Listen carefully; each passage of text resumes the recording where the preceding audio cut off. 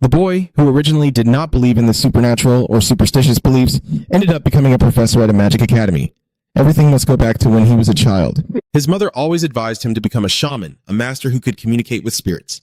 She would give him drawings, poems, and even strange spells that imposed beliefs upon him. But HCF never accepted that because he had decided his own fate. He focused on studying, and after 10 years became a self-reliant man in society. At the peak of his life, he died in an accident no less. Even more unbelievable is that after his death, HCF was reborn in a different body and world.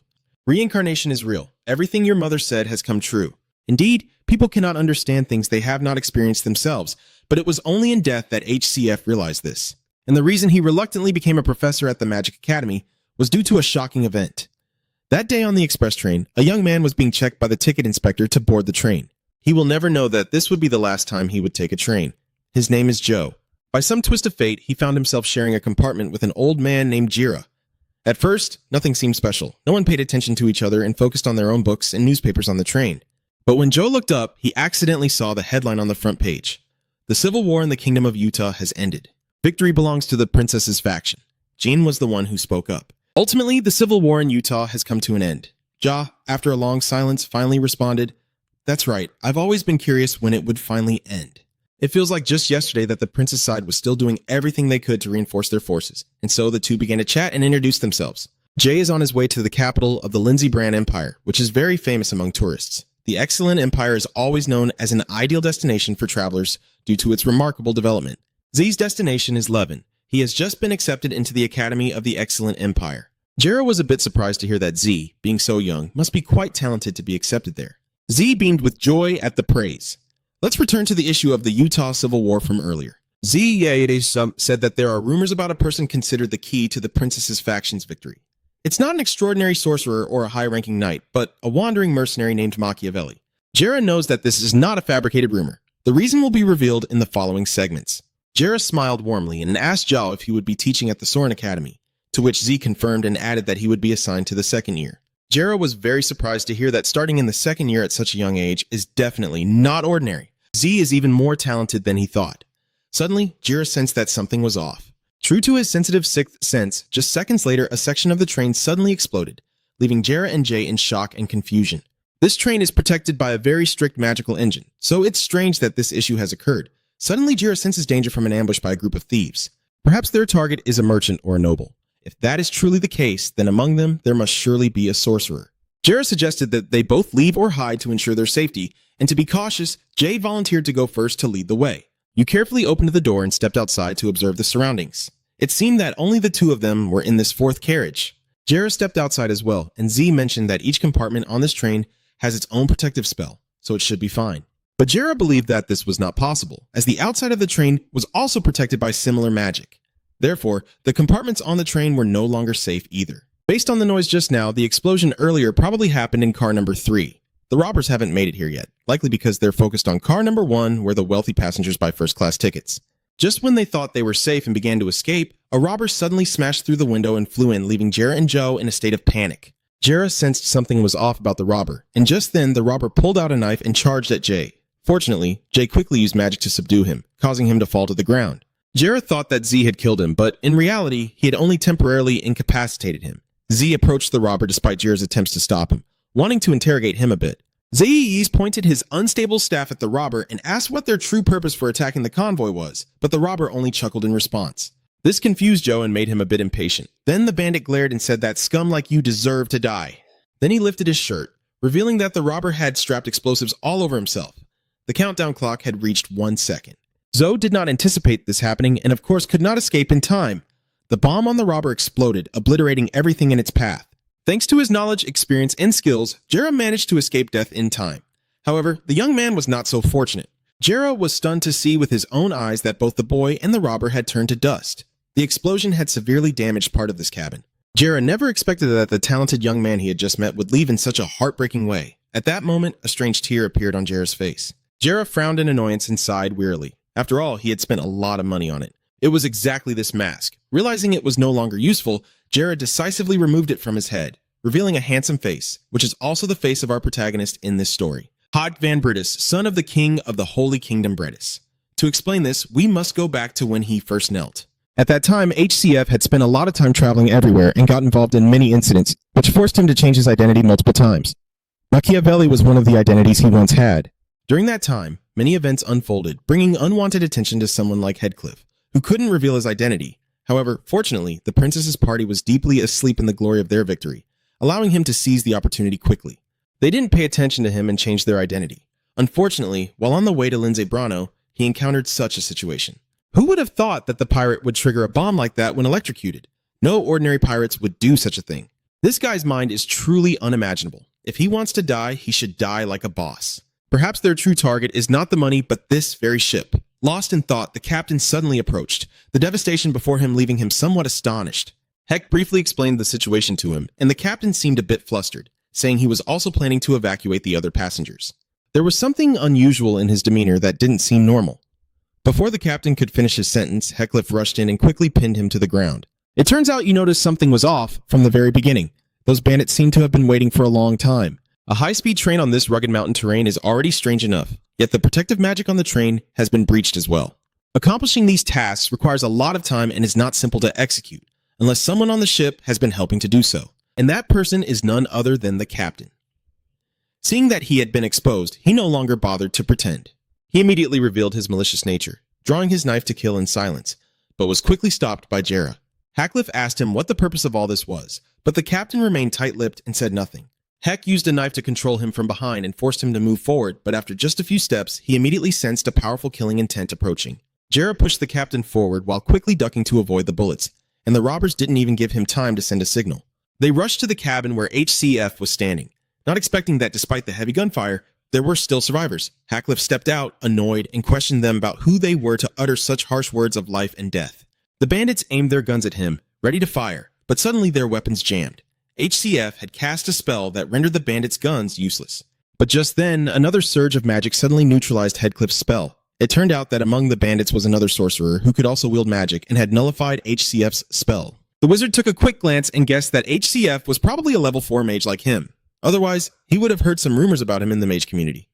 Meanwhile, Headache remained silent, quietly observing. As of now, the ship has been exploding for 10 minutes, and there is still a long way to go before it passes the Eret Mountains, so HDC cannot rely on reinforcements to arrive anytime soon.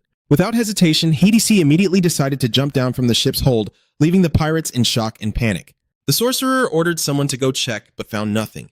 They assumed HCLF had really jumped down, but they were mistaken. Taking advantage of their guard being down, HCF swiftly sent one of them to meet their end.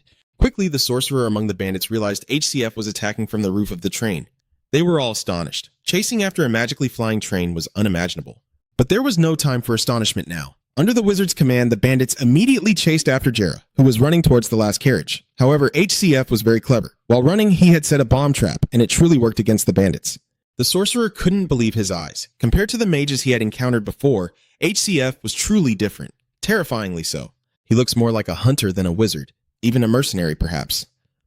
The train suddenly began to shake violently, making it easy for the wizard to realize that HCF had detached the car and was escaping. He immediately chased after him, but it was too late. He should have realized from the start that Heathcliff didn't necessarily need to fight them. The bandits tried to chase after Heathcliff, but it was too late. The train had separated and they had lost track of him. However, the sorcerer had memorized his face and would definitely seek revenge later. Suddenly, at that moment, the sorcerer sensed an incredibly strong mana, but he couldn't determine where it was coming from. When he turned around, he realized that Heathcliff was there with his powerful magic. Without giving them a chance to react, a beam of light shot from Heathcliff's magic circle straight at the bandits. Just moments later, the petty thieves among the robbers had turned to dust, leaving only that one sorcerer alive, but one of his arms had been severed. The sorcerer couldn't understand why Heathcliff had to take action to kill them. He questioned whether Heathcliff felt any guilt towards them at all. Upon hearing this, Haddock's face remained calm and cold, but inside he found it utterly laughable. The madness of this sorcerer is truly beyond his imagination. It was them who wanted to kill HCF first, not to mention the countless innocent lives lost and the destruction of this ship, and now they're spouting nonsense about guilt and morality. Those who preach morality often live like fools. Of course, Heathcliff initially had no intention of killing them. He was just trying to escape as far as possible. But since they have seen his true face, they must eliminate him to prevent future troubles. Even if he tries to run, they will chase him to the end, so it's better to deal with it now to settle the score. Just as Heathcliff was about to strike, a row of ice spikes suddenly appeared, splitting the sorcerer in two. Before he could comprehend what was happening, a girl in silver armor stepped forward.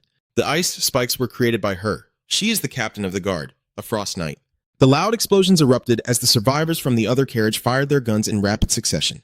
Damn it, they came so fast. I can't believe they're using flying magic in this weather. The knight used defensive magic to shield himself from the rain of bullets, and then he employed combat magic by gathering energy in his hands. He charged forward, not giving the bandits a chance to react. The red-haired man stumbled back in panic as the knight swiftly took down the remaining robbers. He charged at the last robber, who had no time to react, leaving only a desperate scream behind. Once it was over, the knight immediately reported back. Car number 2 has been cleared, and the other cars are reporting in turn. Car number 1 is the same. We have ensured the safety of the passengers. At this moment, Veronica was intently listening to the report from the deputy knights. Permission to report, we have handled all the carriages. She encouraged them, well done you all, then immediately ordered to escort the passengers safely to the next forest point.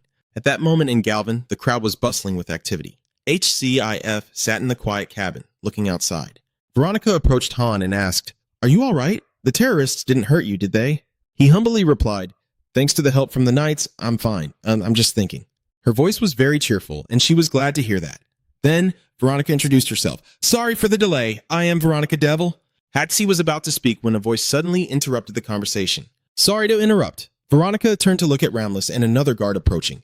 "What's going on?" Ramlis inquired. "You are the commander of the Night Brigade." Her expression showed no hesitation as she replied, "Yes, I am Deputy Veronica Devil." He held up a badge. "I am Inspector Ramlis from the Letvin City Police Department. I received news of a train attack in the Ares Mountains. Yes, we have eliminated all the terrorists." Ramlis expressed his sincerity and concern. "We are very grateful for the actions of the knights." However, HCF was startled and turned to listen to him speak. "There are a few things not mentioned in the report," she asked curiously. "What are the things that weren't mentioned?" Ramlis suspected the train had been controlled very quickly. Even though there are witches among them, they infiltrated the magical engine train too easily, and she froze as if she had realized something. He continued, "We suspect that someone on this train may have assisted in the attack." Veronica paused to think for a moment, her tone slow. "What you just said makes a lot of sense." He comforted her, of course, this is purely speculation. Ramlis presented a solution, and we will immediately send someone as soon as we investigate the identity of the suspect. And Veronica agrees with that too. "I understand now." Then suddenly Veronica turned to look at HCF. "Did you hear that? As long as you are honest, there won't be any problems." A smile appeared on his lips, but deep down he was extremely worried. This is bad. He recalled his previous actions. Jera's identity is flawless. The ticket was purchased through a normal transaction, and I boarded the train legally. Hesse frowned, his face clearly showing unease. "The problem lies in my face. No matter how you look at it, this is not the face of someone over 40. Thinking about my punishment, I'm sure I'll be hanged, or at best, face torture. Thinking about escaping again, there are a bunch of knights and inspectors outside. Fleeing is impossible. Moreover, right next to him is Veronica. Above all, the personality of this deputy captain is a perfect example of someone ruthless towards criminals. She can smile and be kind to me right now." Recalling the scene beside the statue of the tragically dead feathered man, just as he was identified as a suspect, Hetsy's face filled with tension and helplessness as she turned to ask Han. "Are you all right, sir?" Ramlis said, holding a stack of documents as he approached the door to comfort him. "I'm sorry, it took me quite a while to get the passenger list from the train. I'm just verifying your identity. No need to worry." He began the investigation. "If you still have the ticket, would you mind showing it to me?" Heckliff immediately complied as well. "Here." The guard checked the information on the ticket and turned to look at Ramlis. "Car 403 seems to be fine." He looked at the pile of papers in his hand and began to read. "Cabin 403, let's see a 20-year-old named Luer Chisi and a 40-year-old man named Jera." Ramlis suddenly frowned and looked up to ask, "Where's the other one?" Heckliff quickly explained the situation. He unfortunately got caught in an explosion during the train attack. It happened just as the train crossed the Arret Range, so he unfortunately fell into the abyss. His gaze clearly showed suspicion as he stared at him. He swallowed nervously. Just then, Veronica unexpectedly spoke up. "Wait a moment, this man cannot be a suspect." Ramlis turned to look at her in surprise. "What the hell?" She firmly asserted that he fought the terrorists before the knights arrived. "Why would he do that if he was an accomplice?" He looked a bit surprised. "Fighting against them." Ramlis nodded slightly. "I see, so that's what happened. My apologies." He called out a name that surprised HCF, making him turn to look. As Veronica and Ramlis continued reading the information on the paper, they were suddenly taken aback. "What is this? You have just been accepted into the Soren Academy." "What? Soren?" Their eyes were shining as they looked at him, and at that moment, HCF smiled comfortably. He picked up his luggage and stood up. "That's right." He put on the hat as the declaration of his identity. As the two had just said, "I am the newly appointed professor." It hasn't been long since the red envelope was given. Standing in front of the city's train station, Ramlis and Veronica are seeing him off. He expressed his sincerity once again. "Sorry for the inconvenience." "No, I was able to get here safely thanks to both of you." Ramlis expressed his desire, "Why not let me escort you to the Soren Academy?" But he kept refusing, saying it wasn't necessary. He is becoming even more persistent. You are the one who will teach the future generation of the Empire. How can I just let you go alone? HC, I forced a smile, feeling exhausted and helpless inside. No, being escorted by you makes me even more uncomfortable. So he quickly made an excuse to leave. I need to go somewhere to take care of personal matters. There's no need to make things difficult for myself. Only then did Romulus finally stop. If you say so, he hurriedly turned his back and left. I take my leave now, but I won't forget to bid farewell to you, Miss Veronica. Though brief, it was a pleasure to meet you. Veronica smiled in response. Yes, I hope we can meet again. She watched his figure gradually fade away as he walked briskly into the bustling crowd, secretly feeling pleased. I did it. Heathcliff also felt a bit guilty. I'm sorry. You were lost, but you saved me. He silently marveled at how lucky he was that the photography skills of this world were not advanced. At this moment, it's really hard for me to distinguish just by a photo. Heathcliff was still thinking about his future plans, hoping he would be fine after successfully escaping that mess, needing to hide while searching for a new identity. Suddenly, a voice called out, "Are you still here, my lord?" A man approached. "So it really is you. I saw you talking to the knight. I am an employee of the Soren Academy. My name is Wilf. I came to pick you up after hearing about the terrorist incident." He smiled at him. "I'm glad you're okay. Please get in. I'll take you to Soren." He looked at him nervously, the crowd and many carriages moving along the road. Will was sitting in front, controlling a horse made of metal machinery. Haddock finally had to get in the carriage, sitting inside in deep thought. He looked up anxiously. Truly, he didn't expect them to send someone special to pick him up. And that person, he was not an ordinary staff member. Cliff could see Romulus through the glass in front of him. Aside from his strong physique, I couldn't sense his presence as he approached me. He must have been a knight at some point. He tried to devise a countermeasure. If he attempted to escape with some foolish excuses, the man would surely become suspicious and follow him. For now, choosing the safe option might be better than fleeing. Then HCF turned to comfort himself again. Jera had been confirmed dead. He was currently just a soul. He clasped his hands together, anxiously looking ahead, knowing that no one would pay attention no matter where he was taken. In the end, HCF made a decision for himself. To be honest, it would be better if I had a definite identity. I should play the role of lie while waiting for the right moment. At this point, the carriage had reached a green iron gate that opened. We've arrived, and inside is an incredibly magnificent scene. Will introduces him. This is the Soren Academy. He looked around in amazement. What? This entire area is the Soren campus. It's even larger than I imagined. Will interrupted his thoughts again. I will take you to the office. You can leave your luggage with me. In a magnificent building resembling a castle, Wilfred is leading HCF to a room. He steps inside without hesitation and introduces himself. I am Lucchese, summoned by you. Facing him was Elisa sitting in the middle of the room, smiling at him with a hint of mischief in her eyes. I am waiting for you. I am currently the principal of Soren Academy, Elisa Willow. Gentle sunlight streamed through the small window. Regarding the incident, Elisa inquired about HCF. Are you okay? I heard you got caught up in an assassination attempt. You're honest, it's not that serious. I was saved by a knight just in time. Elisa seemed delighted. That's good news. Our academy will gain a bad reputation if the latest professor gets hurt. Heathcliff felt somewhat confused, bluntly thinking that with a reputation like that, her mind must not be clear. He began to feel uneasy, questioning whether he had imagined the strange feelings he had experienced before. Has she ever met this professor before? Does she realize that she is not him? Elisa's mood is like a blooming flower. This is the first time I've met you in person, but you really are handsome. Seeing the other person like that, HCF felt assured it was definitely not the case. Without beating around the bush, he straightforwardly thanked her for the compliment. You don't need to be so polite. Elisa seems very enthusiastic. No, when the school year starts, the students will be buzzing about this. Then, she handed him a piece of paper and smiled. All right, first take this. I informed you earlier, but it's fine to be a bit more careful. While Heathcliff was focused on reviewing, Elisa added that the contract would last for 2 years. His salary was already stated in it, and they would provide accommodation, leaving Heathcliff in deep thought. This must be the contract. I plan to leave as soon as possible, so it's not that important. However, reading the contract carefully left him astonished. The monthly salary is 20 Imperial gold coins. Hex carefully read each word, his expression becoming serious. Converted to the common currency of the continent, that's 30 million black coins and 300,000 US dollars. Observing Heathcliff's intriguing expression, Elisa probes him. So, what do you think? The terms are good, right? Heathcliff couldn't underestimate this generous salary. His face was completely stiff. It's not bad at all. Inside, he was screaming intensely. Not bad, huh?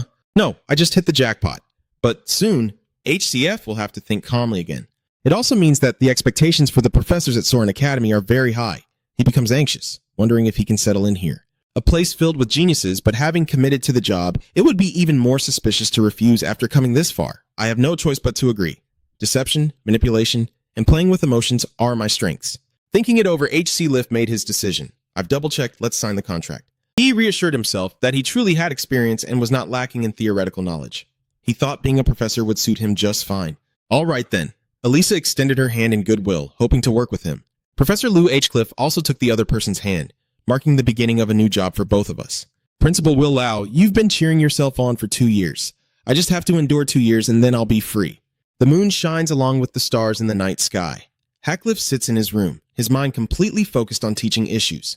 In 3 weeks, the school year will begin, and I have to prepare a lot of things.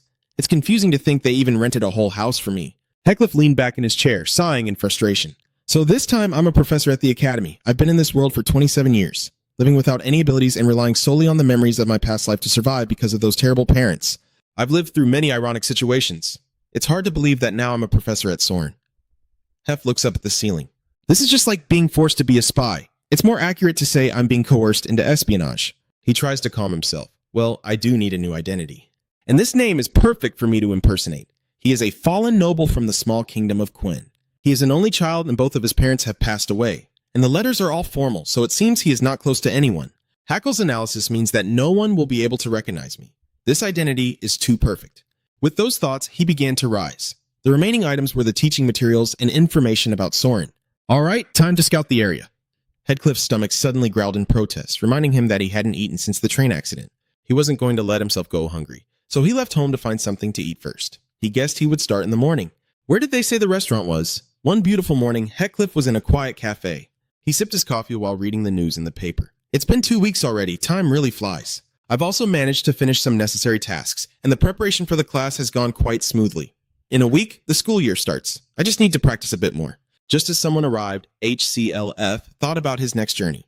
It was time for the busy hours to begin, so he should head back and prepare for the orientation. The newcomer sitting behind suddenly spoke up. I'm glad to see you're safe. I was starting to wonder what had happened to you. Noticing they seemed to be referring to him, HCF paused for a moment. At this moment, there was a complete silence between the two of them. The other party awkwardly asked, "Why haven't you contacted us in the past 2 weeks?" The other members are also very curious about the situation of your esteemed lord. Cliff remained silent, trying to stay calm before placing his coffee cup down. Straightforwardly stepping into this role, I need to check a few things. You also realize right away, it's not a coincidence. They are looking for me. Yes, they were indeed looking for someone named Lou Gear.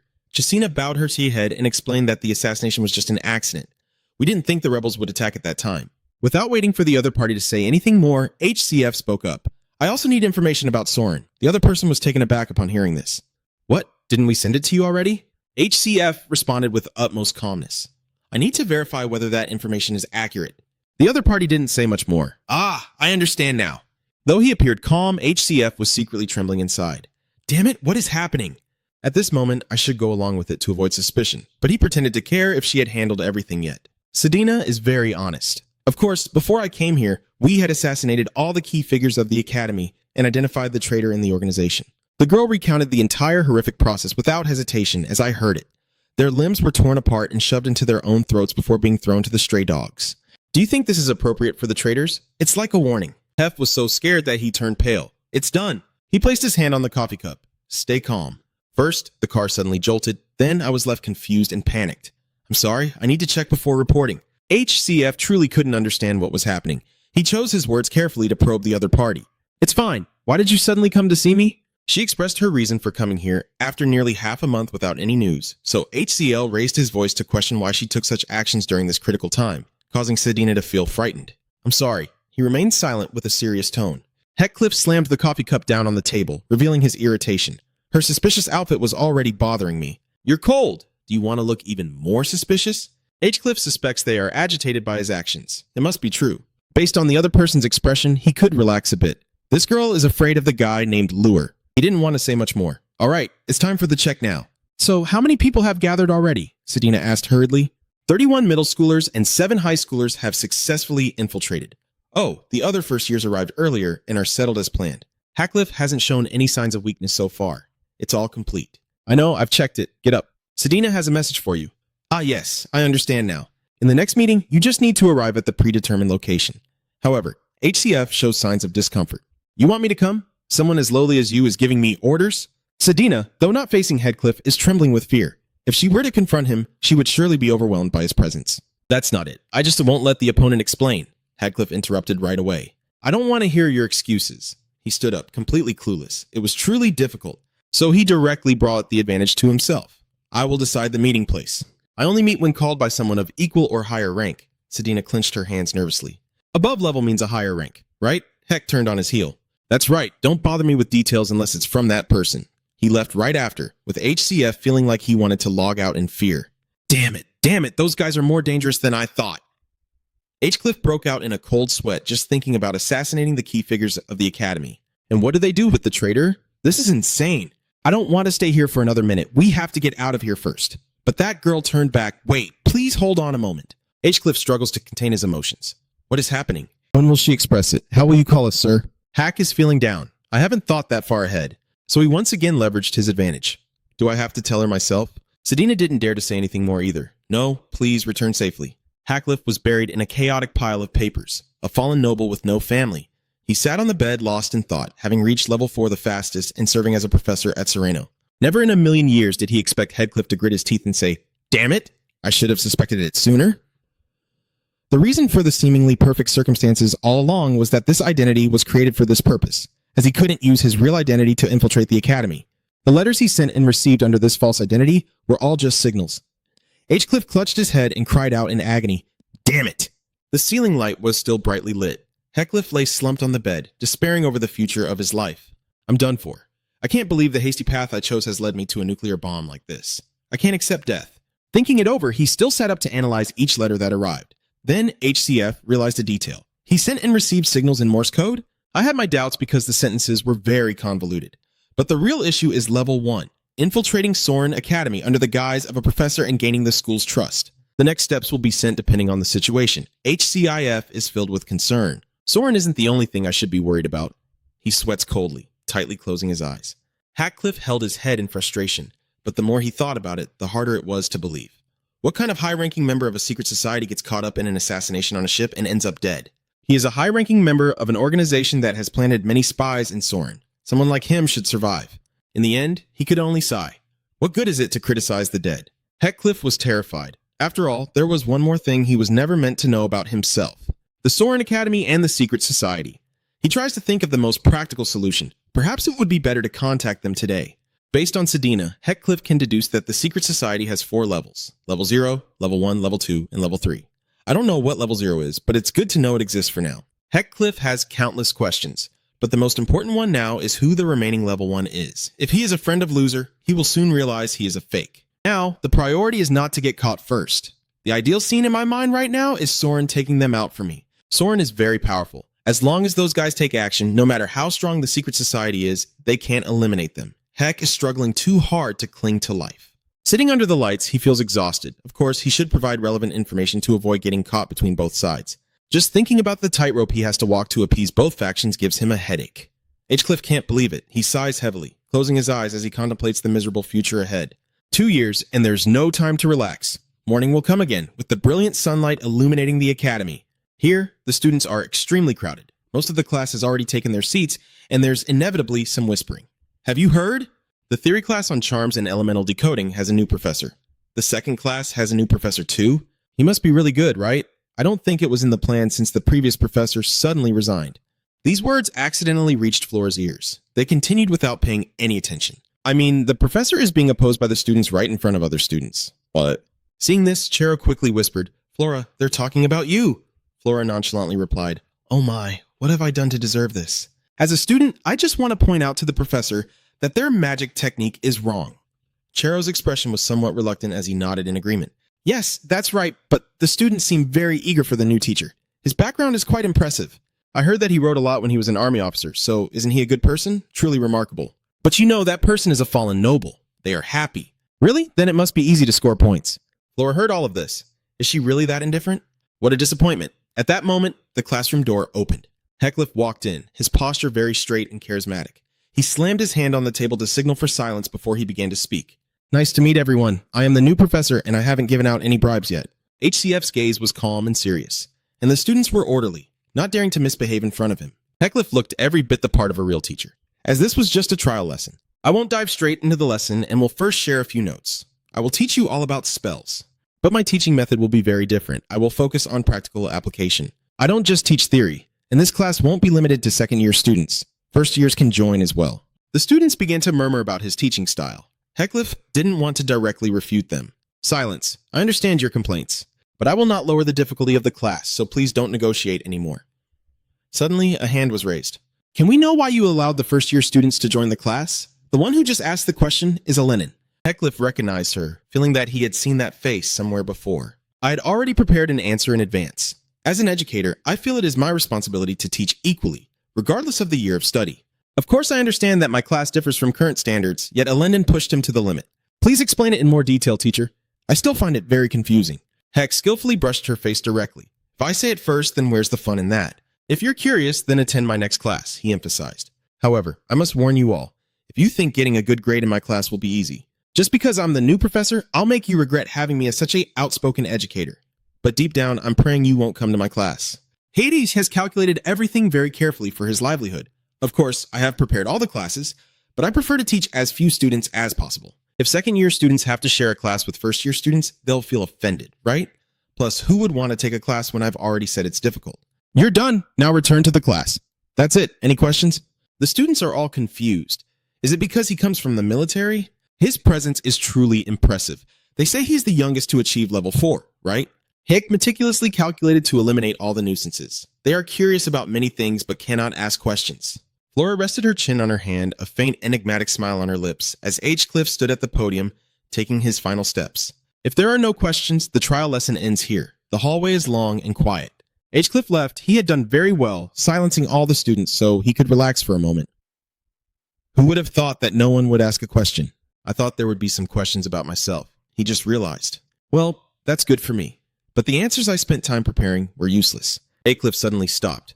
Wait, don't tell me they are intentionally ignoring me. His mental state gradually became unstable. In fact, he didn't want to be left behind, which wasn't too strange. I should be friendlier. I might have offended them. Am I under too much pressure? Heckcliff glanced ahead, his gaze directed at a few students. They all seemed to shyly step aside. Looking in another direction, that handsome guy also appeared to be wary of him. The entire hallway fell silent at the sight of him. Everyone seemed cautious. Heck felt as if he could crumble, but it was just his own speculation. But is it true? A sweet voice came from behind. Hello, you must be the new professor, right? The person who appeared was a very beautiful woman. Nice to meet you. I am Selena, and I am also a new professor like you. Ah, nice to meet you. What's going on? Selena hesitated. Well, she took the initiative. Have you eaten yet? A voice announced to them. Nice to meet everyone. I am Brino, the one in charge of the Golem summoning class. The woman next to him added, I am Maruda. I teach the subjects of charm and illusion, part of the curse and dispel darkness course. Heckcliff politely introduces himself to the other professors. Nice to meet everyone. I am in charge of the spellcasting class. My name is Luerchai. He thought to himself, is this a party for the new professors to get to know each other? The other professors marveled at his appearance. Oh my, he looks even more handsome up close. Heckcliff politely replied, thank you. Someone was watching him, and Heckcliff could sense the unfriendly gaze coming from that person. The person quickly turned away when caught by him. Minda whispered in his ear, that's Professor Chris Benier, but as you can see, he's a noble, unlike us commoners. Heckcliff watched the person while replying to her, I understand. He quietly calculated that the new professors included 1 noble, a fallen noble, and 3 commoners. It is clear that they all have different rules, but each possesses exceptional skills in their respective fields. In other words, it is highly likely that another level 1 individual is among them. Hack thought to himself, arriving earlier made it clear that he couldn't easily trust his colleagues. Chris voiced his irritation. I can't stand being here any longer. I'm very curious about what the newcomer will be like. Who would have thought it would just be a fallen noble with a few commoners? And he irritably reminds them. Don't tarnish me. You all just enjoy yourselves, especially you. Crick continued, pointing at HCF. Don't be so arrogant when you're just a fallen noble like that. Minda was annoyed by Chris's attitude. She gave you a comment. I know he's a noble, but how can he look down on us like that? Don't pay attention to that guy. Professor Liu HCF replied to her. I'm fine. If he refuses to eat, why don't we go eat without him? The other professors agreed with HCF. All right, I heard that. For now, I should feel satisfied that I don't have to eat alone. As night falls, something suddenly appears in the room. A line appeared asking if she had heard anything about the new professor yet. It said that An Ba was the youngest to reach level 4, and even had experience in the military. I heard he also contributed to the hunt for the mysterious creature, and some say he wrote his name on the magic tower as a free sorcerer. Is that true? The girl thought to herself, her fingers still tapping away at the keyboard. I can't ruin the class of that first level master. I need to rally as many students as possible to attend his class. The information was immediately relayed to the other students, each with their own unique expression. Even the first years were included. Sounds intriguing, doesn't it? I think I should give it a try. The sun is up, and HCF strides down the hallway, his mind pondering the day ahead. Today is the real first class, and he wonders how many are left. He calculated in his mind that he had clearly painted a picture of his class being like hell, so no one would want to attend. Heck, he thought, if anyone did, it was probably because they had no other choice since the other classes were already full. He carried that mindset as he pulled the door open. There would probably be no more than 30 students. The students in the class are discussing him as he walks in. Oh right, you saw that post too? The packed lecture hall must have left Heathcliff with a stunned fan, he thought to himself as he slowly moved in to observe the students. How can there be so many? Are all 80 seats filled? He looked closer. It's puzzling. There are still many first-year students too. Why is that? The students were astonished to see him, each having their own thoughts. Just stepping in, and the professor has already created this atmosphere. He must have really been in the military before. Heck wondered, isn't it a bit uncomfortable to be in the same class as the upperclassmen? He felt disheartened as he speculated about the situation, sensing that someone was pulling the strings behind the scenes to deceive him. That person would act as if they were advancing, as if they were capable of it. Heathcliff held his head, calming himself as he stepped up to the podium. No, I must have underestimated the students. Soren is where the top students of this continent gather. I should have stimulated their competitive instincts instead. I think there's no other choice now, Heathcliff said. Since there are new students attending this class for the first time, I will introduce myself again. I am Lu Jiochi. I'm teaching the subject of the process of casting the overview, and I will do my best to teach with all my abilities. A student raised their hand to continue. I have a question. The overview you mentioned refers to all 4 main specialties. He reminded him, and the student's demeanor became cautious in an instant. Questions are only to be asked when permitted. I will let it slide this time since it's the first day. Heathcliff uses the kid as a warning to others in the classroom. From now on, anyone who interrupts the class or challenges me as a professor will lose points, though there will also be opportunities to earn points. So make sure to work hard. But since you asked a question, my answer is indeed correct. I will teach all 4 main disciplines: elemental affinity, elemental manipulation, supernatural powers, and enhancement. Those are the corresponding names. Some students rhythmically tap their hands on the desk while thinking to themselves, it's already difficult to teach just 2 specialties, but is he really planning to teach all 4 as a new professor? The female student frowned in thought, feeling as if it were an exaggeration. Heck up above began his lecture. Since today is the first class, I will show you this to spark your interest. He begins to manipulate the power and channel it into his wand. This is a level 3 fire elemental spell. The flame oscillates, using release as a basis to ignite, oxidize, condense, expand, diffuse, and accelerate. So these 7 elements will harmonize to create the technique. What I will show you is how to cast the spell 3 times faster.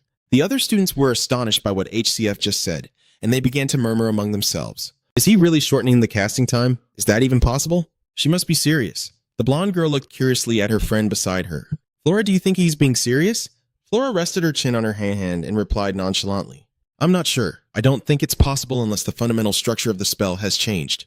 There are methods like using skins to record spells in written form or reflecting memories, but each has its own limitations. She thought to herself as she looked at him, if he was considering one of those 2 methods, I would be very disappointed. Professor Flora gave HCF a smirk. Up here, he was still casting the spell circle while explaining. It seems you all have many questions. We will only answer a few of them. The students immediately seized the opportunity, raising their hands to speak. My name is Alex Sallin. I'm in the 5th year. What do you mean by shortening the casting speed of the spell? In short, what I mean is that it will be executed faster than the next one. Another student quickly responded, I am Dahlia, a first-year student. So, does that mean you will adjust the technique? He continues to explain. No. If you disrupt a perfected technique, it will become a different spell. What's tiring is that I will show you how to shorten the casting speed while still maintaining the spell as it is. Professor Flora raised her hand to counter him. No way. Heathcliff looked at her with a slight frown. Flora raised her hand and spoke. I am a 5th-year student. Flora Lumos. Professor, it can't be. The other students immediately turned their eyes towards her, murmuring among themselves. It's Flora. Flora is finally getting involved. That professor is done for, Heathcliff replied. I never agreed to speak without permission. But this time I will listen. Why are you so sure it is impossible? Flora looked at him and began to explain.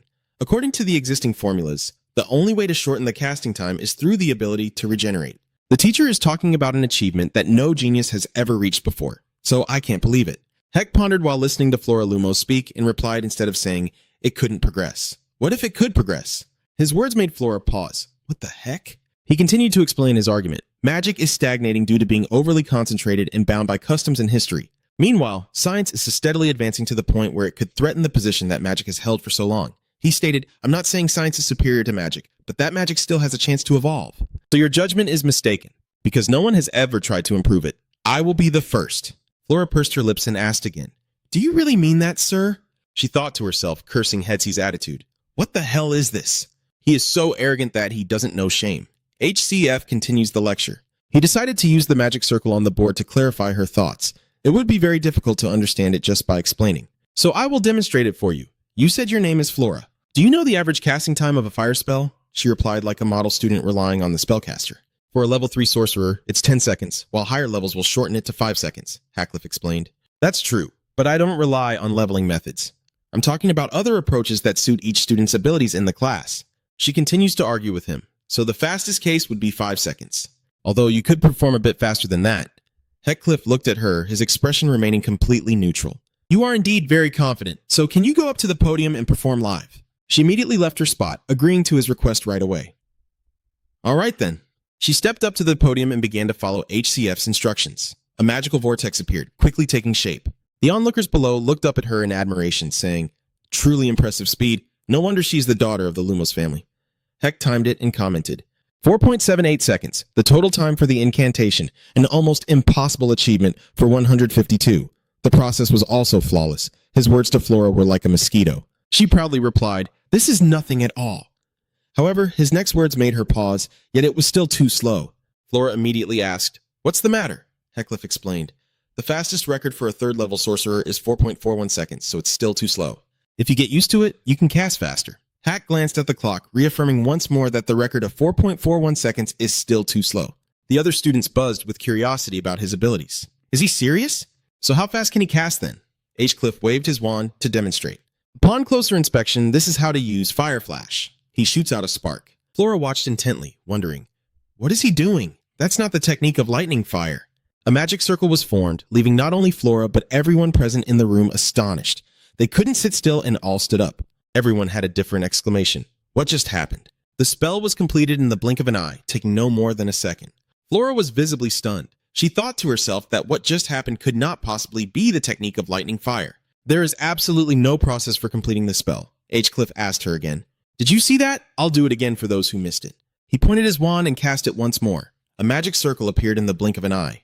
Flora was astonished, and the other students were left speechless. After all, the expressions on all their faces changed. Hackcliff timed himself while explaining that the fire flash I just cast took only 0.24 seconds, a huge difference from the existing record. However, it seemed a bit unusual, as the technique I used for the incantation wasn't fire flash, yet the final result was indeed the fire flash spell. More precisely, I used one spell to cast another. The students looked at each other in confusion. What the hell is the technique of using one spell to cast another? Hackcliff calmly enlightens these naive minds. So, as soon as I make the payment, the item instantly manifests a unique design. You can understand it that way. Through biological hardware as a witch, consuming data known as mana and adhering to a program called Technique, thereby activating software named Magic. I call it the source code. Flora stood frozen in place as she listened to his explanation, struggling to believe her own ignorance while thinking to herself. The source code? I've never heard of that type of magic. What is he? Heckcliff asked her again, but her face was as sullen as a wilted flower. Has your question been answered? Flora Lumos. Yes. Hackcliff comes in with a friendly reminder. You are free to interrupt the lecture without my permission, because you cannot overcome your own prejudices. He asked her, Do you admit your mistakes? Flora nodded. She admitted her mistake. Heckcliff looked at her with the gaze of a superior, like a predator eyeing its prey. Your actions are an undeniable challenge to authority. Therefore, Flora Lumos, I will deduct 10 points from you. The students below murmur about Heckcliff's decision. How is that possible? Flora receives a penalty point. Her friends felt a mix of worry and sympathy for Flora. Flora bit her lip, swallowing her frustration. He looked at her and said, However, the fire flash technique you executed was flawless. I will give you 10 bonus points. His words once again left Flora frozen in place.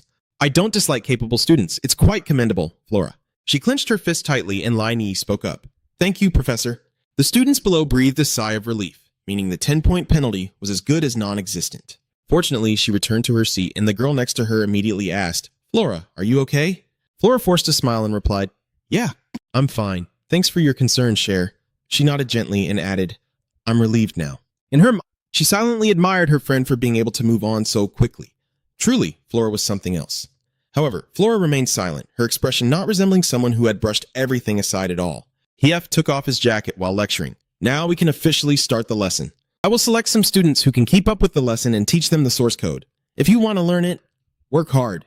The treatment you offer captures the student's attention, and the class proceeds smoothly. If it weren't for the fact that everything went so smoothly, the students secretly sighed, as everyone only spoke strange things about the professor.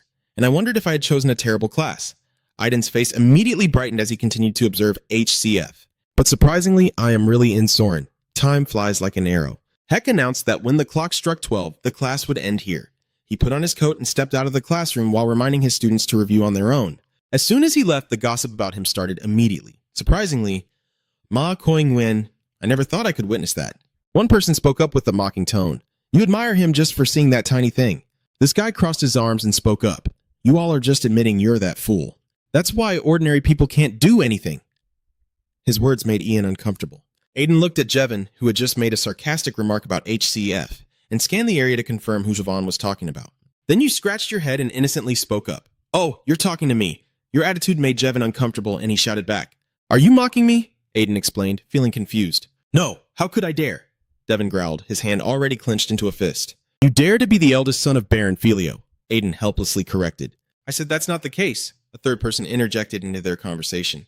If you're referring to the Filio barony, isn't it located at the farthest border of the empire? The boy spoke up, causing Aiden and Jevin to turn their gaze simultaneously. Jevin scoffed and asked back, Is Soren even taking in infants now? Leo wore no hint of annoyance on his face. He let out a sarcastic sigh, delivering a blow even more damaging, far better than taking it from the foolish kid of a petty noble family. Devin was left speechless, only able to glare at him as he held his wand ready, voicing his irritation. You dare to look down on a noble. I will make you pay for it. Leo's expression darkened as he saw the wand drawn, ready to cast a spell. He challenges, Go ahead, Devin immediately asked back. What did you say? Leo slowly approached him while repeating. I said try it, and you'll see what happens if you attack us. Leo stopped in front of Jevin, the pressure from him making Jevin cautious as he warned him. Even if you are a noble, escaping punishment smoothly in Soren is not easy. But do you really think you weren't being watched before you even arrived? The other students besides these three are also watching their argument. Besides, when you shout, you should be aware of your surroundings. Don't you see there are still others here? Jevin gritted his teeth in annoyance as he looked around, confirming Leo's words were true. He left a parting remark before leaving. Just wait. Aiden sighed in relief as he saw Javon walk away. You turned to Leo, smiled, and said, Thank you for your help, I am Ian. He looked back, nodded slightly in response. I'm Leo. No need to thank me. I just find it annoying when he causes trouble in the name of nobility. Aiden looked at him with admiration. He was really kind. Leo snapped back. Did you hear what I just said? He continued to ignore it. I'm leaving now. Aiden quickly spoke up. I'll go with you. Leo asked him as they walked, Do you know where I want to go? Aiden began to analyze after observing Leo for long enough. What he was holding was the alchemy textbook, right? My next class is also alchemy. Leo sighed as he looked at you, no longer trying to stop you from coming with him. It's up to you. He's kindly reminding you. It would be better if you stopped giving those signals, Aiden asked back, looking confused. What signals? Leo straightforwardly lists them. His words pierced Aiden's mind like arrows, reminding him of his mundane ignorance, a signal that he had not learned magic properly. Aiden asked back with a humble tone. Oh, is that true? I don't know much about that. Leo continued to remind him. He should also be aware of what is happening around Soren. Especially from the second year onward, there were many students with outstanding achievements. Leo presented the notable individuals, starting with Lumos.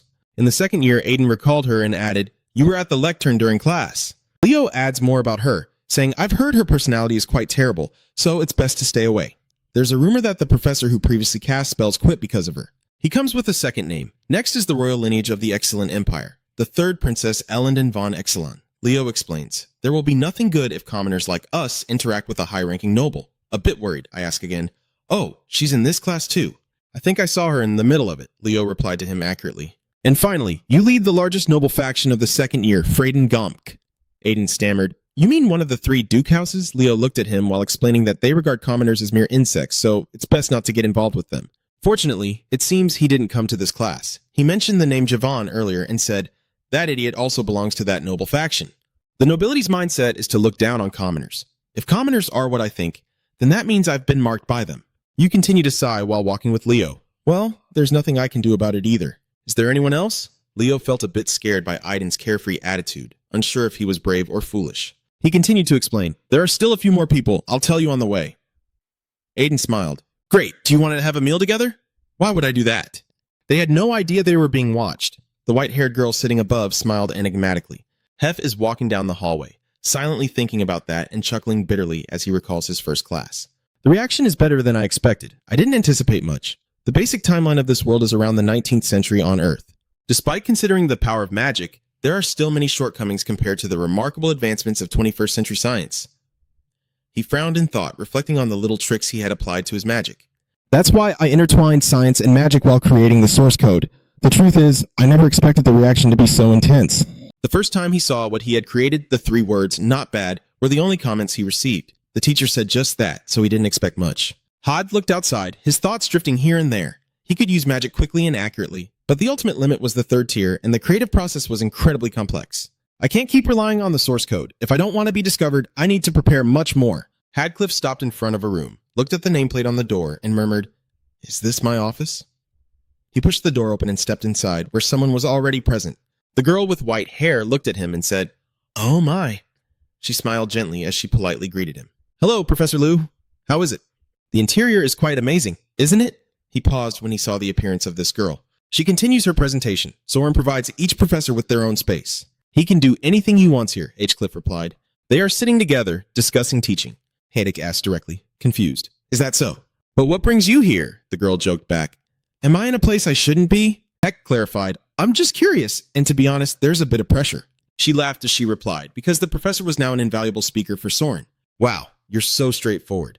As the principal, I definitely have to pay special attention to you." She opened her eyes to look at him, HCF, feeling shy and confused, wondering what was going on.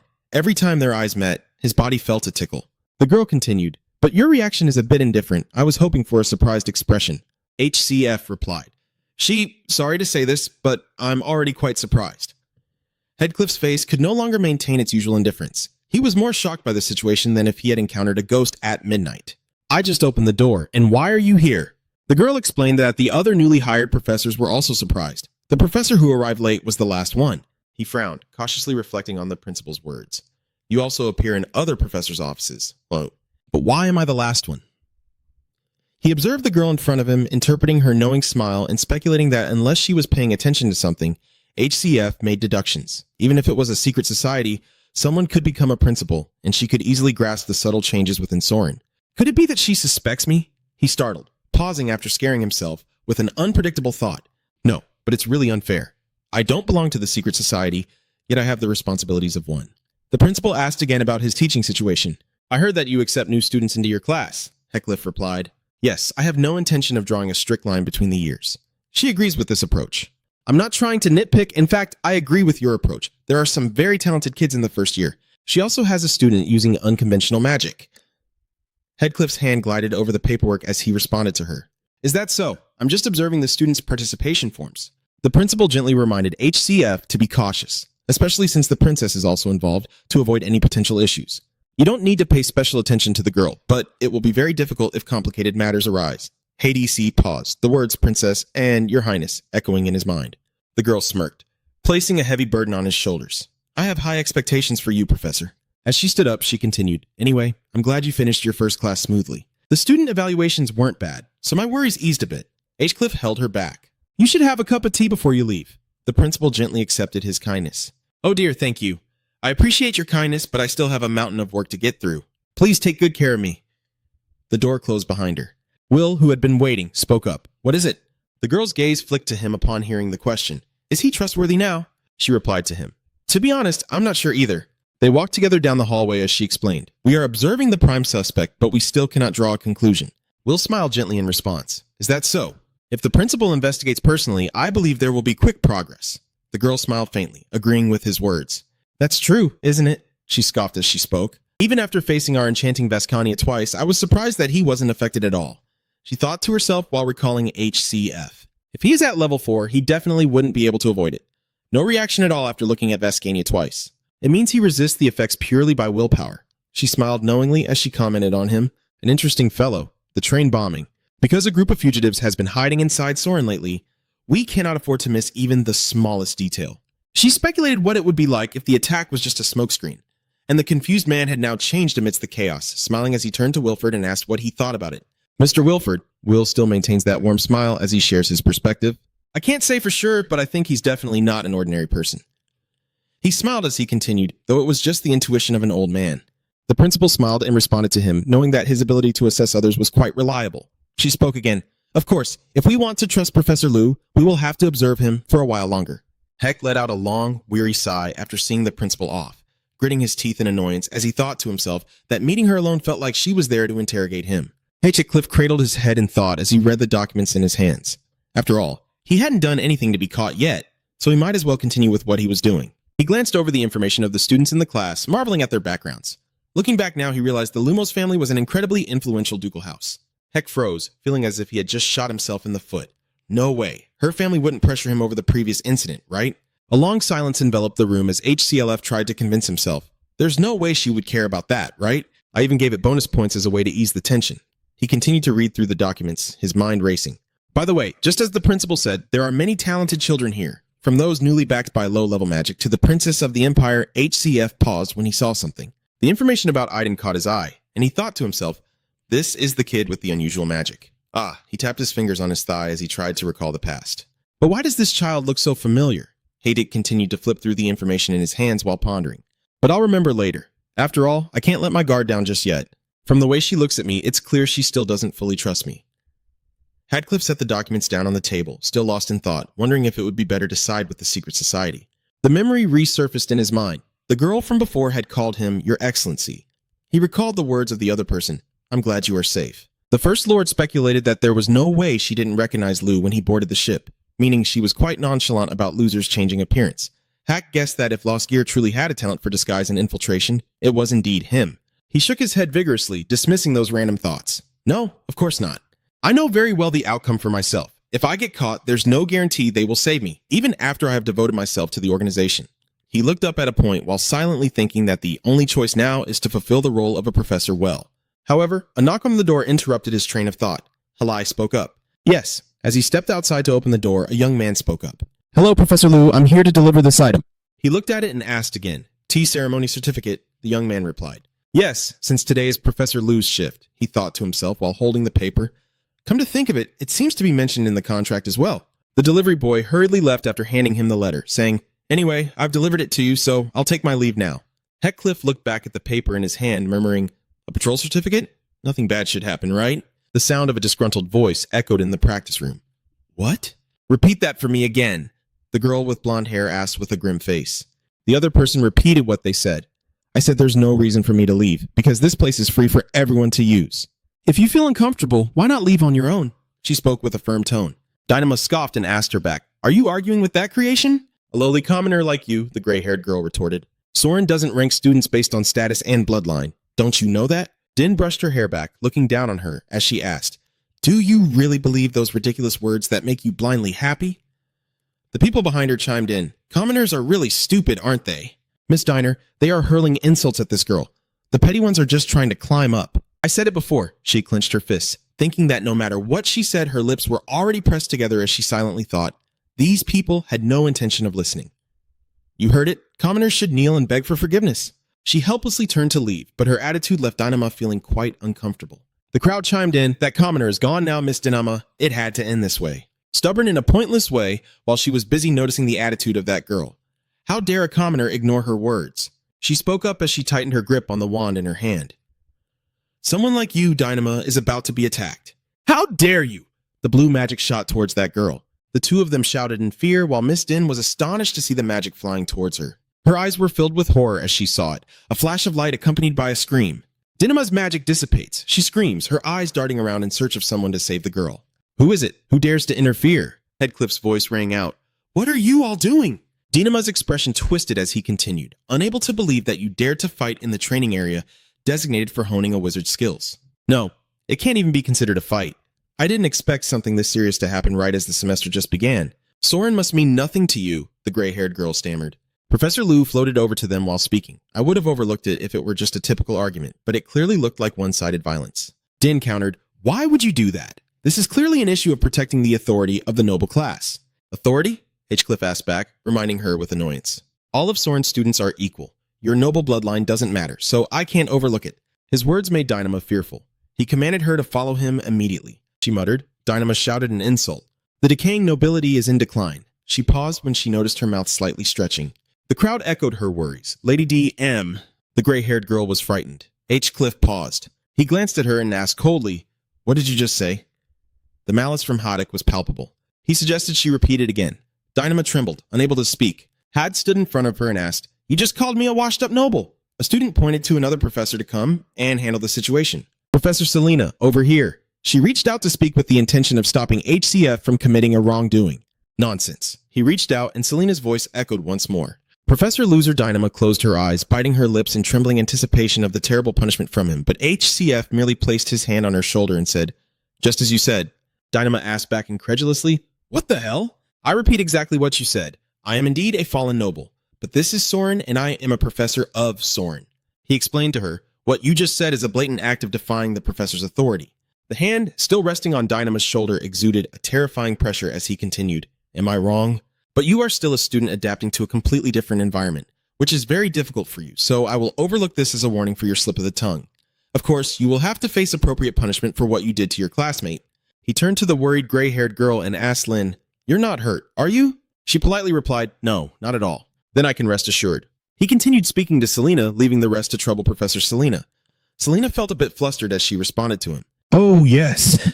The matter ended there, and Headcliff left under the incredulous gaze of the other students as well as Professor Selena. The gray-haired girl thought to herself, "Does the professor know my name now? Does he remember that I attended his class? I was just an ordinary person among 80, someone not worthy of the professor's attention at that time." His words echoed in Soren, and this girl had developed an admiration for him.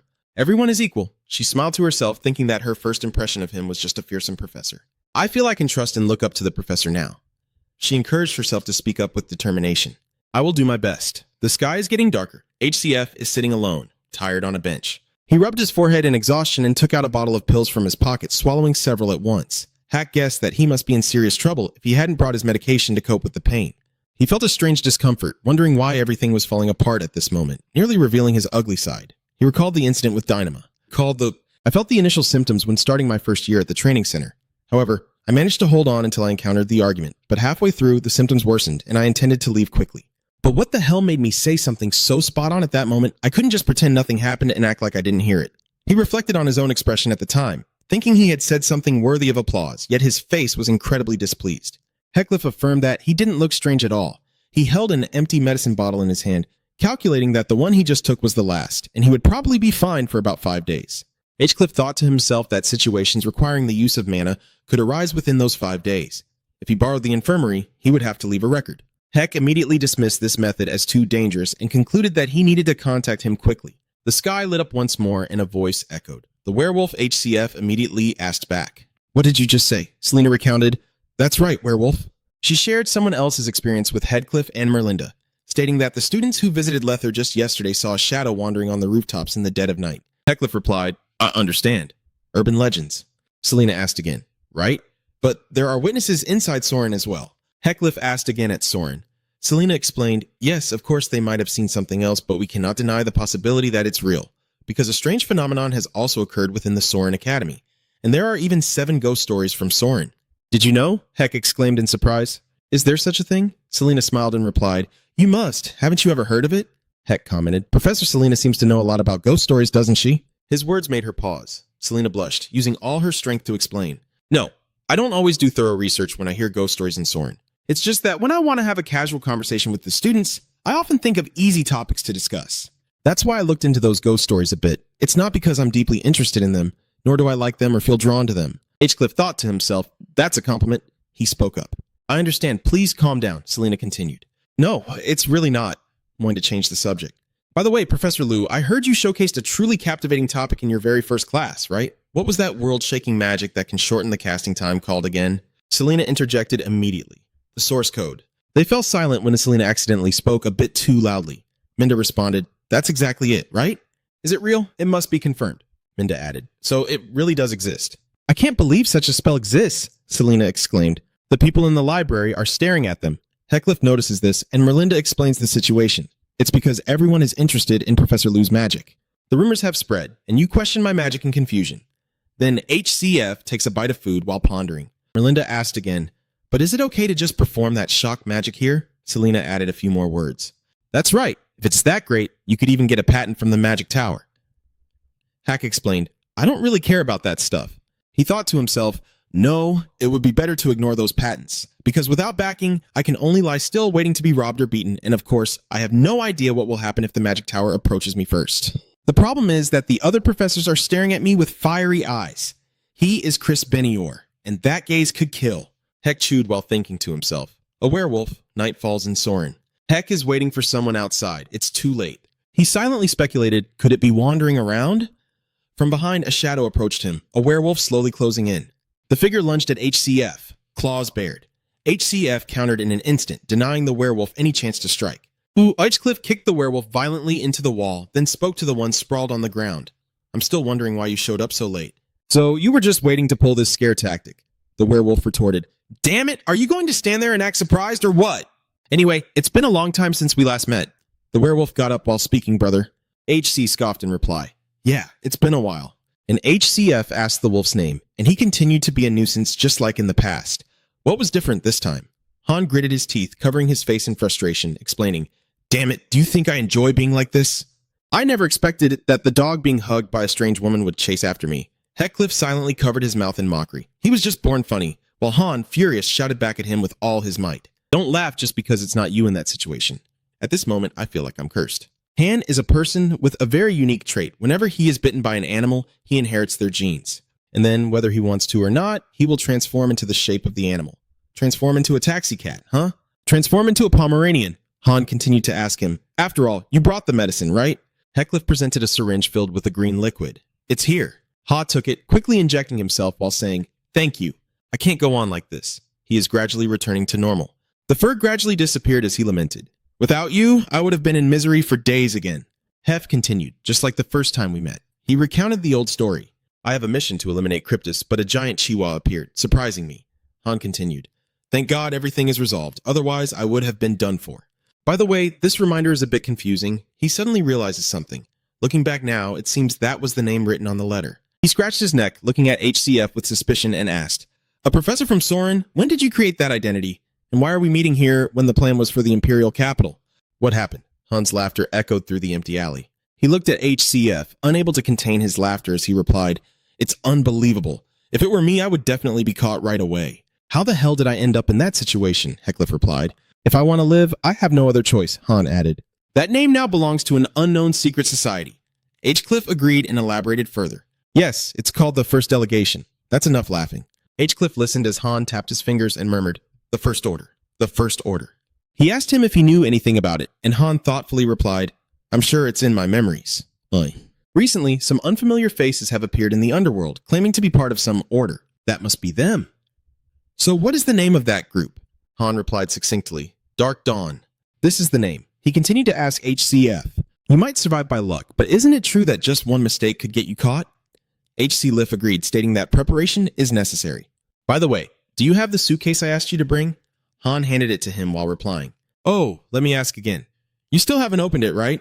Han scolded me. I'm crazy to think I would open his bag. Even if I wanted to, I couldn't open it, HCF added. Now that I think about it, Saradin is also waiting for me. I'm really sorry. Han replied, It's fine. No one expected this to happen, so there's no need to apologize. Han exclaimed about the importance of the suitcase while HCF took out medicine from it to drink. After all, both of us depend on the medication. H-Cliff looked up at him and asked, More importantly, we can meet right away because you arrived 2 days ago. Why did you write in the letter that we have to wait? Han asked in confusion. Huh? What are you talking about? HC also confusedly explained. What do you mean? The day before yesterday, rumors about werewolves began to spread. Han still asked back with a puzzled expression. What? I just arrived at Litho Bell today. Why would I wander around for 2 days? They paused and then understood the issue. Another werewolf is appearing, Han exclaimed anxiously. Ah, that brother of yours. H-Cliff replied tersely. Yes, it's real. A werewolf. The shadow of a werewolf flickered beneath the moonlight. They muttered curses. Does it really exist? Han spoke up. I don't think it has spotted us. We need to leave quickly, H-Kel countered, analyzing the situation for his friend. No, if we move it will notice. I suspect it is searching for the nearest prey. His gaze swept around, landing on something. A name tag worn around the neck of this werewolf piqued HCF's curiosity. Hey, inform the person next to you. Han, I have to go check. He was stunned and asked in disbelief. Check, you want to capture that werewolf. Hodchik has something glowing around its neck. Someone must have intentionally left it there, but Han confusingly asks, who would do that? Hackcliffe checked the bullets in his handgun while responding, That's why we need to check. Ha commented, ended upon seeing HCF holster his gun. It had been a while since he last saw him use this. The last time was when you were still an active CPTIS hunter, Han continued. Didn't you have a nickname back then? What was it again? Van Heo was born. Hex finishes speaking. Abraham Van Heeling, the werewolf, sensed something unusual as HCF confidently walked down the street. The werewolf bared its teeth and growled, launching itself in an instant before landing in front of HCF. It looked at him with hungry eyes and a mouth that wouldn't stop drooling, Heckcliff thought to himself as he observed it. Just as I thought, it wore a collar, and there were many things I was curious about, but I would address each one after I had the upper hand on that monster. The werewolf roared and charged at Heckcliff, but he simply stepped back to dodge the attack. The magic was activated beneath his feet continuously, as Heckcliff dodged while the creature kept charging to attack. He crashed into a wall with no room left to retreat. In front of him was the hungry werewolf, and Heckcliff maintained his usual indifferent expression, or more specifically, he was smirking. The magical circles he left behind while moving began to glow, unleashing sound waves that attacked the werewolf, causing it to crash to the ground with a terrifying growl. Han hid in a confusing corner, thinking to himself, Why is it acting like that all of a sudden? Did it eat something wrong? Heckcliff explained to Han why the werewolf suddenly fell down. I set up a type of ultrasonic sound resonance around here. Ordinary people can't hear it. It must be hurting its head a lot. He raised a syringe while continuing to speak. There's no need for an expensive silver bullet. Now let's see where this is made. However, the noise suddenly made HCF stop. The strangers exclaimed urgently. The sound is coming from over here. Everyone hurry up! Had thought irritably. Damn the police. Why now of all times? The werewolf took advantage of Heckcliff's momentary lapse in vigilance and slipped away in an instant, leaping high into the air. Heck watched and muttered no. He fired a shot at it. The bullet transformed into a grappling hook. The line tightened, and Heckcliff was close to catching up with the werewolf. He was determined not to let it escape. The police urged each other. There's someone on the roof over there. Apprehend any suspicious individuals around. Heck chased after the werewolf, the distance between them not too great. The werewolf sprinted with all its might, landing on the ground and turning its head to see that Heck had also landed and was watching it. He slowly stood up and said, I only intend to defeat you. He stood tall, looking at it. His hand gripped the weapon as he pressed on, but you left me no other choice. The wolfman charged forward, and HCF immediately threw the darts at him. It didn't stop at all. Charging towards him, the darts flew like the wind, and only now did it realize the danger and retreat. Hades commented as he caught the darts back. Good instincts, he continued. I intend to finish you off with the attack from earlier. Heck used magic, and the blue light gathered at the tip of his wand before shooting towards the werewolf. HCF's hand moved slightly. The strike was deflected, hitting it from behind. Fortunately, it only grazed by, but HCF took advantage of its moment of distraction to charge in for an attack. It quickly retreated, and he threw another weapon at it. This time it couldn't dodge, letting out a painful cry. Heckcliff seized the opportunity to leap high and approach it. He struck down once and drew a knife from his staff, spinning around to slash at his target. The wolfman's eyes reflected Heckcliff's swing as he finished it off in one blow. Over here, Han is walking while fearfully mumbling, nearly getting caught. He reflects on what HCF said before leaving. He said he was going to catch the werewolf, but when is he actually going? Han froze when he saw a wolf's head fall in front of him. Huh? He shouted in fear. Have appeared and startled him with a joke? Han turned pale and cursed back. Damn it, you should announce your arrival first. I almost dropped my suitcase. He looked at the head on the ground in confusion. So that was the werewolf from before? Don't tell me you're planning to leave it like this, Heckcliff explained. I've gathered information about it, so I don't need it anymore. Han asked, Huh? Then why did you bring it along? Heckcliff replied, It's because your reason is incredibly childish and is reflected by a cold, emotionless face. I wanted to startle you. Han sighed, giving a wry smile as he asked, Are you still holding a grudge about me tricking you? If I tricked you, it's only fair. After all, it is indeed a mystical creature, an artificial mystical being, resulting from some experiment. I think I should continue with the plan as intended, Han asked back, startled by Heckcliff's words. Don't tell me it's that plan, Heckcliff interrupted him. We should settle here. This place is better than the capital in many ways. I have no choice but to stay here for a while, Han replied with a hint of doubt. Isn't Soren with some unidentified secret organization? And don't forget the crazies who released these creatures. Since this is a big city, there will definitely be some gangsters around, Hef explained. That's why it's great, because those incidents will take up everyone's attention. It will be safer for us. Gather important information first, Han asked again. Me? Just me. Heckcliff explained that he is currently under suspicion, so we can't do anything suspicious. Just gather information and keep me updated because I will step out after this. Hang nodded in agreement with HCF's instructions. Got it, it's my expertise. Anote. I don't expect everything to go smoothly. Even though I can't move right away, I need to gather allies soon as a precaution. Well, it's over. But it's hard to believe you could create a werewolf in this day and age. It has lab markings on it. I don't think an ordinary force is behind this experiment. He looked up at the sky, thinking to himself, it doesn't matter now. I've taken care of the werewolves. And now I don't want to get caught up in any more trouble. The unidentified killer in Levang is still at large. The previous Sunday, 5 more murders occurred in Levk, resulting in a death toll exceeding 10. The identity of the perpetrator remains a mystery, but witnesses claim it was a terrifying beast with black fur. The police say it's just a deranged killer and announce they will find and capture the culprit soon. He murmured as he read the article. The public was still very worried. Hack recalled Sunday, right? How could that happen? I dealt with the werewolves on Saturday. There can't be more than one werewolf, right? The item beside him suddenly glowed, catching his attention. He quickly arrived at the meeting room where the other professors were already waiting, and Selena called him to the professor who was here at the time. The other professors were also discussing when they saw him. Is that the Chai's hour? I heard he invented some amazing spells, right? Isn't he a fallen noble? Acting like he owns the place, these words hardly fazed them. Selena saw him sit down and immediately asked, "Have you heard the news? They say 2 first-year students were attacked last night." She anxiously recounted. Fortunately, it wasn't life-threatening, but both of them were seriously injured. Their wounds looked like animal scratches. The student opened her eyes and said that what attacked them was a terrible monster. I think the rumors circulating all week are true. They also said there were victims in Levang as well. He pondered upon hearing this. A woman announced that the principal had arrived, asking everyone to be quiet. Selena whispered to him, introducing the identity of the person who made the announcement. That is Professor Mary J. She teaches pharmacology and has been at Soren for over 20 years. Heck replied, "Ah." The principal slowly walked in. She spoke with a solemn tone. I called everyone to this emergency meeting because there is something to announce. An unknown attacker has appeared in Soren. 2 of our students were seriously injured last night. The identity of the perpetrator is still unclear, but according to witnesses, it was a werewolf, a mythical creature. A professor stood up to refute this. Says they say, "It can't be true. Did I hear that wrong? Did you just mention a mythical creature?" The principal looked at him seriously and asked, "Do you have something to say?" Professor Hugo Botok. This man named Hugo reiterates, "This is Soren, the land protected by the Exilian Empire. Werewolves cannot appear in Soren. How can I believe in a ghost story being discussed among students?" The principal sighed and explained to him again. "Professor Hugo, didn't I mention that there were 2 victims?"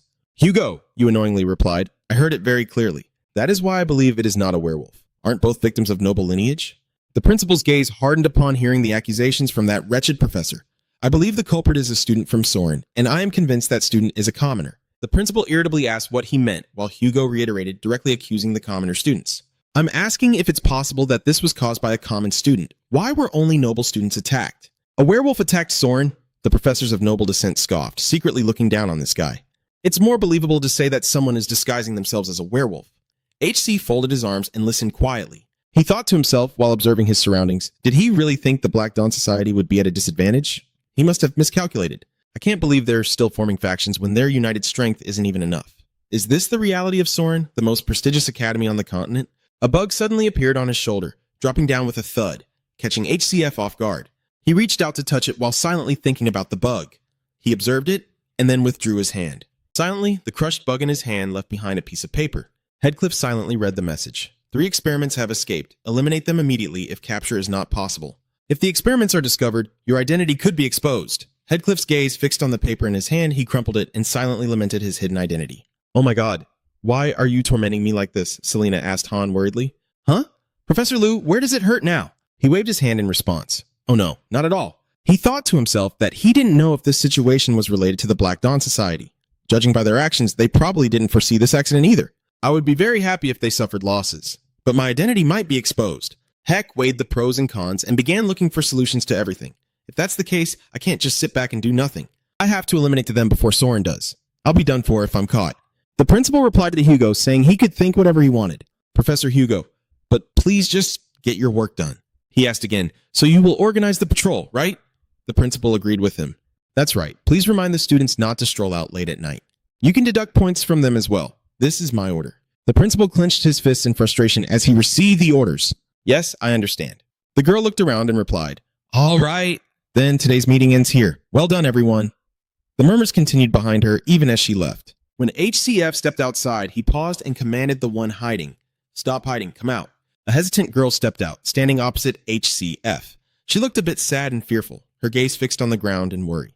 Hats looked at her and thought to himself, this girl was clearly the one who approached me at first. Who would have known she would come here as a student? Sas, he asked directly, what's wrong? He turned his head so she couldn't finish her sentence before making a suggestion. Move ahead, follow me, she quickly complied. Oh, yes. He continued to ask, do you like coffee? The girl was confused and asked back. Ah, at a cafe, the two of them sat in silence. The first to break the awkward atmosphere was Headcliff as he asked her, "What is your name?" "My name is Sedina Rogan." He analyzed that since she had a surname, she probably wasn't entering the school as an ordinary student. "All right, what is your real name?" she replied, her legs fidgeting restlessly. "That's my real name," Heck thought in astonishment. "Isn't that a fake identity?" "Go on." "All right, you must be following me because you have something to say." "Go ahead." Sedina turned her head to look around, feeling a bit wary of the lively atmosphere. "Oh, well, around here," Heck smiled. "I've already cast a soundproofing spell." "We'll be fine unless someone enters this area," she remarked. "Truly the first order." HCF reminded her, "First change how you address me. Don't call me the first order anymore." Sedina asked back, "Huh? How could I be so disrespectful?" he asked. "Are you going to call me that in front of others?" "This is an order," she nodded sadly in response. "Understood. Let's get back to the main topic." "What's the current situation?" Sedina explained. "Oh yes, the recent werewolf incident at our affiliated organization involved a top-secret experiment conducted by the Dark Sorcerer at Samsis Academy, which is a group of scientists expelled from society for their unethical experiments. And I don't know what experiments they conducted, but a few test subjects escaped, and one of them happened to reach Soren through the drainage system. So there are victims." Heckcliff stared at her in disbelief, and Sedina, flustered, quickly spoke up. "I'm sorry, I've been talking too much." He reassures her and asks her to continue. "No, it's fine. Go on." Sedina continues her presentation. "Ah yes, it's their own responsibility, so we can blame this accident on them, but not just yet. I'm here because I heard it involves Professor Liu now. You presented this name by order of a different first." Victor Dreyfus H. Cliff replied, "I'm just borrowing the name." "I didn't expect things to turn out like this," Victor Dreden thought to himself. "I should remember this name." Sedina replied, "Since things have gone this far, it's best to eliminate them as soon as possible. Since there are 3 of them, we will also cut her off."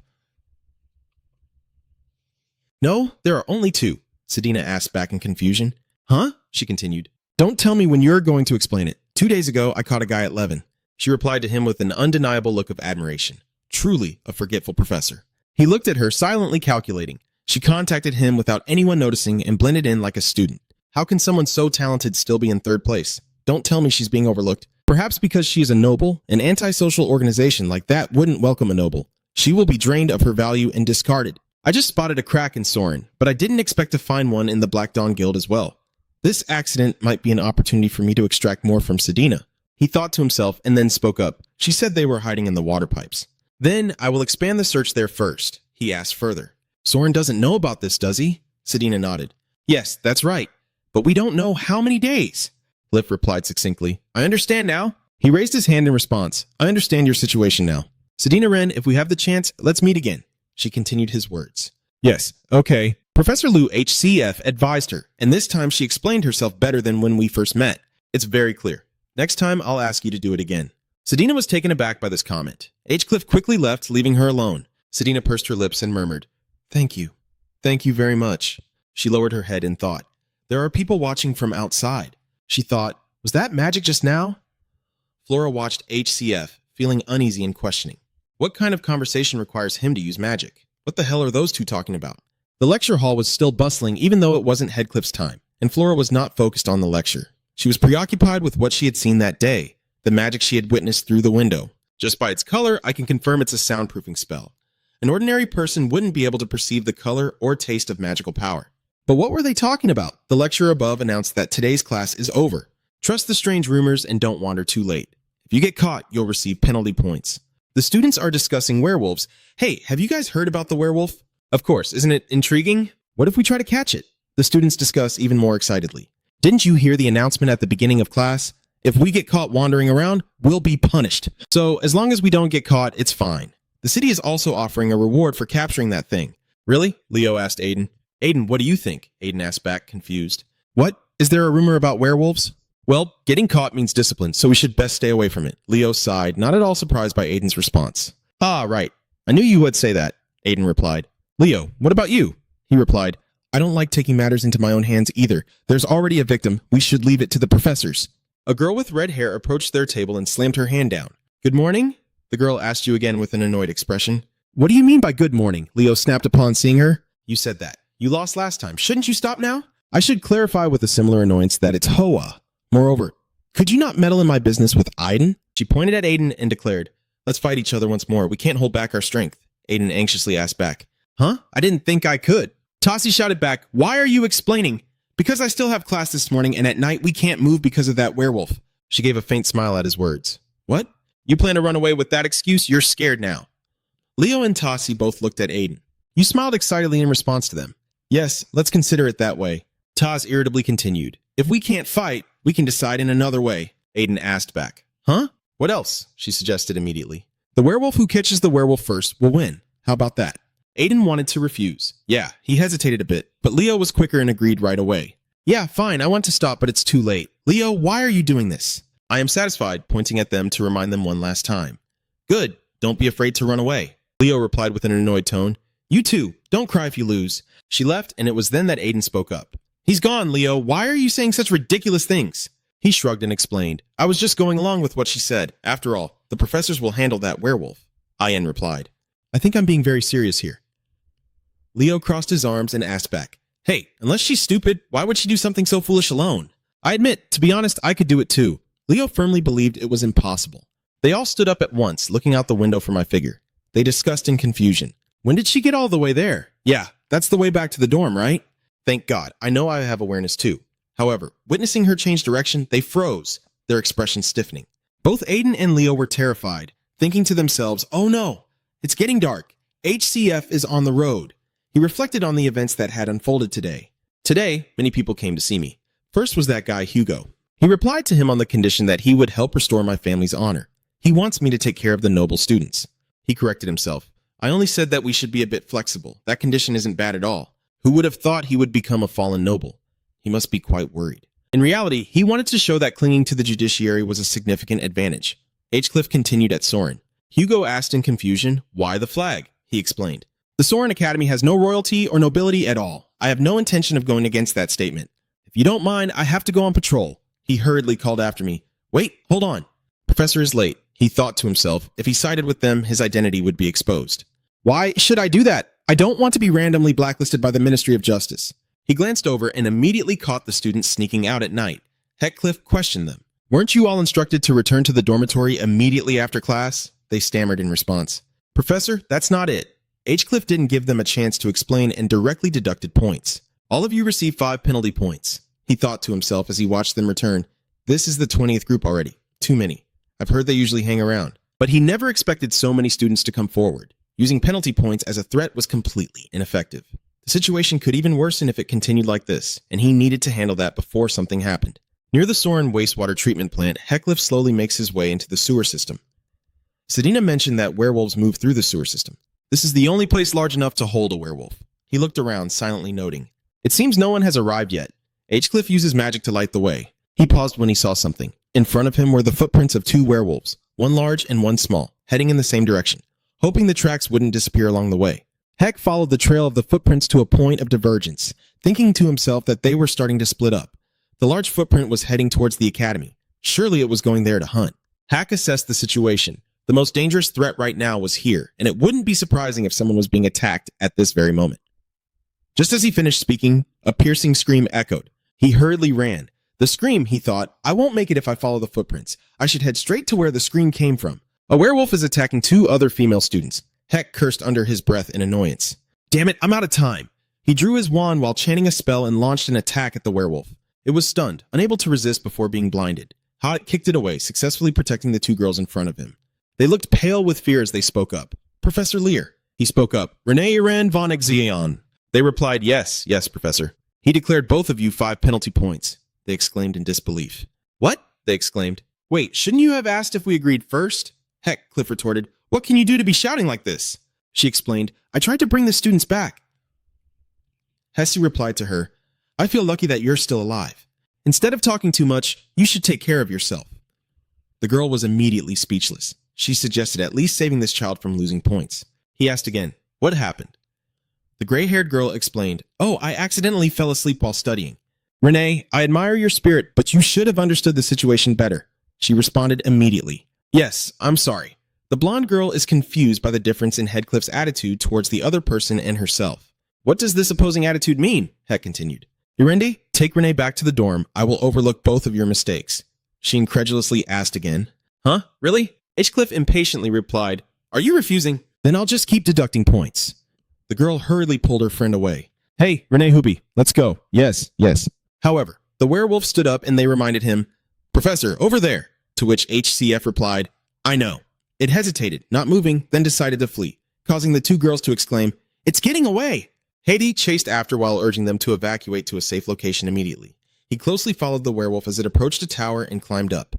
H-Cliff watched and quickly fired a rope to launch himself level with it, while the gray-haired girl murmured as she saw HCF chasing the werewolf. "Over there, that's the phantom sorcery, right?" the blonde girl added. "Yeah, I guess so." Haiti sees on the rooftop, and nearby is the werewolf. He charged forward, and it charged up as well. The two sides clashed in close combat. They fought, jumping across the rooftops before landing at the same time.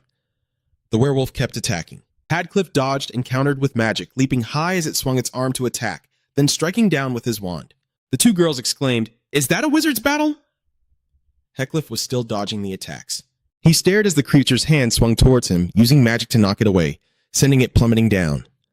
Fortunately, it managed to grab onto the roof to prevent itself from falling. Hats continued to gather magic at his wand, striking down on its head, forcing it down below.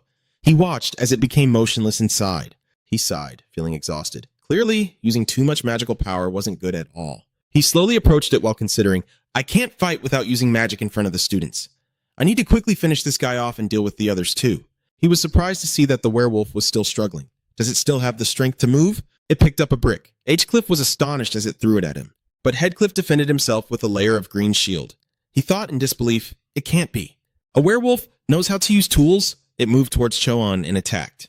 HCF flew up into the sky, astonished as he looked at it. A werewolf using tools, since that creature was based on a wolf, it shouldn't possess any intelligence other than the ability to gauge its opponent's strength. "Are these guys really werewolves?" calls echoed from this side. "Tade and Leo are doing their best to find their friend Ty. Where are you?" Toss Leo spoke up. Shouldn't we just give up?" "We can't find her anywhere. She must have gone back on her own," he speculated. Aiden replied anxiously, "Where has he disappeared to? Otherwise, we won't find him. If anything happens, it's our fault." "Leo asked you again, do you really believe that Tossie is still out there searching for the werewolf?" Aiden explained, "I can't say for anyone else, but Ty will do that." Leo held his head in defeat and had to agree with his friend. All right, let's search for him for another 30 minutes. If by then we still can't find them, they freeze upon hearing the scream, and both immediately run towards it. Aiden fearfully calls out, "Did you hear that?" "That's Taz's voice," Leo replied. "Yeah, this way. They're running together." Aiden stopped. The screams continued to echo. He held his head as Leo approached and spoke. "Hey, T is also sitting on the ground," Aiden exclaimed. "I'll ask again, Aiden. Why are you here?" he explained.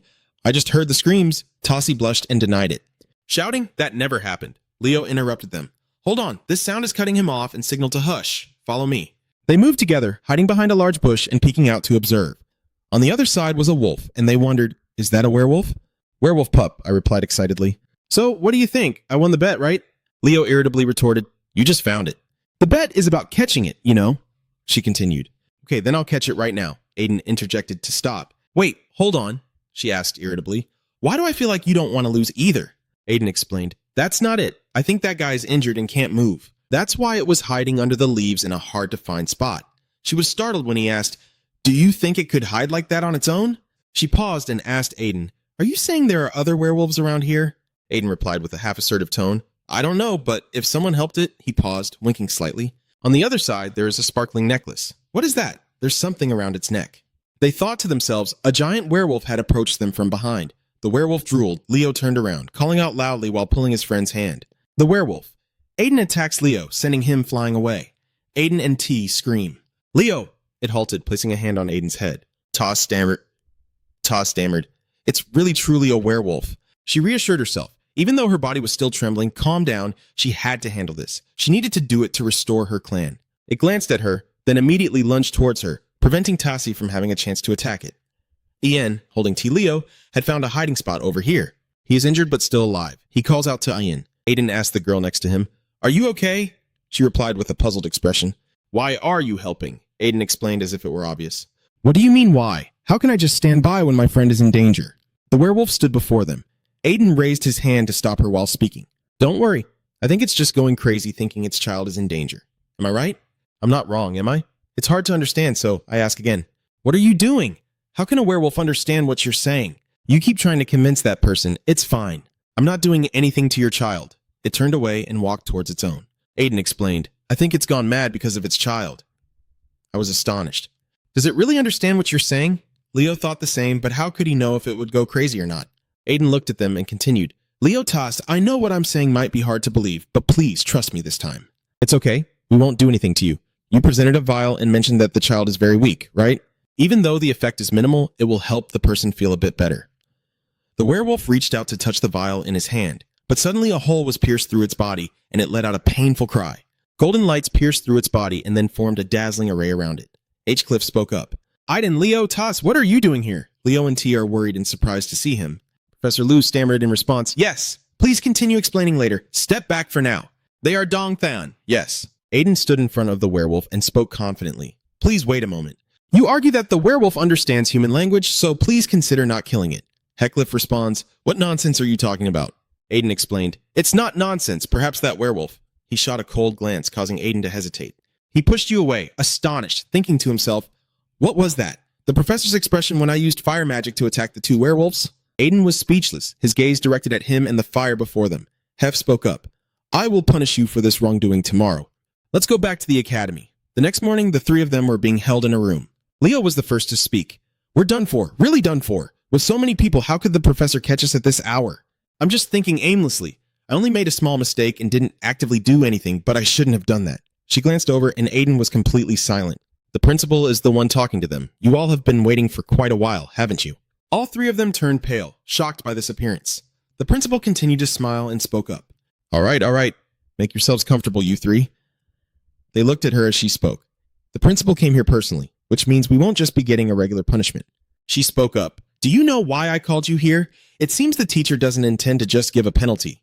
HC sincerely explained. That's right. You should understand how reckless your actions last night were. If things had gone a little differently, someone could have lost their life. Ellis added, Now you shouldn't have that look of the world collapsing, and the professor shouldn't make the students so afraid either. He retorted, Ma'am, this is not something that should be easily overlooked. The principal continued to emphasize a happy ending, right? And you have already explained the situation in detail. She continues to question the students. Aiden, I heard you save T. He quickly replied, No. She simply didn't ask further, but directly imposed a punishment on them. They surely realized their actions were dangerous and wrong, so she decided to give each of them a 10-point penalty. But she couldn't criticize their actions during the crisis, so she decided to award each of them 20 bonus points, and all three agreed. Really? The principal asked him again. The professor hasn't said anything until now, right? He nodded in response. If that is her wish, she continues, then in the future, just keep working hard. The three students replied in unison. Oh yes, thank you, teacher. Aiden watched HCF, lost in thought and silent. The principal asked him if he was satisfied. Professor Liu, I didn't think you would ask me to take care of those kids. Heck replied. Thank you. I do this because if they knew my proposal, it wouldn't fit the image very well. He replied back. Les smiled as she watched him continue. Well, I understand, but there really isn't anything strange about werewolves, is there? Heckliff replied. Yes. No matter how hard I try to remember, there's nothing strange about it. She looked at him and continued. Then there's nothing we can do. Anyway, I am once again very grateful to you. Thanks to you, there were no casualties. So I will look forward to your future achievements. He recalled those words, silently thinking of the two people who were alive at that time, how they walked under his hands. Hef replied, closing his eyes wearily and thinking to himself. It was clearly a human body not fully transformed into a werewolf. He thought to himself, those beings did not create werewolves based on wolves. Realizing the true intentions of those beings, they capture people and transform them into werewolves. I have no regrets about my choice, as I will be the one in danger, so I won't eliminate them. Moreover, they hurt others. That truth remains unchanged. That is why they have become like this. That's it. Haig stopped thinking. He took a communication device out of his pocket and spoke. It's me here. I have a suggestion, Leo and Tassi exclaimed. Who would have thought we would get bonus points instead of penalty points? Am I dreaming? Tassi asked Leo, Is your hand okay? He replied to her, I'm fine. They said I just need to be more careful for a few days. Tassi observed his thoughtful expression and finally spoke up to ask, What are you worried about? He replied, No. There's nothing to worry about. Go on. But do you remember the little werewolf from yesterday? There's a strange rope around its neck, I exclaimed in astonishment. Huh? Really? Leo added softly. Keep it down. Aiden continued to analyze, which is why I stopped the professor from staying too late in case someone created them artificially. Leo murmured upon hearing Aiden's words. Artificial, huh? Now that I think about it, I did hear that strange rumor.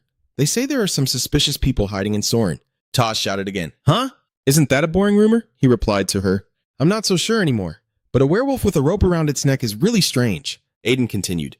Yeah, and I also wanted to add to what you said. Are you talking about the professor who was acting strange? You agree and share your thoughts. Yeah, I don't want to doubt him, but his expression last night was a bit strange. At that moment, the professor suddenly seemed to see something. I asked again, so do you think the professor is hiding something? Aide honestly shared his perspective. I'm not so sure anymore, but I think the professor must know something. He thought to himself, it could just be his imagination, because a professor like Soren had no reason to act that way. But what if that's true? If the professor really is involved in the rumors, are you being foolish? You're overthinking it. I stood up, placing my hands on my hips, and spoke clearly. Don't you remember what the principal said? She mentioned that the professor explained the situation in detail. If he is, as you say, then why would he do that? He pretends not to show it, but the professor has definitely been caring for us. But now you guys are doubting the professor after all? Her words made Leo and Aiden pause to think. They finally had to agree with her. Yeah, I think you're right. Well, we don't need to worry about that now. What's more important is that I'm hungry. Let's go grab something to eat. Aiden changed the subject while getting off the bench, and Leo agreed with him. Oh right, is it time to eat already? They invited the girl next to her. Let's go, Sai asked in surprise. What about me? Aiden kept looking at her as she stammered. Hey, eating together is what friends do. We're friends, right? You repeated the question, causing her to blush. I concede. Then I will go with you. Ian is satisfied. Yes, very good. Have you looked through the documents I sent? All right, Heckcliff replied to Han as he continued to read through the documents in his hands. The currently missing people in Levang and the areas where people are gathering. There is a group of influential figures loitering around an abandoned factory recently. I'm sure they're there, Han stated, and H.C. Leff agreed. Yeah, good job, he continues. I also looked into the information you mentioned. I've heard that recently some workers have gone missing outside the city. H. asked again, is there a family of 3 among them? Yes, it's the only case where an entire family went missing. H. replied, I understand, I'll be there soon. It's getting dark. The workers were bored discussing among themselves. How much longer do I have to stand here? I'm not sure anymore. About 2 days, huh? This person continues to be annoyed. How did those bastards manage to escape? But if they got away, what will happen to them? The child doesn't have enough medication. They took it out to increase the dosage, but it screamed, cried, and made a big fuss. The problem is that no one realizes its parents will go crazy seeing that scene. Its parents, turned into werewolves, still care about their child. That person recounted, yes, that's why they went on a rampage and fled.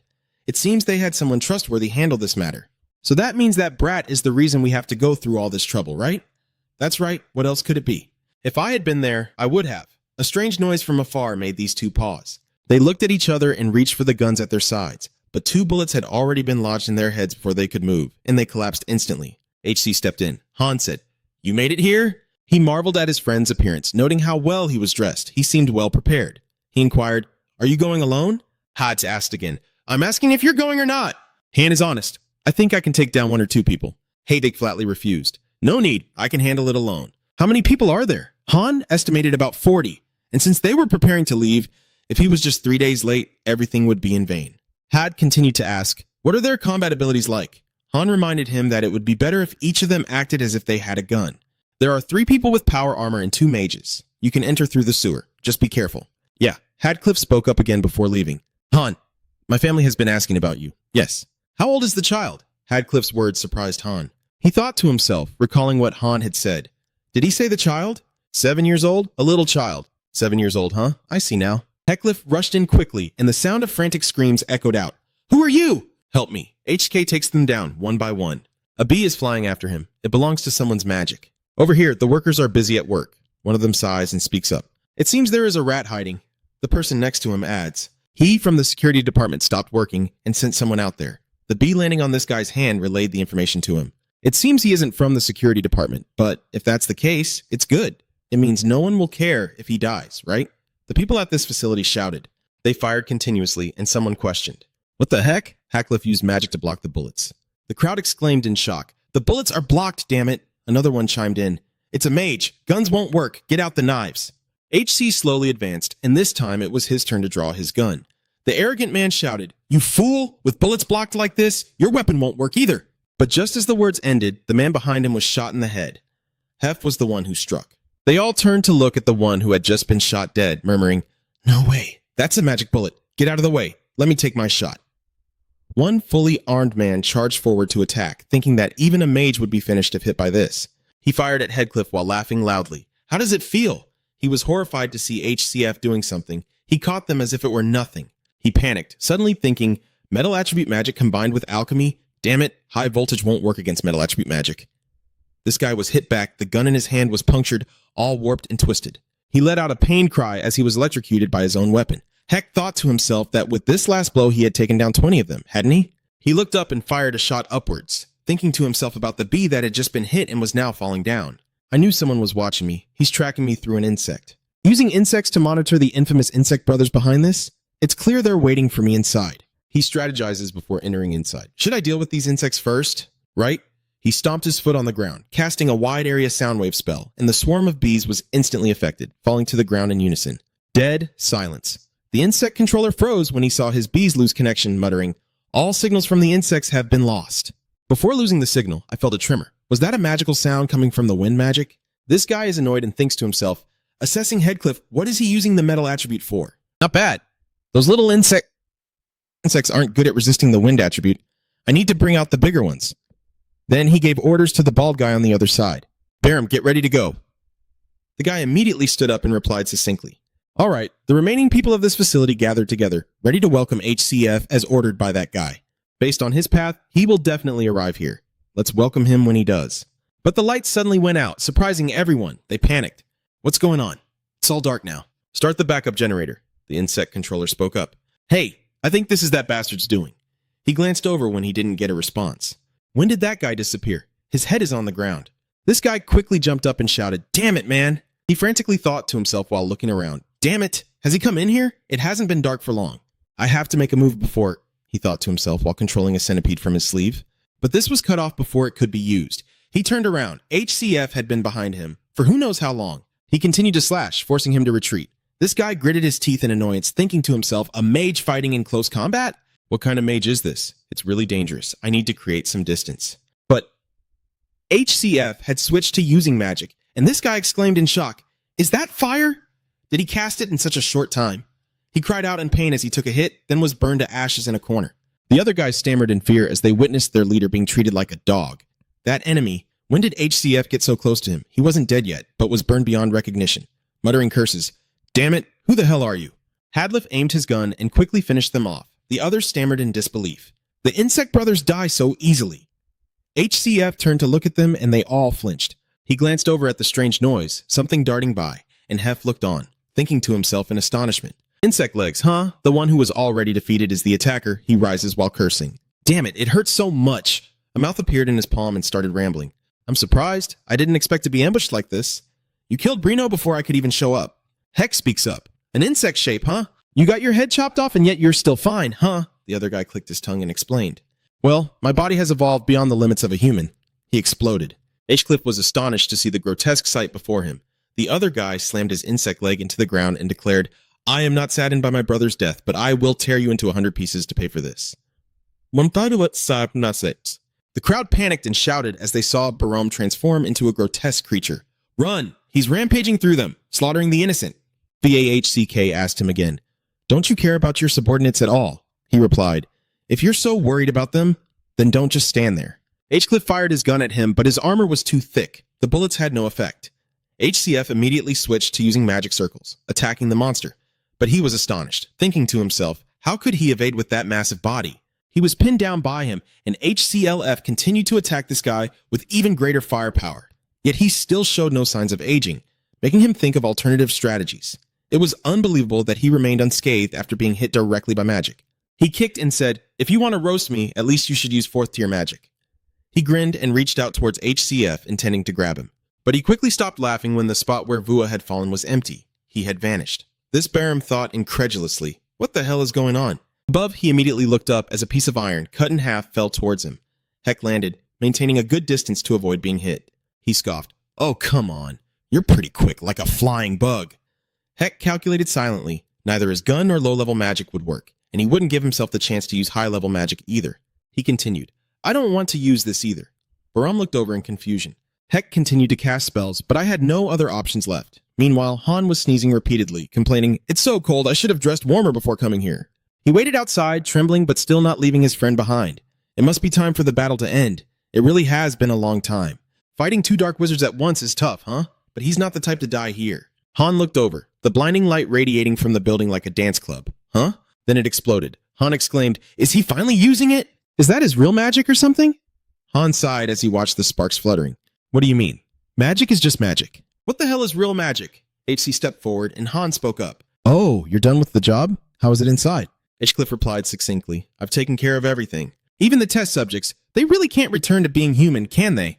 Han asked, and HCL reiterated, yes, it's best to send them off painlessly. So this is it, huh? The drug used to turn people into werewolves. He remarked that the world has become truly terrifying. I can't believe there is such a large-scale experiment on people, but without someone backing it financially, they wouldn't be able to do it. HCF spoke up, don't worry, I figured out who funded them. Han looked at him in shock and asked back, you mean you found out who it is? No way. Han pushed himself away, not wanting to get into more trouble. He left while saying, no, don't worry, I can't stop you anyway. I'll go back to my old self. Heck stood still, turning his back to the fire. Over here, someone is extremely outraged. You bring this up and call it food? All of you only think about stealing my money. No one can fulfill their duties properly. This person is yelling and cursing the servants very harshly. He frowned and glared at them, calling them worthless trash. Those worthless fools, no matter who they are, can't even do their jobs properly. He muttered curses as he walked, thinking to himself that he had invested so much money, yet they still couldn't manage the test subjects properly. I don't know who did it, but thankfully those subjects have been dealt with. He felt increasingly irritated as he thought about it. Soon, the results of the experiment would be in his hands, and its ultimate goal would be ready for him to use.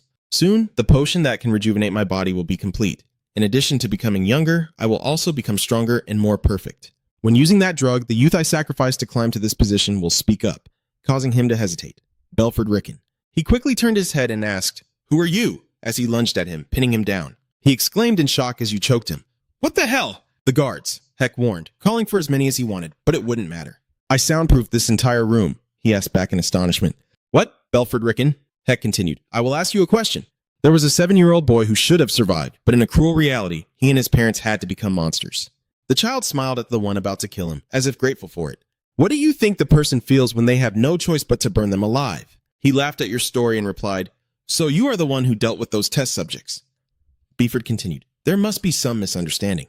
Let me go and let's talk, he suggested to him. Answer my question. He kept rambling on. Are you worried about having eliminated those subjects? Don't worry, those little pests, killing a few of them, doesn't matter. We're giving them a chance to add some value to their useless lives. This opportunity has contributed to the advancement of humanity. Isn't that a noble sacrifice? Cliff spoke up. Yeah, it doesn't really matter anymore. He spoke while injecting the syringe into his neck.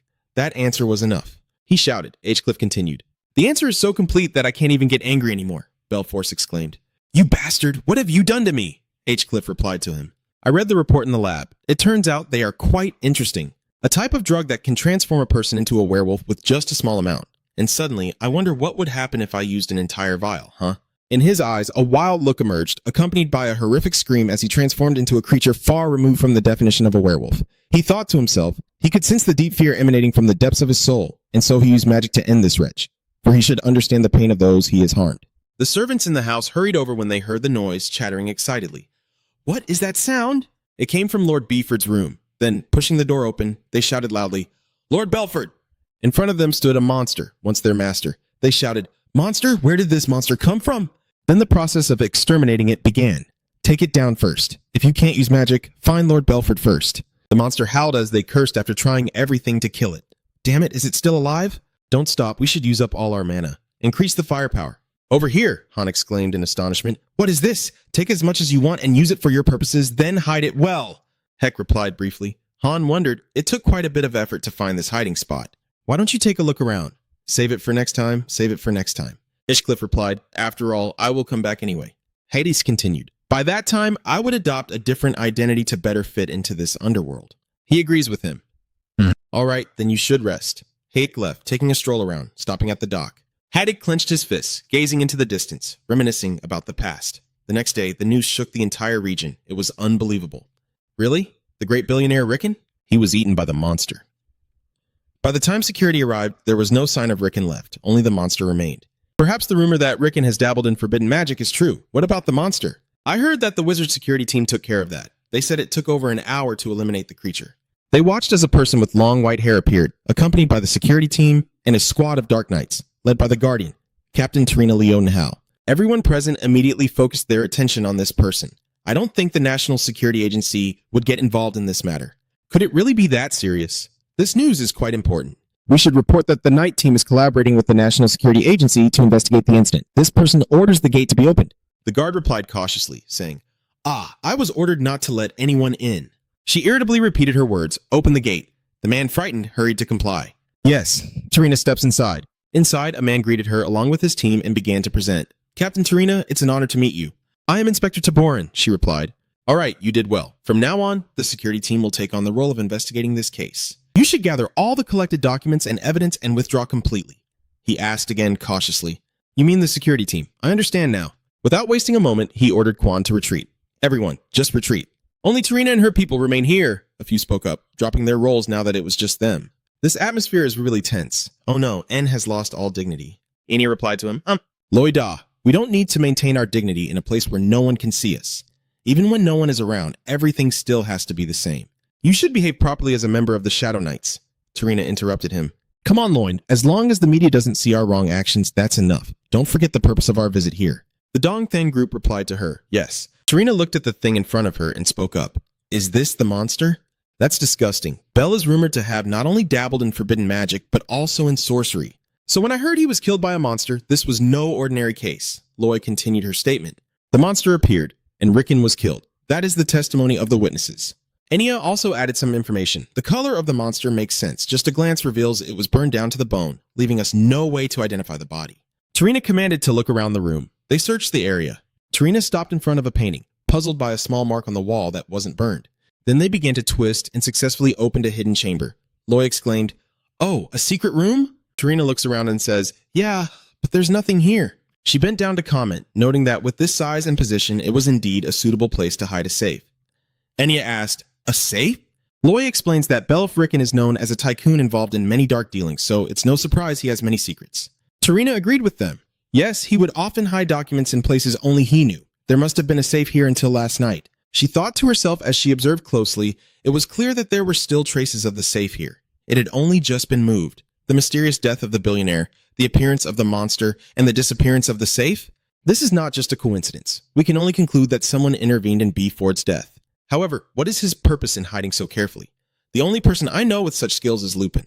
Lloyd asked again upon hearing her exclaim after her deductions. What is it? Tarina replied, No, there's nothing at all. She asked Loy if there had been any strange cases in Levant recently. Loy immediately presented the information. There is an abandoned factory that was recently burned down. Actually, it happened not long before Beeford's death last night. Tarina seized the clue from his words and ordered her team. Something might be there. Let's go. Over here. HCF is bearing the consequences of that battle. He thought to himself while painfully holding his head, the after effects of that spell were indeed not to be underestimated. It demanded so much mana that even just breathing could spread its power. It's a good thing I prepared the medicine beforehand. Otherwise, it would have been a disaster. He murmured after a while for the medicine to take effect better. He thought to himself that he had burned the werewolves to ashes and destroyed all the evidence. At least for now, he didn't have to worry about the werewolves anymore. Oh no, there's still one person left. Aiden, he stopped me from finishing off the werewolves. Aiden was also the closest person to me at that moment, even though I had destroyed the evidence immediately, just for a brief moment, Heathcliff thought to himself with annoyance. Damn it, I never expected things to turn out this badly. Who can guarantee he won't start talking nonsense? Hadi considered his options. Perhaps the best course of action was to clench his fists and contemplate the extreme possibility of whether he should kill him. You make me uneasy as I wrestle with a jumble of thoughts. That scene replays in my mind, prompting me to speak to you again. Don't worry, I won't kill you, teacher. V tightened his grip. He brushed aside that horrifying thought. No, taking action against a student carries great risk. Moreover, Aiden is a special character who is closely monitored by the principal. If anything happens to him, I will fall under the principal's scrutiny. HCIF slumped into the chair, thinking it was time to rest. He began to ponder aimlessly, recalling that the boy had written that he learned a special type of magic from a wandering sorcerer since childhood. Is this a coincidence or not? Over here, Tarina's team has arrived at what used to be that abandoned factory, she exclaimed, knowing it would turn out this way. The team members followed suit. All of them were destroyed. This situation is going to be hard to investigate. Tarina wondered as she moved, why would an abandoned factory suddenly catch fire? Moreover, it happened simultaneously with B. Ford's death. Loy hypothesized that this factory might still be operational, just pretending to be abandoned. Tarina agreed with him. I think so too. Otherwise, it wouldn't have caught fire so suddenly. Enya speculated whether it was the dark mages and sorcerers who were discovered while scouting this place, which led them to set it ablaze for destruction. Tarina responded to her. That makes sense. But we still don't know who discovered them. I never planned to investigate this place. Could it be that they went to such lengths to hide evidence from someone? Or is this just a coincidence or due to other reasons? Loy, besides this incident, is there any other noteworthy event recently? Tarina asked, and Loy quickly provided her with the information. No, but the werewolf caused a commotion a few days ago and has now appeared at the Soren Academy. Soren? Tarina asked again. Lloyd replied, Yes, according to the report, it entered through the sewer. She pondered. The security there was indeed lax, which wasn't surprising. But were the students safe? What happened to that werewolf now? Lloyd continued to explain that 3 students were injured and the werewolf had been dealt with by a professor there. Tarina asked further, "Isn't it just like Soren's professor? Have they handed over the werewolf's body yet?" But the result you received does not match what you expected. There is no body left because it has been burned to ashes. Tarina was stunned and asked again, "Burned to ashes?" She looked around thoughtfully without answering, and another team member asked her, "Are you trying to confirm something? Do we need to involve Soren?" Tarina replied, "No, we need to focus on gathering evidence first." They received the order. Tarina connected everything together, trying to find the link between them. A factory and a werewolf were both burned down. While it may seem a bit far-fetched to say these 2 incidents are connected just because of that, I won't rule out the possibility. Every threat to the kingdom must be eradicated at its root. The existence of the spirit-slaying soldiers is precisely for that reason. Has the professor already defeated the werewolf? He comes from the military and even participated in the campaign to eliminate sorcerers. I knew from the start that he was no ordinary person. The students are discussing the werewolf. Their chatter reaches Lynn, leaving her unsure of where to sit. There was a gap in the middle, but it seemed they wouldn't move aside. She felt a bit sad. After that incident, everyone avoided me. "Ah, there's a spot outside." The blonde girl who was with her the other day waved and said, "Hi there, how have you been?" Lynn smiled and replied, "Hello, is it next to the princess?" The others began to gossip about it. The attacks directed at her were merciless. Goodness, she dares to sit next to the princess? And they even act close. When did they become so close? They fell silent, not responding. Both recalled the memories of that day. Lynn asked her friend, "Is Professor Lute okay?" The princess reassured her, "Don't worry, he's Professor Soren after all." She continued to ask, "Why are you still out here so late?" Lynn explained. "Well," the princess exclaimed in surprise, "What? No one woke you up, that's outrageous. I have to teach that librarian a lesson." Lynn hurriedly intervened. "It's fine, I just carelessly fell asleep." "But hey, why is the princess here at this hour?" the girl explained immediately. "I'm going outside to bring the students in," Lynn asked in confusion. "The princess is doing it herself?" "Just call me senior, that's enough. And Soren, aren't we all equal?" I never expected that even the princess would patrol and casually chat with an ordinary person like me. But sitting next to her makes me so anxious. One little mistake and I'm done for. The girl thought to herself in fear as Haddock entered through the classroom door. He walked to the podium and began the class. The lesson started. Today, the teacher will explain about manifestation properties, the basic principles, and the laws of elemental attributes. He continues. Elemental attributes are one of the 4 manifestation traits, the most common and important characteristic, the foundation of foundations that most of you have already learned. Therefore, today I will teach you a new method. Flora thought with interest. A new method? What else is he planning this time? Heckliff continues. The method increases your elemental power from 20% to 80%. The students buzzed with discussion. Is there really such a method? Surely the teacher wouldn't deceive us. He pointed and called a student. Antony, which element can you use? The boy quickly replied. Yes, water, ice, and wood. Heckliff continued to guide him. Now summon the element you are most confident with. Anthony hurriedly complied. Yes, sir. The element gradually appeared in his hands, Heckliff remarked. It's acceptable, Anthony replied politely. Yes, thank you, teacher. Heck spoke up again. What you mean is that there's nothing special at all. Your words make me feel embarrassed. He continued to look closely as the element of Heckliff gradually concentrated to form the shape of a snowflake. Everyone in the room was astonished. I asked Leo and Aiden, "What? Is it really the same magical power?" Leo agreed that the level was completely different, H-Cliff explained, and it seemed everyone was intrigued. Now, the teacher will explain the theory first. Flora listens attentively to see how good the teacher's theory is. Churro exclaimed from the side, Wow, Flora is really passionate today. Heckliff is teaching his students in class because elemental attributes have a long history in the field of manifestation. It was once called the foundation of all forms of pure magic. Now it is also a part of manifestation. They are the first 4 elemental attributes. Compared to the more than 10 elements we currently have, 4 is a very small and simple number. Now, does anyone know why elemental magic has developed to this extent? I will give 5 points to whoever answers correctly, using the fire element as an example. The eager students raised their hands to speak because fire is used to drive away darkness. Heck replied, Wrong next. Someone else stepped up to try. It is used to burn and clear forests. You dismissed it too grandly again. Next, a student responded in a very literary manner, saying it is used to eliminate the primal fears of humanity. Darkness, HCF replied. I think you would be good at poetry. I invite the next person now. Laura Lumos. She presents succinctly to burn and kill. Heckliff replied to her. Indeed, the other students were astonished by his words. Burn with fire, drown in water, cut with wind, and shock to death with electricity. War and slaughter are the reasons behind the development of magic. However, amidst the biting cold, fire symbolizes life rather than destruction. Water powers the water wheel, wind turns the mill, and electricity is used to illuminate the darkness. Heckliff explains that the purpose of the elements can always change based on human actions. Fighting for a better world is the mindset you need to have before learning about elemental properties. He stepped up to the podium and continued, "Now we will begin the lesson. Everyone, create an elemental sphere." He observes and reminds each student, while Joseph focuses on the flow of magic. "Even as a second-year student, the magical power you conjured is surprisingly lacking in experience," Joseph stammered in response. "Yes, sir." Cliff continues to comment on the second person. Irina Karaman, "You call that the wood attribute? It feels like a withered leaf falling to the ground in late autumn." "Thinking of a young tree just breaking through the soil," she replied.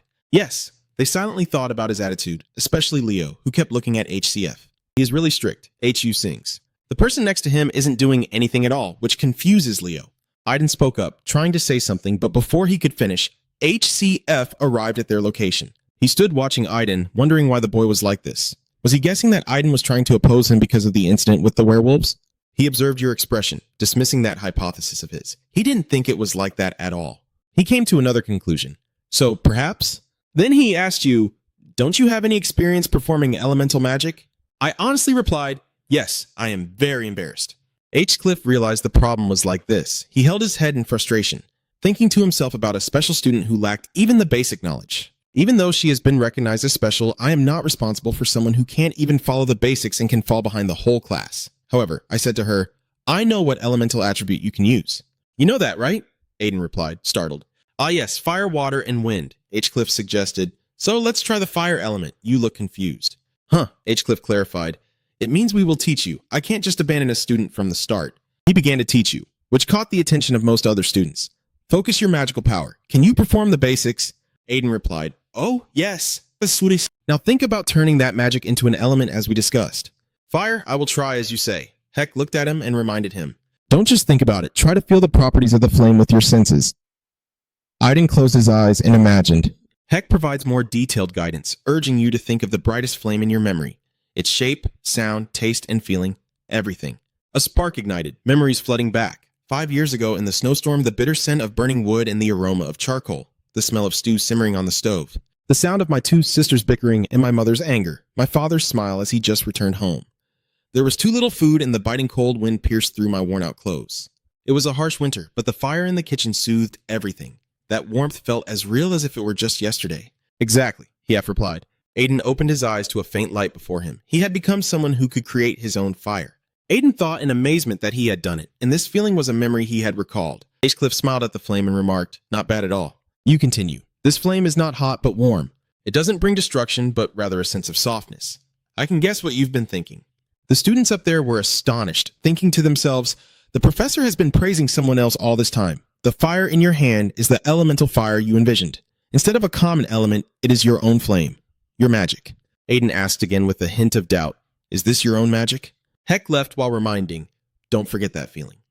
He walked to the center of the class and continued speaking. "I'm sure you all know this by now, but the method I'm teaching is just like that. Use your senses based on your own experiences. Basic knowledge is essential for utilizing elemental attributes, but knowing that fire is hot and ice is cold is something even a 3-year-old understands. A true mage must infuse something special into it. Express your element by recalling a special moment in your life. Perceive the elements through your 5 senses." The students practice and immediately marvel at the positive results they achieve. Wow, it really works. Yes, it's so different from before. Flora remained calm amidst the surrounding noise. She sighed, thinking to herself, "I already know all of that.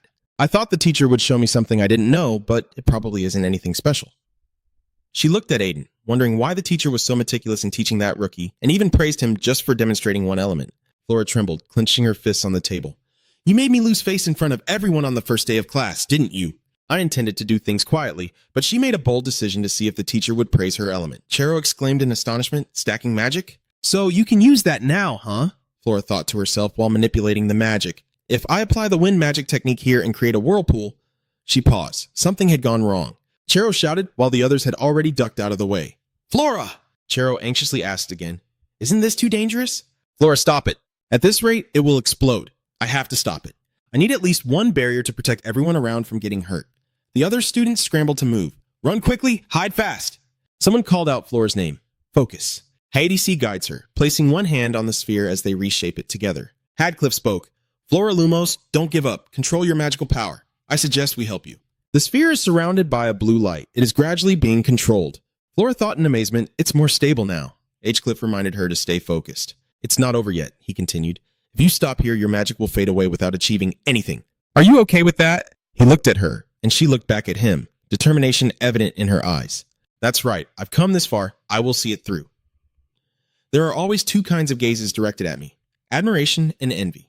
I had never paid attention to those gazes, let alone let them affect me. In fact, the hardest thing I had to endure was being looked down upon and treated like a child. My father's cold gaze, Flora Lumos. I gave you 10 penalty points. She recalled Headcliff's words, along with the feeling of defeat I first experienced during that kiss because of the humiliation I had received. I was reminded of the childhood memories I wanted to forget. I turned my face away so I couldn't see his face, but I was sure he looked at me with the same disdain my father did. The Lumos clan never forgets a grudge. One day I will defeat my master. I swear. Flora looked in astonishment as she realized her power was under control, quickly returning to its normal state. If I try a little harder, she exclaimed, I did it.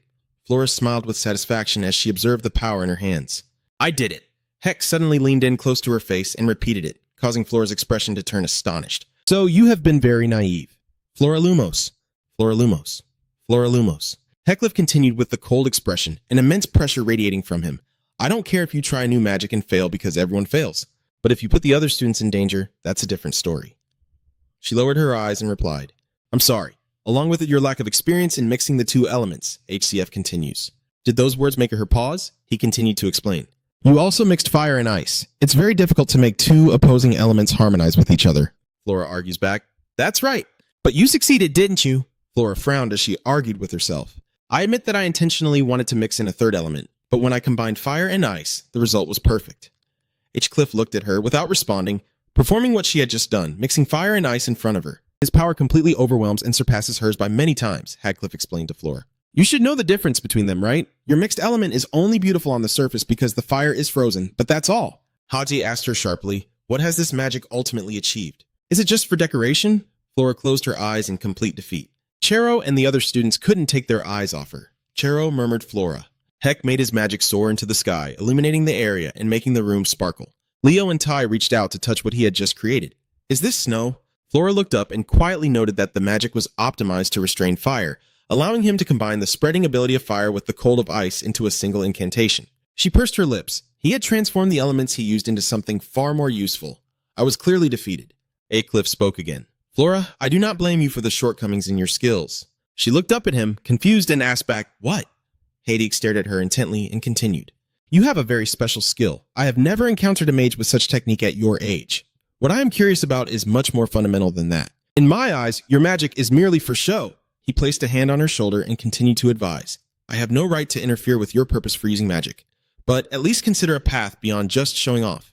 For your own benefit, Flora's eyes widened in shock as she murmured the 4 words, for my own benefit. Had turned to address the rest of the class. Everyone take your seats. He also left. Flora thought to herself, he isn't scolding or looking down on me, but is genuinely concerned. Even my father has never looked at me with that kind of gaze. She held her head, feeling a bit dizzy. Chero quickly supported Flora. Flora spoke up. I'm fine. I'm just a bit dizzy from using too much mana. I feel like I'm about to faint. But is he okay? She looked at him, thinking. The professor seems to have exhausted even more mana than I have.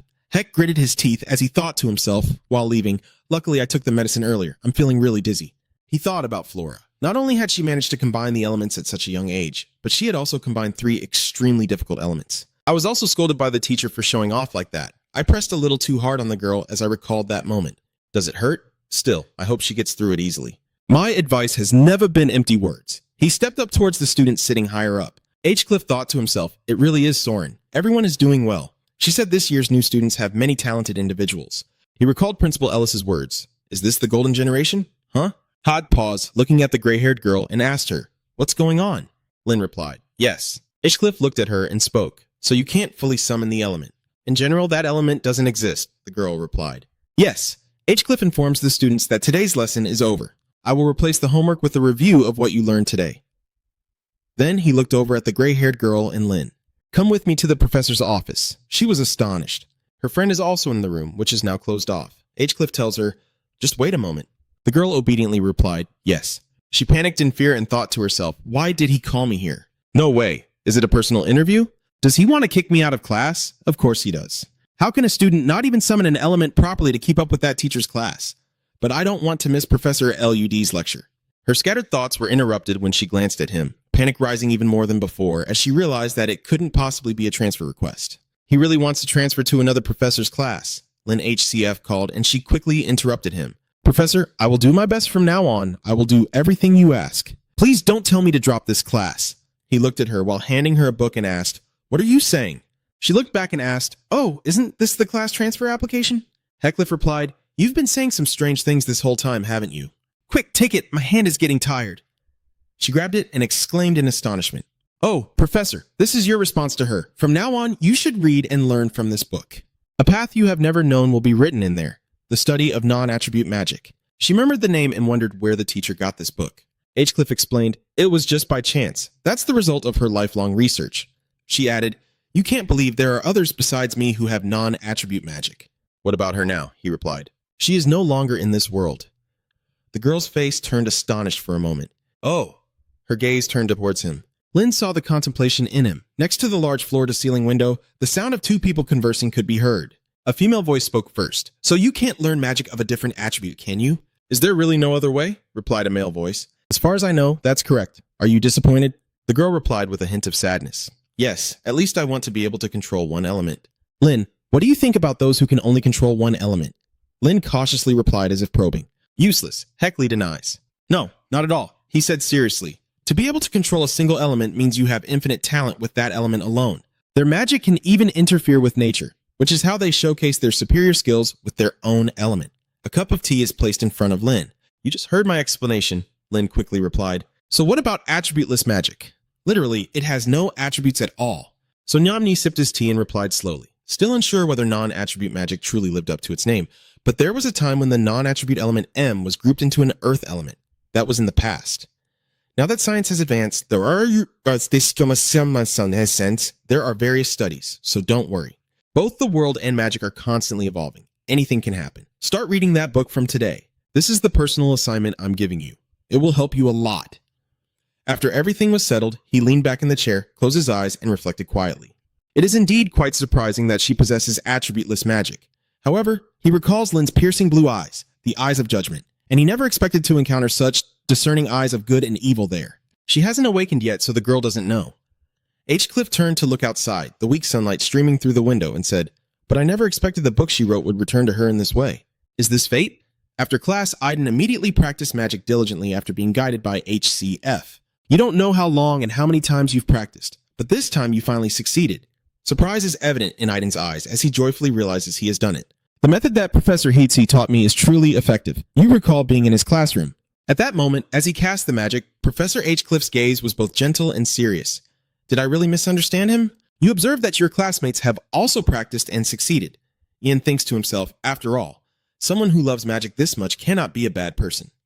Then he shifted his attention to a lively group chatting from afar.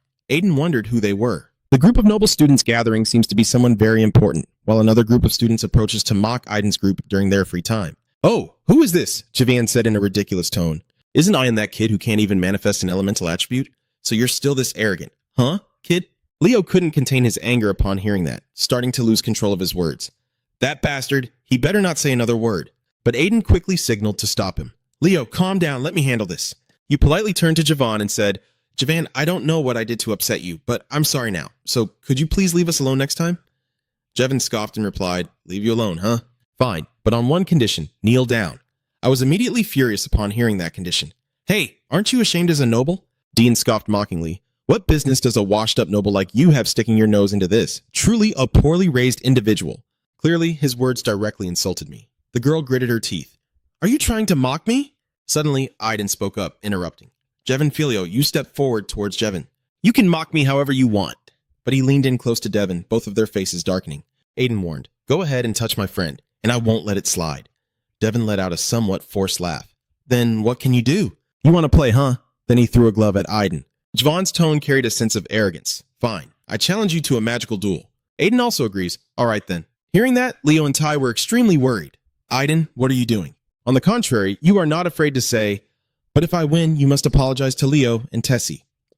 Diavan smirked. That is if you can win. He said you should prepare to kneel before me. At that moment, Heckcliff suddenly appeared out of nowhere and interrupted, asking, What are you two doing?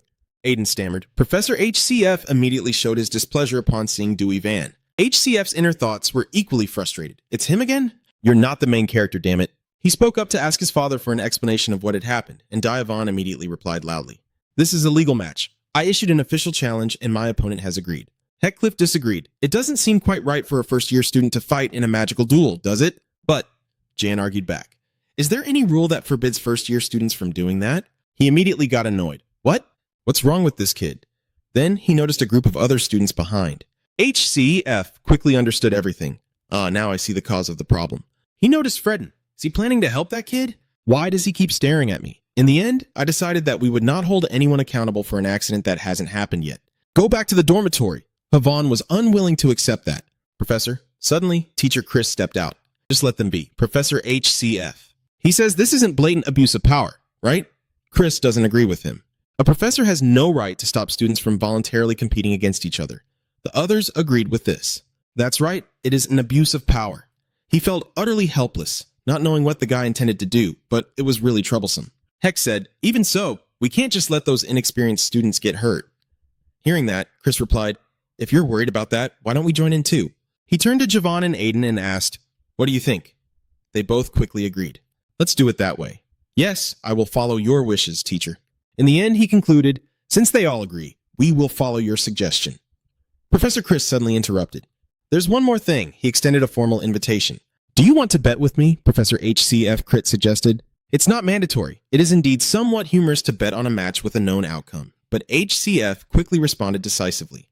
"All right," he said seriously. "I accept." Chris's expression became enigmatic. He didn't expect him to agree so easily. "So who do you think will win, Professor?" Professor HCF said, "Of course I, Professor Chris, will bet on Jevon Falio.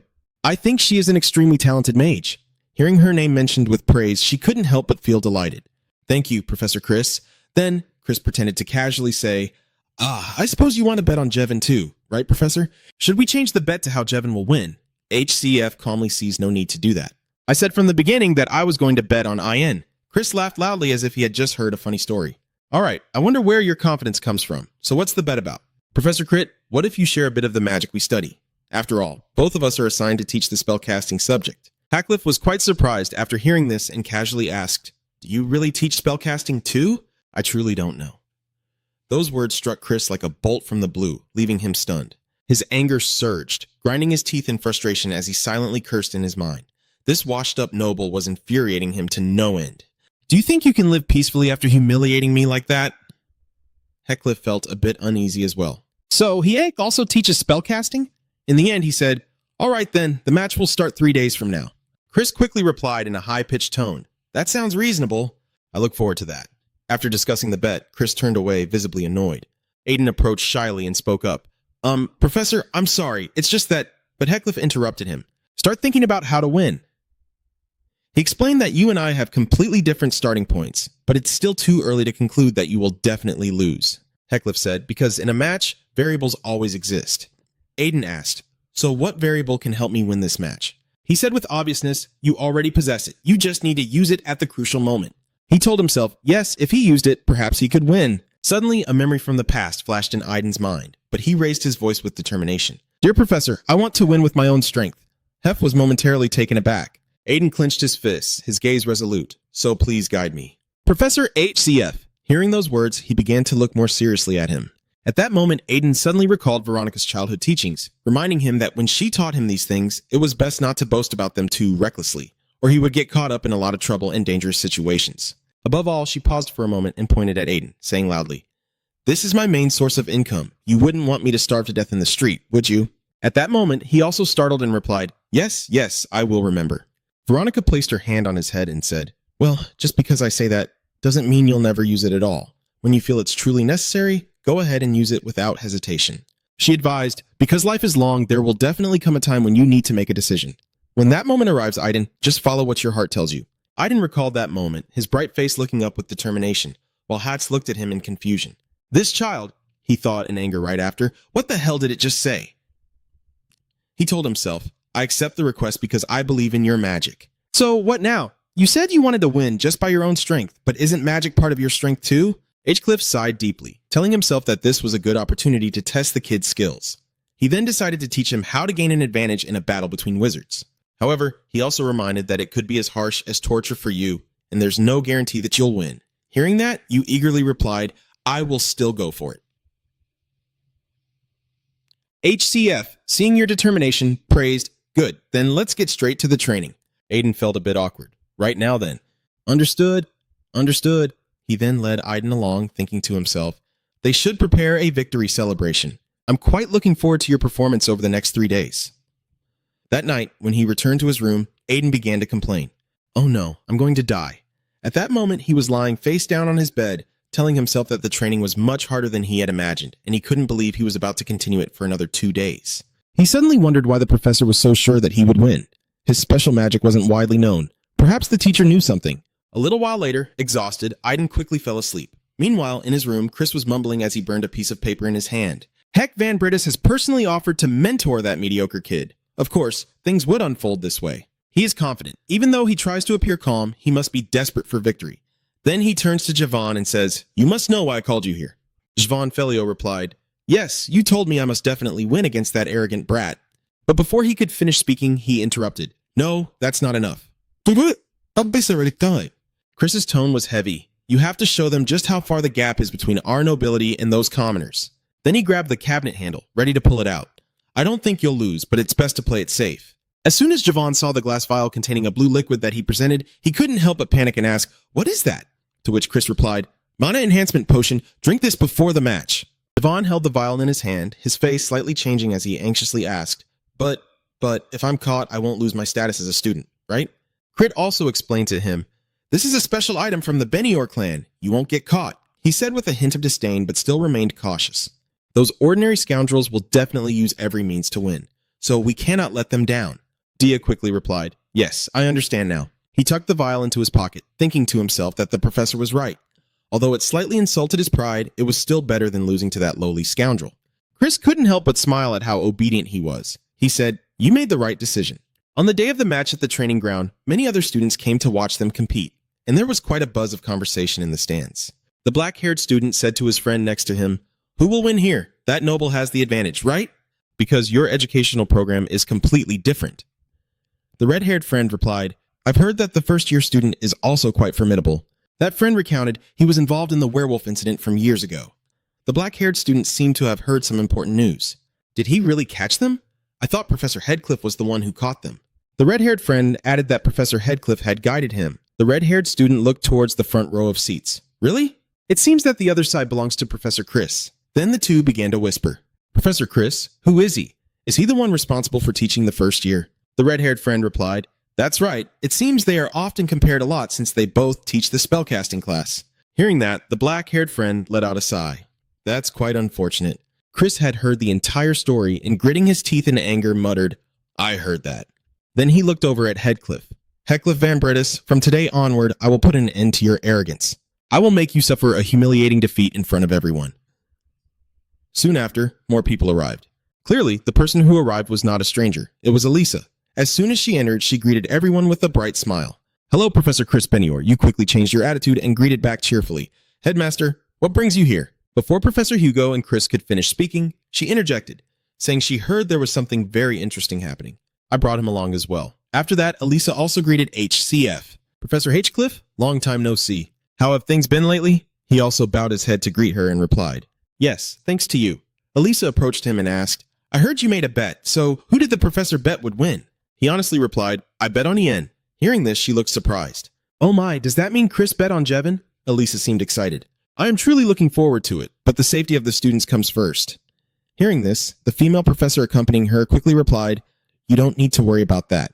She reported that a protective magic had surrounded their bodies like a shield and would block any attacks. Just then, someone approached. Oh, the two opponents have arrived right on time. Aiden in his armor looks very confident. In the stands, everyone is cheering for you. Don't lose. Keep it up.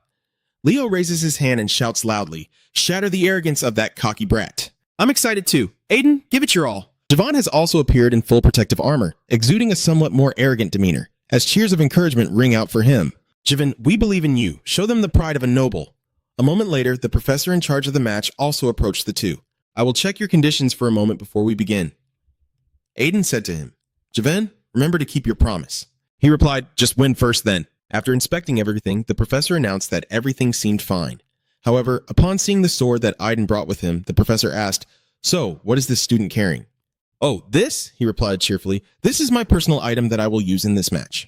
The professor picked it up for inspection. "It looks like a sword, doesn't it?" Aiden replied, confused. "Ah, so this object is designed to resemble a sword? You can't use it." The professor examined the sword in his hand for a moment. It was very dull and lacked any sharp edges. Finally, he said, "Is that okay?" "Approved." Aiden quickly replied, "Thank you, teacher." Next, the professor approved the rules. Now, as you all know, the side that runs out of defensive magic first will lose. So, get ready to start. As soon as the professor finished speaking, Aiden quickly cast ice magic, while Javon unleashed fire magic. At that moment, Leo was taken aback by the opening display. The speed at which they cast their spells is equal, and T can't help but exclaim, "Both are incredibly fast." During the match, Aiden calculated silently. Just as he expected, he used fire as his first element. If it were Jevin, it seemed he would use the strongest fire spell first. Divan couldn't help but think that the guy's skills had improved, and considering the elemental aspect, he was at a disadvantage. For a moment, the corner of his mouth curled up as he thought that this only mattered if the power in the spell was equal. In the next moment, Javon quickly gained the upper hand, leaving Aiden in shock as his stream of power swallowed Ian's ice magic, forcing him to dodge and let out an uncomfortable yelp. Ugh! Then he noticed the cluster of light preparing to advance towards him. From within, Diavon leaped to attack. He shouted, "This is the distance between you and me." The lowly commoner named Oat, but very quickly. Aiden also pointed his sword to cast a new magic circle for a counterattack. Moments later, their two streams of magic clashed, directly causing a massive explosion. Leo was very worried. Damn it, Aiden was gradually being overwhelmed. On the other side, he also realized he was at a disadvantage, telling himself that if this continued, he would lose. In that case, Aiden decided to use what he had learned from Professor H-Cliff. Just then, Duyan charged forward to attack once again. He laughed triumphantly, giving up, "You pathetic fool!" Outside, Chris stood with his arms crossed, mocking, "It's over." As soon as he finished speaking, his expression changed. Chris stared in shock at Aiden. "Wait, it can't be." That is why his expression is like this, because at this moment he is charging forward with his sword, ready to counterattack. Professor Chris is currently in complete shock. No way, that's the teleportation spell. How could it use the techniques of war mages? Thinking this, he turned to HCF, gritting his teeth and wondering if HCF had taught it in those 3 days. No, more importantly, Chris couldn't believe his eyes as he looked at the arena. An ordinary civilian couldn't possibly master the teleportation spell in just 3 days. At that moment, Divan was thrown into a panic. He was confused. What the hell just happened? The foundation of magic is concentration, and moving like this makes it hard to focus on casting spells. Then he quickly reassured himself. "No, don't get flustered. I've already cast the spell." He aimed directly at Aiden, telling himself that he could shatter his concentration with this. However, Aiden quickly dodged Duyan's attack. Next, he fiercely countered him. Duyan realized there was a problem and thought to himself that his technique was starting to weaken. Both prepared to deliver the final blow. Aiden counterattacked with all his strength. In the next moment, a blow struck Jevin right in the forehead, causing him to cry out in pain. "Hey!" A loud bang echoed as Aiden held his sword pointed directly at Devin, who was sitting on the ground. He said seriously, "Now it's my turn." Diavan panicked, quickly interrupted, Wait a minute." But he showed no mercy. Then everyone heard Javon's anguished scream echoing through the arena. Amid the enthusiastic cheers of the students in the stands, the professor overseeing the match announced, "The winner is..." Still dazed and recovering, Aiden watched as he raised his hand high, declaring, "Aiden." Leo joyfully exclaimed that you were so cool. Aiden T.I., beside him, couldn't help but shout loudly as well. This is the result of your hard work and training. Meanwhile, Joseph appears to be extremely disappointed. That Javon kid is tarnishing the reputation of the nobility. Dynama sitting next to me is also criticizing him, but I never expected anything from him in the first place. Jevin stood frozen in embarrassment as the criticisms from the stands surrounded him. That guy is just a mediocre baron who follows us everywhere, and now he's lost to a commoner. It's truly ridiculous. He's a disgrace to the nobility. Diavan felt uneasy, unable to believe what had just happened, thinking to himself that he had lost. Me? Jevin Felio! He gritted his teeth in denial. No, something feels off here. Javon glanced over at Aiden. That's right, that commoner must have cheated. Otherwise, how could he use magic while casting a spell? Suddenly, he shouted, "Attack Aiden! I will kill you!" The entire audience was in shock at Jevin's actions. I shouted, "What is he planning to do?" Leo is worried. Jevin has lost it. The professor controlling the match stepped in to protect Aiden, raising his voice. "Aiden, get out of the way." Seeing the light of magic from Javan, he recalled the teachings he had heard as a child. Back then, Veronica had said, "Because life is long, there will surely come a time when you must make a decision." When that moment arrived, Aiden followed his heart's guidance. Each word echoed in his ears as he decided to step forward and fight Javon. Right now, his magic is incredibly powerful, and Aiden is still struggling against it. His eyes and face radiate an unprecedented determination and strength. In the end, Aiden won. Once again, he knelt down, breathing a sigh of relief. At this moment, Principal Elisa is incredibly surprised by his abilities, and everyone in the stands is equally astonished. Whispers filled the air. What just happened? Did that kid just split magic in half? Heck sighed, lost in deep thought. This child is stubborn about that, but there's no doubt anymore. They used it at the most crucial moment. On the contrary, after witnessing the recent events, Professor Chris couldn't contain his shock and was lost in a jumble of his own speculations. Anti-magic, a rare spell that can nullify magic. How on earth could that fool use it right after casting a teleportation spell? At that moment on the arena floor, Duvon's body was trembling with anger and fear, as he pointed directly at Aiden, unable to form a complete sentence. Then Aiden stepped towards him.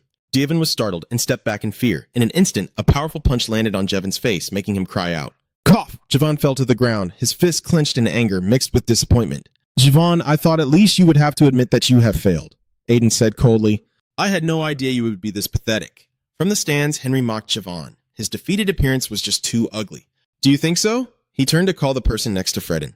That is second-year student Soren Fred Ghostbook, but he is not in a hurry to respond.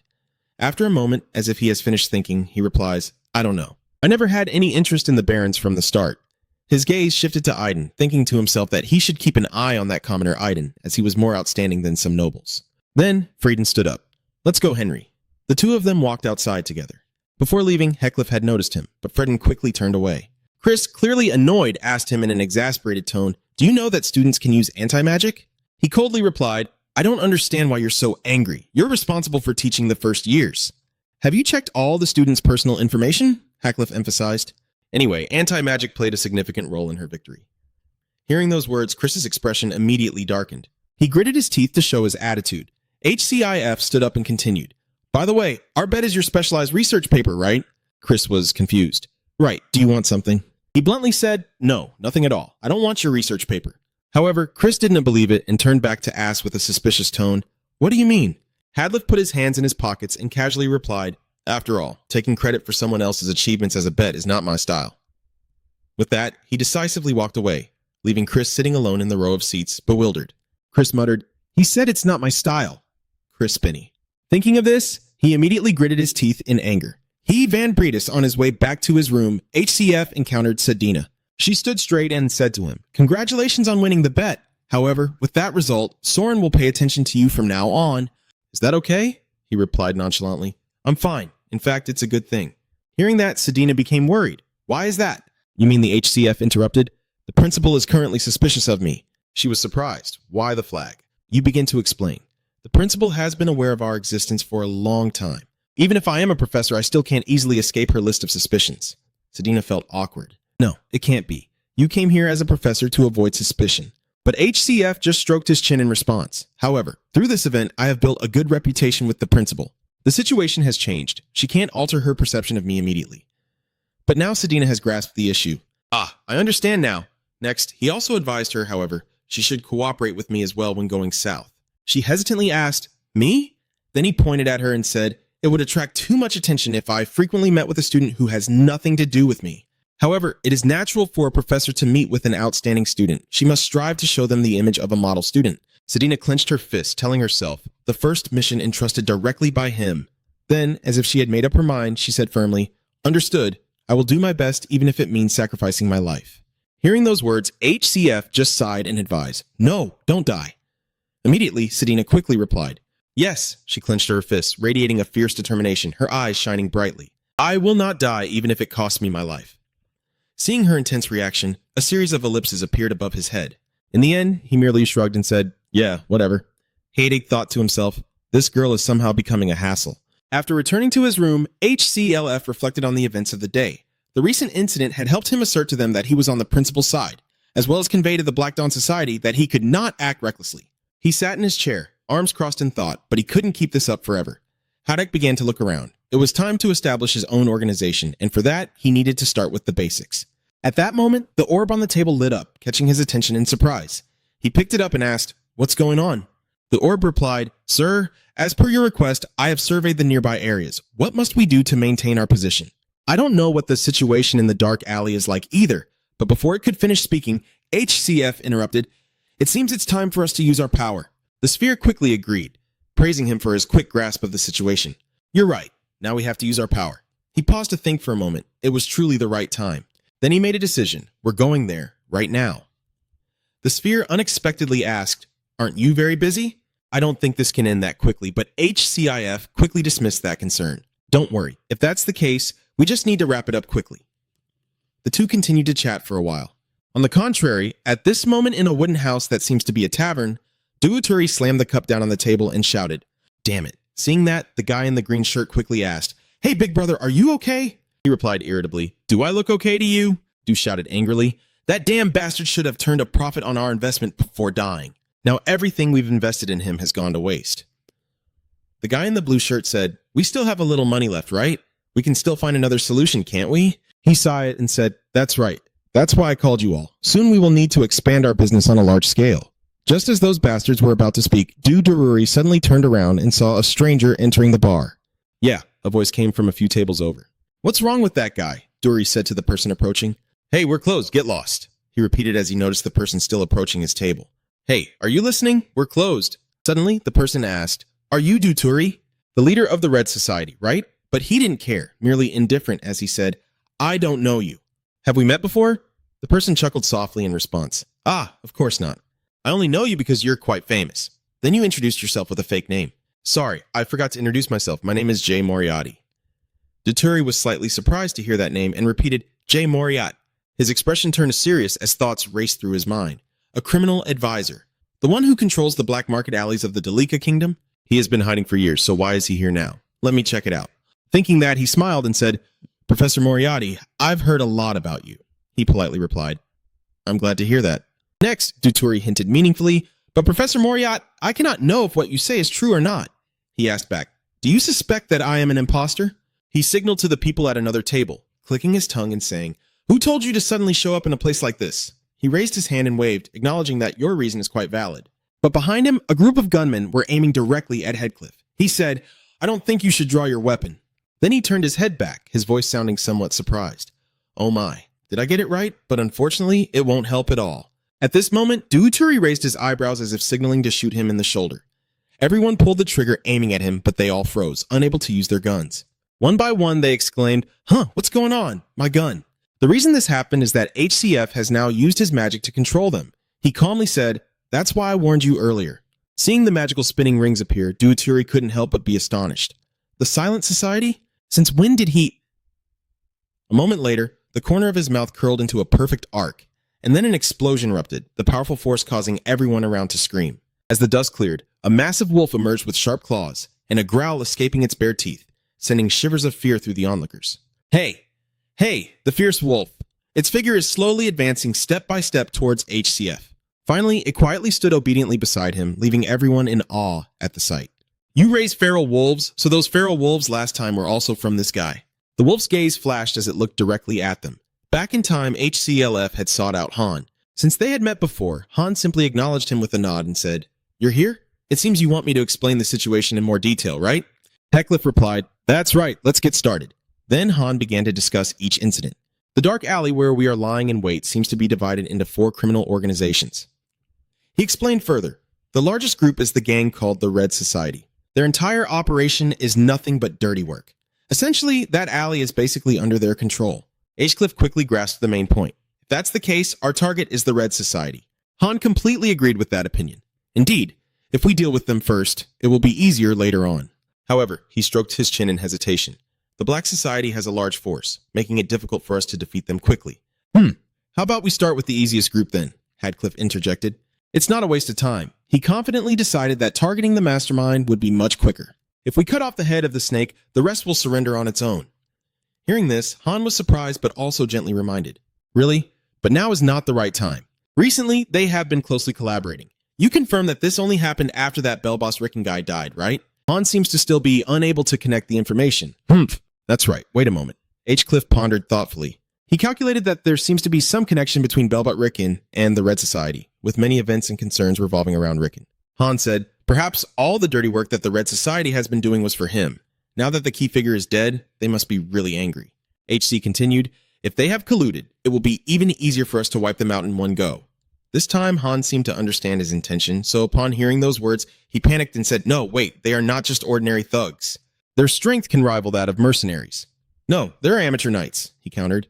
That doesn't mean they have real knights. It's not a big deal at all. Han didn't know what to say anymore. He awkwardly scratched his head and stammered, "Oh, really? If you say so? Then it must be true." HEADC's face showed a blank expression as he thought to himself, but they aren't weak either, so it's best not to say anything. Then he spoke up. "So, Han, I need your help a little." He looked bewildered and surprised. Me. Back to the present at the tavern." From the previous conversation, the wolf just now was transformed by Han. He thought to himself, he couldn't scare them off by himself, so he needed a giant beast to frighten them? "But for this mission, I'm the most suitable one," Han whispered in HCF's ear.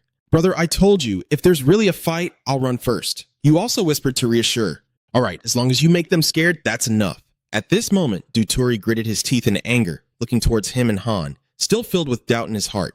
"I don't know if this guy is a shapeshifter or not, but I can't afford to go easy on him. I know he has magic, but I didn't expect him to have a fierce wolf by his side like that." Then he scratched his head and laughed, saying, "So, I see. You really are Moriarty after all. I apologize for not recognizing you." He smiled gently in response. "It seems we have proven our identities." HEADC extended his hand to begin discussing his purpose. "So let's get straight to the main reason I'm here today. I plan to start a new business in this city. It seems I've touched on a topic that interests me." Duri looked visibly surprised. "Oh, a business venture? What kind of business are you planning? We would be happy to help you." He politely replied, "Thank you, and I also have a few words to say to you. I don't like dirty tricks and deceit like this." Upon hearing this, Duturi froze for a moment, still not grasping the context of what he was saying. "Yes." HC continued, "In other words, the Red Society will be erased forever." A moment of silence fell, and Duturi sprayed adhesive. Then his voice rang out, "Jin, attack him!" But before he could draw his knife, he was struck in the stomach with a stick, causing him to cry out in pain. The bald man saw this and angrily shouted, "You bastard!"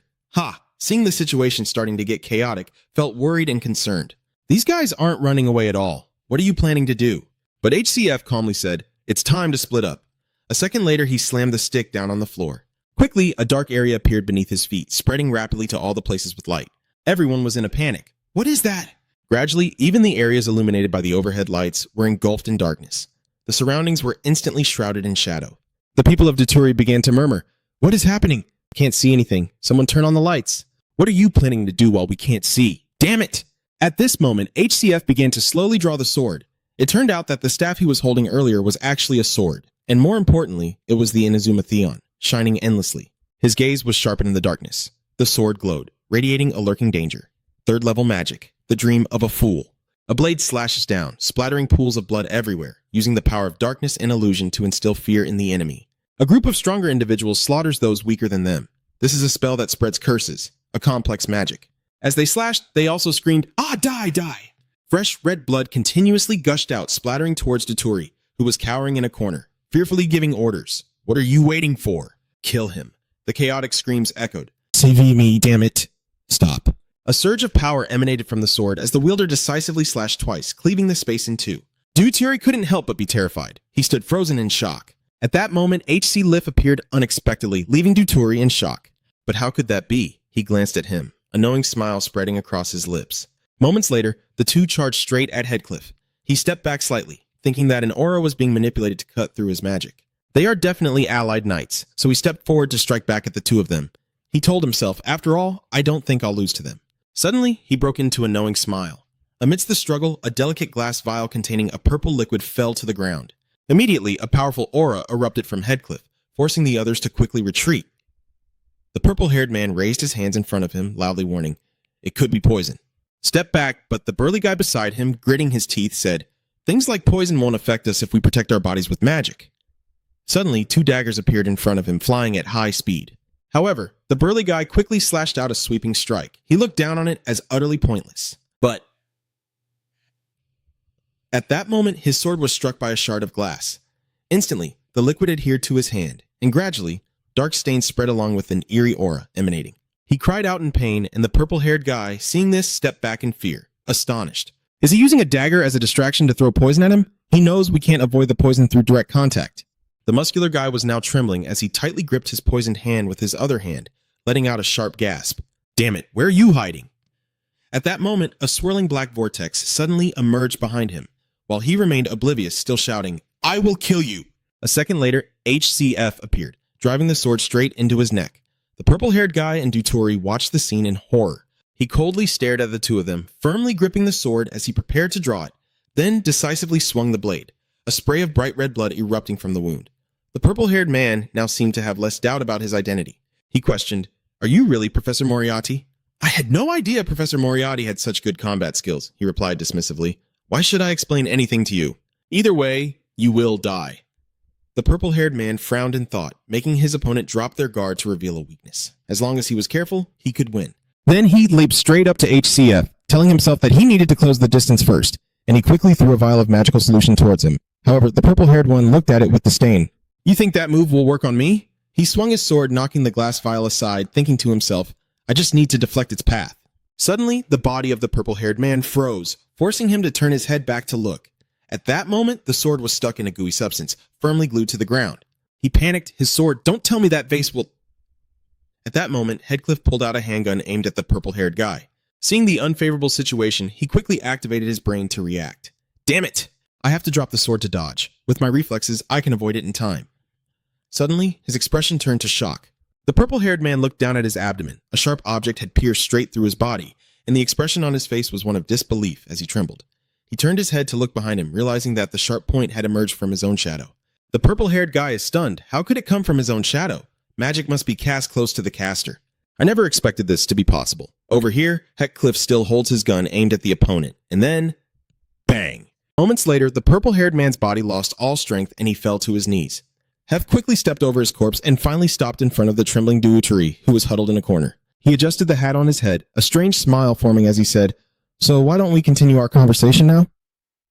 Moments later, a golden liquid poured into a glass.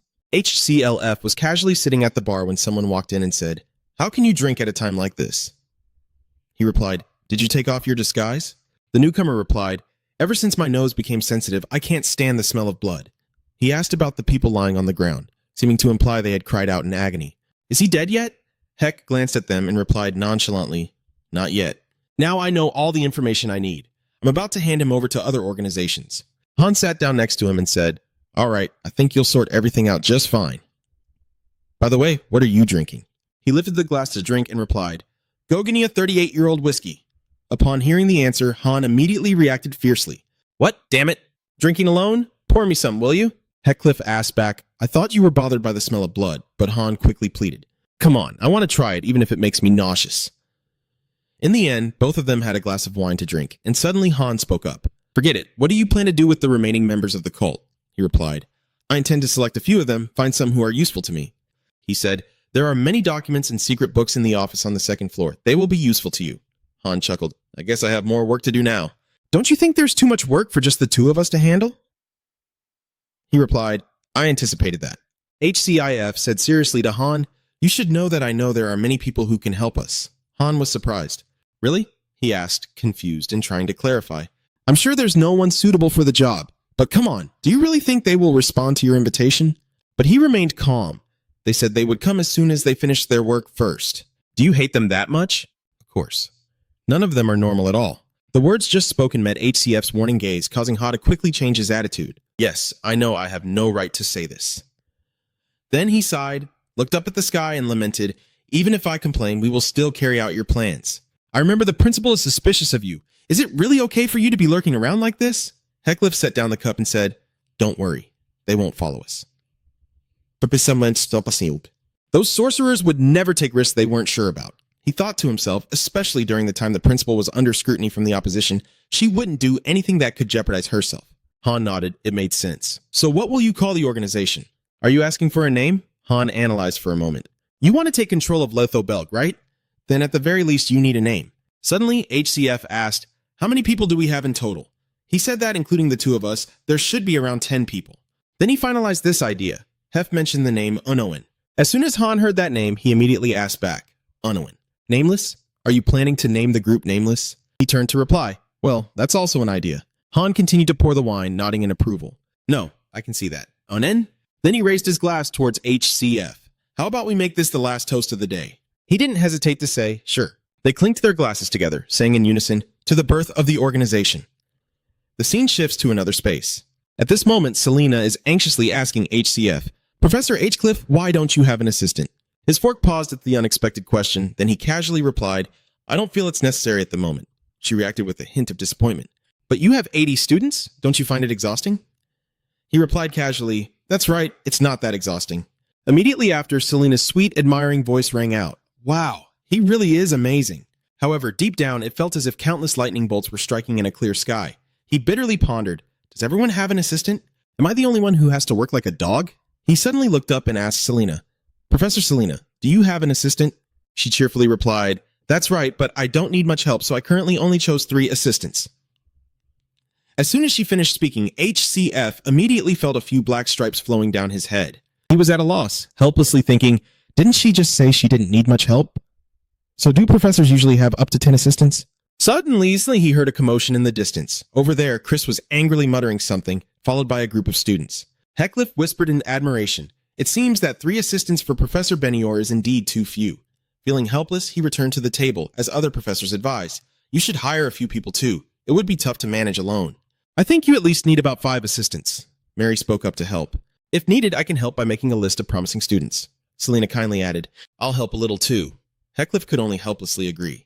All right, thank you everyone. Please continue your meal and chat with each other.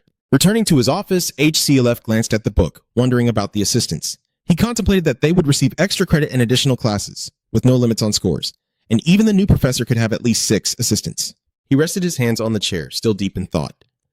Instead of graduating, a few chose to continue studying magic under the professor's guidance. Basically, this is a school in the 21st century, Heathcliff thought to himself. Well, having someone handle these small tasks is good, but the question is, who to choose? Suddenly, he spotted the document and Heathcliff exclaimed, oh, right, I have the list.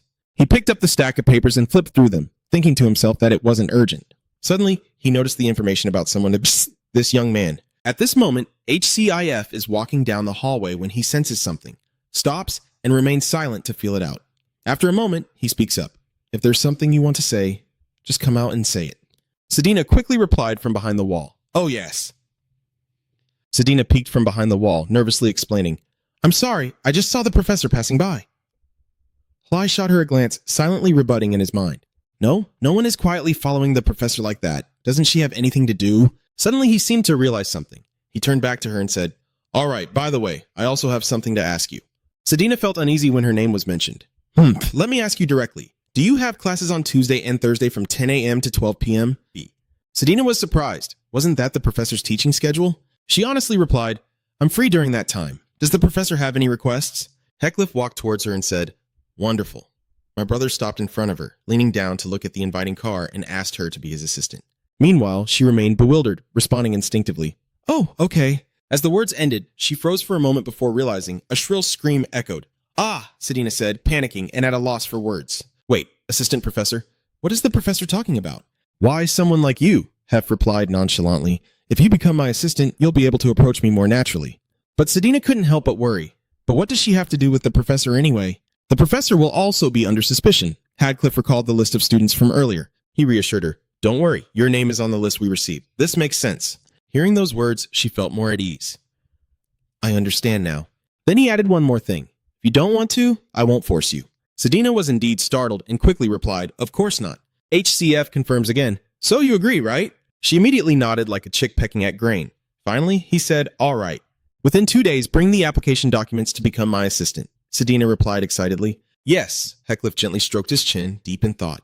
Not bad. The first assistant isn't too shabby. If I keep her close, it will be easier to gather information about the Black Dawn Guild bit by bit. He thought that in the next 2 days, he would have a loyal errand runner. Before long, the clock struck. An hour later, Sedina appeared once again, carefully holding a stack of documents with a trustworthy gleam in her eyes. When Heathcliff opened the door and saw that scene, he felt a bit helpless. However, he still took the measurement paper and praised it. All right, Sedina replied cheerfully. Thank you, Professor. He silently marveled inwardly. Faster than I thought. In just an hour, the scene shifts to a crowded auditorium where students are chatting with each other. Lynn looked around and wondered, why is it so noisy today? Elodin, sitting next to her, added, it seems like some strange rumor is spreading. She casually said, I heard Professor Heathcliff is looking for an assistant. Lynn was surprised. Wow, that sounds intriguing. Elodin continued, what's even more interesting is that so far he hasn't chosen any assistants at all. People even think he might not know he will have one. Lynn exclaimed in disbelief, no way, he's Professor HCF after all. The story didn't end there, Elodin revealed. Moreover, the hottest rumor is that. Lynn was puzzled. That, Elin said, the wish-granting stone, it's rumored to be hidden in Theon. Lynn's expression was one of disbelief. Is such a rumor really true? Elodin asserted confidently. Of course, there are still many mysteries yet to be uncovered. She raised a finger excitedly and said, "And this place is the center of magic the Onan. It might be a bit of an exaggeration, but there really are artifacts like that." Hearing this, Lynn awkwardly replied, "I understand now." The two girls continued their conversation, and at that moment, someone's thought emerged. Kids these days, Flora rested her chin on her hand, sighed, and silently criticized. The Monung Shamonkey. If something like that existed, the higher-ups would have already confirmed it. She rolled her eyes and thought, "By the way, is that Superman-like person looking for an assistant?" Flora imagined for a moment that the assistant would be someone recognized by the professor. So naturally, that person must have skills on par with a student like herself. She waved her hand confidently, asserting that she would definitely be considered if she personally applied. Just then, a voice rang out, causing Flora to freeze. "The professor is coming! Everyone be quiet." Lean stood at the podium, her expression serious, surrounded by murmurs. Who is that? I've never seen that student before. He brought study materials with him. What? Is he Professor Headcliffe's assistant? Hearing those words, Flora couldn't help but be astonished. What, has he already hired an assistant? Just then, HCF's voice came from outside the door. "Well done, Sedina. You can go now." Sedina bowed her head and replied, "Yes."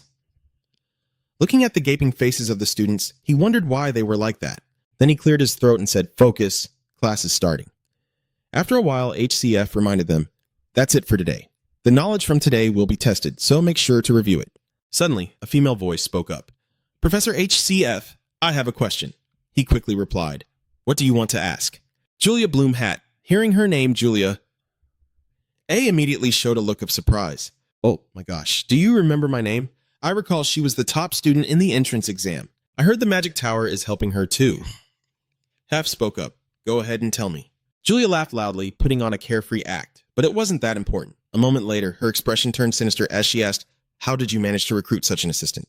Hackliff's expression changed slightly as he silently cursed, knowing that question would come up. He then replied frankly, "I personally chose her." Julia hasn't given up yet. Are there any conditions? Like the requirement to possess the highest level of magic.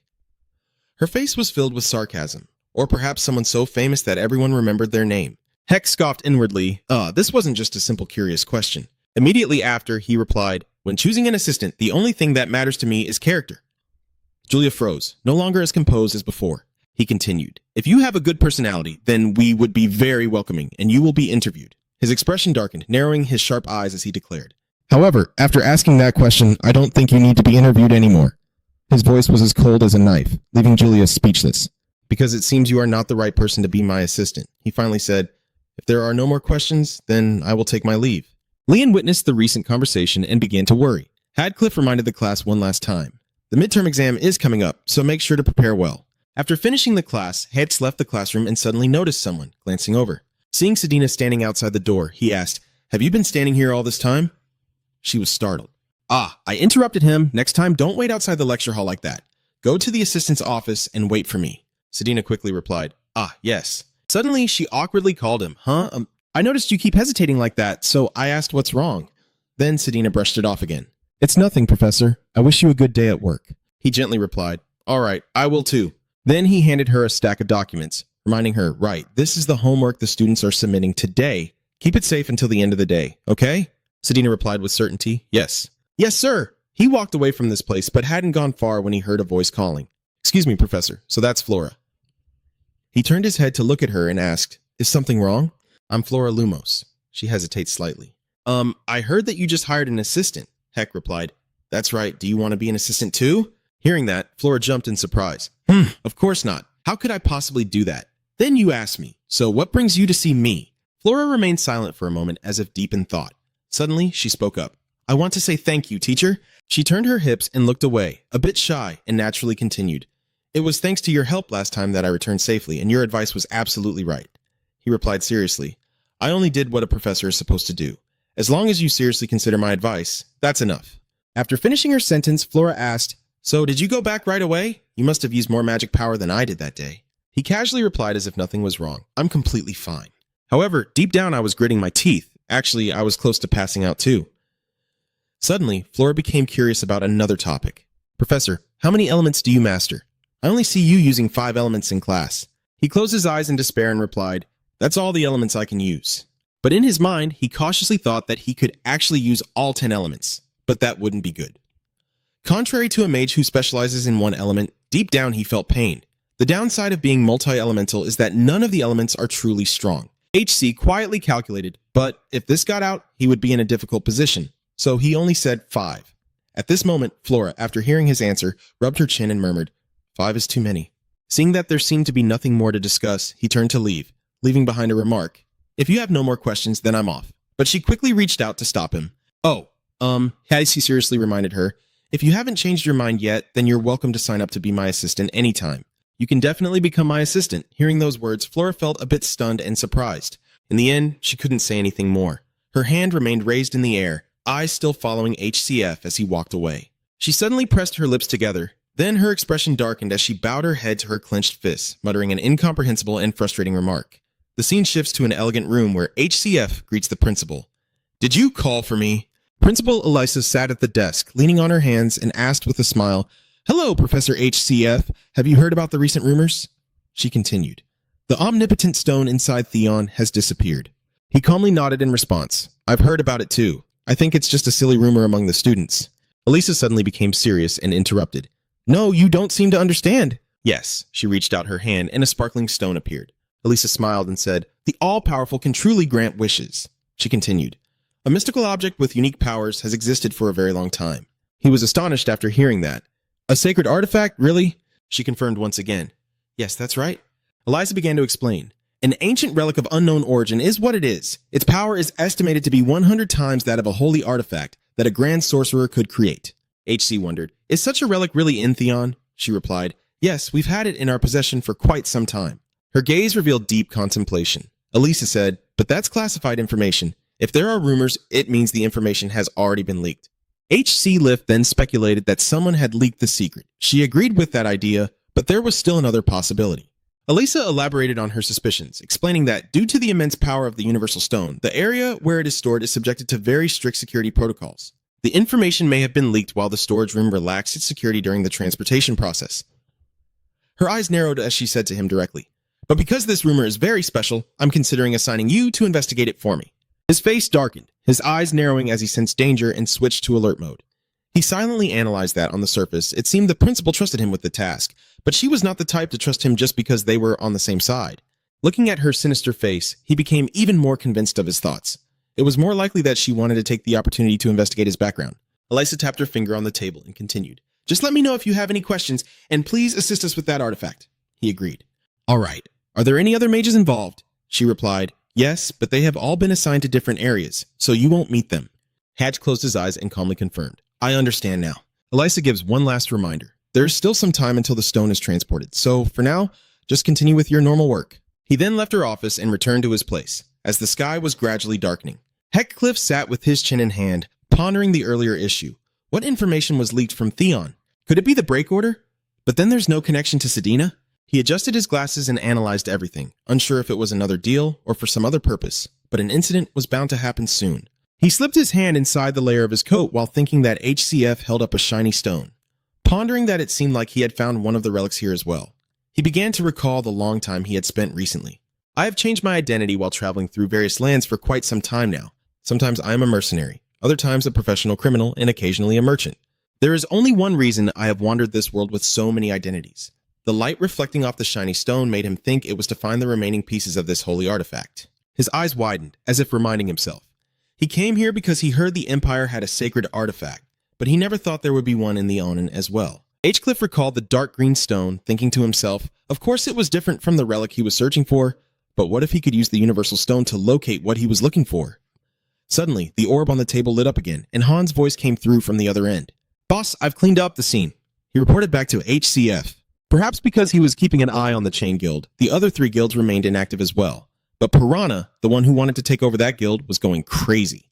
Boss, I might need your help. Are you free? Heck replied that he should be available in a week. Han was surprised. Is something happening over there? He leaned down to speak through the orb. In the Onan, there is a sacred artifact. After hearing this, Han rested his chin on his hand, looking somewhat helpless. Is that really true? You're in more trouble than I am. Even HCLF must think so. Does Han ask more? But what kind of school has a holy relic like that? The principal must have some secret basement or something. Heck sighed, closed his eyes, and said, Han, stop being boring. On the other end, Han pouted. Are you not joking at all? Well, anyway, I'm going on a date now. HC replied, Yeah, do well. After the conversation, he sat in deep thought again. He needed to act as soon as possible. But for now, he still had to remain still as per the principal's request. He thought to himself, could the Moaning Stone grant wishes? This might be an opportunity. He looked down at the stone resting in his palm, reminding himself that a holy artifact is not easy to find. Even someone like him, who has traveled everywhere in search, has only found 3 pieces so far. After analyzing for a moment, he concluded that there should be about 4 more pieces based on their shape and size. Once he finds all 7 pieces, a complete sacred artifact of his own will be formed. His expression turned serious as waves of thoughts crashed over him. If he could do that, HCLF clenched the stone in his hand, looking as if he had made a decision about something. Finally, what remained was the image of him sitting alone at the desk, his head resting on his empty hand, with the bright moonlight streaming through the window into the room. The servant respectfully asked, "Is there anything else you need?" "No, princess, you may come in." "Yes," Elendon sighed wearily, too exhausted. They couldn't leave her alone for even an hour. She frowned, thinking to herself that despite her position, she just wanted to live a normal life like other students. Just then, a knock at the door startled Elendon. She cleared her throat and said, "What is it?" The person outside immediately replied, "Princess, someone has sent a request for you." A request. Immediately after, Tarina's image appeared. "I apologize for coming at such a late hour. Princess Elendon, is there an urgent matter?" "It's fine. But do you have something to discuss with me, Tarina? I've heard about the recent werewolf sightings in Theon." "Is that true?" she replied with a serious expression. "Yes, one of the professors has already dealt with them." Tarina said quietly, "I am investigating a case related to it." "What case? I have been asked to keep this matter confidential, please understand." "Anyway, I plan to meet that professor. Do you happen to know who it is?" They had been talking for quite a while. The new Professor Rudiger Chelsea Elendon gently said, "I hope your investigation yields results soon. Tarina, thank you." "Oh, right, your highness." "Yes, the Grand Princess mentioned she is waiting to hear from you and wanted me to convey that your recent silence has made her very sad." She fell silent upon hearing that. "I understand now. Then I take my leave." After that, the call was disconnected. Elendon let out a long sigh, pondering that she could ask how her sister was doing. And talking to her through Tarina was also a way for her sister to show she cared. It's really annoying. What's happening at the academy right now? "The new professor has handled it. We need to meet that person as soon as possible." Tarina asked quietly, "Anya, how is the investigation of the factory going?" "Ah yes, I have analyzed some unburned pieces of paper. It seems that someone is researching or developing something, but the details are still unknown." Tarina suddenly felt a headache. It wasn't that there were no leads, but she couldn't proceed any further. "Is there anything else?" Anya quickly replied, "One more thing. The Sheech Hoi, a dark guild that recently vanished overnight in Letherbeek," made him glance over at her. "What does the Black Society have to do with this?" "No, but we should still keep an eye on it." "No, it's fine. No need to worry too much. Just focus on your investigation. Let's gather a bit more intel at Letherbell, and then we'll get to the bottom of it." As for Headcliff, he was currently teaching in a classroom, writing on the board while thinking that rumors had been spreading more and more over the past few days. The students were behaving in their own ways because of the werewolf incident, which meant he would soon be troubled as well. He glanced back, seeing the students nodding off, completely lacking any spirit of learning. HCFF gently placed the book in his hand down on the table and said softly, "It seems like you all are bored, huh? Then I'll show you something interesting." The students who were dozing off perked up at the sound. "What's hot?" He created a small flame in his hand.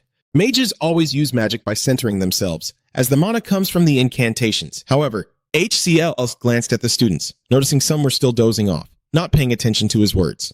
Right after that, he created a flame that scared them into screaming loudly. "If you touch it just a little, you can do the same." I said that magic manifests externally by centering around incantations, but in reality, there is a small gap in between. Usually, it's about 1 meter at most. However, if you are willing to expend even more magical power, you can extend it even further away. I call it magical coordinates assignment. Flora thought to herself in confusion, coordinate assigning magic. I've never heard of this before. Where on earth did he learn this magic? Cliff continued. This might be interesting for you, but it's just a small modification in the use of magic, inspired by a certain wizard. And I won't show you this because I want to teach you. The student's eyes widened in surprise. Huh? You're not going to teach us? So why? He replied seriously. Because I want you to realize one thing. All magic develops from a solid foundation, and a perfected artifact comes only after that. To use truly perfect magic, you must learn step by step. So, if you feel bored or think I'm stating the obvious, focus on learning for your future first. Today's class is over. If anyone wants to learn more about this magic, come to my office. I would appreciate it. Then HCF walked straight to his study. Inside, Sedina was already waiting there. She saw him and immediately stood up. Ah, Professor. But HCF noticed the glowing crystal orb on the table. Sedina, wait outside for a moment. Ah, yes. He stepped past the barrier and sat down at the table, thinking that it must be almost time for him to be contacted. Heck lightly touched the crystal ball. Yes, Mr. Prime Minister. Immediately, a voice rang out. Professor Rudiger, it's an emergency. He froze at that, realizing the universal stone had been stolen. I underestimated your enemy. He furrowed his brow tightly. What happened? They knew about the stone's backup room. They attacked before we could do anything? Elisa said, her head aching. No matter how far the rumors spread, I think if we act quickly, it will be fine. Yet in the end, such a mistake happened. I am chasing after them, but if they use the stone, the situation will become even more serious, Heck replied quietly. I know you think how long the golden time will last, Elisa replied. I think until midnight tonight. I understand now, she asked further. Do you have any more questions? I think it's better for you to move, rather than just sitting there and asking a few more. All right, then I'll leave it to you. The call was quickly disconnected. Heckcliff touched the shield, feeling extremely troubled inside. I knew this would happen, but who thought it would come so soon? What are those people thinking? I haven't cleared the Prime Minister's doubts yet. I'll be seen as one of them. He frowned, starting to contemplate. Something was off. Was this situation really the first in order? Now that I think about it, HCF called out in a low voice. Sedina, come back here. She quickly opened the door and stepped inside. It seems that a subordinate is acting on their own. Sedina nervously nodded. Yes. He looked at her seriously. Explain to me exactly what happened from the beginning. According to the investigation, the incident originated from a third order inquiring about information. That person found documents related to the omnipotent stone while searching for information about Theon, and somehow the rumors about the stone spread among the students. Because he had read that information, he completely believed the rumors and then learned about the existence and location of the stone. That guy quickly reported it to a second order, but that person acted on their own instead of reporting it.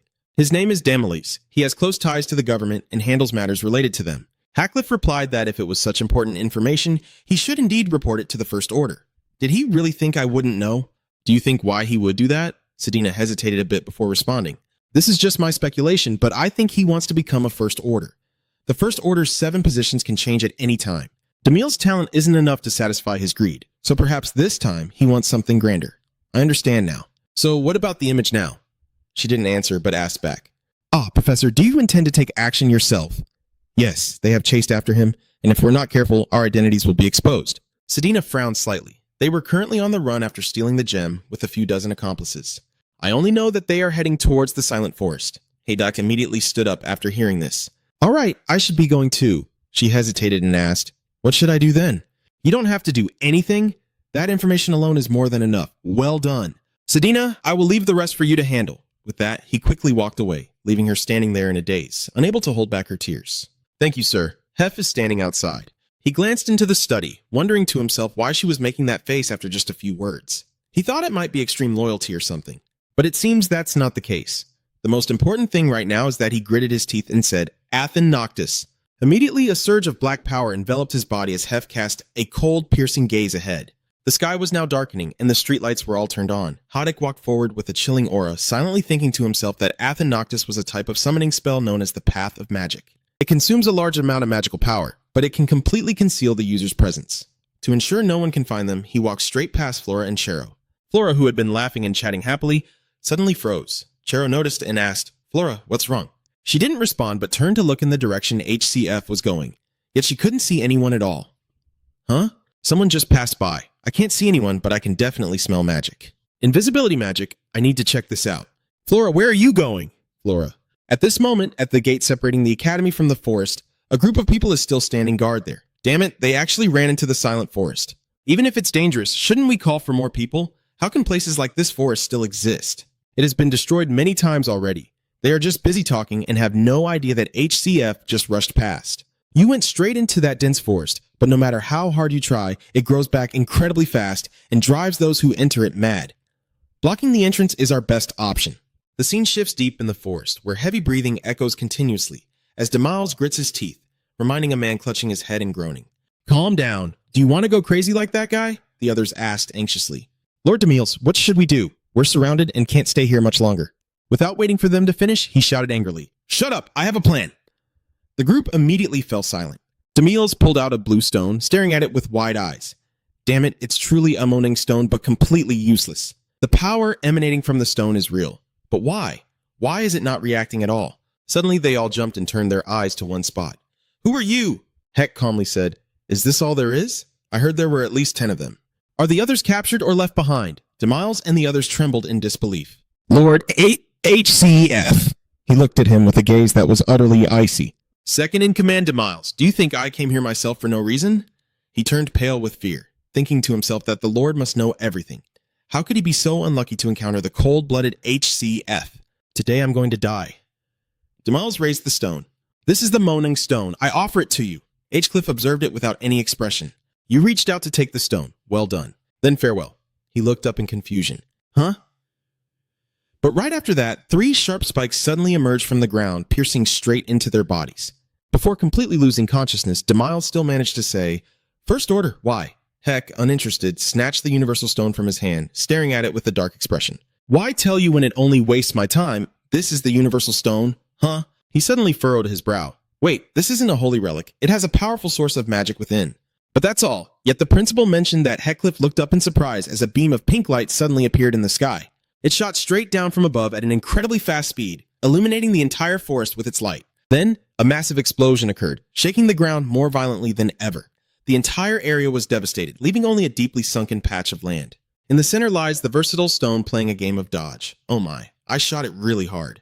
It's hard to believe there isn't a single crack. It's over. Elisa Will, with her staff in hand, smiled as she picked up the stone, the fake universal stone. Elisa smiled and glanced in another direction, thinking to herself that with just a little more seasoning, the big rat would fall into the trap. Professor Rudiger, you will regret being here.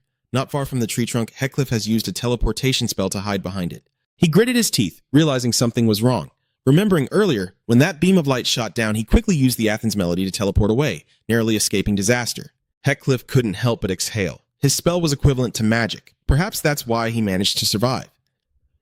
This world doesn't have instant teleportation spells, but with the magic consciousness assigning coordinates and the uniqueness of this magic, he could do anything. That is Professor Rank 6, the power of Elisa Willow. He remains on high alert, constantly looking behind him. She told me to do that, but why did she come here alone? Moreover, that Monung stone is also fake. Could it be that she discovered my identity and lured me into a trap? At that moment, a sudden headache struck him. In pain, he let out a groan and quickly pulled a vial of medicine from his pocket. Damn it, the teleportation spell has drained my magic.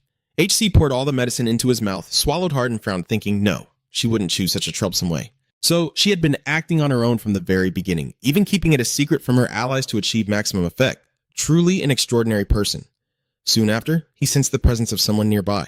Heck wasted no time and raised his staff, but it turned out the person approaching was not Elisa, but Flora, who let out a scream when suddenly attacked. Flora hesitantly said, Professor, you quickly recognized Flora Lumos. Why are you here? Don't you know this forest is off limits? Oh, she asked back loudly. So why is the professor here? I'm the one who should be asking you. And what was that terrifyingly powerful magic earlier? That's none of your business. This forest is very dangerous for students. You should go back. Flora retorted, I'm not that weak. Heckcliff wouldn't bother with her any further. He thought to himself, it seems she isn't in any suspicious trouble. Has she found a way to sneak into the forest without passing the gate? At the same time, Flora was also wondering how she could tell him that she came here because she smelled something very fragrant. She never expected Professor Rudiger to be here. At that moment, another voice suddenly rang out, capturing both of their attention. Flora. Chero cried and ran after her into the forest, trembling with fear. Flora, I'm so scared. Where are you going? Heck whispered to them. Follow me. I'll lead you both out. Flora stared at him in silence. In fact, she had seen him gasp for breath and take out the vial to drink earlier. She couldn't help but feel curious inside. What did he just take? Is something wrong with him? Elisa saw him coming out from the bushes and pretended not to know anything at all. Professor Rudiger. Humph, which 2 students are these? He replied to her. These 2 students got lost in the Silent Forest, so I'm leading them out, Elisa said, looking at him thoughtfully. The Silent Forest? How could there be students here? Flora unexpectedly stepped forward to take the blame. It's my fault. Principal Chero was extremely astonished to hear this. Flora!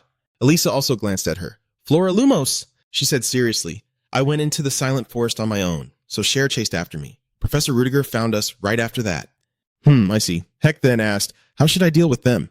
Elisa just chuckled and said, well, students have the right to make mistakes, so let's let it go.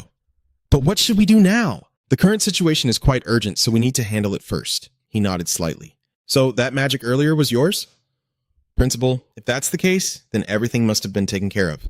It's fine. I'll take responsibility for bringing these 2 students back. All right, thank you. Elisa and Wilfred walked together into the basement deep within the academy. That person named Juder Chelsea. How is it? Elisa still held the versatile stone in her hand. She replied softly, this event makes it hard for me to suspect him. His reaction was nothing unusual. Will chuckled softly. That's fortunate, but there's no one more suspicious than him. However, why do we have to spread rumors like this ourselves? She smiled and said, we're doing this to lure the rats into the trap first. He didn't ask anything more. I understand now. They walked straight to the room at the end of the hallway. Inside that room, in the center, was the radiant universal stone. The real stone was safe here. Fortunately, nothing happened to it. This stone is so dangerous that it once completely destroyed a kingdom. Elisa looked around quickly and then shut the door. We've confirmed everything. Let's go. I don't want to stay here any longer. She had no idea that just seconds later, Heathcliff had used a teleportation spell to trace his way here. He smirked slightly, initially skeptical but now realizing he had hit the jackpot. Lucky that he had left a tracker on the fake stone. As expected, the principal returned to inspect the real stone. He walked straight to the real stone. The magical energy of the real stone clearly radiates much stronger. Strong enough to draw me in, but still not enough to satisfy my true desires. I know this because I can see the limits of your power. Without hesitation, he reached out with his bare hand to touch the stone.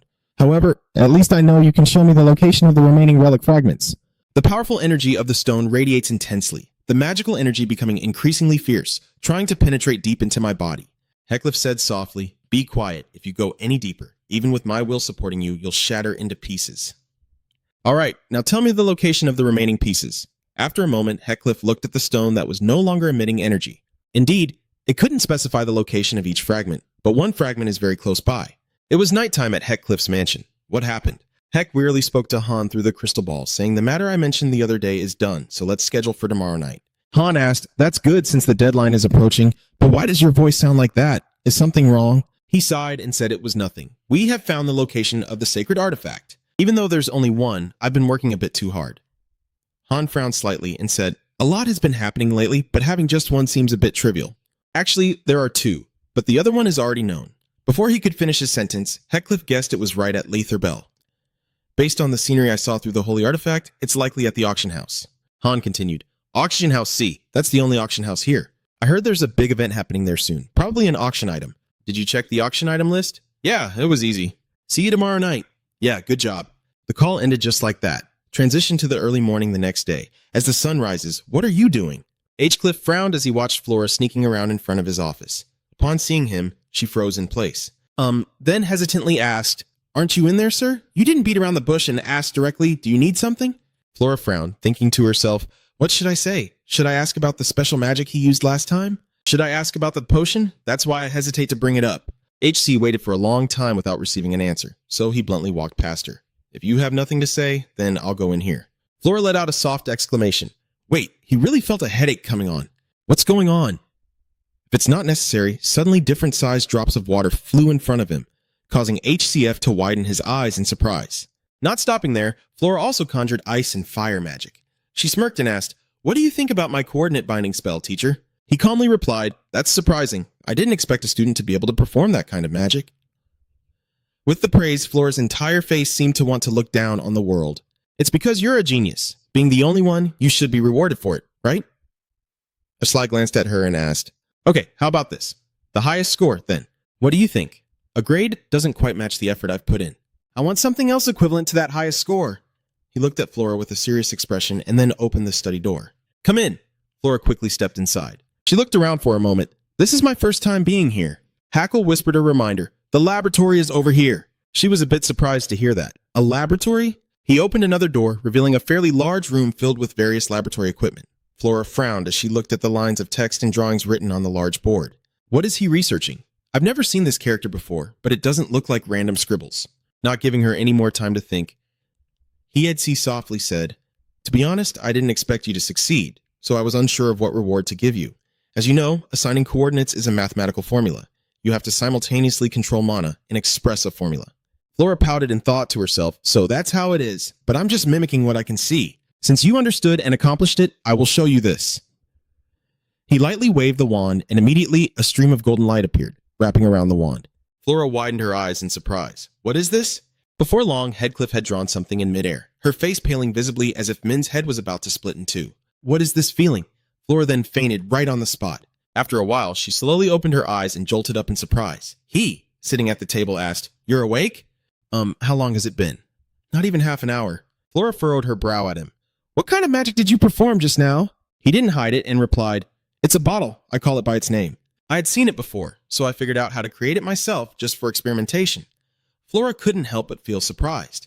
"You created it just for experimentation? Are your eyes and nose okay?" "Why are you asking that?" Heathcliff glanced at her. "You have the ability to sense all magical fluctuations, don't you? When you saw my formula, your eyes widened and your fingers trembled.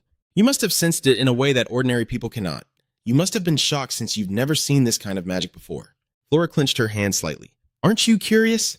Professor, regarding her abilities. No, I'm not interested in any special skills, but I'm not sure about the other mages. You better not get caught. It's late, you should head home. She didn't linger there any longer and quickly stepped outside. Through a door, Flora thought suspiciously, how could he remain so calm after learning about his abilities? Has he met someone with this ability before? I just realized I haven't been properly rewarded yet. The scene shifts as the sky has begun to darken. Hex slowly walks towards a moving vehicle. Han was already standing there waiting. No matter how many times I see it, I still can't get used to your stylish appearance. Han smiled at the sound. You've come, haven't you? Are you just going to stand there? Yeah, just like usual. He glanced at the car next to him. Where did you get this car from? He burst into a hearty laugh. This is the fanciest car here. If necessary, you have to take it, right? That's true. Then let's go in. They then sped straight to the bustling building filled with music and laughter, where elegantly dressed men and women continuously entered. HC followed Han, glancing around at the unnecessary noise and extravagance. He then said, This place is famous. Isn't it better than being dirty and desolate? What floor is the meeting on? On the 4th floor, they were stopped as soon as they reached the stairs. Wait, you need permission to go up to the 4th floor. Han took out a ticket for them to check, but we were allowed in. Sure enough, the two immediately stepped aside. Please, H commented quietly. The atmosphere on the 4th floor is indeed different. Han smiled in response, saying he heard that underground organizations often meet here. That is why the unwritten rule of this place was born. No fighting is allowed on the 4th floor. That's why this floor has no security. There must be a reason we were invited here. Perhaps they want to see if we will abide by that rule. After walking for a while, they stopped in front of a door. We're here. Inside the room, a group of people in black cloaks is sitting around the dining table, waiting. Shall we go in then? Jamoriati, I'm sure you wouldn't lie in a place like this. I know you went missing after the failed uprising in the Dalika Kingdom. The Black Rose Lady Violetta whispered. What wind has brought you here? Do you wish to attempt what you have failed at before? HCK sipped his glass of wine and replied, Of course not. Don't say such baseless things. I've never thought that. Why should I trust you? A person with no ill intentions wouldn't destroy the Red Society right after arriving here. I only deal with the filth that's in front of me. Kiruspin frowned and asked, That's enough private talk. What do you want? Surely you have your own intentions in accepting our invitation. You're quick on the uptake. I'm looking to lay the groundwork here. He asked further, Do you want to establish a second Red Society or something else? Kiss-Eye Dan remained silent, his brows tightly furrowed. H. Cliff let out a soft sigh. Of course not. I understand the reason for the tense atmosphere, but first, I will clarify this misunderstanding. Dean looked at him with a suspicious gaze. What misunderstanding? Did you want to have a private conversation earlier? What are you talking about? It's fine. Mr. Dan Mastella smiled and said, You've noticed, Moriarty, I am often underestimated for being a child. Heckcliff shrugged slightly and replied, My life isn't pathetic enough to look down on a child, and don't worry, I have no intention of creating a second Red Society. Of course I intend to start a new business venture. He quickly turned serious. I have a proposal. If you come to work under me, I will help you make a lot of money. Hans stood by, gritting his teeth, thinking, What is he talking about? Violetta bluntly said, Isn't that just like the Red Society? You will eventually suppress us to follow all your commands, won't you? No, because this is just a proposal. If I wanted to do that, I would have already done it. Besides, even if you refuse, I will still transfer part of the Hong Association's business to you. They were all stunned after hearing him speak. Mastella hesitantly asked, Even if we refuse, I don't understand what you really want. As you all know, my current position isn't suitable for causing much disruption. Fighting would be pointless. I just need solid power. You don't have to trust me, and if you refuse, you won't lose anything. But I really want to hear your answers. The atmosphere suddenly became tense. But Pinion calmly spoke up. Hey, at least you should tell us what that business is, right? Violetta frowned and exclaimed, Pinion, why did you decide that on your own? He ignored her and looked straight into HCF's eyes, saying, If it's dangerous, I can't get involved. You have to understand that. He waved his hand to call Han. I promise you won't face any danger. He quickly handed them a stack of papers. Do you know how the nobles like to have fun? Bin Yen, though not understanding the meaning, still replied, Is it opera with music, right? Don't tell me we have to do those things. No, I want you to do something more elegant. Telling stories through drama, music, and dance as well. He was full of question marks. Just looking at this, I can't tell. But you have the vision. Let's do it, Heckcliff said upon seeing that. I look forward to working with you then, Chairman Pinion. Violetta still wants to ask for clarification. That's interesting. Moriarty, what do you really want? I want change. Before the factory and forge appeared here, this was a wasteland, with only a gray sky and a bleak future. But if people want to live, they must gaze at the sky, right? I want to transform this gloomy place into a vibrant one, and I will also provide a suitable business model for other organizations. You all should read it first. After a while of conversation, the night has deepened and the lights are no longer flickering. Han couldn't help but praise him. His idea earlier was truly amazing. You actually got all three organizations to agree. Heckcliff walked slowly. I'm just drawing inspiration from someone else's idea. But anyway, you unexpectedly turned around. What do you want? You have no one to escort you. Violetta leaned against the wall and said, I want to talk to you privately. You go ahead, Han said, leaving just the two of them. She looked him straight in the eye and said, Do you really think what you just proposed will work well? Heathcliff didn't answer but countered with a question. Don't you think so? The current clothing market is controlled by the nobility and wealthy merchants. I wonder if we still have any chances left. My potential customers are not them. Ready-to-wear clothing that is light and convenient for everyday wear can shift the focus away from those aristocrats, making them no longer the majority. Violetta immediately retorted, But we won't be able to escape their destruction, yet you remain unfazed. Then we must defeat them. We can't hide forever. You don't need to worry about them anymore. If you accept my offer, I will protect them. And when the business starts, you will be able to use your magic on clothes as well. Violetta flinched at this. How do you know? A wizard can recognize another wizard, even if they are nothing. But since I have agreed to cooperate, I can't hide it forever. She raised her hand to lift the veil from her face, revealing a beautiful visage with dark spots near one eye. Heidi C. frowned slightly. A burn from magic. A burn. Yes, a wizard with extreme possessiveness. You taught me magic, you caused it. Since it was too late, even the disciples of Hell Lamensis had to give up. I've shown you my ugly face, so I'm leaving. Without waiting for her to finish, he suddenly took her hand. Wait, since you trusted me and showed me your face, I should show you something new too. What are you saying? Heathcliff gently touched Violetta's burn, and in an instant, the burn vanished as if it had never happened. Take a look at your face. Violetta stared blankly into the mirror. How come? He smiled gently, saying it was truly a pity to cover his face just because of that scar. She paused upon hearing that. I still feel more comfortable hiding my face. Then fine, I will follow your orders first. Today's meeting was very productive. Suddenly, HCF shouted loudly, Violetta, you don't understand why his reaction was so harsh. He didn't say anything more but quickly embraced her and pulled her away, followed by a strange object unexpectedly attacking them. It turned out to be an extremely sharp arrow, Cliff asked in a low voice. Are you okay? Yeah, thanks. He pulled his staff out from his coat. An ambush? Who is it? I have my suspicions about a few, but I don't think it's just one or two. In front of them was a group of armed individuals. DM Moriarty, an important figure like you, without any escort, truly presents a great opportunity for me. He glanced around quickly. The Scarlet Remnants, huh? You don't know the reason your organization is collapsing? I know it all too well. So I was well prepared. Soon after, Hex suddenly noticed a strange scent wafting through. This smell is poison, Violetta. Don't use magic to control it tightly. You know too well. That leader is laughing with delight. Wait, this voice is definitely worth the wait. Yet, I managed to take down two important figures at once. Violetta frowned as she took out her umbrella. It's a hassle. Violence isn't my style. Cliff glanced at her. Are you planning to fight them? We can't run away anymore. He smiled and asked, So does this lady know how to dance? Skilled enough not to need to admire others, then leave it to someone else.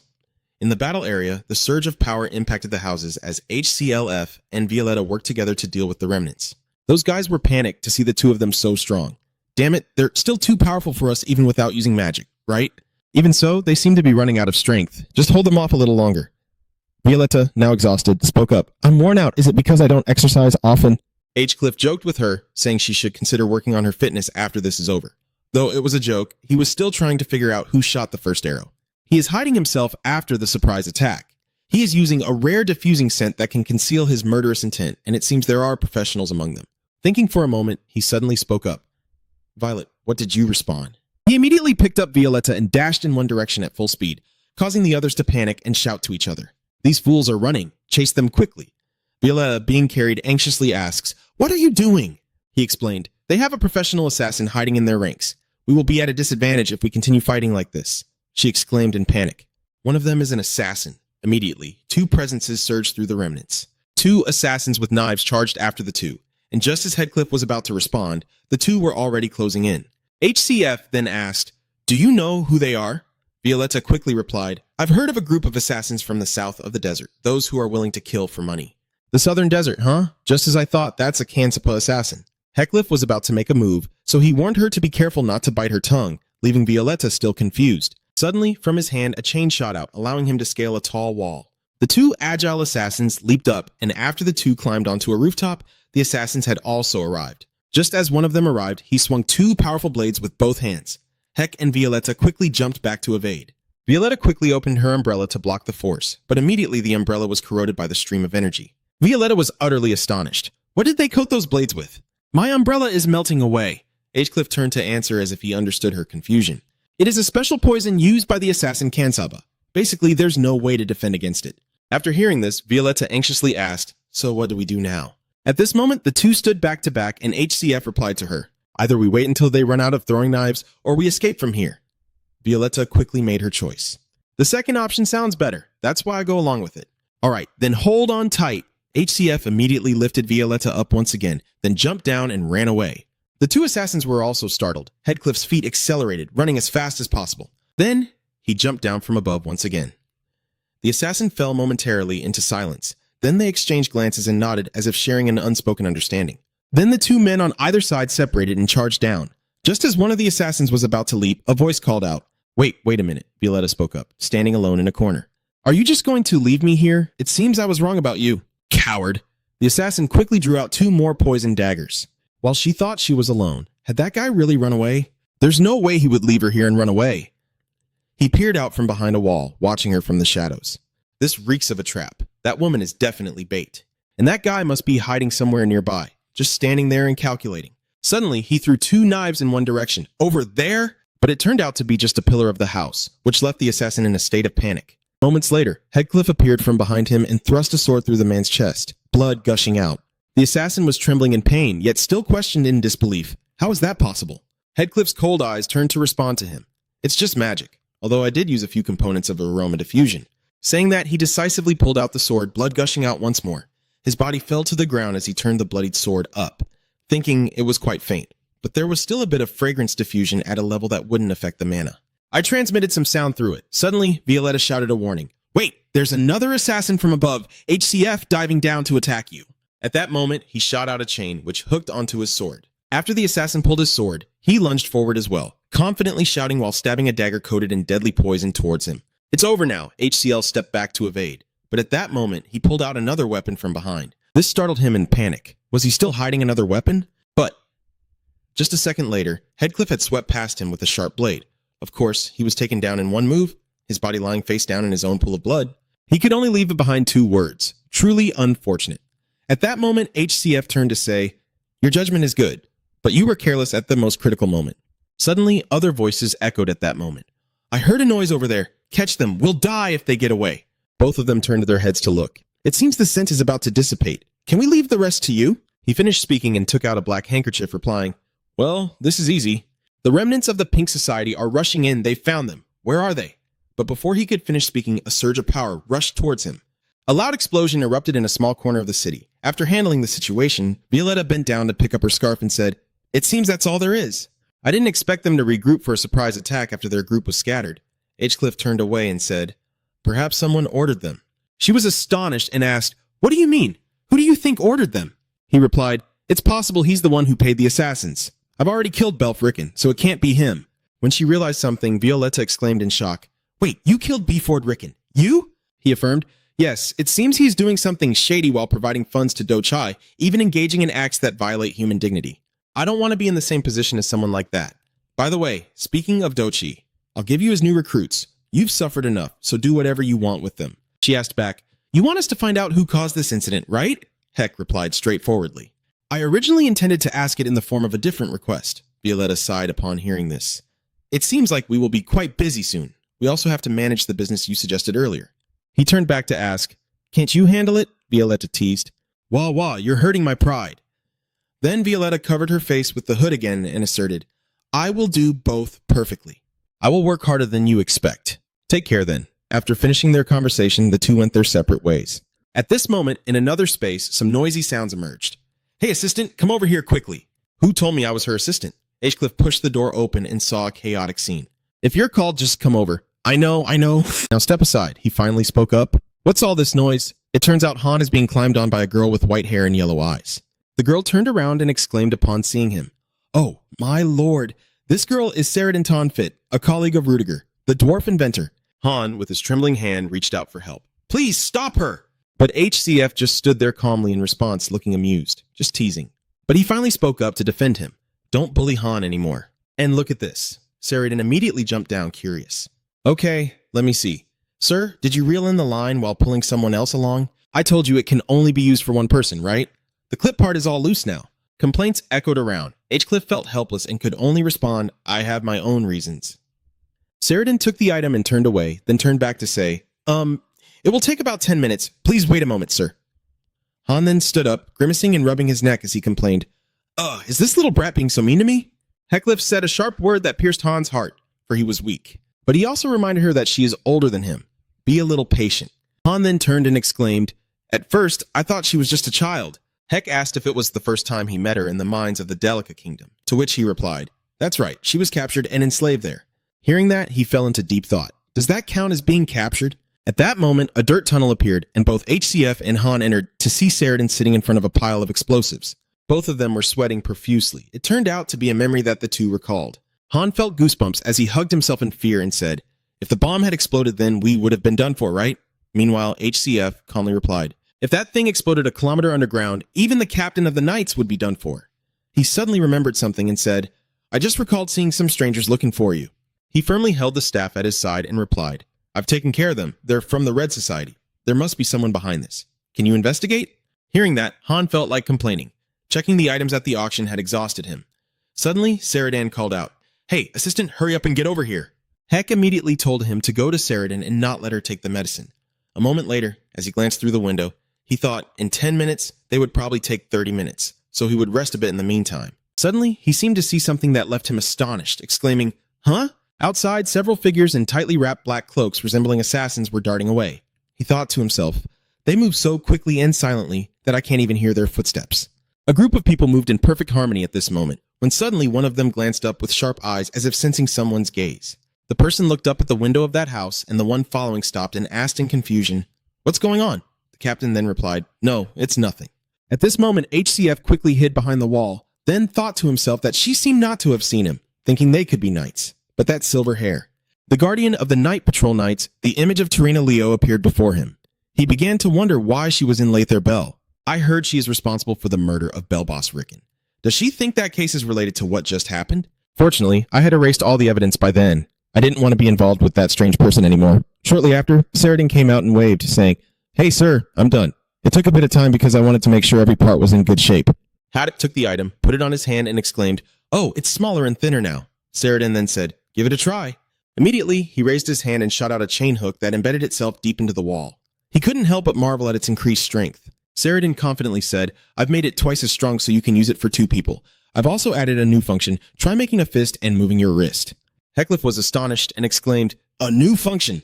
Haydency quickly followed suit, forming a fist and twisting his wrist, and immediately a sharp blade sprang out. "You must know this from gaming." Sheridan continued to give instructions. "I added it because I remembered what you mentioned earlier. If you relax, it will retract. You should also try to relax your hand, and it will immediately retract." His face clearly shows excitement. "Oh, wow." Sheridan is guiding again. "Do you see the small hole on the left? You can shoot paralysis needles at your opponent through that hole." Heckliff looked down and smiled contentedly, saying thank you. "I really like it." Sheridan confidently replied with his hands on his hips. He has a good eye. "That guy keeps saying it's dangerous and all. That's exactly what I expect from a professor at the Theon Academy." He felt a bit guilty for thinking it was slightly untrue. But, oh well, it was fine. Suddenly she said, "By the way, you look quite dapper in those fancy clothes. Just looking at you, it's clear you're a gentleman. Like a noble." HCF fell silent for a moment, then reluctantly replied, "If you think so, then thank you." He walked past and said, "Anyway, I will make good use of it." Sheridan exclaimed in surprise, "Are you leaving already? It's just a stroll." Heck replied, I need to ask you for a favor. Let's move to the scene of the murder earlier. Blood splattered all over the ground. I came because I heard there was a brawl. These wounds are caused by magic. Is there some faction conflict here?" Lai Uniao spoke up after observing. "I know one of them. He is from the Red Society." One member of the group exclaimed, "Huh? The Red Society has been wiped out." Lai Uniao observed the poisoned sharp blade while analyzing. The sour smell is a type of poison used by the Campasa assassin. The other 2 teammates were astonished. Could it be a conflict between the Hong Hoi and Kensepa? No, Lai denied. They didn't die from poison. They might be on the same side, after all. He was killed with a single strike. Loy approached another corpse and called out this name, seemingly stabbed in the heart from behind. After observing for a while, Lai began to analyze.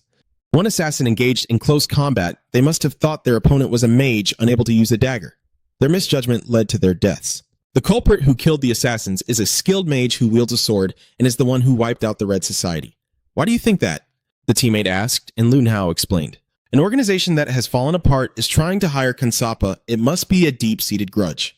Looking back, Bellboss's funds had once been transferred to the Red Society. Someone killed Bellboss and a member of the Red Society. A factory was burned down, and a professor from Theon burned the werewolf to death. The image of Headcliff emerged in Leo's words. Then she quickly stood up. It's done here. Let's go. Loy was astonished. It's over now. Loy immediately replied, yes. I have grasped the key points, but we are still far from a conclusion if we continue like this. Loy, with a worried expression, said, it's not over yet. There's still a place with clues. Should we check it out? After hearing this, Elle and the others agreed, and it was decided that way. The scene shifts to the next day, the sky is clear again, and the sunlight still shines down on the world. Inside, Selena with her gentle face spoke up. Hello, Professor Rudiger. I heard you aren't working today. Heathcliff opened the door and replied, that's right. I don't have any classes today. What brings you here? Selena replied cutely. Someone is looking for you. Hee, I happened to be passing by, so I stopped by. He asked in surprise, who is it? Selena immediately replied. A knight from the National Security Agency. Heck became serious upon hearing this. After a moment, he replied, I will go there. Loy, standing beside, saw the person arriving and spoke up. Ah, hello? He paused at the bookshelf and asked, are you Rudiger Chelsea? Heck replied, yes, that's me. Then he gestured towards the chairs, inviting him to sit. Loy paused his curiosity and replied, ah, thank you. After sitting down together, Loy introduced himself. Let me introduce myself. I am Loy, a member of the National Security Bureau. Cliff then asked, do you want some tea? Lowen declined. That's fine. I don't eat or drink during work hours. He quickly prepared to present the documents. He calmly replied, I see. So what brings you here? Loy immediately asked, you dealt with the werewolf that appeared on campus last time, right? HC replied, that's right. Is there a problem? He pretended to smile warmly and said, haha, no, I just want to know the details of the incident. Feel free to share as if you're talking to friends, Heathcliff calmly accepted. All right, but his vigilant eyes looked ahead, thinking it wasn't Tarina. He kept thinking he would run into her. As long as it wasn't her, it wouldn't be difficult. Thinking for a moment, he began to recount. So, I'll start now. Please tell me the details, Loy replied. After recounting the situation for a while, the two shook hands. Loy spoke up. Thank you for taking the time to meet with me, he replied politely. You work for the nation. It is I who should feel honored. He walked out the door and turned back with a sheepish smile. Nice to meet you, he replied. Same here. After he left, HCF looked down at the hand he had just shaken and fell into silence. At that moment, a beautiful scene appeared, with a fountain and flowers like in the courtyard of some house. A voice echoed. Guardian, you have arrived. Loy approached Lu Nya and asked, have you found any clues? Lu Nha replied, no, I see nothing at all. At this moment, she sighed in frustration. We also have a search warrant, but we haven't found anything useful. What about you? Did you follow my orders? Loy quickly replied. Yes, just as you instructed, sir, Lu Nha replied with a sharp gaze. So, does that mean that person is someone who has been thoroughly trained? Lloyd quickly replied, even though he was wearing gloves. When I shook hands with him, I felt that inside HCF had already discarded the handkerchief we just shook hands with. Outside, Loy concluded that his hands resembled those of an ordinary mage, never having touched violence. This left Lu Nha astonished. Enya asked again, really? You're not mistaken, are you? Loy confidently replied, of course not. Lu Nha also doubted, could his hands really resemble those of an ordinary mage? Then she found herself at a dead end. This was beyond my expectations. I thought I had finally found another clue, but this case hit a dead end. Then she turned around and said, if there are no leads, we have to stop the investigation. Enya, you stay here and let me know if you see anything worth noting. Enya was taken aback by this. Huh, me? No way, we have to meet them first before doing that. Lai immediately explained. The condition is that I can't meet them. Conditions, huh? Suddenly, a voice rang out. Tara, that is Elisa Willow. She waved her hand in a friendly manner and called out, how long has it been? Right? Both of them couldn't help but exclaim in surprise. Huh? Principal Elisa Willow. Do they know each other? Lu now calmly asked. Gasped, what brings you here on this fine breeze? She still comes over with a pretentious air, as if to blame. What do you mean by that? At least say hello to my friend. But Leo still replied seriously. After preventing the meeting between me and Professor Rudiger, she's acting overly considerate without any real intention. There's no need for that. Elisa Willow then looked upset. Boo-hoo, don't bully that useful newcomer like that. I'm keeping an eye on this one, Tarina, so why should I believe you won't do anything to her? Leo is at a loss for words, and I can clearly see that you think I'm someone who ruins others. But Elisa Will is still joking around. Oh my, is that not the case? Elle turned away, unhappy. I'm leaving now. No need to see me off, Elisa. She still pretends to be clueless. Henry has left. At least stay and have a cup of tea, Tarina. Above, HCF looked down at the trouble below through the window, contemplating the principal and a guardian official. I'm not sure how they are connected, but thanks to her, I was able to avoid being interrogated. I can't let my guard down around Chu Ao Si-beam Loy. But every move he makes provides me with valuable information. First, he checks for dust. He recalled that finger resting on the bookshelf, appearing very neat and clean. I think he is afraid of dirt. If someone like him offers a handshake while keeping his hand on the table, it means he wants to verify something through that gesture. Analyzing it wisely, I decided to add another layer of Ceridan's artificial skin for safety. Fortunately, it wasn't in vain. At this moment, he pried off the artificial layer, removed his hand, and felt satisfied that he had made an effort. But I'm still one step ahead. Should I take a break now and prepare for the test? Quickly jumping to a week later, a voice can be heard in a room. Recently, the others seem to be acting very cautiously, likely because the Guardian has been visiting Theon frequently. Respectfully, what do you mean? The other person replied, everyone is avoiding contact with that person.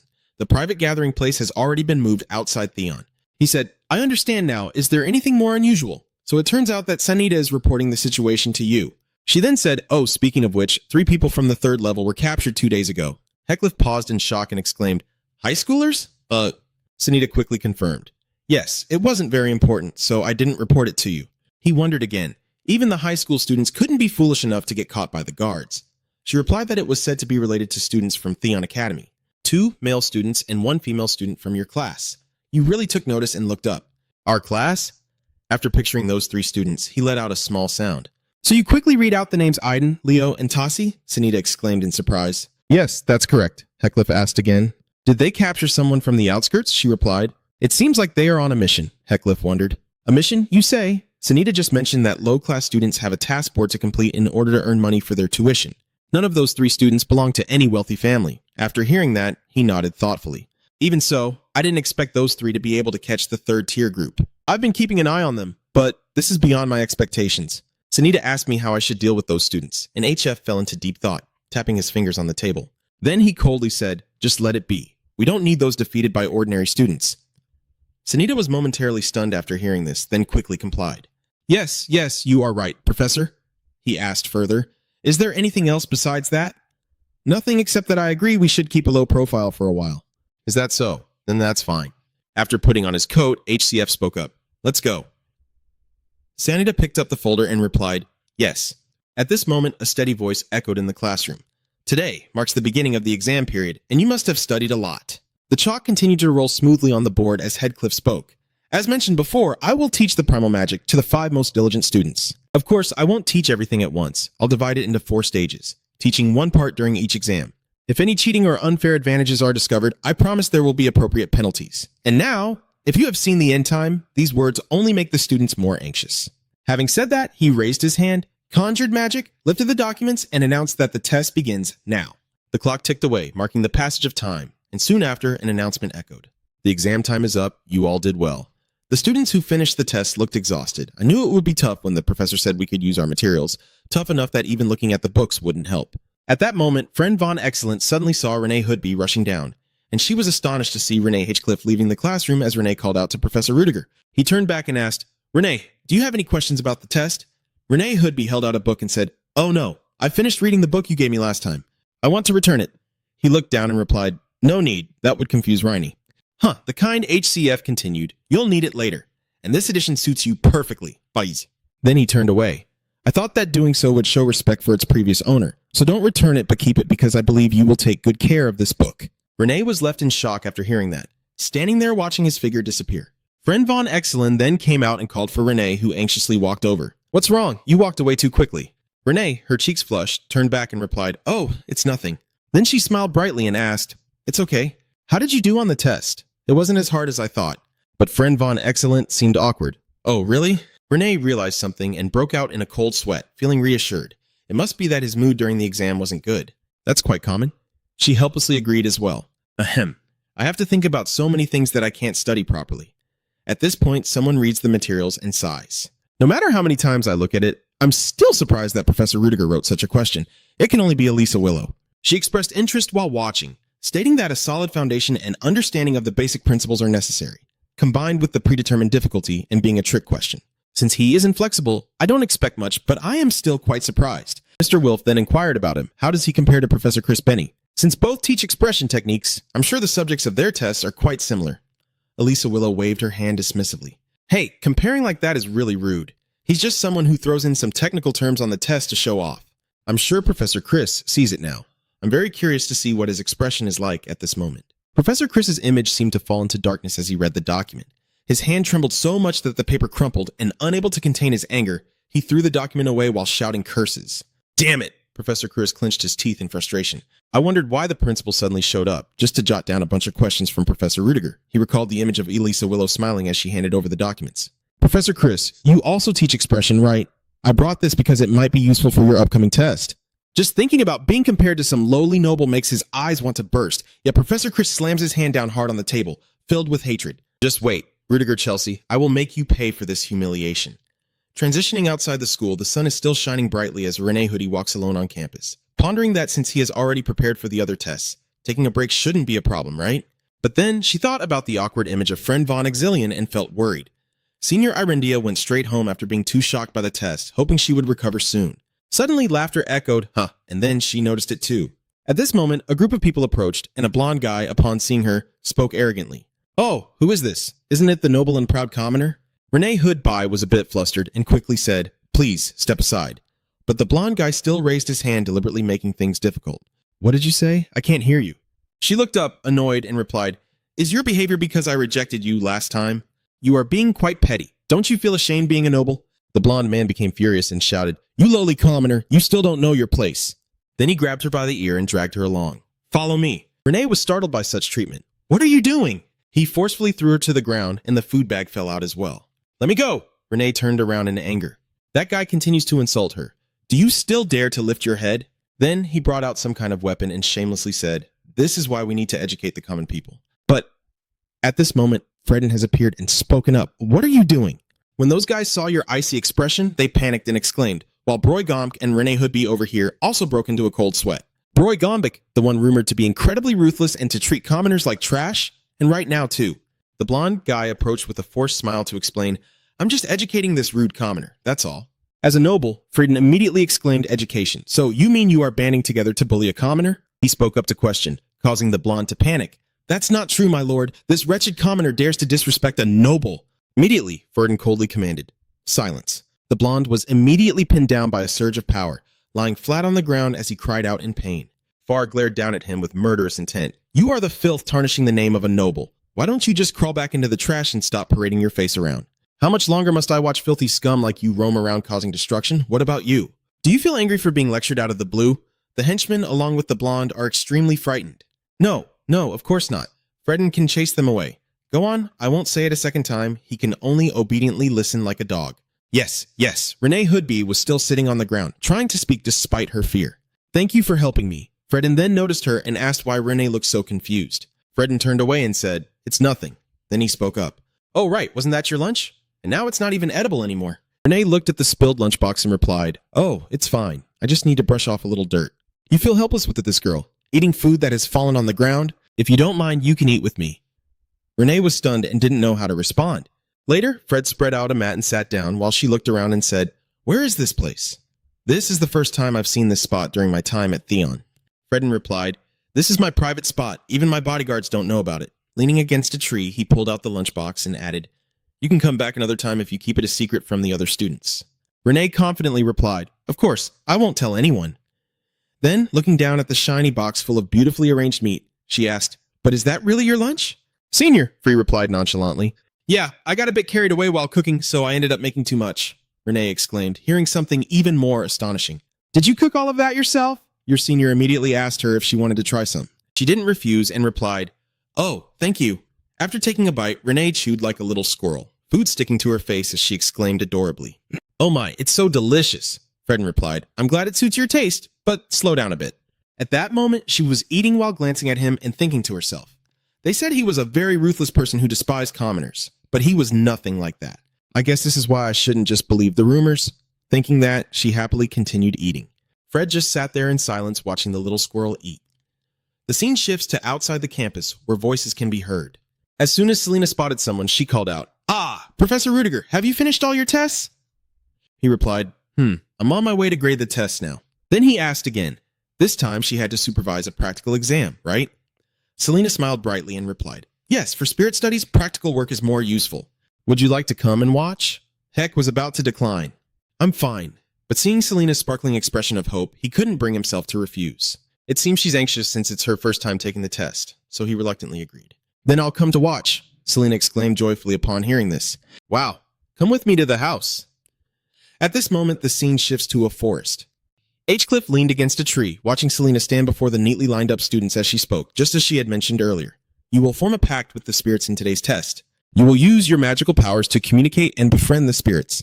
I will demonstrate first. Saying that, Selena clasped her hands together, and immediately a beam of light emanated from them. She stood amidst the vibrant bursts of colorful light that had just appeared, looking truly magical. After forming a round orb, Selena cheerfully spoke up. Hello. The students admired and cheered at the sight. Wow, is that the power of an elemental studies professor? Selena, controlling two streams of light with both hands, smiled and asked everyone if they could see clearly now. It's not too difficult. You just need to do what I did earlier. Now everyone, let's get started. Immediately, the group of students began to stand up and disperse to summon their own lights. At this moment, Selena also called out to HCF. Professor Rudiger, would you like to give it a try? It's not that difficult. He immediately declined. No, thank you, but I'm not the kind of person that spirits prefer. She still smiled brightly in rebuttal. That's not true at all. The spirits are very kind. Look at this. After saying that, she held out a small white spirit, but the round white ball was trembling in her hand, leaving her puzzled. But the other spirits circled behind her, and she looked up in confusion. The spirits were trembling. They didn't even dare to approach Professor Rudiger. At this moment, HCF felt a bit unsettled and spoke up. Didn't I already say? Remember what I told you before, son? You have standards to be a Sa'an. His body emanated a chilling dark aura as he spoke. The spirits don't like me. The words from the past echoed once more. The holy spirits are watching over you. At that moment, Selena anxiously said, What's going on? It's true that there are cases where they show no interest, but to be scared like this, he replied, My case is a bit special, but even so, only the lower level spirits are afraid of me. Selena looked back and admitted, That's right, the mid-level spirits are still very calm. Then she turned to him, poking her fingers together with a regretful expression, saying, Even so, it's truly unfortunate, and it would be much better if you could get closer to those spirits. Professor Rudiger HCF could only respond helplessly. Well, there are many different kinds of people in the world. Then, he questioned her with suspicion. Right, you should remember that you are in charge of a test.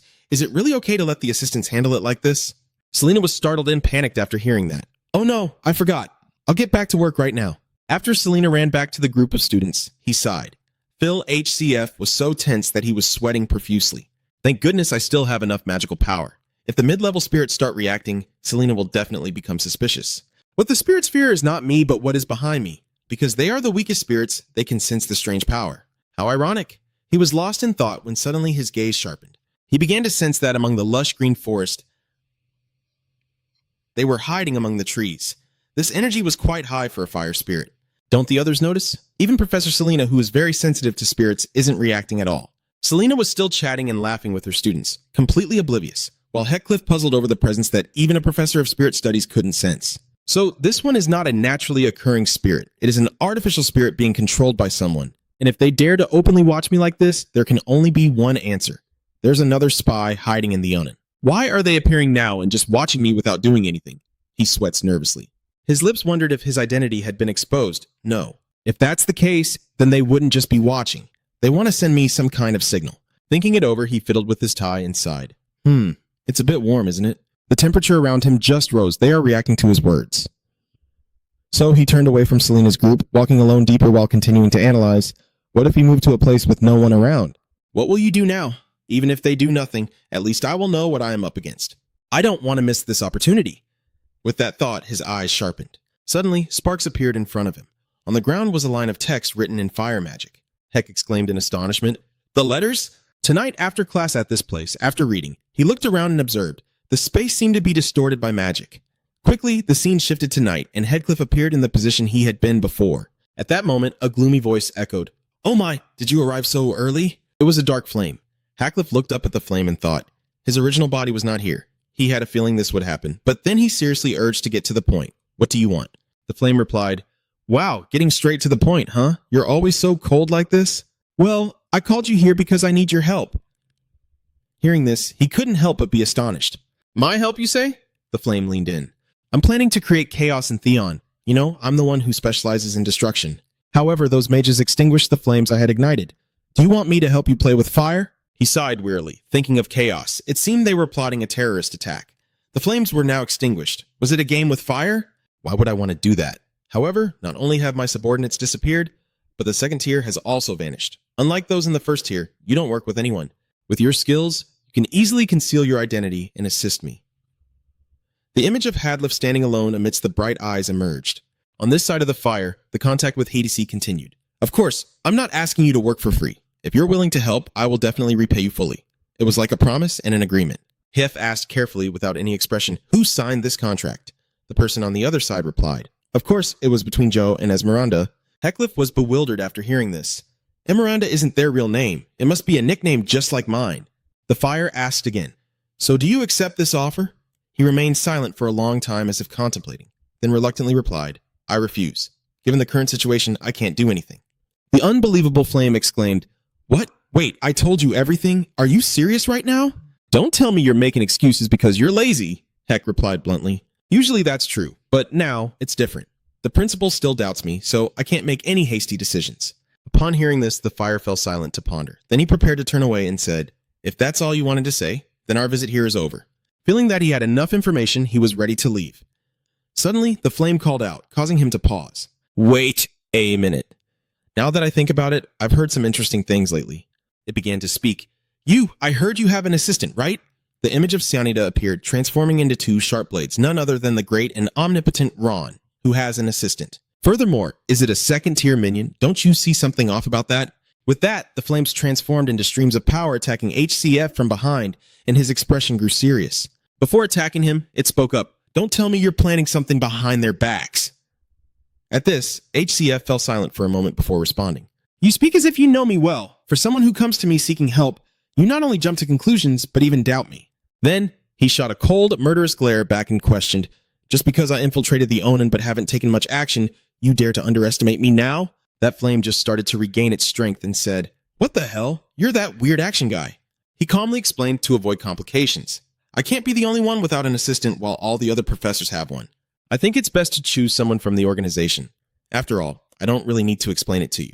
The flame fell silent for a moment after hearing this, its power beginning to retract before it tried to soothe his anger once more. I was just joking. It was a joke. Don't you think you're being too serious? Hinchcliffe turned around and said, I don't care if you doubt me or not. This time I'll let it slide, but don't doubt my loyalty to the rank. A murderous glint flickered in his eyes as a warning. If that happens, one of us will have to pay the price. The flame then lowered itself to apologize. All right, I'm sorry. There's nothing more to say, so I'm leaving now. With that, it began to dissolve into the air.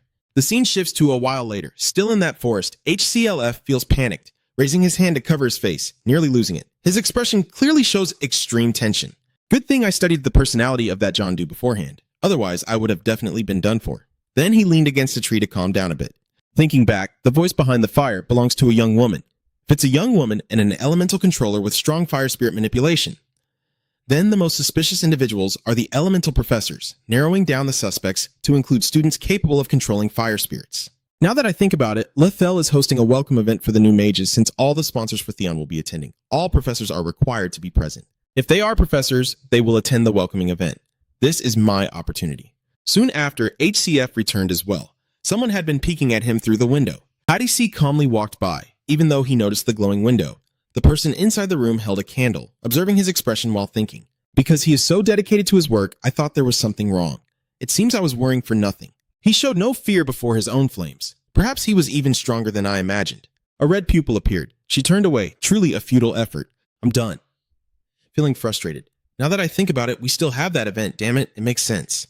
The mysterious face beneath the hooded cloak revealed itself partially, a sinister smile appearing as the candlelight flickered. The protagonist would not be me, but someone else. The scene shifts to another location, where Rene Hootie sits with Fredden, lamenting that he never thought he would have lunch with the waiter again. It seems he has no ill intentions. Ever since I was young, I've been able to sense when someone harbors malice or bad intentions towards me. The only ones I don't sense any malice from are the senior and senior Brian, along with the image of Headcliff appearing. Professor Rudiger is done, and she corrects herself again. No, Professor Rudiger has no goodwill towards me. Instead, there is sadness and a sense of guilt. But why? Suddenly, a voice called out, Hey, you must be Renee, right? First-year student. This person waved and smiled warmly. I'm a friend of Bryden, Henry Presto. Nice to meet you. Were you just with Broy? Renee exclaimed in astonishment. What? How do you know? Henry Presto immediately replied. I have my own ways. He also wondered what Bryden had been up to lately. At that moment, she cautiously stared at the person across from her. He meant her no harm, but she could sense that he was inherently a dangerous man. At that moment, Henry Presto appeared nonchalant, saying, Did I do something wrong? There's no need to be so cautious. Suddenly, he raised a finger and said, Well, I'll give you a few good things to get to know you better. Actually, I have a part-time job that pays quite well and is safe. You must know that most students at Thon are commoners and have no money. Why are you telling me this? You just met me. Henry Presto immediately replied. To be clear then, Out of curiosity, perhaps, he was quite shocked to see Bryden spending time with a common girl like you. she was confused. Is that really so surprising? I just think he's a good person. Henry Presto, pondering with his hand on his chin after hearing that, suddenly stops and can't help but laugh out loud. A good person, huh? Roy Renee nervously asked, why are you laughing? Henry Presto is still laughing. Yeah, that's right. Bryden is a good person. It really made me laugh. That's what I think after spending time as friends with him. Anyway, I'm curious to see the two of you together. You can decide whether to accept it or not after hearing the details. She could only stay serious and alert towards the person in front of her in silence. Not hearing her say anything, he asked again, so what do you think? The scene shifts to a large building where soft music plays, with elegantly arranged banquet tables and groups of people greeting each other, as the professors of the academy have also arrived. The singing echoes, it seems that all the main characters of the party have arrived. I've heard that all the new professors are outstanding. At this moment, a pair of shiny leather shoes appeared, and everyone gasped in astonishment. They turned to look and whispered among themselves, oh wow, he must be the man from the rumors. Rudiger, Chelsea. Heathcliff now appears in a brighter outfit than usual. His expression remains cold, yet he is still exceptionally handsome. A lady approached Chris for a chat. Oh, Count Chris Bennier, the rumors are indeed true. He is truly handsome. Chris politely responded as well. Ha ha ha, thank you, miss. At the same time, someone approached Marilda. Professor Mary, right? I am Congressman Sly. Hess looked around and assessed the situation. Everyone is busy with the sponsors. I should stay and assess the situation for a bit before looking for Esmeralda. Suddenly, an old man approached HCF and said, hello, Professor Rudiger, I am Count Deckers. Heathcliff immediately interrupted coldly. Excuse me, I'm not in the mood to talk right now. Count Deckers, seeing this, stiffened and quickly said, I understand. Sorry for the interruption. Heck thought to himself that directly rejecting the Count would temporarily shoo away the buzzing flies around him, and he quickly needed to find Esmeralda. Suddenly, he heard Selena's voice. Sorry, we don't know each other. Heck quickly realized that the voice belonged to Selena, who was being bothered by a blonde guy. He kept saying, why do you have to keep refusing? Selena stepped back, continuing to wave her hands in denial. Not bad. HCF quickly came to Selena's rescue. Stop it, Professor Selena has an appointment with me. He angrily asked, who are you? But before he could finish his sentence, his subordinate barged in, and upon hearing this, he arrogantly exclaimed, huh? The professor just moved in, huh? So what? Does he not know who I am? Heck thought to himself. That arrogant blonde guy patted his chest and said, hey, you! I am the director of LCK Even Luke. Surely you're not stupid enough not to know about Luke's company, right? If you understand, then get lost. Heathcliff saw Selena trembling as she clutched his sleeve and coldly said to Even, didn't I already tell you we have an appointment? Even, furious, pointed at HCF's chest and arrogantly said, hey, are you joking with me? Do you think I would have backed down just because of a professor like you? Who do you think I am? Heathcliff tightened his grip on Ev's wrist, looking at him with a cold gaze and a menacing tone. Let me make this clear to you. Do you think I would back down just because some nameless director is barking nonsense here? Even paled and said, let me go. Do you want to get fired? In his heart, he couldn't help but worry. What kind of power is this? Heathcliff showed no fear and challenged him. Go ahead and try. Even subordinate is here to mediate between you two. Stop and don't cause trouble at the party. At that moment, HCF finally released Even, and as soon as he was free, he began to ramble about Kika, the washed-up noble. The subordinate subtly reminded Even, young master, please stay calm and don't draw attention. Suddenly, a loud slap echoed as Even struck his subordinate's face, shouting, I told you to call me director. The subordinate weakly replied, I'm sorry, director. Even continued to scold, you want me to calm down? After being insulted by that dog, Rudiger or whatever, I will definitely have you fired. Heathcliff felt annoyed by the commotion. He thought to himself, everything has gone too far. He just wanted to use Professor Selena's situation to leave this place. Even continued to boast, I still don't know what bragging is. At that moment, Principal Soren Elisa Willow appeared, smiling as he asked, oh, what's going on? Even began to shout, Principal, is this how you train your professors? That washed-up noble dared to use violence against me. If you still want the company to sponsor you, get rid of him immediately. Soren Elisa Willow calmly replied, I was just wondering who you are. So you are the son of Chairman Luke, right? Even a bit confused, asked again what? Soren Elisa Willow said sternly, isn't the company not owned by Chairman Theodo? Why would you allow a director to make such absurd statements in public? Have you discussed it with your father yet? Even stiffened a bit and stammered, my father always supports me. I am his son. Hearing that, Soren Elisa Willow smiled brightly and turned to ask his father, oh my, is that really so? Chairman, do you think so too? Behind Soren Elisa Willow, she was furiously glaring at her beloved son, causing Even to panic and exclaim, wow.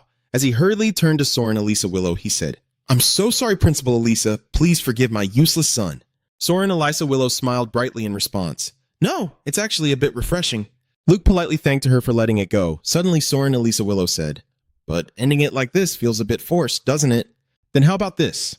When not quite understanding, he asked Principal Elisa, do you mean Soren Elisa Willow suggested that in front of everyone, the two of you should have a match? Hadliff frowned in annoyance at this. She had clearly resolved everything already. So why was this still happening? But after thinking it over, Liv felt that this might not be a bad thing. If everything ended like this, that guy would definitely not accept it. Chairman Theodore also felt awkward. Indeed, a match would settle everything. So HCF agreed, I accept. Soren Elisa Willow asked Even, since you don't know how to use magic, you have the right to let someone fight in your place, right? Hearing this, Even smugly replied, I like that. That's exactly what I wanted. Then he turned to say, subordinate, that assistant, I will give you a chance to redeem yourself. Even secretly laughed to himself. The opportunity had come. My assistant is a talented mage. But right after that, he turned pale and stammered, it can't be, because the referee announced the winner is Rudiger Chelsea. Even's subordinate lay knocked out on the ground, leaving him in disbelief. The people around began to chatter excitedly. The company's bodyguard was indeed no ordinary person, and it turned out the rumors about his use of special magic were true. Luke cautiously remarked, is it really surprising that Theon's professors have reached such monstrous levels? Soren Elisa Will laughed triumphantly and said, of course not. It's just that Professor Rudiger is a bit special. After all, Chairman, you have no complaints about this result anymore, right? So I have indeed revealed myself, haven't I? I really am getting old. Well, this is a fair match. I definitely have to accept it. Don't worry about my foolish son. I will teach him a lesson. Soren Elisa Willow politely smiled and said, no wonder you are the chairman of Theodo. It's great that we share the same perspective. Then he smoothly added, by the way, there are a few things I would like to ask of you. But Soren Elisa Willow quickly declined outright. No, you haven't even said anything when I was feeling down. Soren Elisa Willow smiled and said, you want me to introduce Professor Rudiger to you, right? I'm sorry, but please do not contact our professor. Upon hearing this, he reluctantly said that if she had said so, then it was fine. HCF stepped outside, relieved that it was finally over, and focused on the main objective. Suddenly, Selena ran over to call him Professor Rudiger. Heck turned back to respond. Oh, Professor Selena, are you all right? Selena smiled and replied, yes, I received an apology from the chairman earlier. Thank you for helping me. Where are you planning to go now? Heck replied frankly, I don't know either. I don't have any specific plans. Selena then said, I'm about to meet with the spirit professors. Do you want to come with me? Hearing that, HCF reacted, thinking to himself, the spirit professor, the opportunity has come. So he followed Selena to the meeting. Selena greets Professor Suzuna, who responds, Professor Selena? Someone immediately recognized him and said, this is Professor Rudiger. I've heard that even though he's just a new professor, he's already taken over the second year. Haydik looked around, disappointed, thinking that no one showed any strange behavior. HCF politely responded to everyone. Indeed, second year was a bit overwhelming for me. Hearing that, the other teachers laughed and said, don't be modest. Heck left the conversation feeling annoyed. Damn it, I haven't gathered anything at all. I've observed those three professors closely, but none of them showed any strange behavior. Based on the previous conversation, Esmeralda must be a difficult and aggressive person. She's not the type to remain calm in such situations. So her identity isn't that of a professor? No, I don't have enough information yet. I need to consider all possibilities. Hads felt a bit thirsty, so he reached for a glass of water when he suddenly heard Renee calling him. Professor Rudiger HCF asked in surprise. Renee, why are you here? Renee honestly explained. Yes, because a senior introduced me to come here for a part-time job. If you look closely, you might see some of my classmates here too.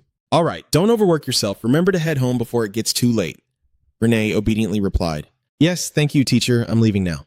At that moment, Selena also approached HCF and said, Professor Rudiger, there you are. Oh, isn't that Renee? H. asked in surprise.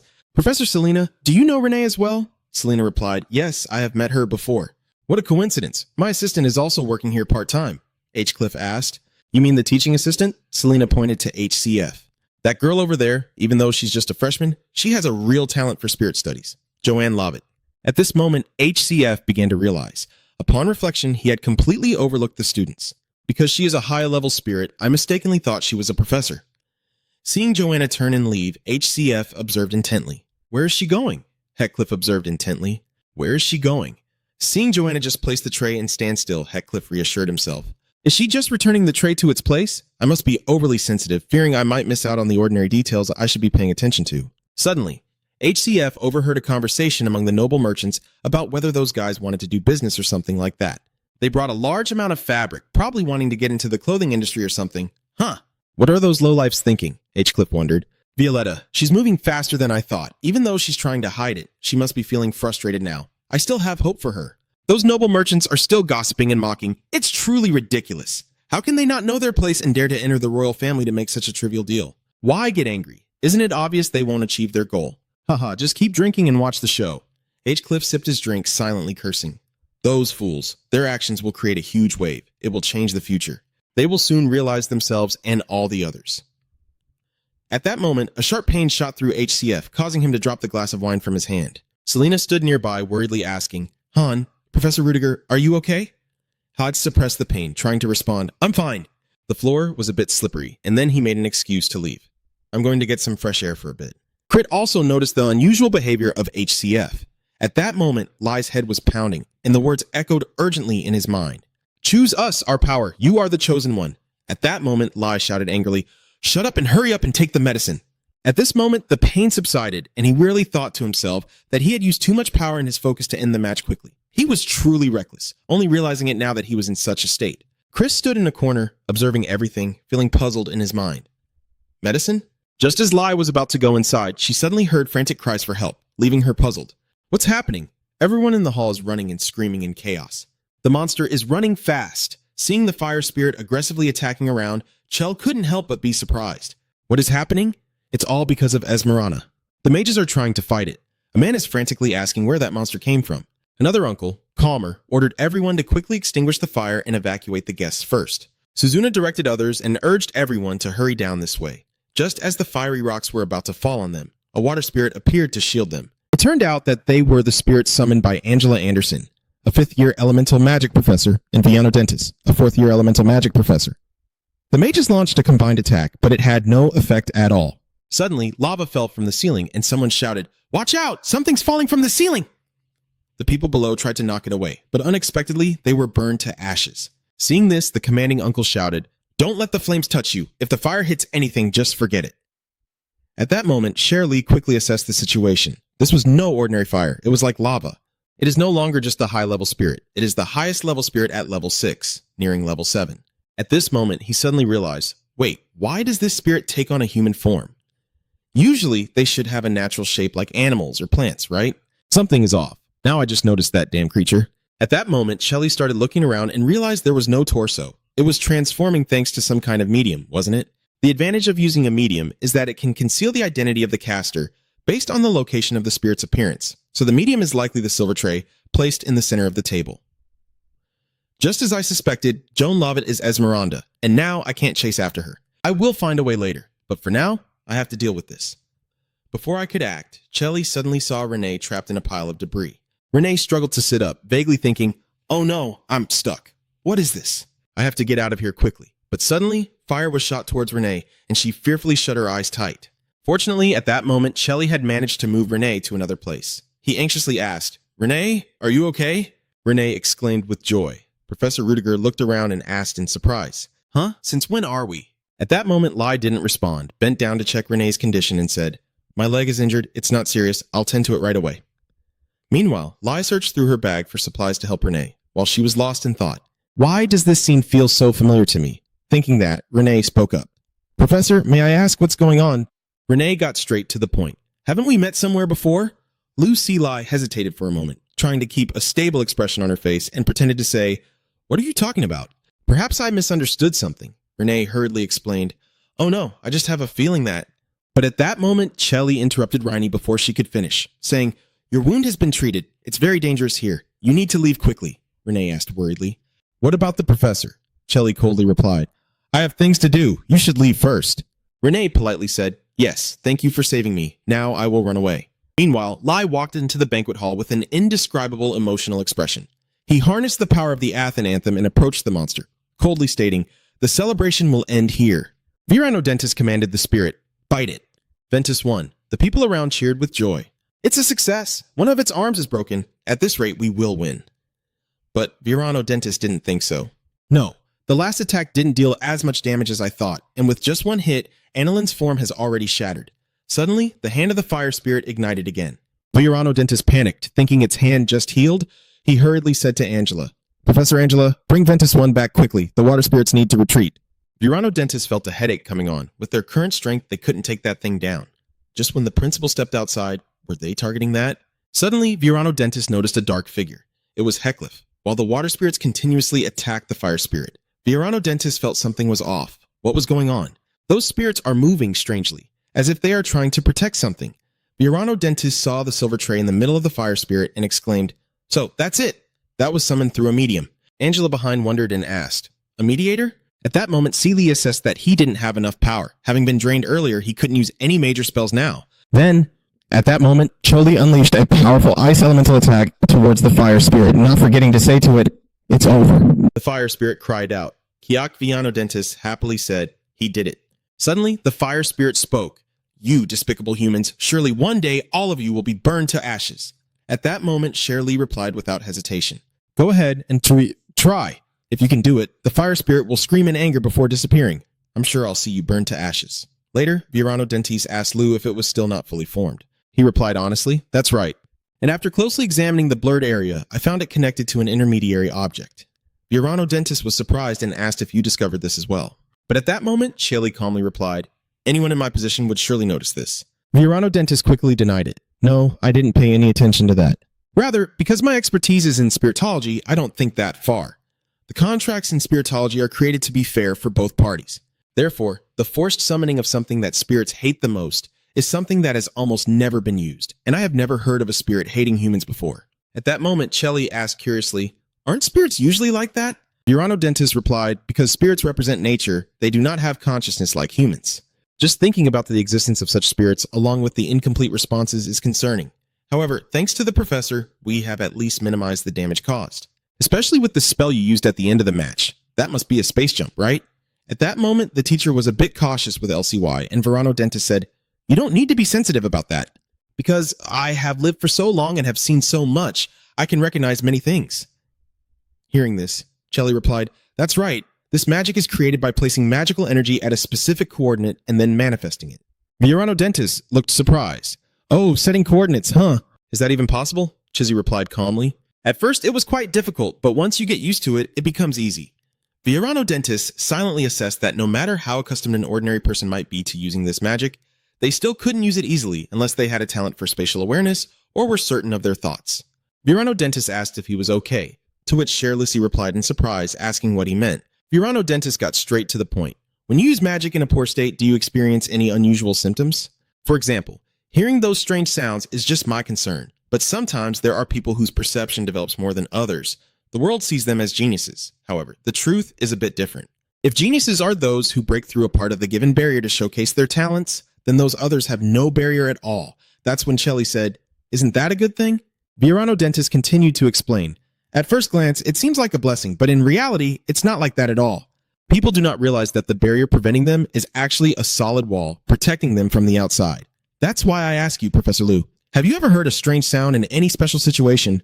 Liu now pretends to be clueless and says, "The idea you're talking about is indeed extraordinarily interesting, but unfortunately, it has nothing to do with me." Virano Dentist responds with a hint of disappointment. "Oh, really?" At that moment, Shelley took the opportunity to inquire. "That's true, but this is quite interesting as well. Do you have any more thoughts on it?" Unfortunately, Virano Dentist replied, "Sadly, that's all I heard when I was young." Shelley then thoughtfully remarked, "The youth of a fleeting moment, so for a being without age like an elf, this is almost a legend." Virano Dentist laughed and said, "Haha, that might actually be true." Virano Dentist reassured himself, thinking that the boy looked extraordinary, so he had assumed otherwise, but he guessed that an ordinary human could never handle such a thing with a clear mind. Shelley then inquired further, "Is there anything else besides that?" Virano Dentist let out a slight sound, and when Lai asked for clarification, he mentioned that they could hear voices from the outside world. "So, is there anything else?" Virano Dentist pondered before replying. "As far as I know, it's just the voice. After all, an ordinary person wouldn't be able to perceive it." Shelley then asked, "And what if they do receive it?" Virano Dentist replied, Then there might be a next stage. For example, the trio will become worse. I think they might start seeing something. And this is just if, mind you, if anything happens afterward, this is what they will face. They will likely come into direct contact with those things, with the gods." Chelsea frowned at the mention of the gods. A few days later, Laird Chelsea went out as Jay Moriarty, sitting in a cafe reading a newspaper titled "The Terrorist Strikes the Gala." Who is that person's true identity? Jay Moriarty thought to himself, this is a huge loss. And most of the victims are from the upper class as well. If this is Esmeranda's target, then she has already succeeded halfway. But this is also good for us, because we have already uncovered Esmeranda's true identity. Should I reveal her information to the Thai side? No, this is Esmeranda's first move. If her identity is exposed immediately, the Black Dawn will suspect me since I was the one who took down that spirit. It's not time yet. I need to observe a bit longer and look for an opportunity. A familiar image in the newspaper caught Jam Moriarty's attention, and he quickly deduced it. This guy is Even Luke, the one who heads the KS auction house, right? Increased security for the auction because of yesterday's event? This is starting to get a bit troublesome. Suddenly, someone called out to him. Are you allowed to summon others this early in the morning? Jam Moriarty calmly asked. Ah, you have arrived? It turned out to be Violetta. She put her hands on her hips and said, let's go. You said you were curious about the changes in the slums, right? Violetta said as she walked. All right, let's take a look at this newly renovated neighborhood, Moriarty remarked. Oh, it looks much cleaner and tidier than before. Violetta proudly said, we used about 80% of the budget to widen the walkway. As you mentioned, this neighborhood will soon be bustling with craftsmen, and other groups are starting to collaborate with your proposal. They are in the process of putting together a musical to replace the circus act. Deanne and Mazzella are preparing for the magazine you mentioned. They are preparing to gather short stories from unknown authors. Although we told the kids to spread the word, I'm not sure it will be effective. Jay Moriarty calmly replied, if they fail, that's fine. Just remember to tell them to do a good job with the advertising. In any business, an initial investment is always essential.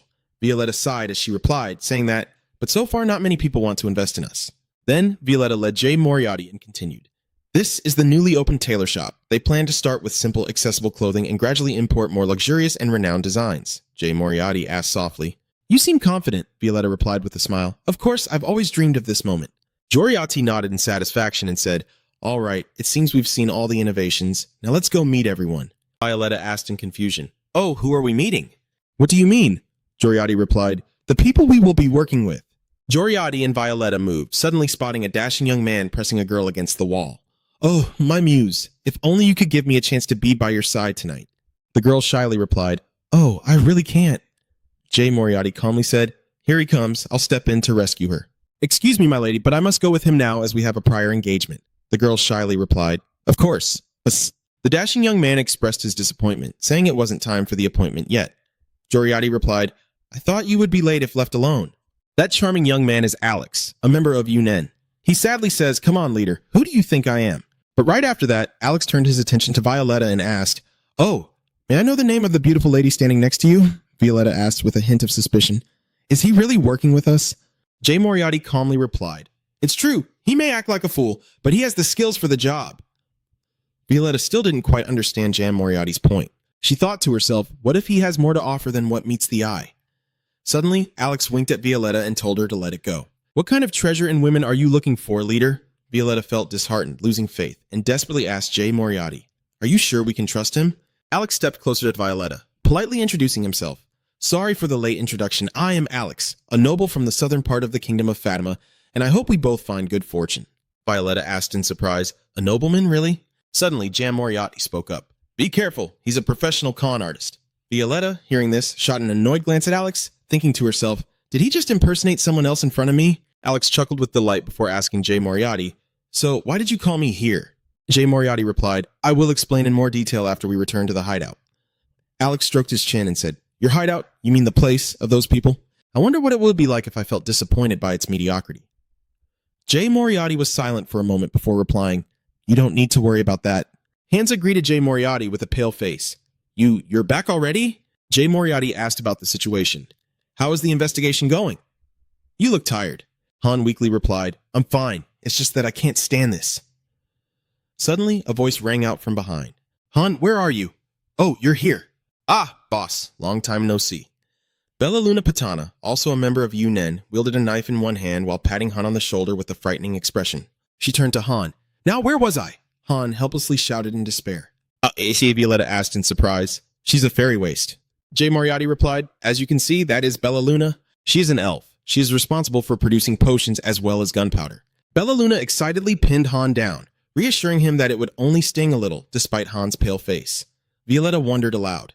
Wait, aren't elves supposed to get those artificial creations? Moriarty replied while glancing at Alex.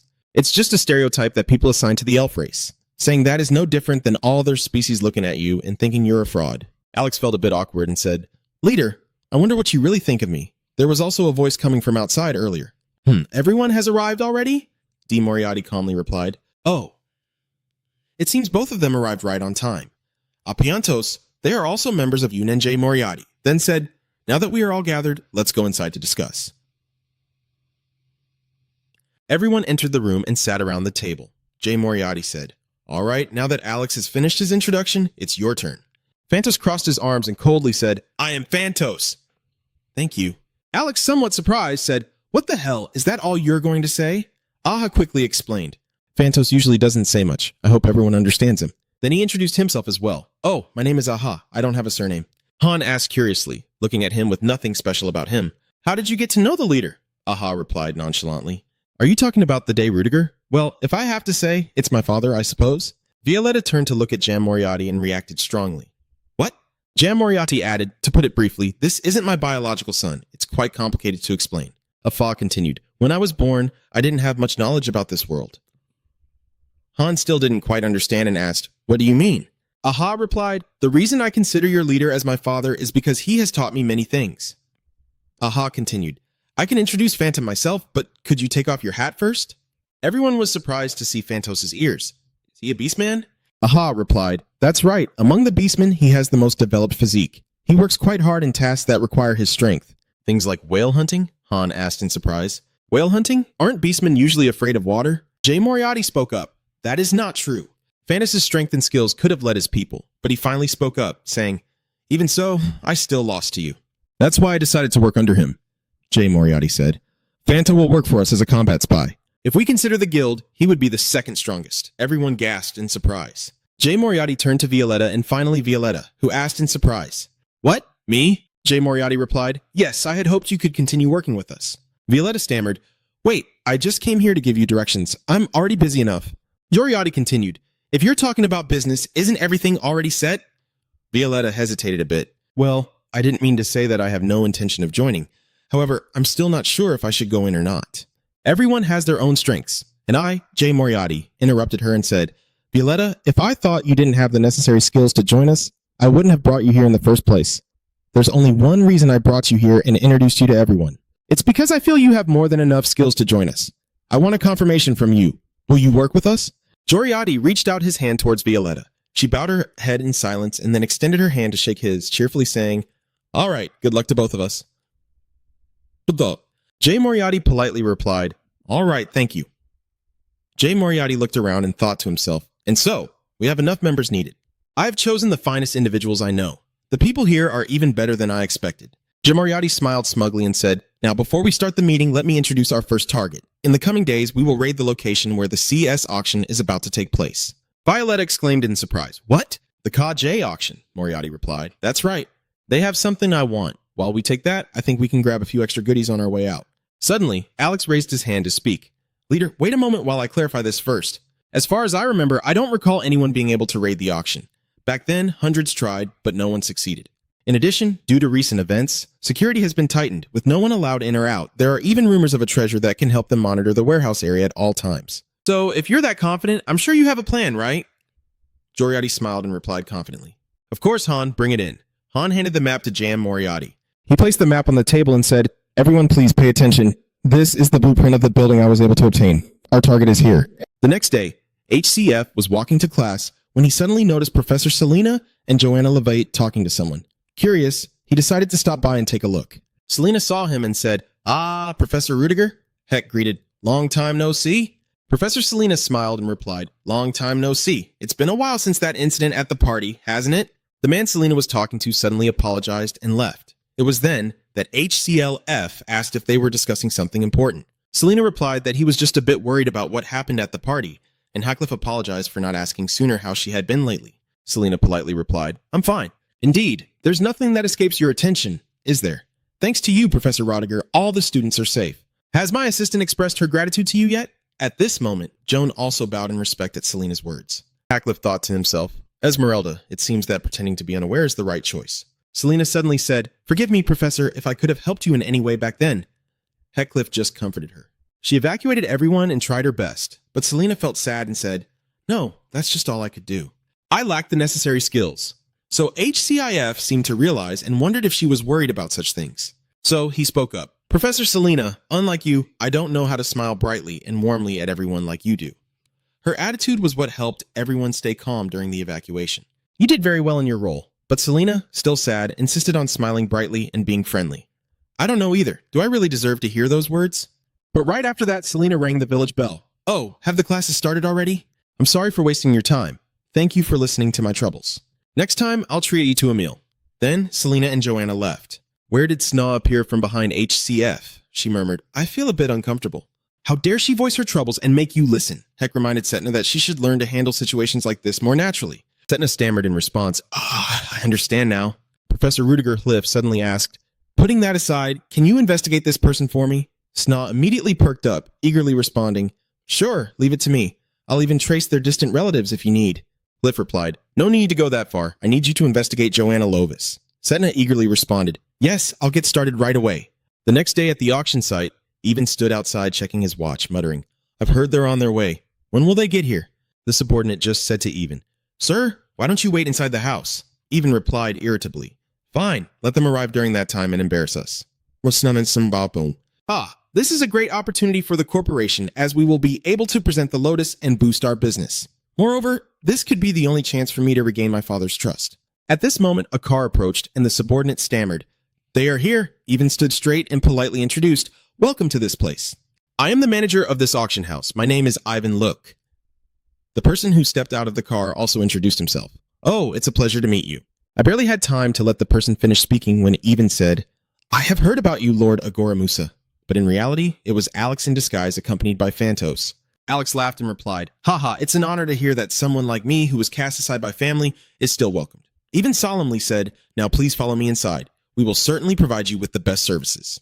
Alex said warmly, No need to be so formal. I seem to be around your age. Why don't we become friends? Even was so delighted that he stammered, Are you sure? Now let's go inside. As they stepped in, Alex suddenly said, Oh dear, while it's still on my mind, may I ask you for a favor? Even asked curiously, A favor you say?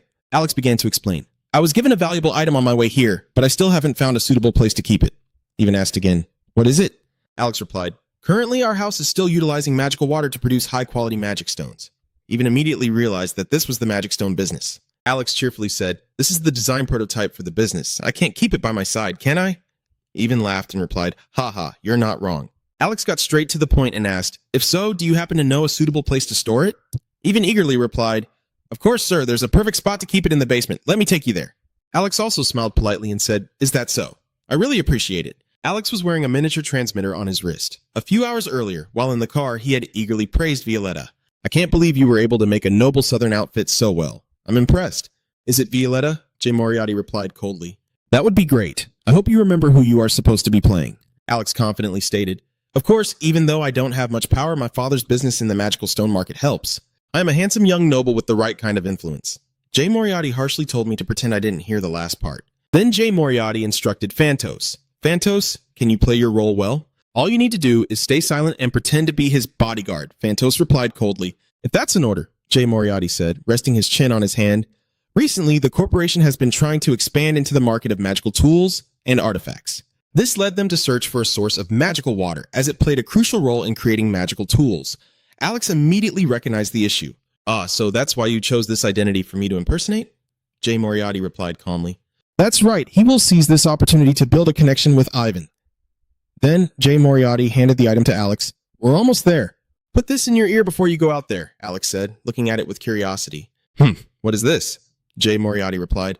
A mobile communication device that Cezanne made, Alex whispered through the device. This is Vigo, currently heading to the target location with Melvin. The other end replied, Understood. Even heard the whispering and turned to ask, What did you say? Alex quickly replied, Oh no, I was just admiring your interior. Even hearing this, smirked and said, Ha, I knew you would like these things. Now we just need to take this down. Alex watched the process, thinking to himself. The elevator entrance is opened by a single key, and, as Han said, it is guarded by 2 heavily armed knights. Alex recalled what Jay Moriarty had said.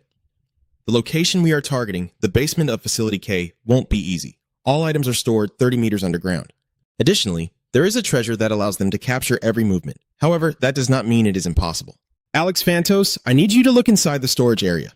After going down there and returning to the party, Alex contacted Jam Moriarty. The investigation has been successful.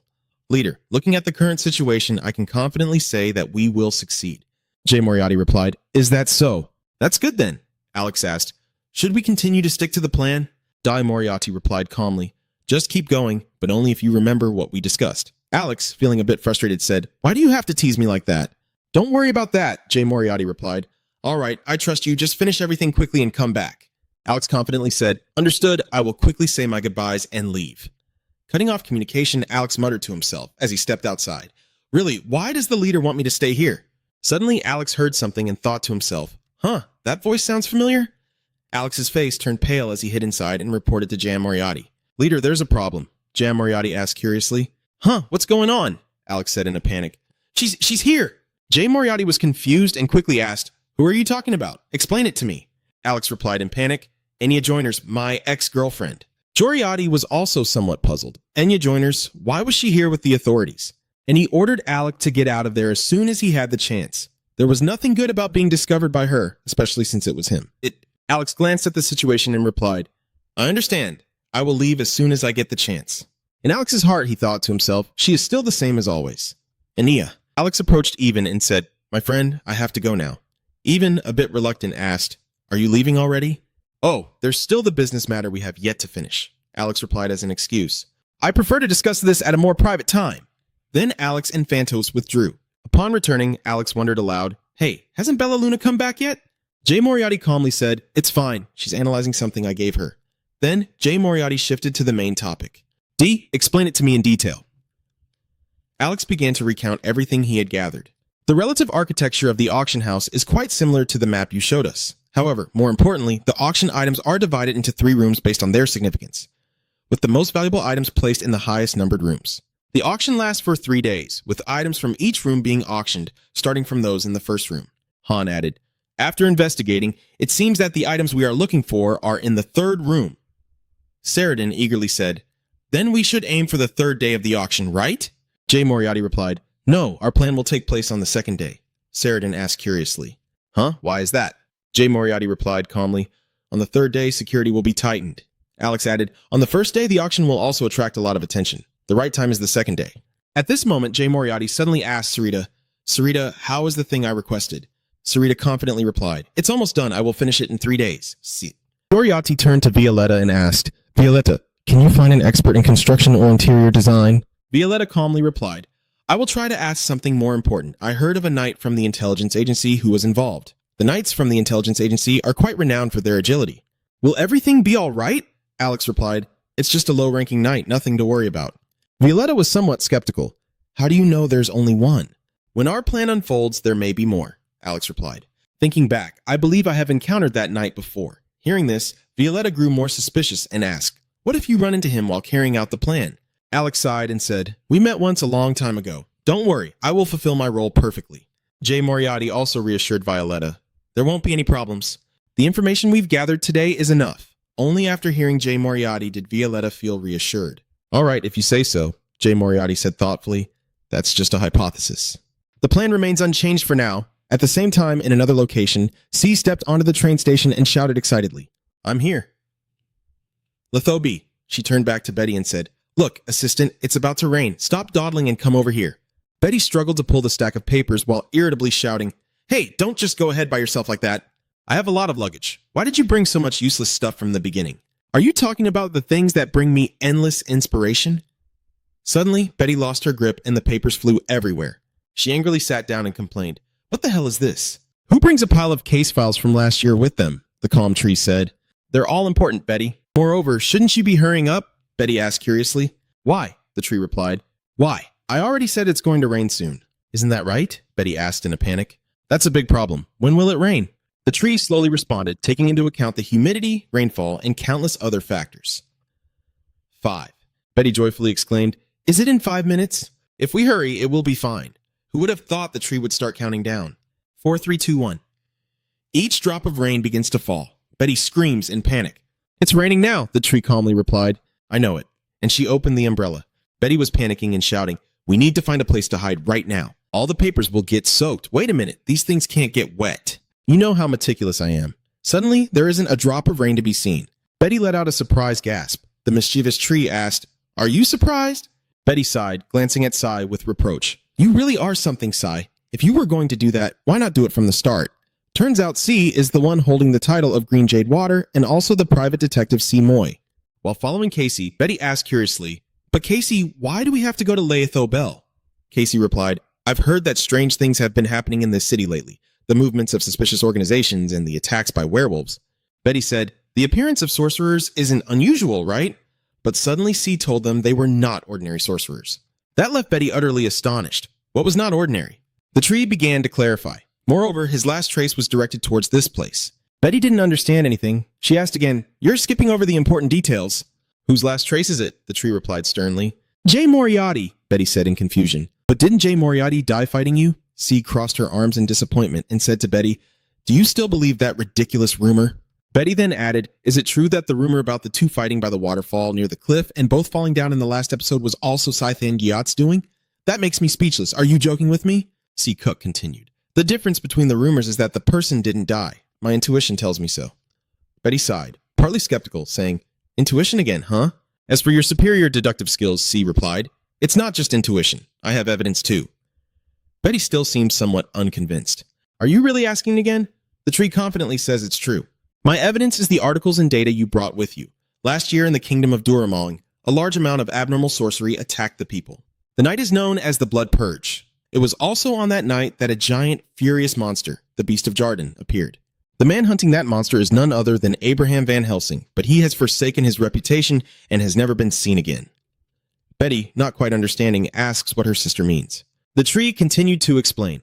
4 years ago, in the kingdom of Fatali, adjacent to the empire in a land ravaged by the exploitation of the nobility, a mysterious thief with a dark shadow appeared. Lupin. He operated for about a year and stole many treasures before disappearing without a trace. 3 years ago, in the kingdom of Delika, a wicked man tried to start a war. Jamoriati. He also mysteriously vanished and was never seen again. And when the civil war broke out in the kingdom of Utah recently, the victor was Machiavelli, who disappeared at the end of the war. Betty exclaimed in surprise, "Sai, no way. Are you trying to say that all those people are the same person?" Casey said to stay warm, and based on my reasoning, it seems that way. The last place that person is predicted to be heading is this very city, Laetho Bell. Betty still finds it hard to understand why someone with such abilities would hide their identity and travel the world. The tree can't understand either. Of course, I don't know. After all, that person was the one who once brought the Empire in chaos. If that person is still alive, we can't just let it be. Then C turned around and said, "Let's go. I need to find a good place to rest." Betty asked curiously, "Where is that?" The tree smiled and replied, "Auction Area C." At that moment, Auction Area C was bustling with guests and even bowed respectfully, thanking them for coming.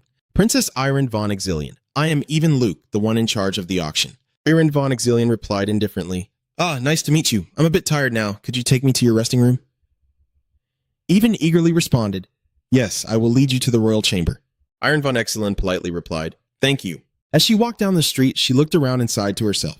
Wow, how much do these things cost? I wonder how many ordinary families could be helped if one of these were sold. Meanwhile, behind Iron von Exilian, Jay Moriarty is contacting his anonymous teammates. "Here, Yunen's plan begins right now," Alex said excitedly while adjusting his tie. "Great, it's finally starting. I thought I would be bored to death waiting since yesterday." Alex walked while thinking to himself. First, he would meet Violetta downstairs. Suddenly, Alex spotted a familiar figure and quickly hid behind the door, panicking as she thought, out of all places, why is she here? And Violetta suddenly heard a signal from teammate Wigo saying, "I'll take a moment to untie my shoelaces and head down." She felt a bit anxious, thinking that everything had started to go off course. If things were like this now, she would have to take matters into her own hands. Recalling what Jam Moriarty had told them, the first objective of the plan was to find the key to the elevator door. "Alex, Violetta, I will entrust this to the two of you." "What are those whispers? That beautiful woman over there. Is she the one who caught the brown-haired man's attention?" Violetta pretended to be drunk, leaning against the wall, and said, "I think I've had a bit too much to drink. Can you help me back to my room?" At the same time, it was also a secret exchange between two members of the group. "Find the key, my master. Take the key and come here." He helped Violetta into the room, making her feel grateful. "Thank you for helping me," he replied kindly. "Of course, I can't just ignore a guest visiting the auction house. Since you're drunk and forgot your room number, you can stay in mine for a while." Hearing that made Violetta unable to help but praise, "Oh my, you are so kind." Hearing her words made him anxious, and he hurriedly locked the door, saying, "You need to sober up before you can find your room." "That's right, so let's have some fun to help you sober up." Seeing that he had fallen into the trap made her excitedly exclaim, "Oh my, I love fun activities." She immediately grabbed his wrist, pulled hard, and slammed him down to the ground. She acted so quickly that he couldn't react in time and fainted. Then she smiled and asked, "Isn't this fun?" After that, she was also amazed at herself because she didn't think she could take him down like that. "It's great that I learned how to enhance my body with magic from the captain. Now I just need to find the key." At this moment in the auction hall, the host stepped up to address the crowd, saying, "Ladies and gentlemen, thank you once again for visiting Auction House C. Without further ado, let us admire the first item of the second auction day. The jewelry is rumored to be mermaid tears, the tears of a siren. The starting price is 1 million black. Everyone in the audience was astonished by the jewelry, which was indeed very sparkling and beautiful. They quickly began bidding from 1 million to 50 million or even 200 million. Seeing this left Irendia utterly bewildered as she wondered if it was truly the tears of a mermaid. It was so extravagant. Suddenly, C sitting next to her said, "It looks beautiful, but it's fake. You don't seem very interested in the auction, do you?" Princess Irendia was astonished to hear that she knew her name. "Have we met before?" She replied, "It's not our first meeting." Hearing this made the princess curious, and she asked, "Then how do you know?" She chuckled, "I mentioned it before. It's because you seem a bit bored. Not many people would show such a bored expression in places like this. Did you know the hair at the back of your head looks a bit flat too? You just rested in your room, didn't you? Although the scent of the room's deodorant still lingers on your body, you haven't used any perfume. A noble who needs to be mindful of how other nobles perceive them wouldn't do that. To be able to not care about what others think of you in a place like this, you must be of royal blood. And there are rumors that you have come to this auction, dear princess."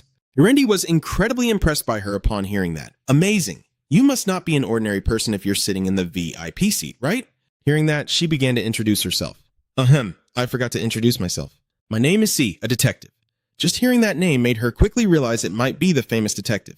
The water mage is also known by the title of Emerald Water. Seeing the princess recognize him made her overjoyed as she exclaimed, "Oh my! It is truly an honor to be recognized by the princess." The presence of a detective here made the princess a bit flustered. "What are you doing in G?" She quickly replied, "Oh, when I arrived at Litho Bell, I was invited here. Moreover, at big events like this, something always happens."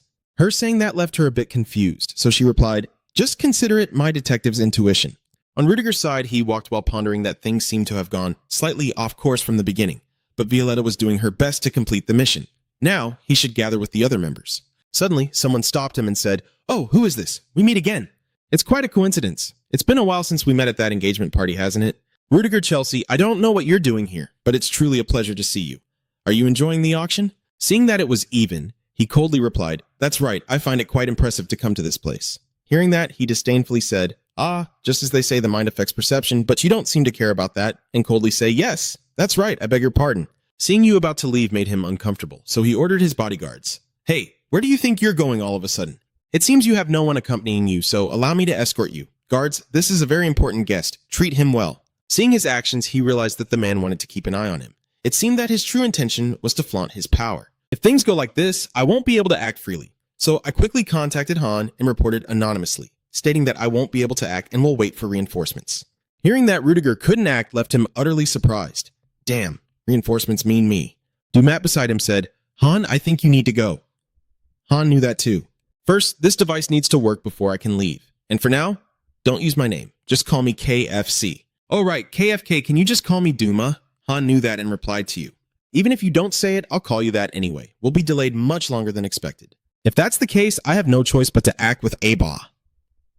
Suddenly, Han realized that even though the device had flashed red and picked up the signal, it still couldn't connect. So, Appa next to him saw the red light and reported it to Kafka, which made him feel better because at least he didn't have to go further inside. Suddenly, a guard walked by and shouted, "Hey, what are you doing there? Come here right now!" Han was extremely confused upon seeing this. Damn it, caught red-handed. I didn't even think they would patrol this alley, so he told Appa to do something about it. Hearing that, Appa turned around and walked towards the guard.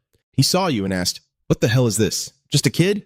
What are you doing here?" But before he could finish his sentence, Appa delivered a powerful punch to his stomach, knocking him out cold on the spot. Han was utterly amazed that Ha knocked out such a tall guy with just one blow, so he asked, "Are you a knight?" "A knight?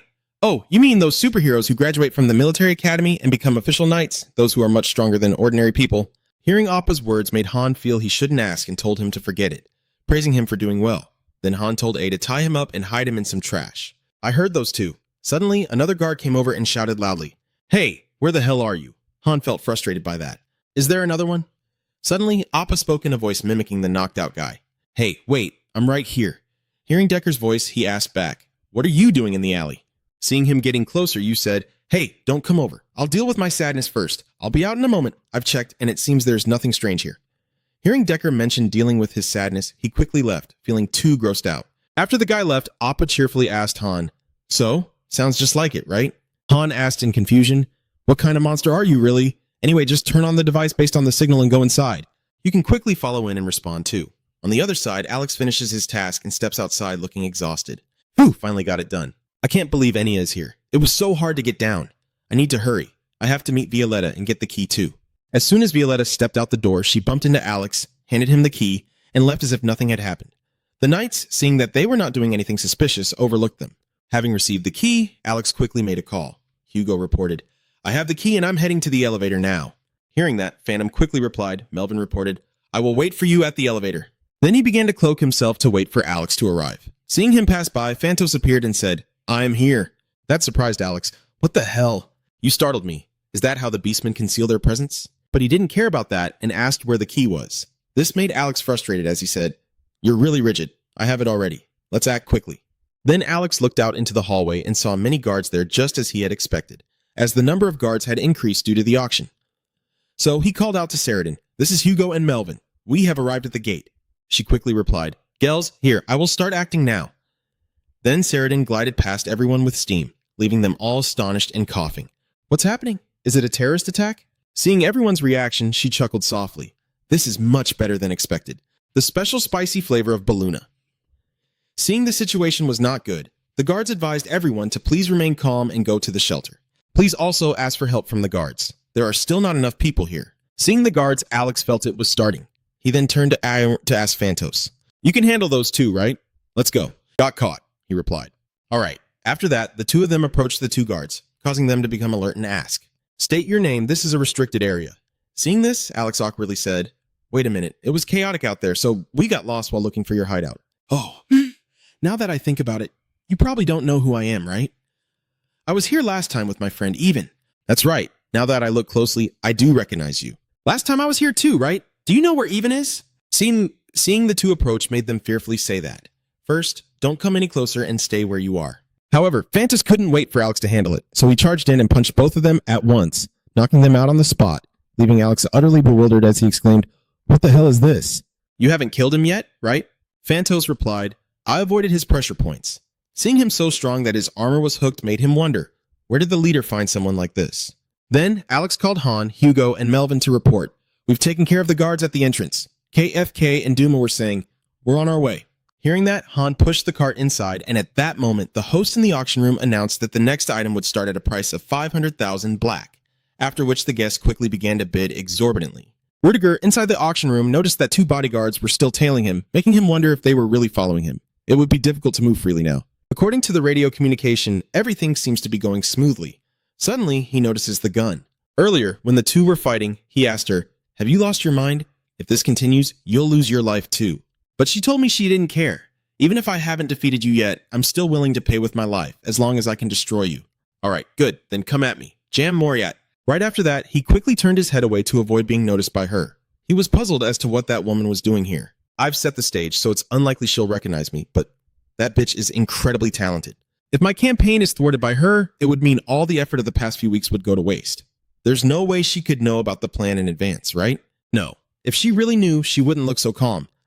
That woman has no idea what's going on. I can only hope my subordinates handle this quickly and quietly. At that moment in the observation room, he yawned and said, "So boring, who would be bold enough to try to steal K?" The person next to him then said, "Hey, focus. Thumb." Seeing this, he said, "Why are you so worried? Just look at the amazing artifacts we have. We even have live footage from each artifact room." You can't help but agree. It's quite a shame that such an interesting artifact is only used for security. Suddenly, he sees on the computer screen someone breaking into the artifact room. But when he rubs his eyes, he sees no one there anymore. Suddenly, the person next to him looked at the screen and noticed something, immediately standing up and urgently saying, "Wait, what is that?" Startling him as he asked, "You scared me. What's going on? Is there an intruder? Did he come in through a hole in the wall?" But this place is deep underground. That's why they quickly reported to Even Luke. That left him utterly surprised, asking, "Huh? Repeat that for me." The knight recounted the words of the artifact guard and said there was a report of an intruder from the second security room. Hearing this, Even hurriedly asked, "What about the guards at the gate?" The knight replied, "The intruder entered by digging." Finding this absurd, he quickly went to the security room and said, "This is ridiculous. Call the guards right now." All of them. After a while of gathering, all the guards had assembled, prompting the captain of the knights to say, "Good, it seems everyone is here. According to the report, an intruder has dug underground to get in here. Some of you check the sewer lines around." The remaining members split into two teams, the moving team and the ambush team, and followed me into the warehouse. They quickly understood and hurried down the elevator. Inside the security room, Even anxiously watched the screen as the staff member informed him that the guards were coming down in the elevator, filling his mind with fear and anger. He felt miserable. "Do you have any idea how much that artifact is worth?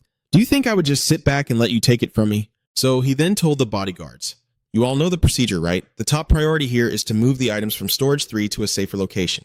The ambush team will head to storage 2 and catch the thieves." Hearing this, the captain of the guards quickly replied, "Yes, sir. The special transport team is urgently moving the items to storage 3. The ambush team follows me to the storage to apprehend the criminals." The ambush team reports to the commander, "We are opening the door to storage room 2. Commander to the ambush team, the enemy is still inside the storage.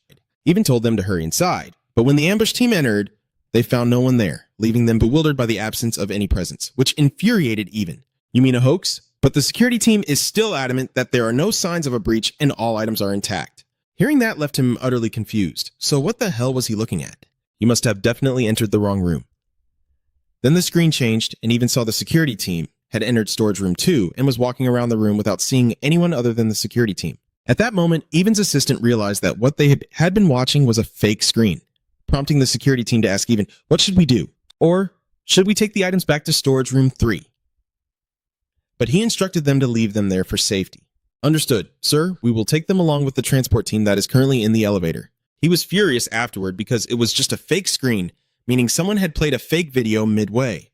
Even's assistant wondered if someone had replaced the artifact's footage with their own. But for what purpose? What did they gain from just swapping the footage? Suddenly he realizes the thieves' intentions and quickly informs Even, "Sir, the storage trap 2 is just a ruse. They were targeting storage 3 from the very beginning. They plan to intercept the items we are transferring according to procedure." Suddenly, the security team informs Even, "Commander, do you copy? This is the ambush team." "Copy that. What's going on?" "The elevator to the surface is broken. We have no way to escape from here without it. We need your help." Hearing that, he turned back and said, "We don't have any internal troops to assist. Should we call the police for help?" Hearing that, Even quickly protested, "No, if this incident gets out, the auction will be completely ruined. So what should we do?" Even doesn't know either. Seeing that he couldn't make any judgments out of fear, the assistant beside him spoke up, "We'll try to stop them. Gather all the security team members." Everyone quickly complied and rushed out of the room to help, but the door wouldn't open, leaving them puzzled. "Damn it, what is happening?" Gels chuckled upon seeing them trapped like that. They all gather in one place as if inviting a trap. How brilliant the leader's plan is. At first, when I heard about the artifact storage, I didn't know what to do. At that time, Rudiger said to Sheridan, "Can you do a few things? I plan to replace the displayed image of the vault with an artifact. I need a transmission infiltration device." Then, Sheridan cheerfully reported, "Ah, sir, this is GS. The mission was a success." Both Alex and Han's teams have secured the items. 30 minutes ago, the two guards were captured, bound, and silently crying. Then, A asked Han how he felt about it. He replied, "Well, it's okay, but why is the stomach part so tight? That's really annoying." Hearing that, Alex stepped forward to explain. "Well, Phantos destroyed the armor. We patched it up but couldn't fix it completely." Once he understood the situation, Han glanced at Phantos' hand and nervously replied, "I think just being okay is enough. We'll wait here and see you two later." "All right, see you on the lower floor." After the two left, Alex breathed a sigh of relief. "Good thing we didn't run into any guards right away." Seeing this, Phantos said, "Wait, let me check the guard's position." Looking at him like that, Alex immediately understood. "I see, so you can use spirits to do things like this?" After a while, Phantos reported the situation. There are a total of 8 guards scattered everywhere. Luckily for us, 2 of them have separated nearby. I didn't expect them to be wandering around the storage area like that. Anyway, thanks to that, we were able to catch them easily. After the two changed into their guard uniforms, Phantos was very uncomfortable with the armor that was smaller than him. Seeing this, Alex spoke up. "Just bear with it a little. There aren't many big guys around here like you. Get ready, it will happen soon." At this moment, the captain ordered the transport team to take the supplies to storage number 3. "Assault team, follow me to storage number 2 to eliminate the intruders." The guards were dissatisfied, watching him take his subordinates to claim the glory. He does this because there aren't many opportunities to stand out in Kunst, so he just takes the task seriously. Phew, that's right. If he doesn't work carefully, he'll get pinned down. Then, the transport team entered the elevator and called the command team to report. The transport team reported to the commander, "We have successfully brought the supplies into the elevator." The attack team and the transport team continued to act normally, moving the items to a safe location. Seeing that the opportunity had come, the 4 exchanged glances, signaling each other. "Let's get started." After that, the guards were completely taken down. With the guards taken down, Alex said it was time for the final step. Then, he threw a spear into the elevator, rendering it inoperable. Once out of the elevator, Han asked him, "What did you just do?" He smiled and replied, "I just tampered with the elevator a bit so those who went down can't come back up. Now let's hurry outside." After loading everything onto the vehicle, he told everyone to head to the back quickly. "We will go up." Suddenly, Han spoke up. "Oh, I'll head back on my own. The plan has changed, so I need the leader to check a few things first." Sheridan realized that he meant the things Nari was looking for, right? "Yes, I found out that the real items are still in the auction room, but I can't tell them apart from the fakes. If this is a fake, we will have to search again." Hearing this, Sheridan was not worried at all, and even smiled. "Really? Well, if Nari is with you, you'll be fine. Have you picked everything up yet? Avioletta is back. Hurry up." Before looking at everyone and realizing that all these people are actually quite capable fighters, it's not that they lack any abilities, yet all I can do is gather information. Oh no, will I lose my place? Suddenly, he realized he shouldn't be having these thoughts, so he slapped himself in the face and said, "What am I thinking? If that were true, the leader would have kicked you out a long time ago. Just focus on safely delivering the relic fragment." After that, he contacted Rudiger. Leader, you might be in a position that's not suitable for talking, so listen to me. The others have escaped safely. I will go get what you mentioned and bring it to you. Damn it, I seem to be out of energy to keep in touch. I'll wait for you in the main hall." Hearing that reassured him. "All right, everyone has escaped. It seems those guys finally understand the situation. I should leave and meet Han outside." Outside the hall, Han had changed into proper attire to search for the fragments. At this moment, the hall was empty, and it seemed there was no one around. Did the child's sleeping powder spray? Huh? What are those guys just standing there for? Something feels off. Suddenly, he turned to look at Han with a sly smile, targeting him. Just then, an explosion occurred, interrupting the auction room. Then, a group of people burst in shouting, "Everyone freeze! I will kill anyone who moves!" The nobles, seeing this, stood up in fear and asked, "Who are you? Don't you know where this is?" "Yeah." Seeing the noble refuse to stay still, he shot him in the forehead, killing him instantly. The nobles then called for the guards, but none came. Seeing this, they angrily said to just kill them all and then we will strip their assets from their corpses. Witnessing their charge, Judah quickly drew his weapon and wondered, "A robbery? How did they get into the auction room? Damn it, it's because of us." At that moment, a man suddenly charged at him and shouted, "Greedy nobles, die!" Seeing the bomb on him made him realize it was a suicide bomber from the Liberation Army. He was sure it was the same method they had used. They were not just thieves. The Liberation Army had targeted this place as well, so he used his magic to blast him away, causing him to explode on the spot, which also sent him flying. He was very confused, wondering how the bomb could have exploded. Was it homemade explosives? I had destroyed all of that while acting as Moriarty, so why is it still here? Suddenly, a guard started foaming at the mouth. That was a sign of a curse. It's forbidden magic. Seeing those things leaves him feeling confused. Is the Liberation Army's theft now a forbidden technique? Damn it. Is Han safe? Right now, Irendia barely escaped from the auction room. What's going on with the thieves and Kay? Is the tree okay? At this moment, the Liberation Army had found the princess, and they said to each other, "Everyone, capture her. We will show the nobles the power of the Liberation Army." Hearing this made her think, "I knew I shouldn't have come here. I should have rested at the Anan instead." Just as they were about to charge at her, suddenly a bubble appeared beside the Liberation Army and said, "You are too noisy."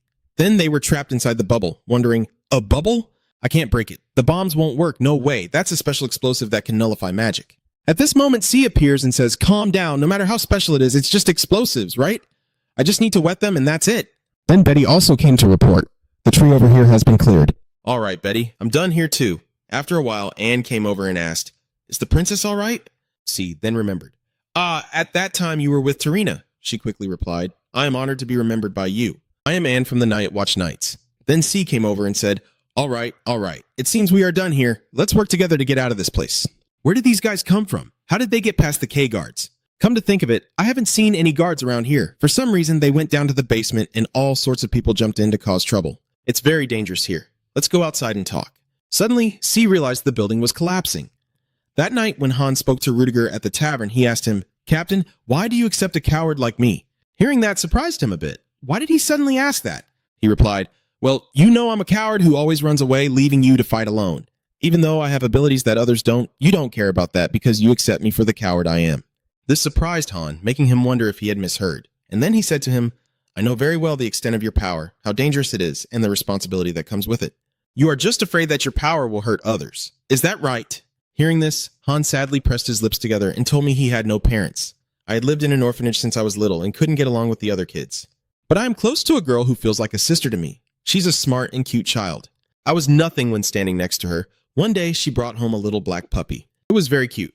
At that moment, I petted it, but then it nipped me lightly. Hearing this, Rudiger guessed a few things and said, Han, you don't need to continue. But he kept on telling the story with trembling hands. That was the first time I transformed in my life. The first time in my life I killed someone. If the dog hadn't bitten my hand at that moment, if I had known about my condition then, no, I shouldn't have accepted that girl's kindness from the start. Hearing this, he could only call out to Han. There will come a time when you accept the reality you deny, he said as he handed you a knife. This left you confused, asking, President, what is this? What the hell is this made of? However, if you choose to fight instead of running away, use this as a last resort. I will respect your decision. Right now, Han is bleeding heavily and is still disoriented, which limits his vision. All he could see was them approaching, leaving him confused about what had just happened. Suddenly, someone spoke up. Today must be our lucky day. Whoever they may be, those people have caught the guards at the Kunst auction off guard, leading to this situation. At that moment, someone urged, Hurry and get it. The building just shook. I think others are starting to realize what's happening.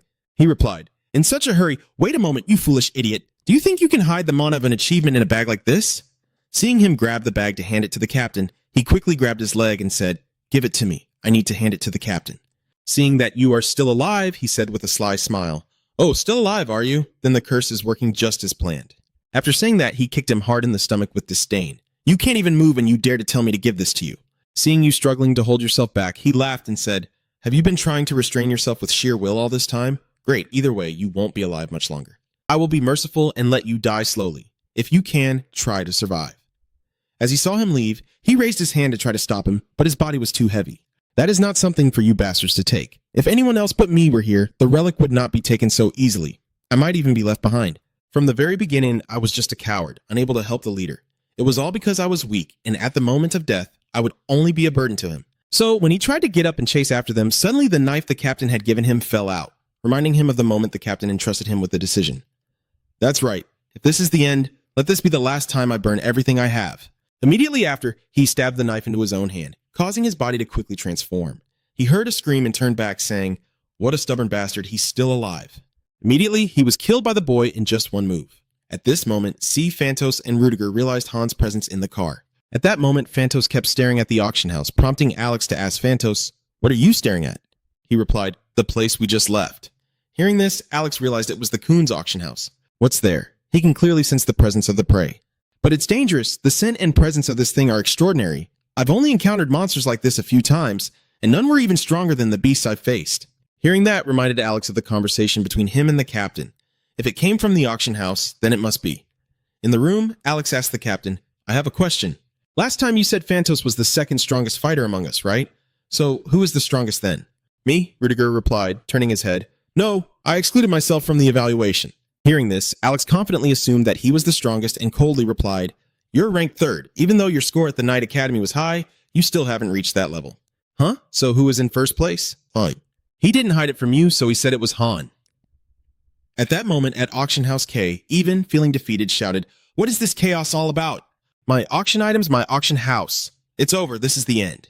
The assistant beside him quickly reassured him, Sir, you managed to escape safely. The evacuation of the customers is also being carried out simultaneously, and remembering that the princess is among them, he quickly asks where she is. But he still received the news, which frightened him, prompting him to quickly give orders. What if something happens to her? Hurry and find her. But before he could finish, the building suddenly split in half, making him furious. What is happening now?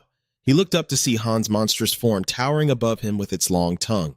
Everyone stood frozen before the towering monster that had suddenly appeared, their voices trembling. This is the monster. It seems someone recognizes it. It has truly returned. The monster that took Duru 5 years ago. The Jarden beast roared with a sound that shook the heavens, its footsteps causing earthquakes. The monster crawled out of the building, targeting the people here. Those in fear scrambled to escape. The monster's hand immediately targeted those fleeing, and they cried out in fear, Help me! Fortunately, a sword cut across the monster's path, allowing the other person to escape. Leslie rode forward, shouting to clear a way for those fleeing. The Clockwork Guild will hold the line here. Everyone evacuate immediately. I've heard the auction house was attacked, but by this monster.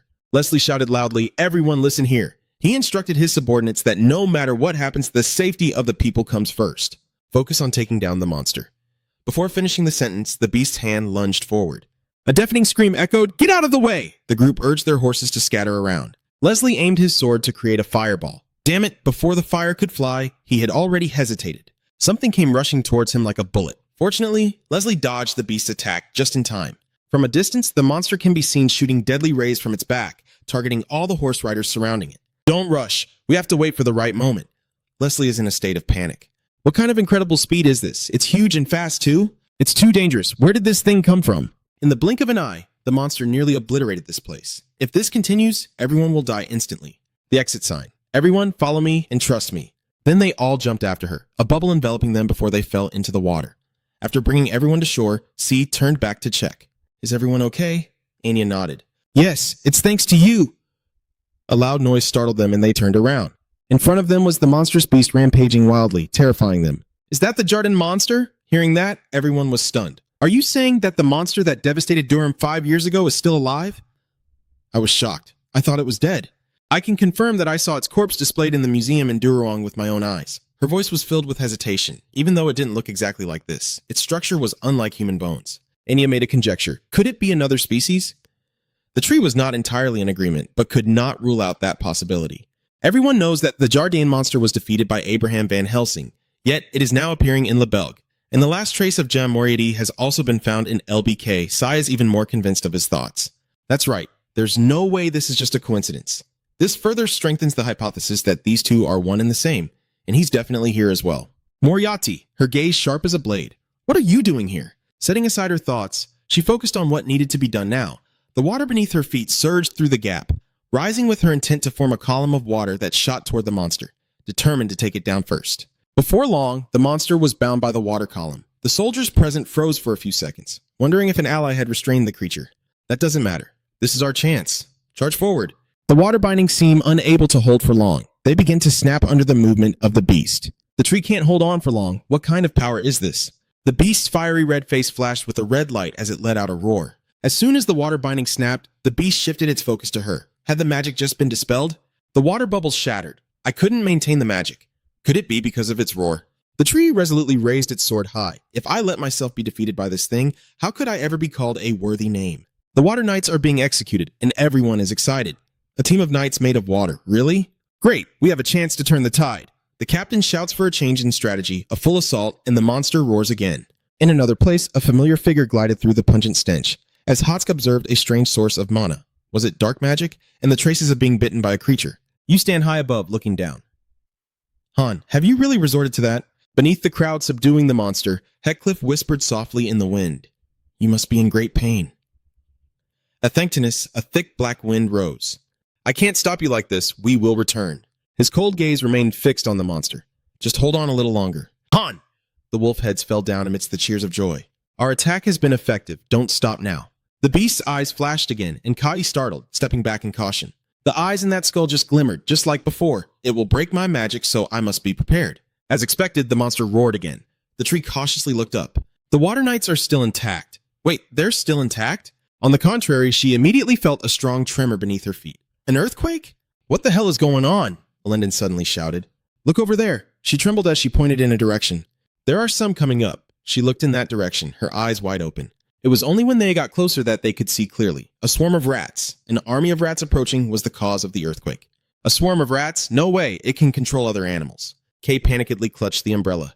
But why does it have to be rats? I'm most afraid of rats. She lightly swept the umbrella's handle to create a water barrier and saw the rats jumping and changing direction. They are climbing up the walls. Kay momentarily doesn't react in time. A voice calls her name. The girl named Kay put on her hat to help out. Betty Anya couldn't stand by either. We will also fight back. All four of them attacked together. Thank you, everyone. The soldiers also sensed that something was approaching. Don't split up. The rats have crept up to the scattered wolf heads, gathering to form the lower body of the wolf. Leslie quickly sensed the actions of the rats. Everyone be careful, that monster can control other beasts. What are these things crawling out of the head? Something is moving in his line of sight. What the hell is this? Before him stands a wolf with sharp fangs and blood-red eyes. The severed head of the monster and the rats merged to form a mystical creature. Leslie was stunned. It could replicate itself. So he was stunned to see the bloodthirsty monster rise among a pack of wolves. The reason these mystical creatures suddenly appeared on the Night of Blood was because of him. Leslie reminded his subordinates to focus. We need to escape from them before they multiply. At any cost, we must stop them. If we can't stop them, his voice pierced through the silence. The nightmare of Guest Voden will once again unfold, while she is also struggling against the pack of wolves. They are coming back quickly. Right now, I can't focus on that main monster. She was stunned to realize that the rats were at her feet. When did they get there? Betty drives away the rats for her. There are too many monsters, Sister C. We need to get out of here quickly. The tree hesitated. Wait, Betty. There are still many civilians who have not been evacuated. The giant monster roars again. The knights of the kingdom immediately exploded. The tree gritted its teeth, breaking out in a cold sweat. Damn it, we just got a little careless. I need to do it again. While she wasn't paying attention, the rats had latched onto her legs. Her body trembled. The safety of the people must come first. I have to buy time until everyone is evacuated. Inia is also aware of the danger posed by the monster. It's too much. We will lose. She urged Ellendon to escape first. Meanwhile, Sai thought that no matter what happened to her, it wouldn't matter. But she suddenly hesitated. The monster seemed to be drawn to something and turned in a certain direction, and everyone noticed the behavior of the wolf-like creatures. It has stopped moving, and so have the others. Where are they looking? The monster's gaze is directed towards a high spot on the rooftop. The sound of footsteps echoes in the air. The wolves all turned to look in that direction, their throats growling. While the curious Willow gazed toward it, it was a dark figure in a strange costume hovering in midair. The blue eyes peeked through the mask. That person is Jay Moriarty. The monster halted all its movements and stared intently at the newcomer. Betty was bewildered. Moriarty, are you sure? Sister C is determined, confident. The mask concealed his face, and his indifferent demeanor remained even in the presence of a monster. She quietly swallowed hard, recalling the terrifying aura she had felt before. I am certain he is truly Jay Moriarty. A feeling of fear rises within me. That man is the most terrifying thing here. Does that monster even realize it? Hex softly said, I had hoped you could recognize me, but I think my hopes were in vain. I understand, after all, it's very hard to endure the madness of this monster. He gently laid down the hilt, yet I could still feel that Han was alive within that body. He drew his sword, his voice deep and hoarse. Saving his subordinate in danger was the duty of a captain. The monster let out a loud roar as he stepped into the air, launching himself down towards it. In an instant, he had planted his foot on its skull, the cold blade drawn out and thrust into the monster's face without hesitation. The observer watched him attack, moving at high speed, but she immediately denied it. No, he vanished and reappeared in the blink of an eye. She quickly recognized that technique. Did he teleport? That's how HCF can move so swiftly. Kay was in disbelief, unable to comprehend how he could keep killing them like this. The severed heads would continue to replicate into new mystical beings. But she noticed the wolf's head falling down, gradually disappearing. The tree was stunned. Did they vanish? Is that sword made of a special material, or is it some kind of magic? Something rushed in like lightning. The tree quickly created a wave of water to support it. All right, this is no time to stand by and watch the show. The beast is furious, thrashing its tail wildly. She checked on her teammates. Is everyone all right? They responded. Yes, Sir Tree, she shouted. At this rate, we'll be wiped out. We have to stay away from here. She looked at Headcliff, who was gently battling the monster. This time she could only trust him. It seems his goal is also to eliminate that monster. It's a bit painful to admit, but he truly has the capability. He transformed again and vanished. In the blink of an eye, he had teleported above its head. He released glass vials that fell onto the monster's head. The wolves melted from the smoke of the glass vials. The group of wolves ran while covering their noses, tears streaming down. Coughing. What was that? Is that pepper spray? Does it work on monsters? The wolf heads fell from the body of the monster. H. Cliff spoke to it. So you gave up the injured heads from the spice for new ones. You're even smarter than the original. However, a light emanated from the beast's maw. I'm sure you also realize that you've become weaker after replacing them. The fog rose larger, gradually enveloping its head. Chaotic landed on the magic circle. The monster suddenly struck itself. He placed his hand on the magic circle. You shouldn't let yourself be distracted. The ground rose up with two sharp spikes piercing through the monster's hand. Hades could see it. So you managed to replicate the hit. He gripped the handle of the stick and switched to holding two guns, achieving equal success. Come on. With each gunshot, the cloned wolves are immediately taken down. Hadisi calmly pulled the trigger. It really hit a lot. However, he takes down the last one. Let's end it here. Headcliff looked at the monster. There was no one left to protect him. It's over. It struggles to pull its hand out from the sharp thorns. The sharp thorns couldn't withstand the beast's force for long. They gradually shattered, ultimately disintegrating in an instant. Observe its fury. Are you planning to fight until the end? He still keeps trying to convince the one who has become the monster. Stop the destruction and get out of there. He raised his gun, aiming it at the monster. That body does not belong to you. The ground trembled with just one leap from it as the monster lunged forward, mouth open, wanting to bite him. Help remained unfazed, aiming his gun at the monster's throat. Suddenly, someone jumped down and jabbed a syringe into the creature, causing it to lose balance and crash down. The needle was ready. As the person injected the green liquid into the beast's body, it began to react to the drug. The massive body instantly dissolved like mud.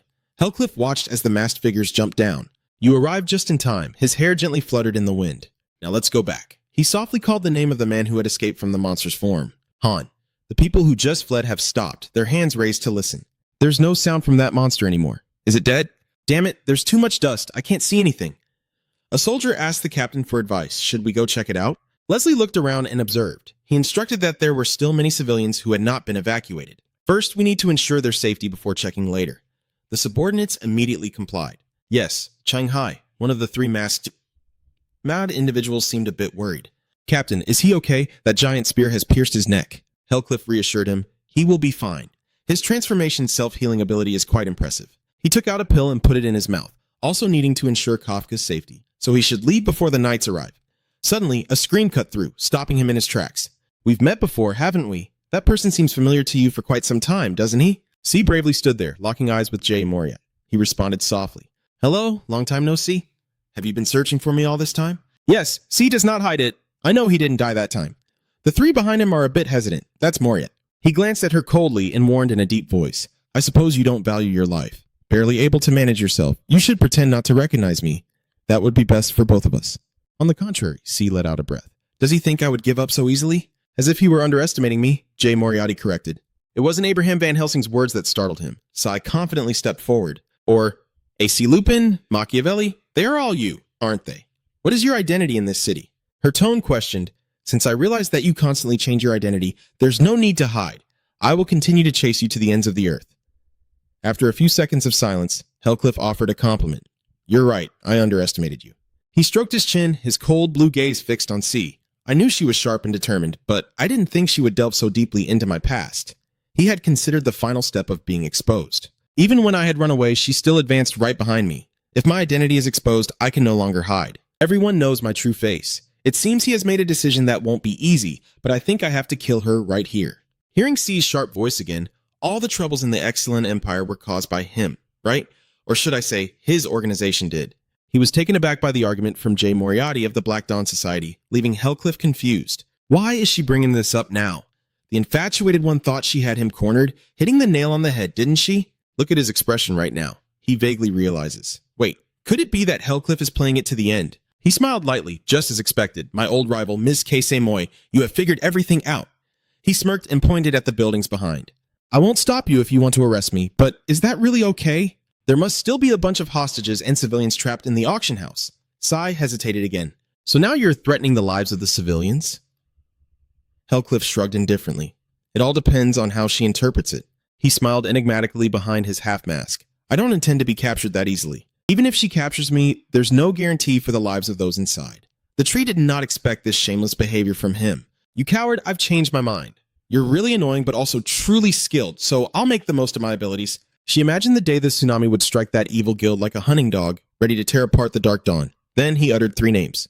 Hugo Melvis, let's get out of here. A cloud of black smoke enveloped all 4 of them. Do you think I will let you go? Countless water arrows shot forward. Helf waved his hand to deflect the water column.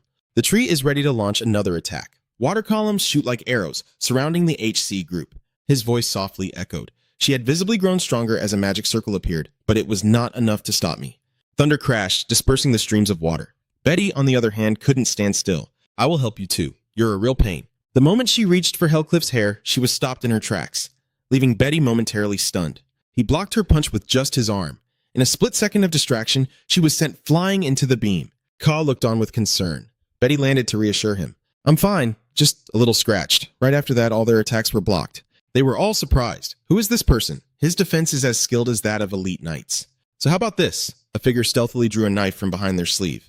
Anea threw the knife with extraordinary speed, but a blonde man intercepted it, leaving her incredulous as he blocked it with a short sword, as if he had anticipated her move. Anea couldn't contain her curiosity. Who are you?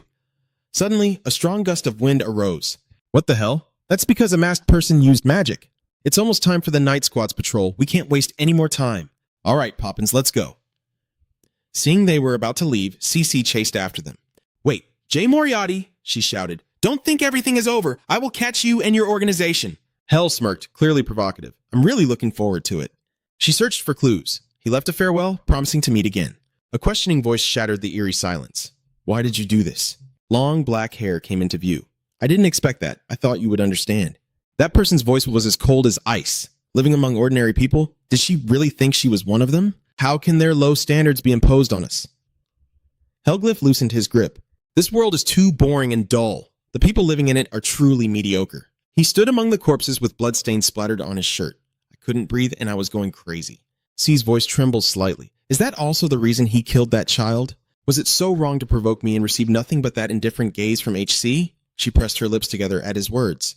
You should know too. Deep down inside you, you hear a voice just like I do. With her head bowed, she whispered, I hoped you weren't a bad person. I hoped all of this could be resolved with words, just a small misunderstanding. But it seems I misunderstood everything. Her gaze completely changed as she looked up again. If that is the path you have chosen, then I will arrest you right here. She shouted the name of that man, Jay Moriat. A voice jolted C out of the memories. The detective had completed the assessment of the emergency situation. She replied, Well done. Leslie stepped forward to express her gratitude. No, we should be thanking you. Without you here, we would have had a much harder time. We have also collected the bombs from the terrorists as you requested, C said, expressing gratitude. Leave the analysis to me, Leslie nodded, passing on that task. All right, I will return to the crime scene. If you need anything, just let me know. Then she pondered, the gunpowder in the shooting area was ineffective. Who supplied such a dangerous thing to the Liberation Army? The tree fell. The Liberation Army lacks the skills to create such things. Immediately, one person who is highly likely to have done this came to her mind. She could only think of one connection, which is Black Dawn, the organization linked to Jam Moriarty. A flash of thought crossed her mind. After the monster vanished, his accomplice appeared. After all, was this incident an experiment orchestrated by the Black Dawn? She frowned in tension. First, I need to analyze the gunpowder I've collected to catch them.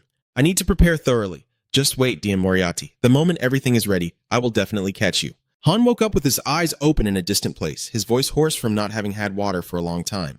Someone had just entered. You're awake. He hurriedly sat up to greet him. Hell entered while reading a book. Do you feel any pain or discomfort anywhere? Han jumped in surprise. What the hell happened? Hell said nonchalantly, Don't you remember turning into a monster? Han cradled his head and muttered, A monster? Oh, I did. But I'm not dead. Hell closes the book. Yeah, that's lucky. You speak like a judge in broad daylight. Now give me back what you took. Han is even more cowardly as a human than as this monster. Don't be surprised. Just listen calmly. To be honest, I was planning to take it. Helglyph points directly. Stop beating around the bush and hand me what's in your right hand. This only left Han more bewildered. The right hand? He held out his hand, a glowing emerald stone shining in his palm, leaving him astonished. Why am I holding this? Hell explains. Ever since you turned back into a human, you've been holding on to it tightly, he said thoughtfully. Is that so? Helglyph calmly recounted. Of course, no matter how hard I tried to take it away, you wouldn't let go. So I have to wait until you wake up. Han forced a smile as he looked at the stone in his hand. But you know me? He firmly handed it to HC. Here, take this. He smiled gently. Well done. Han then left. Now that you're awake, get dressed and come downstairs. I need to talk to everyone. All right. Once everyone is gathered, Helglyph begins to speak. Despite some unforeseen incidents, thanks to everyone's hard work, we succeeded this time. Well done, everyone. You explained that K has been destroyed, so it won't expose us. Handling the valuable items will take some time. Suddenly, the eager girls chimed in. We're rich now. Everyone is already so excited. Since all of this is stolen goods, it will take some time. Helglyph's expression remained unchanged. After working together, everyone had realized just how skilled their teammates were, the ones who would be working alongside them from now on. The blonde guy exclaimed, That's right. To be honest, I'm a bit surprised. A human can turn into such a huge monster. This is the first time I've seen that scene. The beastman tilted his head at him. Your swordsmanship looks very unusual. You were a knight? The other person replied. I'm just an ordinary sword learner. Upon hearing this, no one could hide their surprise. A mere ordinary swordsman? You fought evenly with a knight of the Night Watch. He seemed reluctant to mention it, quickly changing the subject. More importantly, who is that lady, the leader? He is talking about C. She must be extraordinary since she can manipulate water, right? C casually answered everyone's question. She is a sorceress from a noble family of sorcerers. Surely everyone knows that she's very talented and has recently received her title. The blonde guy exclaimed, I knew it! It seems you've met her before. How do the two of you know each other? Helglyph wondered. How would I know her? He gave a vague answer. I think the first time I met her was in the Dalika Kingdom. A cry for help echoed in the night. Someone please help me. Enya rushed over. Princess, what's wrong? Elendon stammered. This person. She anxiously looked at Betty leaning against the wall, her eyes tightly shut and not breathing. Enya immediately checked. What? Since when? Elendon is confused. I'm not sure either. I thought she just fainted, but Enya was extremely tense, unable to feel a pulse. Her body was ice cold. Did she just suddenly die? How could this happen? Kai stepped forward. Betty, she's asleep again. Elendon can't believe it. Sleeping? She's not even breathing anymore. But C still calmly leaned down. It's fine. Everything has turned out this way. Everyone will understand when they see. Saying that, she stripped Betty of her shirt. Elendon's face turned beet red. Why would you take her clothes off in a place like this? Enya calmed her down.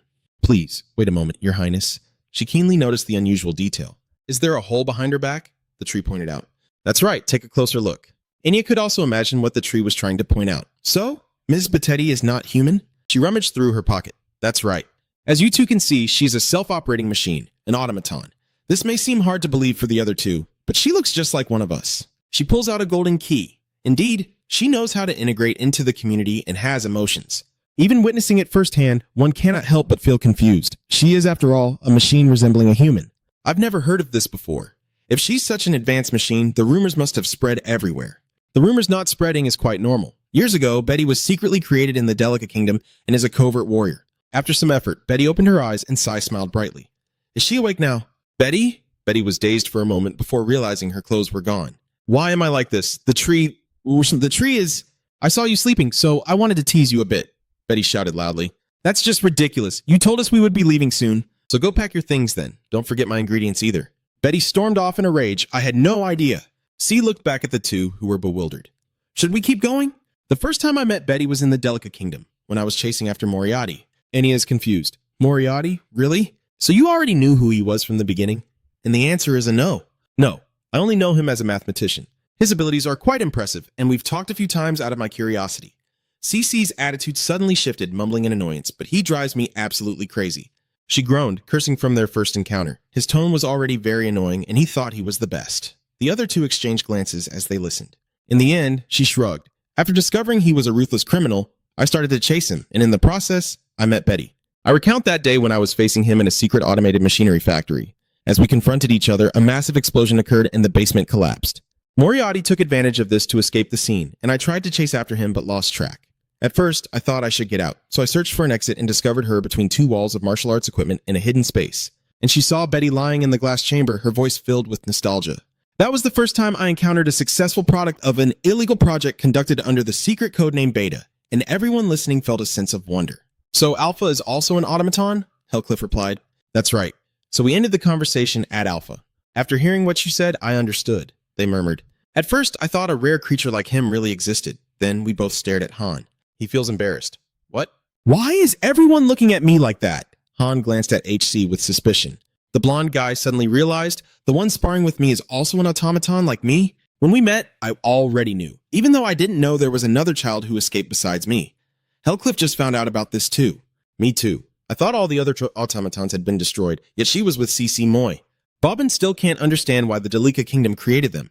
No matter how he thinks about it, they are not ordinary automatons. Hellcliff coldly mentioned the two words war, his gaze devoid of any emotion. The Steel Warriors can be eliminated at any time. Clearly, that is why they are mass-produced like this. Bobbin was shocked. What? Isn't the owner of them looking for a fight? Hellcliff fell silent for a moment. Anyway, that's how my experiences in the Delica Kingdom went. On the other side, Sai also finished telling his story. That's how my encounter with Betty went. Shortly after, Betty woke up. The two of them were left speechless. Betty had finished packing and waved from a distance. How much longer are you planning to talk? You've noticed that Betty is doing well, so I have to go now. Elendon was curious. Where are you planning to go? C replied. My place has collapsed, so I have to find another one. Elendon had nothing left to stop her, solemnly placing a hand on his chest. It may be a bit late to say this now, but thank you for saving me. Detective C, I will personally reward you, so whenever it's convenient, feel free to drop by my place. The tree chuckled with delight. I'm really looking forward to it. Before you go, I just remembered, wait, could you send my regards to Tejina? I plan to stay at Latho Bell for a while, Anya agreed. So you know her. I will pass on the message. Sai and Betty smiled and waved goodbye to them in the dawn light. So, farewell for now. See you again if there's a chance. A quiet morning at the Onan Academy. Hell habitually reads the Namni Coffee News in the morning. As expected, the news only talks about the monster. Unfortunately, the news about the Kunst auction has been overshadowed. He has some concerns. Yet Smoy followed me all the way to Lethelk. And that's not all. She even found my alias. I will quickly order to silence those named Moriarty. In misfortune, there is also fortune. My speculation about Black Dawn was incorrect. He thinks he will take a more optimistic direction. No, maybe he was right. Suddenly, a student walked in. Professor, the girl obediently placed the documents on the table. I have finished sorting all the materials. You deserve all the praise. You did very well. The girl noticed the newspaper article, seemingly looking at the news about what happened last night. Indeed, everyone is buzzing about this. The girl also knows a bit. According to the Knight, the Clock Knights have captured a monster. The Knights are surprisingly strong, aren't they? The girl contemplates this thought in her mind. I think we should revise our assessment. Hellcliff nodded in agreement. Maybe we really need to do that. His gaze conveyed some uncertainty. This part is completely unpredictable. Jay Moriarty has nothing to do with the Knights. Thinking back, the student Vo began to take action because of this incident. Helf raised an eyebrow, waiting for a response. Who? A terrifying name echoed. The Holy Knight Britus. Helf reacted to this name. He slightly pursed his lips. A name echoed. The Britus Knight Order. He pursed his lips. The Holy Nation of Britus, an island isolated from the mainland and the headquarters of the light-worshipping church, has always hunted down heretics and mystical beings to perform the purification rite aimed at saving humanity. However, the outsiders they deem guilty are actually non-human races. Due to the distorted decline and changes in doctrines, this organization has become less prominent now. He clicked his tongue. This bothersome nightly church hadn't acted for 12 years, and now that they finally have a lead, they're immediately getting involved. The girl student spoke up, but this still seems a bit suspicious. 5 years ago on the Night of Blood, they didn't care at all. So why are they suddenly taking action now? Hellcliff is very perceptive in guessing their intentions. Perhaps it's because the succession of the Holy Kingdom has already been completed. Succession? The girl said in admiration. You're amazing, sir. I haven't even heard any news at all. He sighed. That's just a hypothesis. Hellcliff changed the subject. Anyway, how did it go with my request? The girl is just standing there. That's right. Then, to elaborate, Joanna Lovett is a student who was directly admitted to the second year. Lovett is a fake name, Hellcliff pondered. So, you understand being in the second year as well. Got it. So that's how she concealed her identity, later receiving confirmation from the student. Right. I have also discovered that she comes from the Duramon Kingdom and seems to be a survivor of the Great Otan Fire, which happened over 10 years ago. Is she a survivor of that incident? The cause of the fire remains a mystery. He hazily tries to pinpoint the main point. Could it be that Hellcliff is investigating how many survivors there were from that incident? The girl counted, including middle schooler Joanna. There are 3 people and listed them in detail. One of them is the PE artist, and we have no information at all about the third. Hellcliff agreed. Got it. Well done. The bank looked at the clock and then stood up. It's almost time for class. Let's get ready. Yes. After settling the class, before starting the lesson, the teacher will announce the exam results. He begins, and the students can check the ranking on the notice board after class. Helf held a piece of paper in his hand, so from now on, the teacher will only announce the top 5 students of the exam. He echoed in the classroom, and the teacher was sure the students had already guessed who was in first place.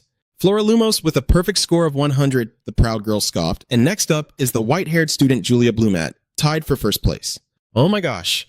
The students in the class gasped in surprise. She's tied for first place with Flora Loomis, someone replied. It's only natural. The Magic Tower has supported her. Since there are 2 people tied for first place, there will be no second place. Third place is Tassi Prius, the girl with 2 red pigtails. Everyone turned to congratulate. I'm really impressed. I blushed shyly. So now you realize that I'm really impressed? I could even tutor you if you want. The boy in glasses at the front of the desk looks a bit emotional. That's not right. I can't interrupt your studies. I am furious but powerless. The first victim is a short-haired girl, and Lynn takes the 4th position. The last position belongs to the blue-haired boy, while 5th place is taken by the group of whispering students. Impossible. So all 3 of the top students are fallen nobles and commoners? Hellcliff concluded the announcement. Those are all 5 top students who can meet the teacher after class to receive the structure. Now, take out the materials that the teacher gave you last lesson. The materials were immediately distributed to each student. Today we will learn about magic circles that use mana release. Today's lesson seems quite ordinary. Hellcliff begins the lecture on magic circles that last longer than spells and will be more effective when used with charms or artifacts. That is why they are still used to this day. He is drawing a straight line. Moreover, to this day, most magic circles still retain their circular shape, because we have a belief tradition that it will protect the user from external influences. But today's magic circle will be a little different. Flora stiffens as she looks at the board. What the hell is that? Hellcliff completed the magic circle. Look at this. Look at the grid on the board as the students are confused. What is that? Is that the magic circle? As if by instinct, they shifted their gaze to one side and Flora became the center of attention. She felt a bit annoyed. Why were they looking at her? They see me as a leader just because of what happened last semester. She sniffed. She was curious about what it was too, but the professor probably wouldn't lie about these things. Flora looked down at the professor. If he were a fraud, someone seriously teaching, she would have been disappointed long ago. He placed his hand on the board because it seemed the students didn't believe this was a magic circle, so he would let them witness it. A bright light flashed and a glowing red orb spun around. The students were intrigued by its movement, wondering how the teacher managed to do that. He looked at the magic circle on the board, understanding why the students couldn't believe it. A magic circle that wasn't circular at all. It is not easy to circulate mana. This is today's lesson. A curve can help mana flow smoothly, but when it becomes angular, the mana will overflow outside the structure. His gaze is sharp. However, as you can see, my magic circle is still functioning well. What do you think the reason is? At this moment, 2 people raised their hands. Flora noticed the other arm. That girl. Hellcliff called out Flora Lumos. You were the one who raised your hand first, she answered with a character. The answer she provided is the characters in each square, which support the flow of mana. Hellcliff nodded. Exactly. If they serve as a medium to support the flow of mana, then the square magic circle can function properly. What the teacher used this time is the seer magic square. No matter how you read it, it remains the same. In other words, the teacher has used a palindromic code. Another person raised their hand. I have a question. This is quite surprising, but what advantages does using a magical square have over a circle? And Heckliff's answer is, of course. It seems obvious that it's easier to draw. A circular magic structure can only function when the design is meticulously drawn. That is why there are certifications for assistants who specialize in drawing magic structures. He draws another square. On the other hand, a square is simply 4 evenly spaced points connected together. It is much simpler and faster to draw than a circle. I will provide you with additional materials, and you will understand that a square is just one example. Magical structures can be represented in many forms. I trust you will absorb this knowledge and create your own magical structure. This is the second assessment. I look forward to seeing your ideas. After the class, Professor Hellcliff welcomed the top 5 representatives, and I am the second after Reno. He reached out his hand to the teacher. He received a green orb. This is one of the 4 methods for calculating the origin code, Hellcliff explains. The teacher calls this a structure, of course. Just a part won't be of any use at all. Leo understands smartly. So I have to stay strong in the top 5 for the remaining semesters? Hell cheers me on. Exactly. Keep it up. He stepped outside, puzzled. It was only a part, perhaps to keep Ma Koing-Win from being exposed. With just this part, I can't reverse the algorithm or analyze anything. But to teach this kind of magic to a student with no ties is something else entirely. This only made him more confused. What kind of person is he really? Suddenly, he heard the distant chatter of the nobles and Iona Ovali from his class. That's her name, right? Leo is curious. What are they doing? A tall, arrogant guy. Have you heard? You should be aware of your position and behave accordingly. Do you understand? Iona interrupted. So what if I don't want to? The golden eyes lit up in the shadows. If I don't want to, what are you all going to do? Yona's indifferent voice echoed. If I don't want to, what will you do? Leo was startled, waiting to serve her. The noble seemed provoked, a filthy thing you still don't understand. Leo stepped in to stop them before it was too late. Enough already. How can a bunch of nobles like you bully a beast man? Don't you realize the professors are keeping a close eye on you nobles? Jevin Pelio has just dropped out of school. Leo continued. I'm still on my way to meet Professor Rudiger. But if you don't care, just keep going. The nobles can't do anything about it. Let's go. He stepped past Leo and grimaced. Don't think you're clever and act superior. You're still just a lowly brat, and being smart won't change anything. Leo remained unfazed. You'd better focus on yourself. That attitude made Dukon waver, watching them run away with their tails between their legs, so arrogant thanks to their lackeys. Iona wondered, why are you helping me? Leo waved his hand again. Helping you was a mistake. He looked at the murderous intent in her eyes. Are you planning to kill them? Iona scoffed. I just intended to teach them a lesson, right? Leo shrugged off that much killing intent. Fine, whatever. He joked, you should be glad they're too stupid. Yona interrupted. Aren't you afraid of me? Leo glanced at her. Why should I be afraid? Only fools are afraid, so why should I be scared? He gave the right answer. You're a beast man attending an academy, which is quite contradictory to humans, so that means you want knowledge about humans and in the world. Iona seemed surprised. How do you know? Leo replied. I have heard about the lives of beastmen. Suddenly hearing her say, Bikina Sonda, you are a good person, a strange term. What does Becky mean? Iona explained. Bikina Sonda is a saying in our tribe. In your language, it probably means brave little warrior. These words made Leo grit his teeth. What did you say? He showed his annoyance. Don't call me small. I'm warning you, Yona questioned. There's just one word that you cling to so much. She points out that mental strength is far more important than height. You have already proven your strength. Leo shook his head. Just call me Leo. What? To the bewilderment of the cat girl, he sighed. I wouldn't even do that for the sake of being called a warrior.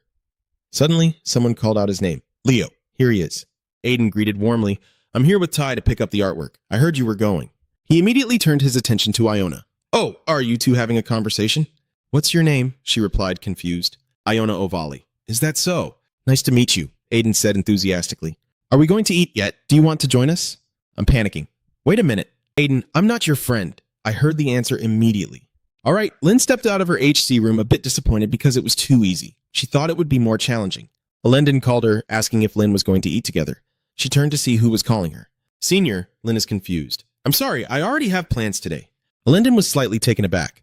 Really? She smiled brightly, indicating it was okay. All right, let's do that and have fun. Lynn smiled awkwardly. I'm sorry.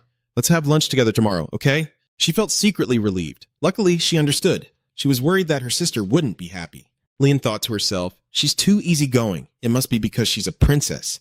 Has the girl already made plans to eat with someone else? Who could it be? But she would never suspect that the princess is tailing her. And why is she going so far? Is she meeting a guy? Alendon is in a terrible mood. Who dares to tempt her innocent Lynn? I have to see his face. A voice suddenly echoed from behind her. Who is it? Elendon gasped in horror and shouted. She composed herself and looked at the person behind her. What are you doing here? You are the morning sun, not yet bright, the wind gently rustling the leaves, if I'm not mistaken. Elendon got straight to the point. So, do you have a dinner date here with Lynn? She glanced back and forth. Is this lawn and flower patch all your work? Then looking at the main issue. Brian Gombix, your face is so cold, is there a problem? Elendon was stunned to realize that this cold guy's hobby was gardening. Brodian replied nonchalantly, if you have time to mock my pastime, why not find a hobby for yourself? The gazes of the two immediately clashed, sparking electricity. Lean, why did you come here anyway?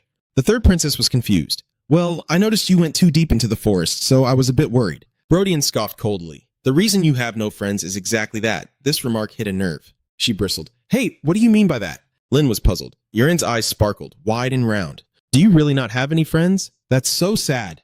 I didn't expect the girl to join in. Are you the same way? What do you mean by that? Lynn stammered. I just noticed that I haven't seen you hanging out with anyone either. You observe very well. Princess Lynn here has no friends. How pathetic. Elendon gritted his teeth and glared at him. Lynn exclaimed, oh no, what's going on? Because of her status, she's not easy to approach, but she's really kind. Bee gently closed her eyes to explain further. Besides her status, another reason is because of Princess Alan von Exilian and her position. Princess BD mentioned another place. Do you know about the battle for succession in the Utah Kingdom? Even children have to compete for the position of head of the family. His tone suddenly changed, but Princess Aelin was different. According to him, she was a perfect leader, which made her position in the succession unassailable. Of course, the background of the third princess is very appealing to the nobles, leading to different interpretations. But why does everyone avoid him? The reason is quite simple. The Grand Princess decided to forgive and accept all her siblings, whom she should have rejected. Elendon hung his head. It wasn't like that. She just needed a toy, with no other expression on PD's face. No matter the reason, as long as she accepts her siblings, no one will dare to risk approaching the third princess and provoking her. He speaks ill right in front of the victim, while the third princess remains oblivious, volunteering everywhere and jumping into every club. I wonder how those people feel having to deal with him. Just go ahead. Lynn's face is innocent. Is the great princess always exceptional? No. B immediately denied it. He also had no one to support him back then. He knows quite a bit, and there were many who conspired to eliminate him, but they all suddenly vanished without a trace. Lynn was astonished. They disappeared, really? B casually discussed. He didn't know the details. But after that incident, there was a rumor among the nobility that said, beware of the shadow of the Grand Princess, as Elendon finished his lunch and wiped his mouth. Thank you for the meal. The family chef is truly impressive, Lynn remarked. But Senpai, is it true that you saw Jen's monster? Elendon shrugged in affirmation. That's right. I can't even believe I'm still alive. Ellen nodded. Good thing you're okay. Meanwhile, Elendon was very excited. This is the academy life I've always dreamed of, chatting with friends and worrying about each other like this. A voice of confusion echoed. That monster is really dead, isn't it? Elendon recalls C's words before leaving. Oh! And one more thing. The one who said this was resolved only by the knights. The truth still cannot be revealed. Her eyes were resolute. If they found out who killed it, they would only worry more. Sometimes it's better to live comfortably than to know the harsh truth. Thinking this, Elendon offered comfort. Of course, the pride of Lithair Bell. The knights took care of them. Lynn breathed a sigh of relief. What a relief. Elendon suddenly stirred her memories. She just recalled that she had met Professor Rudiger at the auction that day. Professor Rudiger lingered in Elendon's chaotic memories. She only saw him from a distance, but she thought it was him. Lynn was taken aback. It was quite surprising. He doesn't seem like someone who likes jewelry. Rudiger, Chelsea. BD looks gloomy on one side. He was troubled, feeling like he had seen him somewhere before. A shout rang out, completely out of place. The nobleman pointed angrily, unilaterally accelerating the schedule of the Magic Festival without informing us. What do you think the Magic Festival is? He shouted loudly. This is a historically significant holiday, and although many people are participating, it is also an opportunity for everyone to showcase their Theon scores. In other words, this is an extremely important event for Theon's honor. Even if she is a judge, she is clearly abusing her power. Elisa's gaze was filled with annoyance. What was wrong with speeding up the Magic Festival schedule? They were just trying to pick a fight for any reason they could find. Nevertheless, she smiled apologetically. Sorry for not informing everyone about this. However, I don't have time to discuss this with everyone, so I have no other choice. She shrugged. Given the recent events, the atmosphere is quite tense, isn't it? The second exam is also approaching, so I think that holding the festival right after the exam would be the best idea. Nobleman Jep is still upset, but Elisa quickly interrupts. Professor Hugo, another professor spoke up. Do you have any other solutions? He stammered poorly. Her eyes radiated anger. If you don't have one, does that mean you oppose this decision without an alternative? Hugo found himself in a tight spot, unable to argue back. The bespectacled man beside him leaned in to discuss with the old man. Deputy Justice, what will you do? After a moment, Hugo cleared his throat. If that's what you want, Justice, I can't do anything anymore. Anyway, the progress has been accelerated. However, the old man added a condition. Would it be a problem if I suggested the content of the festival? Elisa has no reason to refuse. Please, go ahead. Hugo doesn't beat around the bush since the plan has already been changed anyway. What do you think about a completely new event that has never happened in the past? It would add a touch of novelty to the opening ceremony of the Magic Festival. Hell sat in his office reading the latest information, pondering how to push the Magic Festival forward. Because there have been many chaotic events happening lately, this is also a good idea to ease the tense atmosphere. He recalled the fire-breathing monster, which was something he had already suspected from the incident at the banquet. Esmeralda would strike during the festival because of the large crowd gathered. He devised a plan while looking for the right opportunity. He would force her to reveal herself, and then Theon would take care of her. Hellglyph absent-mindedly tapped his fingers on his head. It's strange, something within me is reminding me of the Great Fire at Lotan. I think about the possibility that besides Esmeralda being the sole survivor of the disaster, there are still 2 others alive, which is even more concerning. I should head to Lotan as soon as possible. A knock on the door interrupted his train of thought. Come in, seeing Flora walk in. Are you here to pick up the frame? I told you to come right after you finished your work. Yet you arrived late, she replied. I was a bit busy. Are you saying he won't give it to you just because you arrived a bit late? He shook his head. Of course not. Come in. Then, he performed the transfer ritual like the other students. Flora Lumos, congratulations on being the first. Well, it's a pity that you live as the first one. He explained, as you already knew, this is a piece of magic divided into 4. But what Flora is worried about is something else. Regarding the magic you studied in the personal research room last time, he wondered, are you referring to the disease? She denied it. That's not what I meant. I was talking about the image of the cube on the board. He suddenly realized, so you managed to sneak a peek at that. Flora immediately protested. What do you mean by sneaking a peek? How could I possibly overlook something so clearly displayed on the board? Hellclyph raised her voice obviously. It was polite to pretend she hadn't seen anything. She didn't want to respond further. So what is that anyway? He pondered for a moment. All right, I can tell you about it, a large Torect Hellclyph replied. That's how I call it. This name is quite strange. Shh. In other words, what is it? Ah, right, the Hypercube. This term even confuses a top student like Flora about what kind of magic it is. Hellclyph vaguely replied, I'm not so sure. Research indicates that mana can disrupt 4-dimensional time and space. I discovered this, but I can't tell any students. You can only explain it simply. This is a spell that helps explore uncharted areas. Flora turned around abruptly. Is everything okay? If you don't want to tell me, then you don't have to. After all, I've already gotten what I wanted. I'm leaving now. Before I go, she mentioned. Right. How is your body? Your body is confusing. What are you talking about? Seeing him dazed, Flora huffed and walked away. You asked a pointless question, just pretend the teacher never heard it, and left him with a bewildered expression in the kingdom of Daruma, the land village. The sound of lamentation echoed. The road here is really troublesome. Hellclyph steps onto the street.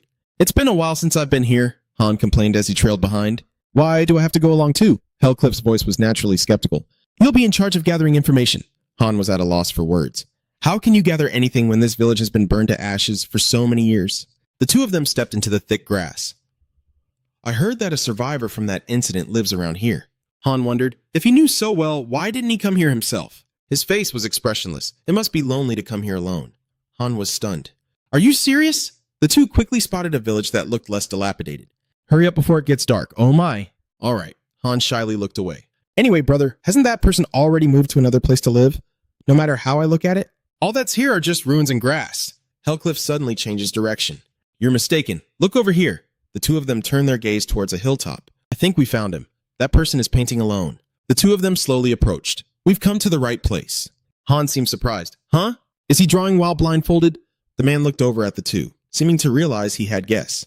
Hellclyph approached, apologizing for the disturbance. The blindfolded man stood up to greet him. It's okay, I just finished too. Hellclyph wondered why he had to be blindfolded. He packed up his equipment. Ah yes, I can't see. However, I can sense it. Hell keenly noticed. There is magic in this painting. I didn't think a wizard would live in a place like this. The humble man replied, I wouldn't dare to boast about being any kind of wizard. I'm not really skilled at magic either. I just returned a long time ago, so this is a skill I've learned on my own. How could someone as important as you end up here? Hell is a bit surprised. Do you know who I am? The man replied softly. No, but because I can't see, I can feel it very clearly. He sensed the energy that I could feel through the wind carrying a strange power, and it instinctively told me so. They are telling me that the hero who saved this land from disaster long ago has arrived. Hell feels a bit intrigued. You actually have a connection with the spirit. Then I will get straight to the point. This is about the great Oten fire disaster. Hellclyph gets straight to the point. I want you to tell me about the other survivors of the great fire at Lotan. Following the man back, I just remembered I haven't introduced myself yet. I am P. Hellcliffe, introduced the alias. I am Rudiger Chelsea. BR reminisces softly, though now it is just a lifeless heap of empty ruins. Before the fire broke out, Lotan used to be a very beautiful place. Hellcliffe added, I've heard about it. I remember the first time I came here. BL continued the conversation. I had shown quite a talent for using magic, so my noble teacher accepted me, but I was scolded a lot because I found painting much more interesting than magic. He recounted that he asked what was so great about painting and broke all my paintbrushes. At first, I tried to endure it, but as it continued, I couldn't hold on any longer. His mood seemed to lighten as if shedding a burden. Finally, I had let go. I want to paint more than to cast spells. And after wandering for a while, my stopping point is the ruined tower. He let out a small breath. However, adapting to the new environment is truly difficult without her assistance. Hellcliffe hears about someone mentioned. Is it her? Now sit down, open the toolbox, and take out the brush. Let me show you. He waved the brush through the air a few times, and before everyone's eyes, it instantly transformed into an oil painting. The two looked around in surprise. What just happened? The world has turned into a painting. This is the magic of painting using paintings. Follow me. The center of the village is this way. The people in the painting move around naturally. Like a tour guide, Lotan is a village that attracts many visitors. A village shrouded in the breeze. This is El Otan. BR suddenly emphasized. And the pride of this village is, he speaks of the woman approaching. Her. I cannot see her face. I cannot capture her beauty with my poor skills. The girl is brought to life with P's brush, always cheerful and smiling as she helps everyone. She has innate magic, which is why the spirits hold her dear. Her name is Miranda. She is also a survivor of the Great Fire in El Otan. The name of the woman mentioned is Miranda. She is another survivor of the Great Fire in El Otan. She is the one who helped me rebuild El Otan. Thanks to her, the village is always filled with laughter, love, and peace. The scene suddenly changes. However, that peace was shattered by a noble family visiting the village. He recounted the story of how he fell in love with her at first sight.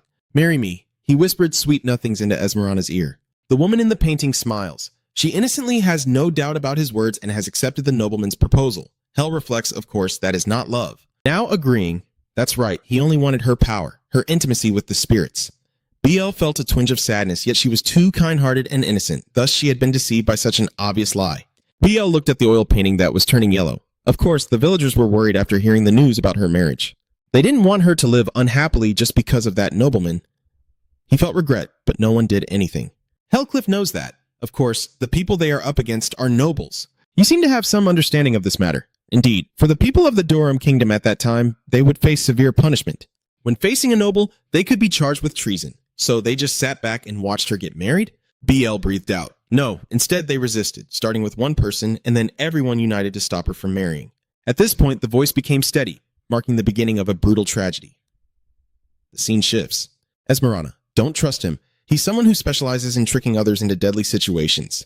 You lowly peasants, how dare you insult him without knowing who he is? The villagers shouted in anger. Even if he is a noble, you cannot take her away. Stay away from Esmeralda. Leave the village at once. Contrary to the worried expression of the woman, the nobleman sneered, showing no interest at all. He suddenly changed his tone.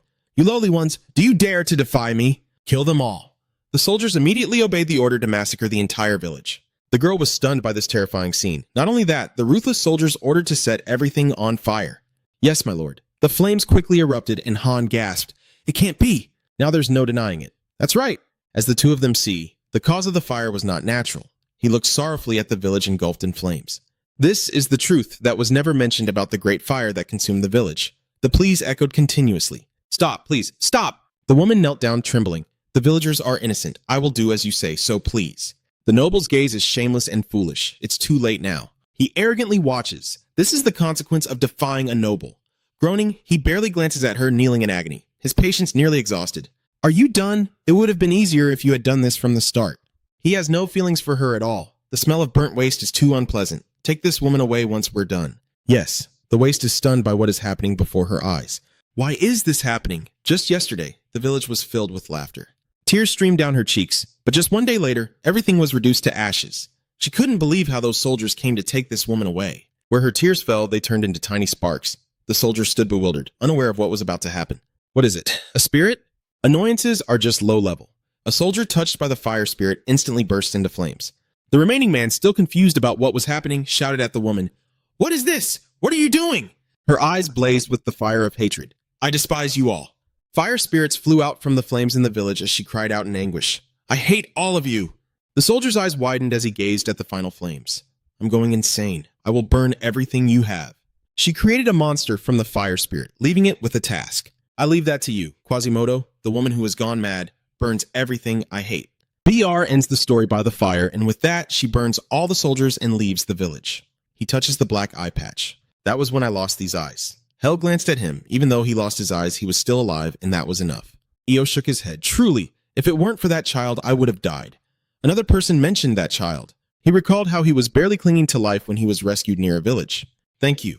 It's because of you that I survived. The girl casually waved off the thanks. I only did what I had to do. The girl whispered, the only person I could save was him. The others. At this moment, P's eyes have been destroyed. No way. The girl seems to recognize him. You are the artist who just arrived in the village, right? I remember you because you look a bit silly. That's right. Do you know about me? The girl is a bit concerned about his eyes. Mr. Cosburn is serious. But an artist losing their sight is no big deal, right? BL is just superficial. Never mind, just being alive is enough for me. But the girl responded in a confusing way. Grateful? I don't think I could ever feel that way. Those words left PL confused. What the heck? The girl's voice seemed filled with hatred directed at the flames. The noble had killed all the villagers just because we displeased him. I will never forgive him. BL came to an end, and with that, the girl left. I had intended to ask her name, but couldn't bring myself to speak. BR sighed, then I couldn't leave this village, even though the only thing left here were nightmares. He looked up, thinking of a distant place. This is the first place where everyone accepted me. I have become attached to this place. Perhaps it is also due to the instinct to protect this place. Time passed, and I could also channel magic into my pen. After losing my eyesight, I was able to draw and use magic. My story ends here. Hellglyph expresses his gratitude. Thank you. But what if I were a bad person and you kept detailing the story like this? Now, in agreement, of course, I was very cautious. However, he seemed to share his feelings with HC, empathizing, showing compassion and anger. In my world, I can feel those emotions from you. BL smiles sadly. If you were a bad person, those feelings would be hard to express. So I trusted you and told you. Hell nodded. I see, your past is truly painful. Thank you for trusting me. BL denies it, but I'm the one who should be grateful. I've never shared this story with anyone else. Because of that pain I have been avoiding for so long, I finally feel better now. He feels a bit guilty. I know it's a bit rude, but I genuinely hope you can help that girl and the child escape this suffering. They are probably somewhere in this world still tormented by their pain. Then the two left, and in Hellcliff's heart, he wondered. If he thought about it, the reaction of the Durham Kingdom was obvious. They had suppressed the truth about the Great Fire from spreading throughout the kingdom. You have concerns, but they cannot hide it from their people. Moreover, it exacerbates class conflicts and has become the spark for the long-accumulated anger of the populace. Hellcliff remained silent, not out of powerlessness. This is a reason for the Durham Kingdom's downfall after the Bloody Night event. I understand now why most of the nobility had to flee to the sea. It's quite perplexing. Brother, in the end, we still didn't uncover anything of value. We came here for nothing, didn't we? You go straight ahead. Not exactly. We have uncovered the truth behind the Great Fire at Lo-O-Tan. Hellcliff assigned him the task. Han, I need to investigate more about the noble in that story. Han, summarize it. So, a blonde Duramong noble around 30 years old, huh? Nothing distinctive about him. The Duramong noble have all fled to the Exilian Empire. Start your investigation from there. I have a suspicion. He seems closer to us than we think. In class, Chero felt shy. Flora, why are you looking at me like that? She hesitantly glanced at the paper in Flora's hand. Don't tell me you want to use that on me. Flora tilted her head. Why not? Don't you like it? Chero scratched his cheek. No, I just haven't been in the right mindset to use it yet. Flora sat down and sighed. Well, if you don't like it, just tell me. Suddenly, a crazy couple starts shouting right in the middle of the class. You liar, you said you only loved me. The boyfriend is being choked and struggling to breathe. Stay calm now. He's screaming in resentment. Now I understand why you didn't want to use this. Alendin is also in this class. Has someone already used it? She and Lin each took one. All right, we should give it a try too. Each person held one end of the piece of paper and infused it with mana. In an instant, the talisman sparkled brightly. Alendin blinked as if she saw something. After a moment, she pondered. This is interesting. I can't believe we can see each other's memories through the transfer of mana. It feels like a long time has passed, but in reality, it hasn't. Lin beside her spoke up. You know? Senior Elendin listened to her. Is something wrong? Lin coughed softly. Even if it was her birthday, inviting classmates she wasn't very close to her birthday party felt a bit much. Elendin blushed and fumbled. And did that really happen? A dark past from my freshman year that I don't want to remember. Lin is just trying to comfort you. I understand you, senior. Those words only made her more embarrassed. Thank you. Lin Lai is curious. More importantly, which part of the past that you saw is significant? As for that, she vaguely remembers when it was, but she sees a scene from long ago. Lai tilted her head in confusion. Has it been so long? The day of the second academy exam has begun, and the proctor has started the timer. The second test will now commence. When your number is called, step forward. Hellcliff is the proctor for the exam. Here I write that the shape of the magic circle is a square. I also only consider the numbers within the magic circle. Then came the piercing words. I chose the safe option without considering the challenge of pushing myself. Oh, do you think I teach you about magical shapes for no reason? Be grateful. Next. The remaining students are sweating. The atmosphere in the classroom is now as tense as a drawn bowstring. It doesn't even look like a second test anymore. It feels like we're being dragged into a slaughterhouse. Hell calls again. Next. Number 13, Aiden exclaimed. That's my number. Leo is speechless at your carefree attitude. What do you mean by that? Hurry up and go there. This is you reviewing Aiden's assignment. You have boldly used a new magic circle with a new magical form. I noticed you used a lot of stability, which helps prevent the magical power from being too dispersed. Hellcliff offers his feedback. The magical form I showed you isn't very fluid and has some rather troublesome aspects. However, the way you used to overcome the magical barrier is quite good, though it does have its drawbacks. But if you use a circle like this, the importance of learning magical forms will be diminished. I still have some reservations about your score. But aside from that, I will give you a B+. The noble students clenched their fists. Another commoner has scored higher than a noble. Hellcliff reads the name. Next up is Flora Lumos, right? Upon seeing the magical circle drawn by the outstanding student, he marveled that this was Hellcliff, unable to believe he was witnessing the application of hexagonal theory right here. There were no errors in the calculations used either. Then he generously awarded high marks. Flora Lumos received an A+, and the whole class gasped. He even added some comments. You have used a polygon, and the technique applied here is perfect. Then a series of students were called up. Next, that's it. Next. It quickly came to the last person. So you are the last one, right? Show me the magical shape you created, Lynn. However, Lynn gently closed her eyes. Professor, she replied clearly, I don't have the piece of paper with the magic circle with me. The students immediately buzzed. What did she just say? You don't have a magic form with you? Is this the class of Professor Rudiger that you're saying you don't care about? Lynn's gaze remained steadfast, his expression emotionless as he looked at the girl. He exhaled. So what do you plan to do now? If I say now that you don't have a magical form to show me, would I be wrong? Lynn replied no. I have created a magical form, but writing it on paper is a bit broad in meaning. May I suggest if it would be all right to perform it right here? Helf thought for a moment and then allowed it. All right, show me. Lynn is excited. Yes, teacher. She waved her wand through the air. At first, I was a bit hesitant when it came to the concept of that technique. Lynn had reason to be confident, but thanks to the book on attributeless mana, I had somewhat grasped it. She was determined in her intent. So I will show you, Professor, just how much I have changed. The moment the girl unleashed her magic, Hellcliff was taken aback. Here he is, stunned by Lynn's magical form, a three-dimensional manifestation of magic. Lynn beams with joy. I knew the professor would recognize what it was as soon as he saw it. Professor Hellcliff didn't hesitate to give a grade. Lynn, your grade is A+. Will you get extra credit? It's truly unfortunate because that's the highest grade I can give you. This remark left her bewildered. What? A. This is the only person Hellcliff praised in front of the class. Your magical form is perfect. Well done. I'd like to ask, how did you come up with this magical shape? Forget about how the idea was formed. The fact that you could materialize something like that in such a short time is almost impossible. Lynn hesitated slightly. Regarding that, her eyes sparkled as she gestured animatedly. At first, I intended to develop a magic circle based on the magical power I envisioned. But then, I suddenly realized that my mana harmonized with this technique in an incredibly natural way. Then came the part where I couldn't control my own mana. But Hellcliff interrupted her. All right, that's enough. Hellcliff studied the person before him. Never before had there been a case where magic could fluctuate freely without the user's control. Had she succeeded instinctively? The book I gave that student probably activated their talent. I must say, their magical form is quite impressive. Lynn is happy. Thank you, big brother. Hellcliff ponders. The flow of magic occurs naturally, and until now, attribute-less magic has the lowest compatibility compared to attribute-based spells. The compatibility of magic, the amount of magic used, reflects the alignment between a wizard's magical capacity and their spells. Hellcliff places a lot of hope in Lynn. If she can demonstrate a three-dimensional form of magic this time, then attribute-less magic is a type of magic that focuses on and aligns with space, a form of advanced magic. Since space magic doesn't exist in this world, it will be difficult for me to recreate it. However, if Lynn's magical power is related to space, looking at the back of the hope in my life, I need to gain that power.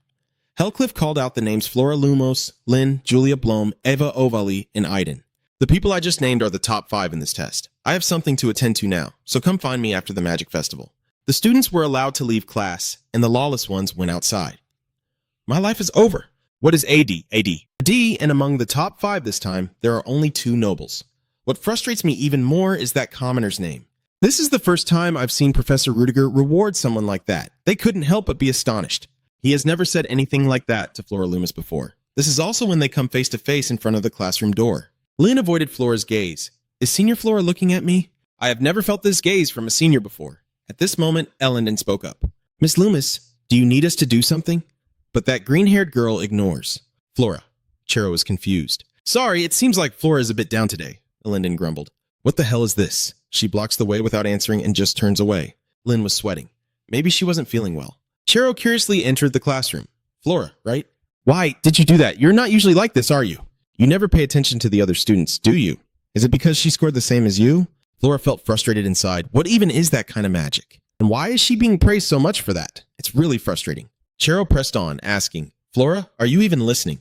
Flora turned to Chero, but more importantly, have you prepared well for this test? That question caught Chero off guard. Why did they suddenly ask that? Flora is teasing again. Professor Mary said if you don't focus on this test, she'll have to move you to another class. Isn't that right? Chero cried tears. That's right, isn't it? She rushed over to act cute. Flora, help me out here. How am I supposed to get a good grade if it goes on like this? Flora sighed. All right, if you remember everything written here, you won't fail. Chero beamed. Thank you, I really love you. Flora just mentioned Chow Chow, and here he is. Gentle Miss Mary walked in. Hello, my dear students. She smiles. Did you all prepare well for the test? Chero trembles. I just barely managed to touch the notebook. After the test, Professor Mary is cheerful. Well done, everyone. Flora checks in. Did you fail? Chero lay weakly on the table, whispering softly, but I still managed to answer everything. Professor Mary spoke up. Now that the test is over, let's talk about something more interesting that we haven't discussed in class yet, shall we? Flora reminds her desk mate to sit up straight. It's time for Mary's little tips now. All right. Professor Mary spread her 2 fingers apart. As you all know, the essence of mana transfer is carried out by 2 people, right?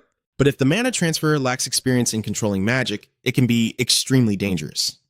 When the 2 fingers come close, sparks fly. But do you know that during this mana transfer process, a mysterious phenomenon can occur? It can lead to memory loss. According to the theory of the Magic Tower, they call this phenomenon the memory storm. The lecture left the students exchanging confused glances. What?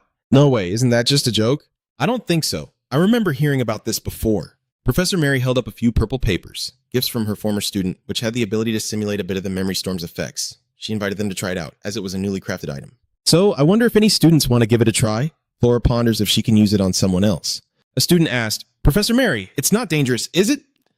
Professor Mary pondered, if the side effects are severe, could it create a shock in the subconscious due to the blurred memories? She reassured them, however, this will be fine.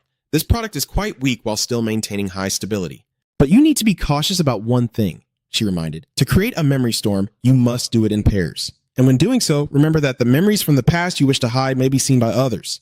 Ellendon is excited. Lynn, come on, aren't you curious? Lynn feels a bit shy. Is that okay? I'm not bothered. But what if you have a memory you don't want me to know about? Like some kind of royal secret or something? Ellendon laughed, feeling relaxed.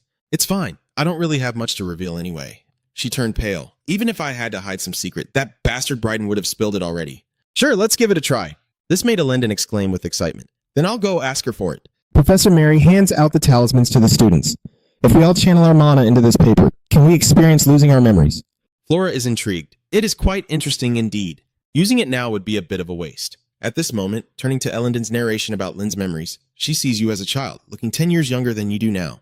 But do you know, usually you would see things from the other person's perspective, wouldn't you? I see it from a different perspective. She recounts that perhaps I was looking through your mother's eyes. A green meadow where no one else lives anymore.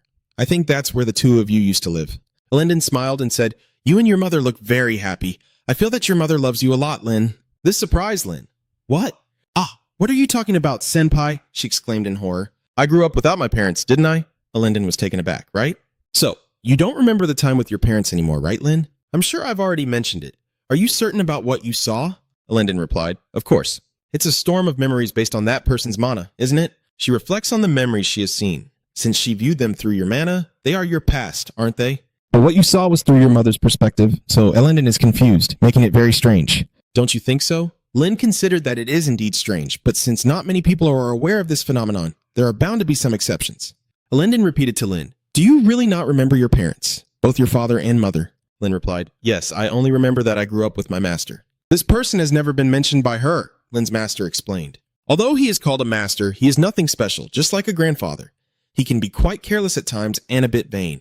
Lai seriously said, I have no memories of my parents, Ellendon asked again. But if I can remember that master, when is the oldest memory I have? Lynn exclaimed. I know I met my master when I was around 10 years old, Ellendon pointed out the main focus. So I don't remember anything from that time before. Oh right, that's true. Ellendon draws a conclusion. She thinks it relates to your master. These words left Lynn stunned. What about your master? That's right, Linden continued to explain. In other words, I don't remember anything before meeting my master. No matter how well he treats me, I shouldn't trust him so easily. Does the master have anything to do with my memories? Her mood darkened. I can't remember the mother that the senior mentioned or my memories of the past. Linden felt a pang of sadness seeing her expression. She took Lin's hand to comfort her. Don't be sad. I'm sure you can regain your memories. And you know what? Perhaps your parents are still alive somewhere, Lin said uncertainly. Do you really think so? Linden's voice was cheerful, somewhat reassuring. Of course I will help you regain your memories as well. Deep down, she felt sad. If she could, she truly wanted to help Lin recover her memories. Because Lin was the first true friend I had in Soren, Linden thought. At this moment, PD stepped forward. He's here again. Third princess, I don't recall inviting you. He noticed Lin's expression. Lin, is something wrong? You seem quite serious. She was embarrassed about that. Linden waved his hand to keep it a secret. That's our business. Stay out of it. Henry is interfering right now. What? The third princess and Lien Ha. That's a unique combination. Linden's annoyance was evident. What are you doing here, Henry Presto? Henry chuckled. Don't look at me like that. No way. You still think I'm the one behind the rumors about the invitation to your birthday party in freshman year? Linden shouted in frustration. Shut up. She turned around in panic. Lin, how does this guy know your name? Don't tell me he's hurt you. Henry pretended to wipe away tears. Princess, I'm very sad to hear you say that. Lin was tightly embraced by Linden with a suspicious look. She reassured. It's not like that. Senior Henry just suggested a part-time job to me earlier. Henry shrugged. See, it's nothing. Lane didn't stop there. Of course, I was almost scared to death. But of course, this made Ellen bristle. You even said it was nothing. I really can't trust you. Henry flinched. No, to be honest, that's not fair at all. BD interrupted. Let's stop here. I'm sure Henry doesn't mean any harm. He reiterated this a second time. Sure, Henry laughed insincerely. What do you mean by that? You too. He scratched his head. Anyway, I'm sorry. I'll suggest a better job for you to make up for it. Lin looked at him. A better job, huh? Henry had barely finished his sentence. That's right. The hourly wage this time is 3 times that of the other job. Lin immediately volunteered. Yes, I will do it. Her attitude startled Linden. What? Wait a minute, Lin. Henry laughed heartily. That's really reliable. I'll discuss the details with you later. All right, I remember there's something urgent I need to prepare. Let's go. Linden hurriedly stopped these two people. Wait, stop right there. She questioned Lin, why did you accept that kind of offer? Lin Vochi scratched his head. Why are you asking so strangely? I need the money, right? The salary is 3 times that. Linden is bewildered by her naive words. But isn't Soren's scholarship enough? Bed sighed in frustration. Surely that rich princess has no idea. Most of the finance department members are from the noble faction. Commoners are certainly not entitled to those benefits and have no choice but to endure the pressure of money. He said, thanks to the efforts of the current principal, the situation has improved, but there is still a long way to go. Linden is just now learning about this. She looks surprised, not expecting that he knows the specifics about it. Didn't he say he wasn't interested in commoners' issues? Forget it. Think whatever you want. He grumbled. I'm just saying what I know. I'm leaving now thanks to someone I've wasted my short break. Linden frowned in confusion. What are you talking about? There's still plenty of time for lunch. Where are you in such a hurry to go? B let out a truly annoying remark. His words reveal his annoyance. I received a marriage proposal, Henry exclaimed. There she is. Miss Wagner, a vassal of the Lumos house. She's waiting for you. BD's face was expressionless. It's Lumos again.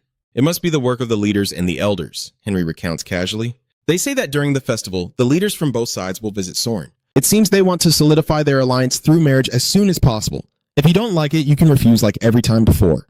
B glanced at his friend. Are you explaining as if you want this marriage to happen? What are you scheming? His eyes narrowed like a fox. What are you thinking? Didn't I say I would always support you? That's the job of a servant. Bed did not object. I know. Shortly after, he was taken to the cafeteria with Flora. The two exchanged indifferent remarks. Normally he wouldn't be seen, but this time he was here. She felt a bit annoyed inside. I don't like it. They tricked me into coming here. Bed was cutting meat while making small talk. Recently, I've heard a lot about the name Chenny. Flora paused. What about that? Bed raised an eyebrow. Aren't you in that professor's class? I thought you knew something. Flora is confused. I don't know anything at all. Why are you suddenly asking that? BD's expression remains unchanged. I was just curious to know who that is, Flora interrupted. That's enough. Decide what excuse to use to leave here. You don't need to worry about that. Ellenden set down his knife and fork. I'll interrupt this conversation as usual. The reason is, let's see. He can casually say that the food today isn't good. Saying that, he left the dining table. Well, I'll take my leave now.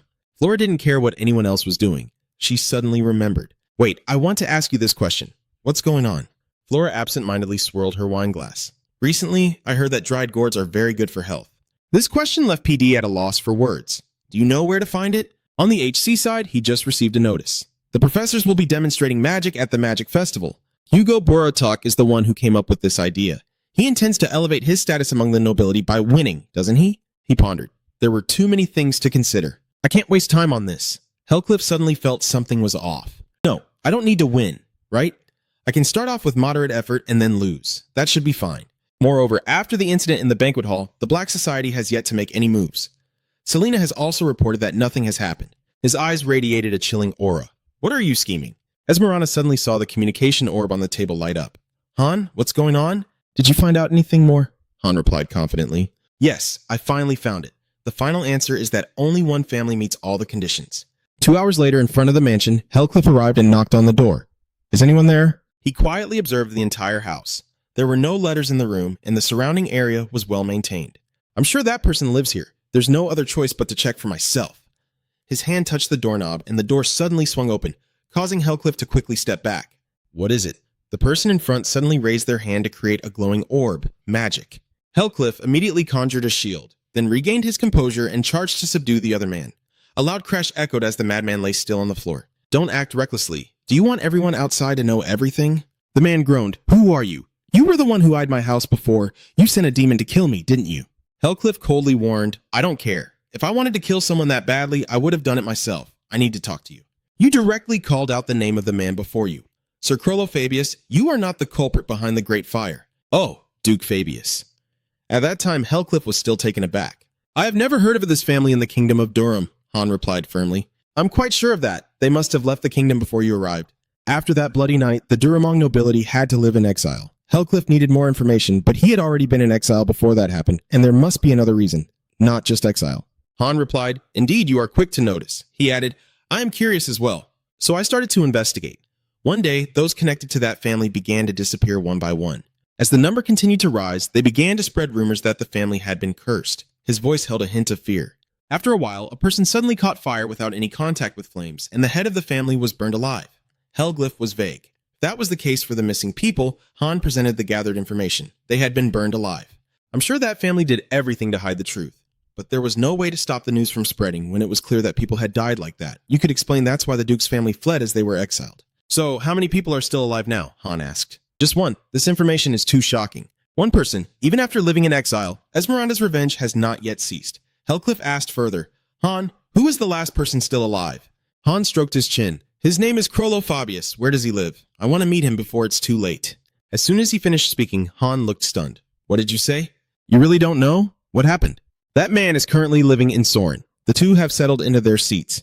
Hellcliff placed something on the table. You probably don't know what this is. Crollo was stunned. This was a black identification badge used exclusively by secret military units. He stiffened, his bloodshot eyes showing signs of sleeplessness. Why did he intend to help him? In an instant, he had a belief. He was the one who had defeated the monster at the banquet. Hellcliff asked coldly, You'd better answer my question honestly. He put away the card, which he had received while working in a secret special forces unit. Lucky to have kept it for emergencies. I wondered what to do if he didn't recognize this, but he immediately noticed. It seems this family can speak even while in exile. He seems unaware that it's useless now, but it can be used to get him to talk. I started, I'm investigating a recent case and noticed that you are being pursued by a terrifying figure. Crollo seemed to think of something. That's right, he suddenly went insane. It is the demon, the fire demon that wants to take me down. I thought I would be safe in Soren. He was completely panicking and rambling, but I was completely wrong. I will be burned to death at the hands of the fire demon, like everyone else has. He gazes thoughtfully at the trembling man before him. This man is the reason Esmeralda attacked the banquet hall. She intends to kill him slowly, rather than instantly. Hellcliff asked, Do you know anything about what you call a demon? Its physical characteristics. Anything is fine. Crollo's mind is unclear. His mouth stutters. Name, huh? I don't really remember. Hellcliff immediately widened his eyes. What the hell? Or should we just let him die, huh? Wait, I remember some other things. She is quite beautiful, with black hair, around 20 years old. Hellcliff immediately speculates about her figure based on this description. Around 20 years old, though she looks a bit mature, she doesn't resemble a typical girl of that age at all. No, there's no issue in assuming that wizards and knights appear younger than their actual age. Hellcliff asked further, Do you have any other information? Crollo rummaged through his belongings. Let's see, any other information?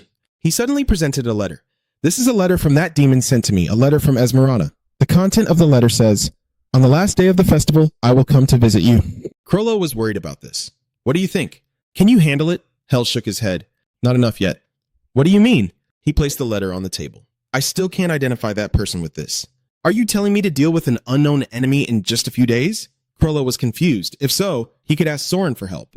Immediately scolded by Hellcliff, you fool, have you already forgotten about the incident in the banquet hall?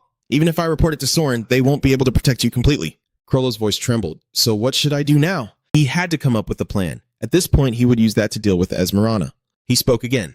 Fortunately, the enemy has already announced a specific date. If so, that means you will be safe until then.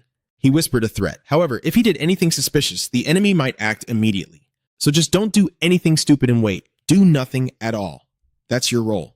The first day of the Soren Magic Festival. The townspeople eagerly participate in the festivities. Wow, that's amazing. Is this your first time attending the Magic Festival? Yes, this is indeed my first time. Elendon smiled gently. Then you have to make the most of this opportunity. It's your first time, so you should create many beautiful memories. Lynn is incredibly excited. There are so many things she has never seen before. It's all so fascinating. Elendon is just as excited watching over there, Lynn. That's the elf estate to experience with the elves. The children and the spirits seem very happy, so adorable. Lynn curiously looks around. What's over there? It looks so spooky. She pointed to a place where people were running out with terrified expressions. Ah, that's the haunted house. They use spiritual magic to summon spirits and scare people. Lane pointed excitedly at a spot. Senior, those people are dressed up like zombies. Those people? Elendon explained that they are graduates, and they look even healthier than usual. This left Lynn speechless. What do you mean? Is studying at Soren really that intense? You didn't know? Soren has a classification system. Hearing that, Lynn also suddenly remembered. Right, why can't they enjoy the festival? Elendon suddenly exclaimed. Isn't that Professor Liu? Professor Liu. The two looked over there. That's right, he's with Professor Selena. It's said that the professors will take turns patrolling during the festival. It must be their turn today. Selena seems very excited. Professor, do you see that shop? They sell love potions? It's amazing.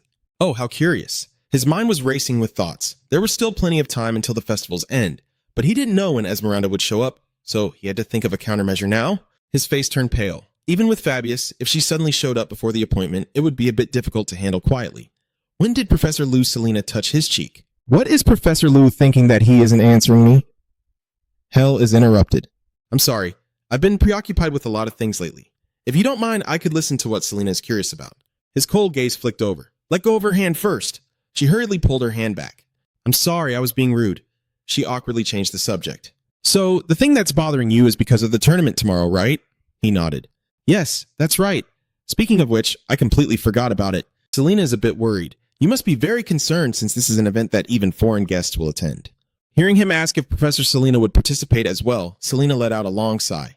I want to participate too, but my superiors have stopped me, so I can't join. Helf also remembers, that's right, fighting doesn't suit Professor Selena's personality. Because this tournament is very dangerous, many people will stop her from participating. I'm frustrated, but why is no one stopping me? Is no one worried about me? Selena mentioned again. Are you okay? Professor Liu, you might get hurt, but it's fine since this is a school event, so the tournament will be conducted as safely as possible. Suddenly, as two people passed by a stall, they heard a familiar voice. It seemed easy to look at, but was actually quite difficult to execute, not too far from the target. Aiden noticed them. Hello, Professor? I see you are on patrol. He walked closer to the group. Suddenly, another person joined them. So, is this the shooting range? Suddenly, the stall owner popped out with a loud laugh, adding another challenger to the mix. He egged them on. But you're persistent. Do you even know how to shoot? You look like you can barely hold a gun, let alone aim. Is Helglyph planning to refuse? Aiden stepped in to intervene. That uncle better take back his words quickly. The professor here has served in the military. Wait, You interrupted me before I could say anything. This weakling? If you're a soldier, you should at least be ripped. The professor will show the master. In the end, he was forced to take up the gun. Still have some pride, huh? Let's see what your skills are like. In an instant, each ball exploded, leaving everyone in awe. You're really impressive. Professor Liu never misses a shot now. The shopkeeper is left speechless. Impressive, you dominated in just one round. The uncle had to accept this reality. All right then. I admit that I can't read people well. You scored the highest, so this is your reward. A reward? He excitedly pulled out the monster plushie, a masterpiece from some doll-obsessed weirdo. They say this is inspired by the stuffed monster in the Doraemon Kingdom's museum. The cold-faced guy gave it to me. Thank you so much, teacher. Looks really scary. Selena is curious. That's the highest prize after all. Is that okay? He just replied. It's fine. The kids seem to like it. Leaving there, Selena also praised it. That stuffed animal is really cute. Hellcliff was taken aback, so I should have given it to her instead. She declined. Oh no, I'm just as happy as they are. Seeing the students laugh and talk happily is enough for me. He looks at her. Seeing the students laugh and chat happily, huh? No need to say more. Is that so? We should continue our patrol then. Meanwhile, in an area bustling with the magic festival, Sedina stands dazed among a crowd of people. Don't go to work and enjoy the festival. I don't know what to do at all. She is confused by HC's orders. Why did he give such a strange order? Surely her spirit flared up suddenly. It's a challenge for myself. I have to become better. I have to work even when I don't want to. Level 1 is different. A vendor beckons. Miss, why not give this a try? It's really delicious. She's awkwardly ordering. Then give me one. HC Selena is really enjoying the festival. She is holding a giant lollipop. This is really delicious. Hellcliff suddenly asked, so did she enjoy the festival to the fullest? This surprised her. Enjoy what? I have no idea what you're talking about. She's adorably clueless. Just remember to keep it a secret from the other professors. I don't plan on saying anything either. Hell smiled softly, and I'm sure everyone is enjoying the festival just like her. Is that so? Her voice carries a hint of regret. Time has flown by today. I feel a bit sad. It's hard to understand. There are still 4 days left. That's true. He still has the tournament tomorrow. We should stop the patrol here, right? It's okay. I think it's almost time. As he finished speaking, a familiar hurried figure rushed past, causing him to momentarily freeze. Fabius, what is he doing here at this hour? HC froze at the sight of that familiar figure. Fabius, what is he doing here at this hour? He hurriedly chased after him. Miss Selena, I'll be gone for a moment. The professor is confused now. Hellcliff felt uneasy. What the hell was this guy doing here? You chase after him into a narrow alley. He is trying to pin someone down, growling, die. Crollo frantically tightens his grip around the woman's neck. This damn witch. Suddenly, something collided with him. What the? He shouted, who do you think you are? Before he could finish, he saw Hellcliff pointing his wand directly at his face. Aren't you going to pay any attention to my warning, Crollo Fabius? His tone was cold. I'm pretty sure you've done everything I told you not to do. Crollo stammered. That thing. Crollo was losing it. From the start, I intended to live a quiet life, but this demon keeps stalking me and threatening my life. His tone is urgent. But look, I've got it now. Hellcliff looks at the person on the ground in shock. He really caught her. Hellcliff is stunned. But someone as harmless as Fabius shouldn't have been able to catch her, right? Crollo is excited. What do you think? Calm down. We need to talk more specifically. But first, Suddenly, Selena's voice rang out from behind. The professor was confused now. Her body trembled. What is all this about? He was confused about how to explain it. Miss Selena, I caught her as she staggered. Ms. Selena Hellcliff stepped forward to support her. He checked on the girl. Fortunately, she just fainted. I guess this is quite shocking for Professor Selena. This is better. I'll have a chance to cover up this incident. Hell turned to him. Take her somewhere else first. But Crollo's expression grew even more fearful. It was strange. Why was he acting like this all of a sudden? The person in my heart suddenly stirred. Honestly, Hellcliff was stunned. Selena's gentle tone suddenly changed. I told you to stay put until the last day of the festival. So what are you doing messing around here? Hell's eyes widened as she transformed. Nothing mattered more than this voice. She clung to his shoulder to stand up. The grease had risen to her lips. No one is foolish enough to keep that promise. Crollo was so scared he fell back. Don't come near me. Don't come near me. His expression was one of utter horror. Selena's hair had turned jet black. How have you been lately, Fabius? At this point, she has become a level 1 Esmeralda. Crollo was foaming at the mouth, lying on the ground. What is this? Just looking at my own face must have made them faint. It's not interesting at all. Hellcliff could never have imagined it. The person has 2 personalities. I didn't expect you to have worked with another personality, he said with a laugh. Immediately recognized, this person is quite skilled. She turned to look at him, realizing this was the first time they were meeting face to face. Even first-level mages like us have to hide our identities when talking to each other. He questioned her unclear intentions. What the hell are you planning? Why did you appear so suddenly? She sighed. Fine. Since you've seen me, there's nothing left to hide. I will kill this guy and end the revenge plan here. Surely you don't intend to wake him up, do you? Or do you? Hellcliff inquired. Don't your personalities share the same memories? She smiled slyly. What do you think? Can poor Selena really hide her true identity properly? That girl is pure and lovable because she knows nothing at all. That's right. Just like my past, before meeting this guy. Hell grips the staff. She's currently off guard. I can take her down with a surprise attack. But he still had his reservations, as if killing her here made him remember the pure smile of the girl.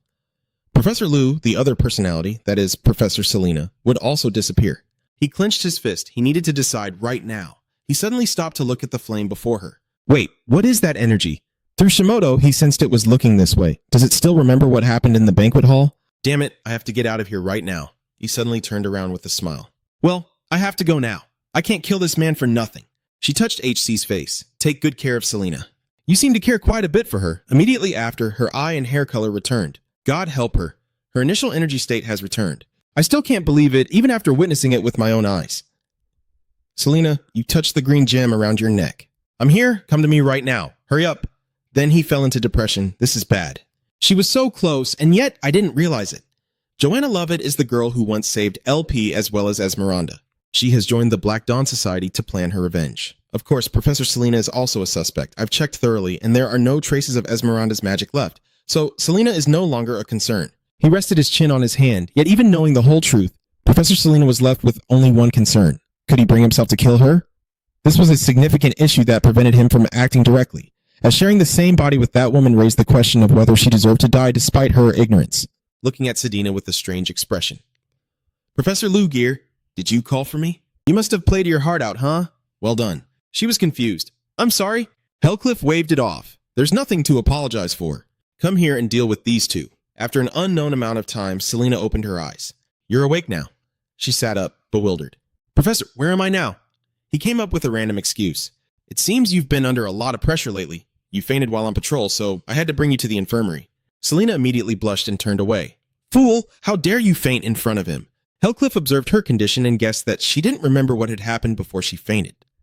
How fortunate. I will take my leave now that you are awake. Please rest well. It's time to go now. She's in a hurry. Thank you, Hellcliff replied politely. I'm just doing what I need to do, Selena said softly, feeling guilty.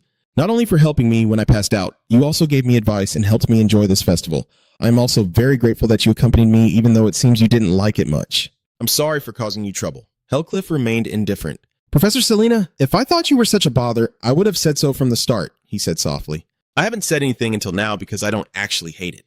Remembering you, I had a great day today, so don't worry too much about it. Selena smiled brightly now, right? We'll participate in the festival together again next year, won't we?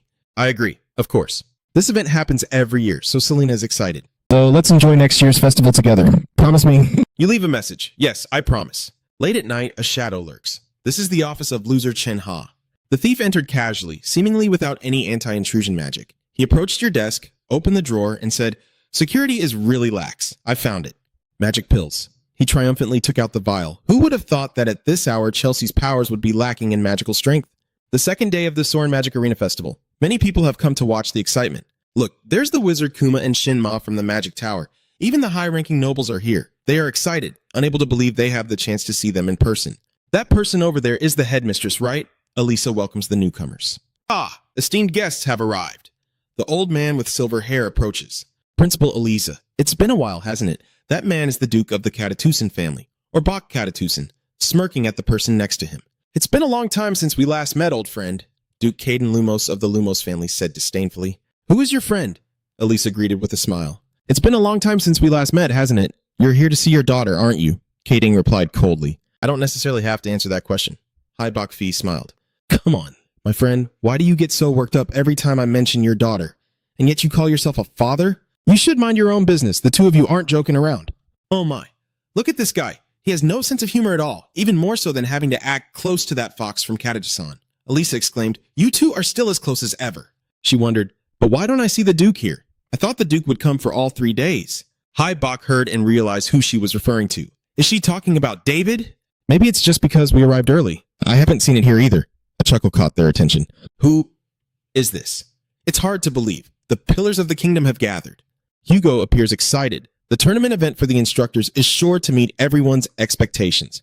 I put a lot of effort into it. 200 is surprised. Is it your idea? Exactly. The referee has started the festival. Surely everyone has been waiting for a long time. This is a special event for me. Hugo's words no longer hold any weight. That's right. The girl up high is dazzling. I think the program is about to start. I am Jessie Luna, a 4th-year student, responsible for commentating on the tournament. Next to me is Mr. Catalan. She introduces the instructor of practical combat magic for 4th-year students who will comment alongside me. And now we move on to the first match. She leads the way. The first to appear on the battlefield is Professor Matthew Samarit, teaching first-year students, and his opponent will be, oh my god, it's already this spectacular in the first match. The new professor that everyone has been talking about lately, Mr. Liu, now assesses his opponent calmly. He looks at me as if he's encountered a lifelong rival. He must be a noble from the Hugo Barutak faction. The eyes of Hu are in a ready position. There isn't much time left until the final day of the festival. I can't waste time on events like this, and the commentator's voice echoed throughout the arena. The match begins. He stares intently at HC's expressionless face. Now look here, I will do my best to speed up the match and lose naturally. Seeing the two opponents standing still in the ring, everyone is confused. What's going on? What's happening? 5 minutes have passed. Why hasn't anyone made a move? Hurry up and grit your teeth. A tough opponent like Chelsea is luring me to attack first so we can counter right away. Hellcliff's side is equally frustrated. What is this guy doing? Attack already? Why hesitate when he's so openly exposed? He lost his patience and struck first. Fine. Instead of waiting for you to make a move, I'll show you how outclassed you really are. His wand conjured flowers. Hellcliff waved his wand to create a wall of fire. Everyone is shouting, he blocked that last attack with a barrier. Who is this guy? I can't even see how to cast that magic form at all. My eyes are burning with frustration. Damn it, he blocked it as easily as pie. Hellcliff was at a loss for words. Don't tell me this is all he's got. If I lose to this pathetic move, I'll definitely be exposed for trying. He observed and noticed that the other man's face looked worse now. He probably had no stronger spells left than the one just used. With no other choice, Helk unleashed several fireballs. It was truly rude to lose so easily like this. Hill was stunned, covering his head. Hellcliff ends the match, and I will definitely lose the next one. But after that, the opponent also lies defeated. We have found the winner. The one advancing to the finals is Professor Lu Jiao Chelsea, who is left speechless. Is it really not true? Why is that guy so weak? I can't afford to lose on purpose. The commentator just announced that the final match will start in 15 minutes. Hellcliff noticed that the break had arrived, which was good, since he had already consumed quite a bit of mana. He stepped into the break room, as this body consumed magical power with every breath. I thought it would be fine for a while. Could it be that I miscalculated? He walked to the desk and opened the drawer, thinking, am I really going to run out of mana like this? He realized the drawer was empty and there was no potion to be found. But I'm sure I left it here. Hell glanced around. Are those footprints from a thief? He wondered, but everything else was still in its place. Damn it, I don't have time to make more potions, but time is running out. I need to get back to the arena. Ladies and gentlemen, the final match that everyone has been waiting for. The cheerful voice of the commentator echoes. I will introduce the competitors once again. The Professor of Practical Magic for 5th year students, also known as the Marquis Barutak, Master Debian Barutak, and his opponent, the legendary undefeated Master, Master Lear Chelsea. He stepped onto the arena. If he is Borutak, he must be from the same lineage as Hugo Borutak. So the match begins. Hellcliff only thinks that he doesn't intend to win, but given the situation, he will have to finish it as quickly as possible. Despian suddenly reached out. Oh, wait a minute. I've heard a lot about you. Professor Chelsea, I think this is related to you, so just hold on a moment. There's no need to rush, right? He smirked. I know your secret. You quickly noticed the vial in his hand, your own vial. He realized immediately that he was the one who had infiltrated the office. But how did he know about his condition? Hellcliff felt a sense of caution. It seemed someone had caught him taking his medicine. All my opponents are nobles, so I know who they are, he replied coldly. Now I understand why all my opponents waste their time. As a professor, he acts so petty. Debian chuckled softly. Who would be foolish enough to pass up this opportunity? You should have hidden this vial properly. Give up and return it to me now. Then I will forget about this. Debian is still arrogantly bored. Do you still not understand what's happening? You're quite the comedian, but Hellcliff is serious. I'm not joking. So you should listen to me. This is your last chance. Think carefully while I still give you that chance, the commentator shouted. This is a psychological battle. They are finally making their move. Debian is just good at showing off. Do you think I'm afraid? He created a dome-shaped shield. It seems I have to take good care of you today. Master Debian has cast a level 4 shield spell for defense. Hellcliff calmly counters. That's quick. Has he prepared the memory resonance in advance? The magical shield is a defense spell that can block most magical attacks, but the user cannot attack while casting it. You watch him cast magic, don't tell me I have to waste my time on this. You grit your teeth to dodge as he attacks while raising the magical shield. Did you manage to dodge that with a smile? Your reflexes aren't bad, huh? I guess the rumors about you being a veteran are true, the commentator exclaimed. Here it is, Professor David Borutak's special skill, a spell that can cast magic on behalf of its owner. The snake coiled around his neck slithered out, a greenish light emanating from its forehead, while Hellcliff continuously had to withstand his attacks. Athen Noctis is exhausting too much mana, making it difficult to counterattack. Damn it, if this continues, he uses another spell, the Coordinate Binding spell, but the snake immediately breaks it. Debbie laughed triumphantly. I know all the spells you use. Do you think I can't handle this? This isn't just an offensive magic. He taunts you. How does it feel when none of your spells can touch me? Hell is incredibly frustrating. Damn it, I really need to use mana. The spectators all feel something is off. What's going on? Professor Lu has only been on the defensive since the start of the match. Why isn't he using attack spells like before? Elisa from above also noticed that the teacher's situation was a bit strange. I think we need to pause the match for a moment, but Hugo wouldn't let that happen. What do you mean? This is the finals. His reasoning is quite natural. This is a balanced battle after all, and that's unavoidable. Elisa is anxiously restless. The professor is late. The old man's words echoed in his mind. Look at him. He was once so proud, but now he could do nothing. That's the limit of a human, Deb taunted. What's going on? Keep attacking, will you? Out of mana, huh? Hellglyph growled in his throat. Damn, Debbie is curious. Why can't I hear what you're saying? He noticed a black circle behind HC. What is that? A vortex. Hellcliff seemed to transform into a different person. It was too noisy. He screamed, "Shut up! The mind is shattered. The light flashing on stage makes it impossible for anyone to see anything. What on earth is happening?" The audience covered their eyes. It was too bright to see anything. Light magic, that doesn't belong to the original source he used, does it? The light never fades. What is happening? A pitch-black vortex appears in the air. Devine felt uneasy. What is that thing? I told you so. A strange sound emanated from within. Hellcliff cradled his head in despair. I told you, your eyes show no emotion. You should surrender while I can still spare you. From the black hole, dark streams of energy shot out. Devine panicked. No, don't come here. The black mist transformed into ragged arms rushing forward. Don't come here, a voice interrupted, halting. Hellcliff struggles to control himself. If he increases the pressure on that sorcerer any further, he might not be able to withstand it anymore. He lets out a faint hiss, and all the choices now lie with him. Above the observation stands, the light gradually dimmed. Oh, I see it now. Commentator Jessica is getting involved too. Everyone, look over there. The sudden light has vanished and the final verdict is in. She excitedly announces that the one still standing in the arena is Loser Chelly, the teacher, Lou Chelsea. Everyone was puzzled about what had happened in that blinding light, especially considering that Professor de Bon Brutak was not in good shape. Hellcliff had retrieved the mana potion. Hugo shouted in horror, Quick, call the medical team. A crowd rushed onto the arena floor. They quickly moved Devine to the medical room. What is going on? Hugo shouted. Why is Devine still in this unstable state? We still haven't done that, he criticized irritably. Finding it is precisely the role of you doctors. The frail medical staff reported that no abnormalities were confirmed. We need to conduct a thorough examination, a calm voice echoed. That's because of a temporary extreme mental shock. With time, it will heal on its own. Hugo angrily blames him. What face does the teacher have to come here? Even if it's a competition, there should be limits. He's fed up. Are you now talking about my responsibilities? Chris beside him stopped him. Vice Principal, first just observe the situation. I will go to the infirmary to see if there are any special recovery medicines. Hugo calms down for now. All right, thank you, teacher. He then left, leaving the two of them alone in the room. Hugo is serious. In short, I will definitely hold the teacher accountable for this incident. Even in competition, don't think that hurting your opponent this much is skillful. Oh dear. If something happens during the match, there's no way out of it. Clearly, you told me that. Elisa peeked from behind the door. This statement left Hugo flustered. When did I say that? Heibach also chimed in. Is that so? I can hear it clearly too, right? The Duke, or Bach. He's being humorous. Or maybe it's just because I'm getting old and confused. Hugo stammered, sweating profusely. No way. What could possibly be the reason? I must have just forgotten because I was so shocked. Heibach smiled and reached out to shake hands with HC. All right.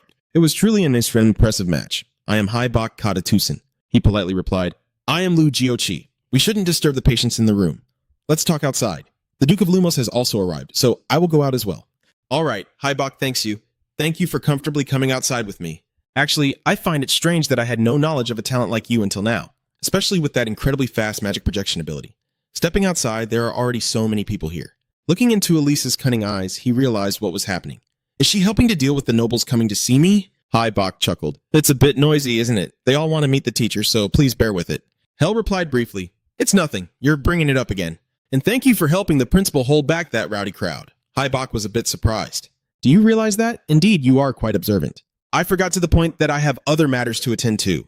He fumbled, intentionally calling the teacher out here. I feel quite guilty. His tone changed, but in return, if you need help in the future, feel free to come to me anytime. Hell squinted in response. Thank you. I look forward to our next meeting. He watched the old man's back as he left. How could he so calmly speak such an obvious lie? In fact, he approached me for his own benefit, recalling the strange glint in his eyes. However, in a brief moment when I realized his intentions, he guessed that it wouldn't be easy to gain benefits from me and proactively withdrew. I still don't know his true purpose. Isn't that the Duke of the Three Clans supporting the Exilian nation? He seems to feign familiarity, but every action is meticulously calculated to grasp the opponent's psychology. Hell slipped his hands into his pockets and quietly stepped outside. Anyway, the tasks here were done, and it was time to meet up with Saradan and Han. Suddenly, he saw a familiar figure, Flora Lumos. What brings you here? Flora stammered.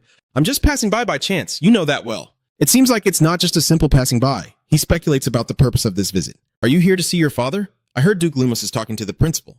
It would be better to go in a little while. Flora is beating the village drum. I already said that's not the case. Hell observes her reaction. Her strange reaction is nothing like usual. Is she having trouble with her father? He decided to ignore it. Whatever. I'll go ahead. Thinking back, I need to prepare for the next match. You're participating in this competition too, right? With your skills, there's nothing to worry about. At his compliment, Flora felt a bit proud. Of course. No matter who the opponent is, I have no intention of losing this match. Then she turned and walked away. If you want to watch, feel free to come. Well, if the teacher's busy, it's okay not to come. Hellglyph is considering this. Going to watch, huh? He decided to go after all. Well, maybe if I have some free time later, I'll check it out too. A little later, arriving early at the fountain, Han noticed the newcomers. Oh, you're here? Why is Nari standing around talking? Let's take a stroll then. Saradon is interested. There was a place I wanted to visit earlier. Can we stop by there? He agreed without hesitation. I have a general idea of where it is. All right then. Han slightly objected. No way. Hey, you didn't call us in a hurry for something, did you? Hellclyff replied. Outside of festival times, it's not easy for ordinary people to enter Terran. This excites Saradon, making him cheer. Nice to meet you. I am Bruno, the Golem Studies professor for first-year students at Terran. The host of the lecture. Thank you all for coming to the Golem launch today. He raised his hand to pull back the curtain. Now, please take a look here. This new DT-3000 Golem was developed in Terran. What is it? Han is confused. Is he bringing that piece of metal along? Hellclyff said casually. Of course, that's not the end yet. The host activates a mechanism. Surely everyone finds this thing quite strange, right? The true form of this new model golem has yet to be revealed. If the Mana Stone is the energy source for this new golem model, it can transform into this shape. The golem immediately transformed into a form with limbs. Saradon pondered that this specialized shape was meant for moving or destroying heavy objects instead of mobility. It would be suitable for places like mines, right? Before transforming, it rolls to move more easily. The host continued to see everyone's positive reactions, and I was already satisfied with that. But this is still not the end. The two of them immediately gasped in awe. It can also transform into a horse like this. It's like a transforming robot straight out of a movie, right? I wonder if it can turn into a car too. Saradon was excited on one side. Nari, can I come closer to get a better look? Sure, just don't go too far. The girl nodded. Of course. Han sighed. Anyone looking in would think they came here to play. You intervene. Don't be too strict. Sometimes you need days like this to relax. Otherwise, who knows what Saradon might cause. That makes sense. Suddenly, a voice rang out. Excuse me, may I ask for directions? A person appeared, causing his brows to furrow. C was looking at the map while asking for directions. I'm looking for the magic battle arena. Do you know where it is? Telmo suddenly appeared, asking for directions. I'm looking for the magic competition arena. Do you know where it is? He took a deep breath to calm himself. It seems she didn't recognize him in moments like this. He reminded himself to impress her with light magic and pointed the way for her. It's over there. If I can change the impression even a little, no one will recognize that it's the same person. He hesitantly pointed. However, since it's her, I don't know if it will work. The tree looked in that direction. I see it now, thank you. She took a step and then paused. Oh right, by the way, a suspicious gaze was directed at him. Have we met before? I don't know why, but he seems very familiar to me. This is the first time I've met you. Now you know where the arena is. Goodbye. Han saw this and ran after him. I'm coming with you too. C calls him back. Wait a minute, man. Hellclyff is frozen. Damn, I've been caught. On the contrary, the tree is shining bright. You're the professor here, aren't you? Seeing him, I recognized him immediately. He let out a sigh of relief. I want to ignore her and leave here quickly, but it would look suspicious if I completely brushed her off. So I'll just respond enough. Hell coldly asked, why do you think that? The tree X confidently replied while stroking his chin.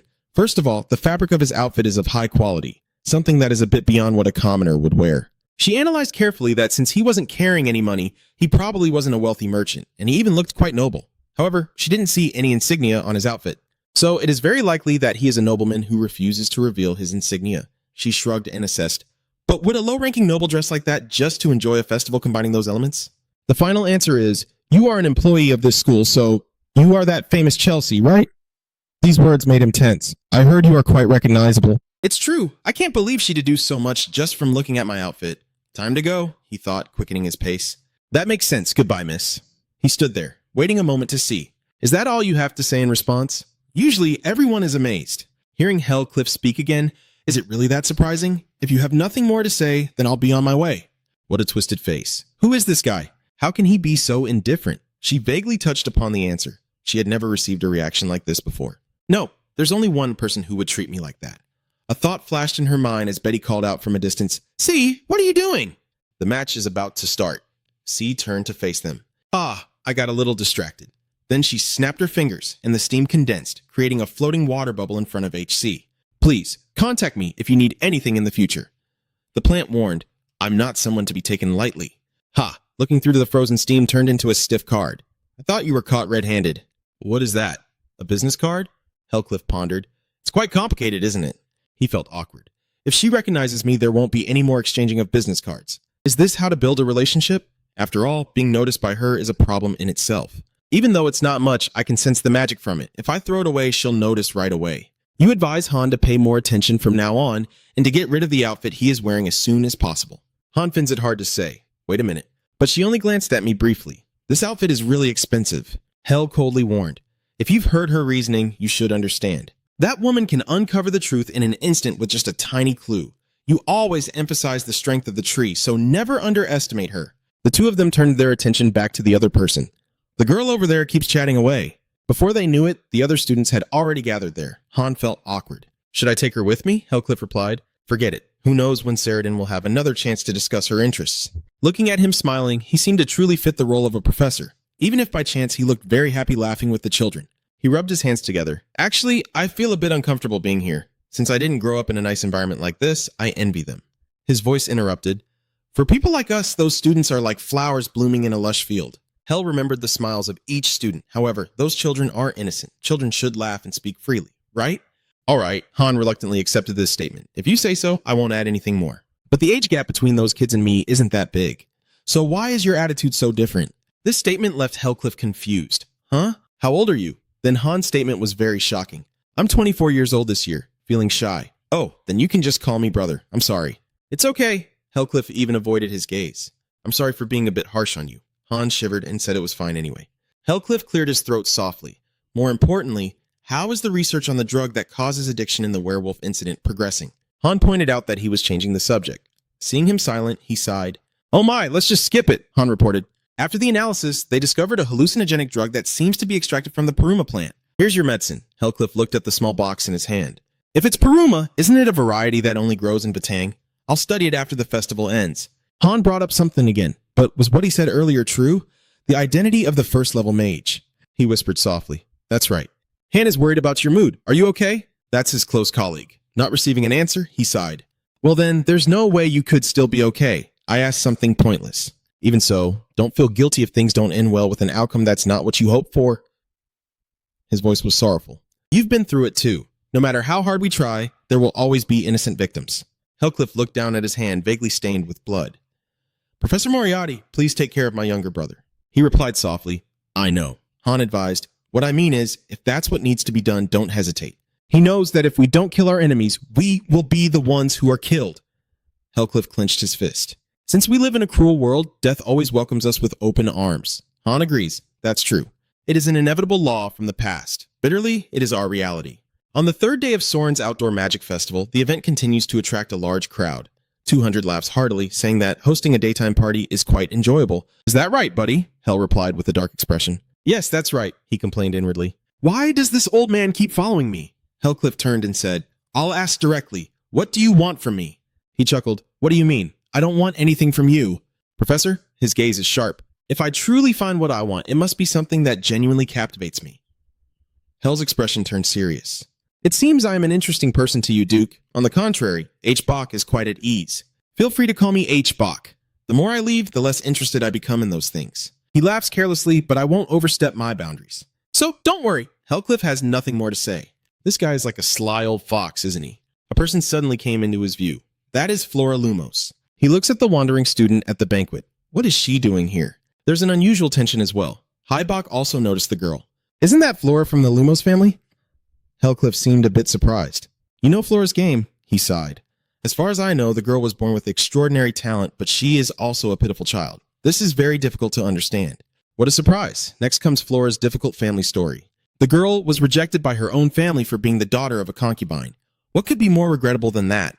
At this moment, Flora reassured herself. Calm down. There's nothing to fear. It's just a direct greeting.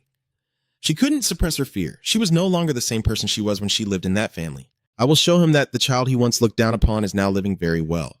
In front of her stands a green-haired man, and I must not be afraid in this place. She just spoke. Hello, father, when a mocking laugh interrupted. Well, look who it is. Isn't that the hybrid Flora right here? Flora trembled as she looked at the two people who jumped in front of her. Cam and Kina! Kina sneered. Please, can you stop openly calling us by that filthy bloodline? Khan beside Luan Fian added, You seem fine now. You used to not even dare to look us in the eye. They mocked, Daddy, look who's here. The cold black tree replied, What is it? Flora felt frozen, her ears ringing, her voice unable to escape as she stammered, The thing is, I bowed my head. I have to tell my father that I've changed and ask him to watch over me. But she blamed herself for what the hell she was doing here. Suddenly, a gentle hand rested on Flora's shoulder, and she froze, looking at the person. Hellcliff had stepped forward. What is, everyone, here's problem with my student. A group of missionaries has oppressed the demi-humans with the doctrine of the holy light meant only for humanity about a singular God of the light church. However, their attacks are not only aimed at the half-bloods, but also at the upper-class humans, descendants of the gods, as well as the lower class and their subordinates. Bye-bye sighed heavily. The foundation of the Radiant Church lies in the division of the upper and lower classes in all matters. Being born into a family that follows the doctrine of the Radiant Faith, Flora has been treated this way. If the girl had grown up in a different family, it would have been better. Hearing those words, his gaze hardened. Is that why she's obsessed with the exams? She thinks that if she becomes an honor student, her family will acknowledge her. Helf gazes at Flora's lonely figure, but will that wish ever come true? You saw him suddenly stand up, right? Wait a minute. Professor, we shouldn't get involved in this. Doing so won't help Flora at all. I just need to ignore it. Everything will eventually come to an end. That's it. He can't accept that. But even so, that's why he stepped in. What problem do you all have with my student? After hearing about her family situation, how could I just ignore it? The people outside are eavesdropping. That professor really dared to intervene? Contrary to his appearance, he is a teacher who genuinely cares about his students. Hai Bak Nyam Ni drinks wine while watching the play. Even so, I still can't believe he directly confronted the Lumos family. But looking back again, isn't this professor quite interesting? Flora was stunned by his appearance. Professor Ken firmly demanded, "It's just a family matter. I ask you not to interfere in this." Hellcliff did not seem afraid. I see it as more serious than just a family matter. As a professor, I can't just stand by and do nothing. The atmosphere grew tense. Professor Liu was now Chelsea. Right? Kachina interjected. Yesterday, you fought really well. Are you really Flora's professor? I'm really surprised that she's being treated like an honor student here. Her tone is full of mockery. In the Lumos family, she is famously treated like a half-breed, which makes Flora embarrassed. Did she really say that in front of everyone? Hell speaks up. Excuse me, but I'm Kina, the cheerful one introducing myself. I forgot to mention. My name is Kina Lumos. I am also preparing to take the entrance exam for Soren next year. She is showcasing her talent as the top student. What do you think? She asked arrogantly. As a professor at Soren, how do you evaluate my magic? Hellcliff whispered softly. As a professor. He bluntly deducted points from her in front of everyone. I would say her spellcasting speed is below standard. Minus 10 points. Kina's confidence is dwindling. What? You're deducting points one after another? The underdeveloped technique deducts 10 points. Lack of focus on magic deducts 10 points. This left her confused. Wait a minute, what the hell is the teacher doing? Hellglyph remained calm. This bullet spell is a technique composed of a total of 4 elements. Among them, which element enhances the power of the caster? The sudden question left her unable to respond. That. Hellcliff showed no mercy for her mistakes. It seems she didn't even bother to understand the nature of the magic she was using. Was she just following what she was taught? Are you that proud after showing me that? His gaze was cold. Do you think Flora earned the title of honor student so easily? Kachina Lumos. Flora wavered at his words. Her supporters were in an uproar. How dare he speak like that in front of Lady Kina, allowing someone like him to be a professor? Is Soren already electrified? A lowly noble, arrogant, and lewd. One person spoke up to intervene. Let's stop here. Haibach intervened. We know that arguments are unavoidable. Professor, you've gone a bit too far now. Seeing that, I won't overdo it either. I'll be more careful. Ken spoke up at this moment. Chelsea, have you finished speaking yet? My daughter has behaved rudely because she knows nothing. He apologizes with an arrogant attitude as her father. I sincerely apologize to you. Hell does not relent. Of course, miss, she was the one at fault first. Then Sen turned and walked away to meet you later. Hellcliff asked the shy person standing next to him, Are you okay? She rubbed her hands anxiously. Should I thank him right here? But why do I need to thank him? If I do it here? While she was in a dilemma, Hellcliff walked back to his previous spot. You go ahead. It seems like your friend is waiting here. When Flora turned back, she only saw the figure of that person. Chero hurried over. Flora, she's worried. Are you okay? Let's go. Flora bit her lip and said nothing. After leaving, the Lumos siblings were upset. Father, are you really going to let that arrogant professor go like this? That's right. He mocked you right in front of Flora. Kaman exclaimed, We should report this to Soren and take Flora home. Sen countered, What good would that do? He pointed out that the only thing one gains is a momentary satisfaction. Moreover, the cunning fox Catatus has stepped in to defend him, and even Soren's principal is watching closely nearby. Hearing these words, Kamen was stunned. So father is just going to let it go? No. Kan's eyes were cold and sharp.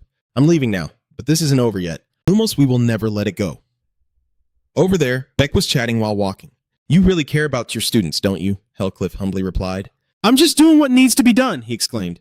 I don't think Duke Kan is also a member of the Radiant Church. Bai explains that he's not just a follower.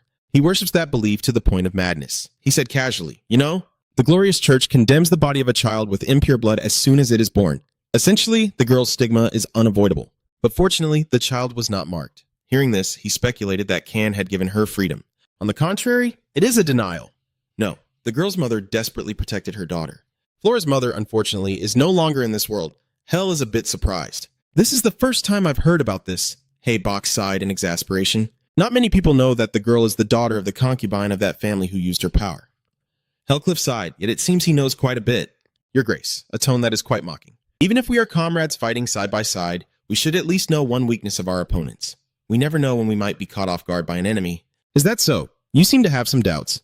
I am sure he is not hiding Flora's identity for his own benefit. The Duke's intention is simply to ignore the girl until he can make use of her. Is that kind of person really Flora's father? No. Help denied that he could consider that thing as fatherhood. The old man seemed interested in saying goodbye. All right, since the professor doesn't seem like the type to spread rumors, it's fine to talk about that with you. Well, I should go greet the others now. He rubbed his aching neck. I guess I should be careful and leave here, right? He noticed something hovering in the air. It was Sedina's magic paper. He quickly grabbed it. Other mages are taking suspicious actions towards the second-level mage Joanna. Has Joanna Lovett already begun to act? Thinking about the warning, that letter clearly stated she would come on the last day. She said she would remain inactive until the final day of the festival. Hellcliff reaffirmed, observing Esmeranda's reaction when her identity was revealed. At least the contents of the letter were not wrong as he crushed the paper beetle. If so, it is highly likely that Joanna is acting independently. He was determined to continue monitoring the situation. It quickly became the 4th day of the Pharmacy Lab Festival. He looked at the pile of potions laid out on the table. As a professor, he had the right to use any materials he wanted. If Belluna saw these things, her eyes would definitely be rolling around. He rearranged everything. All he had to do was register the necessary ingredients on the list. He should have come here earlier. Suddenly, someone called his name. It was Chelsea. Surprisingly, Chris was concocting a potion when he spotted him. What are you doing here? Hellcliff replied nonchalantly. Of course I can brew potions. Crit scoffed, with someone like you wanting to brew potions. He pointed in a direction. Then first, let's go to the beginner's area. I heard Hellcliff ask, you know how to do that, right? Professor Chris, he was furious. Pharmacy is my main profession, you know. He thinks he's looking down on him. Don't you know how much the Benny family has contributed to the field of pharmaceutical science? Hellcliff replied dismissively. He doesn't know anything at all. Chris was furious. Clearly he knew, but still pretended otherwise. Then he observed HC's actions. By the way, does this guy have any experience in making potions? What is he planning to do coming all the way here? He suddenly paused and shouted, with those ingredients, who are you planning to kill? Chris listed a series of ingredients that Hellcliff had laid out. Pear leaves, cocoon buds, all of which were extremely toxic. He was horrified. Who are you planning to kill? His voice rose in panic. Moreover, even if you produce a highly effective product, even after the toxins are removed, that potion will still cause side effects, Hellcliff remarked. You know quite a lot, don't you? Then why are you teaching magic manifestation instead of pharmacology? Chris dodged his question. He didn't need to know. Since you're ignoring me, I won't ask any more. You don't need to worry about how I'll handle this pile of materials. This attitude made Chris even more uncomfortable. What are you saying? He took a deep breath. Surely he was just good at showing off. Calm down. In the end, Chris couldn't focus and openly watched HC. He silently marveled that no matter how closely he observed, he couldn't imagine it. He had refined it perfectly without any failed reactions. Looking at those ingredients, it seems like it's a mana recovery potion. He couldn't contain his curiosity. Hey, who are you planning to use that medicine for? Hellcliff replied. Of course, it's for me. Chris is probing into his affairs, noticing that these are different from the pills he usually takes. What illness does he have that requires so many medications? Suddenly, Hellcliff turned and said, Professor Chris has discovered my secret. This made him pause. I didn't think you would ask me that after using it in the match. Chris shook his head. I also didn't think things would turn out this way. He is rich. All I want is to see you humiliated. I don't want anyone to get hurt. Chris denies it again. No, that's not it. Looking back, it was just an excuse. He openly admits his mistake. My actions back then were truly unbefitting of a noble. At the very least, let me apologize to you this time. He sighed. After all, the potion you intend to make is a dangerous substance. It could sacrifice everything just to restore mana. This cannot be considered medicine. For some reason, Chris is warning that if you don't do it right, your magical nervous system will be done for. He presented something and took this as well. This is a special sedative for my family. Hellcliff looked at the purple vial. He really wanted to give it to me. Crit still has his own sense of pride. No matter how personal the feelings may be, I cannot abandon my patients. I am a member of the Bennier family, wholeheartedly dedicated to the field of medicine. His eyes widened slightly, truly surprised. I never expected you to be that kind of person. Those words are really hitting hard right now. Do you want to get punched? Hell is back to work. Anyway, since you gave it to me, I will make good use of it, Chris wondered. Isn't that powder supposed to be thrown away? What do you need that for? It would be a waste to pour the powder into the discarded vial. This is actually the essential ingredient. Once everything was settled, Hellcliff went outside to assess the situation. How is Crollo Fabius doing? Han reported that he has locked himself in his bedroom. Understood. Keep an eye on him. He walked away, deep in thought. I have prepared everything to guard against unexpected incidents. Now, I just await Joanna Lovis's response. He thought that if Joanna Lovis truly acted recklessly, it meant that in reality, they were divided into two groups taking turns to play their roles.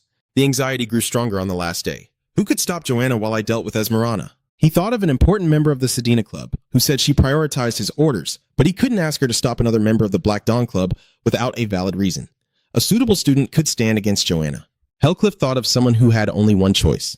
30 minutes later, at Soren's student dormitory, someone discovered a piece of paper lying at the door. What is Aiden curious about? Hellcliff stands outside the dormitory, preparing for the final battle. He nodded. Okay, I've sent the message. I don't want them to get involved in this. His eyes briefly turned cold, but Joanna Lovis wouldn't easily notice if the target was a student. It was definitely Aiden. That dog won't underestimate the content of the note and will act immediately. Even when the battle breaks out, Aiden's magical resistance won't be lost. However, since they are quite reckless, I will send a few more companions. I have sent the colored papers to those who need them. If she is with friends, she won't be able to take risks even if she intends to. It doesn't matter whether it's defeating Joanna or seeking help from a professor. Now the last thing is for me to turn and give the order to Han through the ring. Han, it's me. We need this too. With this, the preparations are complete. The note left by Hellcliff says that there are suspicious people hiding in Soren and plotting something. On the last day of the festival, go find Joanna Lovett and stop her. Leo was confused. What the hell is this? This isn't something they would send. This information is too specific to be considered a bad joke now. He reflects on his speculation, which suggests that there are suspicious individuals hiding in Soren. And moreover, he has seen this information a few times already.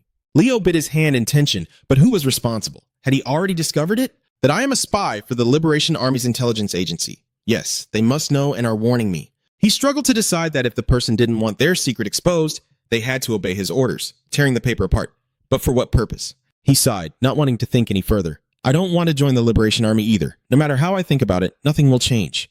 He stood up and left the room, with no choice but to find this person. Handling it himself would surely be better. Just as he closed the door, he heard a voice calling. Leo! Aiden hurriedly ran over. Something's going on. The other two also brought identical papers. Look at this. I found this note in my room. It turns out someone suspicious wants to do something bad on the last day of the festival. I brought the news to Iona, which left him bewildered. These people also received the same letter. What the hell is going on? The noise is buzzing and disturbing my mind.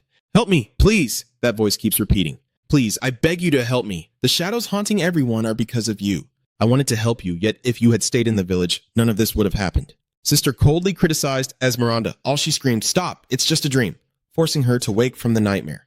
I don't want to be blamed by the very person who raised me. She seemed to have made up her mind. Now is the final moment. After killing Crollo tomorrow, the revenge will end. At the same time, another worry arises.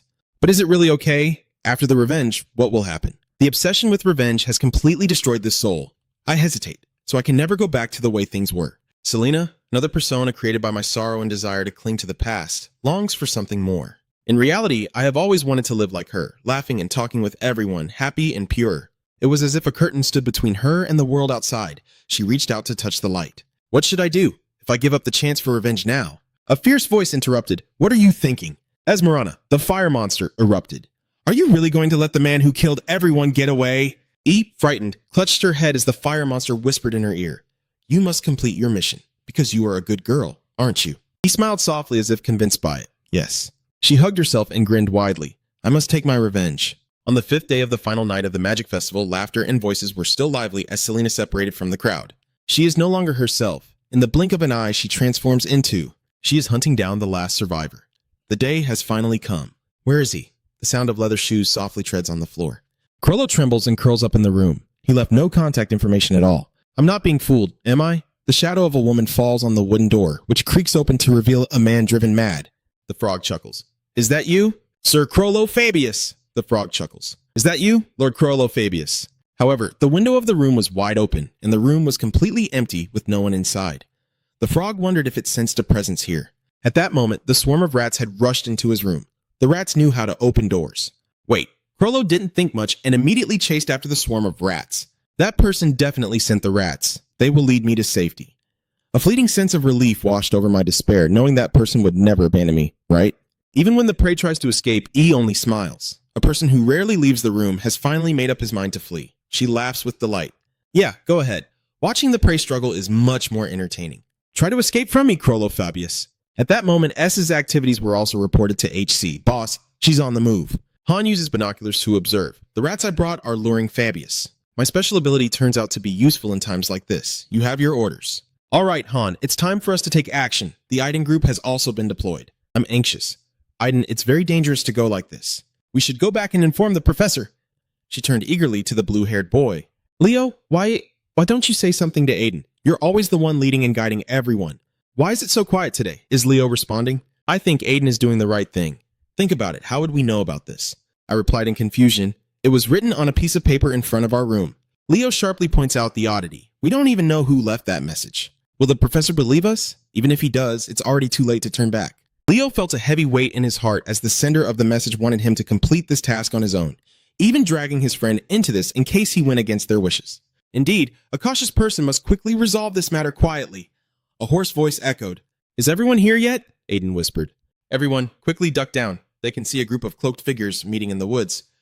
But should we act on our own? I think we should wait for orders from above if we plan to take someone out. You speak up in front of them, and if we cause a commotion at the Onin, the leader will be very pleased. That appears to be a woman wearing glasses. Everyone is focused on preparing for the festival. This is the best moment, don't worry. It's all for the Black Dawn.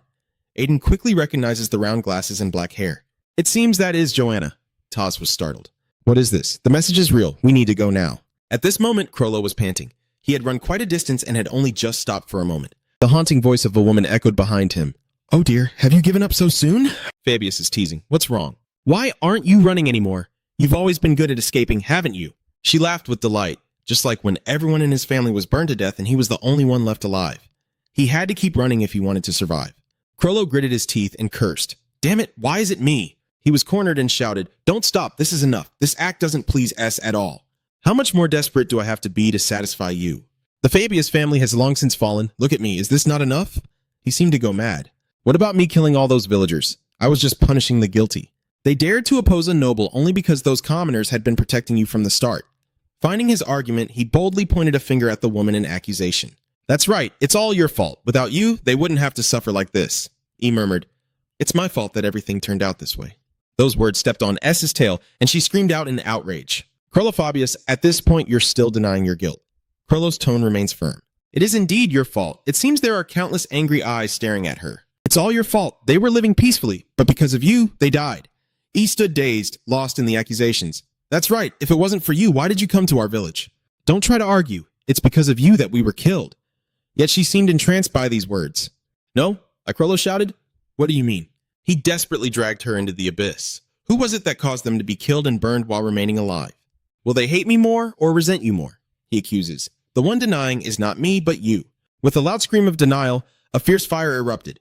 Hell could also see a column of flames rising from the direction of the warehouse. Han quickly reported, Big brother, something bad has happened. Han hurriedly sought refuge from the heat. First, we successfully lured Fabius to the witch. They argued with each other, but then suddenly the witch exploded and now the warehouse is on fire. He hurried, and thanks to the firefighting equipment, the flames didn't spread. But it was only for a short while. The rats were blown away, so I couldn't grasp the situation inside. You need to get here quickly. Hell is coming fast. Okay. I'll be there quickly. While running to the scene, he called someone. What's wrong, boss? Saradin, how's the festival going? Did you notice anything strange? She replied with a questioning tone. Strange? I don't see anything here. Based on your reaction, it seems you need my help. Hell is quick to act. Yes, just in case, can you divert everyone's attention at the festival? Hey, is that okay? Saradin is hiding somewhere and pressing the button. I've been waiting for my turn all this time. Suddenly, fireworks shot straight up into the sky, creating a dazzling display. Everyone gasped. Look at the fireworks. It's still 30 minutes until the show starts. Why are they firing at this moment? Saradin is intrigued. Fireworks aren't too bad compared to bombs. Should I create something similar when I return to base? Hellglyph seizes the opportunity. Good. Everyone will focus their attention on it, but I can't make it there at my current speed. I need to conserve mana, so I can't use the Athens anthem. He suddenly noticed something to his right. Hellglyph stopped. In front of him was the warehouse containing the golem. This is Han over here. The fire is getting too close. Oh no, if this keeps up, the flames will spread to the festival site. When will the big brother arrive?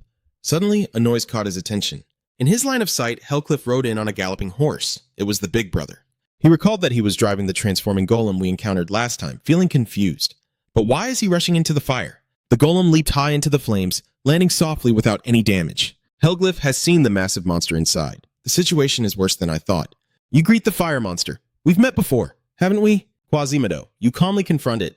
In the past, due to circumstances, I couldn't do anything. Hellcliff descends from the golem. I have no intention of fighting Esmeralda. She is my teammate, and I am here to help her. He wondered if it understood, then glanced at Sko on the ground. Esmeralda looked unwell. Fabius feels the same. He scans the situation here and senses something is off. Hellcliff boldly stepped in front of the monster. But this is good. It's the only chance I have to handle this easily. When a soul is summoned within a magic circle, it can simply be dispelled by breaking the circle. But when a person directly summons them, the summoner must be captured. He pulled out a syringe. I just need to use the tranquilizer to capture Esmeralda. Hellcliff slowly approached. I need to get closer to aim accurately. Suddenly, the monster attacked, its foot leaving a mark on the ground. Hell couldn't believe it. An ambush? Why? Is your heart heavy? This is you looking at the menacing monster. It never trusted you from the start. A wanderer in the forest can find such peace. The trees stroll casually. I've just been wandering around, yet so many people keep striking up conversations. Betty must have a lot of fun doing this, right? In moments like this, she really envies her. Suddenly, she hears whispers as the tree moves closer. Hey, are there people here too? She just happened to overhear them talking. Don't worry, it's all because of the Black Dawn Society. She quickly hid behind a tree. It can't be that Black Dawn Society. Let's see what happens. Her footsteps halted upon hearing another voice interject. Round glasses and black hair. Could that be Joanna? She saw the group sneak out from the bushes. They are on the move now. Let's go. The tree quietly observed, first wondering if it should follow them. Flames roared in the night as the fire monster laughed loudly. What a pity. It was about to strike. I could have. A punch fell, shaking the ground, killing you. Hellcliff realized its intent. Was it shielding Esmeralda from its sight? This is why I can't use magic to target them. He stepped back, allowing it to act freely without the summoner's command. Is this the power of a one-star black soldier? The fire monster opens its mouth slightly, releasing flames. He frowned as he used the Aetho shadow magic. In an instant, Hellcliff soared high into the air. He struggled to deal with it. Damn, it wasn't giving him any space to use magic. The monster roared, that damn bastard Rui Mang. He swung his right hand, sending several fireballs flying forward. This is not the time for idle thoughts anymore. The fire monster suddenly exploded, leaving him no time to react. Hellcliff planted his feet on the ground, grimacing at the fire monster. This battle was going south. There was no choice but to resort to divine power. He quickly dismissed the thought. It wasn't worth the risk. Hellcliff commanded the Golem DT-3000 to activate defense mode to block the attack. The column of fire rushed towards the barrier created by the Golem, which automatically activated, detecting a significant overheating risk and switching to maximum defense mode. The fire monster bared its ugly teeth. Do you really intend to block that attack? I wonder how long you can hold out. Hellcliff also stepped in to help, but it seems to have no effect. As it said, this is just a temporary solution. Once the Golem's defenses are breached, I have no choice but to move forward. He took out the poison pipe from the potion he had concocted. Luckily, he had brought it along. Hellcliff takes the risk. If it has come to this, he will fight with all his might. He remembers that Baluna warned him the mana in this potion exceeds normal levels. After drinking this potion, if the mana doesn't flow out, the user's mana circulation will be damaged. Hell stubbornly brought it along, don't worry. I can handle it, but the poison inside the potion is very strong, so it's quite dangerous. He disregarded the apprehension. It was fine. He had the foundation to use this. His poison resistance had reached a new level. Hellcliff ignited the potion, challenging the monster. You want a contest of strength? The Quasimodo magic circle begins to shift. The fire monster could also sense the change in the atmosphere around it, as the fury of the sea surged in a whirlpool. The fire monster was startled by the situation it faced. A loud roar echoed through the forest. Who are you? The Ian group has revealed their weakness. We're caught, Joanna quickly pointed out. Who are you? Aiden had no choice but to step forward. We heard everything. You intend to harm others. Why? He bravely faces the men in black, even though he doesn't know the details, but you shouldn't be doing this during a joyful festival. Joanna smirked. I thought you would say something really cool when you suddenly appeared like this. She bit her lip and hissed. What kind of happy festival is this? She really looked at the kids surrounded, didn't she? To achieve their personal desires, they use others as tools. Isn't Aiden bold? That's not true. She shouted for silence. How dare you speak when you know nothing? Joanna didn't care. He summoned an eagle, and whatever you say is punishable by death. I will kill all of you first. Immediately after, she launched it at Aiden. He couldn't dodge in time and stared helplessly as the attack approached him. It's too fast. I can't react in time. Are they closing their eyes? At that moment, C jumped out to create a water sphere as a shield, gently blocking Joanna's attack. I intended to just stand by and watch, but I couldn't leave those in trouble behind. I was stunned. Are you the famous X-Mole tree? What is a sorceress doing here? She puffed her nose in delight at the compliment. Thank you for recognizing me. I have many questions too, but let's resolve things here first. Her tone lowered. I also have business with you guys. You are members of the Black Dawn Society, right?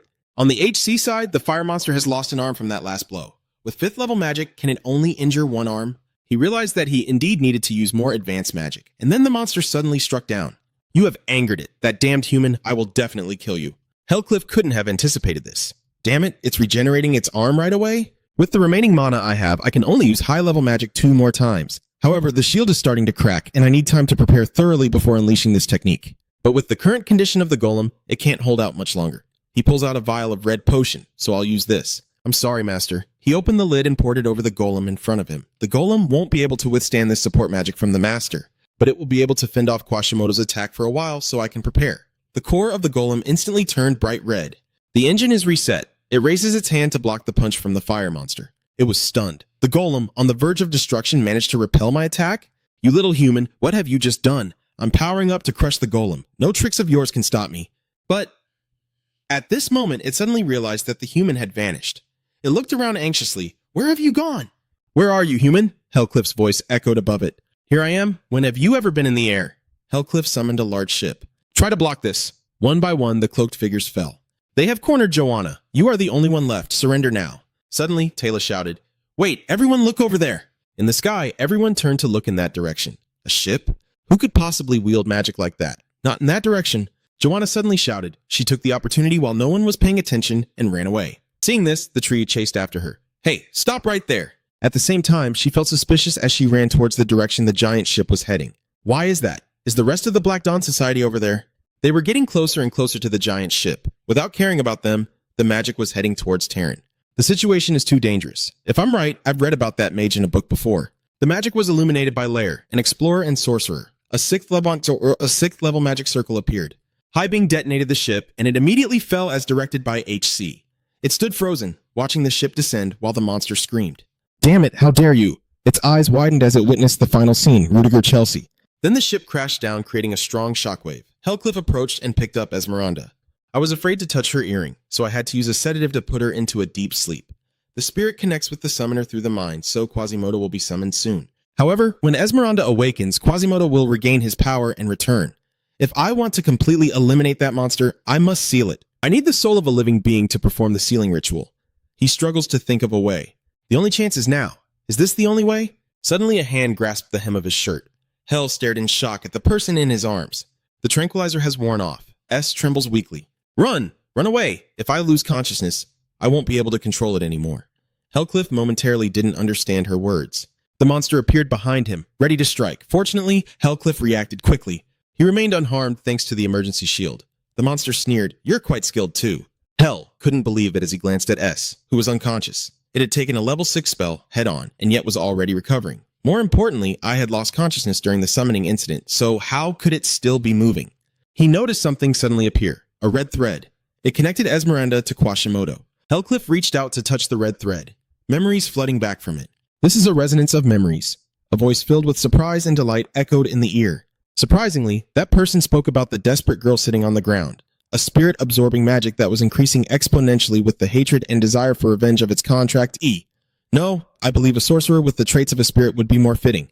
That person gave her the ability just for fun, it doesn't really matter. He turned to the fire monster. What do you think? Do you want to join our side? If so, I will help you achieve what you desire. After receiving that memory, Hellcliff spoke up. Now I understand the reason you can move without your summoner. He quickly realized that Esmeralda was merely a vessel for siphoning magical and mental power. You are the one truly controlling her. This is truly ridiculous. In the end, Esmeralda was just a puppet, wasn't she? A level 1 mage through simulation, she grinned with jagged teeth, exposed for all to see. The intelligent monster, however, it's too late now. I can unleash my full ultimate power because you have defeated Esmeralda. It charges forward. Now it's time to end this. The tree has caught up now, damn it. She must have run here, but in front of me is a warehouse engulfed in flames. What kind of fire is this? She doesn't understand the situation. I can feel the magic of ice crystal breaking through the flames. It seems the fire has blocked it. What is happening? The fire has spread towards her. Oh no, the flames are getting more intense. The umbrella tree creates a wall of water. Take it. The Aiden group is also rushing over. Ms. K, hold them back. Don't let them get close. Hurry, call for help. I can't hold out any longer, so hurry and run away. Aiden is also aware of the critical situation. Yes, sir. Hellcliff is also resisting the fire pillar from the monster. He braces himself, knowing he can't hold on much longer. Damn it, at this rate, the sealing ritual will be the only answer. Am I really that useless? A gentle voice echoed. It's okay, it's because of me, right? Selena has woken up. I'm fine, so please do what you want. After I woke up, I realized the consequences of my actions. She smiled sadly. I had hoped this was just a nightmare, but until now, I'm truly glad to have you here. But Hellcliff turned his gaze to her, extending his hand to cast a spell on Selena's forehead. When she awakens, everything will be over, so don't worry. Selena immediately fainted. He caught the girl. This was not something easily said. But thanks to you, Professor, I was able to do it. Whether it's a nightmare or not, you need to wake up. The final curtain of boredom has vanished, and the monster is coming to find him again. Psst, where are you hiding? Hellcliff was startled by the people appearing, the tricks, the creatures showing up before him. You all came here because you felt your professor was in danger. He called upon them, and coincidentally, to protect her, he needs your help. Please distract it for me. The creatures charged forward, while the monster remained indifferent. Looks like your plan has fallen apart with these little pests, huh? It kept flailing around wildly. Stop wasting my time. Come out quickly. But not once did it hit those little brats. Suddenly, a tree appeared. Hellcliff had drawn a magic circle. The ninth path is the pure heart of devotion, a stable yet advanced magic. A liberation of Purificus, the omnipotent one with boundless magical power. The monster senses the dire situation. No, I need to escape, but the beast won't give it a way out. Don't block my path. This little rat. Hellcliff calls upon the ninth branch of Saphira, unleashing a powerful beam of light. The fire monster was engulfed in endless light. HC stood watching the ground crack. He wiped his mouth, wondering if it was all over. Did he think he couldn't survive that magical assault? Wow, it really is a powerful magic. It took so much effort that I almost couldn't control my divine power, Esmeralda called out from behind. Now is not the time to be coy. She tilted her head and asked further, why did you save me? Hadcliffe turned to look at her and thought to himself, it's Esmeralda again. He replied indifferently, no matter how you are, it has nothing to do with me. From the very beginning, I was already dissatisfied with that guy's arrogant attitude. Esmeralda observed his demeanor and then asked, oh, are you planning to lie like that? She didn't understand, speaking up while a large hand loomed behind her, the roar of the world disregarding the trouble to perform the ritual. Hatsi saw Esmeralda being grabbed by a large yellow arm and immediately shouted out loud. Quashimodo emerged, growling like a beast. Hadisi panicked at the thought that Quashimodo was still alive and had the strength to regenerate. There has to be a limit to how resilient one can be, he remarked. Quashimodo, holding Esmeralda, declares that he will definitely kill you. Give me more power. Hadcliffe saw Quashimodo connecting the link with Esmeralda and worriedly thought that he was forcibly draining her magic from the connection thread. He raised his wand and shot a spell at Quashimodo while shouting, get your hands off her now! Quashimodo contemptuously retorted. What is this? Why is the attack so weak? So you're not as strong as you were before, huh? Huh? Shimodo raised his large hand high and continued speaking. You can die now, a voice of someone echoed. Damn it, is there any way out? Hadek wondered in disbelief. Ugh, that voice reminds him of someone, Crollo Fabius. He just remembered that he still has him. Then he stepped back to dodge the attack and recalled, using him for the sealing ritual will work. Quasimodo swung a powerful blow downwards, roaring in anger, this time I won't let it go! An unexpected strike suddenly appeared, severing Quasimodo's arm. Joanna appears and demands the monster to let her go immediately. Quashimodo looks at his severed arm and asks irritably, Gru, are you Joanna? Heckliff looked at his arm, contemplating his next move, but his hand had yet to regenerate, and he was running low on power.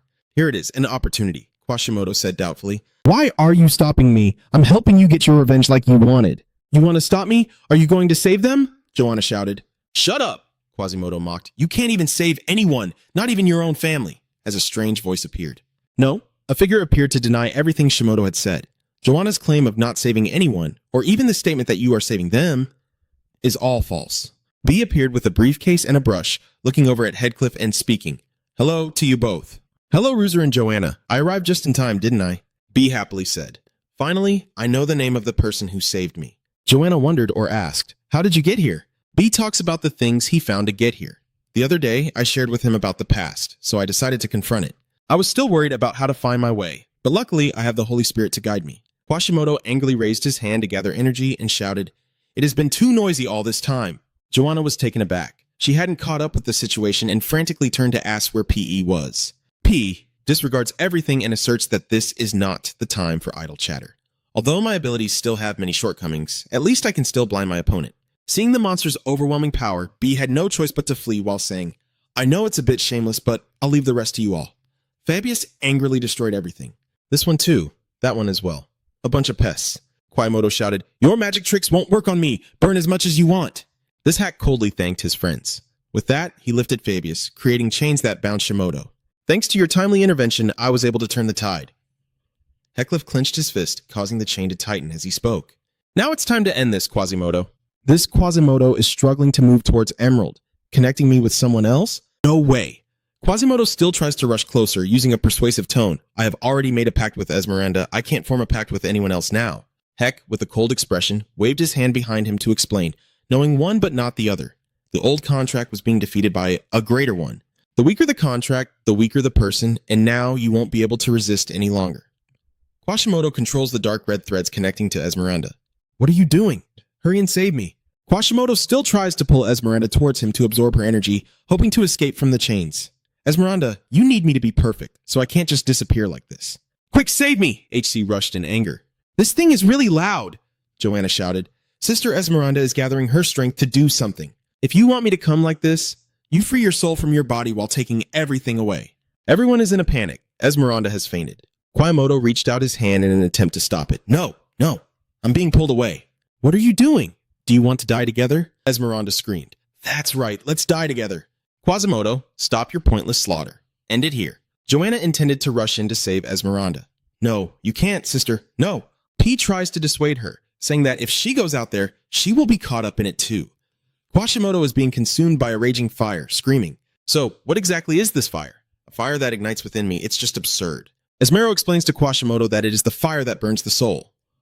Only then will it be fitting for your end. If you can atone for the villagers, even just a little. Esmero closed her eyes. I'm sorry to everyone. I truly apologize. I will have to disappear as well. He rushed over and said, Why are you doing this on your own? Then, looking at her with eyes full of anger, Esmeralda was taken aback by his words. Hatcliffe corrected Esmero's thoughts. Did she really think dying like that would bring her peace? Mistakes have their limits. Suddenly, streams of blue light burst forth from Quasimodo's body. Joanna wondered about that as B discovered that this energy was actually the souls of the Roten villagers, while Quasimodo struggled to break free. No, my power, I will have to burn it. The entire world of Quasimodo has been reduced to ashes. Esmeralda exclaimed in astonishment. The aura, the presence of Quasimodo has completely vanished. The souls of the villagers have also been set free, Hodge exclaimed in panic. Her body is gradually fading away, Esmeralda explained to HCF. Oh really? It's because I've been tied to Quasimodo for too long. It's okay, I anticipated this from the very beginning, someone exclaimed. Esmeralda is surprised. She raised it. She cried and rushed forward, endlessly apologizing. I'm sorry, I'm truly sorry to you. Because you are weak, because you are foolish, you caused everyone to lose their lives. It's okay, it's not your fault. Zoe embraced Esmeralda tightly to comfort her. You must be so tired, right? Esmeralda listened blankly to the elder's words, tears streaming down her face. I'm sorry for not being able to be by your side. Sister said, let's go together. Esmeralda was crying. Yes, ma'am. Yes. Surplus touch. In the sky, the streams of blue light gradually rise up. Have the corrupted souls returned to their original state? Hades stuffed his hands into his pockets and looked up at the sky. The wandering souls that have lingered for so long are finally saved. They gather together. Perhaps it is not yet time. But one day, to conclude their journey, there will surely be many hardships ahead. HC, I shouted for someone to get out of the car right now. Both of them looked ahead. Did everyone go back already? Joanna said doubtfully. Is everything over now? H-Cliff reminded. Not yet. As Joanna finished speaking, she looked at him, surprised and tense, her eyes wide open and pupils dilated. He continued with concern. You need to get out of the car right now. Joanne, confused, replied. What? H-Cliff explained, clearly for both of them to understand. Joanna, the second in command of the Black Dawn faction, has died here. Leave this place and never return to the car again.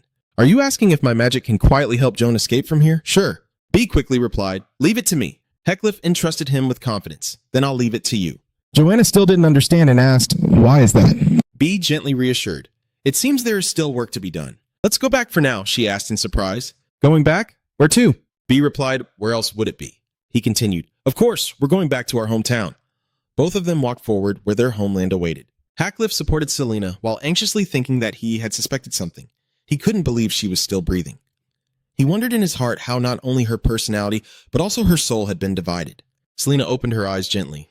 Ishcliffe anxiously asked, are you awake now? She suddenly opened her eyes wide. Ah, the teacher is confused now. He told her that help was on the way and to hang in there for a bit. Selena looked up into the handsome face and asked, why did you save me? Selena continued, I did something wrong, even if it was a different me. Heck glanced over, realizing she still remembered. He said, we made a promise. She was surprised. What? Heck continued to promise that they would enjoy the festival together next year. Both of them looked up at the magnificent fireworks, their hearts racing. He gently said, that's why I saved you. Selena replied, her joy so overwhelming that tears had formed without her noticing, gazing up at the dark sky where the stars continued to twinkle brightly. Selena joyfully exclaimed, all right, let's enjoy it together. The fireworks blazed brightly in the sky above the vibrant city below. as a hurried voice shouted loudly, "There's someone here, quickly bring a stretcher over." The children asked Selena anxiously, "Are you okay?" Selena waved her hand dismissively and replied, "I'm fine. There's no need to worry." The kids were in a frenzy around them. Ha rushed after, calling out loudly, "Teacher, wait, you're weak right now. You can't move like that." His voice was so loud that it caught Cece's attention. Half replied, "I'm fine. Everyone is busy. I can get to the emergency room by myself." He kept following closely behind. Nevertheless, she looked back and thought to herself, after the fire was extinguished, only 2 professors were found, including that person. Joanna hurriedly shouted for the Black Dawn meeting. Upon hearing this, the sycamore became so tense that it started to sweat and thought to itself, "And the magic of the 6th level spell I sensed in the fire has vanished, leaving only one professor from Sion with a lasting impression." She held a big question in her heart. Was it all just a coincidence? A voice shouted, "Detective, please help suppress the fire over here." "Oh my." The tree hurriedly replied, "Yes." Han spoke up. "Big brother, I've sent the rats to erase the traces at the scene." Heck replied, "Thank you." "Han will meet you at the hideout later," he thought as he walked. Well, now that Han and Saradin have retreated, all that's left is to come up with a suitable report for the principal. Cliff just sat down in his chair and sighed, as if shedding all his fatigue. Phew. But anyway, as he hurried to put out the fire, the masked man appeared behind him and said, "You've worked hard." The sudden voice made HCF's face pale slightly. He was so anxious that sweat poured down him as he thought, "I didn't even sense someone approaching, and I've heard this voice before." Heck suddenly realized that it was the voice of the man he had heard while resonating memories with Quashimoto. He had a dangerous face and was speaking to him. No, to John Doe, in the tone of a superior. That sinister man laughed, making HCLF realize he was a high-ranking member, possibly a 0 level of the Black Peace Society. The masked figure spoke up. "I heard there was a festival here, so I came to see. It seems something very interesting has happened." He continued, "Now, can you explain to me what has happened?" Heck anxiously thought he had never heard of a high-ranking member coming to visit the festival. He felt tense and his face paled, jokingly wondering if the masked man knew about his elimination of Shimoto. But if that were the case, why would he ask him about the situation? Had he seemed reassured while looking at the masked man, he still didn't know the whole story. Don't panic, take it one step at a time. He looked worried, his face betraying his alertness as he spoke again. "I apologize, sir. Please forgive me for being at a loss for words upon this sudden encounter with you." He calmly replied, "It's fine. I came without prior notice, so there's no need to worry too much." Stammering, his face changed slightly before he responded, "First, I need a level 1 Esmeralda." "Oh no, Quasimodo has been eliminated." The masked man remains calm. "Oh, you figured it out?" He smiled and said, "But as you can see, he's a bit special, so it must remain a secret." So what? How was he defeated? He worriedly thought that he couldn't tell the whole truth. He had to speak based on the truth while mixing in a bit of deception. The masked man continued, stating that based on the results, Fabius had sealed Quashimoto. He seemed to have realized something and added, "Sealing is correct, after all, it is a divine spirit, so the sealing ritual of the divine spirit should have an effect. But it's a bit strange. What was Esmeralda doing while Quashimoto was being sealed? Also, Chlorofabius doesn't look like he has the ability to do that." He wondered, the masked Batman is calculating. Could it be that someone is helping him? Cliff's expression changed as he glanced at him, tense and thinking. Indeed, that alone is still not enough. He replied, "I don't know the specifics of the situation at that time." Hex began to recount. "But while patrolling outside the Sion as a professor, I happened to see Chlorofabius being chased by something." He recounted the entire story, and upon closer inspection, the one chasing Fabius was Esmeralda and a Quasimodo, who has always been regarded as Esmeralda's divine spirit. Hadisi continued. "Just before the incident at the party, Esmeralda personally asked for my help. I had seen Shimoto at the party, so I recognized him immediately." The masked man replied with suspicion. Alright, I also know about Esmeralda's revenge. Is it happening today? What happened next?" He continued. "I'm afraid Esmeralda's reckless actions could expose the Black Dawn Society. I'm worried something will happen, so I followed them," Cliff continued. And finally, when Fabius was pushed to the brink, Quasimodo shouted loudly, "I will not die alone." He used his own soul to perform the sealing ritual on Quasimodo. In the divine light at the source of the seal, Quasimodo did not expect such a fierce counterattack, leaving him helpless and bound. Esmeralda's soul connected with Quasimodo, so she was also drawn into the sealing ritual. Heckliff continued, "If Fabius fails, I might reveal my identity, so I couldn't step in to stop it." "It was my oversight. Please forgive me," the masked man asked calmly. "Is this what it means to leave the scene like a dog with its tail between its legs? So how did you escape?" He replied, "After that, I went to handle Esmeralda's body, but found she still had a faint breath." Cliff explained, "And in the end, she woke up in the form of Selena, so I took the opportunity to claim I saved her to escape the scene." He continued, "Is it a being with a separate soul? This is the first time I've heard of it. When she woke up, did she remember Esmeralda's memories?" He nervously considered his words before replying. "When I checked, she seemed unaware of why she was in the warehouse. But if you command it, I will eliminate." All right then. The masked man replied that even if he thought of something, he couldn't prove it. Asking her more wouldn't accomplish anything. There's no need to worry. After all, that matter is still within manageable limits. He sighed in relief and whispered, "Thank goodness." The masked man said loudly, "After this, there will definitely be a vacancy at the top level, so a high-level meeting must be held soon." Heck was tense as he pondered. The high-level meeting was an opportunity to confirm other Tier 1s, but he had no idea where the meeting would be held. The masked man asked, "It's been a long time since the last conference. Do you still have what we gave you back then?" He listened with suspicion. Heck nervously swallowed each gulp of saliva with difficulty and thought. According to the flow of the conversation, this must be related to the high-level conference. Although I don't want to gamble too much, I quietly replied that I must apologize in advance, sir. The masked man suddenly spoke. "What? You continue? Surely you are aware that when we arrived in Zon, there was an attack on a train. At that time, I had lost a part of my luggage. I truly have no face left to show you." He fell silent, unable to speak. The masked man, feeling helpless, placed the box on the railing and spoke. "Then there's nothing more to be done. Here, take this." He vanished. "See you at the conference?" Aycliffe breathed a sigh of relief and thought to himself. This time it was just a moment, but thankfully he had passed this trial. A voice shouted loudly, "Oh dear, it's the confused teacher now." Hats realized. Principal Elisa joyfully asked with concern, "What are you doing here when you should be in the emergency room?" He fabricated a story and replied, "I was walking and felt dizzy, so I sat down here to rest for a bit." She asked worriedly, "Oh my, if you're not feeling well, you should ask for help, right?" Alyssa suggested, "I'll help you, let's hurry." Heckcliff quickly stood up to reassure, "It's fine, I can go alone." Suddenly, the world went dark and only the principal's voice could be heard. "Oh, she's coming over shouting, 'Teacher,' right now. Oh, what's going on?" "I have something I want to ask the principal." The conversation echoed from the other side of the curtain. "You have no idea how panicked I was when you passed out. You're really okay now, right?" "Yes, I'm fine." Alyssa gently touched her chin, slightly bowed her head, her expression thoughtful as she spoke, and even now I still find it hard to believe. How could Professor Chloro do something like this? Moreover, there was also the involvement of another student. Hex looked up at her, agreeing. "That's right. The attack at the previous party was also caused by Chloro Fabius and Joanna Lovis."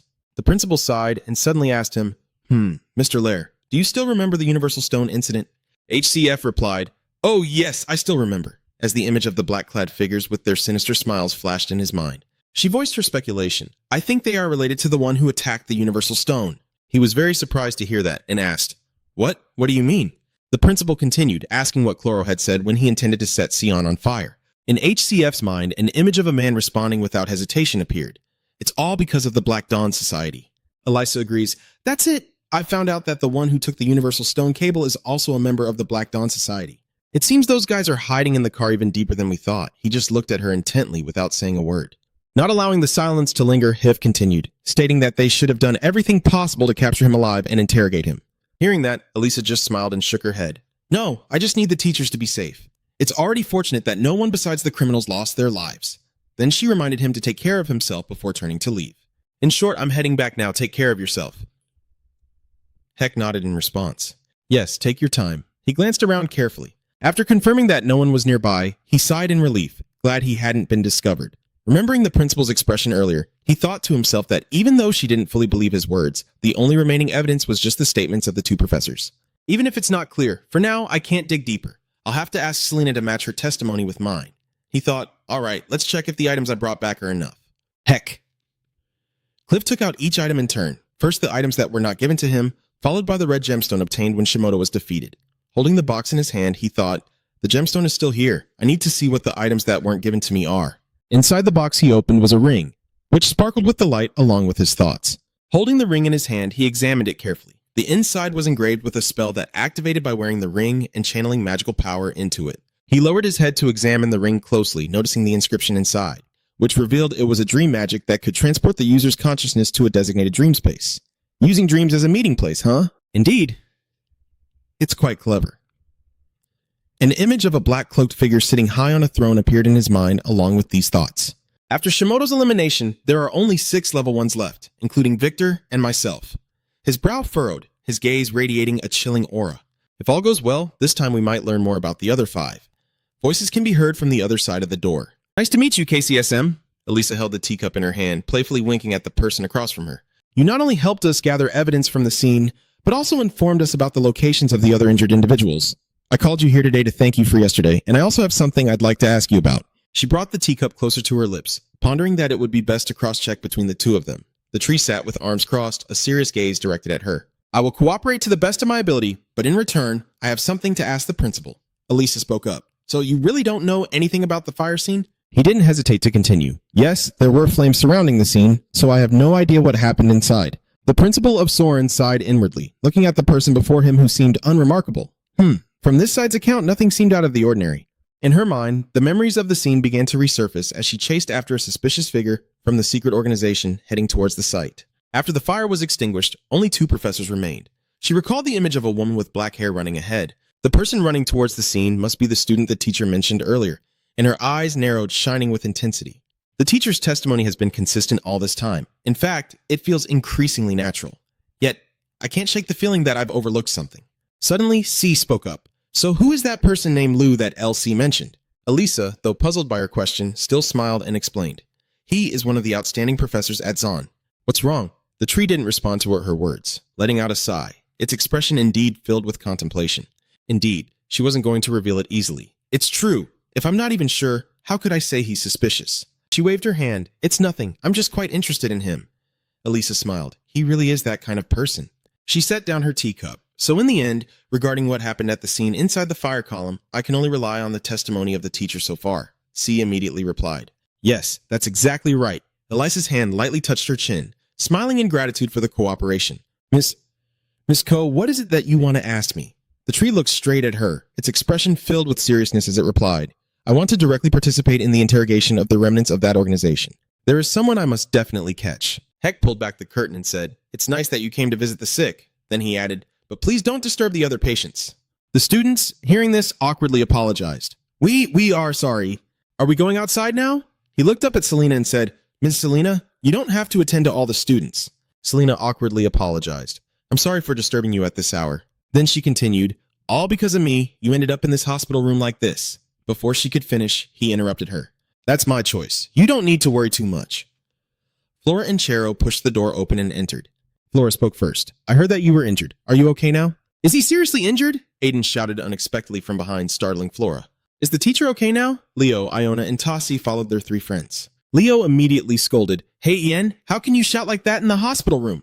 I felt flustered and rubbed the back of my neck. Oh, right. I'm sorry. Flora, with a grim expression, wondered to herself, what are these kids up to? Alendin and Lino also approached, and Lin, surprised by the scene before him, spoke up. Oh, the others have come too. Seeing her, HCF asked, Is that her? Are you here to visit me? Oh, she replied. Yes, I'm fine. Teacher, are you okay? Selena cheerfully replied, I'm fine. There are just a lot of people, so I'll go inside first and talk. Everyone then went in one by one, and he said, This is too complicated. Looking at the students before him, he thought to himself that occasional moments like this were not so bad, feeling that his time as a professor was not in vain.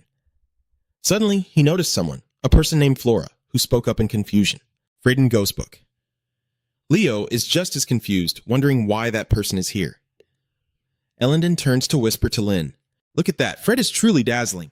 Lino is also quite puzzled. Still, he did say he would go with us. Freyden stands in front of HCF. It's been a long time since I've seen you, teacher. His words left everyone around him utterly surprised. After visiting the sick, everyone headed home together. Ellendon spoke up. Fortunately, both teachers look fine. Lino agreed. That's right. All right. Lynn suddenly asked, What about Senior Freden? Ellendon let out a sigh. He said he would go home by himself. So, let's just forget it. We should have said it from the start instead of waiting. Back then, HCL spoke up in confusion. It's been a while. I don't understand what you're talking about. I remember this is the first time we've talked to each other. Freden lowered his gaze. I see, then I must have been mistaken. Ellendon recalled that moment and felt extremely angry. I wonder what he's thinking. He makes people curious, and then claims it was a misunderstanding. Forget it. How could someone like me understand the thoughts of a noble wolf? Hearing that, Lino standing by could only smile awkwardly, surprised. Aiden spoke up. Ah, over there. Ellendon turned around in confusion. I'm in the same magic class as you. Hearing that, Aiden replied, Oh yes, my name is Aiden. You keep talking. Your words are like honey in my ears, making Ellendon blush with joy. I used to always want to talk to you, but I never dared to get close. She happily thought, Is there anyone else besides this junior calling me senpai? In the next moment, she immediately started chatting happily. You really know how to talk, huh? You shouldn't call her senpai so stiffly. Just call her sister to be more affectionate. Aiden was startled and confused. Sister, what's wrong? I noticed you two seemed very close, so I spoke up loudly. Wait a minute. Don't stick so close. Flora stood behind with a dark expression, her gaze radiating hostility, all because of that idiot I couldn't speak properly. Then others rushed in, and her face was filled with confusion as she recalled what was going on with that Fredden lately. After asking about the teacher for so long, when she finally met him, she greeted him with, "It's been a while since we last met." She thought to herself that he was the type of person who would never visit a sick relative anyway. On the other side, HCIF walked ahead with Fredden following behind. "So the teacher is here." Heathcliff turned around. "Have you always been following me? Do you have anything else to do? I have nothing to say to you, so you can go home." Fred suddenly spoke, causing him to halt in his tracks. The first time I saw him, I thought I might have been mistaken. An image of Lino holding a book appears as he continues. "It wasn't until I learned that Jay received the attributeless magic book from you that I realized, among those who possessed such a book, there was only one person I knew who owned it." Fred stared at him, knowing that after that person died, only one could inherit it. "What are you plotting to show yourself so brazenly like this?" Hinchcliffe calmly put his hands in his pockets and sighed. "If I had known, I would have covered my face back then." "Oh no, from the beginning I didn't think you would remember like that. It was my oversight." Then he suddenly changed his tone. "It's been a while since I saw Ghost Book's little puppy." He continued, "Back then you were just a kid, and now you carry yourself like nobility. It's easy to succeed." 10 years, huh? No? Has it really been 12 years? Fred's expression darkened. "Cut the nonsense and tell me why you're here." Heck turned around to face Fred directly. "Is there any reason I can't come to this car?" He frowned in anger. "Are you really asking because you don't know? You've got some nerve." Then Friedon continued, "You are the one who killed Jay's mother." The image of Lynn appeared with a bright smile, calling out, "Senior Fredden," Frieden asked seriously, "are you still planning to pretend you don't know?" "You should find some reason to justify yourself," HCF coldly replied. "It's quite ridiculous." "Why should I do that to you?" Frieden was taken aback by the response. "What?" Hinchcliffe continued. "It's all just a thing of the past." Heathcliff put his hands in his pockets, exuding a cool demeanor, but it seemed like you were mistaken about something. "I'm not here because of what happened 12 years ago," Frieden questioned. "So what are you here for?" Heathcliff criticizes him for being nosy. "You don't need to know about that. And from the very beginning, I've been wondering what right you have to interrogate me like this. You know exactly what happened that day, but still chose to ignore it. Aren't you just like me?" Frieden gritted his teeth in anger. "I'm not like you." Heck turned away, leaving Frieden behind with a sneer. "Different from me? That's a nice excuse." Hinchcliffe turned away, leaving Frieden with only his back. Whether to reveal the truth or not was up to him. Do as he wished. "Either way, you won't be able to do anything." Frieden's hand clenched into a trembling fist. Frieden finally took a step away, but he felt a sense of frustration inside him. On his way, he was spotted by Lynn.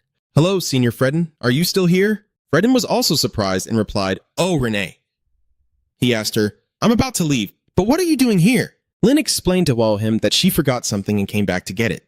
Fred replied, "That's good. I have something I want to talk to you about." Lynn asked back in surprise, "You want to tell me?" Fred spoke up with a heavy voice. "It must be Rye, right?" Frieden remembered when they were young, he and Lynn had witnessed Lynn's mother being harmed. Thinking of this, he didn't want to continue speaking and turned to leave. "No, it's nothing. I'm sorry for wasting your time," FR said thoughtfully, unable to voice his true feelings at that moment. What should I say to her? That the teacher she has always trusted is actually the one who killed her mother and erased her memories that day? From the very beginning, there has been no solid evidence. If I tell Jay an unclear truth like that, it will only cause them pain. I just don't want you to get hurt. That's all. Frieden left, leaving you standing there in a daze. She just gradually softened her voice. "Senior?" Frieden walked heavily. The figure of that person reappeared along with the echoing voice. "What's the difference between you and me?" Fred clenched his teeth in anger. From the very beginning, he knew he couldn't speak out. "I admit that right now, I really can't bite him. But it's best if you don't let your guard down. The wolves of Ghostbook won't miss the chance to bite their prey." HC over here tiredly rubbed his head and silently cursed that brat Nada, Han. Hearing HCF's voice sounded a bit strange, Han immediately asked, "Big brother, what's wrong with your voice?" "It's nothing." Heck didn't let Han think too much. No need to worry. "Go ahead. How did your investigation into what I asked you turn out?" Han replied, explaining in detail. "Oh, the fire yesterday will probably be attributed to lax firework management," Hack wondered, asking further. "Are they planning to let it slide without making a big deal out of it? If it were Principal Elisa, it would be easy to do so. I heard that some remnants of the Black Dawn Society were caught at the scene. Do you know anything about it?" Han continued to respond. "I know they are being held in tin. It seems the interrogation has been assigned to a girl with green hair, right?" "That's correct. The rats saw her go with the principal to the interrogation room. Han worries if everything will be all right. At this rate, it will only be a matter of time before you are exposed," Heathcliff sighed. "If it were her, I couldn't hide it forever either. What can I do?" "We'll cross that bridge when we come to it." Han sighed at Heathcliff's vague response. "Oh my, I'm so fed up," Han continued. "After all, this incident has been handled lightly. Having wiped out even the first level, what greater achievement could there be?" Heathcliff casually replied, "Well, even though he couldn't completely let his guard down, it was still a good thing." Suddenly, Han asked, "Hey brother, can you step outside for a bit?" "It's not that you can't go outside, but what's going on?" Heckcliff asked Han. Han secretly said, I have a matter related to underground business that needs to be discussed. It seems this conversation might take a while. Elsewhere, a man was ruthlessly thrown to the floor. The sound of the body hitting the floor was deafening. The blonde guy sitting on the sofa thought, no, this can't be happening. Are we at Silver Sun so insignificant that you have to borrow my hand to deal with some beggars in the underground world? He twirled the gun, bringing it close to his mouth in mockery. Timoran, don't you know what kind of person I am? He is the president of Silver Sun Con. Timoran gasped and shouted loudly. No, no. He wore a terrified expression, sweating profusely as he bent down low. Actually, we didn't come because of those lowlifes, but because of the man who owns them. Kalen still wore a disdainful expression. He slowly raised the gun. Is he the one rumored to have taken down that gang? So you want me to take care of that guy, huh? Give me the details. Timoran carefully replied with a gaze full of resentment. Most of us were in a panic, so what should I do? The panicked tree revealed everything. I knew right away that the gang had been dealt with when I heard those guys shouting Jay Moriarty. Kalen praised Kan. That's right, you did very well. With a bang, he aimed straight at Timoran and finished him off. Kalon laughed heartily despite Khan's fear. He cheerfully congratulated the young merchant, saying that from now on, he would be the one to replace Timoran. Kalen again draped his arm over the boy's shoulder. What did you say your name was? You need to hesitate before answering. My name is Khan, Kalen continued. All right, C-O-N. We will act according to your wishes as soon as possible. Of course, our price is not small. I need to respond urgently in panic. Yes, I already know that. Kalen ordered the cleanup of Timoran's body, which was in a state of disarray with unclosed eyes. All right, now you go ahead and take the body with you. Yes. Kalen returned to his chair and laughed heartily. Jay Moriarty, huh? That's ridiculous. That guy is already dead in the Delica Kingdom. The overflowing drinks that Kalen poured into the glasses are probably just to use this name for easier business. Seeing those merchants begging like this, it seems he has some capability after all. Kalen raised his glass in order to cleanse the slums, killing a few as examples, while making sure to keep those who know how to do business. The subordinate beside him obeyed the order, and I will prepare right away. Kalen sneered inwardly with his sinister face. Let's see how long you can endure. Back to where HCF is sitting, Han's voice echoed again. Hey boss, HCL is here unexpectedly. Did you arrive early? He asked directly about the issue. What's going on? Is there a problem with the business deal? Han replied no. On the contrary, everything is going very smoothly. He continued. But the actions of those merchants are somewhat suspicious. Explain it clearly. HC gave the order. Han hesitated before speaking up. The thing is, if we were to prosper in business, the merchants in the association would surely have to file complaints to hinder us. But HCAF interjected, not knowing when they stopped causing any trouble. Han realized HCF had hit the nail on the head and immediately seized on it. So, big brother, that's how it is. The guys who always cause trouble are suddenly quiet, which makes me feel a bit uneasy. Heckcliff raised questions about the people in the association. They must be up to something. Did you find out anything? Han still looked hesitant and uncertain. I don't know exactly what it is, but I have a bit of a guess. Hef was surprised. You figured it out? Han began to clarify his speculation. I wonder if he has ever heard of Silver Run. Commonly referred to as SS, it was once a gang operating in the shadows, but gradually expanded and commercialized, becoming a mafia organization disguised as a legitimate business. Not only do they interfere with the union for profit, but they also have outside businesses and are very active in illegal activities. Those thugs also take contracts from others to make money. The universe has seen some of the merchants from the association going in and out of their building. Hinchcliffe slightly lowered his head. Is that so? It is indeed suspicious. I understand. I will keep an eye on it. Han replied. We will also investigate this matter thoroughly on our side. Huh? As he spoke, Han glanced at HCF's uneasy demeanor and felt worried. Brother, is something really wrong with you? HCF's voice was weak. What are you saying? Han pointed out the strange things he was witnessing. A person who had never trembled like this was now shaking. Oh, and he's sweating profusely too. Heckcliff remained silent, looking exhausted. He raised his hand to his mouth. Actually, I've been a bit busy since yesterday, and I forgot something important. After this, that person might discover my location. In an old-looking castle, inside the castle, a woman is sitting in a coffin. She has a serious expression. This is the scent of my blood. That foolish student, when escaping, secretly took my blood and is using it now. I raised and taught him, so I thought he wouldn't need to use my blood. Has something happened that forced it to use my blood despite the risk of being discovered? How interesting.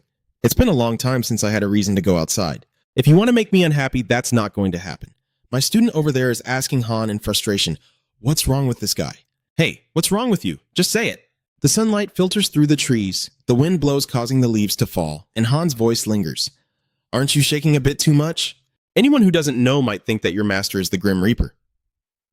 Heckcliff replied gently, actually, my master is indeed that kind of person. Han forced a smile. Big brother really knows how to joke. HCF remained calm with a hint of seriousness. Joking aside, where do you think I learned all this magic and my techniques? Han felt awkward, didn't he? I just thought you were a genius who learned everything on your own. Heck, it's annoying. Haven't I been saying all along that I'm just applying what others have created? He paused for a moment before continuing. Of course, I have also come to realize that what I create is indeed not trivial in the eyes of others. Han sighed, thinking to himself, I already knew that. Heathcliff began in a more serious tone. However, the reason I can't reveal that is because most of what I create does not satisfy my master. A bead of sweat trickled down Han's temple as he asked in frustration, how many people desire my brother's magic? Just how talented is that person anyway? HC clasped his hands under his chin and said, It's that monster. I've almost died because of him several times. Han's mind was filled with question marks at this point, wondering how someone could refer to their master as a monster. Is this supposed to make me curse along with you? Han thought for a moment and felt dissatisfied, exclaiming, What do you mean by almost dying? What kind of master is that? He's really a bastard, Heathcliff replied. Still, you are my master. You shouldn't curse like that. Han could only remain silent upon hearing these words. A social failure. A few days later, on Royal Street, Heathcliff stepped down from the carriage, thinking to himself that it had been a long time since he had been here. After the incident with Esmeralda, he had been busy for quite a while and still had some time before his appointment with Han. Huh? As he walked and pondered, his gaze collided with two people in cloaks. He suddenly recalled, Wait, is this pattern from the disciples of the British Holy Kingdom? I also guessed that the struggle for succession in British has come to an end. Heathcliff glanced at them and praised, but their return speed is quite impressive. It's annoying. We have to hurry. A little later, he arrived at Violetta's clothing store, House of Ferdy. Violetta brought out the tea. Did you arrive too early? The leader. Han hasn't arrived yet. Heek explained. It's been a while since I came, so I wanted to arrive early to see how everything has changed. If the streets are this busy at this hour, business must be doing well. Violetta slowly pulled the chair and sat down. It's all thanks to the leader. She recalled, suddenly he said he would come and it startled me. Do you have something you want me to do? Heathcliff gets straight to the point. I've heard that some people have been disturbing business lately, and it seems to be related to those bad guys. Violetta praised. Indeed, that's what a leader is like. I intended to handle it within my means, not realizing you already knew. The guys from the Sliverson gang are plotting something with the Merchant Association around here. There are some suspicious individuals lurking around the shop for a while now, and I have been keeping a close eye on them too. Hadesy continued to investigate. I want to hear the story in more detail. It's about the leaders. Suddenly, someone outside called out loudly. Excuse me, Miss Violetta. A man rushed in through the door in a hurry. Something big has happened. Seeing this, Violetta asked, What's going on? The printing factory has been attacked. Hearing this, both Violetta and Heathcliff were taken aback. The flames blazed more fiercely, and people panicked, searching for water. Hurry and bring water here. The smoke is too thick to get inside. Violetta and Heathcliff have arrived. What has happened? Violetta asked. Someone in the know replied that a few people wearing white headscarves suddenly attacked the factory. Heathcliff then ordered to prioritize extinguishing the fire first, quickly using magic to put it out as he reached into his pocket and slowly pulled out something glowing. Is this the spirit stone left by Shimoto reacting to the fire? Could it be that the stone is glowing intensely now? HCF stood silently, watching Violetta beside him in surprise. Did he just absorb all the fire? What on earth is that? Violetta is back to the main issue of saving people now. Oh no, now is not the time for that. Everyone hurry inside to save those still in there. One person is giving orders. I understand now, Ms. Violetta. Everyone heard that, right? Hurry up. The trapped people are being continuously brought out, and some are reporting. We searched everywhere but couldn't find Dian and Mazella. Luckily, they were elsewhere and avoided the fire. Isn't it? Even though they weren't injured, HCF's expression isn't very cheerful. That would be good, but I have a bad feeling. What if they were the real targets behind the ambush on the printing house all along? Do you know where Dawn and Mazella are, Violet? Violetta listened to him and pondered with a thoughtful hum. Violetta tells Heathcliff about Dawn and Macella's place. There's a building where they are staying. But I don't know if they're there at this time. Hearing this, Heathcliff hinted at going to look for them. Let me go check it out. Please handle things here.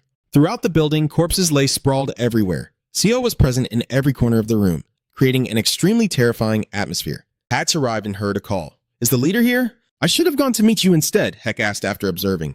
What happened? Mastella, with her darkened eyes, knelt beside the lifeless body of Dian and slowly replied that a few masked intruders suddenly broke in and Dian was protecting her. The vacant expression on Dian's face, unable to close his eyes, left her in tears. Why did this happen to us? Mastella cried uncontrollably. It was just when we had begun to see hope. We just want to live like human beings.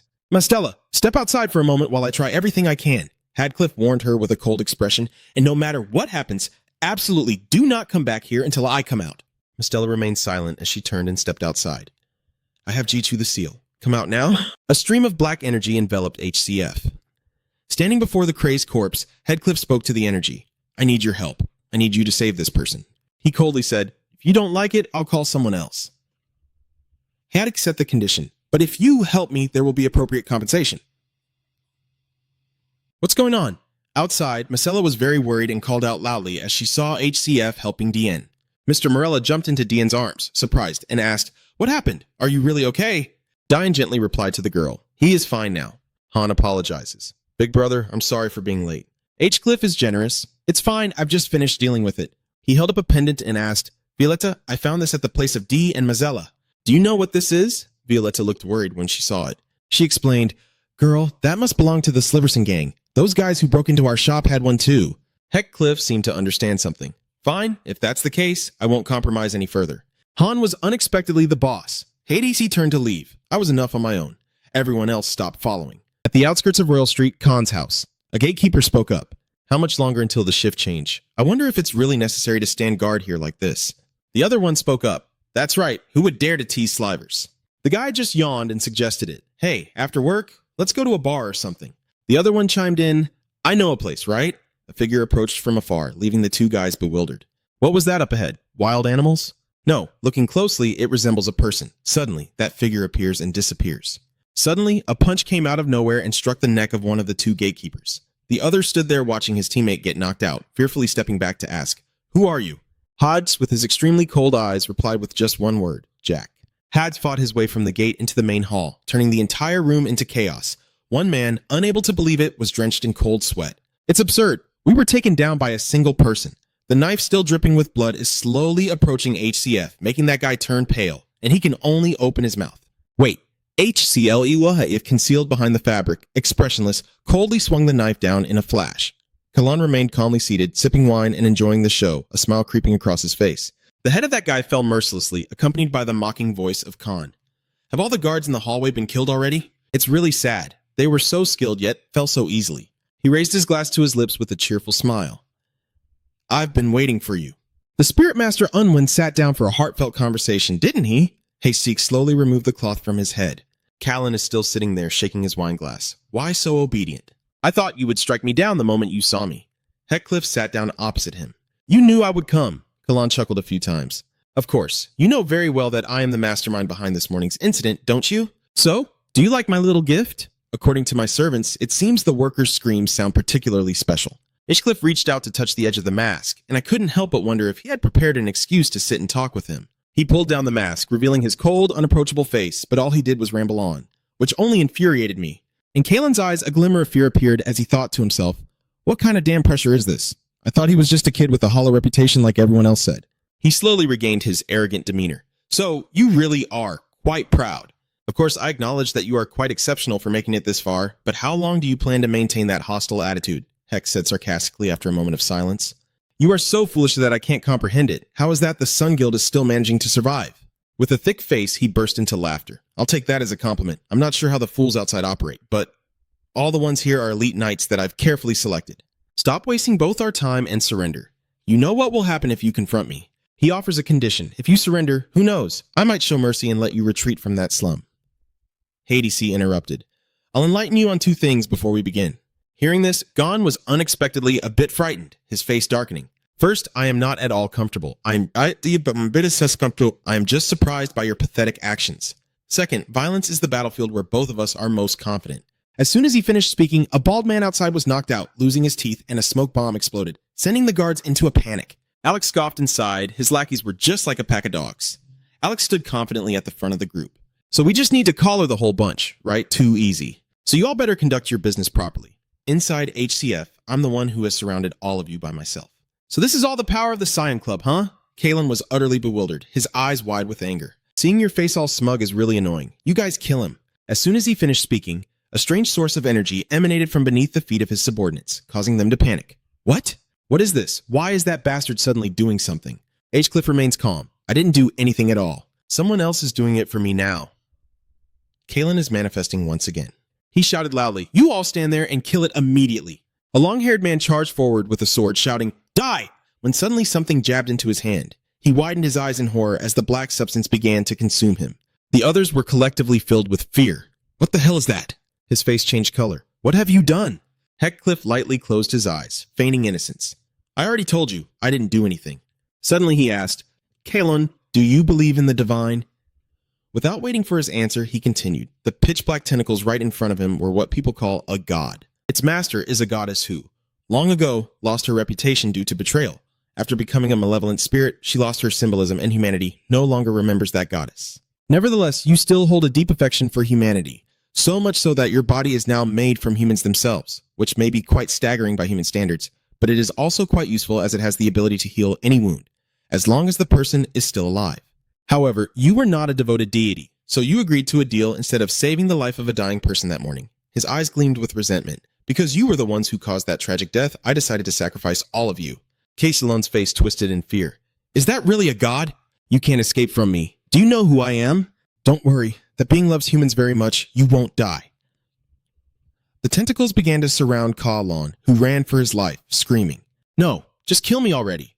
The tentacles clung to him as he uttered his final words. Kill me. Outside, Alex was incredibly smug. It was so boring, not even enough to warm him up. Han found Alex ridiculous. Thanks for trying. I can't even bear to look. Alex continued without paying attention. It really is surprising. I can't believe Violetta actually called us. How did they know those guys were about to attack us? A voice spoke up. It's just that their tricks are too obvious. Violetta continued speaking. This is truly a massacre. Alex felt a bit embarrassed for not having the time to pay attention to his surroundings. Saradan pouted in dissatisfaction, and in the end, the newly renovated houses turned into piles of rubble. Then it wouldn't be wrong to just smash everything, right? Han was angry. What did that girl just say? Han was angry, but Saradan shouted loudly, You! The scout who ran away in fear. How dare you call me a brat? Just because I'm not good at fighting like you all. At that moment, HCF stepped out, and Alex asked, Is everything done? K-Tua, the leader, you just punched those guys and still look so fine. Hadcliffe ignored Alex and went straight to Violetta. Violetta, how is the situation? Violetta replied, He's fine. In fact, he seems even healthier than before. Hadcliffe quietly made an announcement. Fortunately, everyone is here now, so I'll just say it. The Silver Sun organization has been completely destroyed. Violetta was taken aback by this statement. What, I've already killed them all in such a short time? Hadcliffe continued. Therefore, during this time, no organization will dare to touch us. I also want to ask you to take care of Silver Sun's business from now on. Violetta volunteered. Just let it be. Suddenly, a booming voice rang out from outside. H-Cliff and Violetta turned to look together. Get out of here, Quuck. The bastards outside are just the civilians coming to help. Huh? We all ran here to support you, but it's already over before it even started. Violetta sighed and explained. I told them to evacuate because this place is very dangerous. It's okay. Everyone gathered their courage to come here, didn't they? The leader may seem indifferent at first glance, but he genuinely cares about us. On their behalf, allow me to say a few words. Thank you for everything. It's nothing too grand to be polite about. The next day, on the outskirts of Royal Street, voices emerged from a car, driving down the road. In just one night, a large number of Silverson members, including Kalen, had completely vanished. The person inside tapped their fingers on the windowsill, and while I was away, another serious incident occurred. Tarina, holding a newspaper, glanced at Enya and gave a command. En, report to me what you have found out, Enya said seriously. According to what I confirmed this morning, those potentially involved in this incident are the vehicle that drove to the Lotharbal slums. Tarina walked ahead, her steps long, her voice filled with astonishment. The scene was too clean. It was hard to believe. Enya followed behind, equally astonished. There wasn't a drop of blood, as if nothing had happened at all. After walking for a while, Enya suddenly turned back to see something and quickly spoke up. Captain, what is that? Tarina also saw it. She calmly responded. It is a relic that is gradually being completed. What lies before them resembles an egg made of intertwined strands, with 4 wings unfolding on the outside. Inside, a gem floated around, radiating a blue glow. Tarina continued to explain that it had the ability to analyze the surrounding mana and read the memories stored within that flow of mana. With her hands on her hips and leaning slightly forward, Enya exclaimed, That's amazing! Now the problem can be solved! Tarina stood beside, intently watching the object before her, seriously observing it and not holding back a few words of praise. Indeed, the mana only lingers for 36 hours, but still, it is an amazing item. A moment later, Tarina turned to glance at Enya and said, It takes some time before it produces results. Well, while waiting for her to continue the previous conversation, stand up straight and properly follow the orders. Ah, yes. The ceiling light was turned on. At that moment, a voice echoed, sounding both skeptical and contemplative. Boss! Another voice echoed, seemingly confirming the previous speaker's assessment. Indeed, that's what they call him. This person continues to narrate. After his enemy vanished, he suddenly appeared in Lotharbal, completely dominating the underworld, establishing organizations in the slums, and becoming the head of various operations. From those words, one could almost imagine the dangerous and authoritative figure he must be. After hearing this, Tarina voiced her thoughts and casually asked, He's quite suspicious. Do you have any detailed information about him? Enya hesitated. I couldn't find a name or any information about his past. Tarina raised her hand to her chin, her expression turning serious. If that boss really is rebuilding the slum, then he must have attacked his rival Silver Sun, a decision that is quite reckless. But right now, he is the prime suspect. Her expression turned serious as she resolved to meet him and check personally. The golden egg suddenly bounced up, and he exclaimed in surprise, "It just stopped like that." Tarina paused, paying attention to the commotion in front of her. Seeing the egg calm down again, Tarina explained that if it couldn't detect the presence of mana, it would stop functioning on its own, which surprised Enya. She hesitated. "What do you mean?" This means Tarina continued to affirm Enya's thoughts, indicating that in this case, the culprit did not use the power of mana. Enya's face was serious as she turned to Tarina, exclaiming in disbelief, "No way, how could that be?" Meanwhile, someone on the other side reported seriously that according to the investigation, there were 100 guards at the Cybersun base. Another person added, "That's right, there were still traces of their activity here as of yesterday." Tarina walked forward, her voice serious. "First, I need to meet that boss." Yet, Tarina seemed uncertain, feeling that he was not an ordinary man. She continued to instruct her subordinates to collect the artifacts and cordon off the area, so the soldiers wouldn't disturb the scene. The brown-haired man complied with the order clearly. It seemed Tarina had more to say, but before she could finish her thought, she sensed danger. Tarina's eyes darkened as she drew the sword from her hip, her face serious and her gaze flashing with danger. Tarina pointed the sharp tip of her sword forward, growling, "Show yourself, stop hiding like a little mouse." Just as she finished speaking, a mischievous laugh echoed. True to her name, Tarina's keen senses were on display as she regarded the newcomer with hesitation. "You are Kay, one hand holding an umbrella over your shoulder, the other on your hip, proudly saying with a wink, 'Surely the soldiers won't sneak in here because even I was discovered.'" Betty beside you panicked, trying to explain, I tried to stop her. It's all because of that tree." Enya widened her eyes in astonishment as the detective Tarina smiled. She sheathed her sword and stepped closer to greet her. "It's been a while since we last met. C has been scolding you for taking too long to run over to Tarina." "Tarina, how have you been lately? I'm really happy to see you again." "My Lady Knight, it's been a while since we last met at the art auction, hasn't it?" Enya replied with a smile. "Ah, yes, it's been a long time." "All right, that's enough, Han Huyen." Tarina gets straight to the point. "All right, you seem happy to see us, don't you? But now you're at the crime scene, a place where ordinary people aren't allowed." The tree smirked upon hearing that. "I am a detective affiliated with the national agency, so I am not a civilian." Tarina sighed, resting her hand on her forehead. She gently questioned, "Why not ask for permission properly if you want to come in?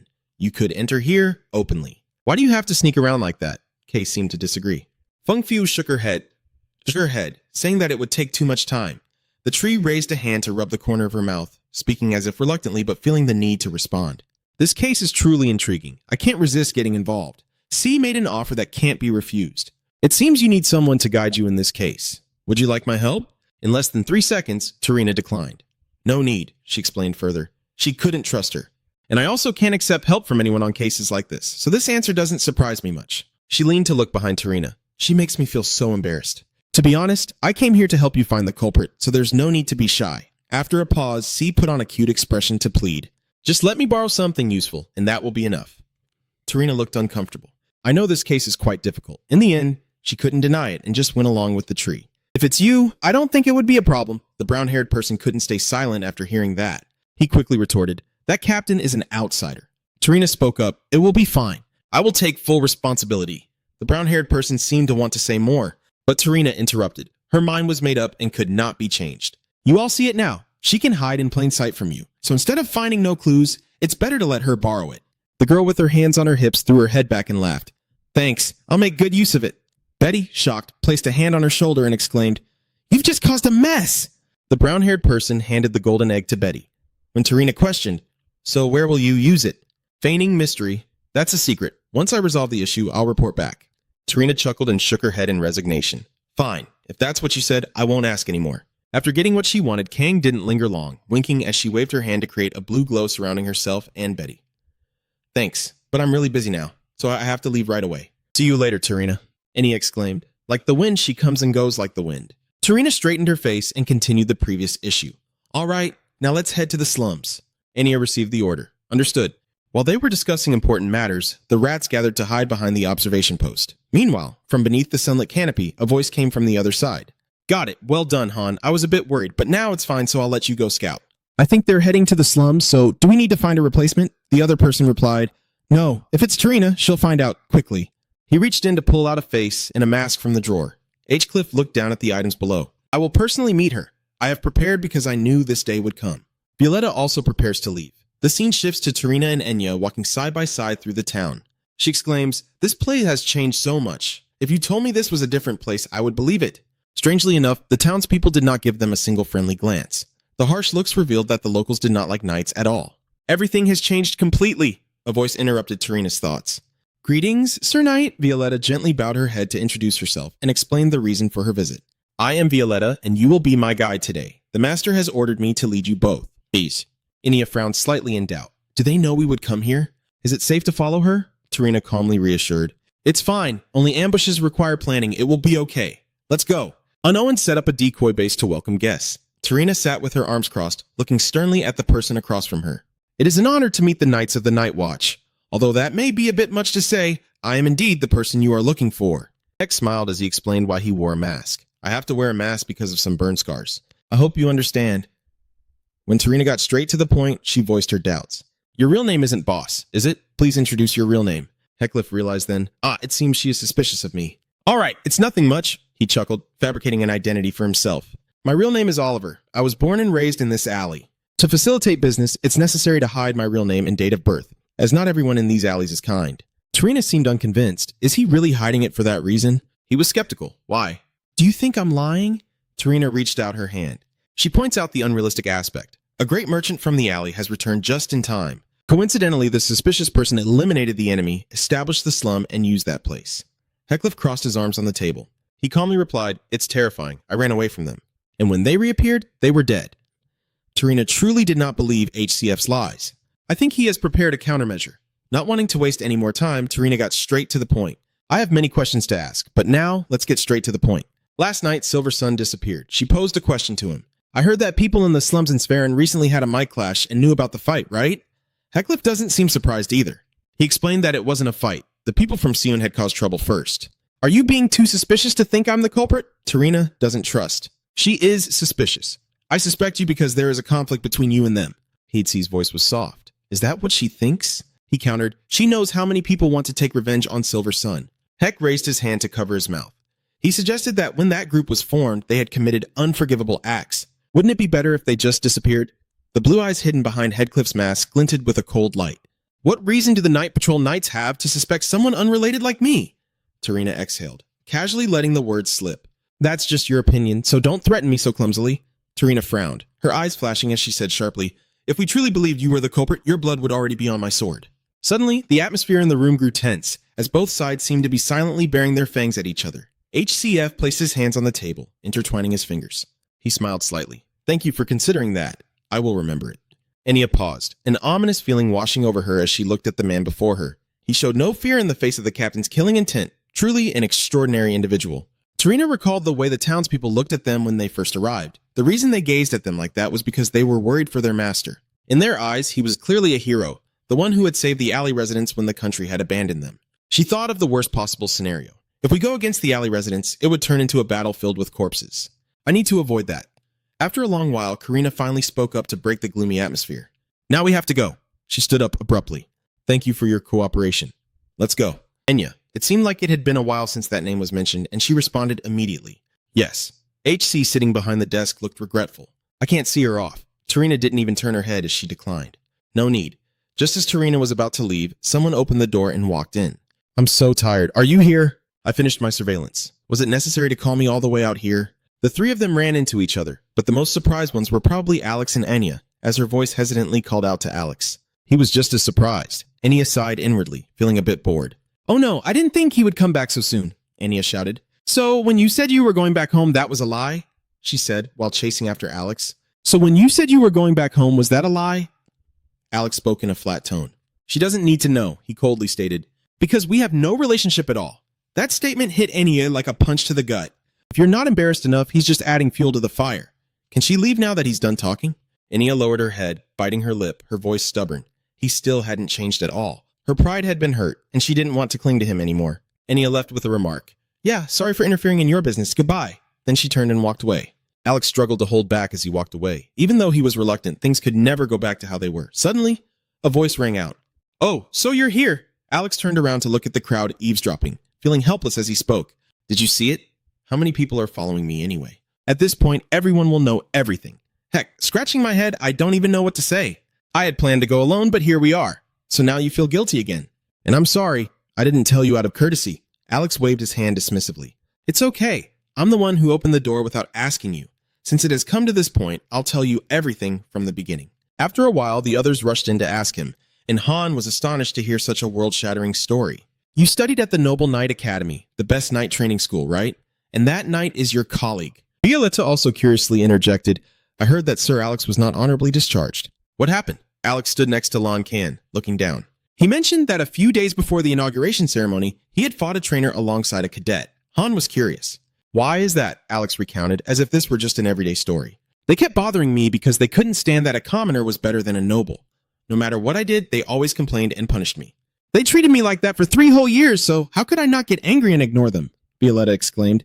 Oh my. After hearing that for so long, Han must be just as frustrated. After holding it in, he finally exploded, huh? Phantos watched Alex's back, voicing his doubts. From the knight's reaction, it seemed she was not just angry about him being expelled. Was there another reason? He covered one side of his face in a helpless manner. Alex chuckled lightly, casually remarking that he didn't expect Phantos to ask such a spot-on question. Yes, that's right. Enya, she and I are in a relationship. Alex reminisced about the time at the academy, though it certainly wasn't like that from the start. As cadets, we were rivals, but due to our training, we were always by each other's side. Suddenly one day, I found myself wanting to protect her instead of defeating her, and Enya felt the same way. It was a very innocent time when we promised to become each other's future. Alex looked up at the sky, as if sharing a bit of his thoughts. But unlike an ordinary person like me, Enya is a noble. The closer I got to her, the more I was bullied, Han exclaimed. Does Enya know nothing at all? Alex shows no signs of it. I kept the secret about being bullied because I wanted to protect Enya. He recounted how he had let everything go back then. I also agree with what those damn nobles said. The moment Enya stood up to protect him made Alex realize just how vast the divide between nobles and commoners really is. Even if I achieve a perfect score and become a knight, a commoner like me would only be a burden to her. So I deliberately pretended to cheat on her and broke up with her. I thought I was mentally prepared, but after we broke up, everything became very difficult. And then I saw those bastards rejoicing at the news of my breakup with her. I feel foolish for having endured all of this for 3 long years. So instead of being sad and suffering like before, Alex rose up and gave those arrogant nobles a real fight. Han could only exclaim in astonishment after hearing that. No way. Alex leaned against the city wall. As for me, I had been too arrogant. I set my ambitions too high while being just an ordinary person. Tarina and Enya are standing down here. It seems like she has heard the entire story all along. Tarina feels sorry for Alex. It's a pity that such a talented person has ended up as a drifter. After a moment of silence, Enya finally spoke. It's okay. Like that rainy day years ago, she chased after Alex, but he merely turned his back on her. Enya stood in the rain, her voice hoarse. The sunlight shone down as Enya looked up at the sky. As if she had decided to let go, for he and I were no longer connected. A pair of feet slowly approached, stepping into the puddles of rain at her feet. The person spoke, I've seen it all, you could easily defeat them, yet you just stand there and take the hits. Looking at Alex struggling, they asked, do you enjoy getting beaten? He appeared unfriendly. I don't need your concern, just go away. The other person continued to dig into Alex's wounds. Or are you satisfied with this life already? Alex looked up at the person with a rather unfriendly gaze. Hadcom spoke up with a proposal for Alex. Instead of getting beaten, why not join me? I'll do my best to give you what you want. With the condition that he looked down from above and didn't do anything to get hurt again, isn't this very painful? Alex let out a sigh, his face somewhat relaxed. Then, while I was wandering around like a homeless person, the leader accepted me in. If I hadn't met him, I would have probably died. He also didn't forget to compliment HCF. The leader is like our light. Hadek coughed lightly, feeling a bit embarrassed. You're exaggerating. Violetta joins in on the fun. Is the leader feeling shy? Alex is now teasing him as well. Oh, it's the first time I've seen this reaction from you. Seeing everyone happy over here, Bella Luna spoke up. Ah, now that I think about it, her words made everyone turn their gaze towards HCF.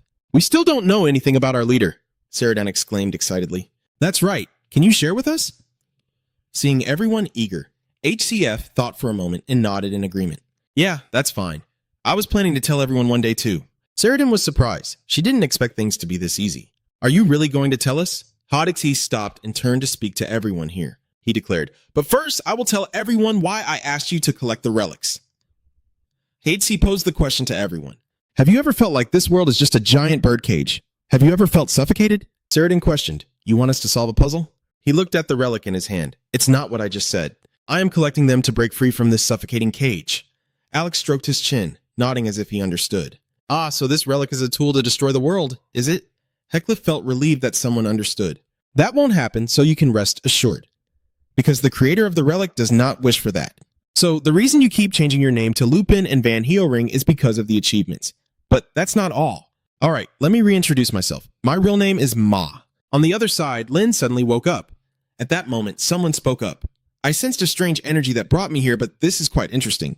She sat up, rubbing her eyes in confusion. You are Julia Bloom, right? She did not refute, but implicitly confirmed it, sitting arrogantly in the chair of the top freshman candidate. Julia Bloom H. Lin looked at Julia in confusion. She's the top student in her year, studying in the same class as the professor who is always late, right? How did you get in here? She casually stated the reason. Your dream lured me here, Leah asked back. Dream? Are you from the dream school? Julia seems quite pleased with you. Your judgment is quite good. Do you know about us? Dream travel, dream magic, and dream armor allow you to enter someone else's dreams or experience unique dreams. It's easier to learn than other specialized types of magic, so I've heard there's a dedicated school for it. Lin hesitated. This is the first time I've met someone from that school. Besides, I only know a little from reading books or hearing rumors, but Julia thinks otherwise. If you can relate to the dream, it means you already know a lot. She smiled shyly and scratched her head. Really? But more importantly, it's thanks to a dream that you were able to find me. You're like a dream fairy. Julia sighed as she looked at her. I'll take those words as you just mumbling. Lin got off the bed, voicing her doubts. Oh, so that means I'm still dreaming? But we don't know each other. How did you get into my dream? She heard that and proposed another theory. More accurately, a state between dreaming and reality. I told you I'm here because it seems interesting, Julia inquired. Before I arrived, she had dreamed of something strange. Isn't that right? Lin exclaimed in astonishment. She slowly recounted. Yeah, actually, it's not very clear. It seems like I dreamed about my childhood. It was very joyful, but also a bit sad. Julia stood up to explain to her. As a dream traveler, it was very likely that it wasn't a dream. Lin seemed to not fully understand what she meant. Julia sat down next to her and patiently explained to Lin. Dreams are projections of reality. In other words, through the dream, she caught a glimpse of her past. She placed her hand on Lin's forehead, creating a blue glow. Let's take a look first and then talk about it. Julia is surprised. Huh? I can't see anything at all. Wait, I can see it, but it's very faint. Lin adjusted her hair and explained. That's right. In the dream, I was with someone, but I can't remember who it was. Julia quickly spoke up. If I can't see the dream, there's only one reason for it. She said seriously. Her dream, or more accurately, her memories had been intentionally sealed by someone. Lin panicked upon hearing that. What? Who is anyone? I don't know. Julia continued to probe. Have you done anything related to your memories?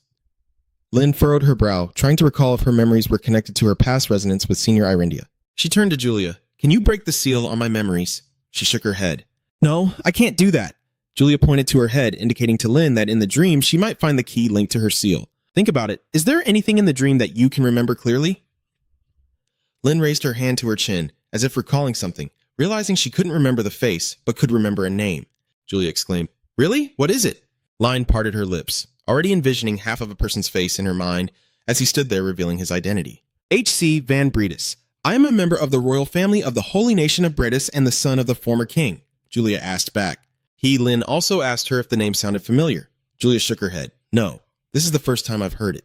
Lin shyly smiled. Right, it's strange how that person suddenly appeared in my dream. Julia closed her eyes in contemplation. That name is quite rare and I can't confirm who it is because the memory has faded away. I need more information. Lin accepted that as well. I understand now. Thank you for your help. She looks at Julia's fading body. Huh? Her body? She explained. Oh, it's because I'm waking up. Julia tilted her head, smiled, and said goodbye to Lin. I have to go now. The conversation was really interesting. Lin hesitated. I'm sorry. Julia Bloom sings. She gathered all her courage to make a suggestion. Can we talk again later? Julia stared wide-eyed at Lin. She uttered a no. Lin felt as if the word no had struck her on the head. She felt a bit regretful. It didn't have to be so blunt. Julia shook her head and slowly said, Our conversation today is just temporary. I don't want to get close to you. Before completely disappearing, Julia left a remark. If you really want to talk again, try to catch my attention. Who knows? I might come back. The farewell also drifted away. See you again. Renee Lin leaned back on the bed. She is really interesting. She mumbles the name under her breath. Hef! Lin feels a headache coming on. Where am I supposed to find that person? Alex rested his hand on his forehead. He felt overwhelmed by the shocking information he had to process. His head was spinning like a top. You are the son of the former emperor. What the hell is this? Well, if it's you, that could be possible. He scratched his head with curiosity. So that incredible ability is thanks to the bloodline of the former emperor? Heckcliff did not refute it. It doesn't matter, but thanks to him, I have this unnecessary ability. I slowly explained. I have a talent that makes it easier for my body to possess it, but it doesn't happen with my other bloodlines. Phantos crossed his arms and voiced his thoughts. Britis is a godless kingdom, so is that talent similar to a blessing? I don't really know either, he said jokingly. From my perspective, it feels more like a curse. HCF shook his head in denial. In the battle for the throne, my talent is not a threat. Saradin spoke up. If he wanted to say something again, there must be a reason for his constant wandering around. Heck bowed his head solemnly. I want to rid myself of this bloodline and survive. My biological father, the former emperor, is not well. As soon as the topic of who will ascend the throne arises, those targeting the crown will hunt me down first. So, the reason you are so tolerant and knowledgeable about poison? Hef casually stated it was all thanks to the countless times I had been poisoned before. He bowed his head against the light and recounted that not long ago, the kingdom of Bredis had resumed activity after 20 years, meaning they had decided who the interim emperor was. If that emperor knew I was still alive, he would do everything to kill me. Betty swept the floor non-stop, shouting loudly, "Sai, please clean up the room. It looks like a pigsty." The tree sways gently. All right, I said I would do it. Betty knew her well. Hearing that only made her angrier. You always say that, but never do anything. While I'm cleaning, you should go outside. Sai was too busy analyzing her tangled photos to pay attention, while Betty inside kept rambling on. You should be grateful to me. No one else would be willing to be your assistant, and I'm the best at it too. She looked at the pile of clues she had gathered, summarizing the werewolf incidents and the accidents at the abandoned factory. The attack on the guest voted monster auction house was revived along with the appearance of the Black Dawn in Soren, causing Sai to furrow his brow at the mysterious factor in the lunar eclipse case. Too many major accidents have occurred this year in Letherberg. I also suspect that the slum is growing rapidly lately, so I've let Tarina handle that. C focused intently on the board. First, just keep an eye on the Black Dawn. The only lead I have right now is information from a guy at the underground newspaper in Soren. Of course, he didn't reveal the address of the headquarters. But after interrogating a location that caught my attention, there must be something there. Just wait, Vantanung, Jam Moriarty. A few days later at Soren Academy, Heck sat in silence, deep in thought, feeling utterly helpless as he looked at the pile of documents in front of him. I'm sure I told you to ignore everything that wasn't important in that letter. There was a lot. Sedina asked quickly and answered promptly, full of energy. Yes, I filtered everything out. Hades C picked up a piece of paper to look at. At this moment, she presented the letter. Oh, and I set aside this formal letter. It seems important. Hodsi opened the letter to read an invitation to the Mystic Night. If it's the Mysterious Night, isn't that the annual event where wizards from all regions gather? Sedina is extremely excited. The true value of the professor has finally been recognized. Shouldn't we celebrate? H-Cliff immediately rejected her proposal. I'm not interested. Instead of that, I focus more on this. He fiddles with the letter in his hand from the Old and New Magic Towers and the Scholars Association. I didn't expect all of them to invite me at the same time like this. The current magical world is divided into 3 major organizations. The Old Magic Tower, a place where the tyrannical elders believe that magic is only for the chosen. And the New Magic Tower, where the pursuit of grafting serves as the common link between magic and modern science. This is an organization independent from the Old Magic Tower. The Scholar Association is founded on skepticism from the 2 opposing towers. Heckcliff rubbed his chin and thought, I don't want to support either side, and if I choose one, the others will be at a disadvantage. It's annoying. Seeing him lost in thought, Sedina made a suggestion. All 3 sent a gift. If it's too hard to choose, why not take a look first before making a decision? He felt intrigued, wondering what the boxes were. Were they fruits? He raised his hand with a sly smile. Good. I won't take sides. I'll just take all the gifts. Sedina was confused. Wait, Professor H-Cliff gave a valid reason. They send gifts even when just an invitation is enough, which means we are allowed to decline. Zadine goes with the flow, and that's fair enough. She was filled with enthusiasm, as if expecting Professor H-Cliff to give up all privileges, but he spoke up. That's not what I meant. Sedina hesitated. I'm sorry, I was watching her. We're already used to her reactions now. More importantly, her loyalty to me is boundless. But is that loyalty for me or for the higher-ups? I don't know where that loyalty comes from. Suddenly, there was a knock at the door. Heckcliff spoke up. Come in? Virano pushed the door open. Sorry to interrupt. Professor Lair, Hatz inquired. Professor Virano, what brings you here? She walked into the room. I'm just here to see your assistant. He glanced over at Syneda, Assistant Sonida. Virano spoke up. Syneda, you still don't have an answer to my previous question, do you? Syneda bowed her head awkwardly. She hesitated. I'm sorry, I'm still fine with the current situation. Virano understood and didn't press further. I see, it seems I've disturbed you. Syneda awkwardly exclaimed, No, that's not it. Before anyone could react, Syneda rushed to the door. I still have class, so I have to go now. Virano watched her figure disappear. Oh no, I'm not sure she doesn't like me now. Heck shook his head. That's not it. More importantly, this situation is truly unexpected. She looked at him and explained the reason. I didn't know you knew her. I'm worried because it has to do with her. He was skeptical. Related?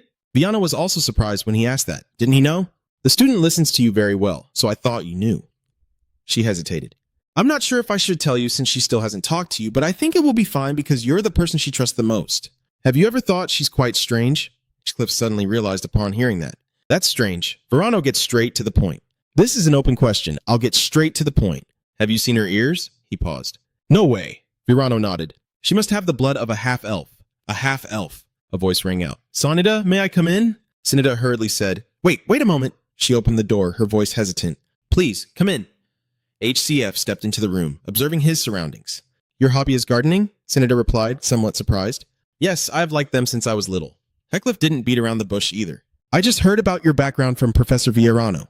I'm sorry if you wanted to keep that a secret. I made him say it. Sita's expression suddenly darkened. No, it's okay, Heckcliff gently advised.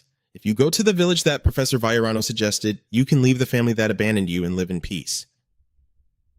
Hearing that, Sanita clenched her hands tightly into her pants. He turned to look at Sanita. I respect your decision. I will handle the matters related to the organization so you don't have to worry. At first, she recoiled. I'm sorry for hiding my identity even though you have shown me such kindness. Sanita looked up, her voice resolute. Still, I want to follow you. Professor, I'm confused now because you have acknowledged me. Heckcliff, upon hearing this, did not offer any more advice. I understand. If that's what you want, I will step closer to her. Sanita, I have something to hide from you as well. Sanita was flustered. Professor, Heckcliff said in a low voice. Actually, I'm not a first tier. Heckcliff recalled his earlier conversation with the half-elf Verano. He truly hadn't expected this. That's shocking. Sanita's last name is Lowen. So, her father is a noble and her mother is a fairy. In the War of the Races, there are rumors that the Lausanne family has bought fairy slaves. If the rumors are true, her birth seems rather unfortunate. He looked at Viano, his tone curious. So what proposal does the professor want to make to Assistant Sanita? She expresses her intention. I thought about rescuing her from that family and taking her to where the elves live. Viarano's expression was serious. She is looked down upon for being a half-elf. Living among the elves would be more comfortable for her. Heckcliff seemed to be just as confused. I'm not sure either. She has half-elven blood and half-human blood. In the past, humans forced elves into slavery. Clearly, other elves would shun her because she carries half-human blood. He pondered for a long time with his hand on his chin. If you weren't an elder in the forest, it would be very difficult to protect Sanita. Viarano spoke up. I am an elder. Heckcliff said it was the forest in the middle of the woods. You must be amazed. Really? Elders in the forest actually exist. Viarano saw him and introduced herself. I am one of the 7 roots of the World Tree, the head of the Dentist clan. Our previous role was to protect the borders of the fairy forest. In addition to protecting the forest from the outside world, my clan also protects those who live far from us like Saneta. Her voice was filled with determination. I assure you that Sedina will be safe and happy, so please, Professor, convince her. Heckcliff wasn't sure he could do it. I'm sorry, but I don't think I can manage that. Viarano quickly asked, why don't you want her to be happy? Please reassure her and help her calm down. It's not that I don't understand your intentions. I'm just explaining to Viarano that Sedina needs to make her own choice. Oh, if I convince her, then it's no longer entirely her choice. She was silent for a long time before finally speaking up. If you think that way, I understand. But Viarano hasn't given up yet. At least, can you listen to my suggestion? The first time I said this to her, Sedina responded like this. She recalled Sedina's expression.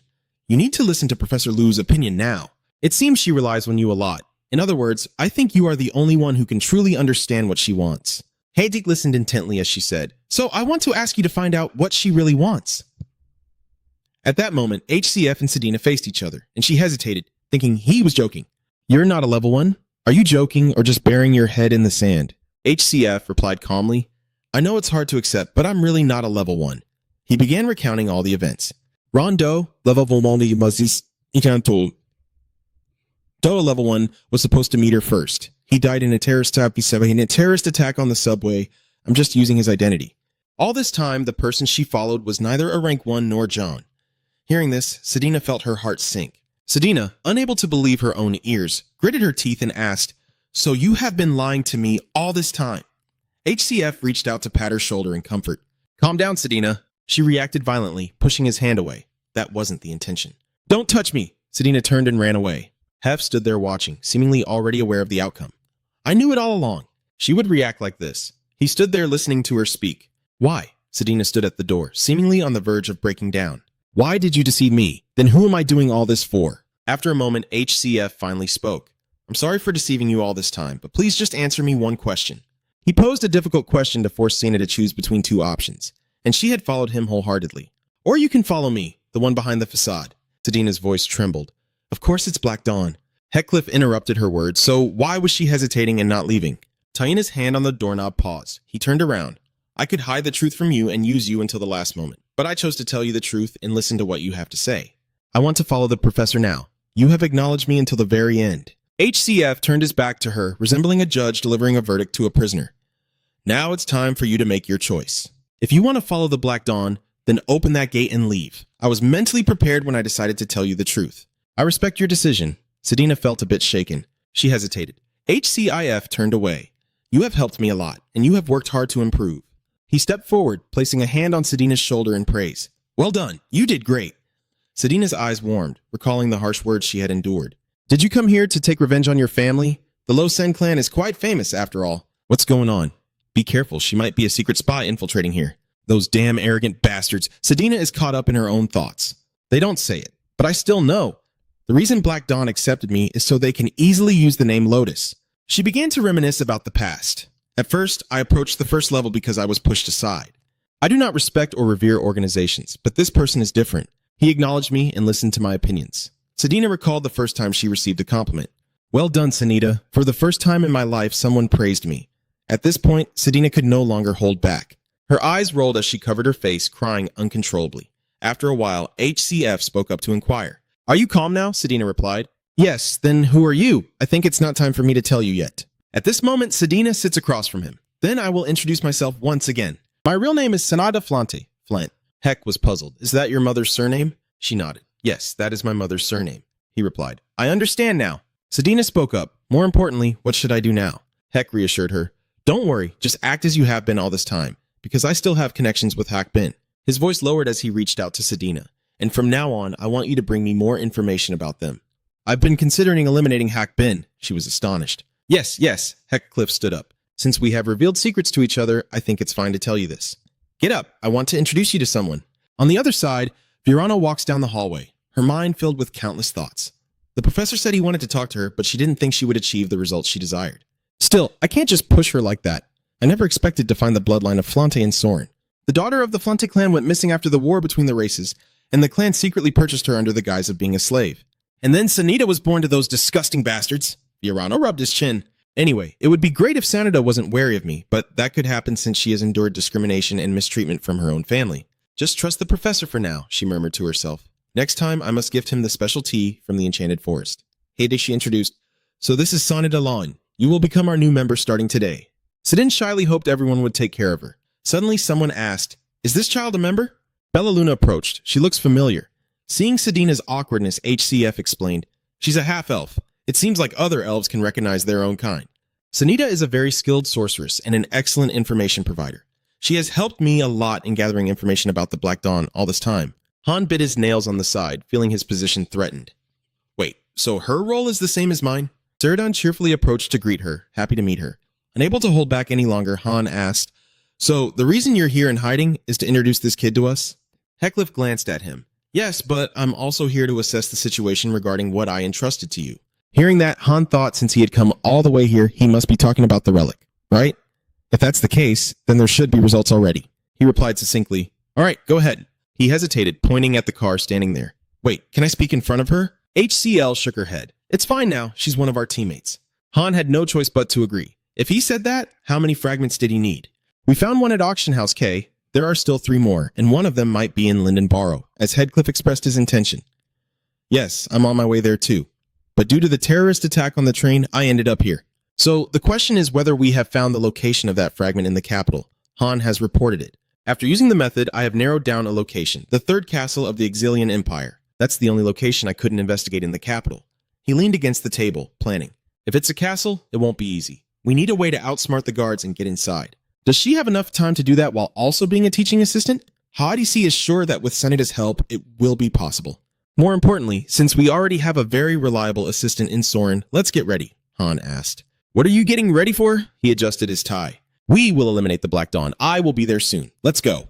Days later, at the abandoned Vantanung factory in Area B13, a gloomy atmosphere enveloped the surroundings as Heck walked through the dark space. The teacher glanced around and pondered to himself. An abandoned factory is a perfect place for suspicious people to hide. Anyway, it's good that I know this area well, but with so many buildings, I still don't know where the branches of the Black Dawn Society are.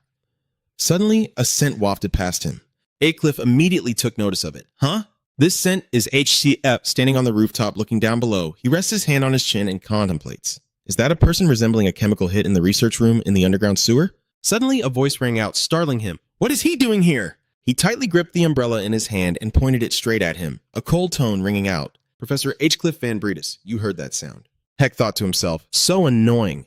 He then asked her a question. Why are you here? Detective, hearing that, she immediately asked why he didn't answer my question first. He quickly spoke up to explain.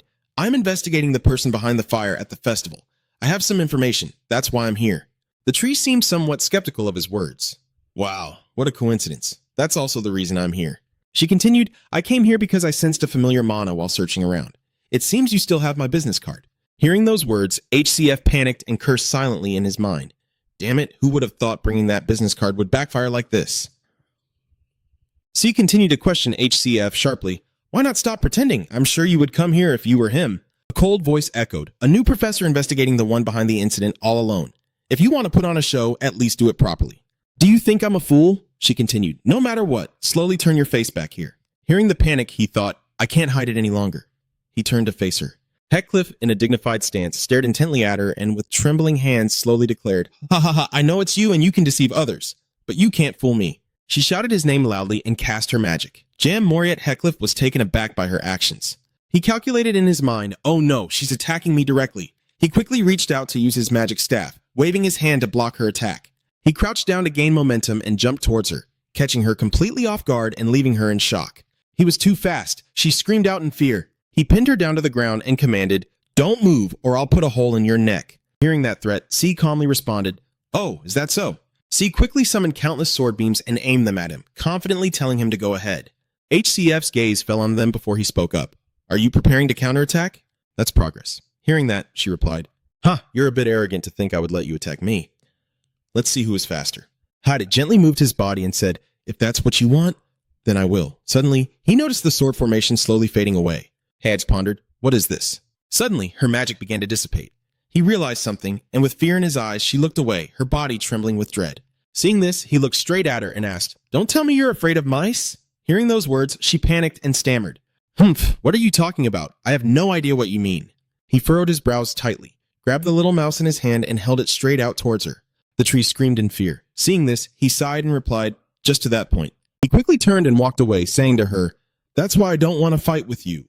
Hearing those words, C shouted angrily, What did you just say? The tree immediately interrogated, Is this the time to be arrogant? If you let me live, I will report to the guards. He quickly interrupted her, saying, No, if you thought that, you would have reported me by now. His words continued to resonate, leaving her unable to retort. But your pride won't let you do that. Isn't that also the reason you've been chasing me alone for 3 years? His gaze filled with anger. He shot a glance at her and said, I don't have time to play detective with you. I need to ambush their hideout, so stop interfering and get lost. Hearing those words, C angrily asked him, What are you talking about? Aren't you on their side? He walked step by step, responding to her words. She's still as talkative as ever, isn't she? Go home, set a mouse trap, and go to sleep. He quickly jumped down the pipe. The tree above is quite annoyed by his actions. She frustratedly points out that he has blocked the entrance with magic. The banyan tree was furious. This wouldn't change anything at all. She tucked her hands into her sleeves and said, All right, I understand now. If you want to do it that way, then I have my own methods. Thanks to your carelessness, I've been able to gather enough mana. Holding tightly to the blue talisman, he smugly declared, I will unleash a storm of memories and scour through your past. Time passed quickly, and 30 minutes later, a number of subordinates lay sprawled in the research room of the factory. Hex, in his assassin outfit, stands fighting against a massive knight, who stumbles and shouts, Damn it, I want to rock the knight. Hachi covers his nose with his hand. The chemical smell is overwhelming. Looking at the chemical vials on the shelf, HCF pondered silently. Are they making drugs from the Pen Luma plant? After all, the important thing here is their research data. Where is it? The teacher looked around and suddenly noticed a metal door. Thinking back, I haven't checked the safe area over there. I should investigate that place. Suddenly, a hoarse voice rang out. Oh my, what chaos is this? The old man Victor appears, strutting around with a smug look. I came here personally to check on the progress, but surprisingly, an uninvited guest is already here. Seeing that appearance, HC felt somewhat annoyed. The old man reminded him of memories from the past. Are you planning to go to Vanung? His voice replied, Yes, I have urgent matters to attend to. Sedina immediately spoke up. Then before you go, there are a few things I need to tell you. He asked in confusion. What is it? She quickly presented the situation. According to the investigation, Vantanung is an area personally managed by a level 1. Sedina explained to him in a serious tone. Unlike other high-ranking officials, he does not hide his identity. He is a middle-aged man dressed like a scientist, known as Victor Dread Bull. He quickly fired a shot at the old man. The bullet immediately sped towards Victor, who was standing there. In his mind, He calculated that he needed to kill the old man before he became a hindrance. Boom! HCF's bullet struck directly into a suddenly appearing yellow wall that shielded him, leaving him startled as he exclaimed, "What the heck?" A golden yellow wall suddenly appeared from the ground. A thick yellow liquid was floating in the air, rushing towards him. He adjusted his glasses, chuckled triumphantly, and said, "What an aggressive guest you are. Are you the hired assassin?" His eyes sparkled with enthusiasm as he shouted joyfully, "You don't have to worry, because I will take care of everything." Victor's voice rang out as he introduced the liquid golem, one of my creations, assembled from various alchemical magic and metal transformation spells, before he immediately sent it charging towards you. Victor laughed and said, "All right, liquid golem, clear out the intruder." Seeing them moving closer, HCF quickly dodged them, his mind racing with thoughts. Is this a golem? This definitely surpasses current technology. But looking at the guy, he calculated in his head as the old man was focused on him. There's nothing around him. This is my chance. Boom! The golems quickly collided with the ground, scattering everywhere. Victor was startled by the sudden turn of events, and he exclaimed in confusion, "You must not have time to escape, right? Where are you?" Suddenly, he appeared right behind him, gripping his sword tightly, charging forward with determination in his mind.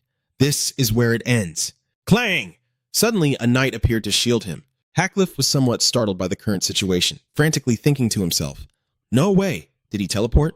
Veram's voice echoed with an eerie tone as he spoke each word, scanning his surroundings. "Dr. Dread Bull." Veram's crimson eyes, filled with murderous intent, stared straight ahead before he spoke. How could a level 1 let himself be attacked like that? Veram's deep, hoarse voice echoed. "What are you looking at, Dr. Dreadbull?" The murderous gaze of the first-level Vo burned fiercely at him, a first-level being attacked like this. Slash! The man swung his sword, knocking him back, and he stepped up beside Victor, who was delighted and grateful to see him. "You saved me. Thank you." The Knight Baron heard those words, causing Veram to exclaim in frustration, "Shut up, you're bothering me." Why should I clean up this mess for you? On Headcliff's side, he was taken aback by Veram's appearance and began to think. He's quite skilled. "So you're also a level 1. I didn't think both of you would come here." The old man Victor touched his chin for a moment and exclaimed, But how did you dodge that last attack?" "Physical attacks are ineffective." The old man's voice continued to echo. Don't tell me you can teleport." Hearing that, HC was startled and thought to himself, "Can he really deduce that just by observing?" The old man Victor, with a flushed face full of excitement, exclaimed joyfully, "How did you do that? Please show me." Suddenly, he opened his eyes wide in panic as the unexpected attack hurtled toward Headcliff at breakneck speed. Boom! A massive explosion erupted, blowing apart the central area. The old man, Victor, exclaimed with a trembling voice, "Knight Veram, why did you attack so suddenly? He hasn't even answered me yet." Headcliff quickly bent down, narrowly avoiding his attack. He sighed in relief as he looked at the wall behind him that had been struck, almost losing his head. The threatening voice of Veram echoed in response to Victor, "Do you think he will give you the chance to answer?" He advanced with the massive sword, a fierce red aura radiating continuously. Before getting too excited, remember he is still an intruder. Hearing those words, old Victor snapped his fingers. Well, there's no other way now. Suddenly, something appeared, and the old man smugly exclaimed, "If possible, capture him alive." The puppets quickly took their fighting stance, and Victor joyfully remarked that it seemed a rare specimen had just walked right in. He immediately ordered the golems, "All right, bring that specimen to me." The golems immediately launched a fierce attack on Headcliff. Caught off guard, he continuously dodged their strikes, angrily thinking to himself that he was using every trick in the book. The golem began to spew out from the attacks of the puppets. He quickly dodged that strike, calculating a way to escape from them. Now that there's some distance, I should use it. A slash from afar rushed in, quickly leaving a gash on HCF's cheek, blood pouring out from it. The Knight Veram gripped the blazing red sword in his hand as Victor's puppets slowly advanced toward him. Damn it, I don't have enough time to get closer. A beam of light radiated from HCF's hand as he whispered to himself, "There's no other way. I'll retreat then." The old man Victor excitedly exclaimed, "Oh, I wonder what skill you'll show me this time." Hearing the old man say that, the Knight Vo irritably exclaimed, "Doctor, something's not right. We need to defend quickly." The 8th Sapira is unleashed. A beam of light appears above the sky. Boom! A powerful strike descended directly onto the houses below. Blue flames began to ignite around as Veram's sword slammed down into the ground. He leaned on his sword, crouching down, and angrily exclaimed, "Just a moment of hesitation, and I could be done for. I never expected we would have to flee from such an extraordinary enemy."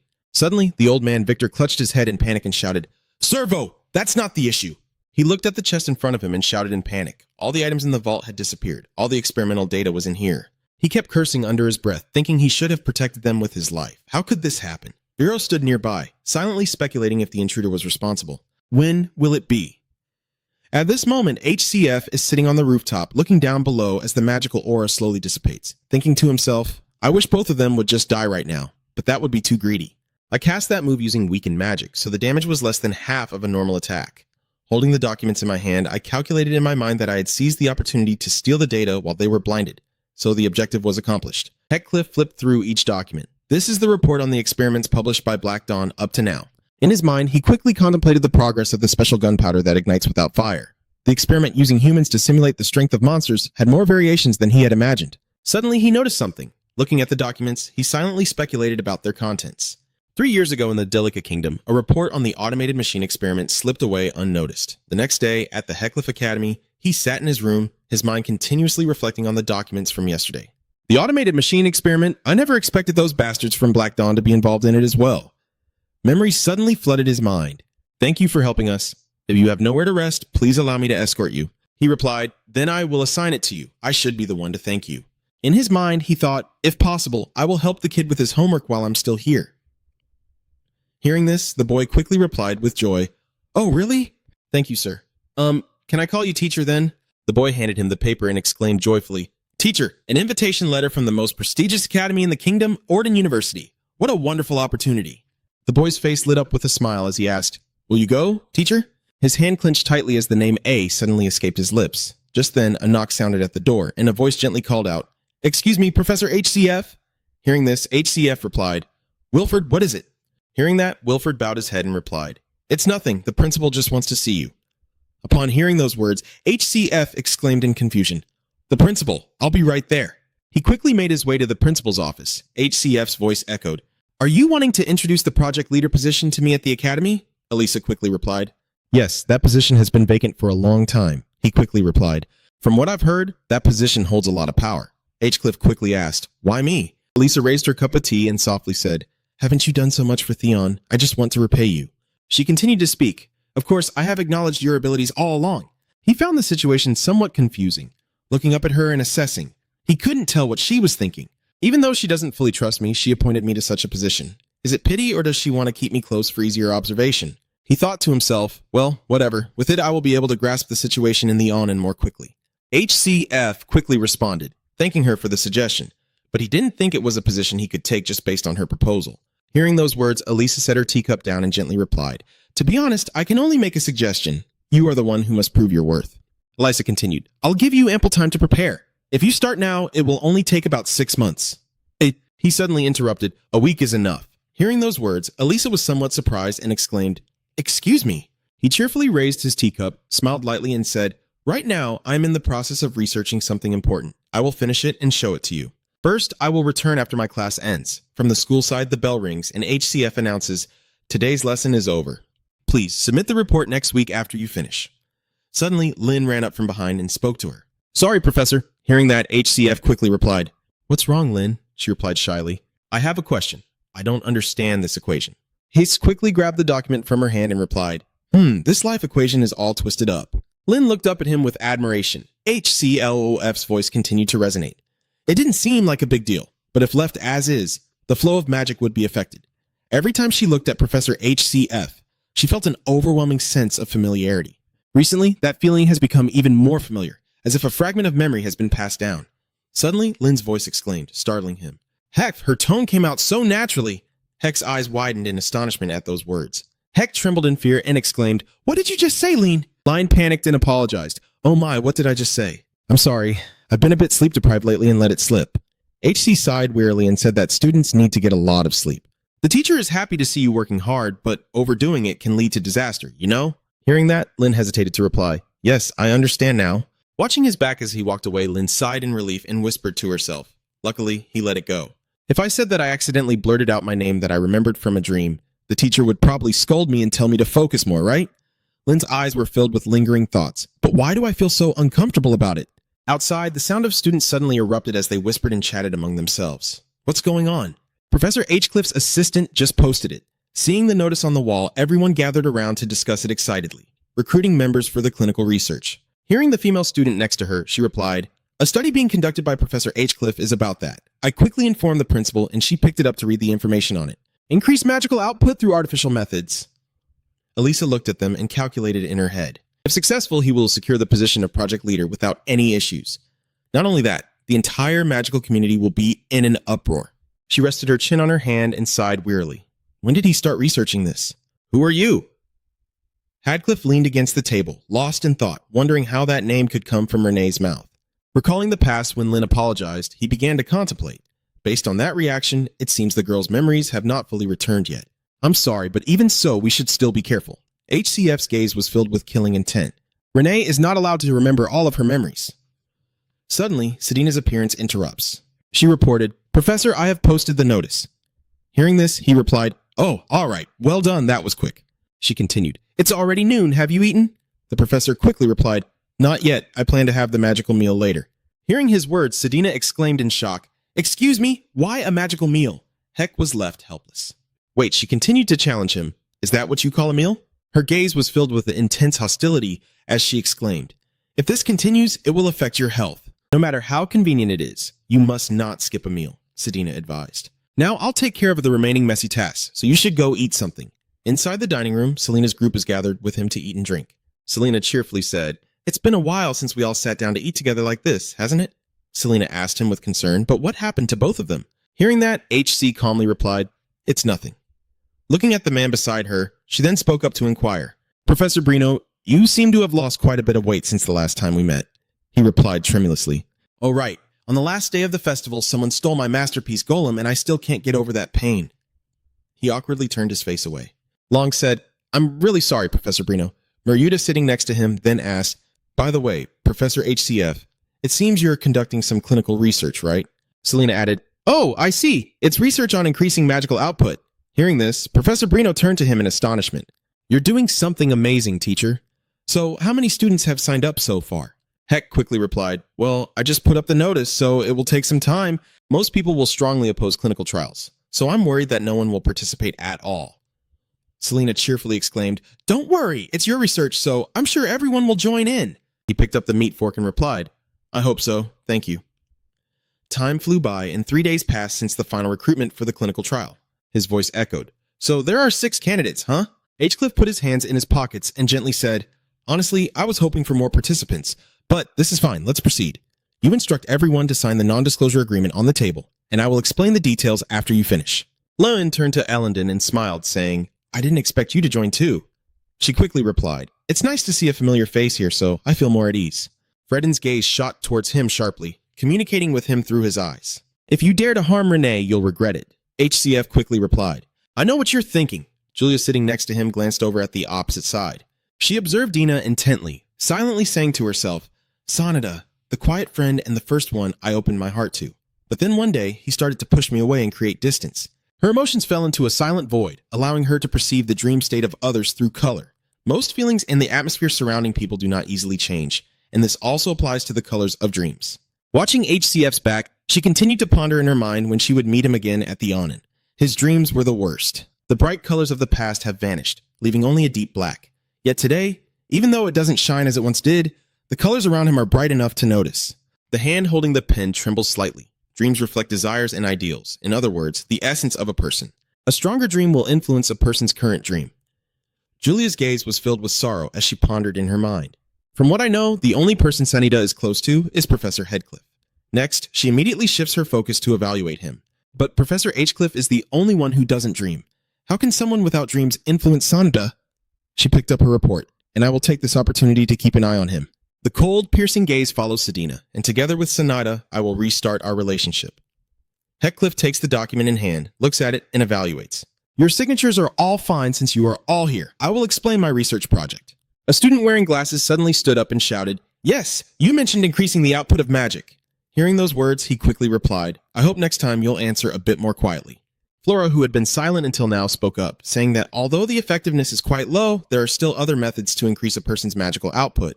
"So your research is different, which is why you require us to sign a consent form, right?" The professor replied, "Of course the results will prove the effectiveness of my method." Holding a vial of purple potion and shaking it, he explained to everyone, "After measuring your magic, starting tomorrow, you will need to take this potion every day for a week."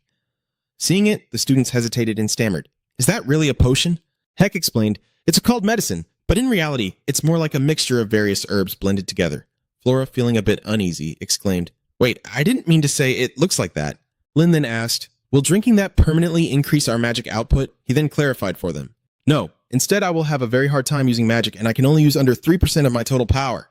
Hearing this, Elendon trembled and exclaimed, No, it can't be. He continued to explain to the students that they would be trained in that condition.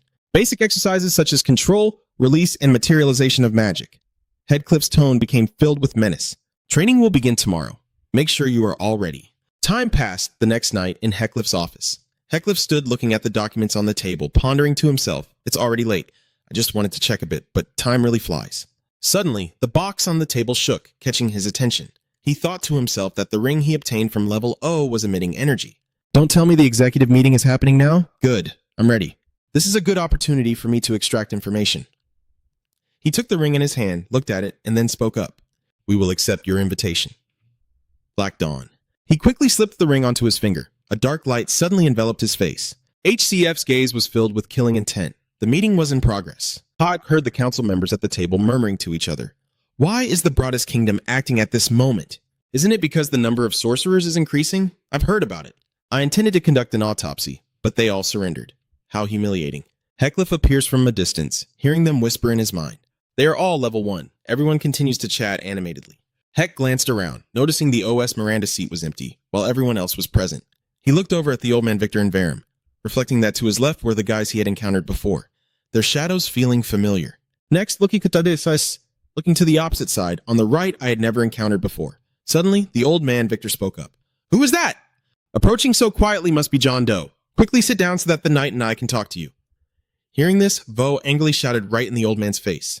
Come on, act friendly, you lunatic! Victor was furious when he heard that and shouted back, What the hell? Call me doctor like before. Varum grew even angrier. He slammed his fist on the table and ordered, Shut up! If it weren't for this cursed armor, I would have sent you off to see some naked chickens. Heathcliff observed them talking and realized something. Upon reflection, it seemed that his rougher tone was his true personality, after all. A woman sighed wearily and said, It's still the same. The talkative ones always take over the important parts of the quiet ones, like when Esmeralda will arrive. Hearing that, the old man Victor quickly interrupted, Oh, you didn't know! Miss Ventman, hearing him call her that, shouted angrily. This mad doctor had told her not to call her by that name. The others were lively discussing together. Esmeralda is dead. She won't be coming anymore. Hearing that, Ventman asked, What the hell are you talking about, Nikolai? The guy smirked and spoke up. I don't know, but you must know more than I do since you managed to infiltrate the Onin. What happened? Hearing their discussion, HCF thought to himself that he should keep it brief. He then spoke up. Level O will explain. Just listen to him. A stream of black magic swirled around the chair when suddenly a deep voice echoed as if he had just spoken. Nikolai Leslie noticed this and signaled.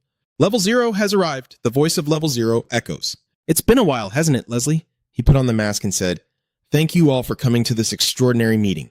Magic enveloped him. Now, let's begin the executive meeting, shall we? The voice of the level did not echo in the silent space. He replied, That is how both Esmeralda and Quashimoto died. And that's everything I heard from Joe Leslie sitting next to me suddenly speaking up. I had heard from Nikolai, but this is the first time I'm hearing the details of this. HCF's gaze turned towards the old man, Level 1 Leslie, as he silently pondered how he had heard about Esmeralda's incident beforehand. That means that Nikolai is in charge of controlling the information. Level 1. Nikolai suddenly spoke up. Quashimoto did not expect that hideous monster to be a Level 1. Even for me, it would be quite difficult to know that. Ventman sitting next to him also spoke up and asked, Level 0, do you intend to replace anyone in Esmeralda's position? Hearing them speak, the Level 0 gently rested his hand on the table and replied, Yes, I have my eye on someone. If you want to recommend anyone, just let me know. Nick sitting next to him laughed and interjected, Haha, didn't you choose us yourself? We all respect your opinion, sir. Hearing him say that, Leslie felt annoyed and warned, Nikolai, don't interfere. He boldly retorted back at the old man Leslie. Scared, no one else has any other opinions. They continue to bicker among themselves. I'm fine, so don't fight here. Now, on to the next topic. You are all doing your jobs well, right? Hearing those words, HC joyfully exclaimed in his mind, Great, this is the time for me to gather information. Leslie said, Of course the old wizard is nearing his end, but they will self-destruct without even realizing it. Hearing this, HC pondered that the old wizard and self-destruction were closely related.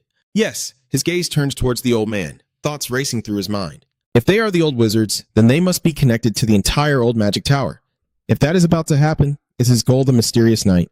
Nikolai interrupted, saying, Oh, me too. Everyone is becoming anxious and they are getting agitated behind the liberating army. Ventman lets out a sigh and then speaks up. I'm getting involved too, but I still can't find it, so it will take some time. Hearing them say that, the old man Victor chuckled with delight. Nikolai suddenly interjected. Oh, you don't need to say anything. I already know. He pointed at the old man, mocking him, and laughed, saying, I heard your laboratory has been attacked not once, but twice. Oh, I see you're bragging a lot. A failure! Hearing those words, Victor stood up in anger, shouting to express his fury. It's not fair. It's not my fault. My subordinates refused to work properly, which is why this happened. He then turned to Varum and urged the knight to say something. You're on my side after all. Hearing those words, Varum felt somewhat annoyed and exclaimed, Damn it, why are you dragging me into this? Leslie quickly ordered him. Varum, explain that to me clearly. Hearing this, Varum reluctantly responded. He quickly presented the situation. I will explain. But by the time I arrived, the VAL Tong branch had already been attacked. He detailed the story of the last attack, explaining everything from start to finish. The leader is dead, and I unexpectedly saved this madman from being killed. The enemy was alone when we fought him, but he was truly on a different level. Hearing this, Leslie pondered for a long time before asking, since you mentioned that, he must be quite extraordinary. Does he have any notable features? Varum's eyes glinted with murderous intent as he furiously described. He kept himself well hidden, so I couldn't see anything. All I know is that he used darkness to move and wielded magic powerful enough to blow up an entire factory in one strike. Nikolai, somewhat confused, asked. Thinking it over, the Latho Bell branch was also completely burned down, so it's possible that the attacker of both factories is the same person. Joan, do you know anything? Are you also involved with the Latho Bell factory? Hearing that, HCF was startled and quickly replied, Who said I had to pay attention to that? I just lent them my name and handled the troublesome matters.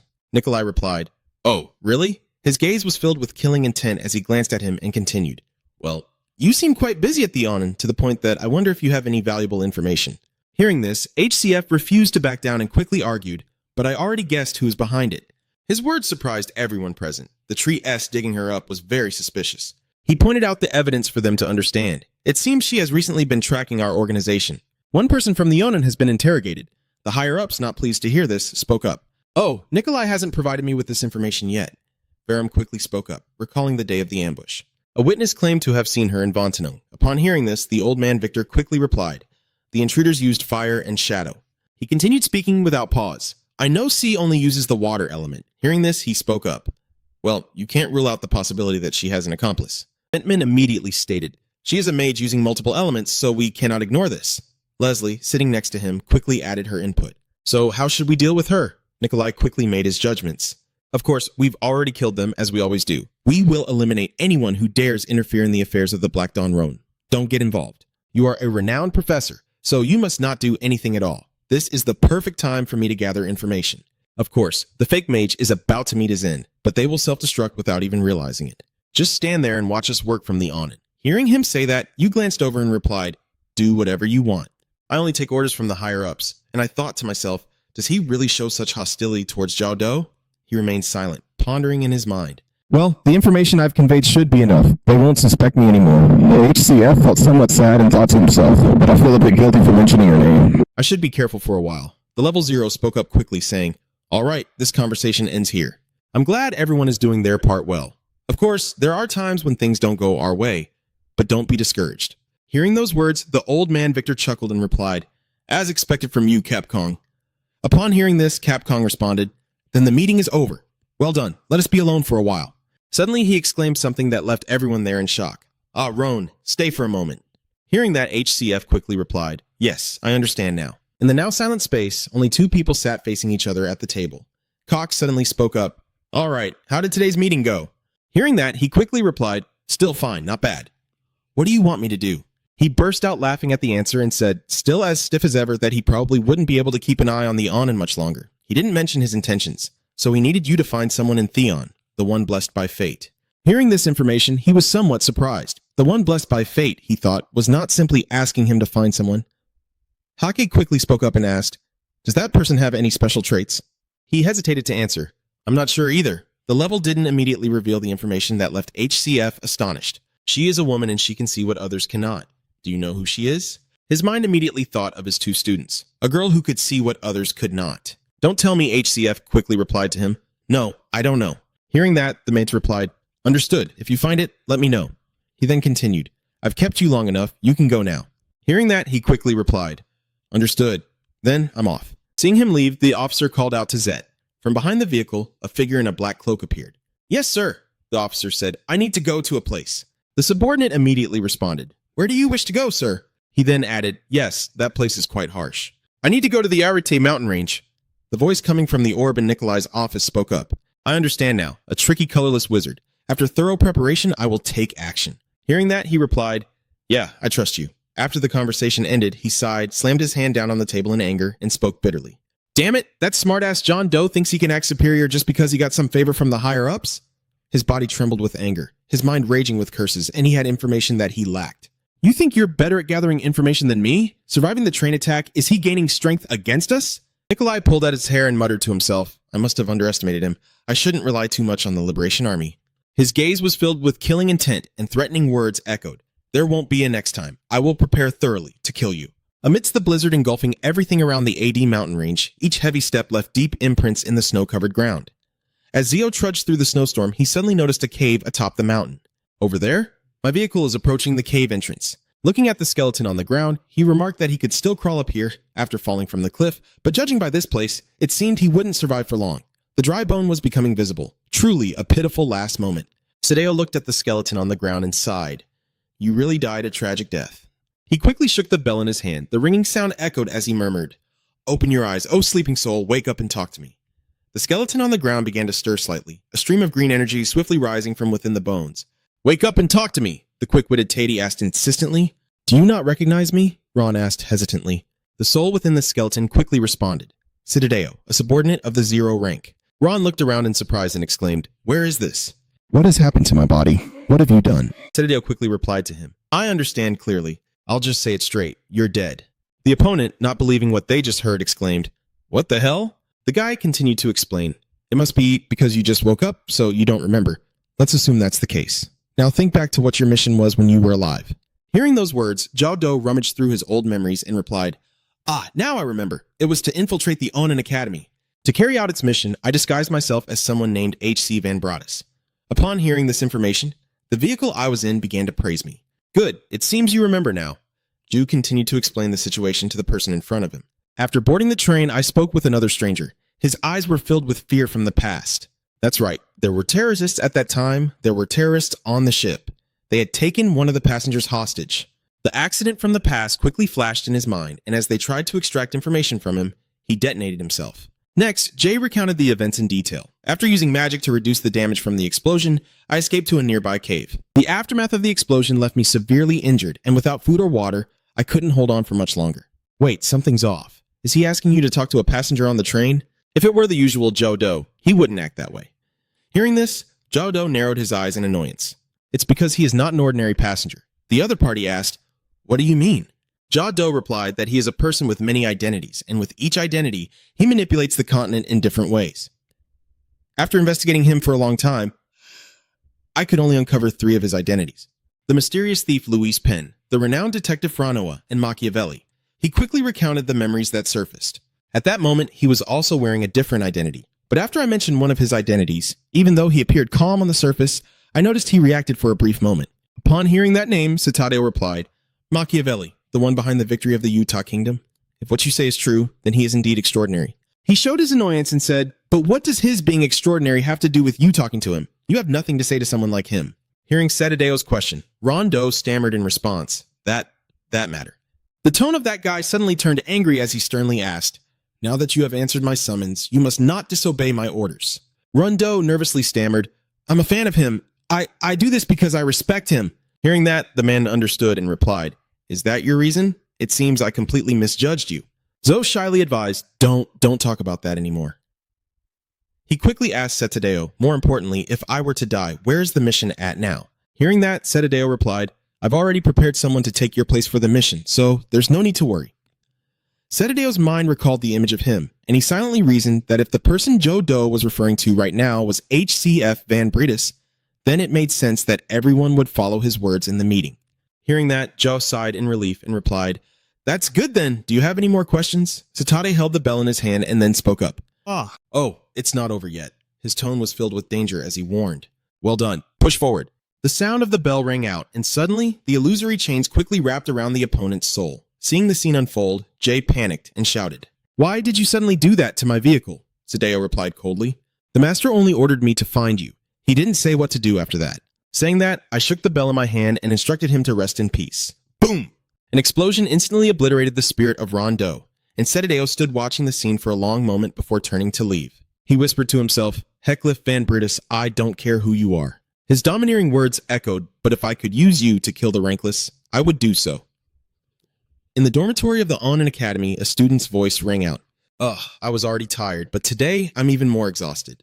Lean buried her face on the table, sadly talking to herself, wondering if it was because of the mana suppression pill she took this morning. He did say that I would feel uncomfortable, but I didn't expect to be this tired. The mana channel?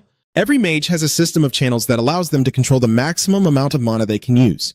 But even if a person has no mana channels, they can still use magic. However, that person will have difficulty sensing magic.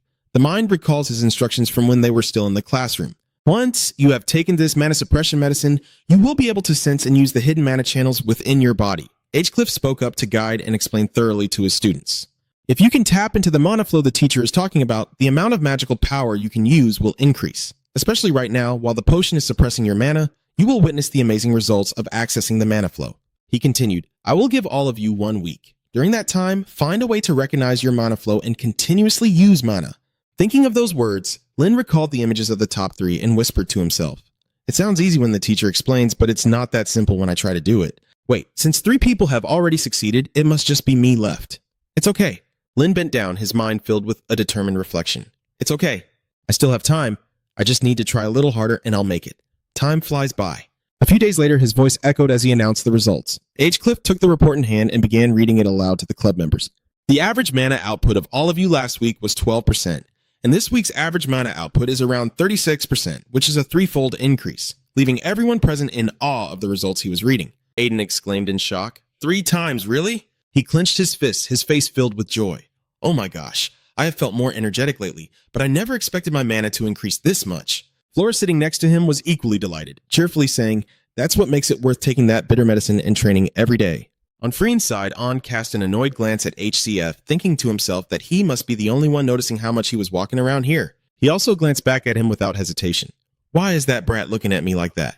I paid more attention to its medicine than to the others. HC sighed with relief in his mind. But in the end, this matter was a success. These enthusiastic students followed my guidance and made significant progress. Her gaze suddenly filled with cunning, secretly calculating her plans in her mind. Now all that remained was to succeed in the upcoming conference in a few days. A few days later, in the auditorium, many students and teachers gathered in the stands, while below, the professor was on standby, preparing for his lecture. C sat in the stands, observing the situation below with a displeased expression, silently cursing to herself. Honestly, I didn't plan to come all this way. I have his announcement in hand, but since I heard Moriarty's research would be revealed, how could I possibly ignore it? C's gaze was filled with skepticism towards Headcliff as she thought to herself. Having witnessed him annihilate one of the branches of the Black Dawn, she was certain he was not aligned with them. So what is his true form? Her mind wandered to the talisman, but with the piece of mana paper I extracted from him and the mana storm, I would be able to uncover the truth. Contrary to the truth I believed in, the host's voice suddenly rang out. All right, please welcome the next person to the stage. Seeing this, the banyan tree quietly realized it was him. The people in the academy began to chatter excitedly. Finally the main character of today has arrived. His aura is truly distinctive. He stood at the podium with a commanding tone and spoke up. Hello, I am Hades C. Van Brittis from Theon Academy. I would like to begin my presentation now. Hackcliff quickly presented the results of the study on 6 students, showing that their mana output had tripled. And through additional testing, I have successfully demonstrated that this is not a temporary effect. He continued to explain clearly that the focus of my research is this mana suppression drug. Suddenly, a professor raised his hand to speak. Wait, I have a question. Is this the first time I've heard of a mana inhibitor that you created yourself? Hearing that question, he quickly nodded in response. I did create it, but the method is not mine. I have restored a long-lost formula and created it based on that formula. HCF placed his hand on the device and then explained, what I am showing everyone right now are the ingredients from the formula I referenced. He presented a series of projections of the strange language, causing everyone to murmur and discuss among themselves. What language is that? It looks really familiar, doesn't it? No way! He immediately spoke up to clarify for everyone. The written language that everyone sees here is Lao. I have transcribed it into our language and found a way to increase a person's mana output. Hearing his words, a man sitting in the audience immediately stood up in disdain, pointing at Headcliff and shouted, What? Is that really Lao? Who in this day and age has the skill and means to transcribe it? Are you daring to lie right here in this sacred professional room? Hearing him say that, HCF calmly replied, No. His eyes were filled with confidence. I could have transcribed the Lasso language a long time ago. The scene from the past quickly appeared in his mind, and HCF's voice resonated with urgency. Master, he said, I have something to ask. Hearing this, the person sitting on the sofa quickly replied, What is it? He took the paper in his hand and replied, I want to transcribe this language, but I need your help. The woman took the piece of paper and answered, It's this script. "You're not skilled enough yet," he then asked back. "Why is that?" Hearing this, the other person replied, "No one knows this language anymore because it has been forgotten." "You won't be able to translate it without me," he quickly interrupted. "Then you just need to teach me." Hearing him say that, she returned the piece of paper and replied, "I'll teach you, sure." "Why should I teach Chu-Min when these things are such a hassle?" HC angrily cursed inwardly. That old man is so stingy. H-Cliff turned around and left. "I understand. I will find a way on my own." Seeing this, Grander smiled and encouraged, "Keep it up." She continued, "Well, his master might take pity on him, but only this once." Grand raised 3 fingers and advised him, the language formed by combining 3 languages together. "Make sure to remember that." Grander's voice echoed. Unexpectedly, the kid had locked himself in the room for 3 days. She stood in front of the door, murmuring, thinking he would give up right away, but this time he seemed very determined. "Huh." The door to the room opened from the inside as Headcliff stepped out with a weary expression. Seeing this, she encouraged him, saying, "I knew you could do it, but this time you held on for a long time. It's a tough task, so don't lose heart." Suddenly, he interrupted. "I'm done." Headcliff spoke up. "I've successfully translated it thanks to your guidance." Returning to the lecture, HCF explained to everyone present that Lane is a combination of 3 other languages. And in the first translation, its true meaning will be obscured. His face showed calmness. For example, if I only translate the sentence on this screen once, even though I received the blessing of light from him, I still cannot fully accept it as the meaning of the sentence. The information is quickly clarified by him. Nevertheless, everyone should remember that in the past, people used writing very subtly. If understood well, this sentence should be translated again while searching for its true meaning. HCF's cold gaze looked up before he continued to speak. "It was already past morning. I immediately woke up and the meal wasn't that great. I hope this is enough to prove it." His next words made the old man who had spoken earlier feel somewhat embarrassed. "If my translation was wrong from the start, how could I have successfully used the ancient formula in my experiment?" Hearing him say that, everyone started whispering to each other. Well, if the translation was wrong, then his experiment must have failed a long time ago. The other person replied, "Research is research, but isn't this achievement quite significant?" Meanwhile, she angrily clenched the notice in her hand, thinking to herself, "Wait, when did he learn ancient languages? The more I observe, the less I can understand him. With such an extraordinary discovery, he will be recognized everywhere. Why would he risk changing his identity like that? There must be a reason." The tree continued to ponder. "I could no longer delay the storm of memories. I had to uncover the truth about this person as soon as possible." The voice of the present suddenly echoed. "That was a great presentation, Professor H-Cliff." Elisa and HCF walked side by side, and she asked him, "But is it okay to reveal that right away?" The formula for the inhibitor at the end of the presentation, despite everyone's great reactions, prompted him to quickly respond, "It's fine. I intended to reveal it from the start." He continued, "Even if you know the formula, it's not easy to create it." Elisa replied with a bright smile, "You're so mean." The two of them walked and talked together. "So I'll count on your help then." "Project manager? Yes, I need your assistance." Suddenly, a voice echoed from afar. "Wait a minute." Hully Van Bradis. Captain of the Monarch Mercenaries, Caroline Monarch stood with her hands on her hips, staring intently at him. Hearing the voice, Elisa spoke up to ask, "What is Caroline Monarch, a manny like her, doing here?" Caroline marched over to where the two of them were and shouted to shut up. "I'm not here to see you, I'm actually here to apologize. HCF Van Bradis." "You were surprised by the words just spoken." "Me?" Caroline immediately recounted what had just happened to him. "I thought you would leave without revealing the research material, so I yelled at you." She shyly turned away and said, "You should have mentioned that you were in the process of restoring the formula. I thought you would brag about the formula and then hide it away. I'm sorry." Hearing that, HCF replied, "It's my fault for leaving without saying anything, so you don't need to apologize to me." Caroline replied, "Oh, I knew you were a good person." She handed him a business card and added, "I like you. Here, take it." He didn't understand and asked, "What is this?" Caroline smiled brightly and replied, "This is the business card of the Monarch Mercenary Group for VIP clients. We will handle any requests, so feel free to call us." Hearing that, HCF replied, "I understand now." After saying that, she quickly ran away.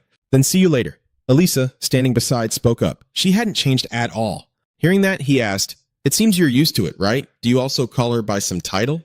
The principal sighed in relief and replied, "Yes, she was my rival back in school. She was very arrogant and impulsive, so we didn't get along at all. But I acknowledge her skills since we are both Sixth Circle mages. Although she's a commoner, her exceptional abilities have earned her recognition as a noble." Her gaze flicked towards HCF as she silently thought to herself. After all, she never expected to give him a VIP card that even Emperor Exilian didn't possess. "It seems she really likes Professor Headcliff," Elisa quickly continued. "All right, since the presentation seems to have been a success, should we throw a party?" He replied, "Yes, if you're treating, Principal." As night fell in the quiet room of C's inn, C's voice echoed as she placed the paper on the table and said, "Now, shall we begin? If I place the mana-infused paper as Tarina instructed. Suddenly, a blinding light radiated from the paper. The tree whispered, let's see, your truth. 3 years ago, the Delica Kingdom Sea with its ethereal body appeared there. She marveled at everything and exclaimed, this is the Delica Kingdom. Wait, aren't I supposed to experience this from the perspective of the subject in the storm of memories? Or is it thanks to the artifact? The tree scanned the surroundings. Where is he? Since this is his memory, he will be lurking around here. A sharp voice suddenly shouted loudly. Finally caught you, thief! The girl caught immediately spoke up in protest. Let go! I already paid you for it. You didn't sell it, so I just took it after paying. That old man wouldn't let it go and argued back. That's also stolen money. Why should we accept that suspicious amount of money? From afar, HCF gently approached that place. His voice echoed, leaving everyone stunned. Wait, it's not good for an adult to pick a fight with a child. Hearing that, the old man spoke up and asked, huh? Who are you? He took the coin in his hand and said, I'll pay for that kid's book. What do you think? The tree quietly rejoiced and sighed he was here. The boy said, thank you for helping me. The two of them walked together down the street. The boy quickly asked him, is this your first time here? If you don't have a place to stay, let me escort you. Hearing that, he secretly felt pleased and replied, then thank you for your help, kid. HCF turned to ask, it seems this is fate then. What's your name? Hearing that, the other person replied, oh, just call me the cheerful boy. Ah, a cheerful voice rang out. Welcome, dear guest. There is no place more comfortable than here. Bringing in guests is great. The innkeeper happily instructed, 8, please take him to the second floor. A T then said, yes, please follow me. Sally stepped forward to greet him joyfully. The girl cheerfully said, you're back? Who is this? A guest? Hearing that, the boy replied, yes, he is also my benefactor. Say hello to him, Sally. Sally gently bowed her head. Hello. Seeing that, he replied, hello. Nice to meet you, kid. The two of them walked towards the empty room. 8 pushed the door open and informed him that this would be his room, which seemed cozy and reasonably priced. The boy then said, oh, I will take your luggage for you. Y'all take. Heckliff replied, thank you. 8 took the book in hand and read its cover. The latest book of academic reports. It contains questions from the Ordo Academy in the appendix. A bright look appeared, and they mentioned inviting those who could solve the questions in it, wondering who else would be invited. I'm so jealous. Hearing those words, he spoke up to ask, so the kid knows too. He turned to ask further. From my observation, it seems the kid is also interested in academics, isn't he? Hearing that, A scratched his head and awkwardly replied, haha. Yes, my dream is to become a great scholar. Hearing the boy say that, he confidently stated, if possible, I will teach the kid while staying here. Hearing this, Ate exclaimed with joy. Excuse me, really? The boy said happily. Then I would like you to teach me. Thank you. Can I call you teacher? Hef replied. Sure, the kid can like whatever they want. Let's help each other out. A C has been observing the situation and is now panicking at his personality. Which gentleman is this? Is he really someone I used to know? She thought to herself that the emotion she felt from him at that moment was sincerity. The tree continued to affect his body as she pondered. But wait, why was the emotion conveyed so clearly? Yet her perspective was from here, and he was making her even more frustrated. Her gaze shifted to Ate, and strangely enough, that boy felt oddly familiar. 2 weeks later, Ate burst through the door, joyfully announcing. Teacher, seeing that, HCF immediately asked, what's wrong? The boy happily took the letter in his hand and presented the invitation from the most prestigious academy in the kingdom, Ordo University. This is truly a wonderful opportunity. Hearing that information, he realized and replied, oh, is it about the appendix question in the book we gave the kid? A then responded, yes, it seems they found your answer. The boy continued to approach him and asked, you will accept the invitation since the principal personally invited you, right? Headcliff thought for a moment and replied, there's really no reason to refuse. Headcliff placed his hand on the report on the table, and the research progress was gradually reaching a deadlock. As time passed, the next day Ada exclaimed with admiration, oh, teacher, you look so dapper. C stood by contemplating this appearance. Heck, in his elegant suit, then spoke up. Then I'll be on my way. 8C was surprised by J. Moriarty's style. That afternoon at Orodeo Academy, I will conclude here. Heck just finished his presentation, earning applause and praise from everyone. At that moment, the principal approached him, shook his hand, and said it was perfect. I am Principal Godhim Bell. He quickly replied, I am J. Moriarty. Then he said that there should be a reward worthy of a talent like you. So if you want anything else besides the prize, just let me know. Upon hearing his request, he replied, what I want? Can I keep the position of professor? His proposal made him think for a moment before replying. A professor at Orodale University, it's currently difficult to assign you a permanent position, but how about a temporary professorship? Yes, that's enough, as it aligns with my goals. Even as a temporary professor, I still have access to the central library of the Orodale Academy. During my time here, I will search for materials that will aid my research. Your acceptance to become a temporary professor delighted the principal, who said, "Very good, I believe in you." Professor Moriarty, "Yes, me too." And thus, the story of John Moriarty begins. Then, he became a notorious crime advisor in the underworld. I only know this much. The real story is just beginning now. A story about Moriarty that has never been revealed. After that, C was extremely disappointed. I did have high hopes, but after becoming a full professor, he just lived a normal life. I can't even fast forward time when I'm about to go crazy. So she sat at the table and angrily said, "Hey, are you just going to sit there reading books like this?"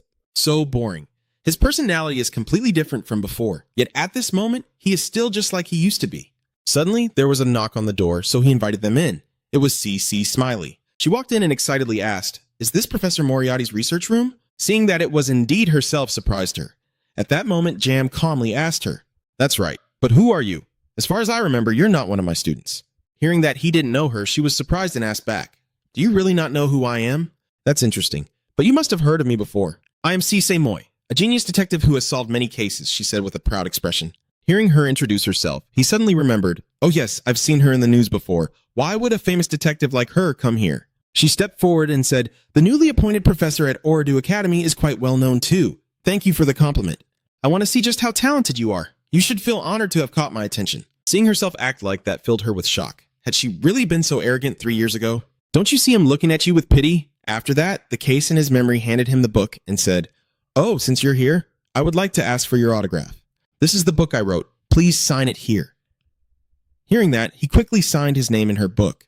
Seeing his handwriting, she concluded that it was indeed very rigid, resembling that of a typewriter. He took that as a compliment.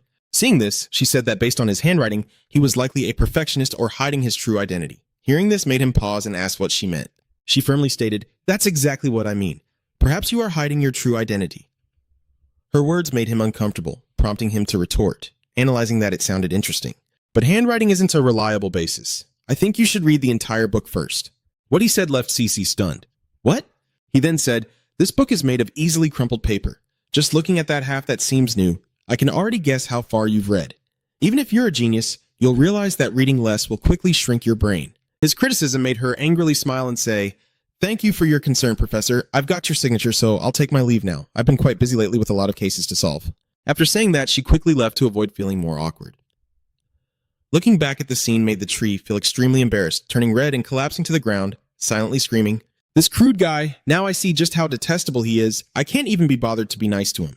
Turns out I was like that back then, blinded by the brilliance of that genius title, but it didn't last long. Among ordinary people, I feel lonely for standing at the top. That's why I'm interested in him, to see if he's like me. Look, I know you're not a bad person, but why did you turn into a villain? Let me observe a little longer. After that, HCF taught at the academy as usual, discussed matters with Sai, and in the evening, taught at. As time passed, a few weeks later, she found it strange that he looked so serious about something. At this moment in his memory was the time when children went missing. He thought that the recent cases of missing children had not yet ended, and sensing something suspicious, he asked Han to investigate. But something is off. Besides the fact that reporters aren't covering this issue, the police also seem unwilling to investigate despite the numerous similar disappearances, even if they involve children from lower socioeconomic backgrounds. It can't be this easy. Unless those in power are completely unaware. At this moment, C approaches him and is also aware of this case. "Huh? This is the article about the frequent disappearances. I was still wondering what you were looking at when you didn't notice me entering the room. Seeing her arrive, you asked, 'You came in without knocking?' You're even late like this?" Hearing him say that made her angry. "I knocked, but you didn't answer. So what are you reading the article for?" He replied, "I'm worried that my students will also become victims." This is what made her realize. "I understand now. It's because the police won't do their job properly. You're quite skilled, aren't you?" "Of course, I'm a detective. I'm also investigating this case. Solving suspicious cases is my specialty." "Well, if you speak nicely, I might reveal a little to you." From what she just said, he felt that his assessment of her involvement in this case was very low, but he couldn't trust her too quickly. So he said, "I'm not that curious. You'll manage the situation anyway." Hearing this, she sighed and called him boring. Suddenly, a police officer walked in and said, "Detective, I heard you were here." Seeing the officer looking for her, she quickly responded, "Ah, yes." Then she turned to him and said, "I have to go now. See you later."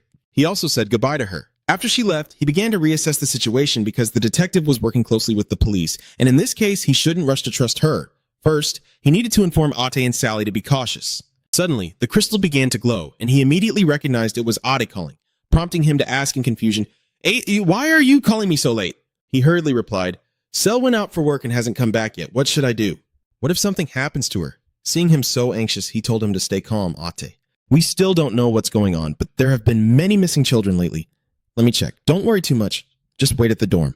Hearing him say that eased the boy's worries a bit, but then he felt something was off. This must be connected to the disappearance. So he quickly called Han and said, "Can you help me find this child? She's about 10 years old." Hearing him, Han quickly sent someone to search and asked him, "By the way, would you be able to meet me for a moment? I found a clue in the disappearance case." At the inn, while the innkeeper sighed with worry for A and pondered, the professor said he would go look for Sally, but I still felt anxious. After eating this dish, Ate should feel better. But when he entered the room, he found no sign of Ade. So he predicted that you had gone to look for Sai. Meanwhile, outside the cave, the kidnappers were moving quickly. The captured children were slowly brought into the cave to avoid any injuries, and seeing their hideout left Ate, who was following them, utterly astonished, realizing he now knew where the kidnappers' lair was. They stuffed the children into bags and loaded them onto the truck. I secretly followed them to keep watch. If I had just gotten off the car a little slower, I would have been in big trouble. What should I do now?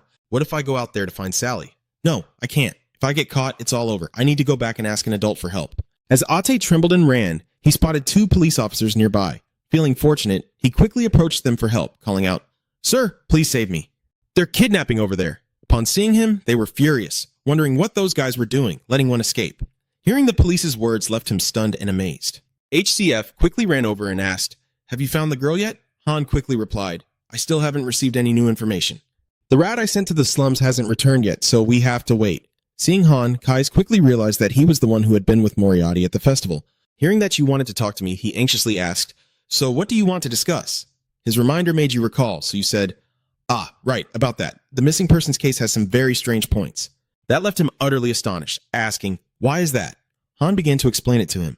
"Recently, I have received numerous reports of disappearances in various cities. Notably, all the victims are ordinary children.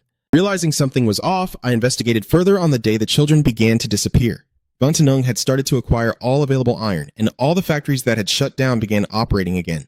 Upon hearing this, HCF quickly realized that this meant the incident was connected to the Duramon Kingdom. Han thought that given the circumstances and the coincidence of these accidents, it was highly suspicious. I also heard that the police investigation is progressing slowly, which makes him a bit suspicious. Even if it's just a theory, if it's true, what would their motive be for abducting children unsuitable for labor? Now is not the time to take a break from this. My priority is to find Sai. At this moment, the mouse approaches to inform Han. You excitedly asked if you finally found her, then relayed the message to HCF. It couldn't find the girl, but it saw the kidnapped children, including a boy named Du, who was following closely. Hearing about a boy, he immediately thought of Ade, and realizing this, hurriedly stood up to speak to Han. We have to chase after them immediately. You quickly agreed upon hearing that.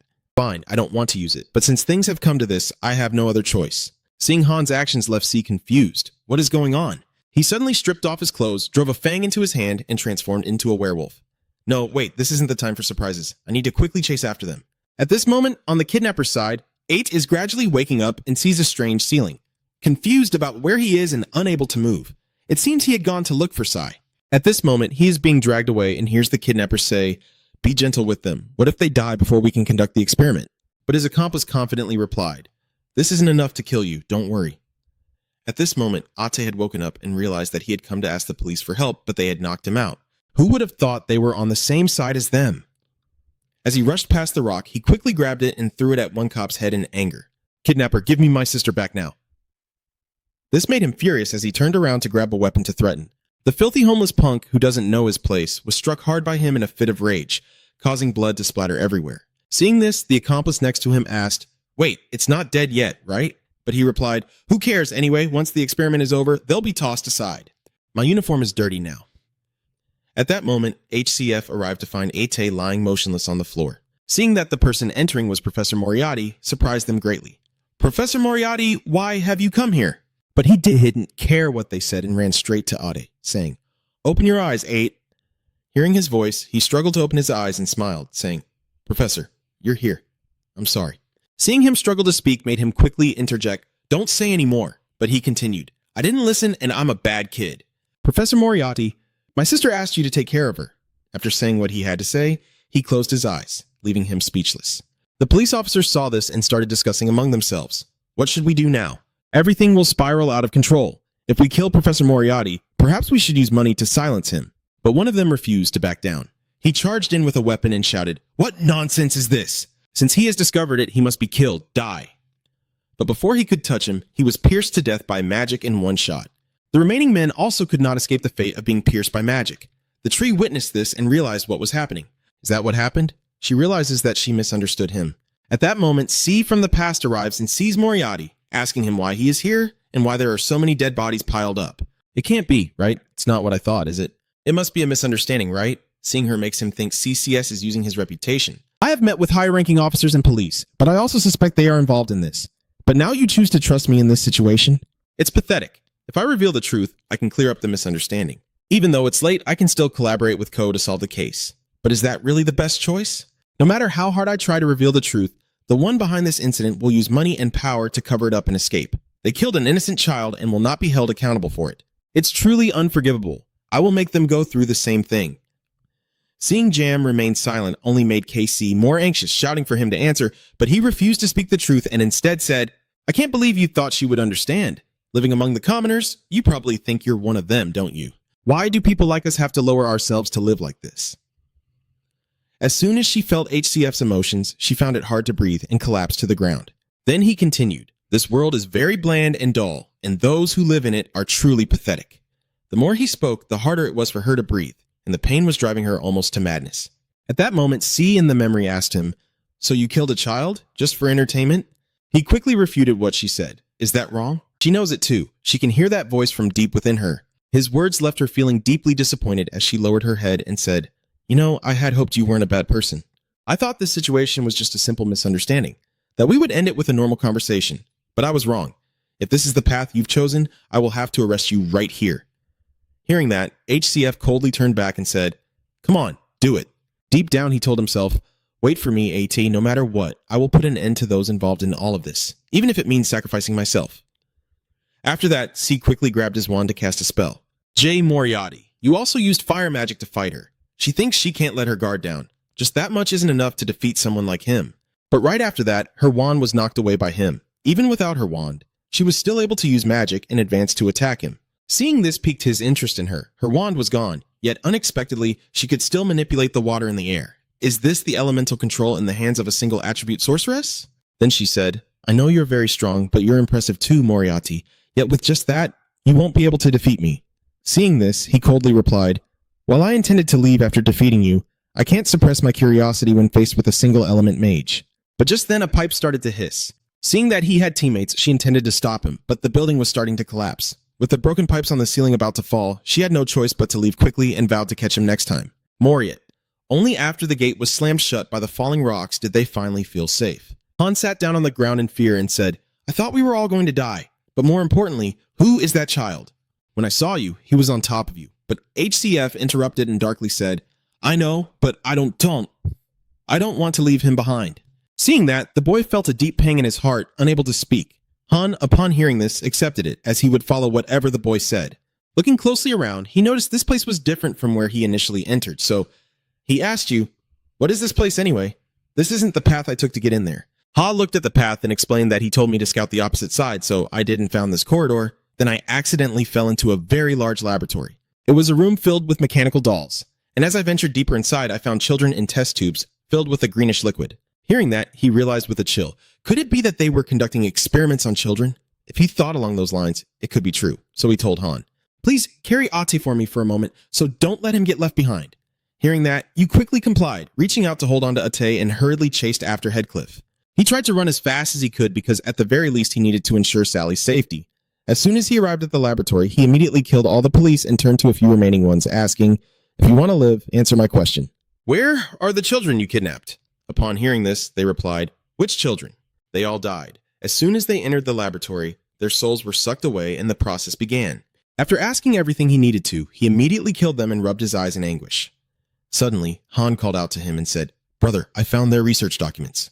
The Iron Puppet Project is an initiative to transfer human souls into mechanical dolls and use them as soldiers for warfare. After countless experiments, we succeeded for the first time in creating the soul of a child, nicknamed Bet. Seeing this made Han feel damn frustrated. Even though he was in a precarious situation, he never expected the kingdom to be involved in this. Suddenly, HCF called Han and said, this could be the way to revive A. In 30 minutes, you won't transform the soul like they did. But I will fully transfer my soul into this soulless alpha prototype. If I had known I would do this, I would have returned to several prototype bodies already. Never mind. This material is already enough. While the soul is merging into the body, we will go destroy this project and kill anyone involved in it. Hearing him say that, you understood. I knew it would turn out this way. So where do we start? You said we would first cut off the supply of the metal they used to create those robotic bodies. Since this is a top secret project, it is highly likely that they will make the metal mine look abandoned. Hearing this, Ha quickly complied. Then I'll look for any other emergency exits. All right, I'll check if there are any clues in the other notes. Then he turned back to look at Ade in the cell and apologized. I couldn't fulfill your final wish, kid. The following night, at the abandoned rare metal mine, the police urged them to hurry up and move faster. Hurry up, Vungquok. At this moment, Han and HCF sat next to each other, and he said to his brother just like he did, Big brother, they are enslaving the lower species, and there are too many inspectors. Not only that, but there are also military personnel and mages involved, which makes things a bit complicated. He glanced over and said, if we can get help from the inside, it won't be too difficult. I found a nimble person. We will approach her when everyone is asleep. That night, as everyone was asleep, she diligently worked while muttering, just wait and see. I will smash this beak wide open. At this moment, Han and HCF approached and said, we don't know what you're planning, but it's best if you stop. Seeing the two enter startled her, and she asked, what? How did you two get in here? Damn it. At this point, I saw she was about to detonate the bomb, so the two of them quickly intervened to explain. Wait, we're not here for that. We're here to free you. Free us? He explained. After arriving here, we observed that you are quite skilled in crafting. You are very good at being able to create this much explosive with the materials you stole. If we use them properly, we can reduce the number of inspectors. I'll handle the rest, so could you please help us with that? Hearing that made her excited, so she smiled in agreement. So all I have to do is blow those bastards to bits, right? All right, I'm happy to help you, Uncle. Hearing her call him Uncle made him a bit unhappy. Uncle, that's right. I guess I should be called Uncle. I am Syrian Yon Fit. If you need anything, please ask for my help. After that, everyone was set free, and everyone joyfully ran away. Seeing this, Saradin asked Han, what do you think of my bomb? It's awesome, right? She said with a proud expression, while you were horrified and replied, yeah, it's awesome. I thought this place was about to collapse any moment. Seeing that everyone had already gone outside, HCF told Han, take these people to safety. Yes, but what about the boss? I need to take care of business in this city. At midnight, in the office of the principal of Ordo University, he was reading an article about Jay Moriarty, the cunning criminal hiding behind the mask of a professor. After that, he felt truly regretful for losing a talent like him, but who would have thought he would become a criminal overnight? Things are bound to get chaotic at our school soon. Anyway, it's late. I should head back. But just as I was about to leave, HCF stood by the window and apologized for coming at such a late hour. Principal Himbello froze. Upon hearing this voice, he immediately recognized it as Professor Moriarty's. I've heard about you. Do you know how chaotic our school is right now? He looked at him coldly and replied, I know. Thanks to the principal, I was able to complete my research.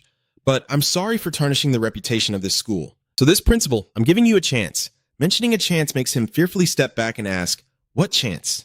What are you talking about? He told him not to worry. As long as he speaks the truth, nothing will happen. Why did you get involved in the research project on the Ironclad trial? Hearing him say that, the man pretended not to understand what he was talking about, but immediately after, he stabbed the principal with a knife, leaving him gasping in pain. Then you said to him, you know what I'm talking about, and I already know everything, so don't think you can play dumb. If it's too hard to answer, I'll change the question. Tell me everything related to that case. But he still pretended he knew nothing at all. How can I tell you? Then I'll have to make you speak. Right at that moment, Sai felt screwed and quickly ran to open the door and warn, stay away from the principal, Jay Moriarty. Seeing CCS arrive, he predicted that she would know he was here. Her presence made the principal feel like he had found a lifeline, quickly pleading, help me. But he held a knife to his throat and said, it's a pity. I've given you so many chances. Then he pulled the trigger, sending him to the afterlife. Therefore, C didn't have time to use her magic to stop him. When the principal was killed, her anger caused her to unleash a powerful attack that blew up the principal's office. But she let him escape. At that moment, a voice suddenly echoed in her head. Her instinct for tracking was sharp, yet always a step behind. Hearing that, she anxiously asked, Moriat, where are you? He then countered, guess what? You're the detective, but it's best if you don't chase after me. You know I'm not someone who gives up easily. That's right, so do your best to chase me. Let me give you a hint. My next destination is the dang Imperial City, believe it or not. All right, I accept your challenge. After saying what he needed to say, he left. The next morning, the abandoned factory in Dot Tang. Ha was extremely surprised to see the article about the principal of Oro School. Oh my, the principal has been murdered. They reported about the enslaved servants because the big brother was wandering around all night causing chaos. But what if they get caught? Heckliff quickly reassured him. Don't worry, the people know now they can't do as they please. At that moment, Suridan came over with a joyful smile and said, "Look at this, Uncle. Just what you wanted, right? I have created a wire launcher. Just do it like this and you won't have to pull the wire anymore." Seeing that, he praised her. Truly impressive. I didn't expect it would only take her a few hours to make this. Hearing that, she happily said, "Your words mean a lot to me. I'm tired now. Let's take a break." After she left, Han turned to ask him, "Is this kid planning to follow us all the way?" He sighed in resignation. "Well, she did say she wanted it that way. But we've arrived at Datong. What are we doing here?" He immediately replied, "When I read the materials about the Ironclad chant, I had a suspicion. The automaton is very dangerous. It won't change our current situation. No matter how many special automatons they try to produce, they cannot easily compete against the sorcerers of half the world, especially with the presence of Jia Tin. Now the mages hold invincible power in battle. If they can activate it, all weapons will become useless. So I think a project against it is also underway. Just as I suspected, I found information about the drug that counters the effects of stasis." That surprised Han immensely because it was effective against mages. He replied, "Yes, because this city has many factories, there's a high chance they are manufacturing weapons there. Principal Himbel might know something, but since he won't say a word, we'll have to find the gunpowder factory ourselves." Hearing this, he found it difficult to respond, but searching one by one would surely take a long time. As soon as gunpowder was mentioned, Saradin excitedly said, "What? Have you found the special gunpowder already?" Seeing her startled him, wondering why she appeared just as they were talking about gunpowder. "Go do your own work." Seeing the two wanting to go to the gunpowder factory, she said, "I'm very sensitive to that type of gunpowder. I'll help you both." The two were extremely surprised to hear this. That evening, in the factory district, Saradin pointed to the two of them and said, "Over there, I can smell the white gunpowder. The rare kind. It has a strong scent." She said that, and that's when you realize this isn't a military equipment factory, yet there are soldiers guarding it. Wait, someone is coming out. As soon as Han saw that person, he recognized him. "Ah, I think I know him. Lieutenant General Geto Divine, the man dedicated to war. I remember that whenever there's serious news, he always shows up. And with the general coming here in person, I'm even more certain now. Han, hide the rats in that truck and find out where it's headed." Seeing this, Saradin excitedly said, "We just need to blow this place up." Watching her pull out a bomb left him utterly astonished, wondering where she had gotten it from. At that moment, HCF remembered, "That's right. They're not stupid. So it's likely they have already placed a barrier around this factory." Hearing that, Han asked, "What do we do now?" "I think with this level of guarding, it will be hard to get through. You have a plan, but first we need to find where the gunpowder is hidden. He can see it clearly." At that moment, the rats arrived to report, so he told his brother, "I see it. It's the warehouse in the middle of the factory area, but the guarding mages are very vigilant. But as long as you know the location, that's enough. And tell the two to fall back. At a distance of 300, confirm the coordinates, cast the spell at the specified coordinates, and then the explosion will occur inside the factory." Seeing the explosion before their eyes left both Han and Saradin astonished at the sight, and Heckliff explained their confusion. "I calculated the coordinates of the gunpowder storage and the traces of the fireworks around it. It's a type of magic perfected at Oradio University. For now, let's retreat. I've burned all the gunpowder here." A few hours later, CC arrived at the site of the explosion to search for clues. The police asked her, "Detective, have you found any leads?" But she sighed and shook her head, replying, "No, nothing suspicious at all. It seems the fire was just an accident." "Yes, I will report it back to the commander." Once the police left, she began to think seriously. After Moriarty told me to go to Datong, this factory exploded. According to the documents, this is where car engines are produced, but strangely, it smells of gunpowder and there are traces of military vehicles as well. If it were just a car engine, it couldn't possibly cause such a large-scale fire. Could this be a military factory where they secretly store munitions? If that's the case, the military is also involved. I need to investigate further. Moriarty, why are you here? Meanwhile, their basement has successfully developed a gun that is not affected by static electricity. Since they have already used it, it must be fully manufactured. The three men captured the lieutenant general, and upon overhearing their conversation, he realized, "You are the one responsible for the factory explosion today, aren't you? Are you from the National Intelligence Agency?" He retorted, "Do I look like someone who would inform them? I have a few questions for you. Using the kidnapped as test subjects and slaves, what's the point of creating secret weapons for war?" Upon hearing this, he quickly realized and shouted in anger, "You bastard! Are you the one ruining our project?" Then he went crazy and said, "Who cares about the lives of those lowly slaves? The kingdom is about to prosper thanks to war. We must return to that era." His words only made him more displeased, and he couldn't help but say it was truly disgusting. "I can't take it anymore." Listening to him was indeed a mistake. After the incident, the news reported that 6 soldiers were murdered, with KC Smoy accusing Moriarty of being the perpetrator, while Seal Moy apprehended someone on the spot. High-ranking commanding officers have been arrested for secret research and suspicious activities. Is Moriarty the one behind the kingdom's horrifying secret experiment? The authorities have declared that they will use all resources to hunt down Moriarty. A few days later, in the banquet hall of Datong, Sai had changed into his outfit and waited in the lounge, telling himself to confront Moriarty directly with the charges of being the mastermind and a criminal of the underworld, regardless of who was pursuing him and writing such an article. I have uncovered the motive behind this secret project and captured most of those involved. Yet I always let Moriarty, the one behind it all, slip away. This time, it will come to an end. Based on my analysis, his next target is here. Jam Moriarty, this time I will catch you and put an end to all these criminal activities. At this moment in the territory of Duke Bencanto in the first floor hall of the mansion, the Duke holds a glass of wine and stands before everyone saying, "Welcome everyone. I am the host of today's banquet, Duke Luis Bencato. Unfortunately, the crime rate in the kingdom has increased due to Moriarty's actions. But we will not bow our heads to these wicked deeds. I want to thank everyone for coming today to remember the victims, so please enjoy this feast to the fullest." Everyone clapped in delight upon hearing this. At that moment, C sat in a chair, sighing wearily in thought. They say it's in memory of the victims, but they're drinking and laughing instead. At the very least, they should bow their heads or something. How does this resemble a memorial for the deceased? It's as if that event happened in another world, because they are all having a great time. At that moment, someone approaches and greets her.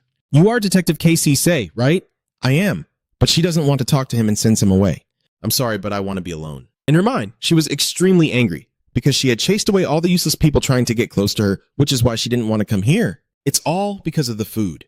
That bastard Moriarty is definitely hiding somewhere, waiting for his chance. Instead of waiting any longer, I should approach the Duke. So she went over to greet him. "Hello, Duke Luis Bencato." Seeing her, he greeted her back. "Lady Seymour is honored to welcome you, but you went straight to the point. I'm not here as the daughter of the Seymour family, so there's no need to address me so formally. Can we have a private conversation for a moment?" Hearing her say that, he smiled and replied, "Of course, let's go somewhere else."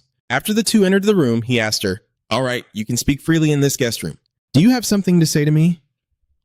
"Miss Seo, you're getting straight to the point. Sir, your life is in danger. Jay Moriarty is targeting you." Hearing her say that, he turned back and remarked, "How interesting. He's targeting me while I have no enemies. I don't think he has any reason to do that." Hearing him say that, she replied bluntly, "Duke Luis, you can't outsmart me. You are connected to the Lieutenant General and his army. They are all victims of Moriat. Everyone knows that. It's just that no one speaks of it." Hearing her say that made him uncomfortable, and he replied, "Fine, let's assume you're right, Miss Seymour. So what should I do?" She then said, "Please escape to the safest place you can think of." Her words made him laugh and confidently reply, "Don't you know what this place is? There are countless soldiers here who can protect me. I assure you there is no safer place than here. But to be safe, I will send additional guards to escort you. Thank you for your concern for me." Seeing him continuously reject her, she could only accept and understand. After that, he left the room with a smirk, realizing she was indeed a nosy young lady. He killed those involved in the project, so of course we know what's going on. In fact, I've been waiting for him here. If well prepared, a wizard is nothing at all. Seeing him so confident, he decided to step forward and ask, "Oh, you're that confident, are you? Then let me show you." Then HCF removed his disguise mask, and everyone immediately recognized him as Jay, leaving them all in shock. That bastard, when did he get here? Has he been in disguise? Seeing him, he showed no fear and said, "I didn't expect you to know this is a trap and still reveal yourself. Well done. So, are you ready to enjoy the feast I've prepared for you?" Then he confidently snapped his fingers and said, "Look, this is a special magical barrier that can block even 6th level magic. You are trapped inside, so become prey for my guards." Even though he was trapped in the barrier, he couldn't help but say, "You're different from the scumbags I've encountered before. They all became complacent and let their guard down. But if this is all you've prepared, then I'm very disappointed." Then he took his staff to begin casting a spell. At this moment, outside, C had changed back into her casual outfit, because for her, casual clothes are the most comfortable. When moving around, I really don't like the feeling of a swaying dress, and Duke Lee is clearly trying to chase me away. I know he is hiding something. It seems he doesn't want to cooperate with me, so I have to take action on my own. If my thoughts are correct, Moriarty will attack the Duke. In the Duke's room, all the bodyguards he hired have been killed by him, leaving only him.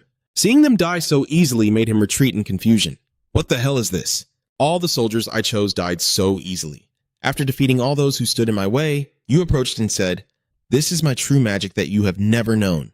Seeing him approach closer only made him retreat in fear, stammering, "I don't know what you're talking about, but it's all useless. I've said it before. As long as I have a barrier, I can block 6th level magic, but that barrier has no effect on you." Just with one move, HC was able to break through his barrier, and seeing him right in front made him tremble in fear and shout, "Get out of here." Right after that, the Duke's window was shattered, drawing everyone's attention to see Duke Lee being grabbed by the neck by James, who said, "Well done for making me use this magic. In return, I will let you say a few last words." Seeing himself about to die, he struggled and cursed at him. You monster, if I had known you were this strong, I would have prepared better. But I won't let things go the way you want. You may have destroyed everything, but you overlooked one thing. The factory producing the automatic machine, the ironclad Anthem, was cleaned up by my people before you arrived. Hearing him say that made him furious, calling him a bastard. At that moment, the door burst open, and it was C attacking him with her water magic. Seeing her made him feel like he was saved, and he quickly called for her help. She realized that she had guessed correctly about him. Jam Moriarty, I won't make the same mistake with the principal again. I have used all the water in the lake to surround the mansion. I won't let you escape again. Seeing her approach surprised him a bit because it was truly dangerous this time. He hadn't expected that after using so much magic and focus, she would still stand in his way. The moment I kill him, those water jets will pierce through me. If I use the hostage as bait, there will be a chance to escape, but I will lose the opportunity to kill him. But if I don't hurry, thinking of Ade being there, I decide to spare his life and quickly leave. Seeing him let the man go, C quickly used her water to catch Duke Luis and asked if he was all right, telling him not to worry about her. Then she felt frustrated. The moment she summoned the water, Moriarty had already vanished. Suddenly, the Duke spoke up. Chase after him. You need to stop him before he gets there. Hearing that, she asked him, Duke, it seems you know where Moriarty is headed. Can you tell me the details? 2 hours later, in the corridor of the Steel Research Institute, the mages walked and complained. Is anyone here? So boring. But while they were walking, suddenly someone shouted, Stop right there! It's just a simple trap. If triggered, the ceiling will collapse. It seems they've set up these traps to buy themselves some time. Let's hurry and remember to be careful of the traps. A moment later, in the research room, the rats returned to report to Han, making him exclaim, What? Are they avoiding the traps and moving even faster? Saradin scolded him. See? I told you we needed to set the traps better, but you said they were almost here, so we didn't have time. We came to check on the boy as per the boss's orders, so we had no idea there would be an intruder. Hearing that, she fearfully asked, So what do we do now? What do you mean by that? If we can't escape, we have to hold them off until the boss gets here. Saying this, he stabbed his own hand with a knife to fight. At this moment, HCF was running while hoping. Please do your best until I get there. Han. At this moment in the factory, the mages have caught up with Han and Saradin and said, All my subordinates have perished, so don't expect to die peacefully. Seeing him getting closer made the two of them anxious and stepped back. She asked him, What do we do now? There are no more bombs now. You tell her, I'll buy some time and meet you later. She ran away. Seeing the two wanting to escape, the sorcerer quickly rushed over and said, Enough nonsense. I will kill both of you. But just as he was about to attack, HCF arrived in time and killed him instantly, making the two of them overjoyed to see him appear so cool. You arrived just in time, walking over to them and saying, You both did well, Han. How is the experiment going? The soul has been integrated, but it needs more time to synchronize. Suddenly, a loud noise erupted, startling the three of them. What was that sound? Saradin believed there was a tremor above us, so he told the two to get out of there quickly. Hearing that made Han worry and ask, What about you? The big brother isn't synced up yet. He quickly reassured the two, I'll do what I can. Don't worry. Yes, take care, big brother. After saying that, the two quickly ran away. Right after that, KC appeared, and this was within his expectations. I knew she would be following me, but is she really planning to ambush from above? The loud thud of the tree branch landing made him very displeased as he spoke. You're making too much noise, and you're a bit clumsy too. You're always getting in my way. Do you want to catch me that badly? She quickly replied. Of course, the detective has to catch the criminal. Did you think I would let you run wild? I never expected we would face off in this laboratory. Oh my. It's pitch dark down here. This time you won't run away, but wait for me to arrive. What are you thinking? In response to what she said, you replied. What do you mean? Why don't you think I want to surrender? Are you kidding me? I was just saying the same thing. Maybe you should stop chasing me. No matter what you do, you won't catch me. Don't delude yourself into thinking you can achieve the impossible. It will only frustrate you over something pointless. Hearing you say that, I have to respond. You were the one who provoked me, and you even gave me hints. Are you changing your mind now? Besides, you're known for making a quick getaway, so why are you still here? Surely there is something here that you want to protect. Her deductions are also in your thoughts, because she has already realized it. Han and Saradin have escaped from here, but I don't know when Ate will finish synchronizing, so we still have to fight. I'm not in great shape. I've already used a lot of mana and stamina to get here, but I think she's just like me. Just like him, she has been chasing after him for days, losing sleep over it, and on top of that, she has to use her mana to carry a large amount of water. But both believed that their opponent's strength was similar, giving them a chance to win. Soon after, they both charged in to attack. Headcliff used 3rd level ice magic, the breath of ice, to freeze the water jets from the tree as she prepared to attack him. She refused to give up and continued to summon water, seeing ice as merely the opposite of water. But when water is ice, I can control it even more. But it's fine, I still have plenty of water. No matter how skilled he is, he can't freeze all this water. Headcliff realized she could freeze water, but the mage was unharmed and useless, forcing him to target her instead. A level 5 lightning spell, Lightning Explosion Cannon, but the attack was easily blocked by her as both spells were mixed together. This caused the generator to explode, making him worry for Ate. This is bad. At this rate, the laboratory will be destroyed. Ade is in danger, so he quickly ran as fast as he could to where he was. He ran away again, making her angry and shout, "Huh? Are you running away again? This time I won't let you get away." But just as she was about to chase after him, the lab collapsed further, making it difficult for her to follow him. When she reached Ada and saw that he was almost done sinking, he had to take the boy and run away immediately. When he had already wrapped the alpha body of the boy, he turned back to look at Ate's original body and silently apologized to everyone before leaving. At that moment, as C was searching for him around, he muttered, "Where did he go?" Seeing his hurried demeanor, she was sure he was hiding something. With the building about to collapse, she felt something was wrong. "I have to get out of here before the lab collapses." Just as I was about to leave, she noticed a gap in the wall and assumed there was something important inside. As she approached, she was astonished to see a person lying inside a box. Outside. Heckliff managed to get Ade outside, but at the same time, he was exhausted and collapsed onto the ground, panting heavily. He trembled with the stick, wondering if he had pushed himself too far, but now was not the time to think. As long as the tree was still chasing him, time was not on his side. I need to check if the synchronization was successful, but first, I must get to another location. I will definitely return to 8. After enveloping himself in magic, he quickly left. 15 minutes later, Koi finally caught up with him.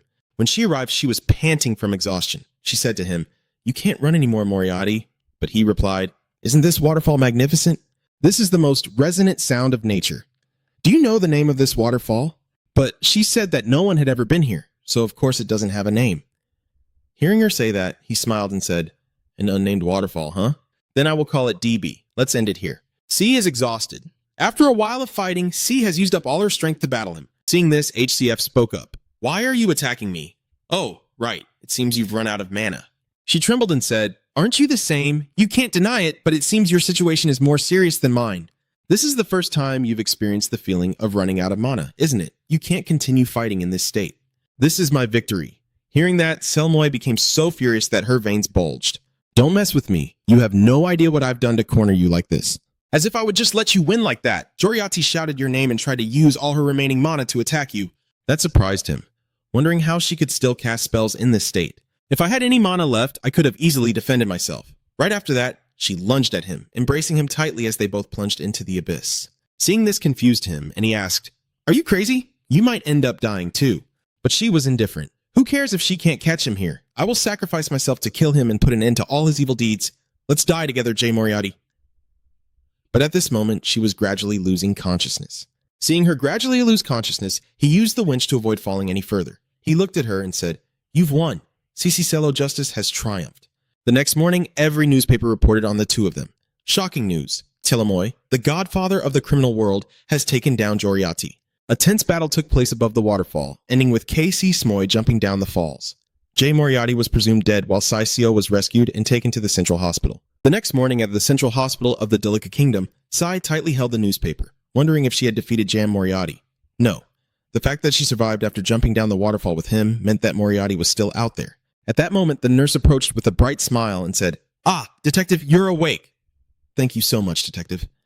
This made her wonder and ask, "Yes, why are you suddenly thanking me?" "Because you dealt with the bad guys, the people feel very safe." Hearing this, she was about to respond when suddenly a noise outside made her wonder what it was. The nurse replied, "Oh, those are the people who read the news and came to visit you. You still need to rest a bit more." Looking out the window, she saw everyone cheering her name, leaving her no choice but to respond to them in confusion. That same day at noon in the territory of Duke Bencado, the Duke approached and said, "I apologize for disturbing you while you are resting. Has that little monster Detective Jam Moriarty really died?" Hearing him say that, she sighed and replied, "He has been officially reported dead." Her words left him confused and questioning. "What do you mean by officially reported?" "It means that after searching, I couldn't find a body under the waterfall, so I can't be sure he's dead." "If you have nothing more to say, I will take my leave." Seeing her attempt to leave, he quickly stood up to stop her. "Wait, so this isn't an emergency situation? Especially for you, the one known to have defeated him." Hearing about defeating him made her uncomfortable as she turned to leave and said, "I'll just catch him when he shows up again, and if he's still alive, he'll act soon enough." "So I think you should be more cautious than I am, with all due respect." With that, she closed the door, not wanting to talk to him any further. She quickly left with countless thoughts. Indeed, Moriarty was guilty. But Duke Lee was no saint either. With such a large factory, there was no way rumors about Lon wouldn't spread. The Duke must clearly be aware of that anomaly, yet he pretends to have no involvement. I'm sure he's involved, but without evidence, I can't do anything. Not only did I fail to catch Moriarty, but now I can't even apprehend the criminal right in front of me. It's so frustrating. A few hours later, in the forest surrounding the laboratory, she walked over and sighed in relief that he hadn't reclaimed it yet. Perhaps with the robot discovered in this laboratory, I could gather some evidence. But suddenly, the robot awakened, sat up and asked, "Who are you?" She replied, "I am the one who found you." Meanwhile, at Moriarty's private estate, he was utterly surprised that he had spared Lid's life. He replied, "Yeah, at first I intended to kill him, but after seeing him trembling in fear, I thought it was better to let him live like that. We've finished our work in the Delicia Kingdom. Let J. Moriarty die to avoid any more trouble." Han agreed. If that's what he wanted, then I guess we'll wait for a new target. Suddenly, that person asked, "Oh, so what happened to that robot?" Seeing his hesitant demeanor made Han worry that he seemed to have failed. Seeing that he didn't respond, the person on the other end spoke up firmly. "Big brother, I'm hanging up." Hearing this, he quickly interjected, "Wait, oh no, I got caught up in my thoughts and caused a misunderstanding." Well, explaining it to him later wouldn't be too late, right? He then approached the robot and said, "Come talk to me for a while." You replied, "Yes, master." Hearing you call him that made him unhappy, and he responded, "You are not an object, so you don't need to call me master. You are like a child who knows nothing, so you need to learn a lot about the world." You found the word learn very nice, didn't you? Although he didn't know what it meant, he felt he was happy. Hearing him say that, he understood and said, "I will introduce you to some people for you to learn from." Hearing that, he asked in confusion, "Aren't you coming with me?" The professor replied, "Oh, did I say something wrong? If you don't like the way I address you, I will change it." This made him a bit sad, as he thought about how he had prepared and anticipated this would happen. Even if his soul is successfully transferred, there's still a chance he will become a completely different child, and I had hoped that would happen.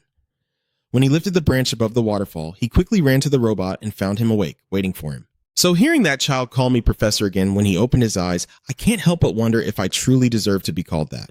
So he turned back to say to him, "Yes, call me something else, and I have things to do, so I can't go with you right now. Thinking about it, I can't keep calling you just you forever." Hearing that, he said, "I don't mind if you call me Alpha, or do you want to name me something else?"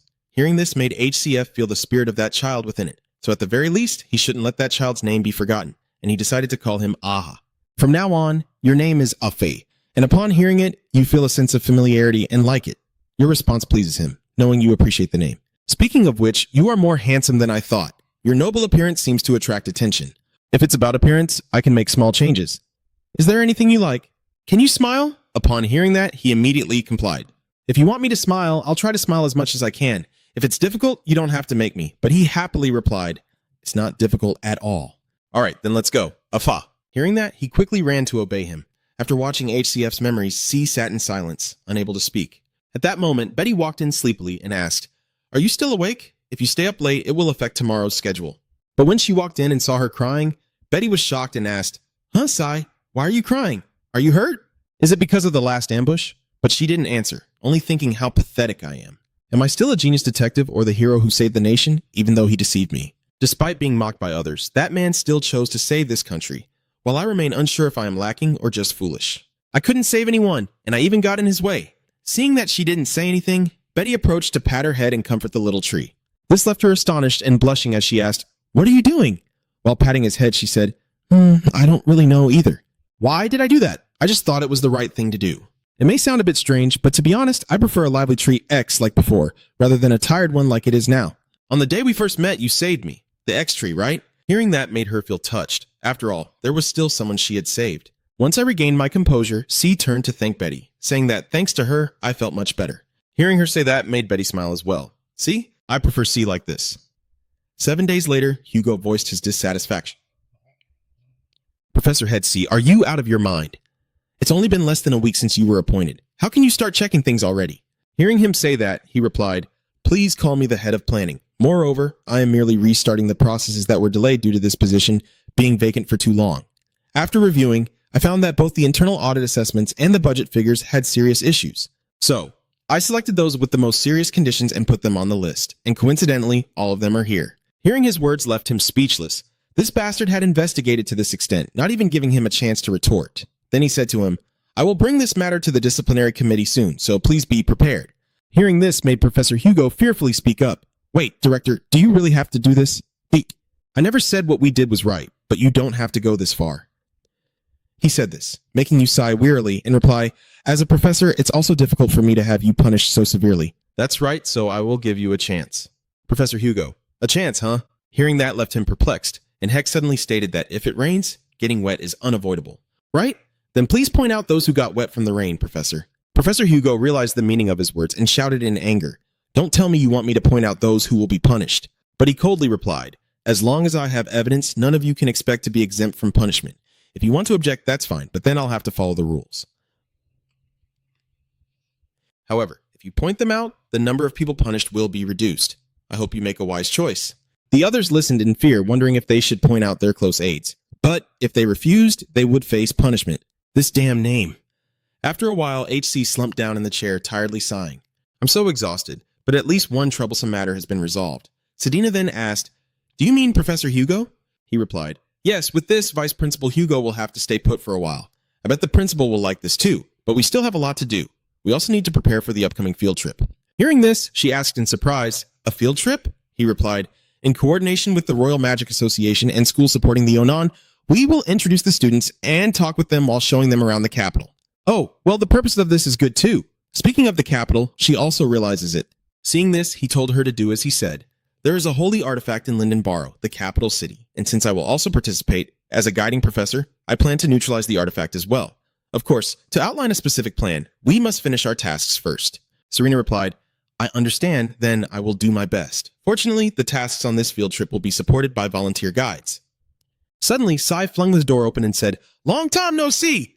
Professor H.C.F. Chelsea noticed her arrival and quickly told Sedina, "You should head to the assistant's office for a while." Ah, yes. After Sedina, he sighed and asked C, "Can't you knock before entering?" It seems like she still hasn't changed at all, but she speaks as if she doesn't care about that. Who cares anyway? We're not strangers after all. So what brings you here today? Are you planning to catch me again? But she didn't come here for that. She had another goal in mind. Oh no, I just need to confirm a few things. Are you really the enemy of the Black Dawn Society? Hearing that, he pulled out a drawer to take a stack of documents and said, "I heard that their branch in Vonung has disappeared, right? If that's not enough, then take this." Seeing the documents made her confused as she asked, "What is this?" He explained, "This is the research material I obtained. It should help you in your investigation." Receiving the documents made her grateful, and she thanked him. But seeing her reaction left him confused. This wasn't her usual response. Had something happened since the last time he saw her? Then she spoke up. Don't think that I'll owe you for this. I'm just doing what I think because those Black Dawn guys are very dangerous." Hearing that, he was at a loss for words, wondering if he had misheard. And then he asked her, "Is that all? But you can't just tell me you know the truth and then leave like that." So she remembered something she needed to tell him. "Oh, right. I heard there was some kind of field trip on the way here, right? I want to register as a tour guide." Hearing her say this left him confused and questioning. "Huh? What exactly are you planning?" "Never mind. It's not important. I decline." Hay explained to KC that we had already accepted all the applications for the guide positions a long time ago. Moreover, the list of volunteers has been finalized, so I just need to sign off on it. But just as he was about to sign, she took a step ahead and tore the paper. Seeing this, she feigned surprise and said, "Oh my, I accidentally made the ink evaporate. I can't believe the paper is so easy to tear." This made him angry as he said, "Is this how low you're willing to go? Do you really want to push it this far? Fine, I'll try to add you to the list. So please don't bother me anymore." Seeing that he agreed, she happily said okay and would see him later. Before leaving, he reminded her, "Wait, there's something I want to tell you. The Black Dawn Society has started to pay attention to you and is hunting you down. Remember to keep the ex-mole safe." Hearing him say that, she stopped at the door and confidently replied, "You are underestimating me. Do you think I will just stand by and let them do whatever they want? But anyway, thank you for the warning." After saying that, she left, leaving him frustrated because she still wouldn't change at all. A few weeks later, Leo's group is heading to the library. At this moment, T speaks up. The field trip is about to begin. "I heard that the third test and this trip will happen at the same time." Aiden replied, "I'm so excited. This is my first time going to the capital." Suddenly, Leo received a signal and, feeling uneasy, waved to everyone saying, "Sorry, I suddenly feel unwell, so I think I'll head out first." Seeing this, I asked, "What's wrong with him?" Clearly, he was the one who invited us to the library. Aiden agreed, saying, "Yeah, maybe he's caught a cold or something. Let me give him some medicine I have. You all go ahead." After returning to his room, Aiden answered the call from that person. There was no one around, right? "Yeah, I'm back in the room now. Go ahead." "All right, let me get straight to the point. I received information that the Onin is about to arrive in the capital, right? It's time for the revolution. Find out where the Theon students will be in the capital." Hearing this made him fearfully ask, "What? Don't tell me you're planning to attack those students too." But he insisted that it was all for the goal of escaping the oppression of the nobility and creating a fair world, and all you had to do was follow along. Hearing this, he worriedly replied that there were many commoners among the students at Theon. Don't you care about their lives? But he was convinced by his reasoning. Their sacrifice pains us deeply, but we have no choice. They will contribute to building the future for our liberation army. Remember who is helping your family." Hearing that made Leo feel miserable, and he obeyed him. At that moment, Aiden outside had heard the entire conversation between the two of them, and his hand, which was about to knock on the door, suddenly froze. Huh? What was that sound? I can't hear clearly, and I'm not sure what they're saying, but I definitely heard the words revolution and liberation. Don't tell me the person on the other end belongs to the Liberation Army, the organization responsible for the recent terrorist attacks. That would mean Leo is also part of the Liberation Forces. But suddenly Leo noticed something and quickly ran outside to open the door to check. But when he opened it, there was no one outside. I clearly heard something, but why is there no one here? I must just be too tense. As he finished speaking, he turned back inside the room. He had avoided being spotted by Leo because he was hiding behind the door. He clenched his fists, thinking, "No, I can't just jump to conclusions without evidence like that. I shouldn't doubt my friend." Inside the Theon lecture hall, the professor stands at the podium teaching. Magic is divided into many ranks, with higher ranks requiring more complex techniques and greater amounts of mana. Above all, there will always be a name associated with the ranks from S rank and above. So why do we call S rank mages Uki? A student raised his hand to ask if it was because Uki was the first wizard to reach rank S, to which the professor responded, "Unfortunately, your question is only half correct. It's because Uki is not the first wizard to reach rank S. In fact, Ukila was the first to reestablish rank S through thorough analysis and classification. Does anyone know who the 7th rank is named after?" Renee immediately raised his hand to answer the wizard's question. "It's Impera." But isn't that the first wizard to achieve level 7, teacher? So it's a bit different from what you just taught us, sir. The professor smiled and replied to her. Exactly. You pay attention to that lesson. It's because no one has been able to reestablish the 7th rank yet. It must be said that this is a completely different level, so the number of people who reach this rank can almost be counted on one hand. Another student raised their hand to voice their question. "So, sir, the 8th rank is also named after the first wizard to achieve it, right?" The professor answered the student's question. That's almost right, the student exclaimed in surprise. "What?" The professor turned to tell the students that there are still no accurate records of what that sorcerer did. Even the name was not determined based on academic documents, but solely on the legends that have been passed down, and the name of this 8th rank is Grander.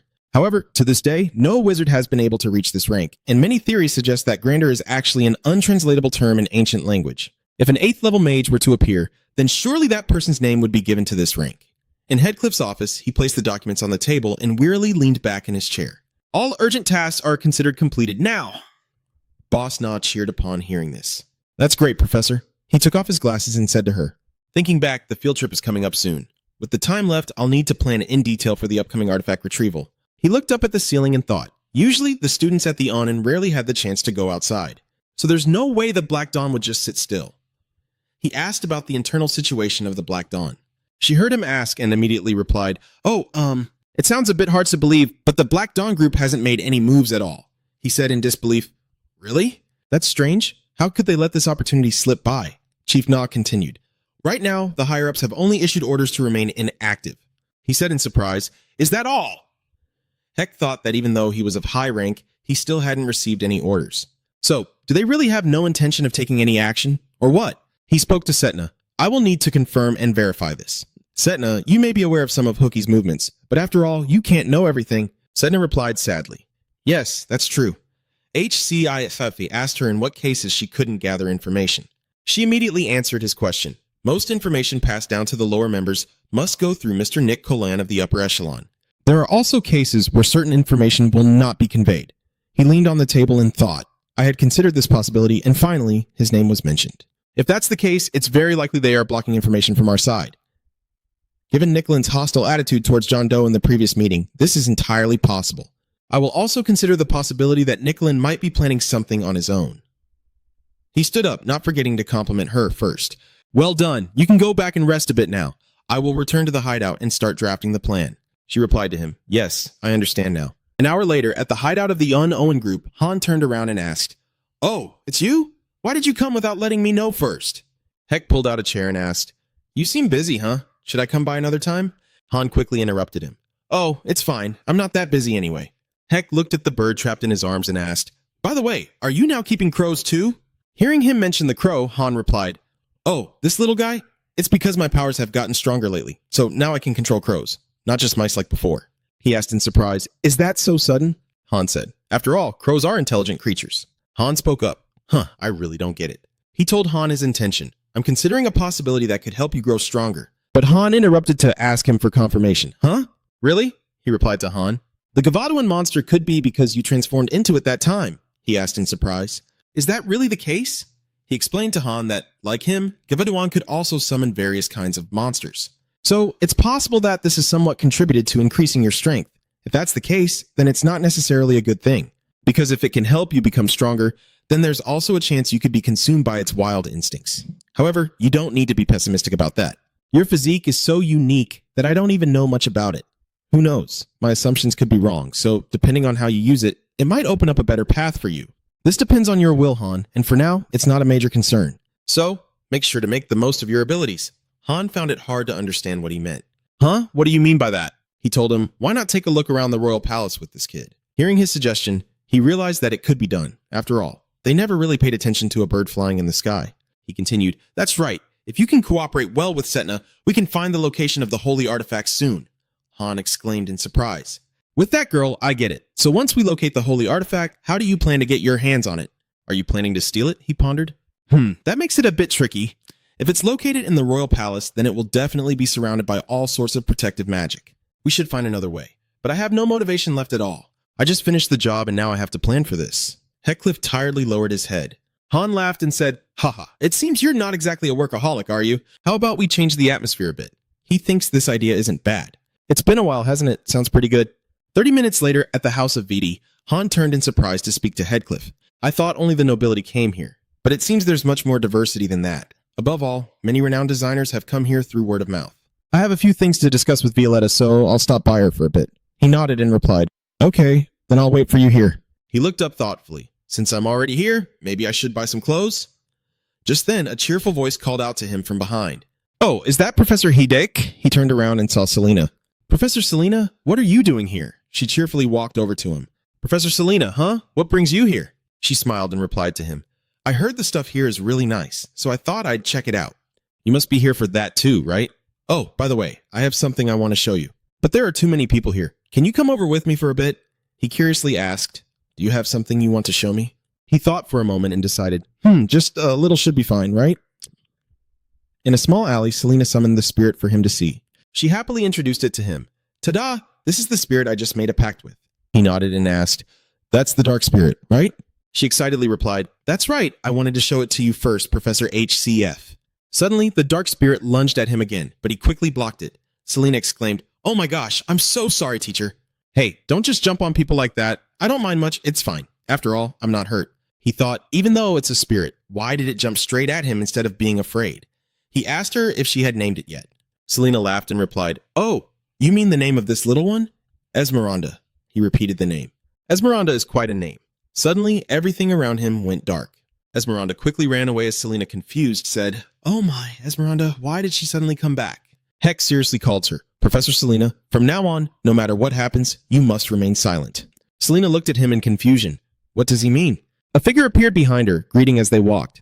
Long time no see, my disciple? The one approaching is the master of Heathcliff Runner. H.C. Lift frowned as he watched Grinder come closer, unable to move. He recalled the first time he encountered Grander, when he fell into the well and could only lie there looking up. Falling like that and still being alive, it seemed he was tougher than he thought. But if no one comes to save me, I will surely die down here. Right, who would come to rescue me anyway? It must be one of the assassins I've encountered over the past 7 years. I have no idea how I'm still alive. But this must be the end for me. Suddenly, a girl looked down from the mouth of the well. Oh my, I didn't think there was anyone here. You're guarding Selena behind me, he respectfully called out. Long time no see, master? Grander spoke while holding up an umbrella. Yes, how long has it been? I didn't think you would change so much since I fell asleep. Selena was in disbelief as the person in front of her was HCF's master. Huh, master? That child, huh? He continued to respond to Grander. If we're talking about time, it's been 7 years. She sighed and said, has it really been 5 years since I fell asleep? But never mind, there's something more important. Disciple, it seems you are using my blood, aren't you? Not only did you secretly draw my blood while I was asleep, but you also used it without permission. It seems my disciple has some guts after all. He cautiously asked, are you angry about that? Grand waved his hand and sighed, saying he was angry. Why should I be angry? After all, it is the blood of the greatest sorcerer. It's only natural to crave it. I have no reason to be angry with my disciple over that. I just need to confirm a few things. What did you use it for? Hearing the master mention this, he tensed up in surprise. Seeing him extremely worried and scared, Selena also felt anxious for him. Professor HCF looked very tense. This is the first time I've seen him like this. Suddenly, Grander stepped in front of Selena and asked, "What's this?" "My disciple," Selena exclaimed in surprise, stepping back. "Yeah, since when?" Grander exclaimed happily. "Oh, seeing it up close makes it truly amazing." Is it really possible for a separation between body and soul to be so natural? It wouldn't be wrong to call this the pinnacle of craftsmanship. Selena looked at Grander in confusion. "Huh? What are you talking about?" Grander said with a sinister smile as he looked at her. "Oh, it seems you don't realize that, do you? It's been a while since I've seen something this interesting. Let me explain this to you." Suddenly, Headcliff appeared from behind, causing Selena to faint. He let her lean against him. Grander asked him irritably, "What are you doing?" He spoke up. "Going further will only make things worse." "Master, it will be very difficult for me if my colleague encounters that." Grand understood upon hearing that. "Colleague, you say?" I see. I'm simply drawn to the fact that a similar spirit is taking form in the guise of a human. With all this energy, it seems like a pact with the dark spirit, doesn't it? I'm just surprised by how real this is. Changing what has been completed is not an easy task. It will be very difficult for me to take it and nurture it on my own. Let's continue our previous conversation. If you've used my blood, then you must have your reasons, right? He leaned Selena against a nearby wall. He turned back and replied, "Yes, that's right." After hearing him explain why he used his blood for something, Grander suddenly exclaimed, "Oh, an elemental fire demon born from negative emotions? You said its name is Quashimoto, right? It's a pity we can't see it." He nodded in response. "Yes, it's quite strong too." Grander tightened his grip on the handle of the umbrella. "So that means the negative emotions must be just as strong. However, my disciple using my blood for such a lowly creature, are you not insulting me too much? Is it possible that your master has become so weak?" Heckliff immediately explained. "How could that be possible? It's all due to your shortcomings and incompetence." Half of Grander's face was shrouded in darkness. "If you have said that, it makes it easier for me. I hope you are ready to pay the price for that amount of blood." He spoke up and asked, "So what should I do now?" Grander told him that it wasn't charming at all. "If you beg, who knows? I might forgive you. My heart is as vast as the ocean, yet I fully understand Grander's intentions." "From the beginning, you knew he had no intention of forgiving you," Grander said with a smile. "How rude indeed. It seems that while I was asleep, you learned quite a bit. If that's the case, your skills and knowledge must have improved, right? Then I would like to test your abilities myself." He lowered his eyes in response. "I understand now. I will be back after I'm ready. Please give me a little time." 30 minutes later, at the House of Verd, Selena was sleeping on the couch while Han glared angrily at Violetta. "Hey, where have you been for a while? How could you leave this lady with me and just walk away?" Violetta covered her with a blanket, looking at him very seriously. Could there be something dangerous? Han scratched his head, unsure of what was going on with Headcliff. I don't know either. He has had a few things happen in the past, but he always managed to handle them well. So I'm sure he'll be fine this time too." Outside Letho Bell near the forest, a pillar of fire appeared before him. He was pushed to the outside, but could not escape the barrier set by Grander. A pair of hands emerged from within, and he was astonished, unable to believe it. No way. The fifth Sapira of the Tree of Life, Gavura. Grander stood amidst the power, laughing. "Ah ha ha, truly impressive. A magic that requires no technique or anything else. I never expected you to bring forth a miracle lost in the ancient history like this." Yes. "Well done, my disciple. Show me more." Hyde tightened his grip on the vial in his hand. He took a few pills and held his sword, looking towards Grander. "If it were my master, I would know she would pierce right through it, but the fact that she is accepting it directly is still truly astonishing." Hades awakened her powers to counter Grander's attack, looking down at him from above. "Oh, so this is the magic you showed me in the draft earlier? It's quick, but if it can't reach me, then it's useless." Grand thought, it must have realized by now. This magic ability is merely a distraction. Its true target lies elsewhere. Suddenly, a powerful explosion occurred, forcing Grander to shield her eyes from its light. "Ugh, my eyes, is this a type of magic for manipulation? For traversing space?" Then HCF seized the opportunity to launch an attack on Grander. He poured all his strength into the strike, but he still felt insufficient, not enough for a powerful explosion to occur right behind him. It sent him crashing down to the ground, creating a large crater. He called up to her from below. "Are you trying to kill me?" Grand said from above, not looking at him. She lost her head, but still managed to respond to him. "What's there to make such a fuss about? Didn't you manage to block it? That's quite an impressive effort." "Disciple, at last Grander's head has been revived. She commented on your strength, but you still have many shortcomings." Now she raises the umbrella. He saw her actions and thought that the magic his master was using was a special type known as blood magic. By mixing magic with the caster's blood, a destructive power would be created. Even using only 4th level magic is enough to kill an ordinary person from blood loss. However, for a vampire like the master, such a limitation does not apply. And even so, she belongs to the highest rank among vampires, a pureblood vampire. Grander's attack rushed towards him. He looked at it, thinking he couldn't avoid or block those beams. He was trapped by Grander's technique and couldn't escape. He gritted his teeth, thinking of a way to escape, and had no choice but to use darkness as a means to create a distortion to shift through space, even though it would cost him a massive amount of mana to do so. Wait, where did Master go? Suddenly, Grander's voice echoed behind him. That's right, the magic you just showed me is this, isn't it? Space-time magic. Grander lifted his neck with just one hand, leaving him suspended. She curiously asked him, So, how do you plan to get out of this? Don't tell me that's all you've got. Suddenly, the hand that was gripping HCF's neck was empty. She was surprised. Huh? He quickly used the earth-touching mudra, one of the 7 most important mudras in Buddhism, which crushed Grander and rendered her unable to move. Unable to move. This source of energy is like a divine power generated from belief. It is also known by names such as the Attitude of Victory or the Earth-Touching Gesture. This is a mudra used when a person attains enlightenment beneath the Bodhi tree. Since it is used to repel evil spirits, this power is completely incompatible with you. Master, is that enough? Grander smirked, turning to look at him. Is that enough? Do you really think something so inferior is enough for you? A source of power emanating from Grander sent HCF flying away. She rushed over to him, her hand resting beside his shoulder. It's truly a shortcoming. A significant shortcoming. You have much more than that, don't you? The skills you've honed, the new types of magic. Disciple, I believe in you. How could you only have such trivial things? Don't hide your power any longer. Show me more. The fangs in Grander's mouth began to protrude, and she increasingly ferociously said to him, Show me everything you have.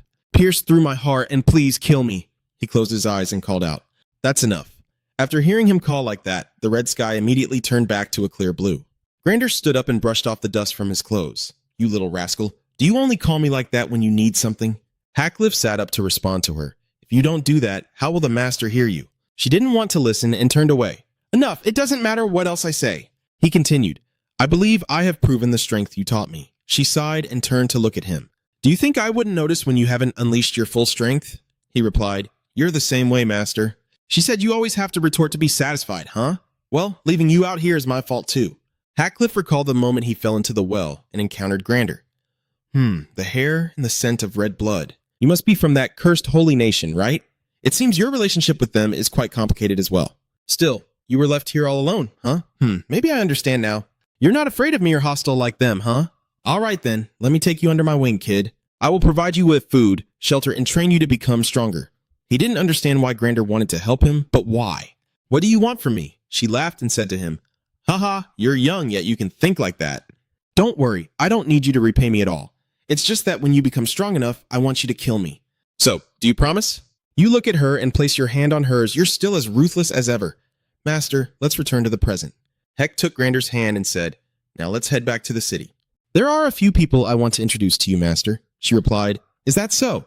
As he held Grander's hand, he thought to himself, How could I possibly do this? Someone like her, who resembles my mother.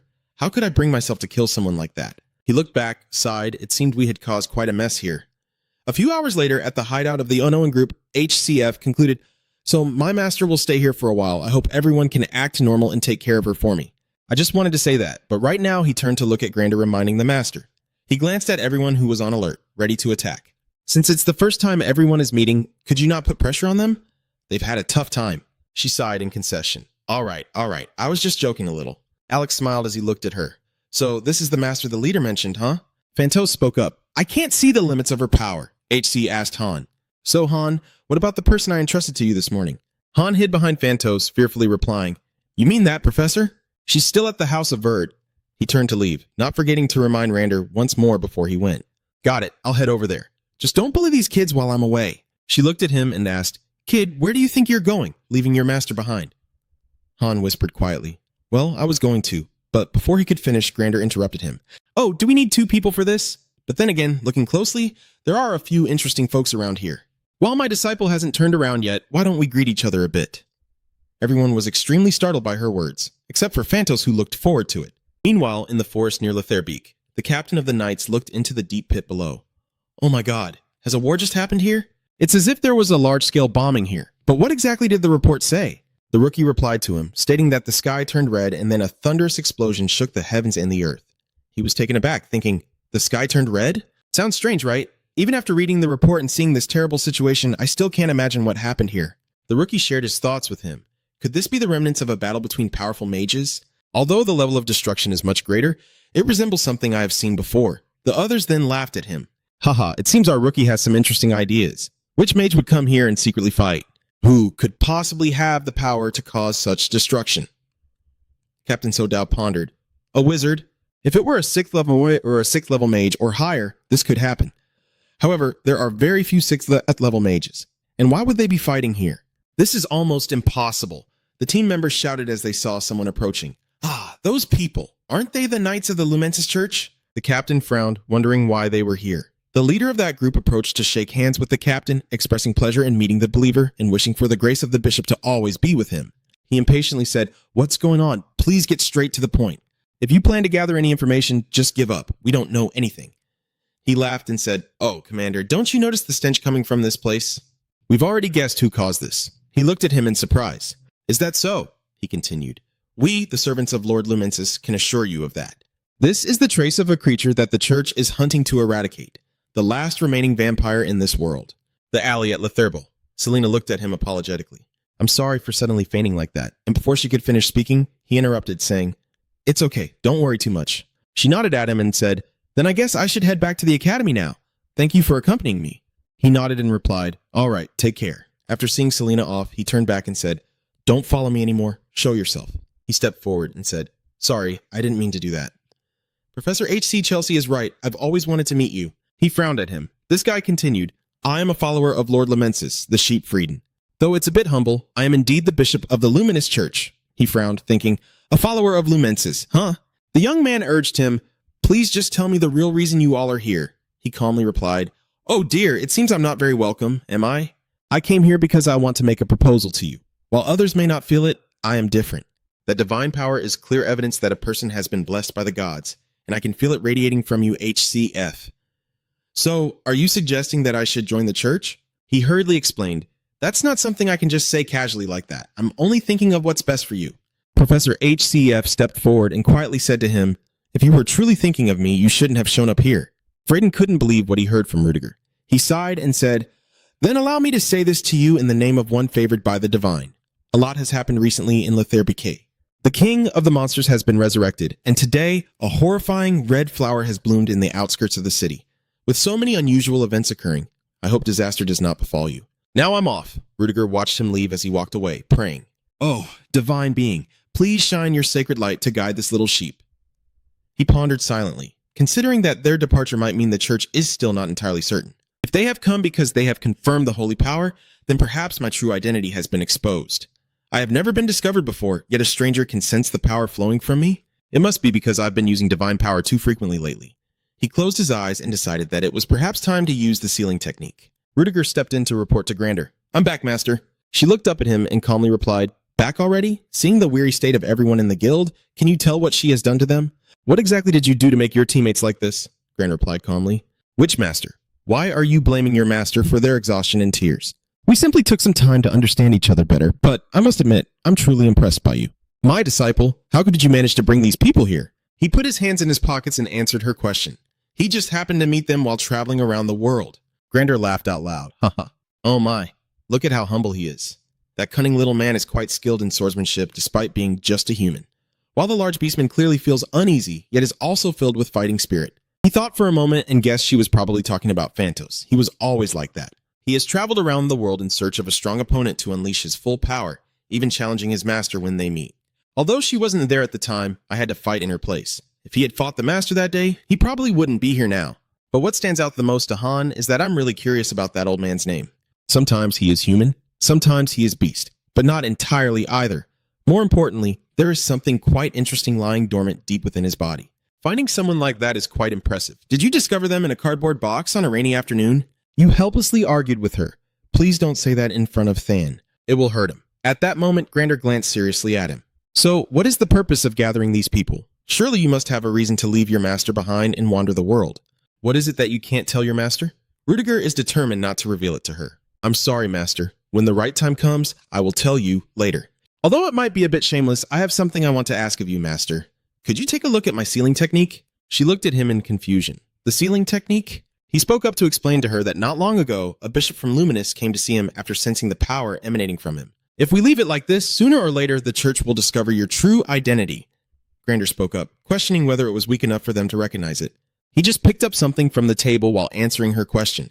Considering that the church is aware of our battle today, they will certainly take notice of another person's presence. Master. She sighed and said, "Tsk, do those fools still think I'm avoiding them out of fear?" So we just need to improve the sealing technique, right? I replied, "Yes, I already have a few ideas for that." Gran took the book he handed her, and after reading it, she said, "Oh, if I do it like this, it will only take me a little time. We just need to reinforce what we have, so it shouldn't be too difficult. However, no matter how much the sealing technique is enhanced, if you continue to use that power, you will eventually reach your limit. Rudiger knows that too, and you know it as well." Grand outright denies his words. "No, you don't know anything. Once you reach your limit, it won't just stop affecting you. Don't forget the promise you made to me that day in the pit." He took the book back from her.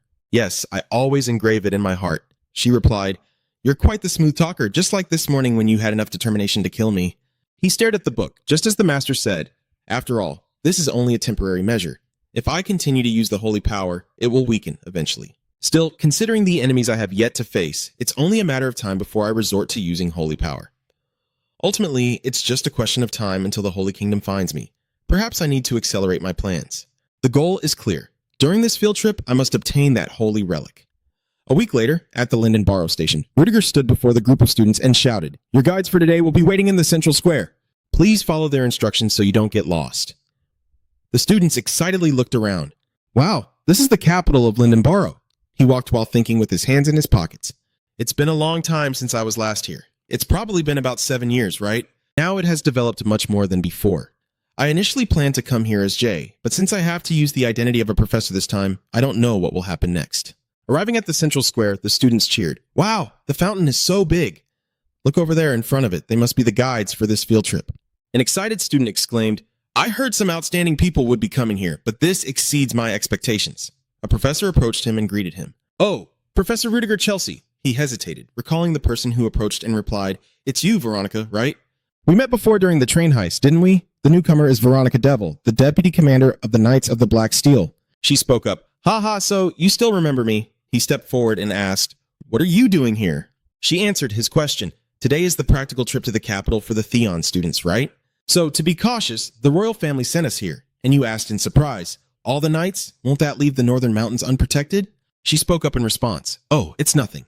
We have also formed an alliance with the Utah Kingdom after their civil war ended." "Oh, it's not just my knights who have come. I'm sure they are here too." "It seems you already know them, the Black Knight Knights." The one who arrived was Tyrina Leo now. Veronica simply turned and left. "I guess I should be going now. It's really nice to see you again after such a long time apart." He replied that he felt the same way. He looked at the two of them, deep in thought. Even if the kingdom of Utah may have stabilized, why have they neglected border security in the capital? Not to mention, they've even summoned Black Knight here.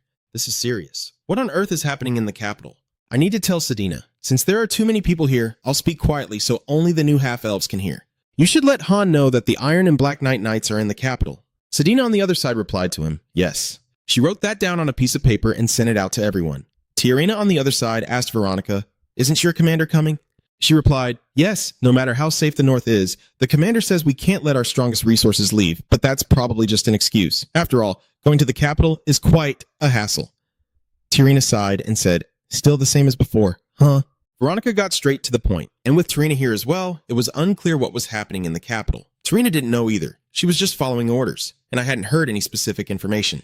Right now, all I've received from the Grand Duchess is to patrol the capital. So even the unit of the Black Knight Knights, which has the most information, doesn't know what's happening. She lowered her eyes and replied, though she didn't want to admit it, that was indeed the case. Tarina glanced over. "But it's not that we have no predictions at all. The Liberation Forces have been making concerning moves lately." Veronica also understood the implication. Just like how they had stopped appearing in the north, it seemed they had gathered around the capital this time. "It looks like the reason we were sent here is to be on guard in case something bad happens." Tarina sighed and said, "However, one thing I don't like is that if we go about this so openly, they'll just hide deeper." "Honestly, I just want to deal with them once and for all," Veronica replied. "Anyway, at least it's a relief that nothing has happened yet. But is it okay if we don't inform Theon about this?" Tarina said, "This is the field trip they have been waiting for a long time. We shouldn't ruin their mood. Besides, they'll notice something's off just by having us around." Selena walked beside Rudiger and upon seeing Veronica and Tarina, turned to him in surprise and asked, Professor Rudiger, do you know why the knights are here? You also don't know why the flowers are here." "I don't know the details either, but according to them, they came here on the orders of the royal family." Selena exclaimed in surprise. "The royal family, why would they?" He continued, "They also said they came to escort the students, so you don't need to worry too much." Rudiger thought to himself. After all, it was surprising that Tarina was here as well. In the past, when I operated under the criminal alias N. Lupin, I struggled greatly with her relentless pursuit. Although I had managed to keep my identity hidden from her until today, I now find myself with no other choice. Even if she might not recognize me, at this moment, a voice rang out. Wait! Both Veronica and Tarina tensed up in alert. Veronica saw Tarina looking at Rudiger and turned to ask her, "Is something wrong?" Tarina replied, "It seems like you just spoke to that person, right?" Veronica realizes who Tarina is referring to, asking, "Oh, you mean Professor Rudiger Chelsea?" We had met before during a train robbery, Tarina thought to herself, so that person was Rudiger Chelsea. Tarina thought to herself as she looked at him, so that person is Rudiger Chelsea, one of my subordinates whom I had inquired about, but this is the first time I've seen him in person. But what is this strange feeling? It feels as if we've met in real life before. Veronica noticed her being cautious with him and spoke up for him. As a professor, it's only natural for him to be cautious with us. After all, it's not every day that 2 knights from the Order come to the capital like this. Hearing her say that, Tarina also found it reasonable. It could be like that. But just to be safe, I should investigate him further after this is over. Tarina turned to leave, saying, "That seems likely." Anyway, we've been away from our post for a while, so I'll head back first, she replied to Tarina. Yes, if you notice anything suspicious in the capital, please report it to me. Rudiger here has also noticed the movements of those two over there. He frowned and thought, why did she suddenly look this way? Considering that she left like that, it seems my identity hasn't been exposed yet. Forget it, that's not important right now. We need to stick to the plan. At noon, the temporary hideout of Linden Barrow. Ha furrowed his brow in surprise upon receiving the message from Sedina. Wait, are 2 out of the 3 knights of the Empire really here? Could something be happening? Han's headache only adds to his boredom. I knew it. There's no way everything would go smoothly. Now I can't even get angry anymore. The rats have come right in front of Han. Han tilted his head towards Grander. What? Are we bothering you? Han hurriedly explained in fear. Huh? I was just curious about why you came all the way here. She rested her head on her hand and replied to him. What does that have to do with you? Han, his forehead slick with sweat and worry, said no. That has nothing to do with me. The truth is, I just received a letter from the leader. It seems something is about to happen in the capital. Does Lady Grander know anything? She rested her chin on her hand, laughing mischievously as she looked at him. Haha, you should figure it out yourself. If you're a subordinate of my disciple, then you should be able to do it. Han weakly replied, I thought you would help me since he is your disciple. She glared at him. Oh, you think I follow my disciple because I care about the boy? Han, in fear, quickly retracted his previous statement. No, I don't have the guts to guess your thoughts, ma'am. Han, terrified, placed his hand on the table, panting. Damn it, I just can't understand her at all. She doesn't seem comfortable being here at all. Why did she come here? Phew! I guess I'll have to figure it out myself then. Suddenly, Grander spoke up. Go check the underground drainage system. Han turned around in surprise to look at her. Huh? He can't believe he's looking at him like this. If you're going to say something, at least be clear about it. Are you just going to speak randomly? Well, there's nothing to lose anyway. Let me send a few mice to check it out. Linden Borough Center, Caroline shouted. The free time begins. You all go explore the capital. Toss and Idem stood there watching Caroline. Toss smiled and spoke to Idem. Caroline is really lively, isn't she? Idem replied. I didn't expect she was also a former student of the principal. She doesn't look like it at all. Isn't that Leo? Where is he off to by himself now? Has something happened to him recently? I wonder this as I speak to Idam. Idam recalled the previous conversation he overheard. Could it be related to the discussion he heard? Anyway, I really hope it's not the case. Tossie sighed, not intending to delve too deeply into it. Don't pay too much attention. If we get involved, it will only make him angrier. Anyway, he doesn't seem comfortable, so let's just observe and trust Leo. Idam replied with a smile, and although the two usually bicker fiercely, it seems he still cares about Leo, doesn't he? Tasai blushed and retorted. Huh? I just feel frustrated because he's not acting like himself. Is that okay? Ah, that's right. Look at those dirty skewers they're selling. They look delicious. Let's buy some. Idam hesitantly asked. Dirty skewers, really? Should I buy some? Idam confidently approached the dirty skewer stand. That's right. Nothing has happened. I just need to trust Leo. Idam exclaimed in surprise. Wow. There are so many people in line. A hand reaches out in front of Idam as he calls out, Boss, give me 2 pieces. Hearing this voice, he suddenly thought, Huh? This voice sounds familiar. It sounds like my master. He spoke up. Master? That person turned around in surprise upon hearing his voice. Ah, I, Mandalina, is indeed Aiden's master. Taz was surprised to see the person in front of him. Master! That's your master! Leo over here heard the commotion over there and curiously turned to look. Who is that? It's the first time I've seen that person. Do they know her? But you just turned away without paying much attention.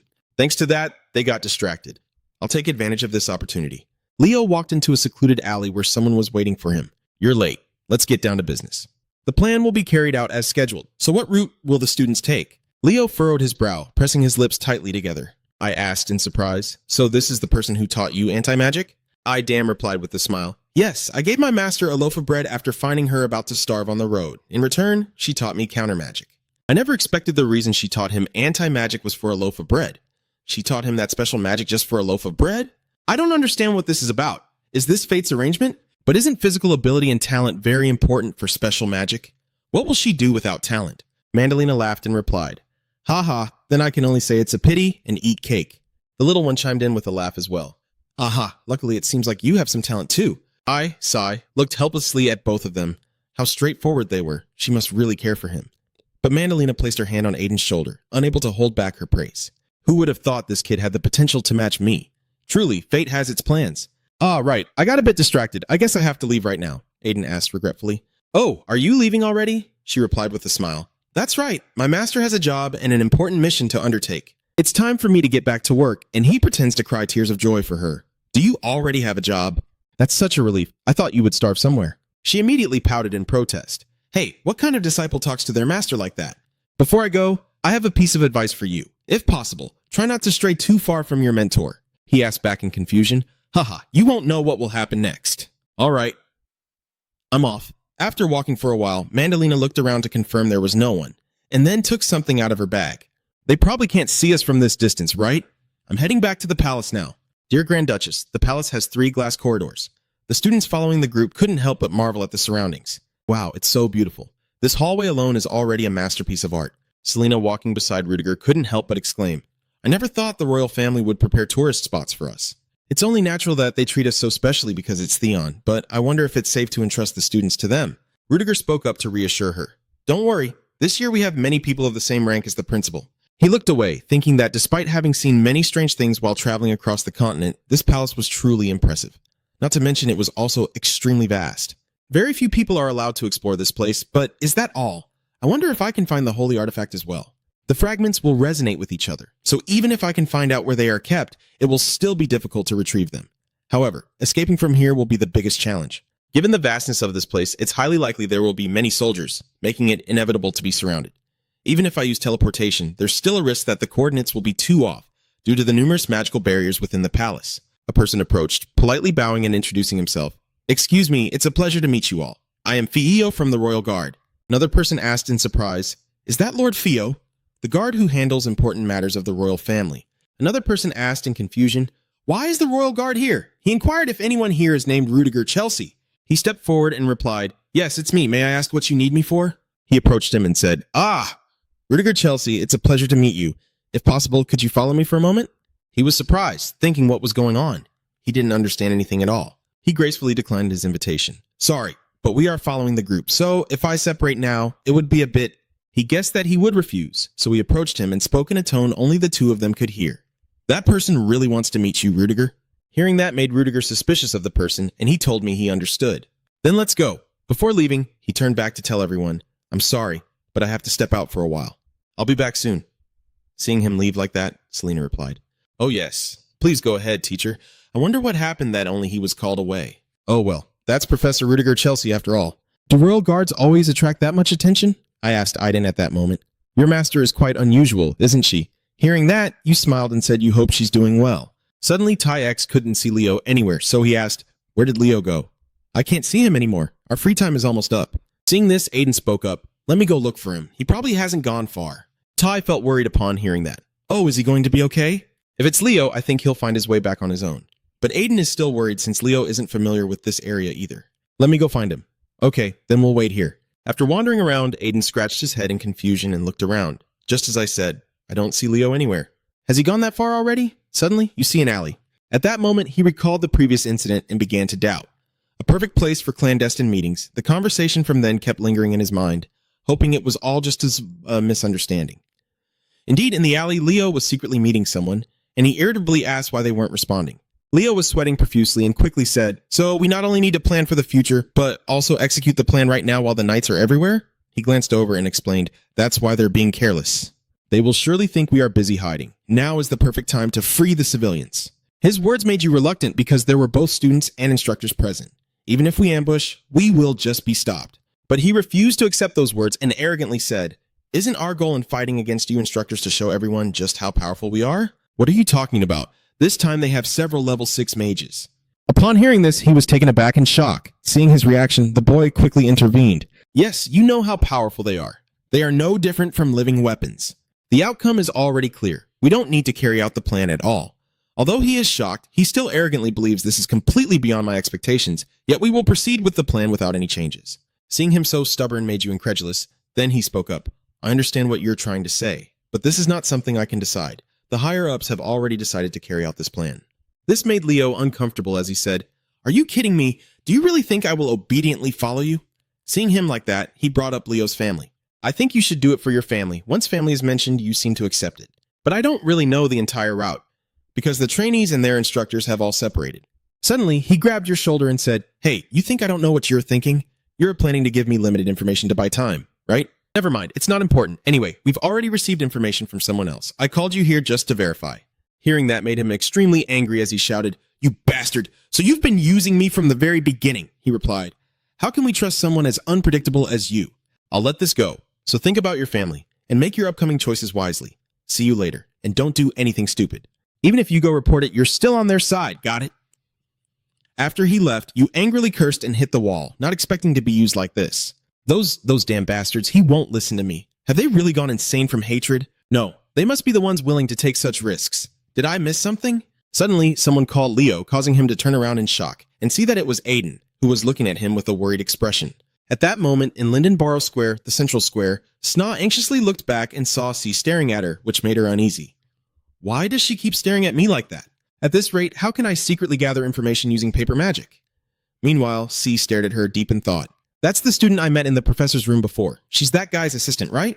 But until now, Moriarty has never had an assistant at all. It really is surprising. Not long after, a group of assassins ambushed me just as he had warned. Since I was forewarned and it was raining that day, I easily took them down. But since I was sure I was being targeted by them, I had to act more carefully from now on. At that moment, Senala moved stealthily and suddenly remembered. But wait, it's free time, so moving around should be fine, right? Hold on, there must be a reason she's called the best detective. Don't tell me she suspects I'm a member of the Black Dawn Society. She was also at the professor's office that day. If I'm right, then she'll suspect me the moment I plan to do something risky. Just thinking about it makes her face go pale with fear. At this moment in Linden Barrow, the temporary hideout, Han was deep in thought. Wait, why hasn't that girl made any move yet? It should have sent information regularly. It must be inconvenient to send anything now with the knights nearby, right? So those times it sent information were just lucky. After that, the rat working for Han finally returned to report the news it had gathered. You asked, Huh? You're back already? Did you find anything? It said it couldn't go deeper into the sewer, which left you utterly astonished. Then it flailed its arms wildly because the deeper it went, the more scared it became. Hearing this made him wonder, were they so afraid that they wouldn't obey his orders at all? Clearly, I am now strong enough to command them to jump into the sea of flames. This is not good. There must be something down there. Did his master know about this beforehand? I really want to ask more, but it seems she doesn't want to talk. From the way she's ignoring it, it seems this isn't something to worry about. It's really annoying. I didn't want to take action myself, but since his master told me about this, I can't just ignore it. I have to go down there myself to check if it will interfere with his plans. Is that my role? At that moment in the reading room, Bayolana was humming while reading when suddenly Han burst through the door and said loudly, Sorry, but get ready to go. This startled her, and she suddenly asked, Are we going outside? Where are we going? He immediately expressed his intention. There's a place we need to check right now. Please bring all the necessary tools for the investigation. After a while of preparation, they headed to the underground tunnel. At this point, on the surface, he led Judiger and said, I've heard a lot about you, Juder. You shook the entire magical world with the information from the ancient temple in France. But to him, what does that even mean? Hearing this, Fio laughed and said, So humble. What do you mean by that? It's not something just anyone can do. But he calmly said, I don't know what others think, but that's just the standard I've set for myself. This made Feo feel that he seemed sincere, didn't he? Is this the moment when people often say everyone has their own charm? Then what about you, Juder? Maybe that's why the princess wants to see you. Once he arrived, Fio quickly bowed. Princess, I have brought the guest you requested. Upon hearing this, she praised him. Well done, Facio. I want to speak with this person privately. Please step away for a moment. He quickly complied. Yes, I understand now. Then he left, leaving only Juder and the princess. At that moment, he recalled his first visit to the capital, Linden Barrow, 7 years ago when he came to look for a job. Coincidentally, I bumped into someone and then worked with that person for a while. In the future, that woman became the top of the succession list and was known by the title of temporary emperor. Then she spoke. I really want to meet you, Rudiger Chelsea, or should I call you by the name you used to go by? Jack Dote. 7 years ago, at that time Rudiger and Alan were both sneaking away, but suddenly, as they turned a corner, they bumped into each other. This left her confused. Damn it, I didn't realize someone was coming. Although Min had prepared the artifact to erase his presence, Juder was incredibly astonished and puzzled, wondering what had just happened. I didn't sense anything until I almost collided, yet I thought I was being extremely cautious, always suspecting someone was watching me. Then she asked him, "Who are you?" Knowing that she recognized his identity, he clarified, "So you've known my identity for a long time. How long have you been investigating me?" Aline smiled and said, "Do you really think I wouldn't recognize you after 7 years, especially since your name is so well known in the magical community? Moreover, a good pawn of mine in Levin has recently been obstructed, so I have gained another clue. The only one who could cause Tarina such trouble is you. You are Minokin, the one who sees the Empire's war heroes as mere pawns on a chessboard." She asked directly, "So what is your purpose for coming to the palace?" Hearing this, Rudiger replied, "I am here solely for an official duty as a Soren professor." But Ain was not easily deceived by such a reason, so he scoffed and said, "Do you think we would believe such an obvious lie? What are you looking for in this palace?" Being discovered for his purpose here made him frown and look at the first princess warily. About 30 minutes ago, in the underground sewer system, Han had given the information to the Black Crow and said, "All right, take this to the boss." Seeing this, Baluna asked curiously, "Do you really think that letter will reach them? We're underground." You confidently replied, "Of course, they are very capable." Hearing that, Bel Lon remarked that this empire had existed for 1,000 years, with an incredibly complex and sophisticated underground structure, and he agreed with that statement. "That's right, I initially thought this place had limits, but in reality, it's much deeper and wider. Being abandoned like this, it must be an area left vacant. Not even rats dare to come near. This is definitely not an ordinary sewer, not to mention the enormous roots we saw earlier." "Ah, do you know what they are?" She quickly replied, "I didn't know there were such big trees in the capital. Well, I might have a hunch." But before I could finish, Han excitedly asked, "Really? What is it?" Suddenly, a loud noise echoed, causing the two to look around in fear. He asked, "What was that sound?" Bella Luna suspected it was the roar of some beast, and then a tiger appeared behind the two. As soon as they saw it, both of them hesitated and ran away. She asked, "What is that?" "What the hell? Why is there something like this here?" After a while of running that left Baluna exhausted and breathless, she said, "I can't run anymore." Hearing this, Han quickly encouraged her not to stop unless she wanted to be eaten. Then he looked down at the tiger and thought, "Damn it, being caught by that monster is just a matter of time. Should he transform? But I'm not sure if I can handle a monster like that." Suddenly, she told him to stop. "Wait a minute." Hearing this, he asked in confusion, "Why stop?" She explained, "Look, it's nothing special, just a chimera." Mentioning that name reminds you of the chimera, right? I've heard of it before. A biological weapon created by dark sorcerers, combining the powers of various creatures. However, this did not frighten Baluna. On the contrary, it intrigued her. But what's the difference? Whether it's Cryptus or Chimera, it still wants to kill us. If it's Crypto, then that's true. But if it's Chimera, it's not scary at all. Then she used her plant powers to wrap her vines tightly around its legs. Seeing this, Han was utterly astonished by her strength. "Her abilities are stronger than I thought. Is this why the master brought this elf along?" So he asked her why she wasn't afraid of the Chimera. Hearing this, she smiled and replied, "The Chimera is artificial, right? What's there to fear about something artificial? In fact, it's quite cute. Just look at its graceful form. There are no visible seams at all." Understanding her thoughts made him accept and say, "Ah, it truly is a masterpiece. Let's get out of here first." Hearing this made her curious as she asked, "Why are we running?" He explained that it was clearly because of the danger, but she felt excited about the Chimera and said this was a great opportunity to dissect it and see how it was structured inside. What she said left Han utterly confused. Then Bella Luna excitedly approached it and said, "I will personally examine your adorable little body." Then the anguished cries of the Chimera echoed, making Han fearfully think, no, never get involved with that love affair again. At this moment, the Judiger Palace pretended to ask what I was looking for. "I only came here because the Academy sent me, as I mentioned before." Hearing you continue to hide the truth makes Ayn uncomfortable, and she asks, "Are you still denying it? You must know about the Kuhn incident as well." "Yes, you were there that day too." "That is not a coincidence after that event. I have investigated and tracked all the items from the black market auction. Everything has been thoroughly examined except for one ancient artifact." "That's what you've been searching for in the palace, right?" she said, with a smug smile that made it impossible for him to deny. He thought to himself, so she was able to gather all those things. Even though he had separated them carefully, it was truly tireless. After all, he had researched thoroughly. There was no need to refuse anymore. However, after hearing her words, he calmly replied that it was just a personal preference. Hearing that, she smiled and said, "So you finally admit it?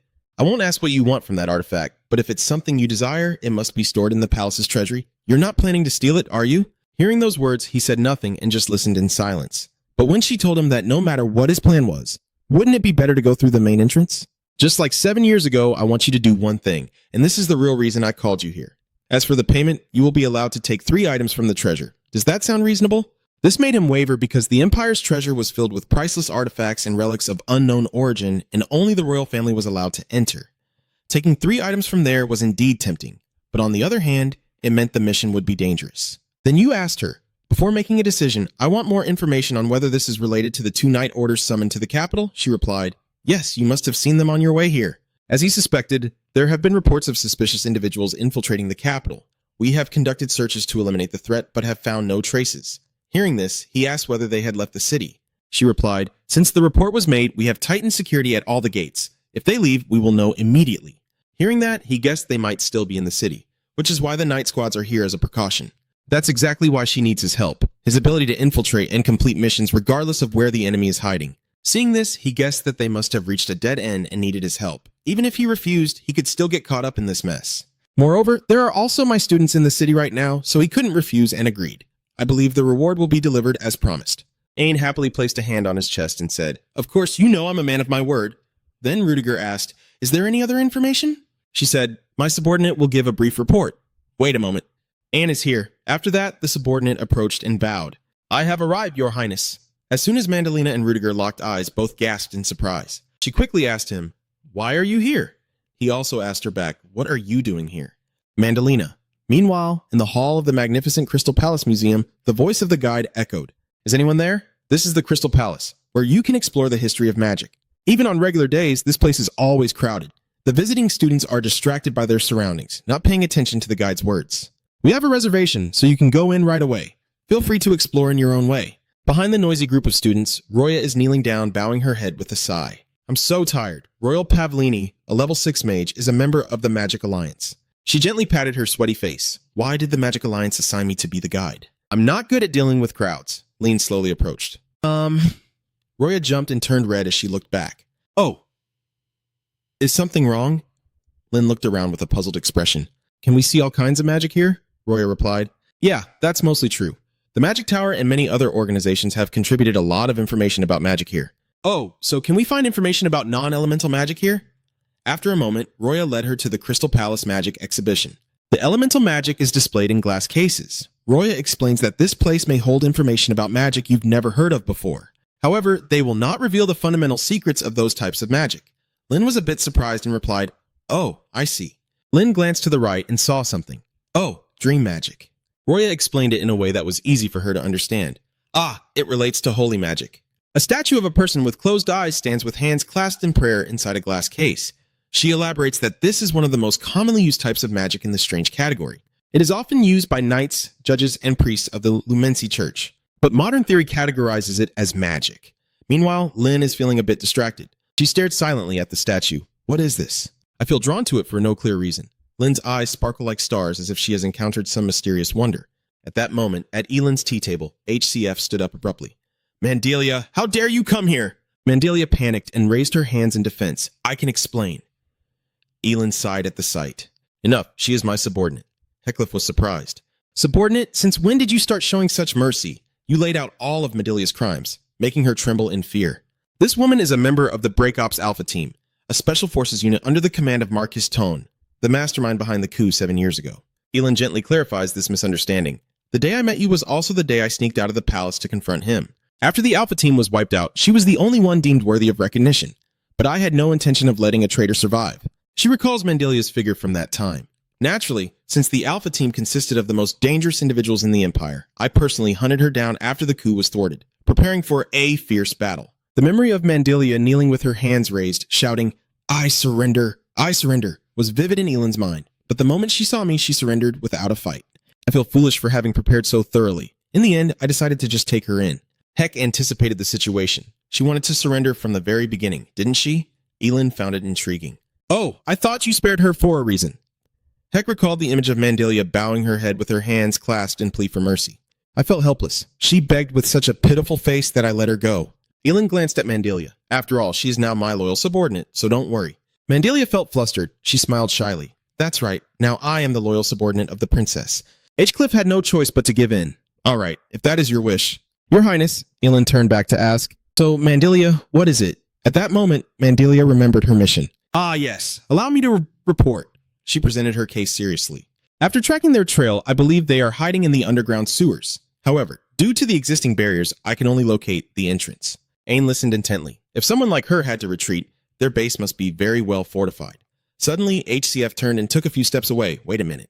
Seeing the black crow perched on his hand, Elin was a bit surprised. How interesting. He can command even the birds? Heckley denied. Not me, it's one of my subordinates. Having completed its task, the black crow quickly flew away. Heckliff held the letter in his hand and skimmed through it. It seemed my subordinates had dug deeper into the capital's sewer system. They had taken a different route than Mandarina. He turned to look directly at Elin, mentioning the emergence of a giant plant underground. You know what it is, right? Your Highness. Elin remained silent for a moment. I don't know much either. HC keenly noticed. Are you hiding something from me? Firmly refusing. No, I hardly know anything about it. She continued to ask, do you know how long the history of this country has been? He replied, 1,000 years, right? Elin's face showed no emotion. No, in fact, it has been less than 500 years. I deduced this from the Empire's documents. Had suspected this. That's double the discrepancy. Why has that been kept a secret? Aline asked another question. Do you know about the Sealand kingdom that existed before? History rarely mentions it, so most people assume it was a small kingdom. The image of the ancient kingdom emerges. The Zillion Empire was built on the ruins of that kingdom, much like painting over an existing picture, with all the noble portraits marked out in bright red. Elin continues to recount the history of the kingdom. All the clans have been completely replaced. At least 500 years of history have been absorbed into the empire. Her gaze carried a chilling tone. Who could do something like that to the entire empire? Surely you are thinking about that too. HCA had fallen, the most powerful force on the entire continent at that time. The image of the underground tunnels flashed in his mind. The holy nation of Britus and those subterranean passages had existed long before the empire was formed. Aline wondered if that was why the empire had so little information about the place. Heckliff seemed to have gained some insight. Understood, then at least tell me who is hiding in those sewers. Elin replied without hesitation. The HCF revolutionaries recalled what that person had once mentioned. They have planned to create chaos and smear everyone behind the scenes. He considers the revolutionaries, so Nikolai is up to something. Hadcliffe walked hurriedly. We must act quickly. The revolutionary forces may strike today or at the latest tomorrow. Elin is confused. Why do you think that? Heckliff turned to look with a somewhat cold expression as Soren's students and key figures from the Magic Tower were present here. Our perfect target. Alan nodded in silent acknowledgement upon hearing this. You're right, but it won't be easy for them with sixth level mages scattered throughout the city. Cliff looked straight ahead with a determined expression. Even a level 6 mage will die if caught off guard. I have gathered enough necessary information. Due to the urgency, I will leave immediately. Elin watched his figure descend the stairs and requested, all right, take Mangus with you. Just use him as you see fit. He understands the situation, so there's no need to explain again. Hex did not look back. Understood, I won't hold back. Elin's face held a slight smile as she thought to herself, he knows things I don't, as if it's a given. Just when I thought I had caught up, I'm still far behind, even after 7 years. He remains someone to envy. Feeling the gaze behind him, HCLF stopped and looked up at the academy. Mandilia scratched his head, chuckling awkwardly, while Elin remained seated at the tea table, her eyes fixed on him. Heck thoughtfully smiled at someone who once wanted to kill him. Out of Elin's sight, Basku stood solemnly in place. Welcome back. How was the discussion with the princess? Hef approached him. Surely you have been informed about the situation. He closed his eyes calmly. The princess said, I can use you as I see fit. Basku laughed heartily. I also guessed he would say that. He bowed his head, placing a hand on his chest. His voice filled with respect as the blade of the prince. Princess Zillion Bask of the Royal Guard team greets Sir Jack the Butcher. He raises his head to look at the person opposite him and smiles. It is an honor to work with a senior like you. His face was expressionless. So was this. 30 minutes later, in the city center of Linderbun, along the street lined with closely packed buildings, Past's voice rose. So what is the plan? He followed up with a question. Are you going straight down underground? He replied while walking. No, we shouldn't rush in without knowing anything about the place. My subordinates are investigating it while we talk. Let's wait for their report. He wore a frighteningly serious expression. Not all of them are underground. While waiting for information, investigate the city and look for clues. Bask is a bit worried. Can we ask for the help of Detective KC? Heck dismisses his suggestion. No, if a famous detective gets involved, it will be harder to track them. I'm explaining the reason. If I leave, the students might get confused. Suddenly, a voice called out from somewhere. The professor was confused. Aiden rushed over to him. Professor, I need to talk to you. Heckcliff didn't quite understand. Where is Aiden, your supervising professor? What are you doing here? Suddenly, I frowned and glanced behind me. Seeing the terrified expression on the boy's face, he wondered about Leo in the narrow alley between the buildings, while Ian detailed the entire story to Hiadki Pascu. HCF, after hearing it, angrily called Leo. Leo didn't dare to look up, his voice trembling. Yes, HCF's gaze was so icy it sent shivers down the spine, his voice filled with anger. Is this really happening? An hour ago, in the shadows of the alley, Leo heard a noise and turned around in surprise. Aiden, he's worried. Did you hear everything? How much did you hear? Leo stood frozen, trembling at the thought of being discovered for what he had done. From your reaction, it seems you heard everything. It's all over now. Aiden gently spoke up. Leo? Leo's face showed clear tension as he heard Aiden's concern. Are you okay? He clenched his jaw, trying to suppress his anger. Now you're asking if I'm okay. Leo bowed his head to hide his anger. He had seen everything. Why are you still asking? You heard it already, right? I'm on the same side as those liberators. Aiden, confused, reached out to touch him, but Leo swatted his hand away and shouted, Don't call me that. He lost control and shouted loudly, The person you think is a friend is actually a liar and an international terrorist.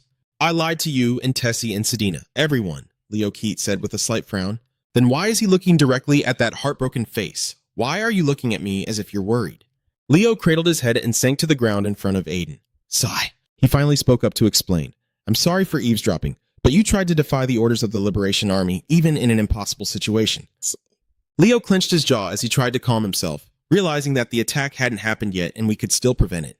He seemed to fall into despair, but if I betrayed them, my family would be in danger, even if I wasn't, and who would believe us with just the two of us? Aiden proposed the most feasible solution. Professor Rudiger, please ask him for help. What is Leo confused about? Don't you remember how he dealt with the werewolf incident? He brings up the past again. If he identifies you as an enemy, he won't hold back. Even if you are a student, you could still be charged as an accomplice just for being with me. Aiden's face showed a hint of guilt. It might be like that. But we have to try to convince him, right? Leo reluctantly accepted and agreed to listen. You are the stupidest person I have ever known. Dr. Cliff looked at Leo, who was fearfully staring down beside him. Leo, everything Aiden said is true, right? Leo nodded, not daring to lie. Yes, he clenched his fist, the fear unmistakable. I knew he wouldn't help. Even though I have provided so much information about the Liberation Army, Heckcliff knows how his student feels. His voice softened a bit. So we must act quickly if we want to save your family. Leo looked up in confusion. Huh? What did you say? He turned his gaze to Pascu. All right then, Sir Pooh will help as well, Leo hesitantly spoke up. Sorry. He let out a sigh and smiled gently. Well, it's just an extension of my assigned duties. In fact, it's easier for me thanks to you. Aiden beamed with joy, thanking his teacher. Professor HCF glanced at Leo's expression. Don't make that face. Leo reminds his student that helping students is a teacher's duty. Leo is so moved he can't find the words.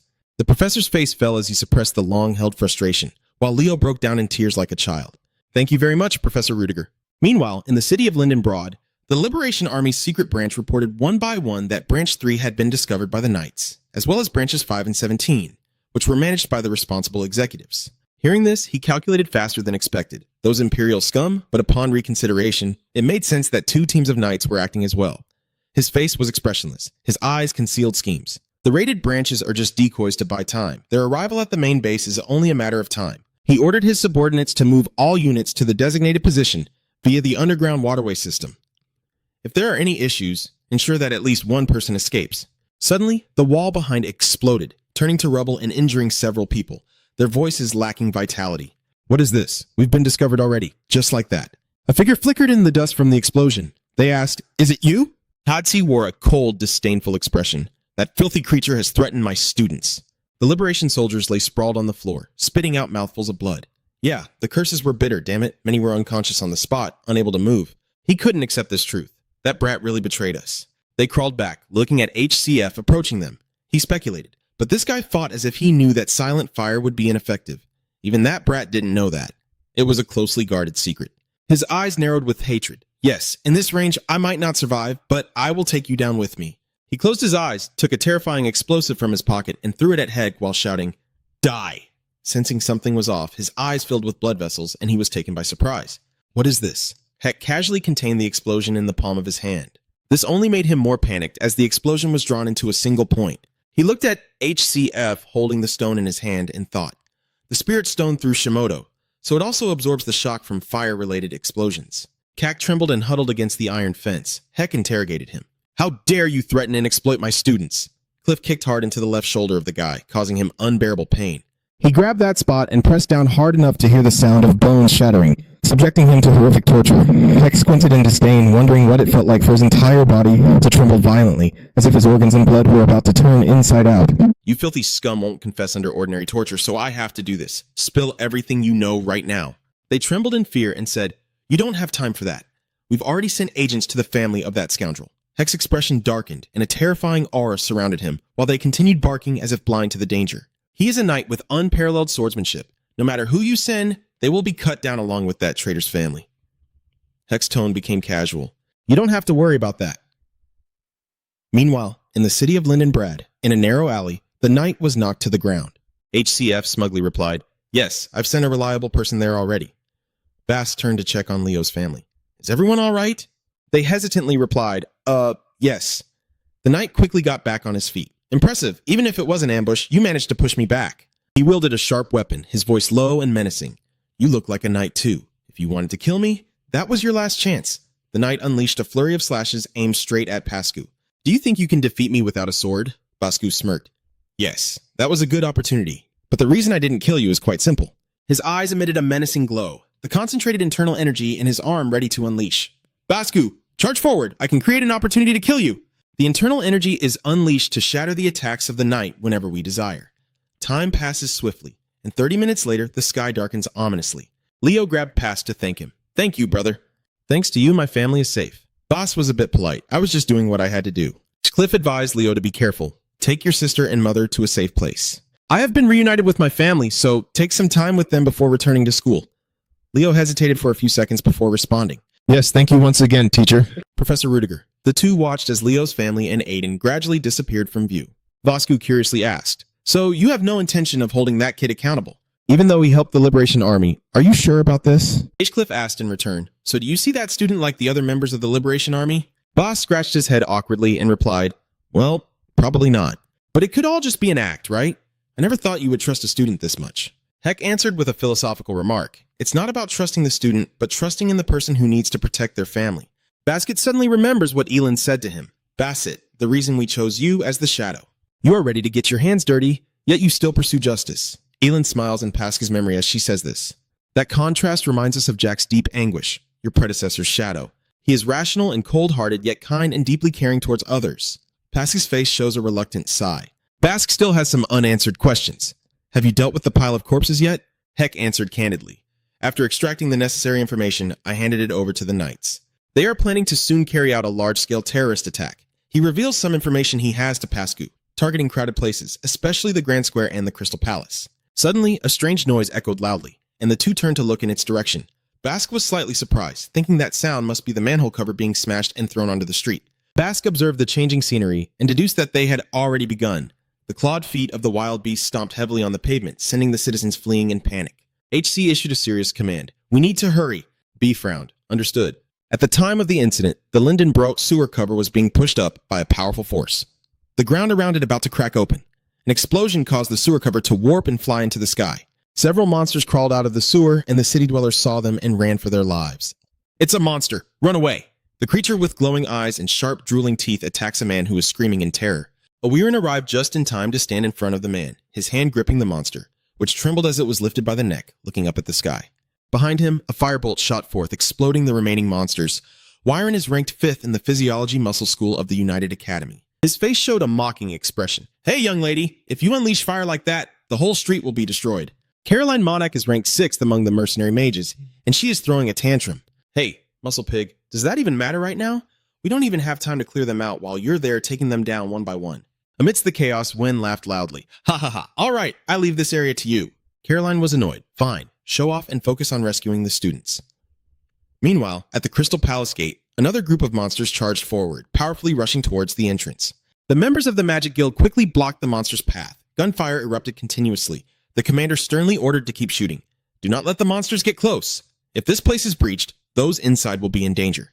Roya prepares to use direct attack magic, reminding everyone to step back to avoid getting hit. She then unleashed her spell directly at the growling monsters charging forward. The flames surrounding them halted their advance toward the palace for a moment. The students visiting here cannot turn a blind eye to this situation. They volunteer to fight, and we will help too. The guide hurriedly intervened. No, it can't be. Please go inside right away. Elendon stepped forward without hesitation, stating clearly that if this place collapses, we will be in danger too. We may not be skilled, but let us help. The guide helplessly watched the group of students rush forward. Well, I guess there's no choice, but if things get dangerous, retreat immediately. The students obediently. Yes, the monsters under heavy attack scream in agony. The thorns behind their tails gradually sprouted sturdy spikes. growing more numerous and looking increasingly terrifying. The monsters screamed as they shot sharp spikes forward, piercing the hearts of the Magic Guild soldiers in agony.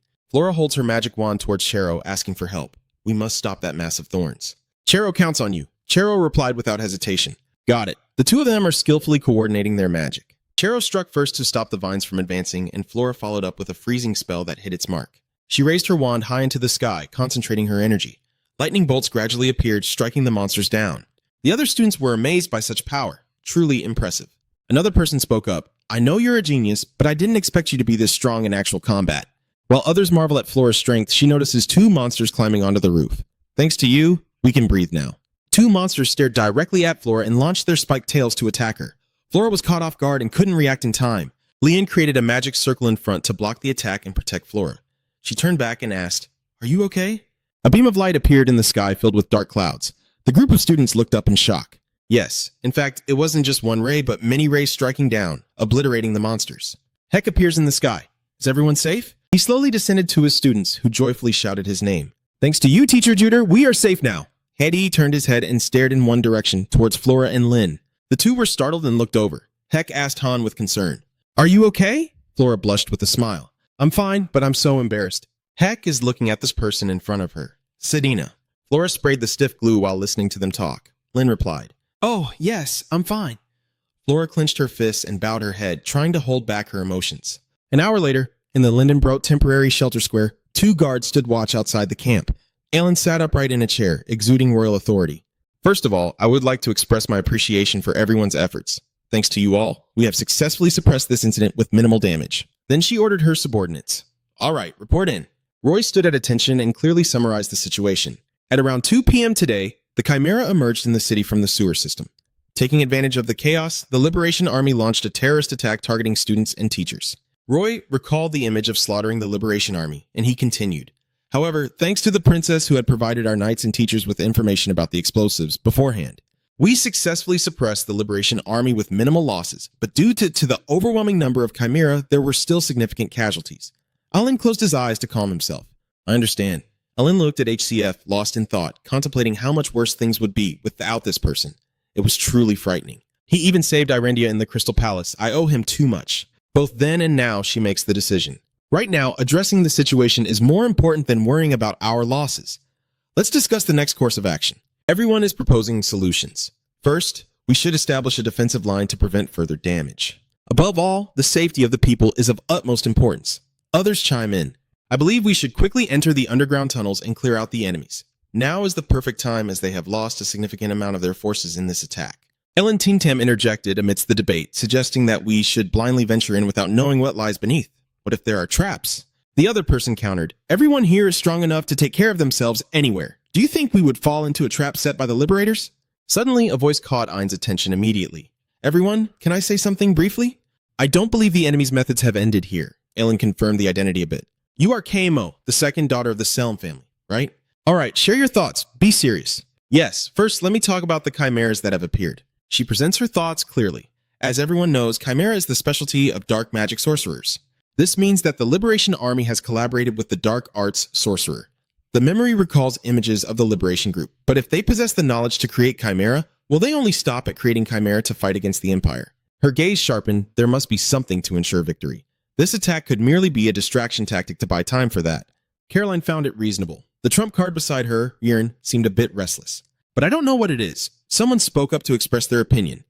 At the very least, we should investigate that before deciding on a course of action. Hef heard this and thought of a reasonable idea. He glanced out the door, telling himself that it was time for him to go in now. Bask lifted the curtain and entered to pay his respects. I, Basket, have returned after investigating the underground piping system at the princess's command. A voice full of respect echoed. Well done. Sir Pask Heckliff watched Pask hand over the collected documents to Elin, secretly thinking that it was actually Han and Bella Luna who had gathered this information. But he recalled earlier outside the camp, Han had reported through the communication device. This is everything we know. Sir, it seems HCF has grasped the main point. All right, I understand. For now, let's get out safely. Please report what you just heard to the princess on my behalf, Pask. Pask wondered. What? Why don't you do it yourself? HCF persuaded him with reasoning. A meeting will soon take place at the central command tent with myself and many others in attendance. It is not information suitable for a teacher like me to share in that context. Bask agreed, realizing that he would join at the right moment. HCF's gaze was somewhat cold. He was a subordinate of the princess, and no one would suspect him. From her reaction, it seems she has realized something. Alan silently reads the information written on the paper. She mentioned some information that had been gathered. It states that they built a massive facility underground, which makes sense since creating a chimera at that level would require a large production facility. Veronica caught them off guard and asked, "Are you saying there's a facility, but is there enough space underground?" Aline understood her point and explained clearly that yes, the abandoned water pipeline areas, expanded and maintained for many years, were likely used to prepare for a long time. The captain wore a worried expression. However, creating a chimera required not only a facility, but also a massive amount of resources. Transporting such a large amount of resources into the capital over a long period of time means that your advice startled the captain a bit. Don't worry, Captain. There's no collusion with them for security. After all, they won't bring materials in from outside. The captain isn't quite clear on this part. So, you mean the materials are already underground? What could they be? Dylan seems very confident in her answer. She clearly knows about this. Something buried deep underground and unknown to the world. A dead world tree. Rewind a few hours earlier, in the pitch-black underground waterway. Han clutched his stomach, his face pale and on the verge of vomiting to the side. Meanwhile, Baluna, covered in blood, is eagerly dissecting the trophy she just took down. What a shame. Just one isn't enough for me to explore inside. Han looked at Baluna dissecting without daring to meet her gaze. It's insane. I've seen many horrifying things, but can you please finish what you mentioned earlier? Bella Luna replied, "Well, I think we need to investigate that further." Han listened to her casually, his expression indifferent, not needing to be certain. "Just tell me what you suspect, and that's enough." Bella Luna turned to Han with a slightly cold gaze. "The origin of our elf, the World Tree." Han was a bit surprised. What? He seemed unable to believe what he was hearing. The World Tree, the tree that the elves revered. The tree that Elf Ton worships, so large that it covers the entire forest. Why is something like this here? Even Luna is unsure. "I don't know that either," she suggested. "If we go deeper, we might find out." Han is worried about his safety. "But it's very dangerous with just the two of us," Baluna replied. "In that case, I have an idea." Back to the present, the chatter in the meeting is growing louder. The World Tree. Does such a thing really exist beneath the capital? The Iron Mask. Lauderon is now suspicious of the 6th rank of the Magic Tower. "Are you sure that Mr. Pascu isn't mistaken? The World Tree isn't something you can find just anywhere." He argues against the existence of the World Tree, stating that no matter how ancient its seed may be in this land, it still requires a suitable environment and harsh conditions to grow properly. "But can it really grow that big underground?" Bascu explained. "But at least for me, that is the World Tree. Though it has withered and turned ivory." The captain expressed his opinion that if it truly is the World Tree, there would be no shortage of materials for the chimera. Even though it is dead, it still contains a large amount of life energy. Aline sat up straight in her chair, her voice full of determination. "If that's the case, they will definitely use it to enhance the chimera and launch further attacks. So we will decide to enter the underground as quickly as possible to eliminate them," seriously ordered those present at the meeting. "So from now on, let's discuss and decide who will be sent through the underground route." Enya spoke up, stating that only those with guaranteed skills should go. Tarina, standing in front of her, added her input. "Everyone here meets that requirement, but we can't send too many people, so it's best to form teams of 2 or 3. Lauderon agrees as well. He added, "We should also form an analysis team to investigate the World Tree underground." C glanced at Lauderon, sensing there would be difficulties. But finding someone knowledgeable about the World Tree is not easy. Chris raised his hand to volunteer and stepped forward. "In that case, I am the right person for the job." The tree frowned slightly at him. "Professor Benny?" Chris placed his hand on his chest and spoke clearly. "My family once collected a sample of the World Tree and studied it, as the Benny family has long been specialized in herbalism. I am confident that we have no shortcomings." Heathcliff observed his determined expression, silently thinking that he didn't seem to be lying. He reminded with concern that even just for analysis, it could be dangerous. We should have someone to handle any emergency that requires fighting. Wyron confidently leaned on one side and suggested that it would be best for him to go. Besides, both are new teachers, so it would be easier for them to go together. Heathcliff frowned and pushed it towards the two. Isn't Caroline or Wen much more reliable than me?" Caroline stands next to Wen with her arms crossed, resolute. "No way. From the very beginning, we couldn't go together. This guy and I rely on pure strength, so if we're not careful, we might collapse the ground beneath us." Wen cheerfully advised, "Don't worry. You'll be much safer compared to the other fighting teams." Heck pondered. "Well, I don't mind having to go." But he glanced over at Chris, feeling a bit awkward about moving with someone he wasn't close to. And usually, this person would be the most opposed. Why was he silent? Tarina saw that the arrangements were complete and requested to switch to searching for other teams. 30 minutes later, at the temporary storage at the observation point, Han's cheerful voice rang out. "Oh, big brother, you made it!" HCF replied, not forgetting to praise him. "Yes, I safely received the information. Well done." Han stood at the tent entrance watching HCF approach him. A apologizing for acting on his own without informing him first. Hackcliff isn't a cold-blooded person either. It's fine, but I'm surprised you thought about investigating down there. Han was straightforward, seemingly a bit taken aback himself.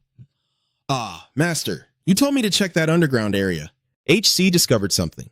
Master, really? He recalled the image of Grander sleeping on the sofa, ignoring everything, and thought, since the Master has mentioned it, we need to be more cautious. Because he hasn't personally shown up, it seems it isn't too serious yet. Heckcliff inquired further about the sewer incident. All right, from the information I've received, it seems you two went quite deep. Isn't it very dangerous for just the two of you? Han explained, oh, actually, we didn't go in by ourselves. He recounted how Belluna used a syringe to inject the monster. We dealt with the Chimera. Then she mixed something on the spot and poured it into a syringe. Han recounted how the Chimera was unexpectedly tamed after being injected with a hardening spray, mentioning that she altered a part of its brain to change how it received commands. He continued summarizing that, with enhanced abilities, he could control those that had been injected. That's how we sent a few Chimeras into enemy territory to gather information. Han was excited, his face clearly showing satisfaction. And because they are large enough, we can even share our vision with them. Heckcliff then realized, oh, so we won't need to report continuously. He turned and walked away, leaving only one sentence. Keep monitoring the situation and report to me immediately if there's urgent information. Han replied clearly, but suddenly he remembered something. Han hesitated. Oh, and Bella Luna, she has a request for you. Moments later, in the city of Lindsey Brun, Chris looked at Bella Luna obediently in front of him, but couldn't help feeling a bit hesitant. An elf had come to help analyze the world tree, but could they be trusted, setting aside the possibility of betrayal? Hadsi replied for her, yes, Princess Aelin has guaranteed her. Chris was not entirely convinced. He pondered, if the princess had guaranteed it, Heckcliff thought to himself, that's a lie. They'll probably let it slide again. He looked at Bella Luna, who was happily chatting, and pondered that even though it was Belluna's suggestion, having one more person would be better. They were also the first to recognize the world tree. Chris helplessly closed his eyes and sighed in relief. Well, we don't have much time. Let's go right away, and don't talk nonsense on the way. A little later, in the underground waterway, Chris scratched his head awkwardly, his face turning red. He smiled without a trace of sunlight. It's been a long time since I've met someone I can talk to like this. Miss Bella Luna, may I contact you privately later? Bella Luna smiled, but her words seemed to refuse. Is that really okay? Wouldn't that make Chris uncomfortable? The two of them are excitedly chatting while the other plays along. Ha ha ha, I don't mind at all. Feel free. Heckcliff felt a bit annoyed and cursed inwardly. Just a moment ago he was hesitant, but now he was chatting comfortably since they shared the same interests. After a while, Chris finally returned to the main topic. But we still haven't seen the roots of the world tree. Zaire Pask mentioned that he had seen them early on upon entry, but that area was the entrance for another team. Suddenly, the footsteps of the monsters appeared on the ground. They bared their sharp teeth and let out a roar. Crick confirmed as he saw them approaching. Chimera, so they are here too. Hack quickly carried out his task. There are about 10 of them. I'll take care of it. Crit stood alongside Heckcliff to block them.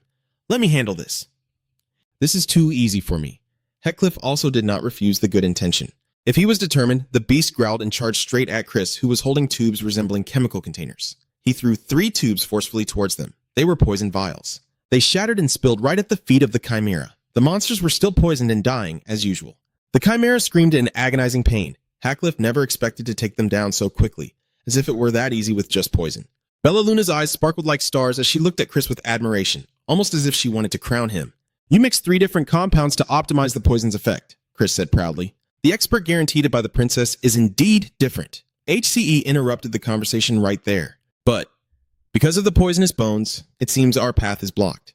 Chris replied, don't worry, just wait a moment, and the poison will dissolve upon contact with the air. Let's rest a bit, and then move on. Meanwhile, in another passage of the underground waterway, Serena is assigned to a group exploring the sewer. Tarina starts the conversation. I didn't expect to see you again like this. I thought we would meet again under different circumstances. Sai sensed the bitterness in her words. You don't seem to be in a comfortable state either. Tarina didn't deny her words. Instead, she turned to look directly at the person walking beside her. You have too.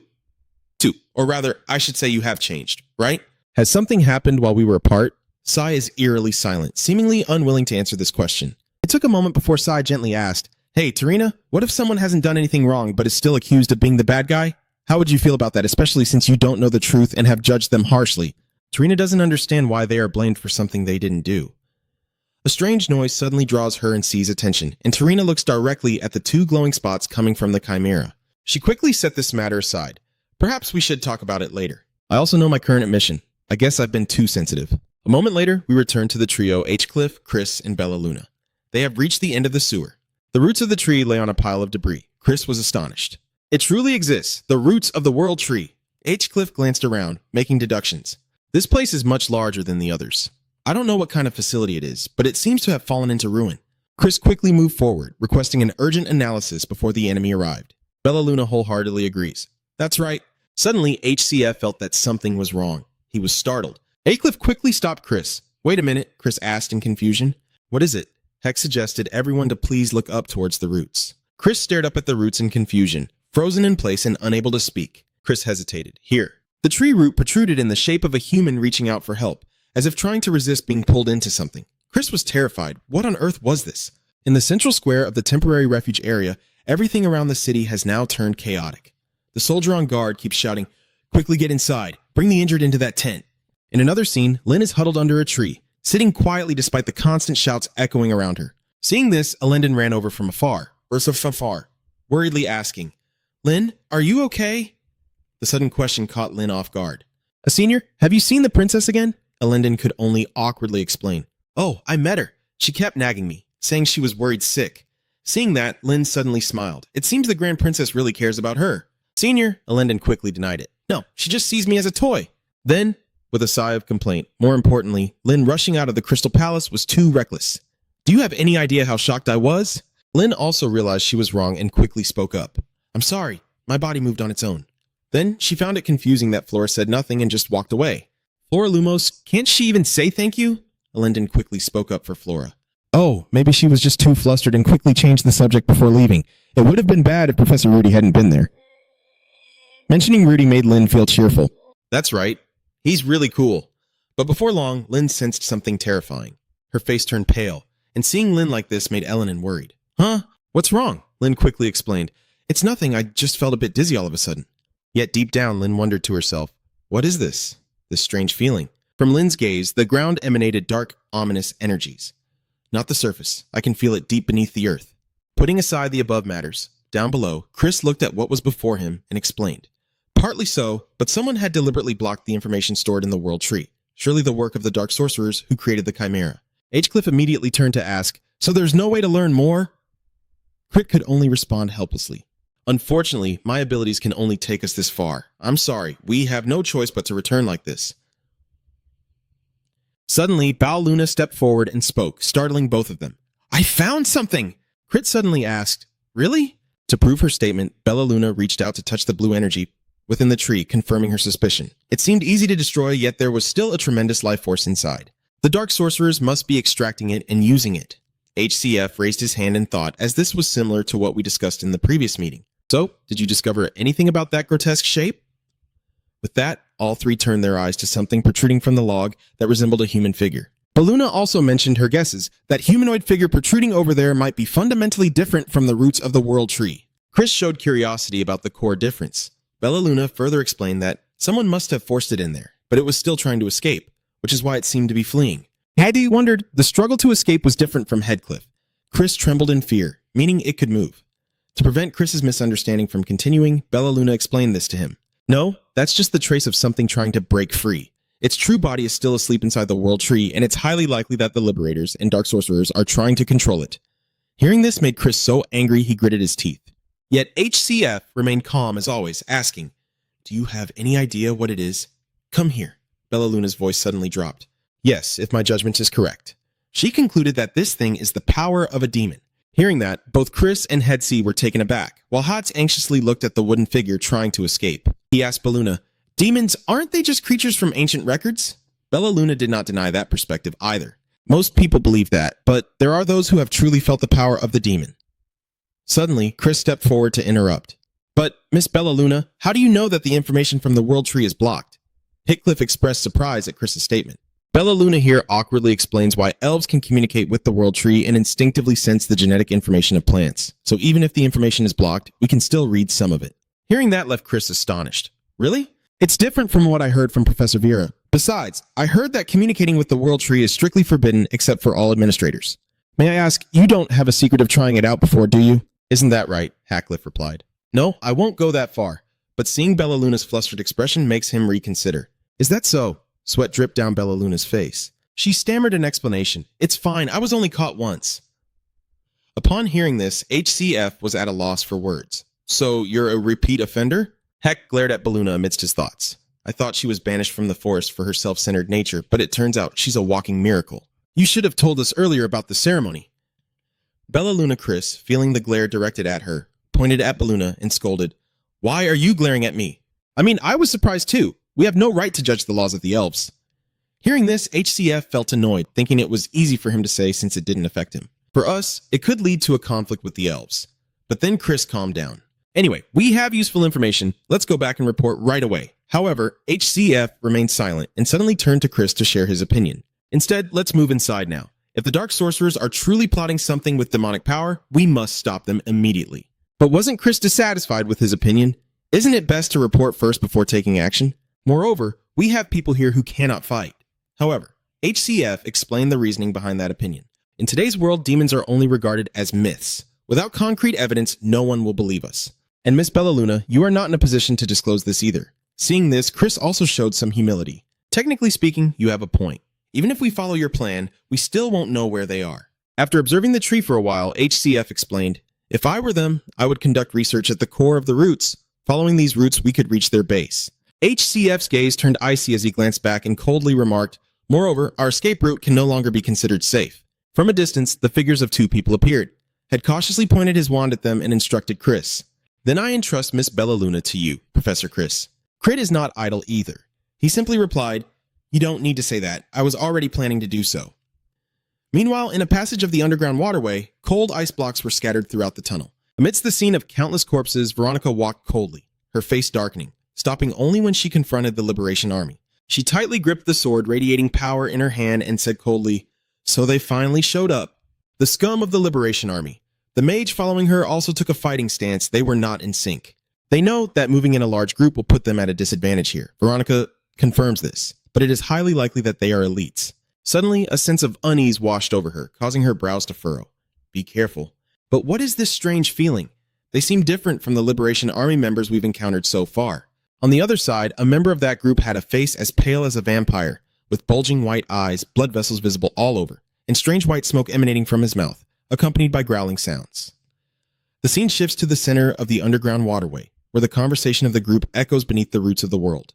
"How is the progress?" The other person replied, "Yes, Master, we have successfully extracted the energy and applied it to Stage 2. Then the man added, "Phase 3 is also progressing smoothly. If we get past this stage, the final step will be achievable." And the one giving the orders is Andre. He irritably turns back to scold his subordinate. "Why haven't you completed Phase 3 yet?" The subordinate, filled with fear, could only make excuses. "No, it is still a power we cannot fully control."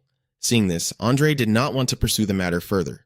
"Understood, it still falls within my expectations, but what about the intruders?"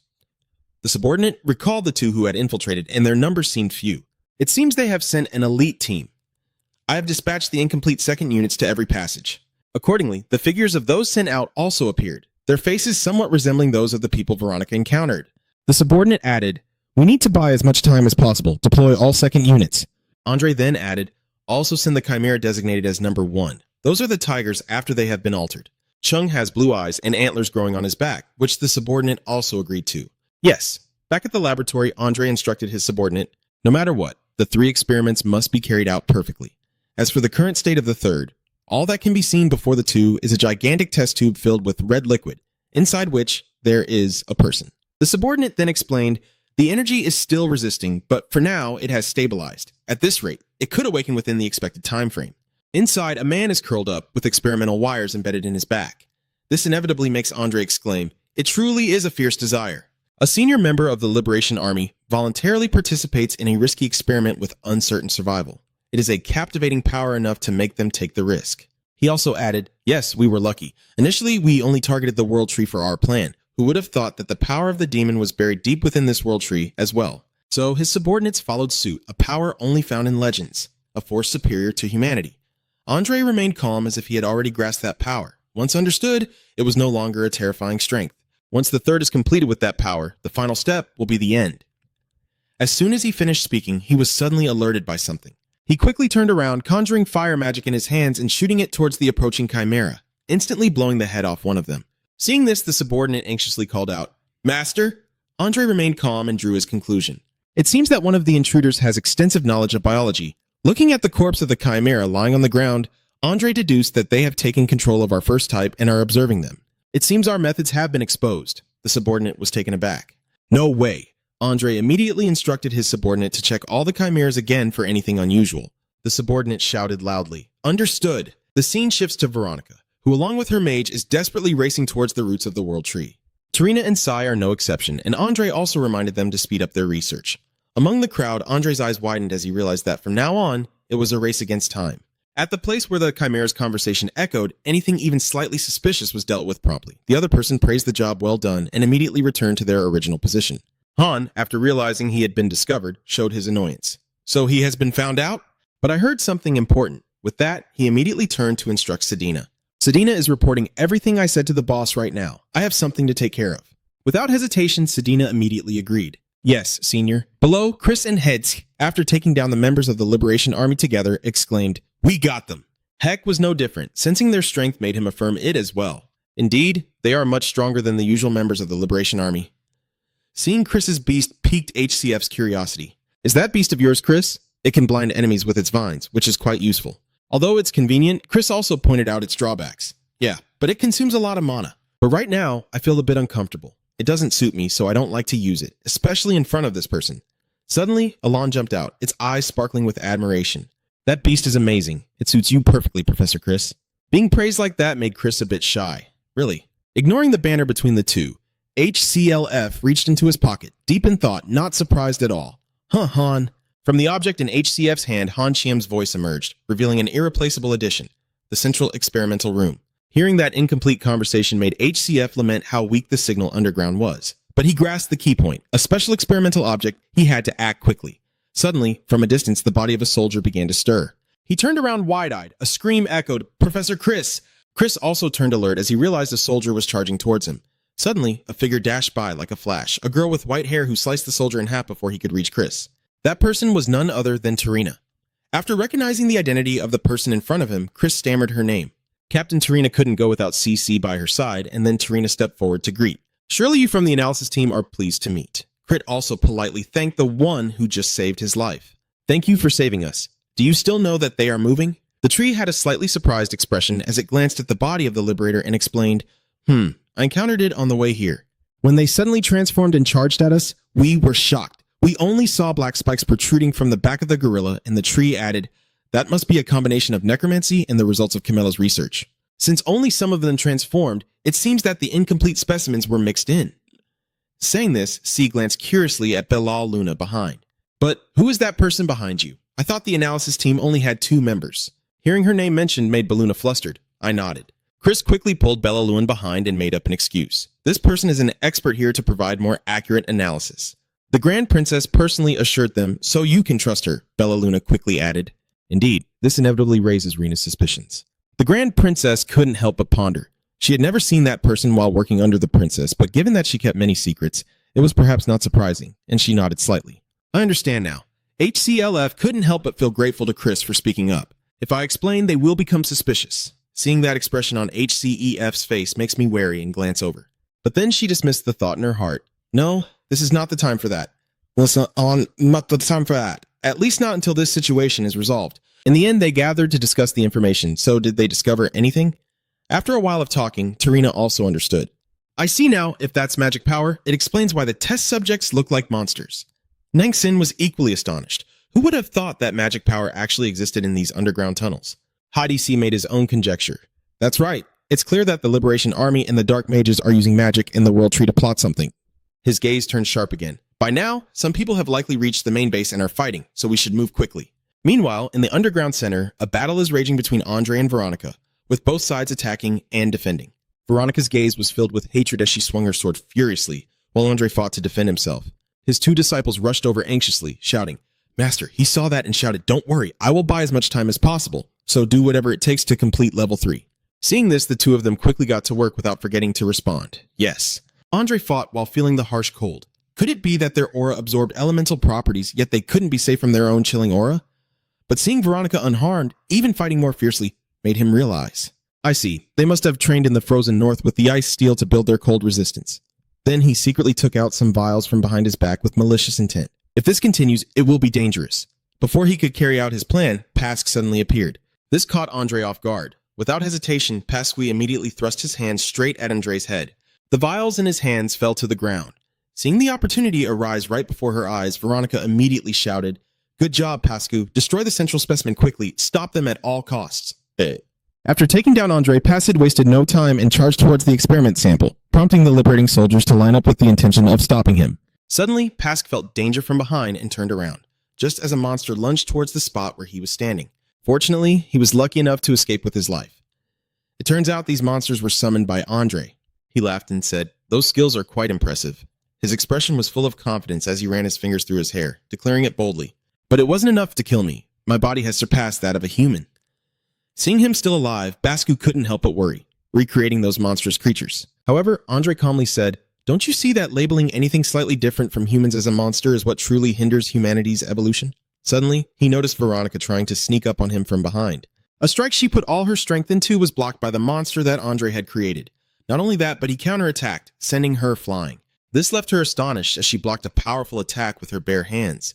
She could only watch as the bandages on the monster's hand gradually unraveled, prompting Andre to smugly boast about his creation. These experimental subjects were created to withstand any attack. They are the ultimate milestone of biological evolution. Accordingly, the monster's arm gradually returned to its original shape. Andre continued, "This is the true greatness of life, the evolutionary path that humanity must take in the future." He kept rambling on, unburned, unscathed, and fully regenerating every wound. Eventually, even the most incurable diseases would be. But before he could finish speaking, a monster suddenly fell down, leaving him speechless.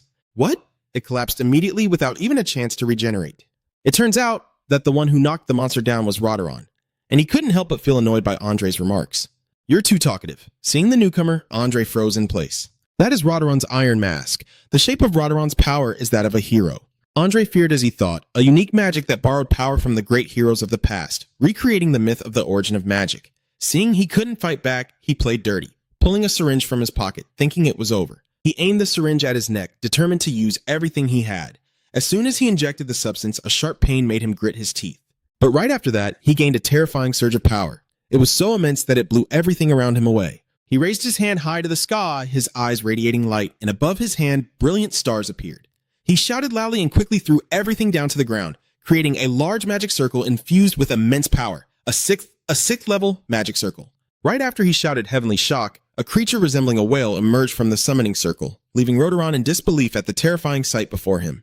The creature charged up and then immediately turned back, diving straight down to the ground, creating a shocking tremor. The shockwave was so powerful that Veronica and the wizard had to shield their faces with their hands. Pasqui called out worriedly, "Rodaron, are you okay?"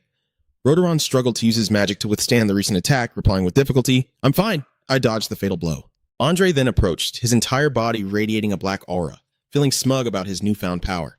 "Oh, is this the power of a demon?" Even though it had been diluted for stability, its power remained so strong. No one noticed that the mask Rodaron always wore was shattered by the recent attack. Seeing this, Pasqui was astonished. "Rodaron, so that's why you covered your face," Andre mocked. "What is it that I keep smelling something wild? From this moment on, don't hold back and fight with all your might."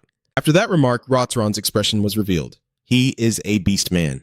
Having his long hidden identity exposed by the enemy, Rodaron is extremely angry, and his fury is now evident on his face. Basius was pushed back, sliding away from his power, while Andre exuded a dark aura and laughed. "Hey, just as I predicted, each one of them is a formidable warrior. I don't see any critical weaknesses at all." Basius gritted his teeth, feeling extremely anxious. "Damn it, I can handle the increased power, but the closer I get, the harder it is to fight. The dark aura around them keeps confusing me. It's a shame that a warrior of such stature has fallen into the path of dark sorcery. I remember that he made significant contributions to the advancement of modern medicine before this. What could have lured him to abandon all that honor?" Suddenly, a voice rang out, causing him to turn in surprise. "Sorry for the delay. I'm here now and will join the fight right away." It was Tarina unexpectedly charging forward, and Basius exclaimed with joy, "Ah, Captain, you arrived just in time." Andre hurriedly unleashed his attacks, feeling anxious. "Reinforcements, the situation seems unfavorable now. All right, let's hold on until the experiment is complete." At that moment, a loud explosion erupted from behind, and he turned around in panic. "What?" The tree appeared with a dangerous smile. "All right, we have successfully approached." As expected, her expression was filled with excitement as she unleashed a surge of water power, with Headcliff by her side. "Now, let's destroy the experiment they are desperately trying to protect. I will handle the experiment. You stop them from interfering." At this moment, due to the previous explosion, red liquid flowed onto the floor, and the giant body lay face down on the ground. Andre was in a state of panic. "Ah, my greatest masterpiece cannot be destroyed so easily. Then he quickly turned back to question the two. You bastards, how dare you? How dare you? I will never forgive you. Suddenly, both of their faces turned astonished, and the tree spirit exclaimed, Ah, it's awake! The gigantic body now stood towering before Andre, who was bewildered. What is this? The body spread its arms and legs, tilted its head back to the sky, and roared, unleashing dark power. Sai and HCF struggled to withstand that force. H-Cliff couldn't help but marvel internally. This was just pure energy being unleashed, and it was this powerful. No wonder the master was so interested in it. Andre, seeing this, couldn't contain his excitement and cheered. Ha ha ha, that's right, this power is genuine. My creation has finally succeeded. At this moment, a male knight exclaimed in shock. Wait, this can't be. Is it really you, Vuipo? The female knight beside him quickly asked. Do you know him? The knight said. Yes, we served in the army together. I heard he became a high-ranking officer in the Liberation Army after deserting. Ruapon now held his head in his hands, looking troubled. Ripon, that's my name. Suddenly, he pulled down his eyelid with his finger, contradicting himself. No, wait, is that right? Who am I? In my head, countless names like Ron, David, GLRL, ALD, Father, Jenna swirl around. Seeing that confusion, Andre silently calculated in his mind. It seems that the multi-licensing implant has caused a memory disruption, which will make it easier to control him. Then he seriously looked at Duipo and asked, Third subject, are you the third experiment? Vuipo stammered in response. The third? Andre asserted. That's right, I am your master, Andre. But who you are doesn't matter. Aren't you hungry now? Rapon's gaze gradually became unfocused. Ah, right, who I really am doesn't matter. First, we need to address your hunger. Andre quickly pointed ahead.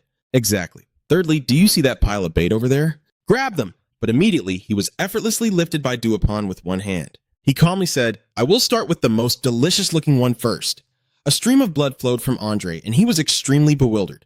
Ah, he's not just absorbing magical power, he's taking my mana too.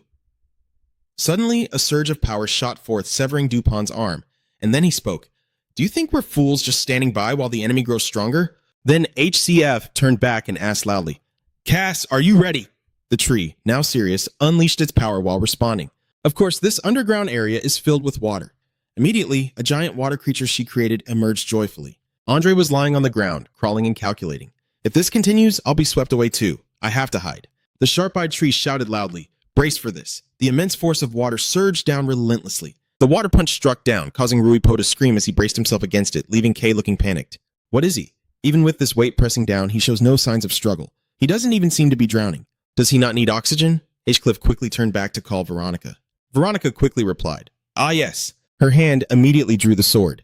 Taking advantage of Ruipo's struggle against the water's power, Veronica unleashed a sharp slash of sword energy downward. At this moment, while everyone else was frantically discussing their plan, he intended to trap him with ice. But given the situation, their strength might not be enough. However, they quickly united in purpose. Anyone who can use ice magic, please join in. I also brought some coolant. At this moment, the tree was gritting its teeth, unleashing its power, while everyone there joined forces to contribute. Moments later, the front had transformed into a massive ice block shaped like an egg. Heckcliff let out a sigh of relief. A truly gigantic ice prison. With a thickness like this, no matter how much magic he has. Suddenly, Duapon's eye within the thick ice gleamed brightly, and he shouted from inside. The power continued to emanate from the cracks on the giant ice egg as everyone struggled to withstand the force. Chris anxiously shielded the frightened girl beside her. At this moment, HCF was also standing in front, holding the line. Kai exclaimed in panic, Moriot. Then C was overwhelmed by the dark surge of power, attacking. No, later she was taken into a dense space filled with dark, ominous smoke. Where am I? I can't see anything at all. Suddenly, a voice emerged that startled her. Over there, that treacherous firebender. In front of C, a line of people stood there criticizing. The genius detective. That's right, you only know how to accuse the innocent for your own gain. You truly punish the innocent person you wrongfully accused, yet you dare to preach about justice. C's expression was extremely tense and uneasy. Later, in the outside space, C was brought down, trembling on the ground, unable to speak. Ugh, wait, this isn't bad. At this moment, the ominous footsteps of Ruipo approached. Ah, finally the mind is at ease. Everyone on Dadav's face had fallen unconscious, lying motionless. Wow, this is a bit boring. Just a little mental chaos and they've all gone down. Riplin's eyes gleamed with excitement as he exclaimed, Even those hailed as powerful are ultimately nothing more than pathetic at their core. He tilted his head back, trembling with excitement. The power of the demon is truly magnificent. In the past, just facing one of these warriors meant risking my life, but now I can take them all down effortlessly. Duip-Pon's expression was terrifying as he looked down, but this was just the beginning. With this power in hand, I will establish a new order for this world. Now, to make that a reality, I will first absorb all of your power. Suddenly, a noise startled Duipon, causing him to glance over. It was Andre kneeling on the ground, trembling and holding his head. Please stop. Rui, that's enough. I don't want to witness this any longer. Ruipon asked in surprise. Oh, you're still not done? It must be thanks to the power of the spirit still within you. Fine then, since you and I possess the same kind of power, I will devour you first. But what exactly did you see that made you look so distressed? Andre's expression was one of sheer terror. So it continues. Oh, you don't need to explain. I can feel that was the moment your beloved daughter died, right? You have a little daughter who suffers from a terminal illness. Your wife is gone, so you cannot bear to lose your precious girl as well. Then you resorted to forbidden experiments on humans and somehow developed a cure. But it is all too late. All that remains is the honor you have lost for a lifetime and the imperial bounty on your head. How tragic it is for a father to witness his beloved daughter die. These words only deepen Andre's pain. Shut your mouth. I know that drowning in sorrow won't bring her back. Ripon questioned. So you chose to be despised and hated in hopes of preventing others from sharing the same fate as you? Andre turned back with a hauntingly gaunt expression. Indeed, if sacrificing myself means saving others, then I have done just that. Yet here you are, continuing to accuse while exploiting countless innocent people as test subjects, aren't you? Go on, is that really all you can say? He raised 2 fingers. Don't worry, you'll be next and then it will be their turn. At least that way you won't have to die in solitude. Andre's terrified gaze could only stare upward. At this moment, a voice spoke out. Unfortunately for you, that won't happen. Rue quickly turned around. How could you? HCF stood there calmly, leaving Ruipo in shock and questioning. So you were just pretending to be unconscious? H-Cliff calmly replied while reaching into his shirt. No, I really was asleep. I simply woke up after realizing that it was all just a deception. He pulled out a pipe and continued. Truly, Longth, you have shown me some filthy memories. Thanks to you, my mood is currently terrible. By the way, I am somewhat grateful to you for putting everyone else to sleep. You have helped me deal with the witness issue. HCF's gaze was sharp and cold, a wave of power emanating from the smoking pipe. So in return, I will show you something special. I will show you true magic. Meanwhile, in a temporary hideout, Lindsay Brand-Grander was lying on the sofa, saying, You don't look like you've just finished your work. Is there something you want to tell me? Han fell silent for a moment, feeling uneasy before finally responding, But you did give a hint. I investigated the underground gate area and confirmed that the Dark Sorcerers are conducting experiments using precious energy. Grander replied, I did indeed give you a hint, but you figured it out quickly. Then Han couldn't hold back any longer, his tense expression questioning. Right now, the elder brother is probably on his way to stop that experiment, but no matter how strong he is, fighting against precious energy is impossible. Aren't you really going to help him? Grander continued to keep her eyes closed in silence. After a moment, she spoke, leaving Han bewildered. You may not know how long you've been close to my disciple, but you still don't understand him, do you? Grander then opened his eyes coldly. The reason I won't go help him is that I don't need to. In midair, that surge of power shot down towards Ruipon, and immediately terrifying faces began to appear on his body. Rui created a shield to defend against Headcliff's attacks, but suddenly a massive vine shot up beside his leg. The vine quickly grew long and wrapped around Ruipon's legs and arms, leaving him in a panic, and then the shield was shattered. Ruipon secretly felt both anxious and angry. How many elements is that bastard actually controlling? At that moment, a purple aura appeared around a sharp rock, and Ruipon was immediately ensnared by another vine that knocked him down. His entire body was pinned to the ground, leaving him bewildered. What is this? I can't move. That's the seal. HCF remained calm above, manipulating the elements, while Duipon incredulously exclaimed, Just one action like that and I've been completely immobilized. Yeah, Andre, observing Ripon's dire situation, exclaimed in shock within himself. Even though Ripon couldn't even defeat him, has he been hiding his true power all this time? Duipon, unable to move, shouted furiously, Damn it, I've even accepted the power of the noble, so why is it still not enough? Is it about talent? So this is as far as I can go? Finished, he looked up at the arrogant gaze he attributed to Hidisi. Yes, that gaze, the look of the genius mocking me and telling me that no matter how hard I tried, I would never succeed. Duipon's tears of frustration welled up as he made a firm resolution in his heart. I want to kill them. Yes, I will definitely kill them. No, I won't just kill them. I will make them wish they were dead. I will make them beg for death.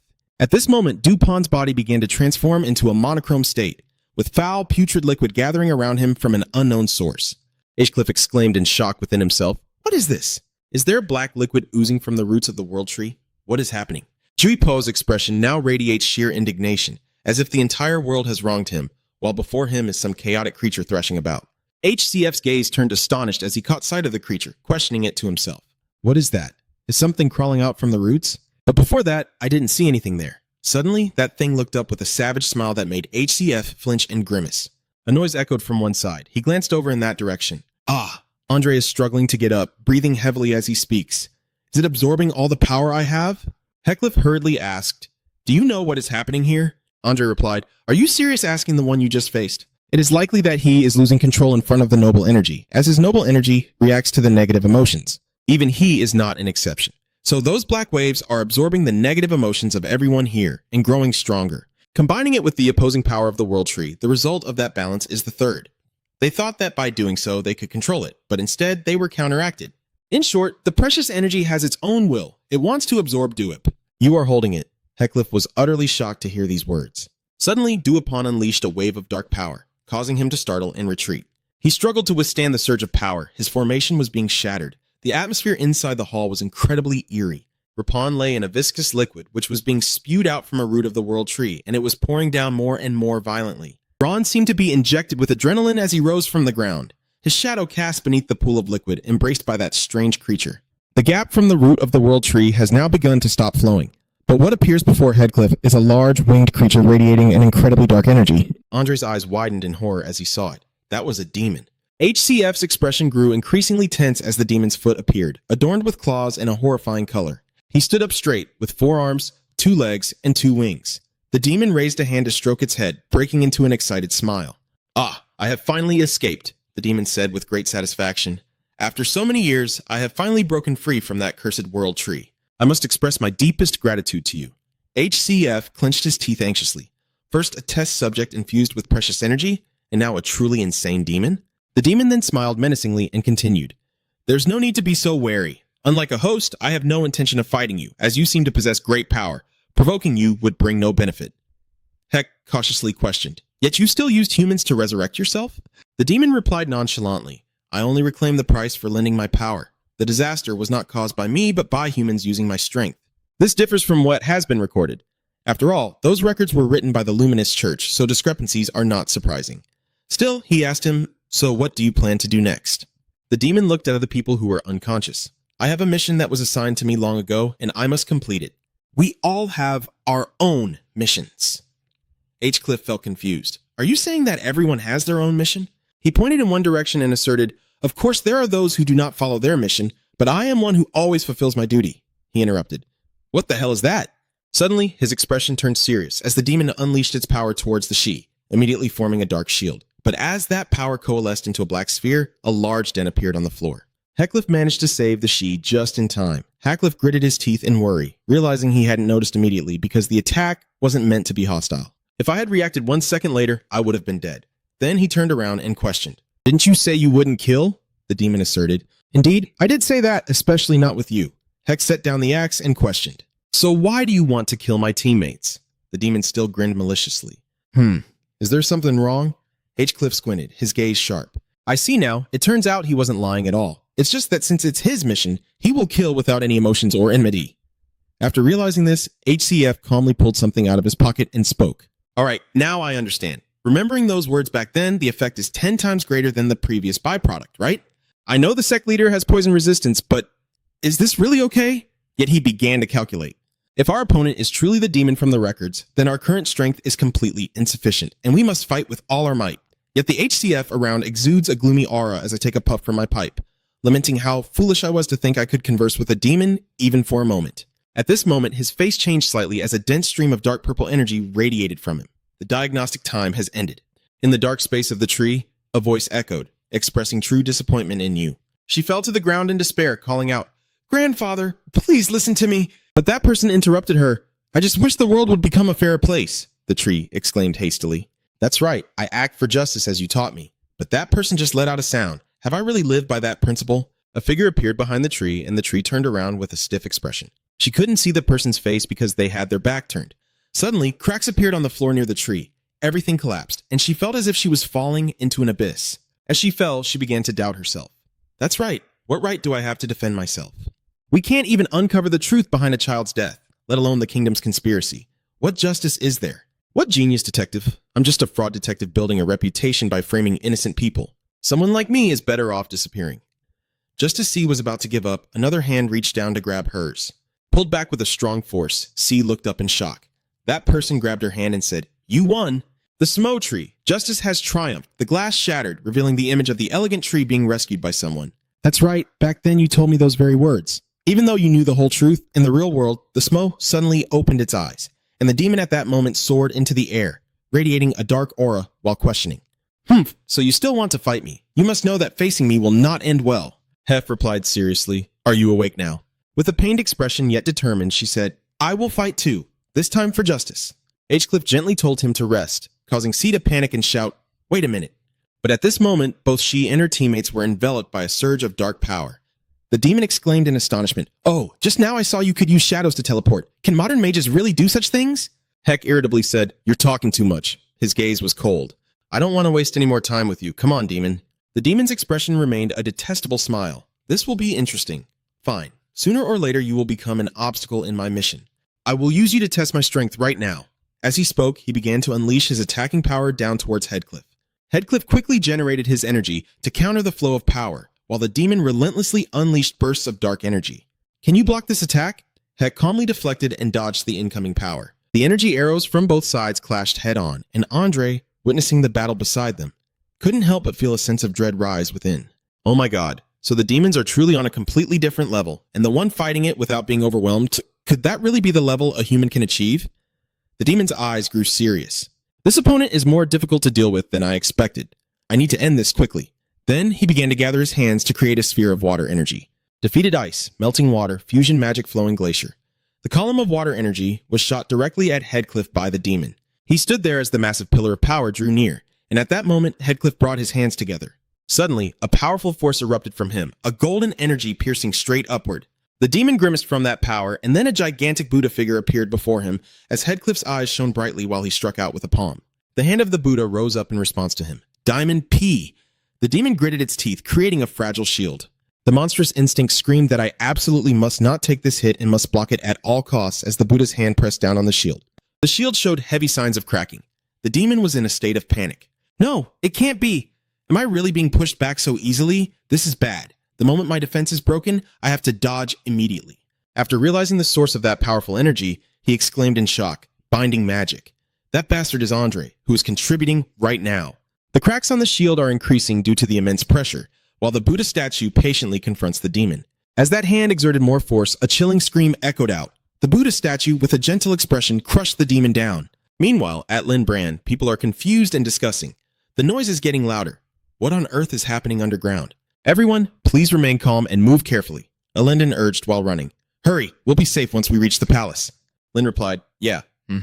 Then the two of them ran away together. Suddenly, Lin let out a cry, closing her eyes tightly. She collapsed to the ground, holding her face with both hands. Elendon bent down, calling out with concern. Jinrai, what's wrong? Are you okay? Lin Huangmong replied, My eyes, they suddenly hurt so much. Suddenly, Elendon's expression turned to shock. Ra, your eyes. Lin's eyes had turned a shimmering blue like the sea at sunset, and she wore a bewildered expression. Over at HCF. At this moment, he stood before a giant handprint still emitting smoke, surrounded by a swirling dark mist, his expression contemplative. There are no corpses left. He has been dealt with thoroughly. Suddenly, his gaze turned cold as he looked across. But why did you end up helping me? Andre on the other side of the indentation replied, To me, you are extraordinary. You can face a demon from ancient records alone, one that must have endured countless hardships to gain such power. Have you ever failed to protect what you desire? Have you ever given everything to prove that you are not wrong? Despite hating this world, his questioning left HCF momentarily silent. Suddenly, a stream of fresh blood flowed from Andre's mouth, yet he continued to smile. I think you and I have a lot in common. Perhaps that's why I decided to help you. The previous abuse of magical power must have been a fatal blow. I've reached my limit. Then suddenly his gaze became clear. An image of a corpse covered with a white cloth appeared, accompanied by the voice. You want me to bring back a dead child? But mages can resurrect the dead. At that moment, Andre pointed and shouted excitedly, You fool! That's completely different from resurrection. Moreover, this is clearly just a common fever. But the one kneeling on the ground insists that a mild fever reducer is enough. Why did you let things escalate to this point? I prayed. They said that if we pray, the body will heal all ailments. Hearing this, Andre's face turned pale. What? Praying. I hate the gods. Andre was stopped by the two creatures. They deceived the fools by saying that with faith, any illness could be healed. And in the name of the god, they blocked the paths where a person's hands could save lives. How many have already lost their lives because of that? That is why I chose to wield the power of demons, those who oppose the gods. Even if the gods do not exist, I still want to prove how far humanity can go. But in the end, I was exploited and discarded, a complete failure. But you have defeated a demon. Perhaps in the present, Andre fell into his own pool of blood, leaving only one message for HCF. You must not lose. But HCF coldly affirmed that, unfortunately, that wouldn't happen. Suddenly, a column of dark power shot up into the sky. A terrifying demon with blood-red eyes writhed and screamed, "No, it can't be! You have destroyed everything!" The sounds of frantic screams echoed. Heck was feeling a bit tense, still clinging to life like a leech. But with the current state, he will disappear soon enough. I don't need to do anything. The demon's eyes widened as it roared. Damn it, no. If this continues, I will be completely erased. A vessel? I need a vessel that can contain my power. No need for a DUI, just a strong enough body to withstand this power. Outside, Elendon remains worried. With calm eyes, Lin found that expression puzzling. Yes. Elendon just explained. They are glowing. What's wrong with you? Lin hurriedly blinked and looked down. What the heck? At this moment, her vision is the image of the HCF battle. Lin was extremely confused. What? What is this? I can see underground. It was the same before. What on earth is going on? Beneath the ground, Lin's image was etched into the demon's eyes as he broke into a wicked grin and exclaimed, "Found it." Lin, horrified and pale, stepped back, while Headcliff was also bewildered, unsure of what was happening. The demon's expression turned fierce and terrifying as he laughed loudly. Ha ha ha. So it still exists. The cursed relic of the ancient saint. Ishcliff was momentarily stunned, holding his head. What? What? His expression was filled with worry. Damn it, the side effects of the herbs are kicking in too fast, and more importantly, what about the saint? No, at this moment Lin is still kneeling on the ground in shock. Elendon anxiously called out, "Ray, why are you suddenly so stunned?" Lin quickly turned back and shouted in panic, "Everyone run, we have to get out of here fast! Hurry up!" Suddenly, a force erupted from the base of the tree, causing everyone to scream in panic. The demon shot out from there, perching on a dry branch. Everyone was horrified by its terrifying appearance. Girl, what is that? Is there something above us? The demon began to frantically dive down, searching for Lin. Where is it? Lin covered her ears tightly, her face filled with anguish. The other students were both confused and terrified by the terrifying sound wave. Suddenly, Elenin collapsed to the ground, and Lin anxiously called out, "Senior!" The demon then let out a disgusting laugh and charged down. "Haha, there you are! Stay right there! I'm coming for you!" Lin was terrified by the targeted attack, and Flora quickly appeared, pushing Lin back while shouting to retreat. The demon opened its enormous mouth, dripping with saliva. Flora coldly turned back to Lin and said, "You? That settles our debt," Lin exclaimed in shock. Senior, soon after, Flora was swallowed by the demon and curled up into a dark sphere. Lin anxiously exclaimed, "Senior Flora! She has been engulfed by the smoke!" Suddenly, the dark mist dissipated, revealing Flora kneeling there, but her hair had changed color. Lin hurriedly called, "Senior! She's just injured!" Suddenly, her gaze froze, becoming serious. Flora has been possessed by the demon, and he laughs with great satisfaction. What is this? This girl looks like she could shatter at any moment under my power, yet she has a stability akin to Duip, a being modified to suit me. In this feeling, I have never been able to sense magical power so clearly before. It was as if Tuyet Dio had found a rare gem in the market. Lin hurriedly stood up and questioned, "Who are you? What have you done to the elder?" The demon turned back with a sinister smile. "Oh, I'm so excited that I completely forgot about you."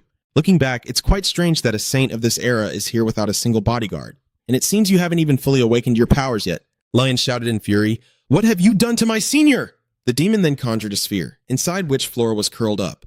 Don't worry, her consciousness hasn't disappeared yet. She's still resisting, but given the current state, it's only a matter of time. More importantly, now is not the time to worry about others, right? Do you really think I would pass up the chance to extinguish the potential of a saintly heir so easily? Lin trembled with rage. "What are you saying?" But at that moment, HCF appeared just in time to block his attack. Lin exclaimed in surprise as Professor Heck inquired, "Are you hurt?" Lin replied with a hint of joy, Yes, but Senior Flora is standing in front of me." He reassured her, "Don't worry, I will save her. Now get as far away from here as you can."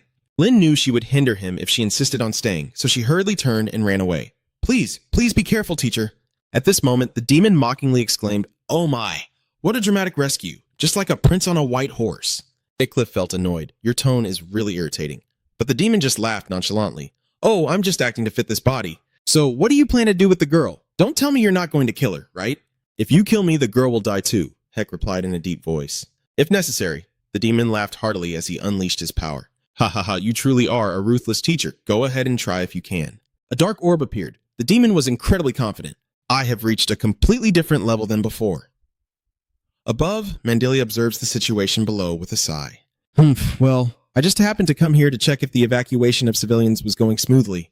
She had seen the enormous dark sphere, but clearly something suspicious was hovering in the air. "If I just leave it there and report back, that feels a bit off. If it explodes or something happens in the meantime," Mandelia's expression twists with unease and tension. She decided to get up and walk away. "All right, I'll be back later.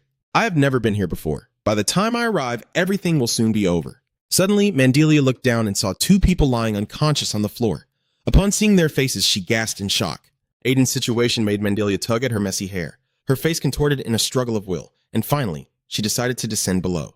Shaking them, Mandelia shouted, "Hey, wake up! You always told me not to sleep on the ground, and now you're the one dozing off." Aiden, dizzy from the shaking, called out in confusion, "Master, master!" Mandelia hurriedly said, "All right, Aiden, we can explain later." She turned towards the dark orb and seriously stated, "From now on, we will overcome that challenge." At this moment, HCF is walking through a space filled with dark smoke, with cries for help echoing around. "Why are you still alive? Why didn't you come to save me? You ruined everything. If you hadn't shown up from the start..." HCF's footsteps suddenly came to a halt. In front of him stood a student calling out, "Teacher?" The terrifying expression questioned him. "Why didn't you save Selena?" HCL firmly swatted away the illusion, gritting his teeth in anger as the demon appeared before him and remarked, "Impressive. Even after such a mental assault, you're still standing, but it won't last long. Damn it, no matter how long I go, I still can't get close to him. The longer it drags on, the more my mind will be eroded. I must approach him quickly." The demon wore a smug expression. "It's truly touching that you can go to such lengths for this child. You didn't even care about her before, yet now you're acting like this? What are you talking about?" Hackliff tried to respond to him calmly. "You may not know it, but I can still feel that this child hates everything in this world. Despite her talent, no one acknowledges her. Born into a good family but discriminated against simply for being a beast child, she endures hatred and jealousy for being better than others. In an environment like this, your response to her would only give her hope that you are different from those others. But then what? Have you ever worried about her when she was in danger? Have you ever cared to hold back?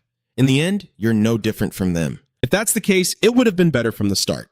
You shouldn't have given the girl any hope. Even without me, she had already let go of everything. She must be the happiest now because only I can understand her. Whether human or demon, what does it matter? If neither gods nor humans extend a hand to help, then the girl will simply choose a demon." The demon confidently raised his hand forward and declared, "Out of respect for this child, I will give you a chance. Get far away from here and never show up again, and I will spare you." "What do you say?" Hadese's expression darkened after hearing this. "I suddenly feel a surge of power coming from somewhere." The demon turned back, confused, to assess the situation. "Huh?" Hinchcliffe also startled and looked in that direction. HCF's expression turned serious as Aiden and Manderlina struck the dark orb together. "I see, it's a magic fragment. It's time." HCF seems to have found a solution. He quickly reached out, charging forward to grip the demon's face tightly. But the bright, fierce gaze of the creature shone through HCF's fingers, looking utterly terrifying. Davina kindly expels the infernal spirit down to hell as HCF presses the demon's face down while unleashing his power. Everything seemed to sink deep into a chaotic atmosphere, transitioning to another space. At this moment, HCF held the doorknob and turned it to open the door. Outside is a space beneath the DTAF filled with swirling dust, and in front lies a vast garden of vibrant red flowers. Flora is sitting curled up inside there, he calls out to Flora. Flora, with a sad and indifferent expression, looked up. "Why did you come here? So now you're pretending to care? I know everything. You never really cared about me, did you? To you, I'm just a talented student, nothing more." These words momentarily left HCF speechless. After a moment, he spoke up. "I understand how you feel. I have been through something similar, but it only made Flora react by shouting lies."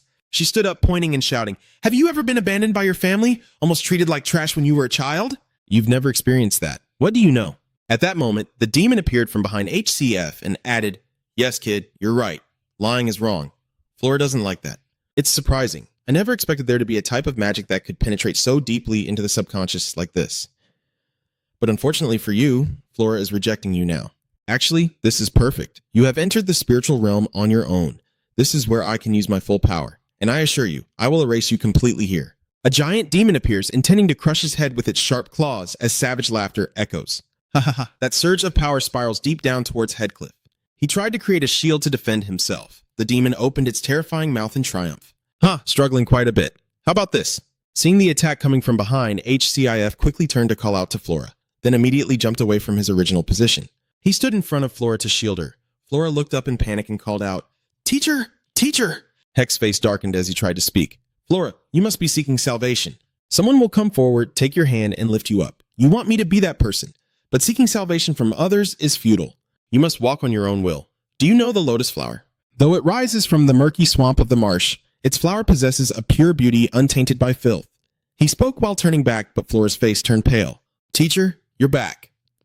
Images from the past emerged when Flora was protected by that warm girl standing in front of her. Then there was the image of a round piece of iron glowing red hot as the terrifying man ruthlessly pressed the heated metal down. Currently, there is a circular burn mark on Heathcliff's back. The image of that symbol appears. He continues to encourage Flora, hoping she will also walk that path. Flora exclaimed in shock and disbelief. That symbol couldn't be real. I feel the same way, yes. She was emotional as tears fell. I didn't realize. I was furious, thinking that he could never understand me. Heck remains calm and cold. Don't cry. Answer me, Flora. Do you want to leave here or stay forever in this place? If you don't want to give up and go outside, I will help you at all costs. Flora looked stunned. She tried to wipe away the tears that had just fallen. Then Flora's face was filled with determination. Please take me out of here, sir. Hides felt happier after hearing that, definitely. The demon charged down crazily, aiming to dive in here if it could. Heathcliff conjured a stream of pure power in his hand. You are not the only one with an advantage in the spirit world, are you? Basara? So this demon's name is Basara. The source of magic here isn't mana, but imagination, right? Instantly, HCLEN's power surged like vast electrical circuits. The surge of power grew stronger, leaving Basara in a panic, as HCF's strength in hand resembled bolts of lightning. His expression darkened as a cold smile appeared. If that's the case, then I will no longer be limited by the amount of mana I possess. Basara looked at his burned arm in confusion and thought to himself that as long as his mind doesn't break, he can't regenerate it. Here, I am basically immortal. Looking down at HCF's calmness, he couldn't believe it. How could he be afraid? Before that pathetic human, Basara suddenly jolted in panic. Heathcliff leapt into the air, attacking him from above. Flora was stunned, her mouth agape as Heck wielded the power of thunder like a weapon, executing the technique while casually teaching. Watch closely, Flora, the magic I'm about to use. Instantly, elemental energy images appear above him. He thrusts his hand down, and what follows will be completely different from what I taught in class. Basara's eyes widen in horror. No, it can't be. How could an ordinary human wield the power of a god? As he stood frozen there, the immense energy of HCF was rapidly descending. Before being engulfed by that light, Basara could only scream, my omnipotent god. The supreme being has been abandoned by those wicked Lumensis. Please help me, your loyal apostle. At that moment, the dark sphere outside could also be seen gradually cracking, with powerful beams of light shooting out through the gaps. Aiden exclaimed in astonishment, Master, Mandelia's expression is also extremely tense as she doesn't know what's happening. Suddenly, a powerful beam of light erupted from there, shooting straight up into the sky, with a massive cloud of dust rising below. The swirling dust obscured the view of the entire street. Basra, in a half-vanished state, spoke in a gloomy voice. Impressive, humanity categorizes everything, yet does not see the heavenly throne as a devil. It gazed at Flora before it, and now they were wielding a power no different from heresy, ironically. Perhaps my failure is inevitable. At that moment, I coldly replied, Is that all you wanted to say? Just waste time and disappear. Ba laughed savagely. Before I go, let me tell you something. While controlling that girl's body, I could sense with heightened awareness that there are still many entities out there like me. It is slowly fading away, but continues to provoke. We, the ones you call demons, should be wary of the apostles. At that moment, there was still no expression of emotion in response to what Basara said. The apostles and demons were initially separate entities. If they join forces, you will be in serious trouble. Basara smirked. I truly look forward to the thorny path you will have to traverse, but alas, I will not get to witness it with my own eyes. Immediately after this statement, it vanished completely. At that moment, she froze for a moment, then suddenly fainted in midair, leaving Flora in a panic without time to react. Professor, the two lost their balance simultaneously, about to fall. Seeing this, Mandalina gritted her teeth and rushed forward, feeling a sense of regret for getting involved and wondering why she was putting herself through this. Aiden also hurriedly ran over Professor Lear and Senior Flora. The two rushed as fast as they could to prevent Lear and Flora from falling to the ground. After a while, Lear slowly opened his eyes.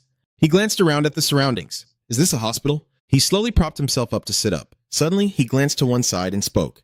I didn't expect you to have the time to visit a patient at this hour. Capcom, sitting by the window and listening to him, couldn't help but smirk. Capcom, oh my, are you no longer using honorifics? That's quite a blow, Luder now Cheris. Lu now understands the meaning behind Capcom's words. So you have realized that I am not the real Capcom. Level 0 laughed loudly. What's so surprising? It seems you vaguely realize my purpose, don't you? Lu Gio looked at him with suspicion. But the fact that you haven't dealt with me until now, what do you want from me? Capcom calmly removed his mask. This conversation is going to be long. It would be rude if we didn't face each other. He then cast a sharp glance at Lucio on the hospital bed. In an instant, his eyes shifted from light blue to yellow. First of all, you handled everything very well. The Liberation Army, the Dark Sorcerers, and that demon.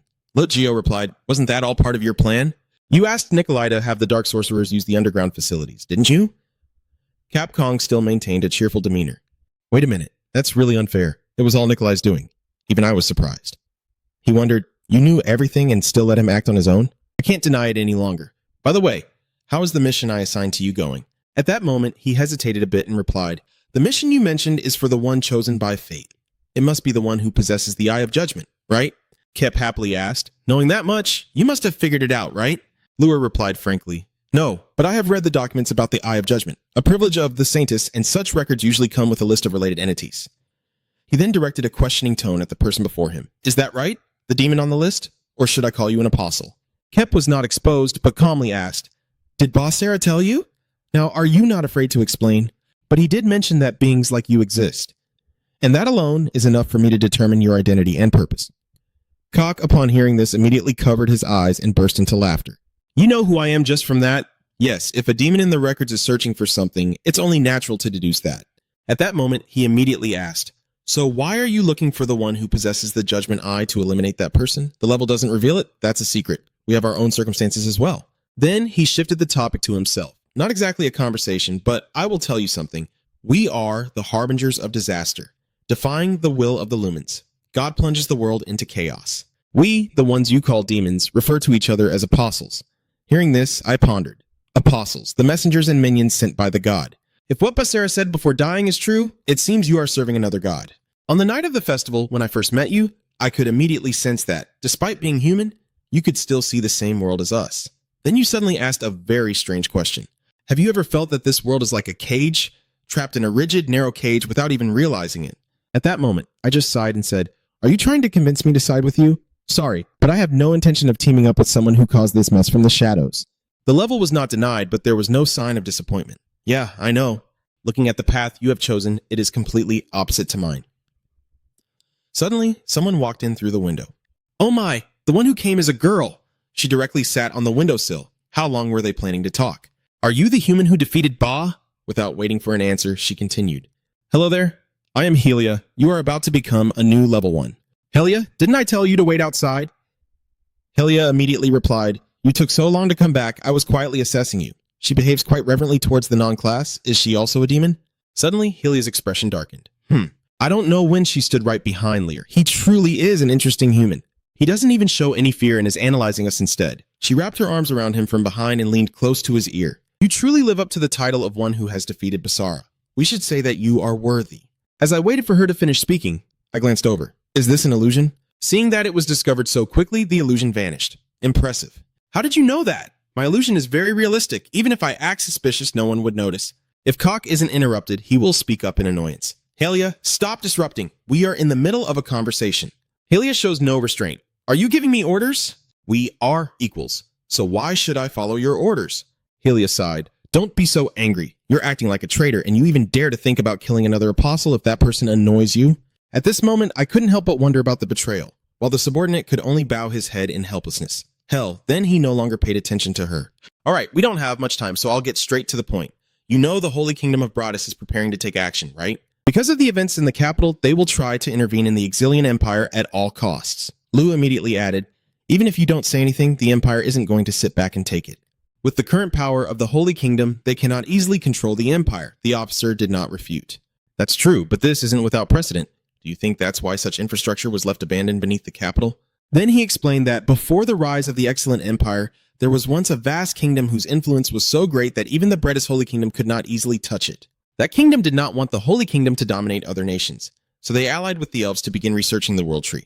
Collaborating with outsiders would be seen as heresy, so they conducted their studies in secret, away from the Holy Kingdom's gaze. Kip recounts everything he knows, but the problem is that Basara discovered this while carrying out his mission. The kingdom nearly sealed him within the world tree after a fierce battle. Events shifted continuously, but in the end, Broadus discovered it, and the entire leadership of the kingdom was replaced. Kep does not exclaim. Whether back then or now, the Holy Kingdom still has the power to achieve that. With that, he stood up. "Personally, I don't want something like that to happen again. They will trust you more than me, so make sure to pass on the leadership to your people." He put the mask back on, preparing to leave. "Right. There's one more thing. Do you want to reconsider joining us? I would be very grateful."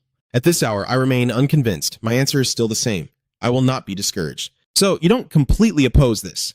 We'll leave it at that for today. But one day you'll have to make a choice." He left one last remark before immediately departing with Helia. "We will meet again when our paths converge as one." At this moment of contemplation, both the Sarah and the uneven ranks are targeting Lin, with someone holding the Eye of Judgment. Perhaps other unseen apostles are also targeting her. He is deeply troubled. Can I protect Lin from them? I just want her to grow up normally without getting involved in all this. Suddenly, a sound came from outside the door. Can I come in? While I was sitting idly on the bed, someone knocked on the door. Can I come in? He immediately agreed. Sure, come in. The hospital room door opens. Flora entered and gently asked Han, Are you okay, sir? In a gentle tone, he replied, It's nothing serious. Are you okay? Flora replied, Yes, I'm fine too. Then she glanced at her hair and sighed. My hair still doesn't look completely normal. The strands have faded a lot but haven't fully returned to how they used to be. But the medical examination results showed that there were no issues. They even said you might be healthier now than before. At that moment, she whispered to herself, It must be remnants of Besra having taken over her body. If there are no issues, then there's no need to worry. He comforted her with a few words and then asked her about something. It's good that I don't feel any pain anymore. I didn't come here so late just to say that, What's going on? Flora remained silent for a moment before bowing respectfully. Thank you, teacher, for saving me. He replied lightly. I only did what was necessary. In the end, we both made it out safely. So there's no need to make a big deal out of it. I'm just trying to thank you, teacher. What's so difficult about accepting a thank you? Just sit here for a moment. I was teasing you and I had already sat down before I saw your response. Flora felt embarrassed when exposed, and then the teacher and Ms. Trantru asked, What is the relationship between the two of you? The teacher and that girl, Lynn, have been reluctant to reveal that it's a personal matter, so he can't explain in detail. Let's just say they don't have a very pleasant past. Hearing the answer, Flora turned her head to look at him with a deep gaze. At that moment, he proactively changed the subject. Flora, do you still remember the chaotic magic I told you to observe closely? Flora was taken aback, but quickly responded. In your dream, it was indeed what I showed you there. I've never heard of that type of magic before. Lyra casually replied, Of course, he created it himself. Flora was stunned. Huh? You created it yourself? At that moment, he explained, The chaotic magic I use is not bound by any traditional system. Belief in magic, a yearning heart, and a sincere will to bring it to reality are all mysterious. All of that creates what is called true magic. He then asked Flora, Do you think why I want you to observe it so closely? Then he said something that left Flora wide-eyed. Because I believe you can use that magic too. Looking seriously at the girl sitting on the bed, considering her talent and future. I think ordinary magic won't be enough. Someone like you can grasp the path just by looking. You encourage her. The only thing missing is how you use it. Give it your all with everything you have. The scene shifts to Lincoln Con Row, with Helia trailing behind Cap Kong, still chattering away. I still want to talk a little more. He's quite an interesting person, Cap Kong suddenly spoke up from the front. I warned you beforehand. Helia better leave before that guy notices. Helia still didn't notice that the person in front had stopped, but it was best to enjoy it while they could. Cap didn't smile. Oh no, look there. Gran suddenly appeared right in front of the two, smiling as she greeted, Finally, you all have arrived. Are you going for a walk to admire the scenery? Flora was stunned. Huh? You came up with it yourself, teacher? I've been explaining for a while now, the chaotic magic I use is not bound by any traditional system. It requires belief in magic, a heart yearning for the mysterious, and a sincere will to bring it to reality. All of that creates what is called true magic. He then asked Flora, Do you think why I want you to observe it so closely? Over here, Grander said with a disgusted tone, looking as if the two were wandering together. I came here to enjoy the scenery, yet I'm met with such a terrible sight. Cox seemed unsurprised by Grander's appearance and casually replied, I anticipated this, so I tried to avoid you, yet you still sought me out. Do you really want to fight? The words seemed to trigger Grander's fighting instincts, and she immediately became fierce. Fight, huh? It's entirely possible if we want to. Helia also laughed excitedly. Just because I ran away in shame last time, she immediately switched to a fighting stance at any moment. You think this time will be easy as well. Wait, both of you are enough already. I'm not here to fight. Gran shot a disdainful glance at him. She sighed in frustration, the killing intent around her immediately dissipating. How disappointing. You are still different from those so-called apostles. You still maintain that harmless smile. I realized it the moment you claimed to be a messenger of the gods. Yet you never sought out a god. We are truly ridiculous, aren't we? You, an immortal, still want to criticize stir-frying? Helia stood behind, watching the two talk and thought, Wait, do you really not want to fight? Back in the day, you would have charged in and taken action right away. Grand, annoyed, turned to leave. Don't dawdle. Leave before I change my mind. The next words made Grander pause for a moment, as it seemed she had found something. She was silent for a moment before turning back. I'm just postponing the goal. What about you? Have you found what you were looking for? The confident one replied. I found the traces. It won't take much longer. Then he politely reminded her, Take care. I trust you will keep your word. Gran did not respond and turned to leave. Helia then complained, talking to each other in code and leaving me out. Gran chuckled. Everyone has at least one secret, right? Gran walked away while sighing.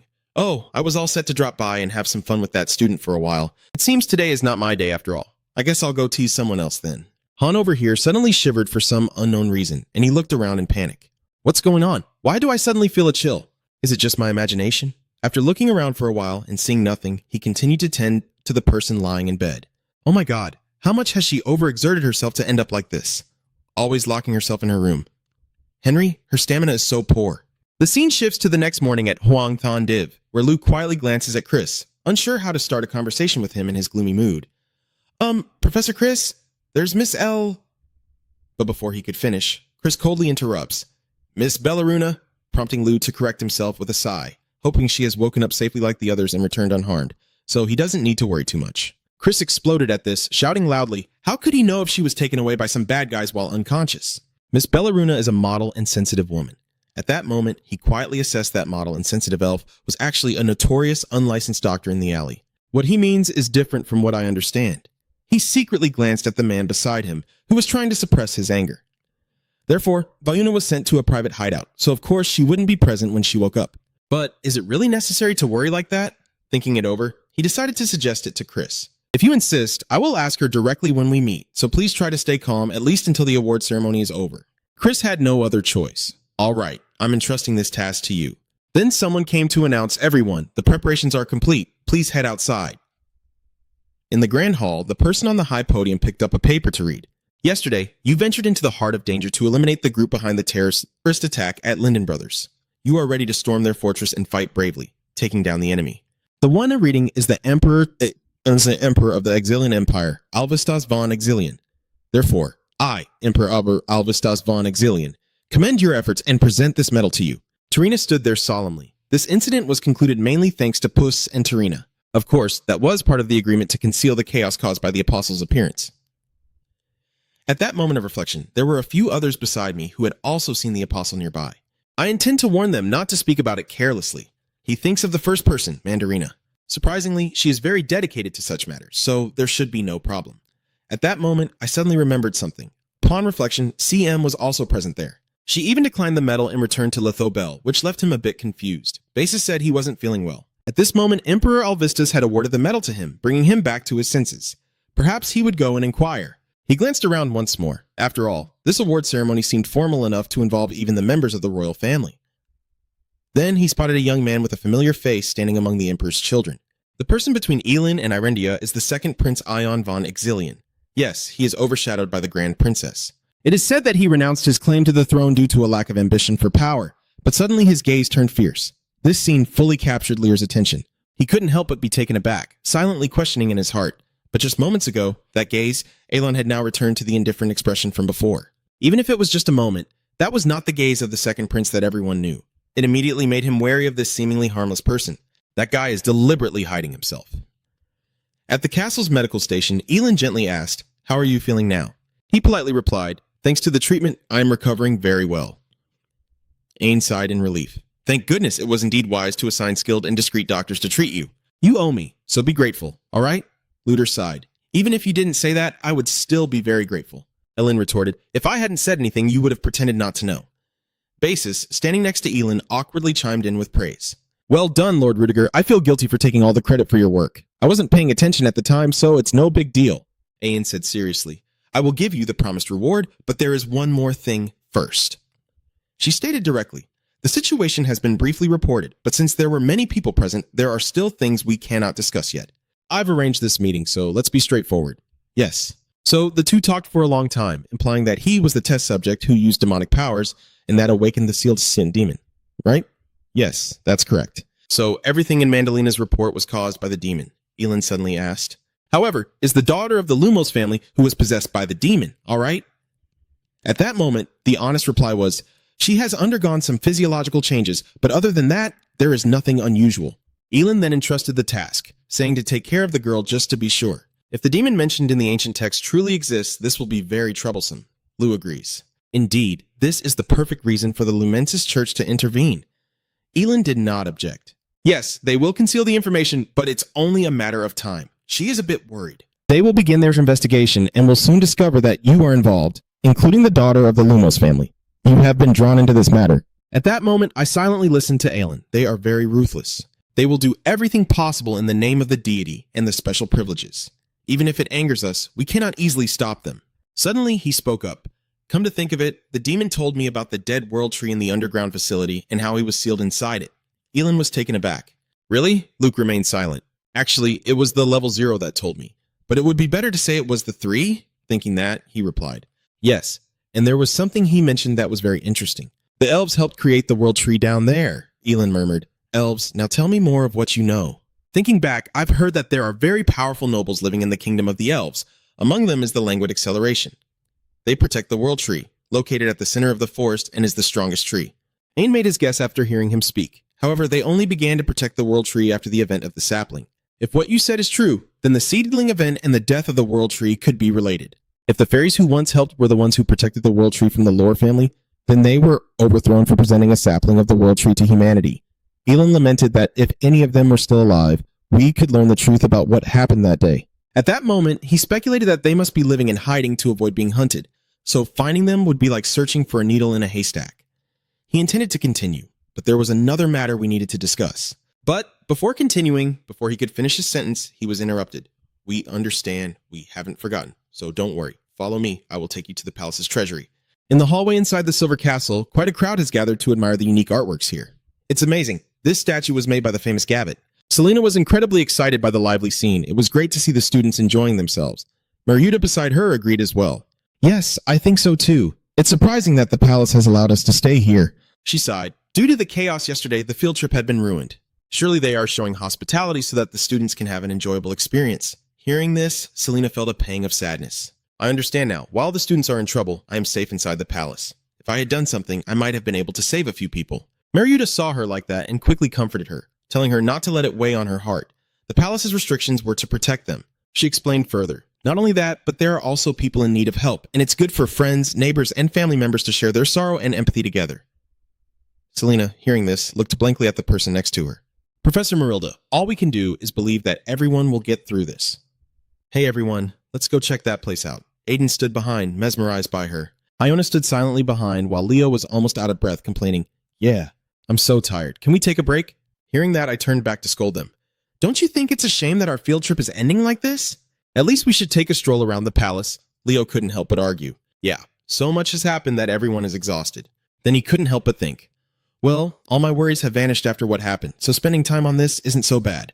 Suddenly, Iona stepped forward. Wait, I have something I want to check. Leo, unaware of anything, replied. Huh? Sure, all right. Iona ventured alone into the forest, then stopped at a clearing. She called out, Come out! I know you're here. You intentionally lured me out here, didn't you? From the bushes, someone stepped out. It's been a while. The person who emerged was holding a helmet. It was Rodaron, Iona's older brother. Iona was stunned into silence as the person stepped out, and after a moment of processing, she finally spoke up. That outfit. Are you Rodaron? I've been wondering where you disappeared after giving up the temporary chieftain position. So you are here? Rodaron replied. I had no other choice. From the very beginning, I never liked studying magic, and the name of Vali doesn't suit me because I'm not of direct descent. She immediately retorted, Although the Beast Clan values bloodlines greatly, what matters most is that you have a Vali blood in your veins. And no one said that the temporary position of clan leader was unsuitable for you. Rodaron pondered. Iona, I showed you my source magic before, didn't I? I know it's strong, and I still think so to this day. His mind returned to the forgettable scene of his past self, but even with such power, I still had to endure a humiliating defeat. He recounted how the one from the White Bear lineage defeated me solely with his raw power. He had no intention of killing me, only to walk away. The humiliating images of the past always haunt him. I have experienced shame and realized one thing. This world is too vast for me to sit still and be a temporary clan leader. And then Rodaron found another path for himself, in order to use his power correctly. I immersed myself among humans while concealing my identity, making it difficult to hide. But after all my efforts, I have risen to this position. Yet you were once again disillusioned, but after this incident, I realized that I still have much to learn. If I don't try harder, I won't be able to repay what that White Bear Clan member did to me that day. Then he advised Iona, who was standing still. So just give up. You came to this empire to bring me back, right? Iona fell silent for a moment before suddenly speaking up. That wasn't the only reason she came here. She confidently lifted her head. One day you will become the clan leader because you believe we should not be confined within the boundaries of the Beast Tribe. Rodaron smiled with relief upon hearing this. I understand now. I will support you. In another part of the forest, a scream echoed. Stop right there! Julia chased after Sedina and upon catching up, grabbed her hand tightly to prevent her from running away. Are you planning to run away again? Julia is extremely angry. As soon as Sedina stopped, she immediately spoke up to question. I will wait until you answer. Why are you avoiding me? Sedina still couldn't face her. She thought to herself, as long as I remain in the Black Dawn, I cannot become close friends with you because I have abandoned the Black Dawn and sided with Professor Rudiger. Sedina was determined to return. Why are you curious about that now? Julia immediately replied, I've been paying attention to you since the semester started. She recounted that not only did you avoid me, but you also looked unwell, so I didn't intervene too much. And what happened next changed Julia's perspective. But at some point, I noticed you returned to your old self. I think that was when you became Professor Rudiger's assistant. At this point, she suddenly raised her voice and shouted, So I waited for you, but you kept avoiding me. How dare you do that? Sedina was terrified by Julia's shouting. Then Julia suddenly warned, I don't know about other things, but understand this. Professor Rudiger is a dangerous person. This left Sedina speechless. At that moment, Julia softened a bit. You know, I can use dream magic. I can enter other people's dreams whenever I want. Sedina immediately asked for clarification. So, have you seen Professor Rudiger's dream? Julia also admitted, at first, I couldn't. Professor Rudiger has a strange characteristic. He doesn't have dreams. She suddenly changes the subject. But one day, I don't know if it was a revelation or not, but I started to see something. Professor Rudiger's dream. Sedina listened anxiously as she recounted it. Although the traces of that dream were faint and brief, I did not overlook them. That dream reflects reality. And in that dream, Professor Rudiger committed murder. Sedina couldn't help but feel anxious. What should I do? It's not the first time I've heard about Professor Rudiger committing murder. If you tell someone else, it will be very troublesome, she said anxiously. What's going on? Julia suddenly mentioned someone, a student in Professor Rudiger's class. Do you know R? Her voice turned cold, and she was stunned by the news that Professor Rudiger had killed Renee Sedina's mother, her eyes suddenly darkening. What? Julia saw her expression and became very worried, quickly grabbing her hand, wanting to say something more to truly awaken her. I don't know what you think, but I'm saying this because I care about you as a friend. He is very dangerous. Don't be his assistant anymore. Sedina helplessly didn't know how to explain her situation to Julia. She stammered, Julia, it's not that I don't trust you. She decided to speak her mind. But this is between me and the professor, so it has nothing to do with you. Julia's face went pale, unable to believe it. Sedina firmly pushed Julia's hand away. I will decide what to do myself. Julia was furious at being so bluntly rejected. She didn't hesitate and turned to leave. Fine, I've gotten involved in this for no reason. Sedina couldn't bring herself to look back at Julia's departing figure. Her mind was in turmoil, and her eyes were filled with guilt and self-blame. At the entrance of the palace, the door suddenly creaked open, and the professor unexpectedly stepped out from behind it. Elin saw him and immediately spoke up. I have been waiting for you for a long time. She asked him, So what have you brought out here? He replied, There are many impressive things. It took me quite a while to decide. At first, as His Highness already knew, he seemed to agree. Well, I guess it might be the mysterious fragments you have been collecting all this time. For now, let's set that aside and tell me about the silver bracelet you are wearing. He raised his bracelet up. Yes, it is named Lungan on the plaque. He lowered his hand and the bracelet transformed. You see, it can take on many different shapes. The bracelet has now transformed into a sharp sword in his hand. Elin exclaimed, It suits you quite well. At that moment, he raised a circular object to his eye, another item known as the Eye of Insight, said to have been created and donated by the first principal of CEO Ren. It can measure a person's potential or current abilities. Chris decided to test it on Ain and Alex. Great, it seems both of them are very strong. Ellen asked Lure. Wait a minute, what did you see through that? He tells her it's just an ordinary monocle. Elin feels that something is off. She was determined to get an answer from him. The item stored in the palace's vault could not be ordinary. Hurry up and tell me, what did you see? After being silent for a while, I saw the brightest light in this world. It seems Elin has understood his meaning. Do you think that a vague answer like that will let you off the hook? Alex smiled at her expression, thinking to himself that it seemed the prince didn't dislike that answer either. That afternoon in the castle corridor, Lin walked on, deep in thought. Inside the castle is so peaceful, it's hard to believe so much happened yesterday. She recalls images from the past. Suddenly her eyes feel pain, and she can distinctly sense the energy of others. That strange creature took over Senior Flora's body, and suddenly the professor appeared to save me. I feel utterly confused. I don't understand anything at all. I wonder if the professor knows anything right now. It would be quite rude to seek him out without a good reason. Lost in thought, she heard footsteps approaching and gasped in surprise. The professor is here now.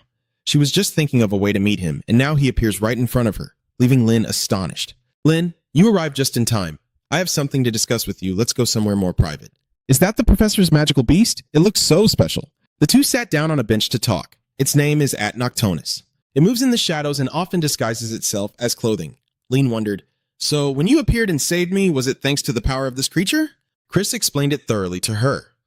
That's true, but it consumes too much mana, so I can't summon it for long. Especially in a bright place like this, Lin finally understood. She suddenly remembered and asked him, Is Senior Flora okay? He informed Lin that he had checked her condition himself and everything was normal. But she seemed worried about her. Lin lowered her head, feeling sad because she wanted to save her sister, which was why she had become like this. and that strange creature has also taken over her body. He turned to Lin and said, Lin, that creature is a demon, and your current eye condition is also related to that demon. Lin was astonished. What? Chris decided to reveal it to her. Things have come to this point now. You should also know the truth. What you currently possess is the eyes of judgment. He looked into her sparkling blue eyes, the eyes of judgment that could distinguish between right and wrong. This was not just intuition, but the ability to see the essence of everything. According to the Radiant Church, this is a unique power that only the Saintess possesses. Lin has many questions. The Saintess, huh? That demon did call you that, but does that mean the Radiant Church intends to take you away? But thinking back, it's really strange. Why is the Saintess of this era here without a single bodyguard? Moreover, it seems she has not fully awakened her powers yet. Lu Jio turned to Tron on Lin. I won't let that happen, so don't worry. At this moment, she thinks that the title of Saintess sounds noble, but the church will only use her as a pawn. It's very likely that others will target her as well. So don't let anyone find out about this. Lin turned to Lu Jio and said, but now my eyes are too striking. Can I really hide them? Besides, Senior Irondit already knows. Crit asked her, Lin, do you think Irondit is someone you can trust and follow? Lin hesitated for a moment before responding with certainty. Yes, of course there is. I don't know everything about her, but I want to trust her. All right, if you feel that way, I won't ask anything more. Just sit still for a moment. Suddenly, Lin felt a surge of power coursing through her and exclaimed. A Chris signaled to her. For now, I have cast a basic sealing spell on your eyes. They just look like ordinary eyes now. Chris advised her, but this is only temporary. Remember to be careful. Your power has awakened, and it will grow stronger over time. When a stranger approaches, you must be cautious. And if they treat you kindly, you should be even more suspicious of them. Those words of advice have now been overheard by someone hiding by the tree. She wondered, Professor, why would he do that to Lin's mother? There must be some misunderstanding, right? The next afternoon, at the royal castle, someone spoke up. We have also heard about the unfortunate incident that occurred in the capital of the Exilian Empire. We extend our condolences for this tragic event. Ellen continued, thanking everyone for sending envoys from the holy nation of Broadus to convey these words. But it seems like he brought too many people just to assist us, doesn't it? A stream of thoughts flowed through her. He arrived too quickly. The incident just happened recently. It's as if he had prepared for this in advance. Could this really just be a coincidence? Ain looked to the other side. The woman sitting next to him was likely a priestess from the Holy Kingdom. Since Broadus is the holy nation, her status cannot be low. Yet someone so young holds this position. The man, seeing Elin distracted, slammed his hand on the table and shouted, Where are you looking? Aren't you talking to me? You're not even an emperor, yet you dare to be so disrespectful? Lin boldly retorted to him, Indeed, I am not the emperor, but I am someone who can become one. Unlike you. A representative priest can't even become an official priest anymore. This statement made him uneasy, furious, yet powerless. He has to concede. Anyway, I feel satisfied with this position. Lin demands that no more nonsense be spoken and to get straight to the point. Being a monk is one thing, but bringing holy knights here means he intends to use force on imperial soil. He replied to her, Don't worry, we won't go against the empire. However, depending on your answer, this could change, so we must be cautious. If they were messengers from other countries, their heads would have fallen to the ground long ago. But the power of the Holy Kingdom is formidable. We cannot treat them carelessly. She recalled the professor's words, which now seemed to mirror the truth that man had told about the Old Kingdom. They used that troublesome power to meddle in other nations. If they had openly displayed their power, it wouldn't be this troublesome. The man interrupted Elin's thoughts. We received a report that a black orb appeared in the center of the capital during this incident. Do you know anything about this? I have received reports about it, but I don't know what it is either. The Liberation Army has been collaborating with the Dark Mage, so they must have done something. The man appeared agitated. Do you really think the Dark Sorcerers could do something like this? Elin retorted. I also want to ask you why you are so sure they are not the culprits. He slammed his hand down on the table, angrily saying, This is ridiculous. Are you really going to refuse to cooperate with us? If you continue to act this way, I have no choice but to report back to the Holy Nation. Before Elin interrupted him. Did you just say the Holy Kingdom? She looked at the man in front of her with a hint of annoyance. Aren't you here as a representative of the entire Holy Nation? What right do you have to speak on behalf of your country? Elin's gaze was stern as she looked at him. I have overlooked many things, but your behavior has crossed the line. Do you want to know how we deal with people like you in this empire? The man couldn't help but shudder at her words. Wait, please let me speak. Priestess Remria sitting beside smiled gently. Finally, she spoke up. Everyone says that the heir to the throne is a strong, beautiful, and wise person. It seems that it's not just empty words. I want to apologize on his behalf for his disrespectful attitude towards your highness. Remia is someone who speaks reason, but I hope you understand that we are here to help the empire as well. So could you allow us to conduct our own investigation? Elin stood up and sighed. Do whatever you want. They left the room, and on the way, the man kept shouting in chaos. She is indeed too arrogant. How dare she treat the priestess of the Holy Kingdom with such disrespect? He followed Remia, pleading, "Let's go there right away." Before those imperial scoundrels erased the evidence, Remia spoke up. "Never mind, it seems we don't need to rush anymore. No matter how hard they try to hide, the evil creatures will eventually reveal themselves. The more they want to escape, the easier it will be for us to find them. Moreover, since we are finally in the royal castle, I want to see the famous sights here for myself," the man reluctantly replied. "Yes, of course, then let me guide you there." At that moment, someone rushed past Remia, causing her to pause for a moment, not responding to the man calling her. "Lady Priestess?" Remia turned to call out to the mysterious figure who had just passed by her. "Hey, wait a moment, I sense something unusual about you." "Who are you?" Remia called him back. "The priest is asking who you are, you bastard!" Remia watched his back. "Hey, are you deaf or something?" The mysterious figure still isn't responding. He paused for a moment and thought, well, I was going to pass by in silence, but he sensed my presence. Lately, I've only been able to channel magic through the mana seal in my body. Perhaps the fight with Basara weakened it. Finally, the mysterious figure turned around and responded to them. "You call yourself a priest? You are just a subordinate." The man turned away, feeling annoyed as he scolded him. "How dare you? I am the representative of the priestess. A commoner like you has no right to be disrespectful. It seems you are unaware, so let me explain." The mysterious figure approached the two of them, at first seeming unremarkable. "But I do not serve the Empire. As a citizen of the Empire, I bow to no one but the Emperor." Every word you say is making the man extremely uncomfortable. Thirdly, if you want to raise a child as a representative, you should learn how to behave. Don't you realize that your disrespectful actions only embarrass your master? Now the mysterious figure turns to Remria. How long does she plan to keep this fool as her representative? It would be better for her to switch to someone else. The man was so angry that he let out a curse. That bastard was talking big. But Remria interrupted, saying, "You're right. You've worked hard until now, so you can rest." The man turned his head to look at her, shocked by what he heard, his mouth agape. "Priest," he chased after her. "Priest, wait a minute. The priestess." Now Remria stands talking privately with John. "Now that it's quiet, can you tell me who you are?" He replied broad to her, "I am Loser, a professor at the CEO Ren Academy." She gently introduces herself. "I understand now. I am Remria from the Holy Kingdom of Bretus. I am one of the few high priests of the Holy Kingdom." I continued. "You are different from the priests I know." "Well, it's been 20 years, so it's reasonable for the Holy Kingdom to have a new priesthood." "I'm leaving Remria confused. She said, 'Have you already left after hearing the family name?' How cold." She continued to strike up a conversation with Lu. "As I mentioned before, I sensed something unusual about you. By the way, have you visited the Holy Kingdom before or met any of us?" He paused for a moment, recalling images from the past. "Not long ago, I had met one of the archbishops known as Fredden. She said she sensed a bit of divine power within me. Perhaps you sense something similar. Perhaps I possess qualities suitable for priests like you that I am unaware of, but I sincerely hope you do not impose religious rituals on someone like me." Remia sighed after hearing this. "So the Archbishop of Latho Bell said the same, but what could it be? It feels like something even more powerful." Somehow it felt like Luder sighed as well, and he turned to look at Remria. "Regarding everything that happened today, I hope you keep it a secret and don't tell anyone." Remia watched his fading silhouette and said, "Well, since we're both busy, I'll take my leave." Her guard inquired, "Priest, are you all right? Your current actions seem a bit unlike yourself." Remria admitted, "You're right. I was a bit stubborn today, wasn't I?" She smiled and asked him, "Feeling like a loser right now?" "The name of that man." Her guard replied, "Yes, he is quite famous in the sorcerer community. You suggested that if that person bothers you so much, I will investigate him." Remia agreed. "All right, thank you. And I want to ask one more thing.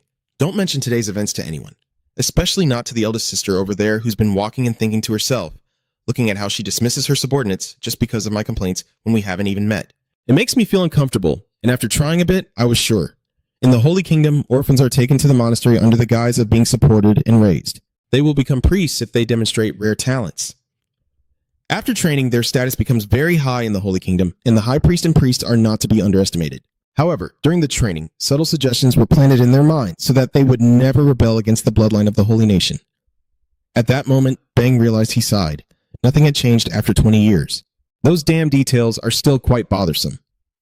A few days later, Brad Lair plans in his mind at the temporary base in Leiden. Now the trip is over. Tomorrow we will return to C.E. Ren to clean up a few things here. I was planning to pull out the debris, but the plan has been postponed. Suddenly, a fierce tiger charged towards him, leaving him puzzled. Was it a bird? He was stunned. "Brother Han!" The powerful tiger suddenly fell to the ground, reaching out towards him. "Why did you just arrive now? Do you have any neutralizing agent? Hurry up." It scolded him for always being late. Waiting for him made it feel like its bones were going to stretch out. A girl with messy blonde hair appears. "That's right, close the door and come in. If someone sees you like this, it will be a big problem." The girl sat down and chattered on. That creature can even make artificial monsters transform quite interestingly. I thought it was Bellaruna's doing, but it was you? Master, do you even have the claws of a chimera? Bellaluna chimed in. I got it from a tribe. They have a lot of stuff. He thought to himself with his eyes closed, how annoying. When did they start collecting things like that? The blonde girl smiled brightly. So, what do you think? How do you feel after facing a demon directly? He kept his eyes closed while continuing the conversation with her. Indeed, you know everything and followed me here. Even if you don't intend to intervene directly, I can still handle it. But it would be great if you could at least teach me how to fight demons. More importantly, a priest from the Holy Kingdom has personally visited the Empire. She sensed the Holy King's magic within me and approached me. The blonde girl looked at him. Really? You're not exposed, right? Just so you know, if there are suggestions planted in their minds by the Holy Kingdom, they won't report to the Holy Kingdom immediately. But we can't stop the priest from directly describing me. It's just a matter of time. The girl scolded him, calling him foolish. If he intended to use magic like that, he should have been more careful. He replied to her, there are too many people watching. That's the only thing I can do to avoid drawing attention. Even if she doesn't intend to investigate, the rumors will spread everywhere. The girl sighed, letting it go. In the end, you will have to face your brothers anyway. You wouldn't say fighting against family is too difficult, would you? After all, they are the ones trying to kill me. If they interfere with my plans, I have no intention of going easy on anyone. Bellaluna looked at him with a tired gaze. You have a great idea there. At least it eases some of the worry. The blonde girl continued to speak. Now let's handle our internal affairs. Go talk to the person waiting inside. Bellaluna and a friend bowed to him. Bao Chung finally spoke up. Have you been standing outside this whole time? Come in. He turned to Bellaluna and said, Bellaluna, I've heard that you've gathered quite a few chimeras and specimens. She spoke up. I have a lot to say about you secretly contacting the World Tree again. But for now, I will let that slide. I crossed my arms and let out a sigh. Is there something you haven't reported to me? Go ahead and tell me now. I won't scold you. Bellaluna hesitated for a moment. Well, I just thought I was spotted by the tree manager in my hometown. Lear asked her back, what did you say? Was that when you went in to check with Chris Benny? Bellaluna recounted the whole story, leaving Lou feeling overwhelmed and helpless. Yes, it was when the boss was at the palace that I sneaked into the underground world to contact the World Tree again. Perhaps because the influence of the demon race has faded significantly, the connection to the World Tree has been restored. However, I didn't expect to run into them there. Finally, Lou decided to speak up. All right, at least you told me instead of hiding it. He felt a bit dizzy and asked her, So, has the manager found out who you are yet? Bellaluna replied to him, That moment was so brief that I didn't think so. But perhaps they have figured out where I connect with the World Tree. Bellaluna asked Han's thoughts. So what do you think they will do next? Han rested his chin and thought. First, they will probably send an envoy since it is happening in the capital of the Empire. Bellaluna believes their kingdom is very closed off. They will never engage in diplomacy or talk with the human kingdom. They will definitely send a Dark Guard. Are you asking if the Black Guard is similar to our Dark Army? That's right. They mainly hunt and deal with traitors. You wonder, but if what you know only points to where to access, can't you just avoid going back there? Bellaluna sighed. Well, it's tough. Once they have a clue, it is said they can track you down anywhere on the continent. Belluna's expression now carries a hint of hope. The good thing is, we have plenty of time to prepare. The Black Guards can only act on the Queen's orders, so it will definitely take some time for the higher-ups to receive the notification and make a decision. Meanwhile, in the fairy kingdom of Renatir, the attendees of the meeting wondered why the Queen suddenly summoned them, not just the Lifrey clan, but also the subordinates of other clans. The door creaked open, and someone reminded everyone, they have arrived. A shimmering blonde girl stepped in and said, Is everyone here? They replied, Yes, everyone is present. Ventman Liffer spoke up. What is the reason for your summoning this time? The blonde girl stated the reason. As I was observing this world, that fool DN dared to contact the World Tree without our orders. The group immediately reacted with outrage. The arrogant fool. Ventman felt extremely annoyed upon hearing this and shouted loudly, In the name of the head of the Lifrey clan, I command you to immediately summon the Black Guards. A few days later, echoes were heard in Sion. You have worked hard throughout this practical journey. Professor Lou Elisa is chatting with Lair, her smile gentle. I heard you played a very important role back then, right? Until now, I've only responded without emotion. I just did what I had to do. She smiled with her eyes all squinted. You remain as humble as ever. I called you here because there's something I want to discuss. Are you aware that the curriculum for the first and second years has been delayed because of this? At that moment, Elisa added that they had to stay in the capital for treatment. Elisa suggested that we would have to extend the school schedule by about 1.5 times or shorten the first and second year breaks. Either way, it would be tough. Elisa added that we are also considering increasing the difficulty of some subjects. He asked her, Are you talking about practical magic and basic combat training? Elisa pointed to the paper on the table. They are very important. But the incident in the capital made it clear that while theory is important, it is useless if it cannot be applied to real combat. Elisa's face was filled with concern, and above all, there was no guarantee that the students wouldn't be targeted like last time. Therefore, I believe we should teach them how to protect themselves, starting now. When I heard her point of view, I added, I agree, but you only need to inform me through official documentation. Do you want me to handle something? Elisa smiled shyly. Oh my, you're still as sharp as ever. That's right, it's about the beast summoning class. I want you to teach this one. Professor Liu was puzzled, wondering if there weren't already enough instructors for this subject, and Elisa explained that due to the schedule changes, they were quite busy as well. Moreover, your theory class will be reduced, so you'll have more time. Hearing this, he suddenly froze for a moment. And to be honest, hiring external lecturers is quite risky in the current situation. Besides, I've heard that you've taught a lot of practical materials already. He remained silent to let Elisa finish speaking, so I believe he would also excel in teaching about magical beasts. Of course, I will try to lighten the load for you. After all, you are the project leader. His expression remained unchanged as he calmly replied, I understood. In return, can I teach in the way I see fit? Elisa immediately agreed. Of course, I trust you completely. And one more thing. Could you take a look at this? Looking at the stack of papers in front of him, he wondered, This is Elisa letting you know that during your time in the capital, we faced many issues here as well. Until now, I've kept quiet because we need someone to manage the noble factions, but this time they have clearly crossed the line. They have informed external forces to leak Sion's internal information. Was the previous cut truly a fatal blow to their influence? When I informed Hugo, it made him angry that he was caught off guard. I told him, Don't worry too much, Hugo Berthet, you still retain your position as a lecturer at Sion, which surprised him. What? At the time of informing him about what he has done, if we were to fire him, the nobles would revolt and it would expose Sion's internal issues to the public. Instead, your salary will be cut, the research fund will be the same, and all your powers will be revoked. Hearing this, he was filled with fear and anxiety, breaking out in a cold sweat as he replied, You are truly generous. So what? Even if you get rid of me, there will be someone else just like me to take my place. Suddenly, the sound of footsteps approached, reminding him, Don't worry, I found the right person.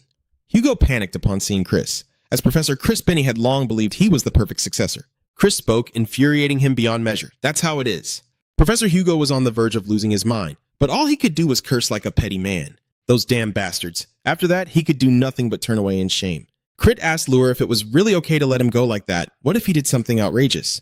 Lure seems to grasp the situation. He informs Chris that the man prioritizes his own safety above anyone else's, so that won't happen. Anyway, congratulations on becoming the one in charge here, Chris explained clearly. Don't get me wrong, I never wanted this position. Chris reflects on what happened in the past. That accident made me realize a few things. How dangerous the current world is and how vulnerable the students are. How much more time must we waste on meaningless battles? And more importantly, the safety of the students. That's why I accepted your offer. Just consider this my way of repaying you. Lear is now curious. The debt to Chris reminds him. Didn't you help me reunite with Belle Laruna? Now I realize. So he wondered what it was about her that drove him crazy like that. A few weeks later, at the training ground, the red-haired Ta was running in the yard, panting and exclaiming, I'm so tired. Why do we have to train like this? The bespectacled friend turned back to encourage her, saying just a little more effort and your body will get used to it. Over here, Cher was also out of breath, but Flora in front of her showed no emotion and kept pushing herself to run. Flora, what's wrong with you? Why are you running so well? Aren't you out of breath? Flora thought to herself. Really? I'm surprised too. Not only endurance, but also magical skills have improved significantly.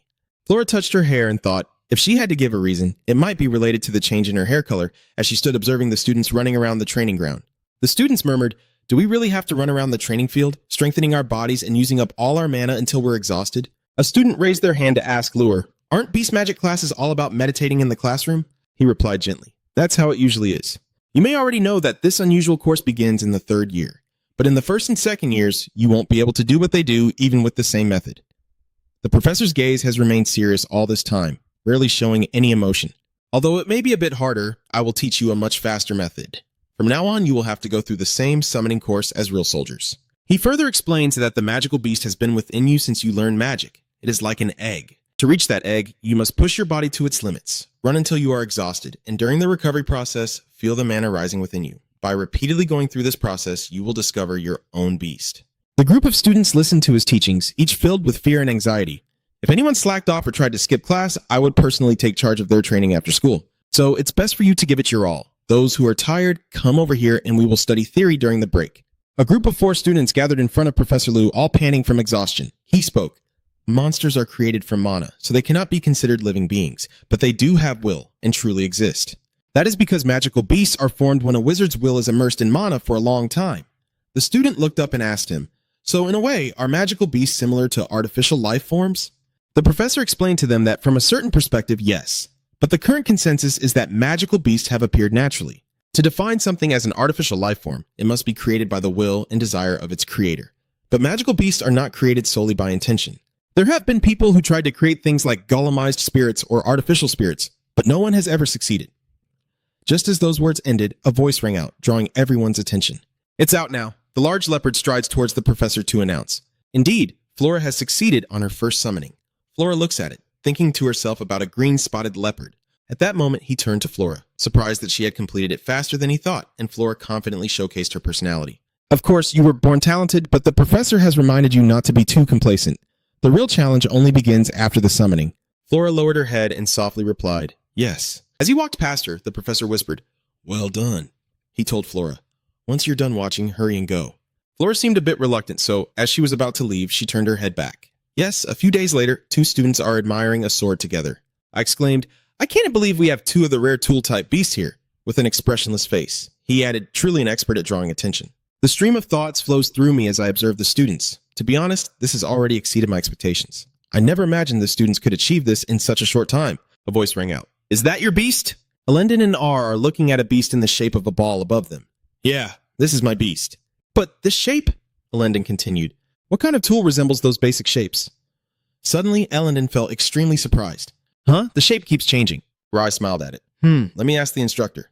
Its source of power seemed to be activated, emitting an endless light that left Rai and Elendon stunned. Tossie turned to look at the beast and exclaimed, what is that? What's wrong with the beast? Even now, it can't help but affect others, making them stagger, he thought to himself. Its energy is causing the other beasts to react strongly. To calm them down, it is necessary to subdue them using a different type of beast power. Just as the thought crossed his mind, multiple streams of dark energy emerged from Professor Dogcoke Athen's gesture. The students were in a panic, waiting in shock. It was Professor Roozer's beast, covering half of the training ground. Flora thought to herself, she had smelled this scent at the beginning of the semester. After a moment, he asked everyone to stay still. He walked towards the glowing beast, thinking to himself that it was fortunate Ron's beast was no longer reacting. Whether it fears the Athen beast or not, at least it has stopped. The professor stepped out to check on Ri, who had been panicking all this time. Are you okay, R? Ray looked up at him with tear-filled eyes. Professor, why are you looking at me like that? Rai collapsed in front of Heotho's ship, his face a mix of panic and tears. Why are you making that face? Heotho's ship's expression darkened as a thought crossed his mind. Why do you feel guilty? Ri, exhausted, fainted, seemingly unable to feel anything anymore. The space around her was now engulfed in white, as she fainted before the seemingly unprepared gaze of He-ship. Without hesitation, Helthip quickly lifted Rai up. Today's class ends here. Rai was taken to the infirmary, surrounded by concerned voices asking about her. Is Professor R really okay? He calmly replied. Yes, she just fainted for a moment. He calmly reassured. Just leave her here. Don't you have a class to attend? Yet, despite his words, Elendon still worried about her friend, hesitating to leave. But sensing that worry, Heo continued. It happened in my class, so naturally I have to take responsibility to feel a bit more at ease. Elendon replied softly, all right. After she left, the quiet room suddenly made a soft sound from Rai. Rai abruptly woke up, surprising Helthip. You're awake now? Her tone became hurried and embarrassed. Huh? I fainted? She became flustered, hurriedly asking Heotho's ship about her condition before passing out. Right before I fainted, I thought I said something rude, didn't I? Heotho's ship remained calm and reassured her. You didn't say anything, don't worry. Heotho's ship carefully recounted the events that had occurred earlier. She had only fainted from the shock of summoning a beast for the first time. Newly born magical beasts simply react to the world they see for the first time. Hearing that explanation, her shoulders tensed with curiosity. Huh, can a beast really do that? Heo calmly answered her question. Monsters don't always obey their masters. In rare cases, they even eat their own masters. Rai timidly asked, Isn't your monster a rare type? That's right. In response to Hilthoshu's answer, she fell silent. Her tone grew increasingly urgent with fear. Oh no, I still have so much to do. I can't die this early. Hyotoshu waved her hand, helplessly reassuring her. Stay calm is an example for those who do not treat their magical beasts well. As long as you treat it well, that won't happen. Still, Shar has more questions for her. What do you mean when you say you have many things you want to do? It's hard to choose from so many options. Then she broke into a bright smile as she talked about what she wanted to do. I want to become a magic researcher and learn spells that no one knows, for the benefit of those who don't understand what kind of magic they possess. In response to her answer, he closed his eyes and thought, his voice deepening. Is that so? Becoming a magic researcher isn't easy. He then explained to her that the job of a magic researcher requires an immense amount of knowledge, not to mention the paperwork and reports involved. Not only that, your achievements in magical theory must also be correspondingly high. Simply put, This is a profession that represents the pinnacle of knowledge. His explanation about that job hit her like a powerful blow, almost completely extinguishing her previous thoughts about being a magic researcher. She sighed, "Wow, it's harder than I thought." He gently reassured her once more. "But you excel in theory. If you work hard, you can do it." After receiving renewed hope from him, Rai was surprised. "Really?" R continued to ask him about her lingering doubts. "But still, there are times when the teacher feels hopeless and wants to give up, right? In times like that, how does the professor manage to get through it?" "Oh, perhaps the professor has never felt that way." In response to her relentless questions was the silence of Haotho's ship, but then he spoke up, his tone growing stronger. "I have never overcome it. I just silently endure it." Stepping out of the infirmary, Haotho's ship was flooded with thoughts. It was just a moment, but Jai's judging eyes had grown unusually strong and shattered the seal. If there is any reason, it must be a summoned beast unprecedented to have both attributeless traits and judgmental eyes. In reality, it's very difficult to assess with current knowledge. A power that no one desires is no different from a curse. Attributeless unless I find a solution. At least suddenly, Haotho's ship froze, his thoughts halted by the sudden appearance of Freuden. He was taken aback. Broen Waff was furious. Freden's tone became hurried with a hint of angry skepticism. "I heard everything." "What have you done to die?" He maintained his calm expression. He calmly replied to him, "She just fainted. There's no need to react like that." But it seemed that his attitude and words only made Fred even angrier. "She fainted in your class. Do you think I'll accept that explanation?" He became even more irritable. "How much longer do you intend to hurt her? What you did to her mother isn't enough. How dare you stand by her after all that?" Haotho's ship's expression darkened. His voice grew somber. "If you don't know anything, don't say a word." Fred wondered, "What?" Suddenly, Haotho's ship hesitated. Terminal illness. Hearing such news struck Freuden like a bolt from the blue, leaving him frozen, completely losing the arrogance and anger he had before. "What?" The pig ship left, and behind him, Freden's gaze was hazy, looking down with a face full of worry. He thought, the words of the shipper echoed in his mind, that mana would gradually develop and destroy her body. If the body cannot withstand it, it will kill the user. The average lifespan is around 25, and even if it extends, it won't exceed 30, and the process will be incredibly painful. Death would be preferable. He recalled the serious expression and the words of the ship's priest earlier. A mother who loved her only daughter chose to die at the hands of another. Because of that, Fron clenched his fists, his hands trembling, thoughts racing through his mind. What the hell has that bastard done to Gi? While I was keeping an eye on her, trying to prevent her from ending up like that, a voice suddenly came from the front, pulling him out of his thoughts. "Wow, you're more impatient than I thought," Freuden turned to ask. "Are you eavesdropping?" Flora said as she walked over. "I just happened to overhear." She leaned against the wall. "I didn't think you liked that. I never thought you liked anyone." Freuden calmly replied. "And you are the one interested in that guy, Cheris, even though he pays attention to someone else. Is that okay?" Flora sighed in relief. "Maybe it was like that before, but I don't care anymore. I've had enough." Freuden looked at her. She had changed. She couldn't stay a child forever, could she? Flora said softly. "Yeah," Freuden replied to her, gazing into the distance. "I guess I have to be that way too." Over here, the pig is slowly returning to the room. He gently pushed the door open and suddenly heard a sound by his ear. "Professor Liu, it's been a while. Are you doing well?" Hei Bok greets. Hei Bok Kadu-san is the head of the third Duke family in Kadatu-san. Hio took a seat and asked, "What brings a Duke here?" Hei Bok immediately replied in a clear voice, "Of course, to see you." Hei Bok continued, "I heard you're planning to become the headmaster next time, but has the principal accepted you yet?" Haotho's ship sat down and replied, "I was offered the position of principal from the start." Hei Bok's expression darkened, a hint of malice appearing on his face. I may have been a bit unclear. I wasn't talking about that. What I mean is the alley behind, the master of Oliver." "He knows." Haotho's ship lowered his head. "Teacher Sion doesn't usually intervene in matters outside of class." Hei Bok sighed, well paid and taking on extra work. "That's quite a dream job, isn't it?" Hei Bok said with a smug expression while stroking his beard. "So allow me to reintroduce the eyes of the one who watches over the Empire, the former head of the advisory committee and the leader of the Night Patrol Knights, Ha Kadatu-san. The face of Haotho crinkled, his eyes glinting with caution. "You think the head of the advisory board and the leader of the Night Patrol Knights is just a simple old man, huh?" Haotho looked suspicious. "So you're here to catch me, huh?" Hei Bok laughed heartily at his question. "Gotcha, haha. Why is that?" he continued. "You have revived a dying province and dealt with the troublesome thugs. Your contributions to the situation in the capital only serve to harm the Empire. What you've done in the underworld surpasses others." He hesitated, but with that much information, how could he not know about the incident in the capital? Or Bachui gritted his teeth. "We're talking about the royal family here.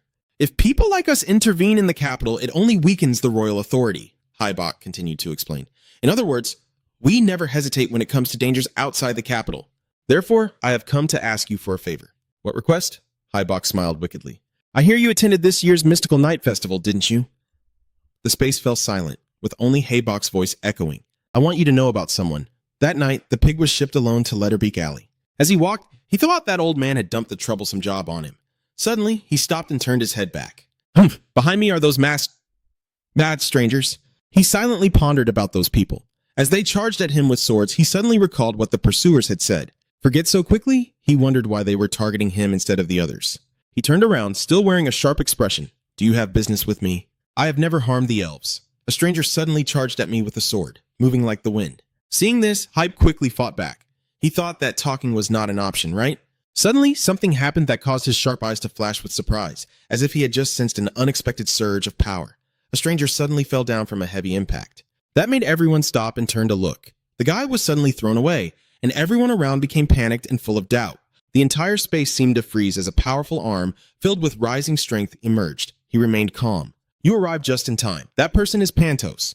He and Hio stood side by side, emanating a formidable power, causing the strangers to panic and fear to show on their faces. Pantos said softly, I felt the killing intent, so I came here, but it doesn't seem worth it. In response, he heard the voice of Heo. That's true, but since we're already here, why not take a little back? The silence around was broken by Hype's voice. Eliminate all the remaining ones except for the leader. Pantos' face turned cold as he replied firmly. Understood. Suddenly, the door swung open and someone was kicked inside right in front of Bella Luna. Seeing HCF enter, she asked, Boss, who is this person? Hatch replied, I'm the one who should be asking Bella Luna. He frowned at her. Didn't you say it would take some time for the followers to arrive? Bella Luna sweated nervously and stammered, I don't know how they could arrive so early. The girl in black kneeling on the floor shouted loudly at Bella Luna. I see, so the one who dared to invade the sacred tree is you? You are the traitor? Hex sat down, looking at her with a slight smile. It seems I am not the target, but Bella Luna. Then why did you attack me? Hearing HCF's questioning words, she remained silent, biting her lip without answering him, growing impatient. No intention to speak. Suddenly Belluna was mentioned by HCF. Bella Luna made him speak. She startled and asked, Me? Hack looked at her coldly. Yes, unless you're hesitant with your own kind.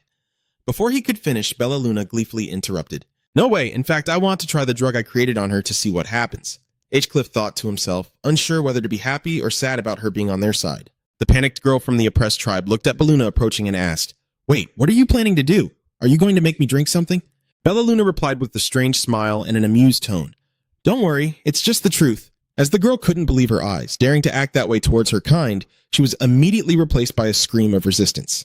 After a moment, HCF asked, Your name and reason for being here? To which she hazily replied, Gali Sen, my goal is to kill the traitor who has invaded the sacred pillar. Hats continued to question, I heard your clan will arrive in a while. How did you get here so early? She replied, The master of the Life clan overseeing the holy tree encountered the intruder directly, and he immediately used his power to summon us. On the synthetic. Upon hearing Galleon's words, he glanced at Belluna. Our mission is to capture the intruder of the sacred tree and retrieve another sacred tree we are unaware of. The image in Galleon's memory conjured up a room. When we arrived in the capital, the people were completely guarding the area around the sacred tree, so we left the team to monitor and came here to kill the traitor. Panic replied, I understand your purpose, but why target me instead of the traitor? After hearing this, Gally's expression darkened as she murmured, Bronte, I see traces of the Bronte clan on you. Those who once oversaw the HCF sacred tree were taken aback by Galleon's words, wondering how a clan that once guarded the sacred tree could have traces on them. He turned to ask Galleon if there was any mistake, to which she replied, We have been monitoring for a long time. There can be no mistake. Before HCF could finish, he was taken aback by another surprise from Galleon's words. However, despite his strong lineage, the scent was faint as if diluted by some impurities. Hat seemed to recall something, remembering the hybrid blood impurity, and the image of the girl appeared. Her real name is Sedina Plant. Sedina returned to the present and asked if he was looking for the survivors of the Plant clan. She replied, Yes, any survivor is a target for elimination. Heckliff looked down and asked, But wasn't the Leifra family completely dominant? Why are they so determined to hunt them down? Gal replied it was for the ownership of the holy tree. An image appeared of a white-haired woman clutching something as she fled from the dark hands of Galleon. The sacred tree contains a vast amount of life energy and possesses immense power. However, 500 years ago, the head of the Pranti family fled with its ownership. That is why they continue to pursue the Plant family to regain their dominance. Hearing this, HCF fell silent. So that's how it is. For now, I need to make sure Sedina stays safe from any attacks. He continued the questioning. You say you recognize by smell, so is there a way to hide it? Gyun replied. A scent like human perfume is enough. After asking everything, Galleon was lifted by the collar by HCF and replied, I understand now. Pantos dealt with them at the previous location as understood. Holding Galen by the collar, Pantos looked at HCF and asked, "What about the ones in the capital?" He replied, "It's too troublesome to go there, so I'll send a suitable junior I know for this kind of mission." Transitioning to the night, that evening, inside a house in the capital, Lyndon Brown, many people were lying down, and someone was wiping sweat while cursing. "Damn it, why do we have to be in this human's house?" The mysterious figure turned to complain to their teammate, "At least we should do something with the body. It's starting to smell bad." Someone else replied, "We could get caught. Just hang in there a little longer. Once everything is confirmed, we can leave." Suddenly, Alex appeared at the window, his expression dark yet amused. "Too bad for you. It's too late to run now." The mysterious figure who had just complained is now screaming in fear as they look at Alex. A powerful beam of blue light shining from within into the dark night. Bulls sent, "It won't be long now." Right next in Lear's office, Celadina holds a bottle of purple perfume. The professor replied, "As you can see, it's perfume." Suddenly, her random overthinking condition flared up again. "I'm sorry, I didn't know I smelled like a helpless Heathcliff." Sighing, "No, I didn't mean that. Don't get me wrong." To help Sedina feel more at ease, he replied, "You've been a great assistant to me, so I want to give you a gift." She happily repeated, "A gift." HCF continued to lift the coffee cup to let her know not to hold back. Just use it. Sedina startled and replied, "Oh yes, thank you, sir." Heathcliff looked at her, thinking that with her, she wouldn't be discovered for a while, and it seemed like Sedina didn't know much about the Grante family. He recalled Viorano and thought he should ask Professor Viorano if he wanted to learn more about the Grant family. Professor Viorano patted him on the shoulder and asked, "How do you know about it?" "Forget it. Things will get complicated if I dig deeper." HCEF finished his drink and praised. "Delicious. Did you change the coffee beans?" Sedina replied cheerfully. "Yes, I used the Nacerian beans we grew in the assistant's room." HCF set the coffee cup down on the table and replied, "Nacerian is very difficult to grow here." Sedina replied, "I think it's because of my plant blood that the trees I grow thrive so well." Heathcliff looked at the coffee cup, thinking that from what he knew, this was Sedina's ability, the power to accelerate growth and bloom perfectly, a gift from the plant bloodline. He recalled the image of young Sedina and thought about how paper comes from trees, making Sedina's magical abilities related to paper no longer surprising. Interrupting Heathcliff's train of thought, Sedina asked, "Should I prepare another cup, or is there something else you would like me to do?" He replied, "That's not good. More than one cup a day isn't healthy. I've almost finished preparing for the upcoming mysterious night, so there's not much to do." Suddenly remembering something, HCF stood up and said, "Oh, I almost forgot about Sedina. If there's nothing urgent, can you leave early?" She asked, "Are you planning to go somewhere?" Heathcliff replied, "Yes, there's a place I want to go," as the scene shifted to a high-rise building bathed in the dazzling sunlight of the late afternoon. Inside, someone is carrying a pile of various large and small boxes, frowning in annoyance. Seriously, don't they know how exhausting it is to deal with all this stuff? Suddenly, HCF approached her and quickly asked if she was a guest. Sorry, but Kay didn't want to meet anyone. As if remembering something, he said it had been a while, right? Kay talked a lot about him. I realized he was referring to her as his assistant. Then he looked at the pile of things in her hands and asked what she was carrying. She replied that fans sent things over every day, so she was getting rid of the unnecessary stuff. They had no idea how annoying it was. Truly, Kay's fans were something else. He listened to the answer with an expressionless look. She's got her hands full. She said she wasn't feeling well. What's wrong with her? Hearing HCF's previous question, she replied anxiously, "I don't know. The doctor said she's not really sick, but she's been in bed all day."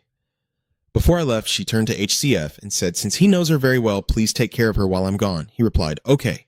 Hotz looked at the girl's back, thinking she was a successful product of Afa. Perhaps her soul only belonged to 8. Hadcliffe turned away, telling himself he shouldn't give up. The scene shifts to Kay's room as her eyes slowly open, and Hietzi's figure becomes clearer than she expected. "What is this? Is anyone there?" Hex saw the tree wake up and immediately asked, "You're awake?" She looked over at him, puzzled. "Why are you here? Aren't you going to answer her?" He continued to exclaim, surprised that the case was so rare, lying helplessly in the depths of depression. She saw him understand her reason as he remained silent and spoke softly. "I'm sorry." Heck closed his eyes over what happened, and she replied, "I already know the truth. Why did you do that? Why are you taking responsibility for me?" Looking at HCF, she sobbed.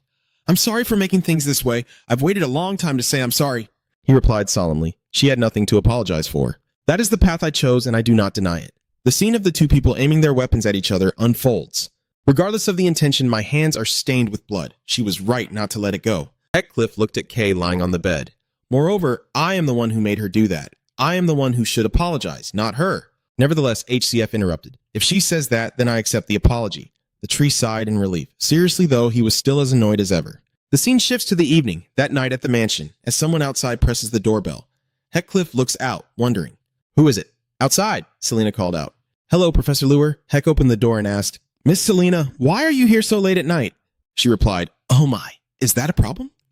Suddenly, her second personality, Esmeralda, emerged.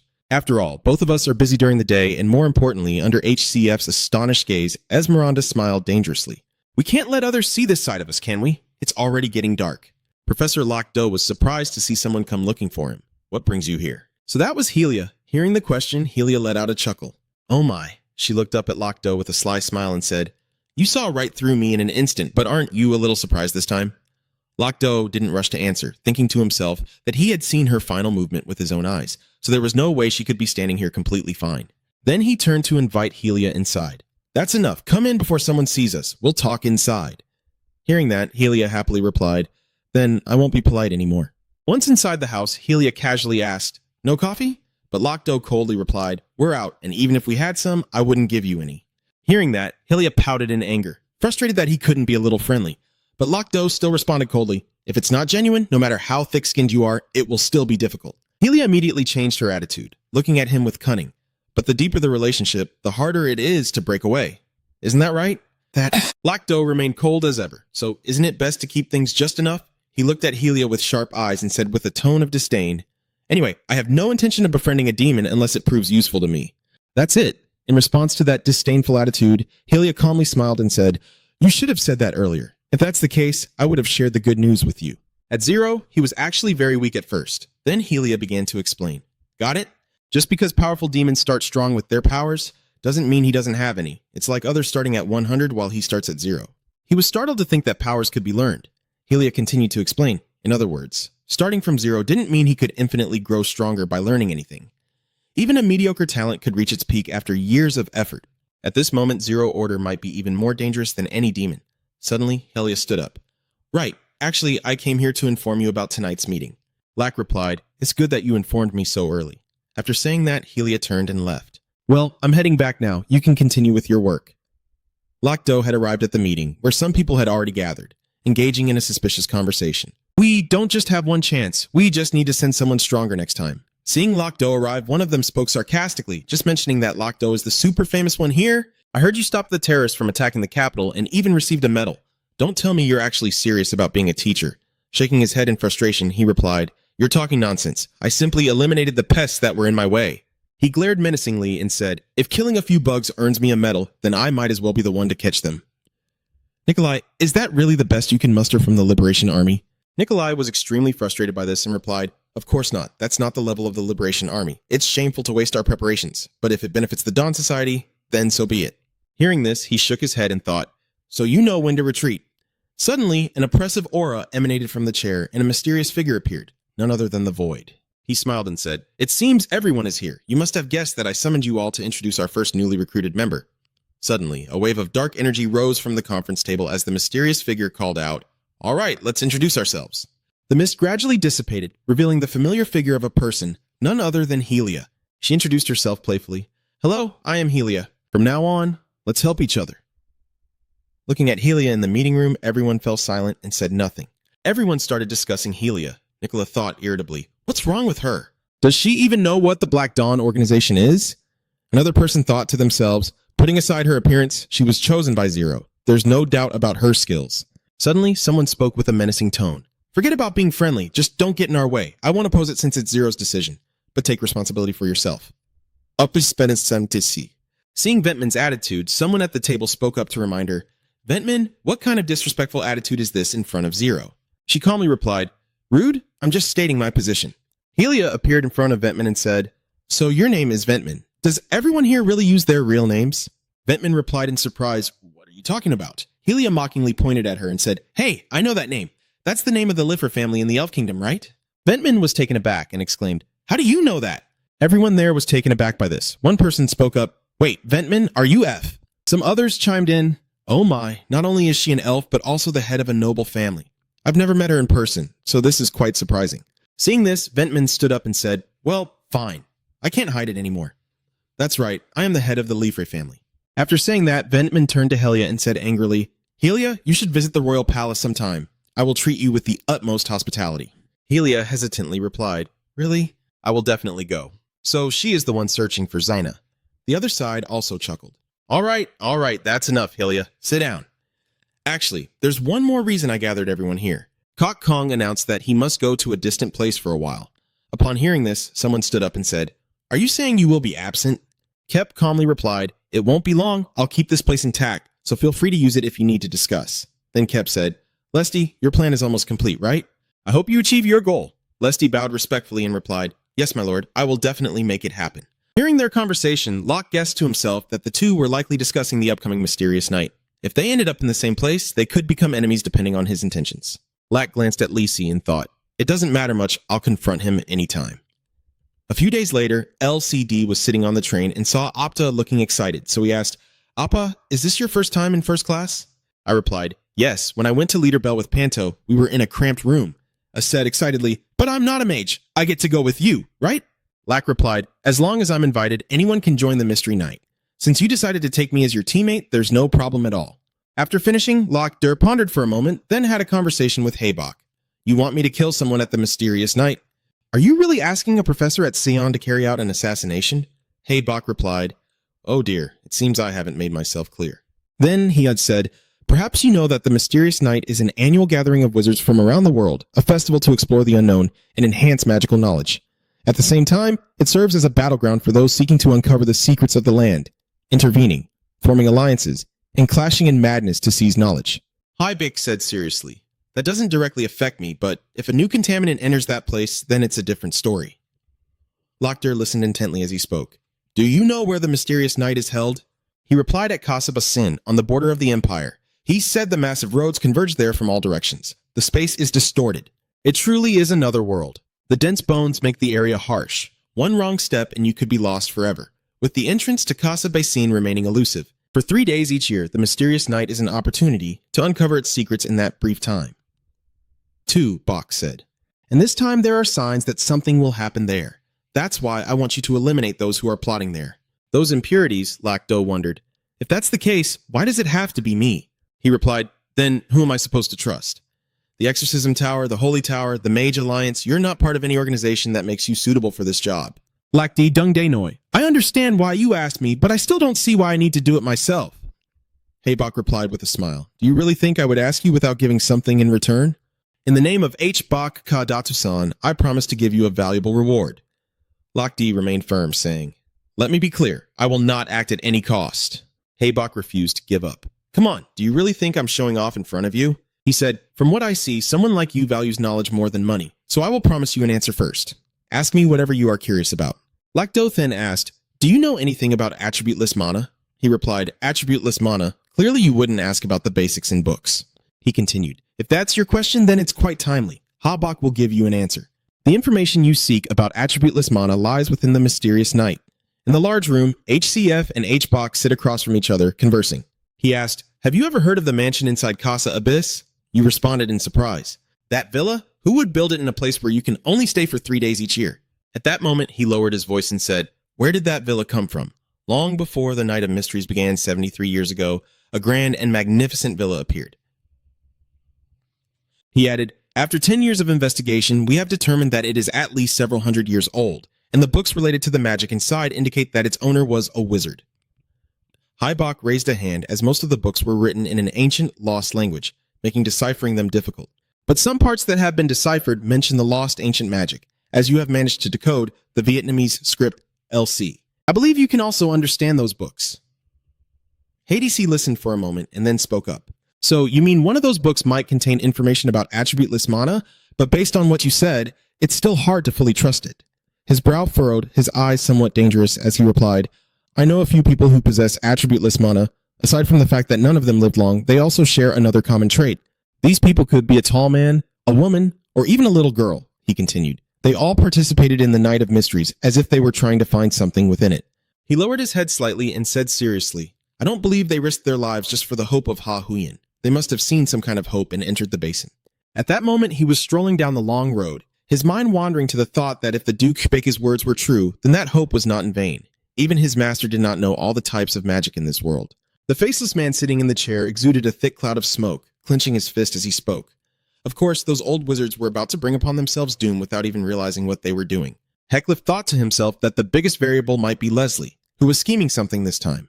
Based on the situation, he could very well be the impurity the Duke Baque mentioned. He paused, his face contemplative. thinking that he didn't care whether it was Leslie or anyone else blocking his path. He would find the book on attributeless magic and find a way to save Line. 8 stood beside him, his eyes bright as he said, "Wow, leader, look at that. It caught my attention too." It turned out to be a dazzlingly colorful carriage. 8 pointed with one hand and said, "A transparent horse is pulling a carriage. It's amazing," he remarked calmly. "It must be a spirit beast summoned through the magic inscribed on the carriage. Since we are near the Casa Basin, the abundant magical energy allows it to remain stable indefinitely." As time passed, the two finally stood in front of the hotel. The boy 8 spoke up. "Is that the Land River Hotel where we will be staying?" "It's true. Even the train was ridiculously expensive." He replied gently, "It's fine. The Duke is covering everything." The boy looked around the grand lobby of the hotel in awe. "Wow, no wonder it's a luxury hotel. Just looking around, I can see so many rich people already." "That's right. I can see many wizards gathering for the Night of Mysteries." While Ate was engrossed in admiring the splendor of the place, HCF was quietly scanning the surroundings with binoculars. "Using my ability to see, I can truly sense that they are all full of potential and magic." After a moment, the boy suddenly looked to the other side. "Leader, there's a crowd gathering over there." "Over there, a crowd is gathering together. 8 wonders who could be attracting such a crowd. Everyone here is already a celebrity." HCF also took note, the boy thought to himself. "Even from here, I can sense the immense potential. Who could it be?" Suddenly, he felt something and turned to leave, telling Afa that they had the key. "Hurry up and go!" The boy was stunned. "Why is Leader Ha in such a hurry?" The calm-faced woman slowly stepped out from the crowd of Budong. He explained, "Actually, I know that person. They wouldn't let me go, so I had to fake my death and disappear," Hecatliffe warned. "But if they realize I'm alive and well like this, what do you think will happen?" "That woman is Queen Ekaterina Bonspaya of the Yua Kingdom." 30 minutes later, in the second-floor corridor, Katerina laughed joyfully and said, "Did everyone hear that? People are praising me. Just hearing it makes me feel wonderful." The short-haired person behind gently reminded, "Your Majesty, please maintain your dignity." The girl with the ponytail next to her also complimented, saying that her laughter today was as beautiful and noble as ever. "Your Majesty." The short-haired person is advisor Ba Tali. He glanced at the girl next to him and said, "What nonsense is that? Even if you are a queen, you must adhere to the proper etiquette. If anyone sees your true self, the entire nation will be embarrassed." The other girl is advisor Baronchina. She isn't shy to reply, "Embarrassed, huh? Your Majesty is the role model for everyone to follow. To be honest, I wish everyone could see your true self." And Katerina then left, raising her hands and saying, "Now that this is a rare trip, let's forget about the boring paperwork and relax a little." Advisor Ba Tali remained resolute. "Our Majesty did not come here for leisure. Let us not forget we are here to build relationships with the sorcerers during the Night of Mysteries." She turned around and smiled lightly, replying, "This time my brother is right. The woman is now the queen leading an entire nation. You are in a position where you must do things you do not want to. Like that man Machiavelli once said, right? The image of that man with a hood covering his head appears." The advisor Ba Tali hesitated. "That's right, you remember, don't you?" She said casually, "How could I forget? He was just a mercenary but dedicated himself to our kingdom. I still remember everything he had to endure with me." She left with her final words about that man. "It's truly unfortunate dying in the final battle when victory was so close. If he were still alive, I could have learned so much from him." At this moment, the two of them had entered the room to rest. Cliff spoke up. She still hadn't changed at all. I wondered, is she always like this? She looked very serious when I briefly saw her in the lobby. He sighed. She used to not even bother to act like this. Foolish and naive, completely unfit to be a leader. Ade stared into the distance and asked, "It's surprising. Have you really fought alongside someone like her? Could it be that things are even worse over there?" Hecatliffe hesitated. "On the surface, Prince Alex seems better, but I remember the scene during the battle, with innocent people kneeling down." "You say that, but in reality, Prince Alex is very ruthless. He does not hesitate to kill innocent civilians when necessary. He has caused significant losses through forced labor and indiscriminate purges. Though Katerina may seem arrogant on the outside, she truly cares about others and possesses a strange charm that draws talented people to her." He recalled the image of her fighting while holding the flag high. Hesse added that she had appeared in the news fighting on the front lines, carrying the kingdom's flag. As a result, she quickly gained the support of the people and turned the tide of the war. After hearing this, Ate was excited. Her victory must be good for the people. He was silent for a moment, the scene shifting back to the battlefield, when a figure approached and a female voice rang out, "You're the one, aren't you?" The man with the hood covering his face, carrying a weapon on his shoulder, sat still on the wooden beam, a mercenary named Machiavelli. She laughed and introduced herself. "I am Yakarina Bonsba, often called the Princess of Rebellion and Chaos," she added. "Right now I am a fugitive and I need your help." Machiavelli remained silent for a moment before speaking. "So how much are you planning to pay? I will decide whether to take this job based on that amount of money." Katerina replied, "Unfortunately, I don't have a single coin because I'm being hunted." Hearing this, he asked, "Aren't you ashamed to hire a mercenary without paying a dime? Have you considered that I might sell you to the prince for the bounty?" She chuckled calmly. It seems I've misjudged your character. What is he surprised about? At this moment, she is clear, but I have no regrets. This is the choice I made. If everything fails, the responsibility is mine and mine alone. She hesitated, yet failure would be truly regrettable, so I must do my best, right? He sighed. You need to learn more about the prince before becoming a ruler. Katerina was taken aback. Huh? What do you mean? The mercenary Machiavelli is straightforward. It means I will take on this mission. I want to see the country you will build. Returning to the present gently. Indeed, a flame like you is exactly what that frigid land needs most. Huh? How can a person be a flame? He crossed his arm thoughtfully. That is a metaphor. The next morning in the Casa Basin, something bright was flying and merging together, illuminating the entire sky and creating a powerful gust of wind. The people nearby exclaimed, "The wind is so strong!" The man in the hat was surprised. Wow, is this what it looks like when the gate opens? The blonde man urgently said, Don't look anymore. Let's hurry. We only have 3 days, so everyone be careful. Ade stood watching and wondered why this phenomenon was happening. Cliff stood beside and explained that it happens when powerful magical currents collide at a point and cancel each other out. He pointed out that the place where this occurs almost becomes a magical vacuum, and that vacuum creates a rift in space. Not like this entrance. A looks after me, I understand now. How wonderful. All right, let's go in too. Yes. In the Casa Basin at the forward base, a guide shouts loudly. All right, everyone move along. Cliff and Ade enter the large tent. He opened his mouth. So, this is the tent we will be using. He looked around with delight. Wow, it's bigger than I thought and has everything we need. They must have set up the most expensive tent for us. Said eagerly, Leader, I will go scout around and get familiar with the area. He agreed to leave the luggage here. Cliff brought the items to the seating area. I will start unpacking. His keen intuition immediately sensed something was off. It turns out a little girl in a blue dress with blonde hair was hiding behind the wooden cabinet, and he was taken by surprise by her. He knelt down to match the girl's height and gently spoke. So you got lost. Where are your parents? The gentle girl replied, I am looking for them. Heckliff was confused. What do you mean by finding them? At this moment, A also returned, standing outside and waving while calling out. My leader brought the guidebook and map of the forward base. He quietly rejoiced. What a perfect timing. He pointed to the girl with Ade, who seemed to be lost from her parents. Can you help her find them? Ott asked, surprised, a child. Then he turned to the direction he was pointing at. The boy Ate wondered, but is there anyone here? Hadisi looked around the room and exclaimed in confusion, Is there no one here? He was a bit confused and wondered, how did she disappear? Could this be related to the strange situation at Casa Bain? Seeing him so stunned, Afa anxiously called out, Sir, are you tired now? Could it be that we're experiencing hallucinations? Then suddenly HCF asked, more importantly, the thing I asked before coming here. Aha understood he was referring to someone. Do you mean the person you suspect is a subordinate named Liz? He then added, As you requested, I checked the middle-aged wizards over 40, and there are about 200 suitable candidates, so it's quite difficult with just one clue like that. Had could only utter 2 words in response. I see. Just as an announcement echoed that the expedition to the secret mansion would soon begin. Everyone in attendance, please move shortly after both of them left the tent and headed towards the crowd. As they walked, Aha wondered, Is this mansion the mysterious estate that used to be in Casa Bain? Cliff casually replied, Yeah. It's probably quite far from the front lines. Aha was curious about one thing, but why did everyone have to gather together? Hatz hesitated to explain the reason. Long ago, those who separated to seek knowledge all went missing. Then he asked, Afa, have you seen any mages we should be wary of around here? Upon receiving his command, Aha began to search carefully. Please wait a moment, I will compare it with the list Han provided. Immediately, he noticed 2 subjects, namely Amachwaka. He comes from the southern forests and uses a combination of magic and witchcraft. The other one is Derek Olson, who has no information but is believed to be of a higher rank than 5.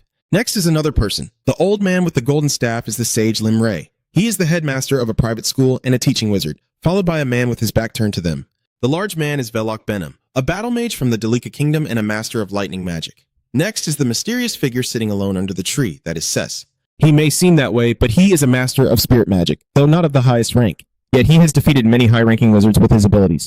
Finally, there's the girl walking towards them, and the one approaching us is Roy Pavlini. She is a wizard skilled in analytical and research magic.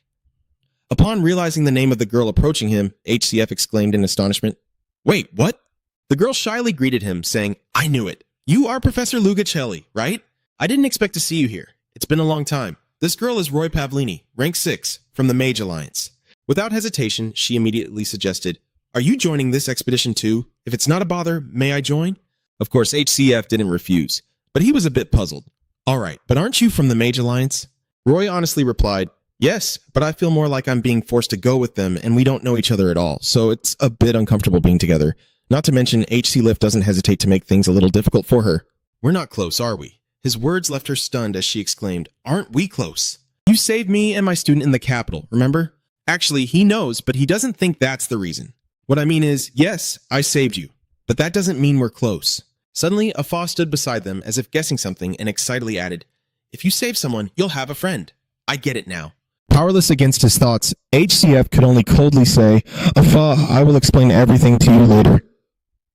After some hesitation, he added, but I don't mind us going together, as long as you have your group's permission first. Upon hearing that, she quickly replied, yes, don't worry, I was planning to go anyway. Suddenly, she hesitated to ask and received his helpless silence in response. So, are we friends now? A little later, everyone had entered the forest, chatting excitedly with each other. Are we taking the forest path to the mansion? Yes, it is a road that was built a long time ago, and the magic here is less chaotic than in other places. HC asked for more information as they walked. But if that's the case, wouldn't it be easier for monsters inside to attack us? Why don't we go through the plains? To be honest, there were indeed people who intended to create a path through the prairie, but halfway through something happened, and as soon as they left the front lines and moved towards the prairie, over 10 fourth-tier mages vanished without a trace.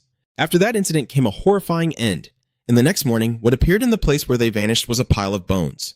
Exactly the number of people who disappeared, as if they had been lying there for a century. Rena trembled with fear as she recounted that it happened exactly 5 years ago. When I first arrived here, the monsters were much easier to deal with than that. HCF remained calm and replied like that, but suddenly he sensed something was off and quickly turned to look, his expression filled with caution as he scanned the surroundings. His actions piqued Rena's curiosity. Was something wrong? After checking around and finding nothing, HCF spoke calmly, unaware that a deer was watching them from afar. No, it's nothing. It's just that this place is too dangerous, so I'm a bit cautious. After a while, at the mysterious mansion, looking at the gloomy villa before him, HCF felt a bit curious. Now that I think about it, can it accommodate many people at once? He immediately replied, yes, I still haven't seen the limit on the number of people at the same time. Next, she wisely analyzes, but that doesn't mean all 300 people can be in the same group. He needs a team of at least 5 and at most 20, or he will get lost in the mansion. There are only 3 of us, so we need at least 2 more people. Just then, it seemed like someone was aiming towards the 3 of them over there. It seems everyone needs more people. A strange man approaches and makes a suggestion. Is it a bother if I join? This person is named Sass. His proposal put HCF on high alert. Why us? He half-jokingly replied, the other mages don't want me around, so I looked around and it seems your team is the only one still short on members. His tone was sincere as he added, don't worry, I'm not here to cause trouble. I have my own matters to attend to. I've reached my limit, and I hope to find a way to overcome it here. Hearing this, HCF also thought, it's fine. We are not in a position to be picky either. Suddenly, someone called him Professor? A man with a sly face asked. Do you want me to go to the end? You recognize who he is, the sage Limray.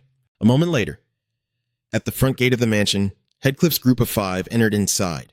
He looked back at the front gate and said, it's not too far from here to the entrance, but I can't see outside clearly. It seems like this place is completely isolated from the world. You've been here before, right? Why are you so surprised? And he honestly admitted that this was his first time here.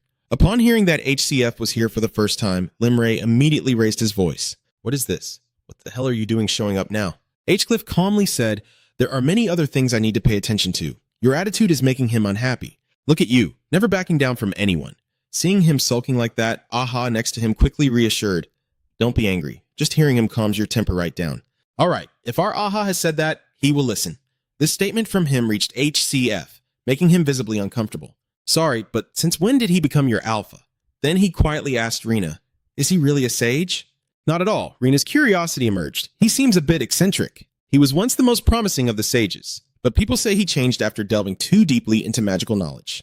Suddenly, Limray sighed and boldly volunteered to lead the group. Oh, my kindness as a senior, I will guide the newcomers. As soon as he stepped inside, he informed that the terrain here changes frequently. You won't reach your destination if you don't clarify it. Moreover, he reminded us, you have heard the rules here, right? As guests, we must respect them. If that's the case, we won't have any problems. Following Limray, HC curiously asked, aren't we all supposed to head to the library? His arrogant attitude annoyed Limray, who responded with irritation. He seemed a bit too self-satisfied for someone visiting for the first time. As soon as they ascended the hallway upstairs, he warned sternly, let me reiterate the rule I just mentioned. In hallways like this, you must keep moving. My son's playing. He seemed confused and asked, how long do we have to keep moving? Lim Ray replied that just a little was enough, but if he didn't move for 5 minutes, he would disappear without a trace. He also emphasized that each room has its own rules. I will explain later, but the most important thing is that you must leave this place before midnight. This left Afal wondering, what if not? Suddenly, Lim Ray turned around, displaying a terrifying face to scare the children. When midnight strikes, a horrifying monster will appear. That's the kind of monster that would swallow a person whole like Alpha in an instant. Of course, Heathcliff wouldn't believe it and kept asking, "You're not joking, are you? Is it really true?" However, what he said was true, yes. There was someone who saw that monster and survived, although that person soon died as well. Heathcliff felt annoyed after hearing his reminders. There were too many rules that, if broken, would lead to disappearance, and there were monsters to contend with as well. This place is bizarre. Suddenly, Rena shouted, causing him to quickly turn around and ask, "What's going on?" She pointed to a dark corridor with corpses lying on the ground and exclaimed, "Look over there, a body." Heck immediately asked, "Is it the mansion that caused this?" But Sass firmly asserted that the supernatural phenomena in the mansion never leave behind bodies. There is probably a murderer. The blood hasn't clotted yet, so they just died. He went to check and concluded that the bodies were not from a small group and showed no signs of a fight. It seems they were ambushed simultaneously by their own teammates. Hatch looked around and made his own guess, then turned to ask his wise old friend. "If that's the case, this team must have around 20 people. Mr. Lim Ray, do you have anyone in mind?" Lim Ray wearily said, "Kid, why should we waste time worrying about who teams up with whom?" Nevertheless, he still recognized one person among the corpses here, but we know this person saw the silver ring right at the neck. This is the symbol of the mage faction of the Benkat Benam Kingdom. Rena was taken aback and felt a surge of emotion upon hearing this. A person at his level shouldn't die so easily, but Lim Ray finds this quite normal. Why be so surprised? A 6th level mage can lose their life if ambushed. At that moment, another phenomenon occurred. The corpse suddenly vanished before their eyes, causing Roy to scream. The corpse. So Sass explains once again. If you stay in the hallway too long, you will disappear. The body couldn't move, so it vanished. At this moment, HCF also understands one thing. I wonder why they were in such a hurry to come here. So this is the reason. Out of the blue, Rena proposed an idea. We have to warn others. There is a murderer in the mansion. Of course, Heathcliff feels that this is impossible. No, all the evidence has disappeared. No one will believe us. They will just see it as an accident. Breaking the rules, Sass and the others all agreed with HCF. That's right, if we speak out, we could draw the killer's attention. I'm not bothered about fighting them, but I don't think everyone else feels the same. Yeah, for now, ignoring it is the best way. The brutal truth made Rena tremble as she exclaimed, "No way!" Just as Heathcliff urged everyone to leave, he suddenly became drawn to something. "Let's go. Staying here too long will only..." His voice echoed with surprise. "What painting is this? It wasn't here earlier." LeMay heard this and turned to explain. He must have seen the invisible painting. This is a phenomenon of the mansion. The painting only appears to certain people. Then HCF turned to look at Roy and asked, "So no one else can see it?" Lim Ray's voice remained calm as he noted that there are some portraits in the frame, right? That person will die soon. His words left HCF puzzled to death. He himself wasn't sure, so he could only say, "I don't know the details, but where there's smoke, there's fire. At least I believe it's real." But HCF's gaze was now drawn to Lim Ray's portrait on the wall, his voice turning cold as he exclaimed, "Is that so?" At that moment, someone in the group spoke up and asked, "Appa, how many rooms have we checked so far?" After observing for a while, Alpha anxiously reported that the last room was the 17th, and the hallway's arrangement had changed again. Had looked around and wondered. The constantly changing layout and the specific rules for each room made everything very confusing. "How do you know all these rules?" Sage Lim Ray replied nonchalantly. "How? When people keep getting sacrificed, they eventually learn." After a while, he was about to open a door to a room and chuckled with excitement. According to Afa, this should be the 18th room. Every time I think about how we stumbled into a random room, it's exhausting. As he opened the door and stepped inside, the scene before him left him in awe. So this is where they needed to be. We have finally found the library. Looking at a shelf full of books, HCF couldn't help but exclaim, "There are more books than we thought." "Then you're a bit curious. Is there any rule for this library?" Lim Ray replied seriously, "No, except for the rule that nothing can be taken out of here, which actually applies to the entire mansion." Seeing that they had arrived at their destination, he immediately ordered, "All right, let's split up to find what we need. I'll call when it's time to go." Excitedly, he added, "Okay, see you later." After a while, Cliff wandered around and meticulously observed each book. Just as reported, they were all written in ancient language. Translating them wasn't difficult, but it was hard to tell what was useful until he read them carefully. Time is short, and at this pace, it's uncertain if they'll find anything about attributeless magic in 3 days. Suddenly, he noticed a book. This content is about a certain cult. The Lumensis cult has spent a long time searching for traces of demons and fighting them relentlessly. not for justice, but to maintain their own existence. After reading that, HCF felt a surge of interest. Is this about the Lumensis cult? He has now read about the most famous battle between hundreds of holy knights under the command of the Saintess Arcanus and the great demon Sona. In that battle, both Sona and the Saintess perished, causing the demons to lose their center and scatter in retreat. After reading for a while, it reached the part where, after the death of the great demon, Lumensis became arrogant, intervening in foreign politics and ruling with a tyrannical policy. Yet no one dared to oppose Lumensis because they held power that instilled fear in the hearts of men, a gift from the Lumensis god. The battle with the Lumensis cult has reached its climax as humanity has found a way to deal with them. We have finally discovered a valuable tool to reclaim our freedom, but there is still much work to be done. So we teamed up with the elves and began secretly planning the World Tree underground. This part of the content made HCF ponder. So the author is the one who planted the World Tree under the nameless map, so I'm not sure who it is. Based on the timeline, they may have sealed Basara and then were captured by the cult. A series of questions flooded his mind, but was the record center wrong or was Basara lying? The diary continues. We barely escaped the purge by the cult, but they pursued us relentlessly. The only choice left was to venture into a newly opened forbidden land, a place from which no one could return. They have reached the part where these people seek out a mansion. Yet even there, many of us still perish from calamities. When all hope is lost, we find a manor and head towards it. In this place, they encounter the spirit of the owner, who has allowed them to stay here to study. There, we meet the master of the mansion, or rather, the remnants of a deceased person. The master welcomes us, and with nowhere else to go, we stay. We harness the power of the mansion to create rules in case the cult arrives here. To protect this place, they have set up a protective barrier. We create barriers, seals, and safeguard this library against unauthorized intrusion. After reading this far, HCF understands why there are so many traps in this villa. However, he doesn't pay much attention to it. So this strange mansion was formed like that. The content is truly intriguing, but it's not what I'm looking for. Just then, he came across an important piece of information. The preparations are complete, but I regret not bringing some things with me. I have divided the most important relic into 7 pieces. That information left them somewhat stunned.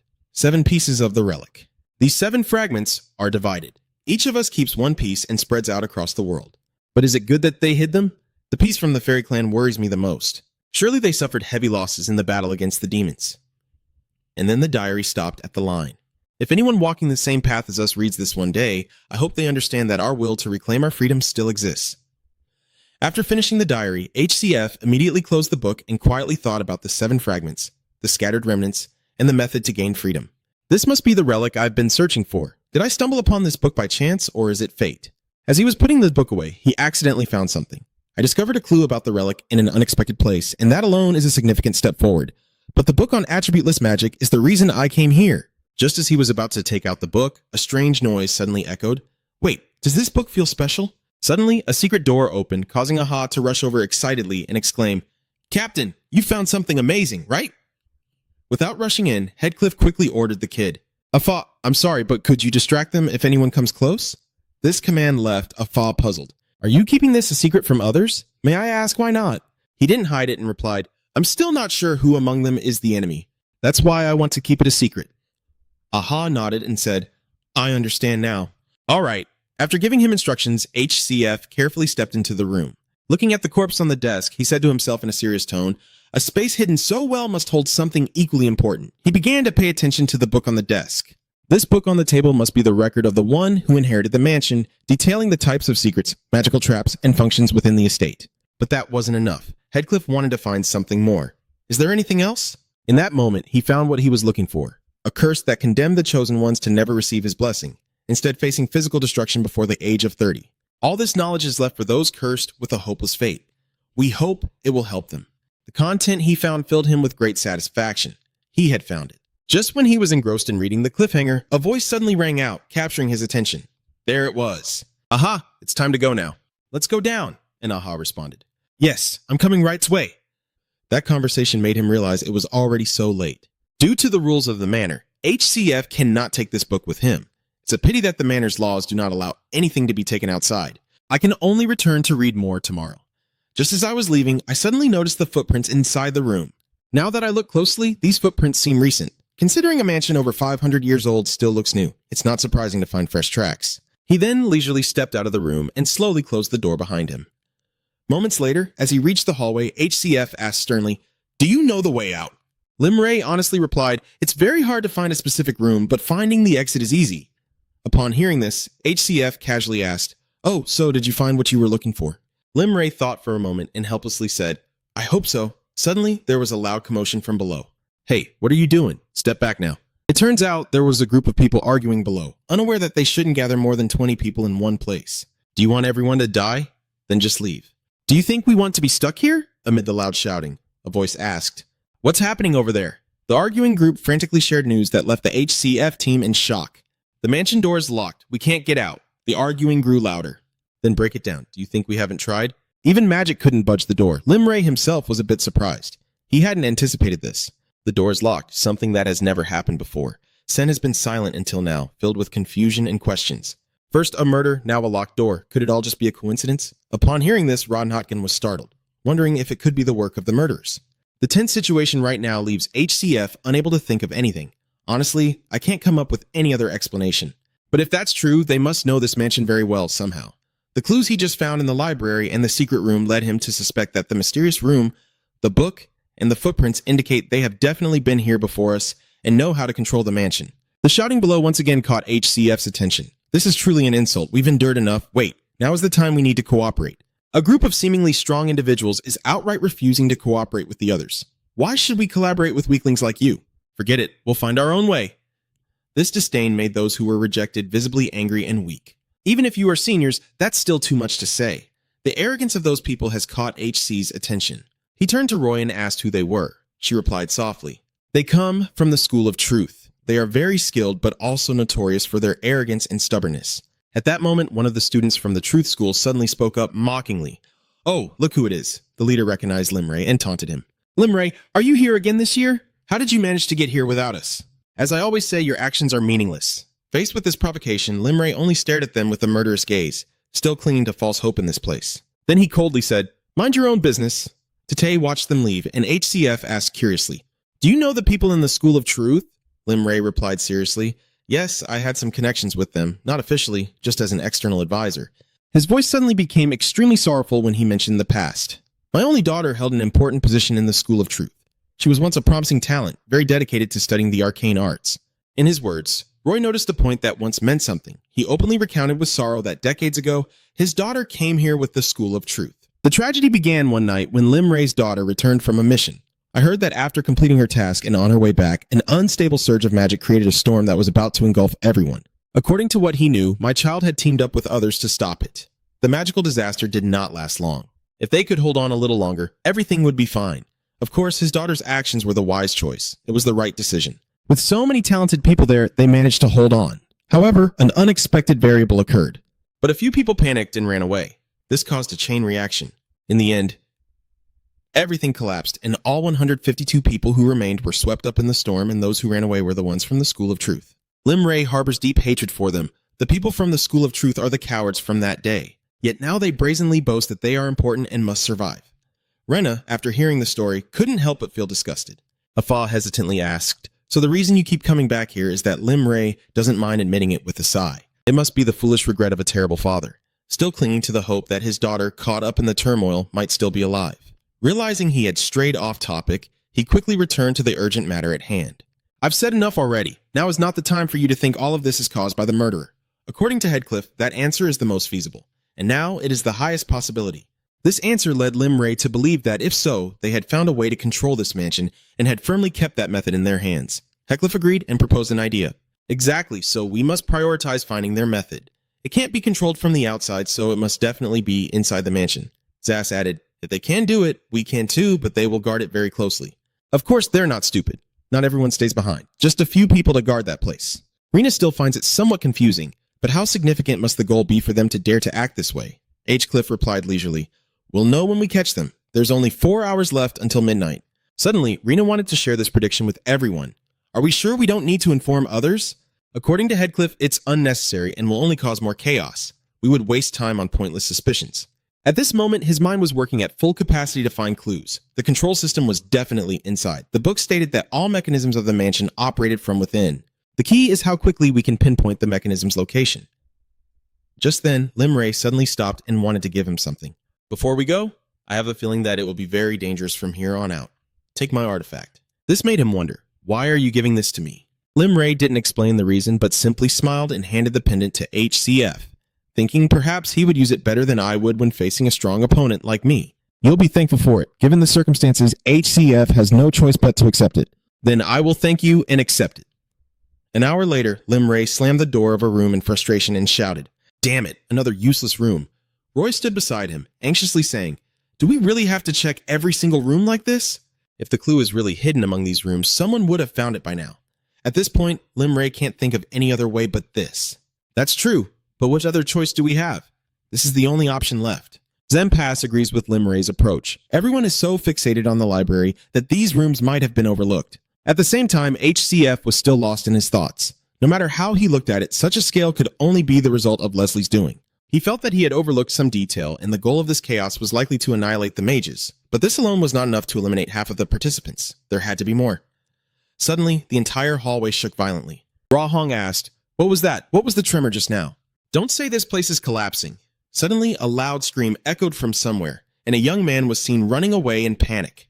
Behind him were several armored figures rushing to save me from a monster. The players also recognized these creatures.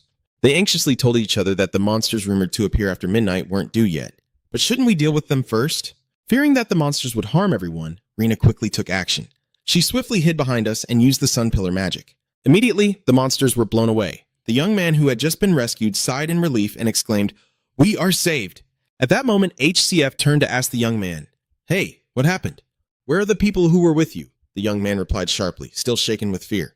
"Can't you tell from the fact that I'm the only one who survived?" The mansion suddenly shook, and then the monsters appeared and killed everyone. Suddenly, he pointed behind HCF and shouted, "Wait, behind you! The monsters that were just killed are now resurrecting." This left everyone in shock. "It's regenerating. What kind of monster is that?" One knowledgeable person among them mentioned that, based on rumors, it might be the defense system of the DH mansion, which usually activates after midnight, but someone has forced it to start early. Sass knew they couldn't kill these monsters, so he suggested that the recent tremor was caused by those bastards activating the defense system, and we can't take it down the usual way. Should we run? But HCF thought otherwise. If they ran away, they would head towards the first floor hall. We need to stop them here, so Dream Ray Nim, please evacuate with the others. Your plan is making everyone a bit anxious. What about you guys? Forgotten already? We need to stick together with at least 5 people. However, he pointed at the young man sitting on the ground and said, "But this person came alone, and it's unclear why." But at this moment, the rules of DH Manor no longer applied. Heckliff urged everyone to leave as he and Aha could handle it themselves. "I am not asking for your assistance because this situation is very dangerous. We can handle it ourselves. Please evacuate." Of course, Sass disagrees. "I refuse. Running away after coming this far would be a disgrace to me." Rena, usually timid, is also willing to stay and fight at this moment. "I will help too. I can't abandon my companions and run away alone." Seeing their determination, Lim Ray had no choice but to support them. "Are you really willing to risk your lives for this?" "They are truly foolish." "Fine, then I will cover the rear and keep everyone's spirits up." At this moment, Sass charged towards the monster and shouted, "Come at me! I will finish you in one blow!" The armored monsters were undeterred and engaged them in a fierce battle. Suddenly, on the HCF side, the leader charging at the monster was Aha, who kicked one monster's head clean off with a single blow. His strength left Rena exclaiming how incredibly powerful he was, while Heads he sternly reminded them that it wasn't over yet. He shouted an order, "Fall back now." Aha! At that moment, as Alpha dodged to the side, he had seen fierce flames erupted and shot toward the monster, leaving everyone astonished and joyfully cheering as they watched it burn. "Look, it can't recover while in the air. It's gone." HCF felt relieved, thinking to himself that he had indeed followed what the book said, and it was true. Without hesitation, he began to command everyone. They absorbed the magical energy from the floor of the mansion to recover. "We need to lift them up and attack." Right after that, we see P rush in and exclaim 4 words. So, that's how it is. He suddenly stomped his foot on the ground, sending the monster flying, and shouted, "That's my specialty." Taking this opportunity, HCF turned to call out, "Hey, Alpha!" Receiving the command from his brother, Aha shot through the monster like an arrow. Each time he passed by one, it was taken down instantly, while he remained unscathed. Seeing the defeated monsters, Roy exclaimed with joy, "It seems we did it," HC said with satisfaction. Everyone did very well, but suddenly Rena panicked and shouted, "No way!" It turned out another group of monsters had appeared, frightening her. Unexpectedly, they keep appearing without pause. The strange emergence of this group of monsters makes HCF realize something is off. If they really wanted to destroy us, they should appear behind or near us. The fact that they always come from one direction is suspicious. Rena understood immediately when he mentioned this. "Wait, does that mean they are spawned from a fixed point?" He immediately confirmed.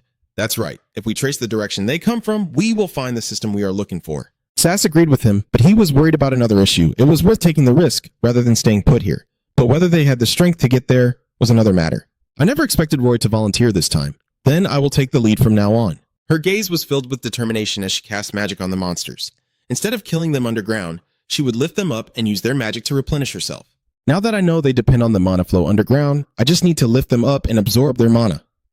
She confidently shouted to summon her beast. I will try to kill as many as possible. As soon as she saw her snail-shaped beast appear, Aha exclaimed with excitement. A strange name, but it truly is a magical beast. His words made her feel a bit embarrassed. So HCF helplessly called Afa. 30 minutes later, somewhere in the mansion, a group of people was experimenting with monsters. Everything is going smoothly. The monsters are being infused with power, and these mysterious individuals seem quite pleased with the current situation. At this rate, the plan should be fine. But suddenly, a loud bang startled them, causing them to quickly look behind and scream. What is this? It turns out HCF has found this place and barged right in. To be honest, I'm not sure either, but I didn't expect you to actually be here. As for Sass, he noticed the magic crystal in the center of the room and said, it seems that destroying the central crystal is all that's needed. Their appearance sent the mysterious group into a frenzy. How did you get here? Quickly stop him. But before they could do anything, both SP and Headcliff simultaneously attacked to destroy the energy-depleted monsters, along with the crystal-containing magical power. Seeing everything has been cleared up, Roy happily asked, the crystals have been destroyed too, so it's over, right? Unlike her, HCLF felt that something was off. Why does it feel like everything is happening too easily, or is it just my imagination? Suddenly, Afa looked down in confusion at something sticky clinging to his leg. He asked in confusion, what is this sticky substance? Rena recognized it at a glance. Oh, that's liquid mana. She explained the origin of this substance. Ringing has reached its absorption limit and is releasing excess magic power. Since this is pure magic, it is almost like an instant potion. Then she handed HCF a glass of the beast's magical slime and urged him to drink. You must be out of magic. Drink this to recover. Of course, Headcliff refused. No, I'm fine. Just as Rena was trying to convince him, she was suddenly ambushed. Don't refuse. She fell down, causing HCF to call out in worry. Roy, still checking the pass, quickly looked around and exclaimed, damn it, are there still enemies? But before he could identify the ambusher, he himself was struck by a blow. Seeing the situation was dire, HCF quickly shouted, get behind me. Aha, hearing your command? Aha immediately complied. Yes. A familiar figure appeared at the door and said, don't worry, I'm not going to let the child get hurt. He entered the room and spoke leisurely. However, since I acted first, it may be hard to believe.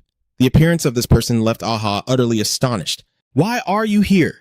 And HCF hesitantly said, you were a familiar staff appearing with a voice all too well known. I didn't want to go this far either. That is none other than Lim Ray. He called HCFJ by his alias in a deep voice. The appearance of Lim Ray left Alpha so astonished that he trembled as he spoke. The sage Lim Ray calmly stated himself. So you finally found this place. I had my suspicions. Ever since you confronted the Dark Knight, fearing they might think he killed that young man, he made it clear right away. And don't worry about the kid who came with me. I've safely taken him back to the others. Suddenly, HCF asked with suspicion, for he knew well about me. I guess you are not Leslie. Are you collaborating with him? His words made Lim Ray slightly surprised and asked back, why are you so sure that I am not Leslie?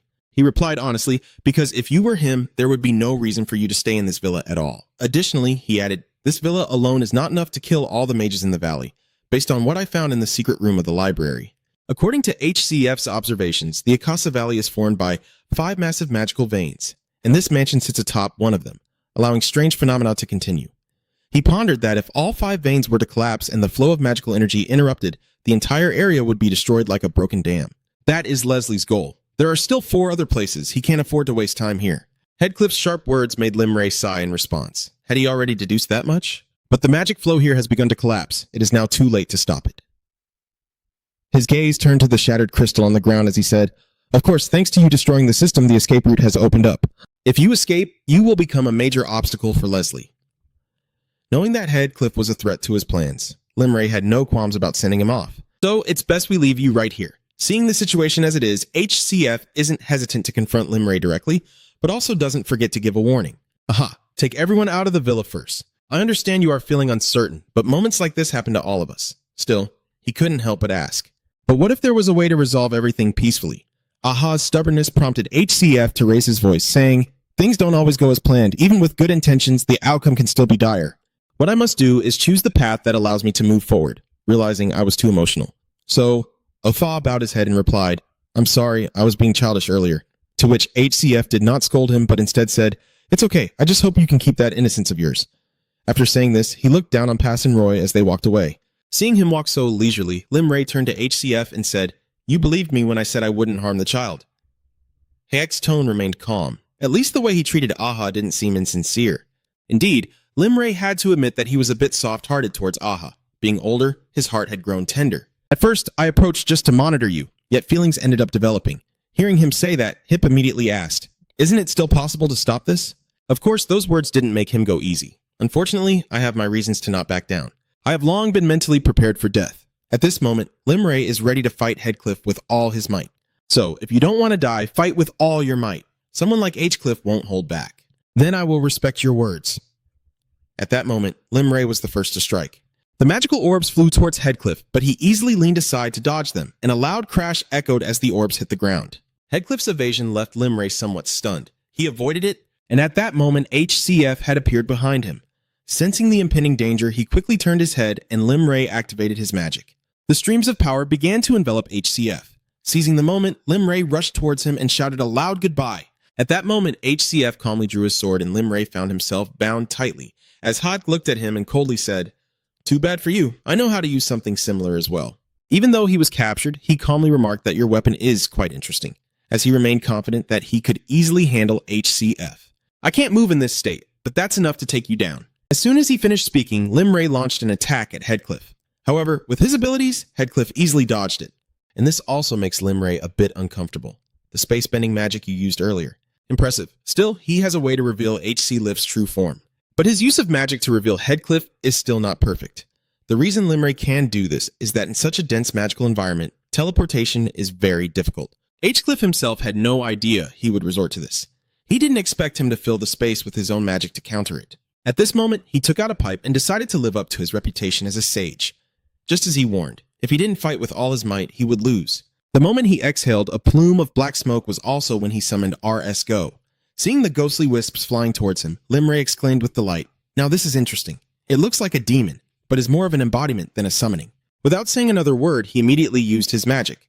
A powerful force illuminated the demonic hand reaching out towards him. Next, Limray slammed his staff down with force. Immediately, an explosion occurred and Headcliff jumped up to dodge. Limray looked at Headcliff in the air and smugly said, "This match won't end quickly. Fighting with this old body is exhausting, you know." However, at this moment, he just wanted to wrap things up swiftly. Then why not end it all with a decisive blow? HC Lift had no reason to linger with Limray any longer. I've been waiting for that line too. A large ship is summoned. On Limray's side was a monster with a large mouthful of sharp teeth, the moment these two collided. Both Limray and HCF gritted their teeth and fought each other to the end, followed by a shocking explosion. The explosion caused the entire mansion to collapse, yet HCF remained unharmed. He stared at the spot where Limray had just stood and helplessly exclaimed, "He's gone." Then the walls inside the villa began to collapse, causing him to furrow his brow and exclaim, "Damn it, why now? This place is starting to collapse?" Without a second thought, he didn't leave immediately, but hurried to find that important thing. "We have to hurry. We need to get the book on attributeless magic." Moments later, a scream echoed from the library door. "Damn it, it's not here either." The moment HCF ran to this place, he heard the commanding voice from inside. "Now that the mansion's magic has faded, we can take the books outside. Everyone hurry and grab what you need. Forget about these people, I'm just rushing to find what I want." At that moment, as he opened the door to the mysterious room, HCF was utterly astonished. There stood Tatei, and instead of being surprised by Hetty's appearance, he calmly said, "You are the one who was with Limray in the library amidst this chaos, aiming for something, aren't you?" His gaze turned to one side as he exclaimed, "Are you searching for something?" He held the exact book that HC Lift was looking for and deceitfully asked about this book. He looked down from above with a scrutinizing gaze. "Based on your reaction, it's clear you know what this book is. You must have found the secret room before us, right?" In that moment, HCF silently tightened his thoughts. "That's right, it's the book about attributeless magic." He tried to maintain a calm exterior and slowly asked, "How did you discover that hidden room?" In contrast to his cautious demeanor, the man seemed indifferent. It was just luck. If the library hadn't started to collapse, that hidden space would have been buried forever. He turned and bent down to place the book down. Seeing this, he quickly suggested, "You can take all the other books, but please, can you hand this one over to me?" Contrary to his expectations, the man scoffed and immediately picked up the book again. "Why should I give up a once-in-a-thousand-years discovery when it is already in my hands? You may think it unfair, but in this case, first come, first served." At that moment, the Headcliff team fell silent, with no time for arguments. If necessary, I would seize it by force. Suddenly, a loud explosion erupted from somewhere, shaking the entire area violently. The sudden shock caused the book to fall straight to the ground.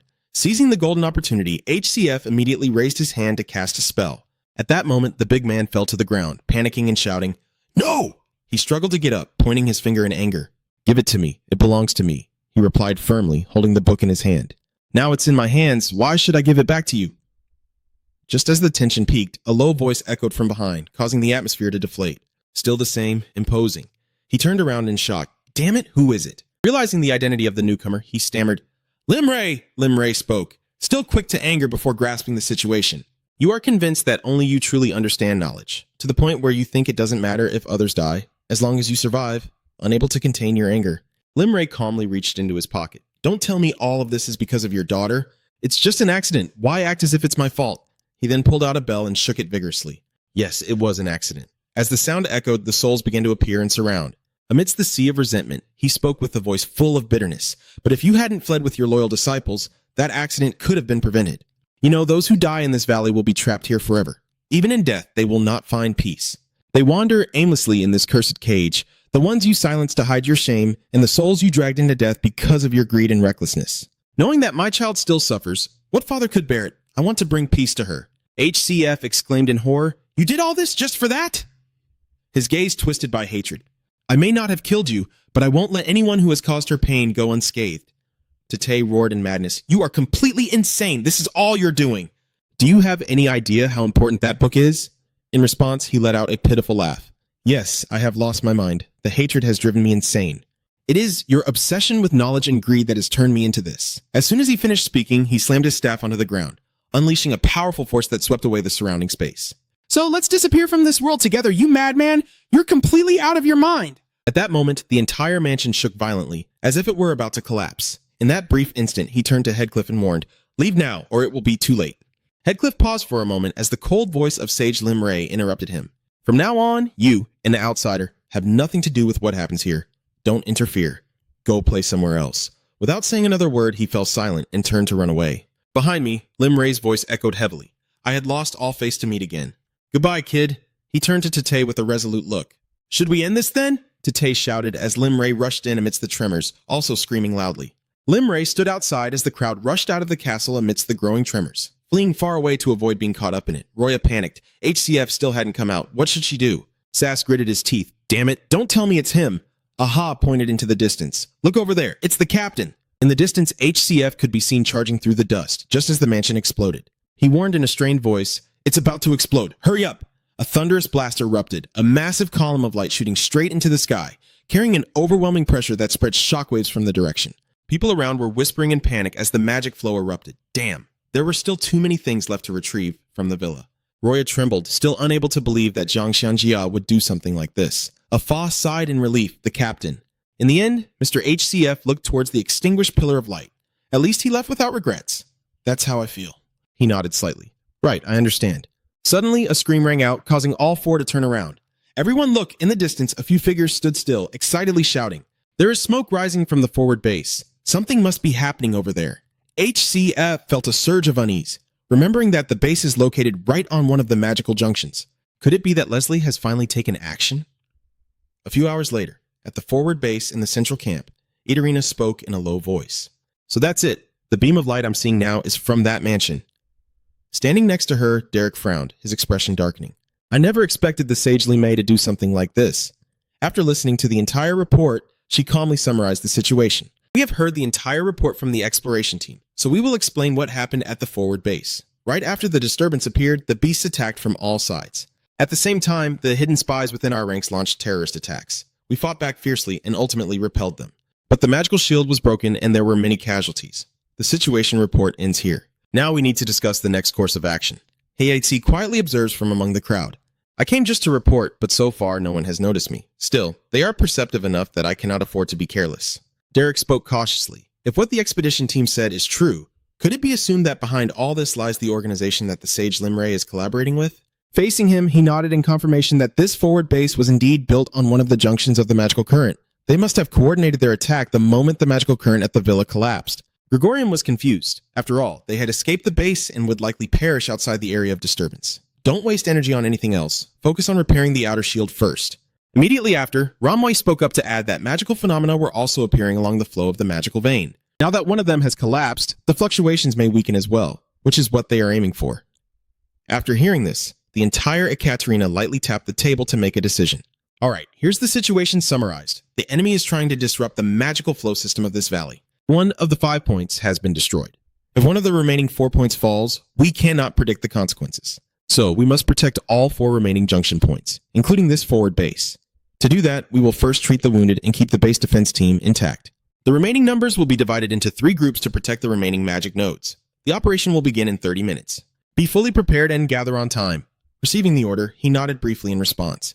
Clearly understood. Leaving the tent, he walked away with a rising determination in his heart. Despite all the old and new magic towers collaborating without much conflict, the strange allure that always draws others to her remains unchanged. Hex sighed. She used to be very emotional and often clashed due to a lack of rationality.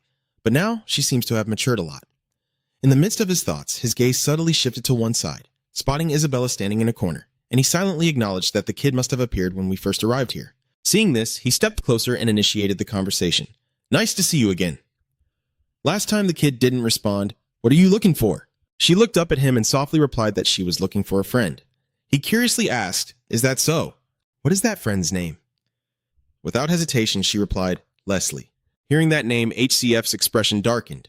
Leslie. Isabella was momentarily stunned, her eyes widening at the mention of the name. Leslie, why is that name appearing here? Just then, Pass approached from behind to announce his presence. So he was here after all. Heckliff Van Britis Royal Peony has been safely handed over to the medical team. Heckliff turned to assess his condition and spoke up.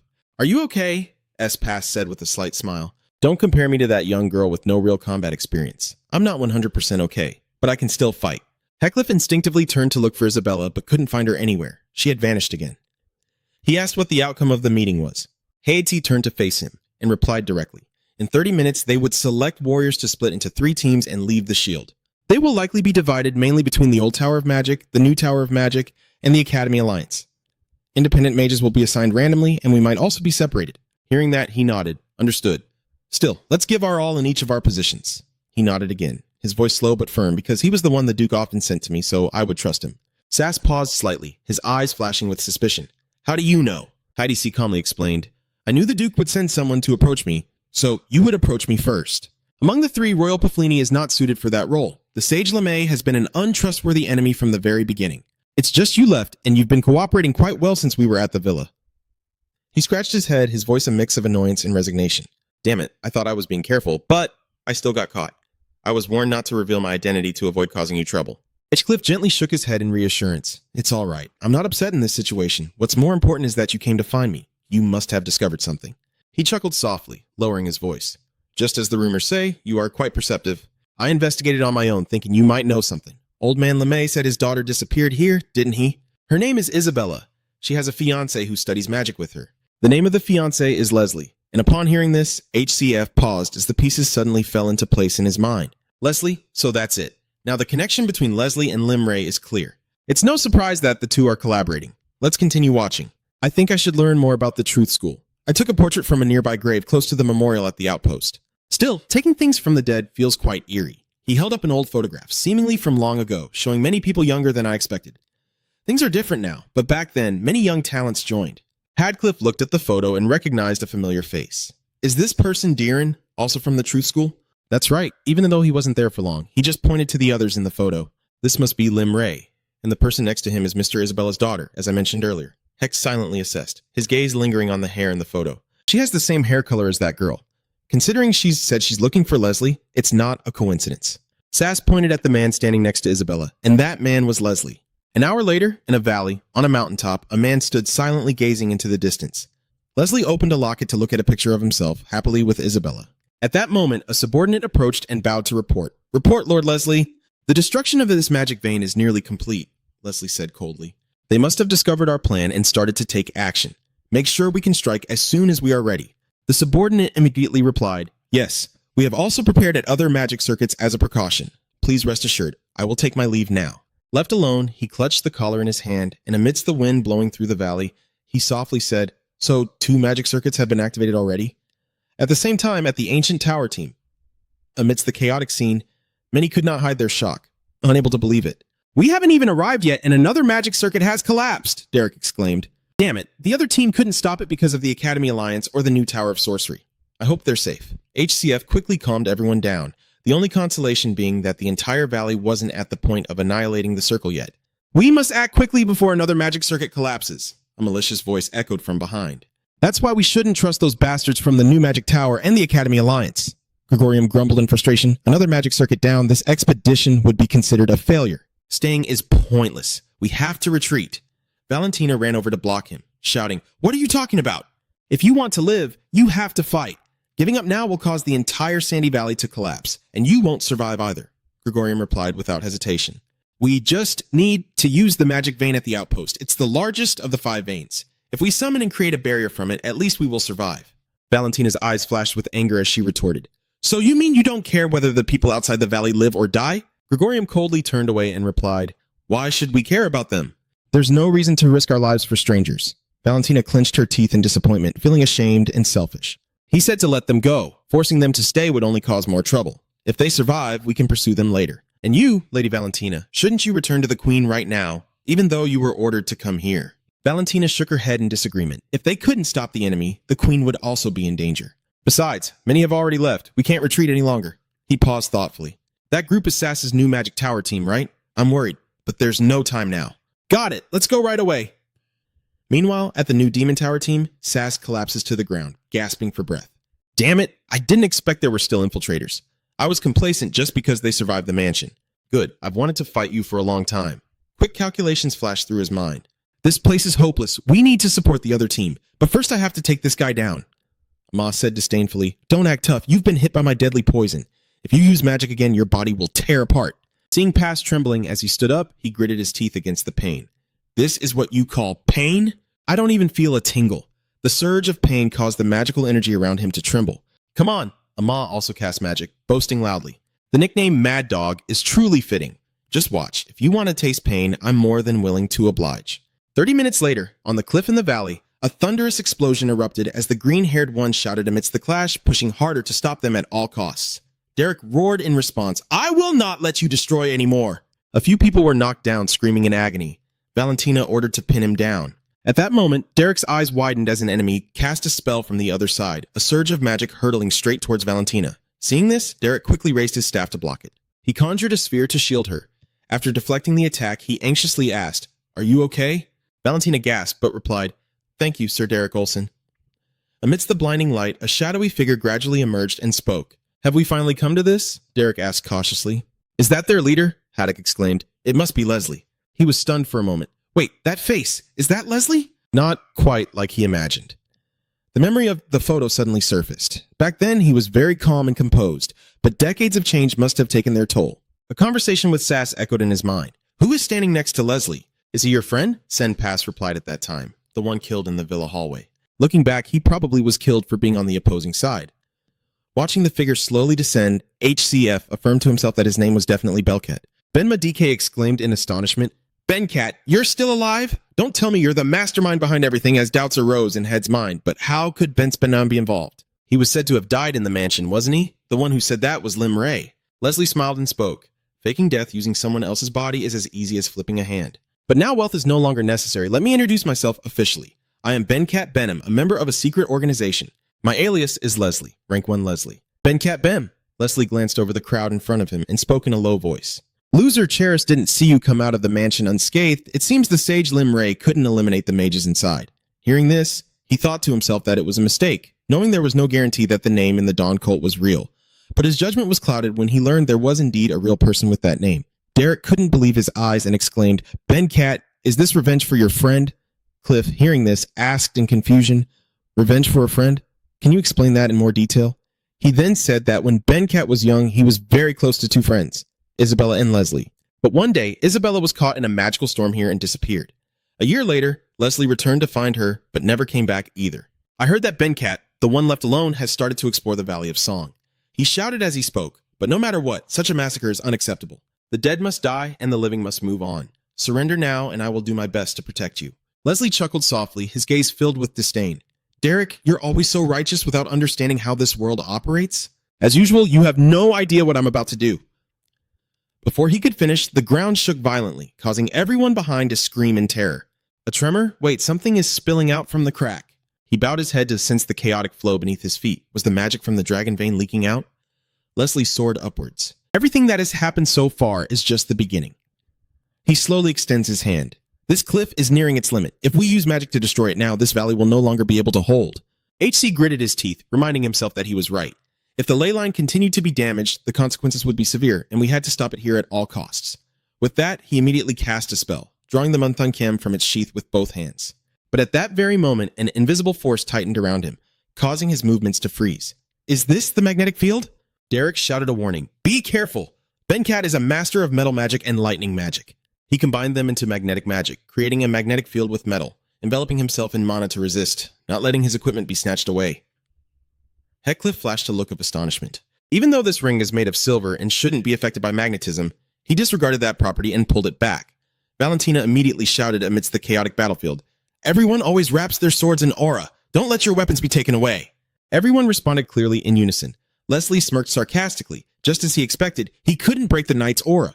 He could only hope to snatch a few swords. Immediately after, he raised his hand to cast the elemental spell, activating the divine metal seal, creating metal cubes. He was startled and stammered, using metal magic so precisely without alchemy. Derek swallowed hard. With that level of skill, he was not just a 5th level mage, clearly a 6th, and if he could control just one element, then his abilities were enough to earn a title.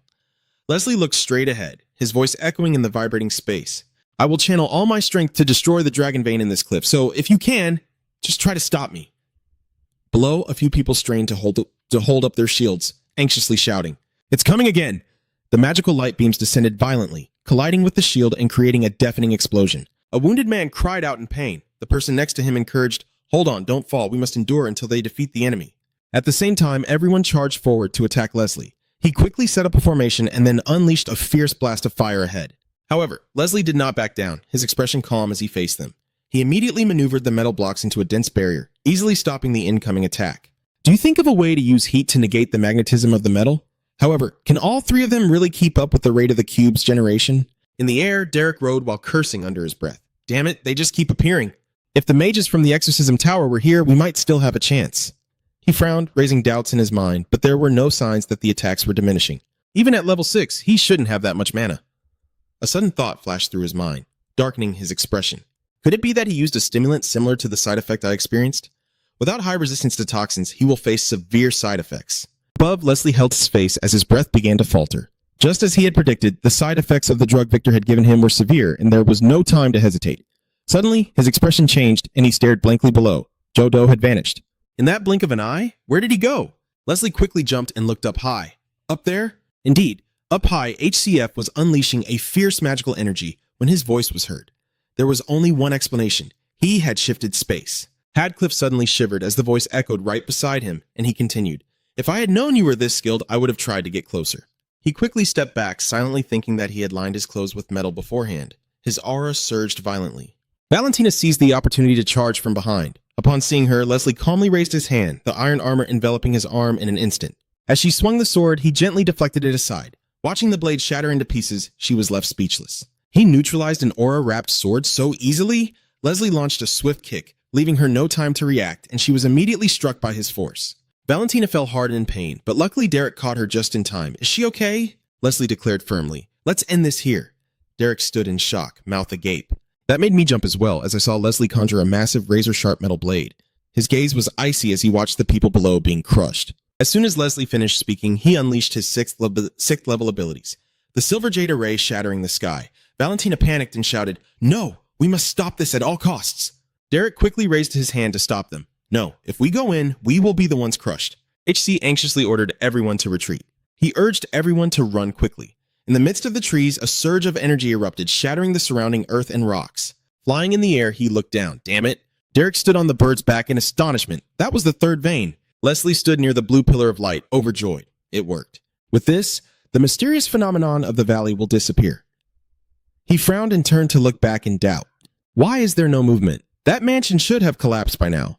Leslie stood in shock, realizing, Wait, what? The pillar of the first circuit has vanished. He frowned and raised his hand, with cubes surrounded by magical power hovering around Leslie. Who is behind this? Leslie is riding on the flying machine. I'll go check it out. A purple beam of light shot forward from the gear, and he watched in astonishment as it raced away. Has the circuit there been closed off? What happened? And how is he able to move like that? With my current abilities, I can't catch up to him. The giant, white-feathered bird flew up behind him, its voice echoing, Use my beast. With it, you will be able to catch up. Derek clutched his stomach in regret and said, I'm sorry. In my current state, I can't stop the sandbank. Valentina clutched her injured arm and said, Me too. Everything depends on you. Jay glanced at the two and nodded. Got it. Leave it to me. He mounted the beast and soared upward in pursuit. The energy swirled beneath the deep pit, with strands of force connecting from the center of the pit to each creature forming a circle around the edge. A moment later, at the first vein where the villa once stood, Leslie looked down from above. What the hell is happening? The fierce tiger stands at the edge of the pit, while the beasts in the forest gather around, accompanied by massive bears, all surrounded by a glowing blue aura. They are gathering magic to block the vein. Ah! He gritted his teeth, his voice filled with anger. You pathetic beasts! How dare you disrupt my plans? Leslie raised his hand to cast a spell. I will kill them all. Suddenly, he became alert and looked back. Leslie leaned to the side to dodge as the red magic rushed past him. Leslie frowned as he looked up at Joe and said, You chased me all the way here? He calmly replied, If I let it be, everyone will die, so it's only natural for me to follow you. The rotating cubes in front of him were indeed real, but to achieve his goal, there was no other choice. Leslie's entire body was encased in iron armor. He said in a deep voice, Let's end this here. Ron and Leslie rushed quickly towards Z as streams of light collided in the air, sparking bright flashes. The hooves trampled the ground, spreading out like ripples on water. The two paused and looked in one direction as a creature resembling a deer approached. What is that? Ro looked closely at its appearance and began to remember. It can't be. I've heard about it before. This spirit beast is the master of the forest. Leslie concentrated magic in his hands, suspecting that its appearance now, after hiding for so long, meant it also wanted to stop him just like those monstrous beasts. He raised the large cannon on his shoulder, aimed at it. The energy at the cannon's muzzle grew stronger. Leslie gritted his teeth and said, Even if it's a spirit beast, it's still just a beast. I will erase you from this place. He glanced in astonishment. A railgun? A purple beam mixed with electricity shot straight out. The spirit beast gracefully dodges. Leslie exclaims in astonishment. It dodged the bullet at the speed of sound, leaping in circles through the air. He looked up at the circles above him. Is it a magic cannon? From the midst of the circles, powerful magic shot down simultaneously. Jaw watched the explosion from a distance, silently wondering if the beast's attack was aimed solely at Bencat. Did it really think he was an ally? He quickly grabbed the hammer and struck down. This was his chance. Level 6, Ice-Breaking Strike. Leslie raised his shield in front of him, dodging to the side, trying to avoid the attack from the spirit beast while keeping a tense focus on one direction. Leslie strained to withstand the attack from Z that was about to shatter his shield. He couldn't just stand there and take the hit. In front of him, a syringe was fired, and he hoped he wouldn't have to use it. Leslie recalled Victor excitedly introducing the test tube in his hand. Who would have thought he would request this? Mr. Leslie, remember that I had a valuable time conducting experiments. All right, this is the potion made from the dead divine tree in the sewer, along with the remains of a demon. Drinking it will increase your power by up to 300%. He focused intently on the bubbles floating in the test tube. But if you want to live, I advise against using it. Consider this a warning since both of you ordered the first dose.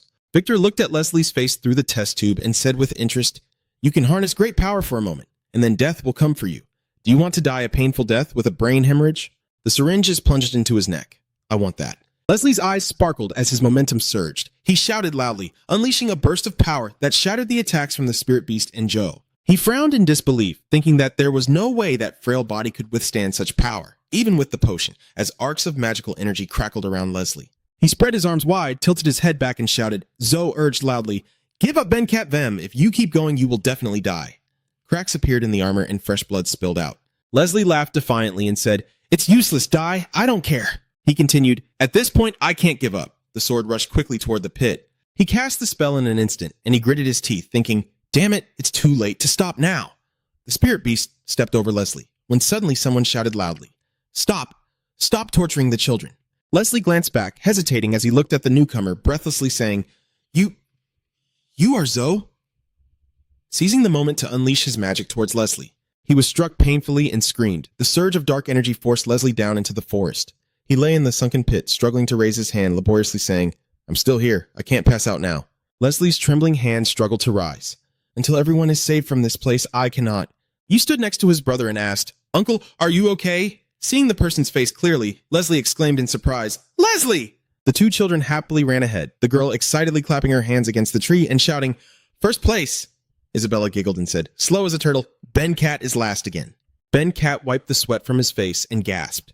I'm not slow. It's just that you guys run too fast. I'm always slower than everyone else. Lacking courage and will, I'm always sluggish. The two joyfully cheered for Bencat, who had a knack for everything, always being the last to join in the fun and the slowest at learning magic. Yet his friends continued to wait, encourage, and guide him so he wouldn't lose heart. He looked at the genuine smiles of Leslie and Isabella, thinking they were precious friends to him. Isabella smiled brightly, and before I realized it, I had started to feel more than just friendship for her. Little Bencat glanced at the girl in confusion, silently resolving to confess when he felt confident enough. Isabella happily announces to Bencat, who is standing under this tree, that Leslie has confessed to her. She continued, "But we are still friends. If Leslie and I become a couple, I think our relationship won't be the same as before." So I was taken aback and opened my mouth. "Don't be stupid. What are you saying?" Bencat said, "Congratulations! You two are always a perfect couple." Isabella blushed happily. "Really?" He tightened the bouquet he was hiding behind his back. "Thank you, Bencat. You truly are the best friend. I have always been the one who arrives late." Bencat remembers her struggling to fight Suka. "That year, I was the one who should have gone to the valley, not Isabella. But at that time, I was busy with my magic thesis, and the powerful surge of magical energy in the forest caused Isabella to go in my place, and even in death, she went before me." Leslie made a serious decision. "I can't keep waiting for a proven theory when the way to save Isabella is right in front of me. It's too dangerous. Don't follow me, Benk. I will go into the valley alone." Limray held the staff in his hand and turned to look at him. "I will take care of the villa. Besides the common goal, I have an old rival to settle there. Choosing where to die is the last privilege of the elderly. So don't stop me, Bencat." Benk collapsed helplessly, watching them leave one by one. "I should have been the one to die before everyone else. Why do I still live in this misery until the very end? Why must I endure the pain of losing all the people I cherish?" Returning to reality, he frowned and thought to himself, "Wake up, Bencat. Ben MC, if you fall here, no one will be able to save them. It's time for you to help them." Leslie asked, "Why are you so badly injured? Does it hurt?" Bencat was surprised to think that he didn't recognize him. Just moments ago, he had stopped him from destroying the veins. That's right, at that time he couldn't see his face because he was wearing armor. He replied, "I'm fine, don't worry. You asked again in disbelief, but you clearly have many injuries." Bencat pushed himself up. "It's just a few scratches, see? I can still stand." He shut his eyes tightly. It wasn't just the pain he felt, but all his other sensations were fading away. This was a sign that his body had reached its limit, and if he didn't act quickly, footsteps approached the two of them. He looked at Z, the spirit beast beside him, and said, "Joe Doe isn't here now, Chair, so have you come to finish me off?" Bencat struggled to speak, but as you can see, there's no need to go through all that trouble. Please step back. I still have things to do. He remained silent for a while before speaking. "And the task you must complete." Ben's pupils dilated.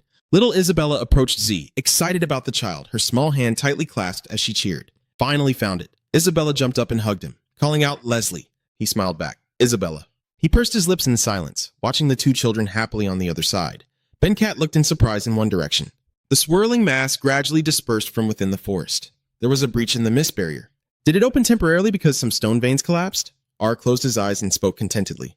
"Good, with that I can get your friend out. Isn't that why you started all of this?" He pressed his lips together, his expression tense. The two children held hands and stopped in front of the gate. Ben urged, "Just keep going straight and you can get out of the forest. It could close off at any moment, so hurry up." The two turned their heads simultaneously, Isabella's tone filled with worry. But there was still one person missing. Leslie affirmed, "That's right, he must be waiting for us too."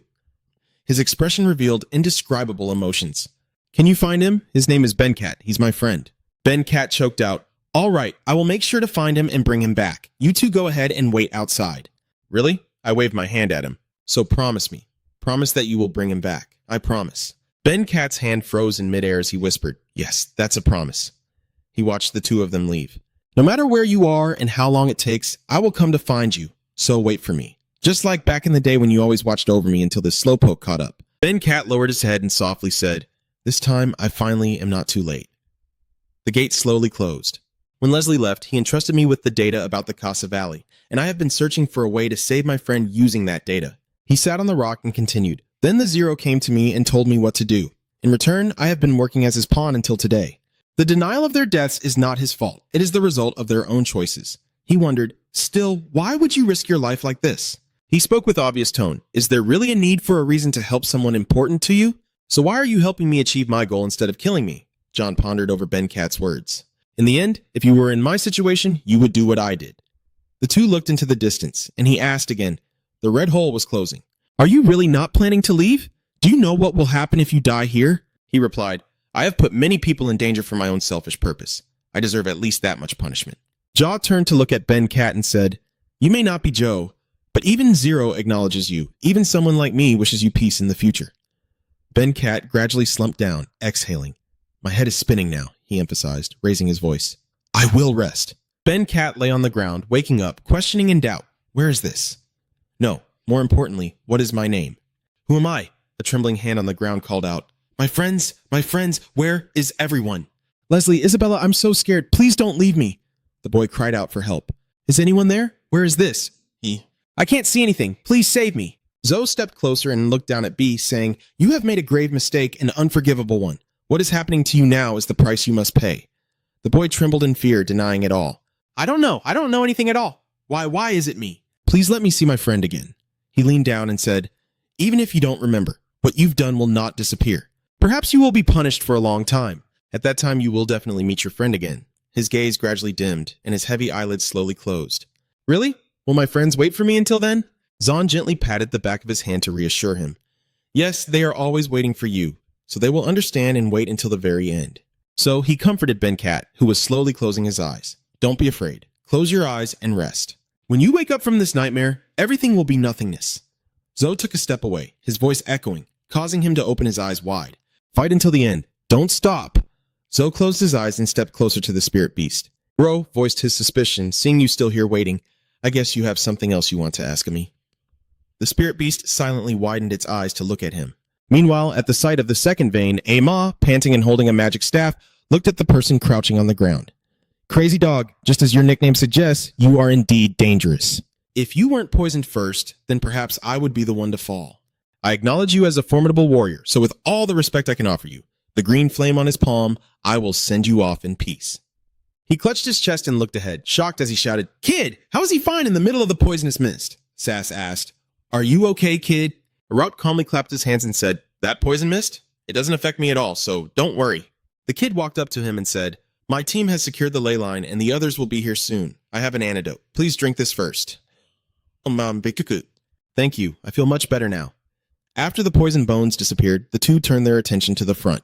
The beasts are sitting in a circle around the pit, gathering around the monaspring, releasing magical energy as if they are trying to do something. After a while, at the watchtower, the group looks up as the last mana pillar fades, discussing how even the final mana spring has been sealed. What happened? It takes a massive amount of magical power to stabilize a volcanic ley line. Valentina staggered forward and spoke. It's hard to believe, but the wild beasts have gathered and sealed the entrance to the ley line. It's speculated that the other side has been closed for the same reason. Idarina turned to her with joy. Valentina, you're okay now. Wild beasts? Do they really have that much power? Valentina recounted that they had lived here for a long time, and the amount of magic they possessed was not to be underestimated. Still, I never expected the wild beasts could unite like that. She nodded in agreement and continued, even if they are just animals, in times of danger, they can unite. In contrast, we humans... A voice interrupted Ekaterina's words. You came back alive? She looked at the approaching figure mocking her. Griorum, who had just been mentioned, appeared immediately. You ran away before, and now you dare to show your face? Gregorium scoffed in rebuttal. After all, everyone is safe, that's what really matters, right?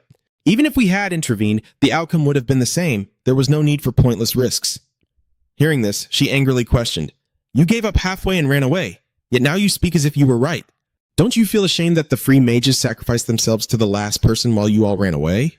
He crossed his arms, not seeing anything wrong with his actions, and replied loudly. In the end, you are the only one who survived among all those people. We chose the best way to survive, so why should we feel ashamed? She angrily shouted, ready to charge forward. You really have some nerve. How dare you speak like that? Katerina raised her hand to stop her and advised her, calm down. Valentina, if you make a move against him, your position will be affected. Gregorium nodded and said with a smile, That's a wise decision, Your Majesty. If you wish to continue receiving support from the Exorcism Tower, it's best not to touch me. Before she could finish her sentence, she charged forward and swung her fist at his face. Derek stood there, mouth agape in shock. What? A punch right in the face. The two people beside her were excitedly thinking, that is our queen. His followers panic and call out to Gregorium, who is trembling and lying flat on the ground. Lord Gregorium, what is happening? Queen Ekaterina, one of them threatens. Dare to lay hands on the people of the Exorcism Tower, you can forget about receiving our support.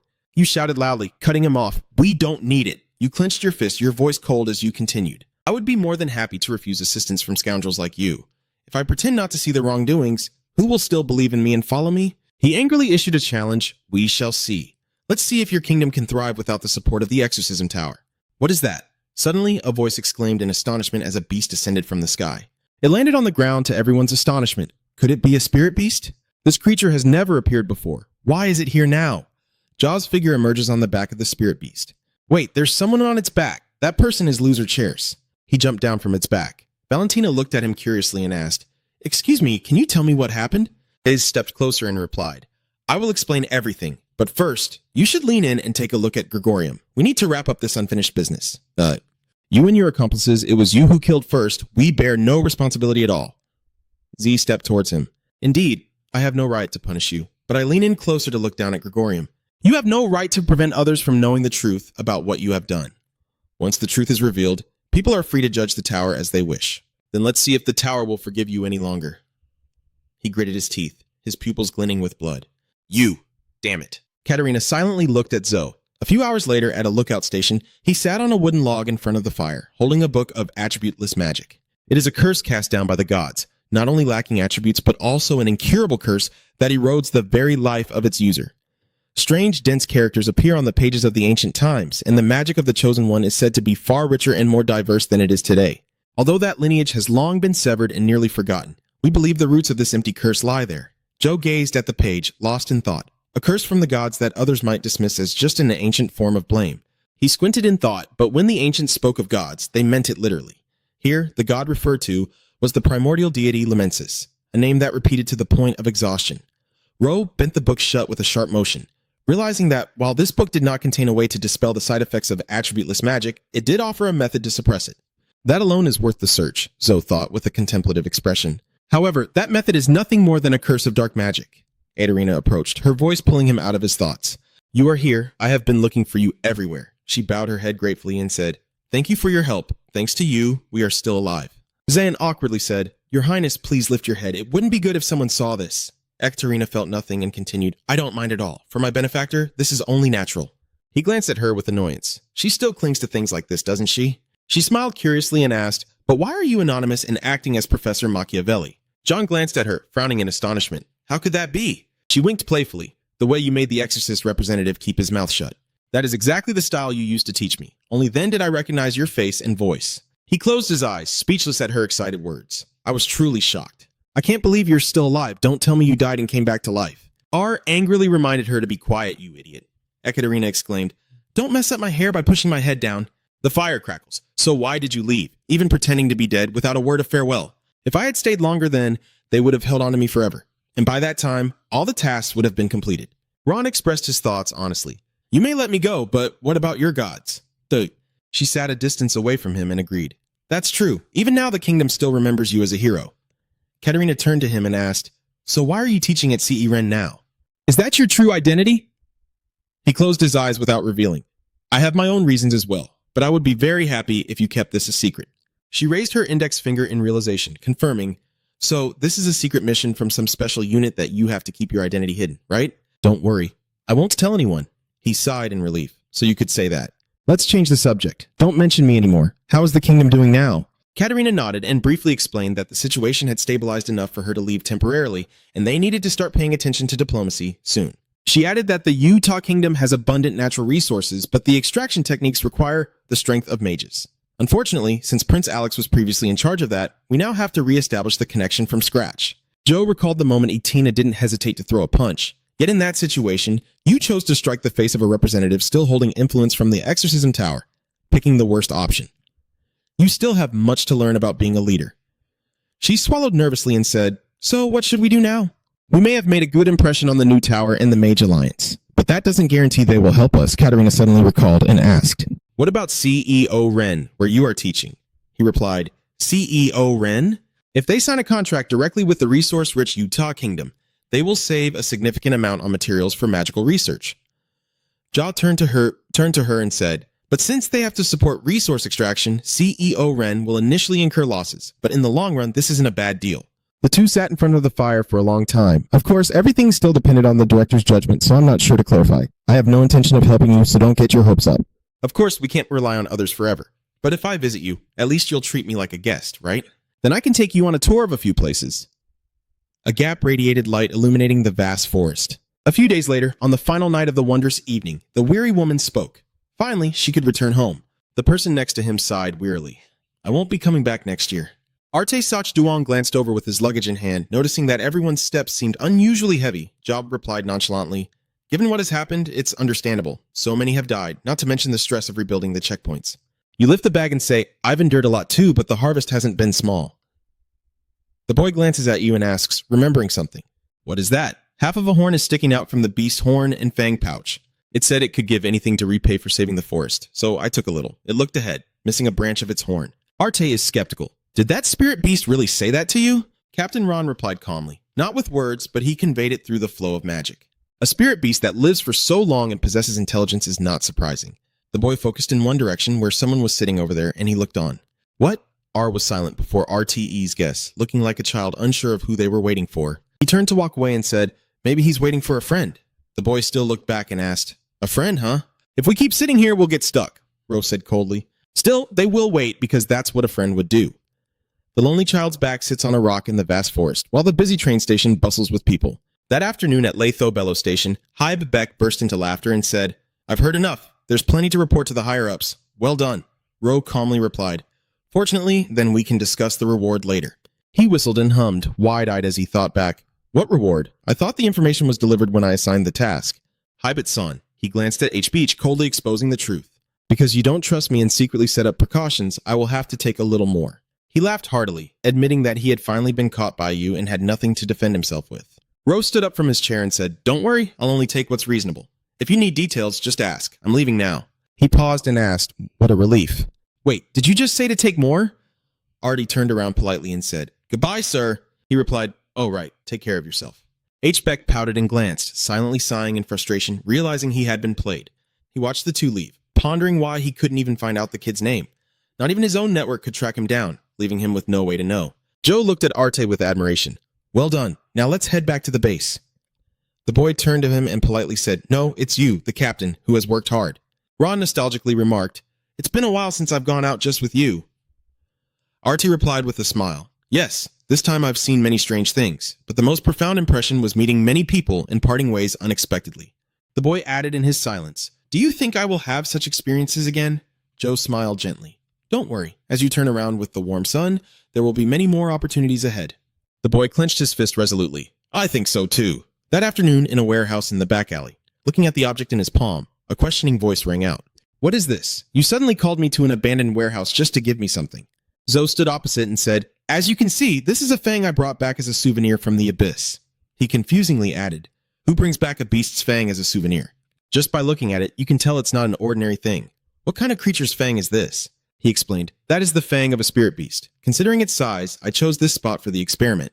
Hang exclaimed in astonishment, a spirit beast? Are there such creatures in the Casa area? John calmly continued. Anyway, just give it a try. Who knows? It might be able to control the beastly instincts of the monster J inside you. He held the beast-type fang tightly in his hand, hesitating. If it works as you say, then there's nothing better. But what if something goes wrong? He assured, don't worry. If anything happens, we will subdue you and take you back. All right. Then Han thrust the beast's fang into the back of his hand.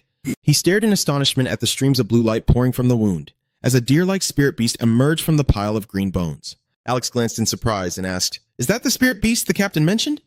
Zoe replied, yes, except it's smaller. It looks just like a powerful creature. It must have completely transformed into a beast instead of a humanoid form.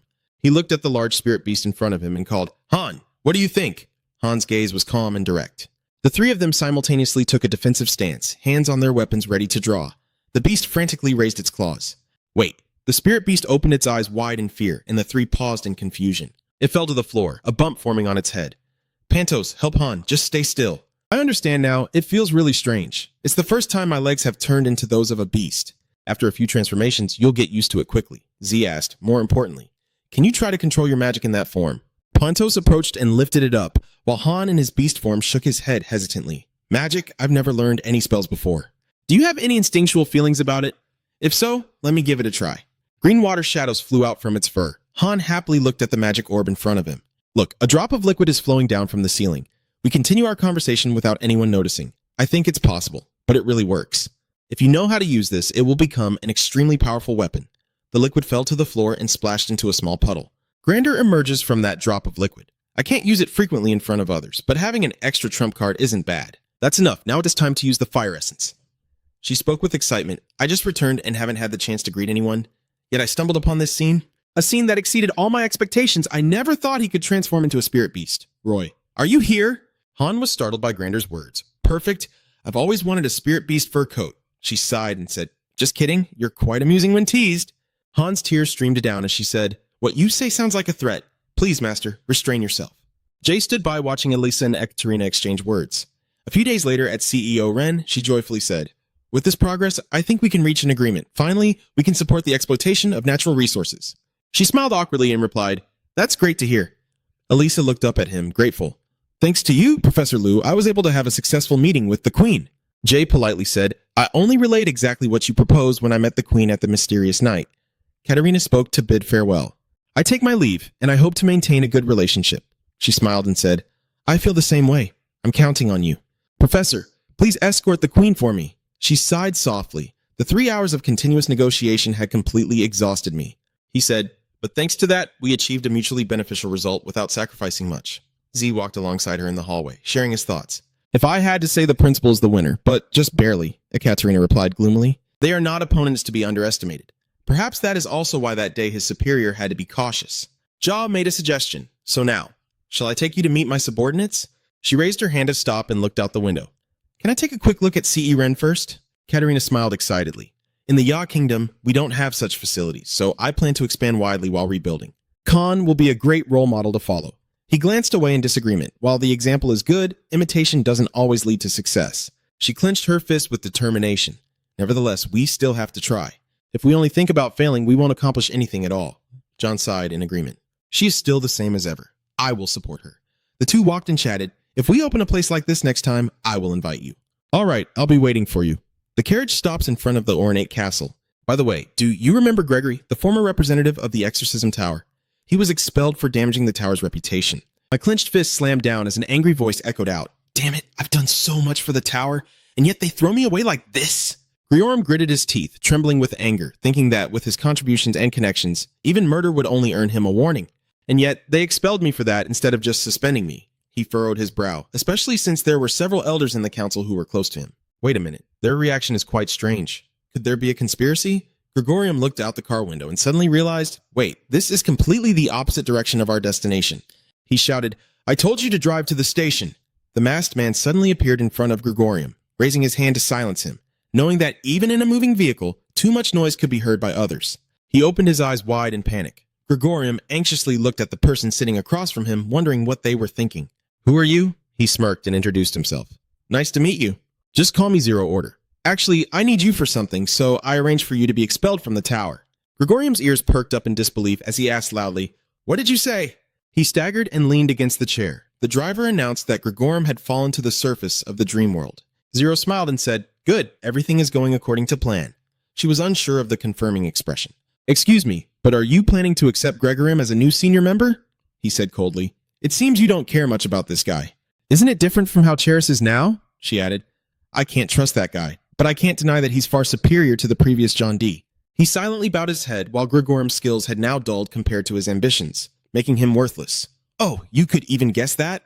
She continued, "His consciousness has entered the surface world, so it has been transferred to me.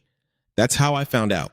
Zero smiled with delight. "That's right, because she is the one who built our meeting room in the surface world." She was taken aback by his words. "Don't worry, Gregorium is only to be used as a sacrifice."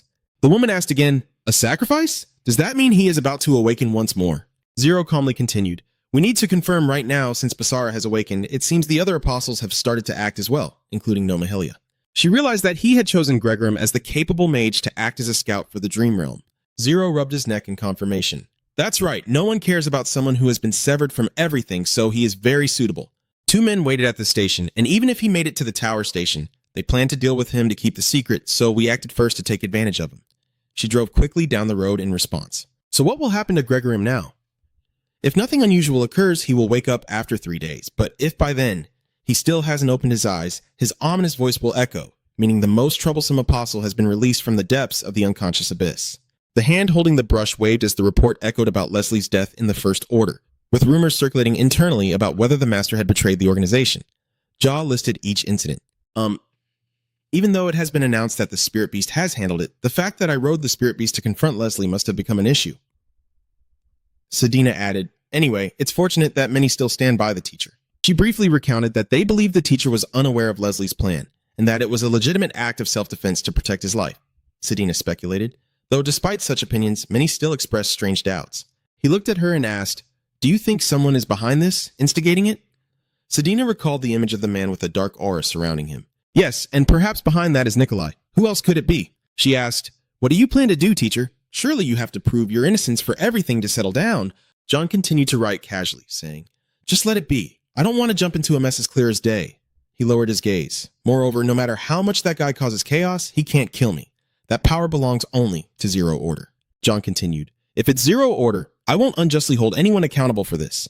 In the end, time will pass, and everything will settle down on its own. No need to worry." She prayed, saying, "If what the teacher said is true, then how fortunate." He looked at the glowing orb on the table.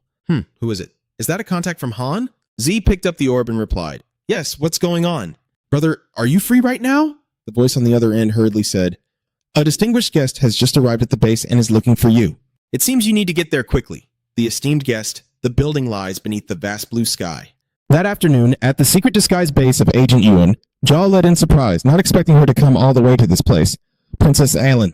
Ayn sat on the chair with Pascu, smiling beside her, as Bella Luna questioned, "Oh, why would someone as noble as you come to this humble place?" Han panicked and shouted, "You got it all wrong, you fool!" She laughed and said, "Are they your subordinates?" "That's a strong personality," Duet Ali stated his purpose. "Then let's get straight to the point. I'm here because there's something we need to discuss that isn't convenient to talk about remotely." "Paces, explain it to us," Pask began. "Do you remember the elves that have been hiding in the capital that I mentioned before?" After investigating, I confirmed they have accomplices outside the capital. Jaw raised an eyebrow, listening intently. "Since there was no unusual activity, I monitored them for a while. We witnessed the Lumensis congregation making contact with them. He said there was no fighting that took place. He added that it was surprising there was no armed conflict between the two organizations. Jaw was surprised that there was none. Both sides always wanted to fight each other. So how could that be?" Pask recalled the scene of the negotiations between the two factions. "We only observed from a distance, so we didn't know the details. The most plausible hypothesis is that they have made some sort of deal." Ro looked at him and asked, "So the most likely possibility is information about the World Tree underground then. Is the guard duty at the sewer still going smoothly?" Pask replied that after reinforcing the troops and fortifying, there have been no other breaches. Aelin sighed. "Everything was suspiciously quiet. The problem is we have no other way to stop them." She furrowed her brows. "If we act thoughtlessly, they will quickly escape our surveillance. And on the contrary, it could put us at a diplomatic disadvantage. So she came here to ask for my help." That's right. Ayn firmly acknowledged that they had to find a way to obtain their information. Jaw glanced at Bella Luna beside him and nodded. "I'm not sure about the faction, but if it's from that side, there is a way. Their arrival here is also thanks to the information obtained from the World Tree. The students stood before the massive roots of the World Tree. We just need to do the same and use the World Tree as well. The common area underground in the capital of Renevero." Mandalia casually asked, "Are you okay? Is there a problem?" Bella Luna touched the wooden trunk, turned to her, and replied, "It's nothing. I just drained quite a bit of mental energy from being in contact with the World Tree for too long. So don't push yourself too hard." Her eyes sparkled with excitement. "I'm fine.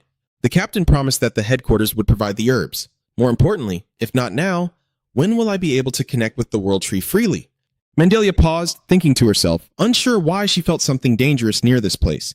She gently stroked her chin in doubt, but how could it really connect from the capital all the way to the kingdom of Elo, even if it was the World Tree? Bella Luna replied, "No, it could be. The roots of the World Tree are interconnected like a dense network, what people often refer to as a network."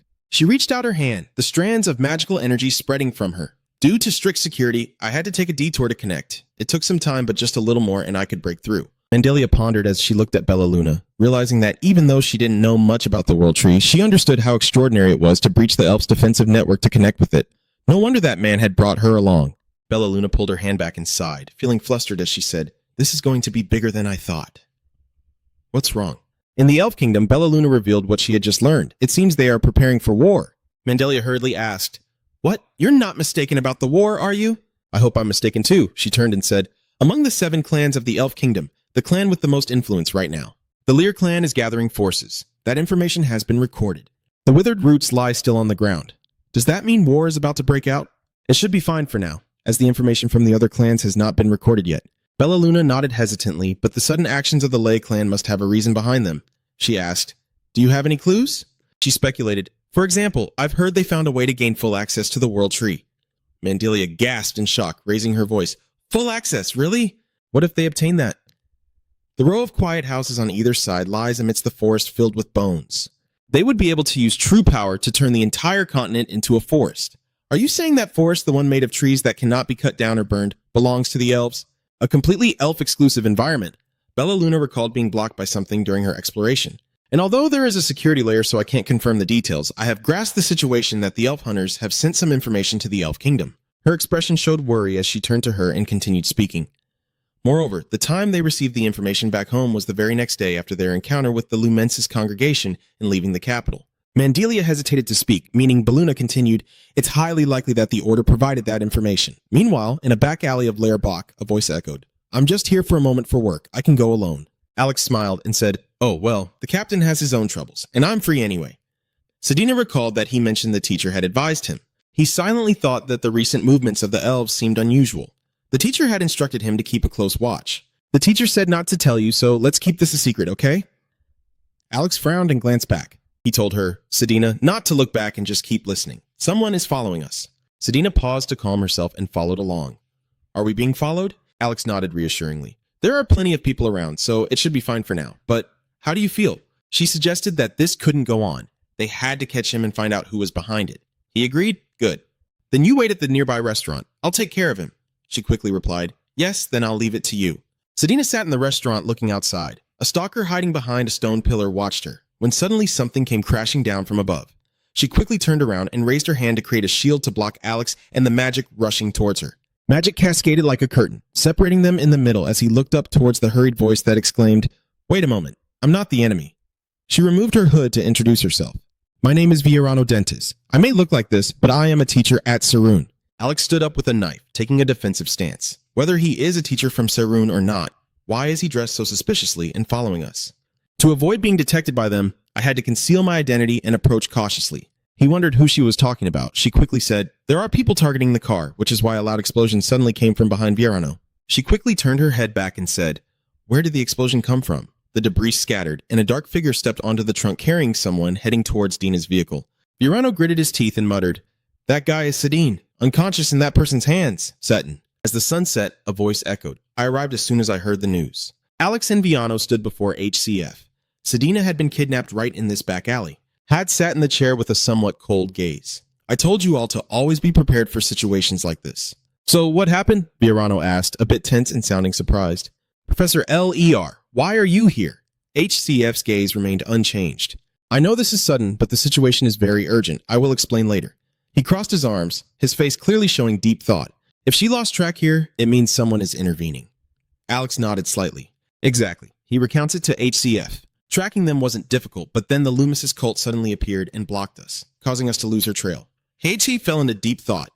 The Lumesis cult suspected they had allied with the Fairy Clan, but they didn't expect them to be provided with information about Sedina. Viorano looked at HCF, questioning, "Do you also know the meaning of Sedina's real name?" He replied, "That's right, I had my suspicions. I thought hiding her well would be enough, but things have come to this.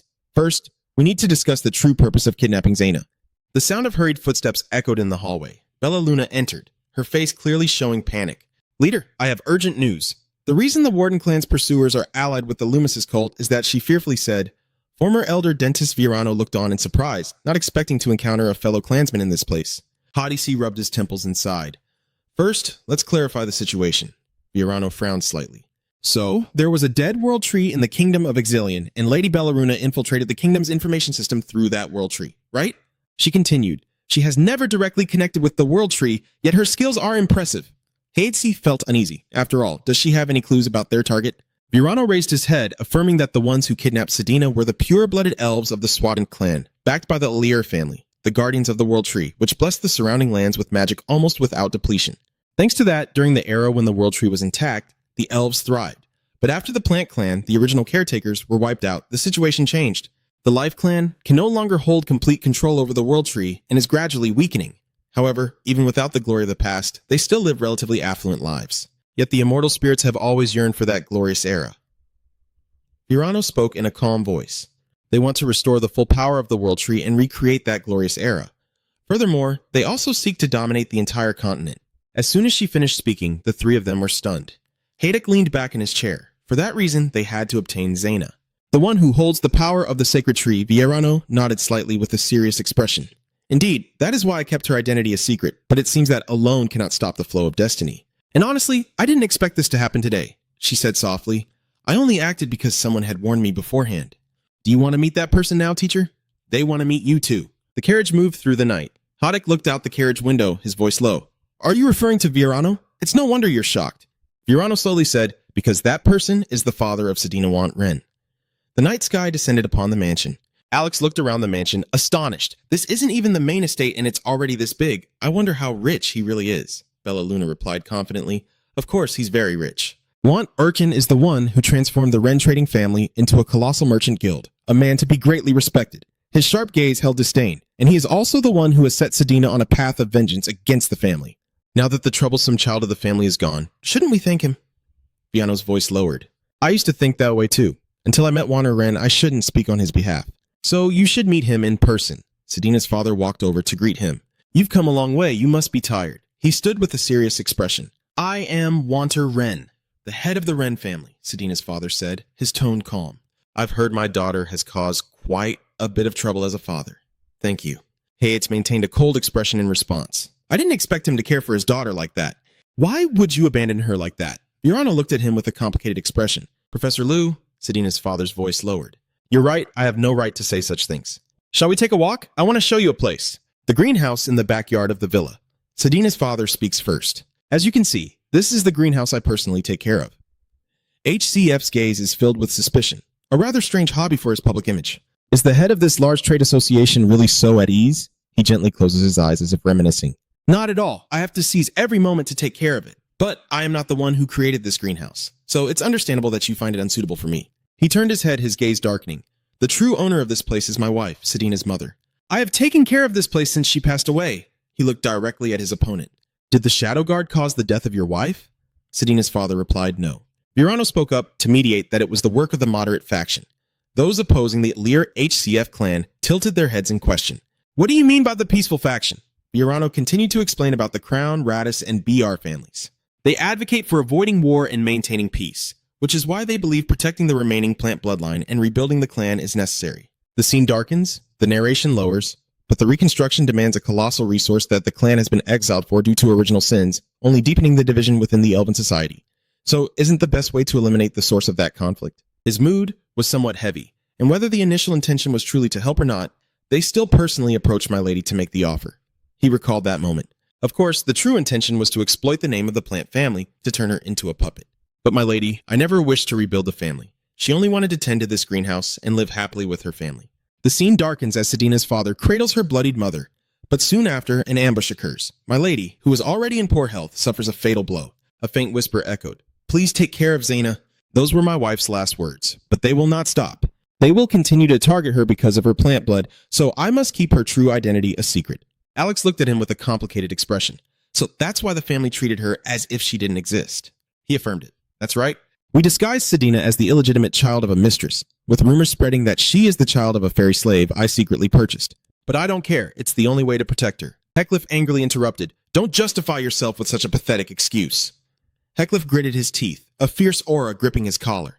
No matter how much you justify it, what you're doing is no different from abandoning your own child. Do you even know what kind of environment your daughter has grown up in? Virano shouted in panic. Professor Lear, please stop! Sedina's father looked at him in confusion. Then tell me, what was I supposed to do when they targeted my daughter's life? All I could do. Heck roared fiercely, protecting her until the very last moment. The three paused, their eyes wide with shock, his expression tinged with sadness. Hadcliffe, filled with rage, shoved him aside. I've already wasted too much time. He turned back sharply, his voice firm. If it weren't for having to come here. Now I am on my way to save Sedina. If you have nothing more to say, I will leave. Selena's father's voice echoed. I didn't call you here just to vent my anger. His footsteps came to a halt. This was not something that could be resolved in haste. His face was serious. There are many useful items in the villa's storage. Feel free to use them. I will mobilize the entire Rottran family to support you. Heckliff shot him a cold glance. You're not very careful with your words, are you? Businessman, if I ask you to hand over the entire Wren family, would you agree? He continued calmly. If you can bring my daughter back safely, I will do so. Heckliff pursed his lips and turned away. I will remember those words. He turned to Viano. Take them to the warehouse. I'll stay here a little longer before leaving, Viano replied softly. Got it. Sedina's father stands alone, murmuring to himself. Protected to the end. Meanwhile, in the capital of Line Brune, in the spacious room, Ellen sat alone, resting her chin on her hand, frowning slightly. So, it seems war is inevitable after all. What a hassle. The reconstruction of the capital after the previous destruction isn't even finished, and now this. Footsteps echoed on the wooden floor as Ludus stopped in front of Elin. You called for me, Your Highness. Elin looked up at him. Yes, I called because I have something to entrust to you. Captain Ludus. He smirked faintly, his gaze deep and penetrating. 2 days later, the Ron Sheridan Villa courtyard was buzzing with excitement as she raised her hand to showcase her achievements. Sir, I have finished all the magical tools you requested. Cliff praised. It seems there must be a lot in stock. You've worked hard. Sheridan smiled brightly. No, I should be the one thanking you. My lifelong dream has been to play with magical artifacts freely. I have pushed their performance to the maximum, but now they can only be used once. Is that all right? Cliff nodded. Of course, since Rot takes care of everything, it's no problem at all. Bella Luna felt a bit awkward. Leader, do I really have to follow? I was kicked out of the forest for messing with the submissive world. He turned his head to reply. What is this? Have you forgotten Lord Virano's words? He said, we need you. Virano nodded in agreement. That's right, we really need your abilities, Bella Laruna. She explained. You already know, Bella Laruna. The forest of the Elf Kingdom is the network connecting all the realms, she continued. So as soon as we step into the forest, the Lifehouse will detect us immediately. But thanks to you, who once connected with the World Tree, we can hide and infiltrate. Bella Luna panicked at this. But if I get caught, I'll definitely be killed. Hadig spoke reassuringly. If this plan succeeds, you will become a hero, someone allowed to access the world of the living trees openly, he said in a serious tone. Not just any tree, but the real living world of trees. Bella Luna trembled as she repeated, a living world of the submissive, is that right? Cliff turned to look at Virano. By the way, Sir Virano, are you sure you can come with us? As the head of one of the 7 great clans, you know this is almost an act of rebellion. Virano bowed his head, his voice resolute. Yes, this is essentially a direct confrontation with the royal family. I appreciate your concern, but I cannot back down. She lifted her head, her gaze filled with determination. I also have a responsibility in the kidnapping of Zaina, so I must personally accompany her. A gust of wind swept in, causing panic among the crowd. What was that? Everyone looked up in unison, their faces stunned. What is it? A spaceship? HC tilted his head to look at Sedina's father. He explained, the spaceship I utilized is specially designed to military standards. We will use this to reach the Elf Forest. He turned around. That's right. I will trust you and support you fully. If you've investigated this much, you must know which organization Sedina belongs to. He gently closed his eyes. Yes, it was my fault. It may sound ridiculous coming from someone like me, but I'm begging you to save that child. HCF's voice was cold. Don't bow your head before me when Sedina returns safely. You arrived before the spaceship, your voice carried by the wind. Say those words to her. That night, the spaceship soared into the darkness. Virano said seriously, directly approaching the kingdom will be very difficult. The LIRE family is monitoring all activities entering and leaving the kingdom. In the spacious wooden cabin, everyone stood around the table.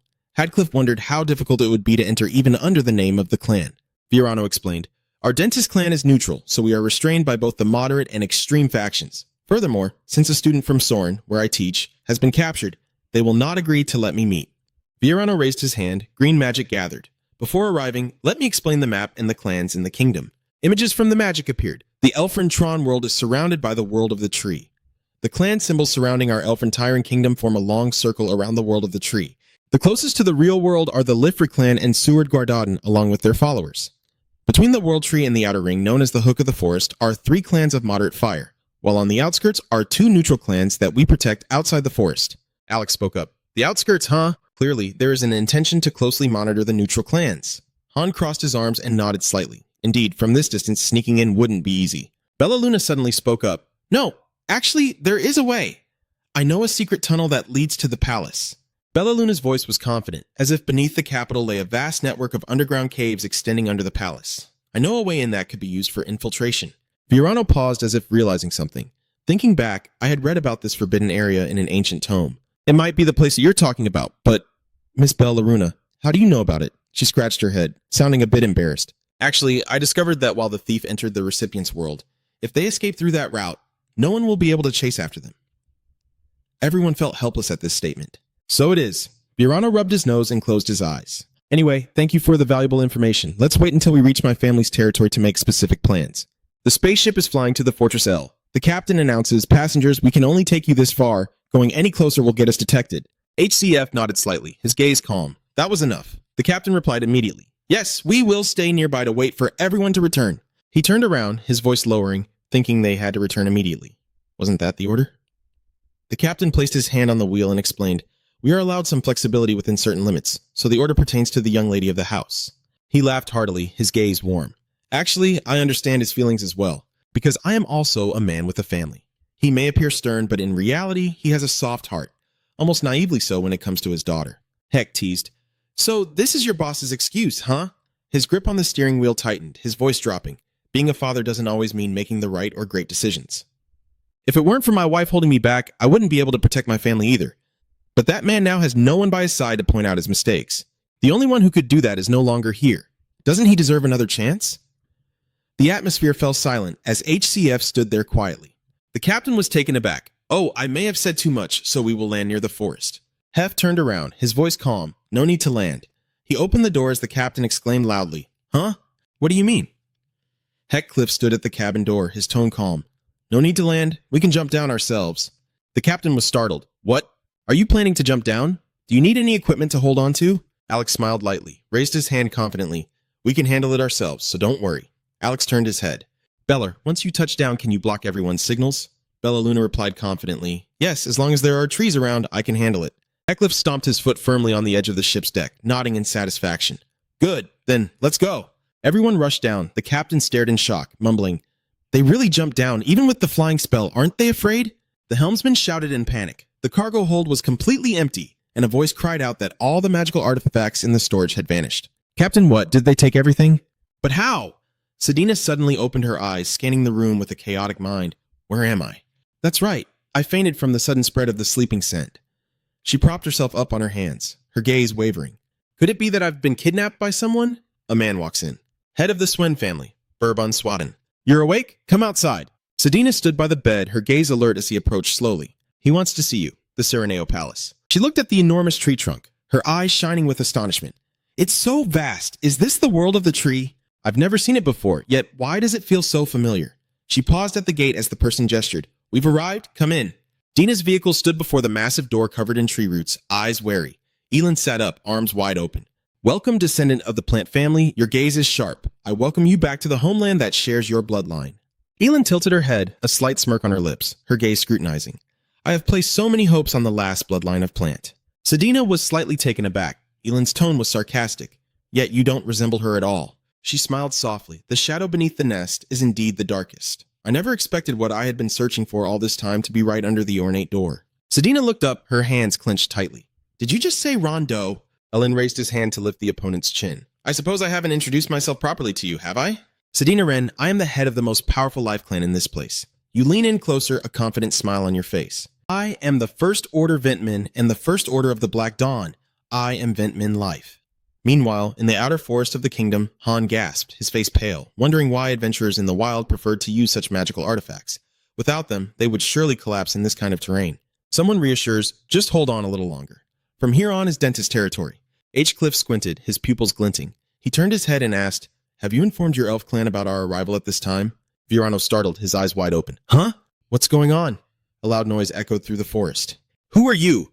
Virano exclaimed in panic. Oh, it's me, Viella. Viano paused, his eyes wide open.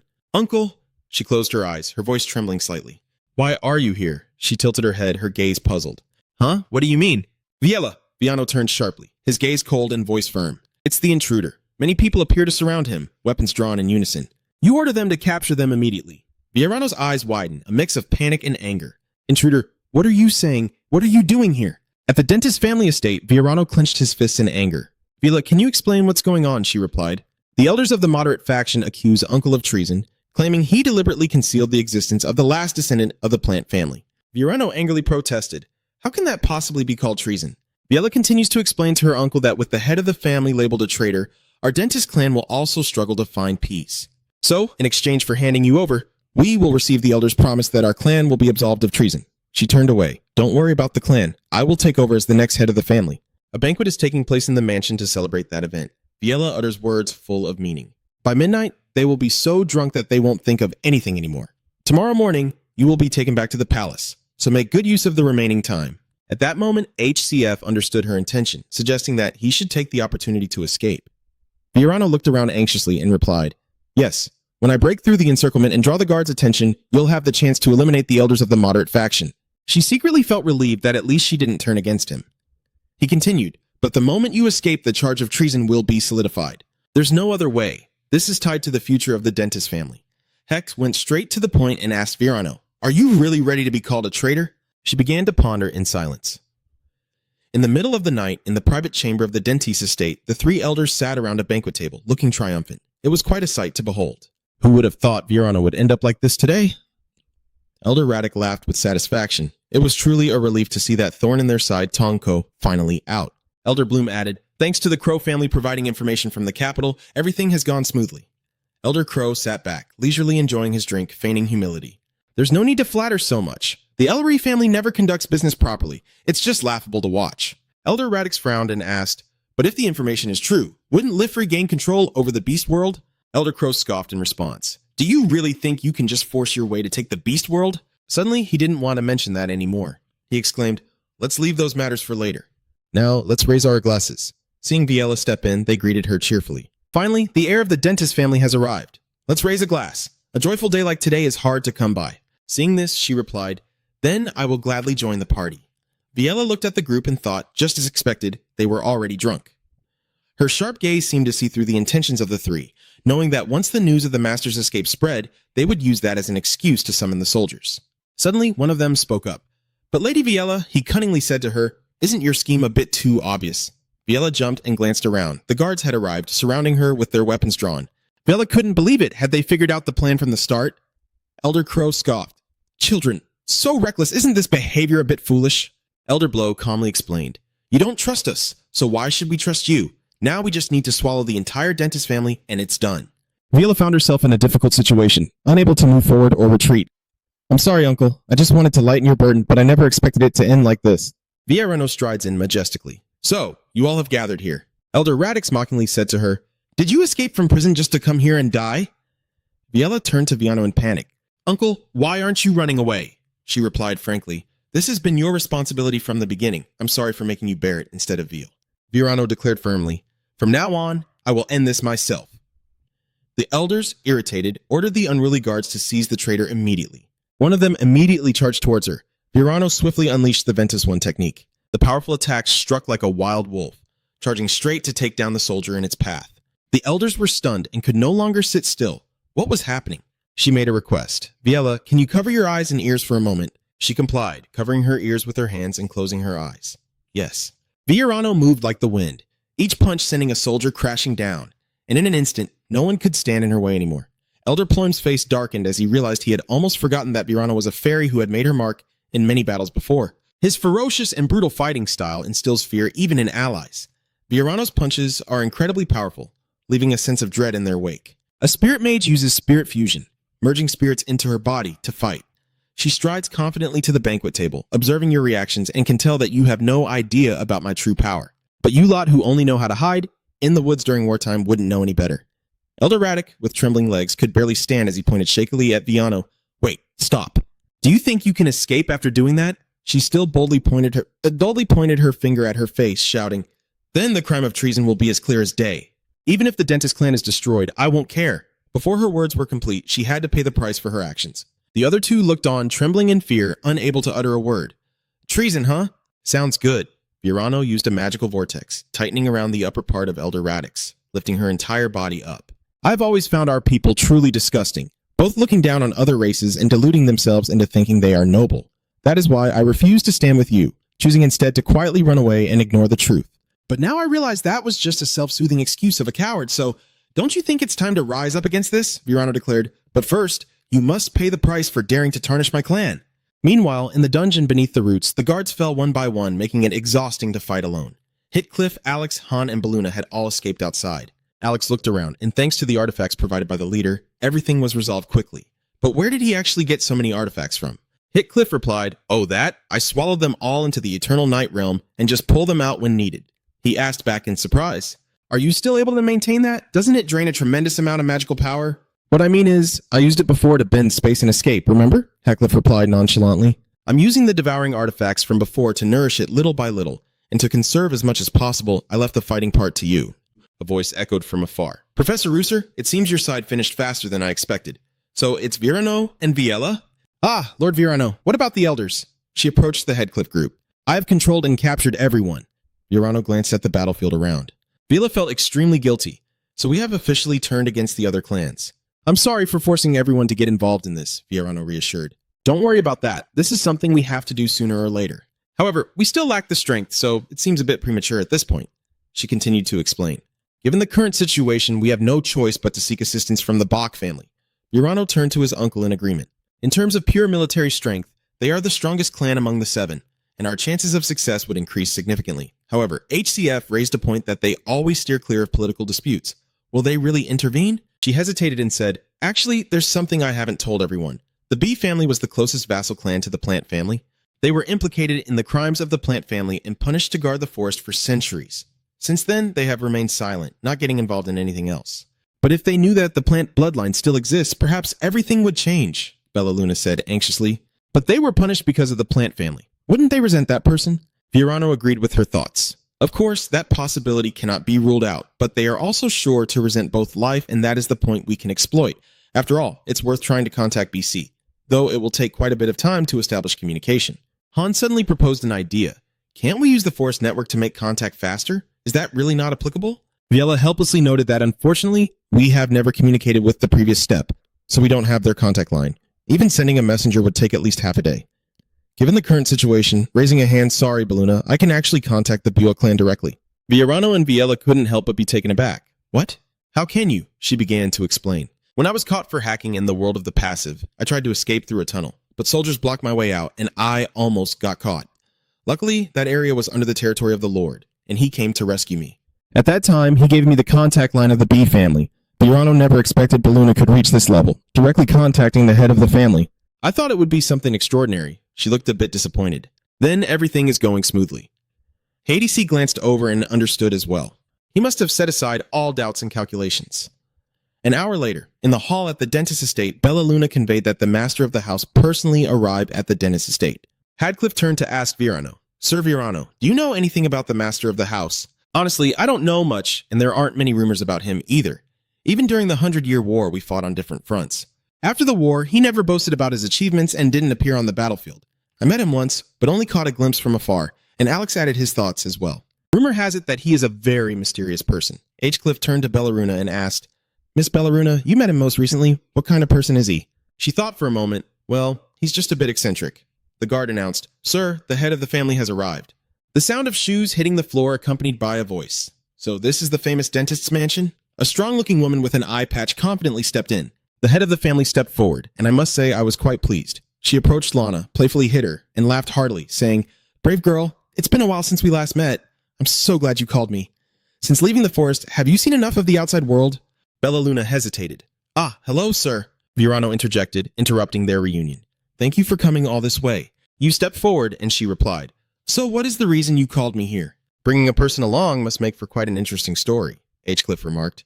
The Master of Life has kidnapped the last surviving member of the Plant family. Can you help us rescue her? Oh, wow. Bella Luna flinched, her fierce demeanor closing in on him. Did you just say Plant? Cliff replied. That's right, her name is Sedina Rosen. She is a half-elf and just a girl. She interrupted, her face still dark. Wait, that's not what I was asking. Are you really asking that after knowing why the family was pushed to the border? He replied nonchalantly. Of course we thought we should hide this from you because there's a chance you wouldn't side with us. But after meeting in person, I know you wouldn't act that way. That's why I told you the truth. She waved her hand. All right, I will help you. The head of the dentist family, both Viano and Viella, were surprised.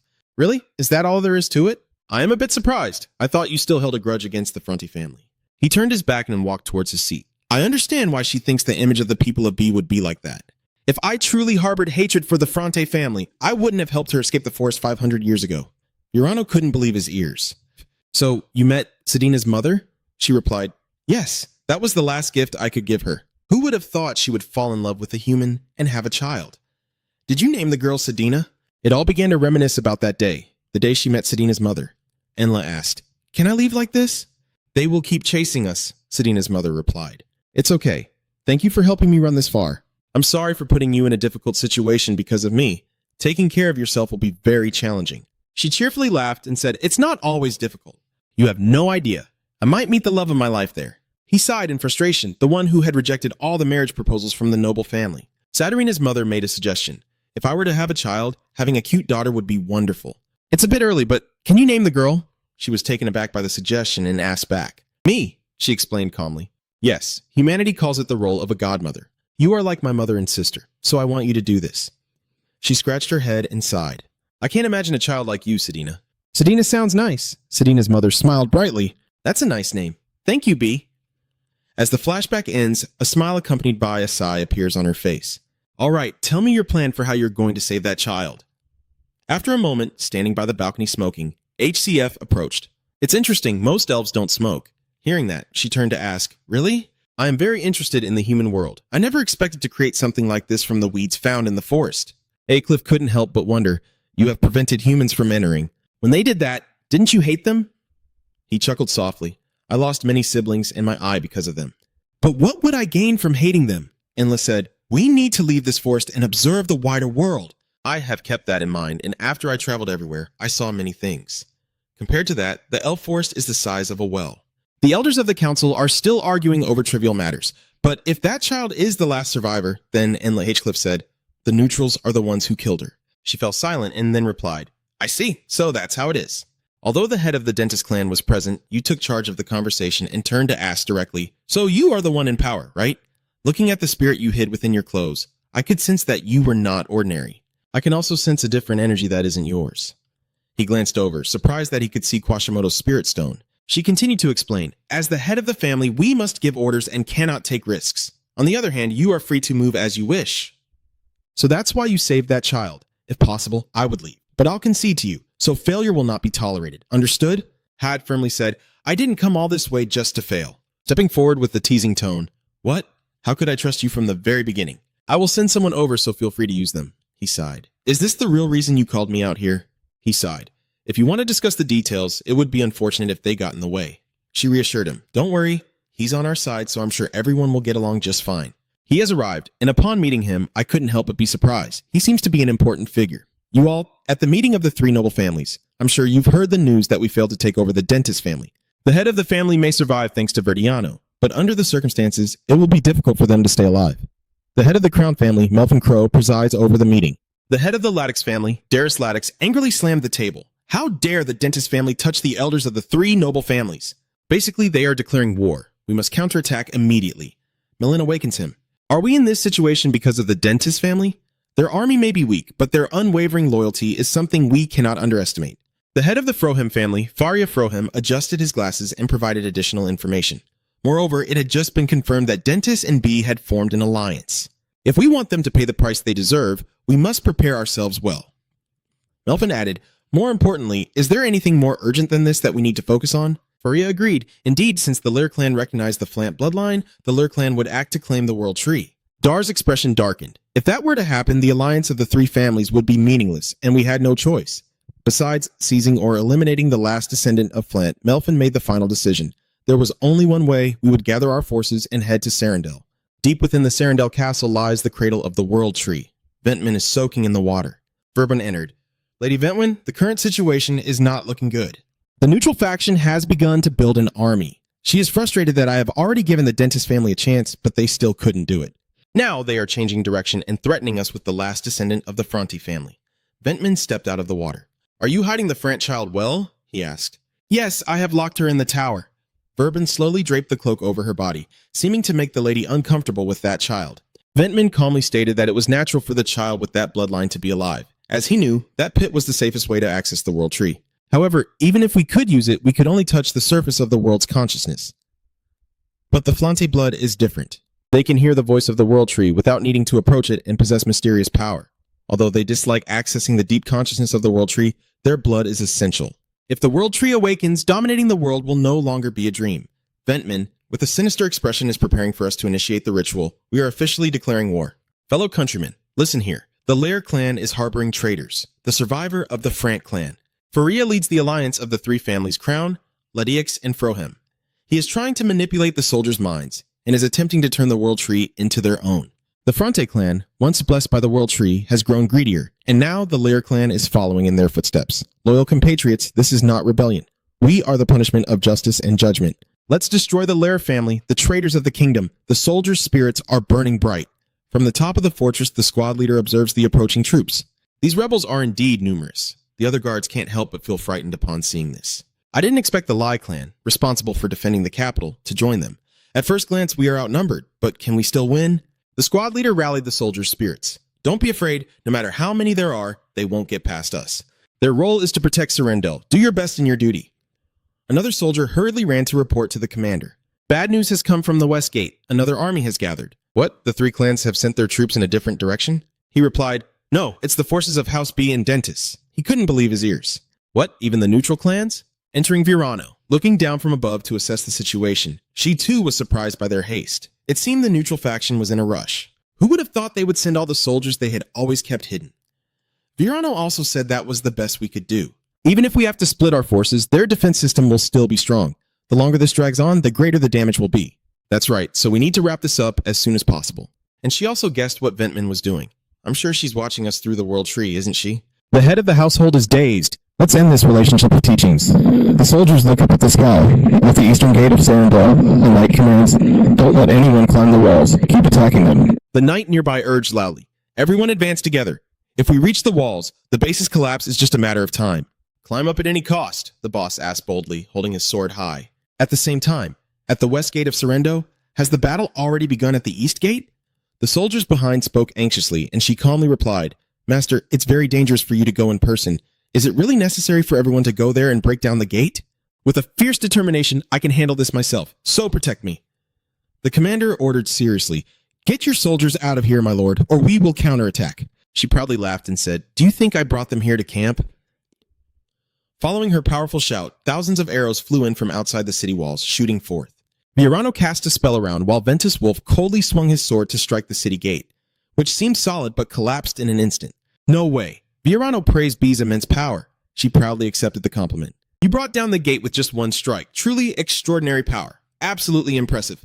It is a skill that compresses one's power and then releases it. I learned it from a young swordsman while traveling outside the forest long ago. She looked towards the gate, excitedly speaking up. All right, the gate has opened. Let's get started. Move forward. Ventman lay relaxed by the lake, but his mind kept racing. On the other side, the cradle of the world tree. People are making foolish decisions, unaware that their actions always consider the entire race. She is confident, feeling no need to completely stop them. I will win if I pull this out. Ventman closed his eyes and thought, but there's something bothering me. Why did the master dentist enter the forest? Virano turned his back to look, with no trace of him being at the main gate of the forest before he appeared in his territory. I know something is happening. I need to investigate. Blending into the bustling crowd, the one who deceived my eyes and the world tree. The one who helped the master dentist is the one I realized with wide eyes. Ventman sat up excitedly. I didn't expect you to come all the way here. It seems you don't want to lose your bloodline either. Flint smirked as she ran her fingers through her hair. I appreciate your efforts, but unfortunately, now that I know you're here, you mean nothing to me. I will make this place your grave, Ventman laughed loudly. Jesusadina sensed the battle. What was this sound? A fight had broken out?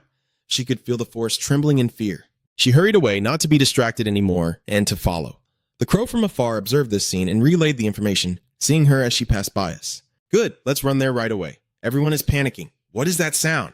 A massive spirit beast charged forward, with Alex riding on it. Is that a spirit beast? Why is a spirit beast here? He pointed towards Zyna. I came here to save you. Sadinia, this voice... Senior Han? How did everyone get here? Alex urged her to get on the spirit beast. There's no time to explain. I'll buy some time, so hurry up and get on. Birdbond entered a fighting stance, commanding his subordinates to capture the kid Flant as he approached, saying, Over there, do you remember me? You kidnapped her and ran away like a coward. Alex, wielding two swords, declared, I won't let you take her again. Come here, let's end this. He sneered as he drew his sword, truly a conceited human. I will make you regret saying that. The two exchanged their first sword strikes. Alex praised his opponent while Verbin remained silent. Not bad. He noticed Alex's mistake and seized the opportunity to strike him. Verbin raised his sword with determination and said coldly, For a human, you're not too bad. Let's pick up the pace, shall we? Han took Sadina to escape. Senior Han, what about Senior Alex? Oh, we can't do anything. Rescuing her is our top priority. While he's stalling for us, we need to reach the deep pit underground. The tree roots are reaching out to grab the two of them.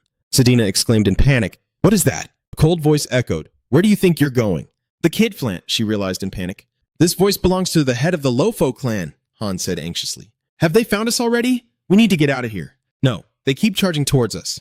Virano casts a spell with her hand. She raises her hand to enchant everything around her. Although it was just for a moment, I had disrupted the control of the world tree, using this opportunity to... Before I could rejoice, a green light from the mouth of the pit struck my body, causing you pain. A voice emerged from the flower reaching out, saying, I didn't think you would coincidentally appear with Joe. I guess you are his subordinates.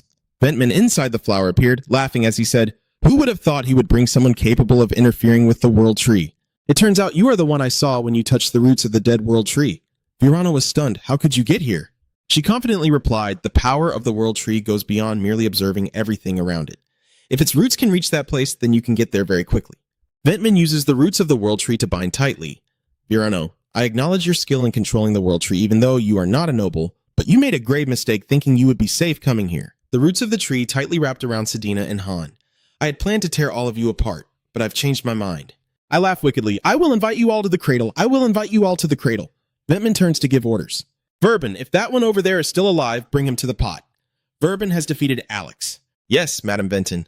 The roots of the tree violently threw everyone to the ground. She looked at the calm surface of the lake and asked, all right, tell me where Zhao Bao is. The surface of the water ripples and then reveals the image of Zhou. Sedona exclaimed in panic as Professor Ventman cast a spell. Look closely. The kid Flante, the final moment of G. You have come here to save him.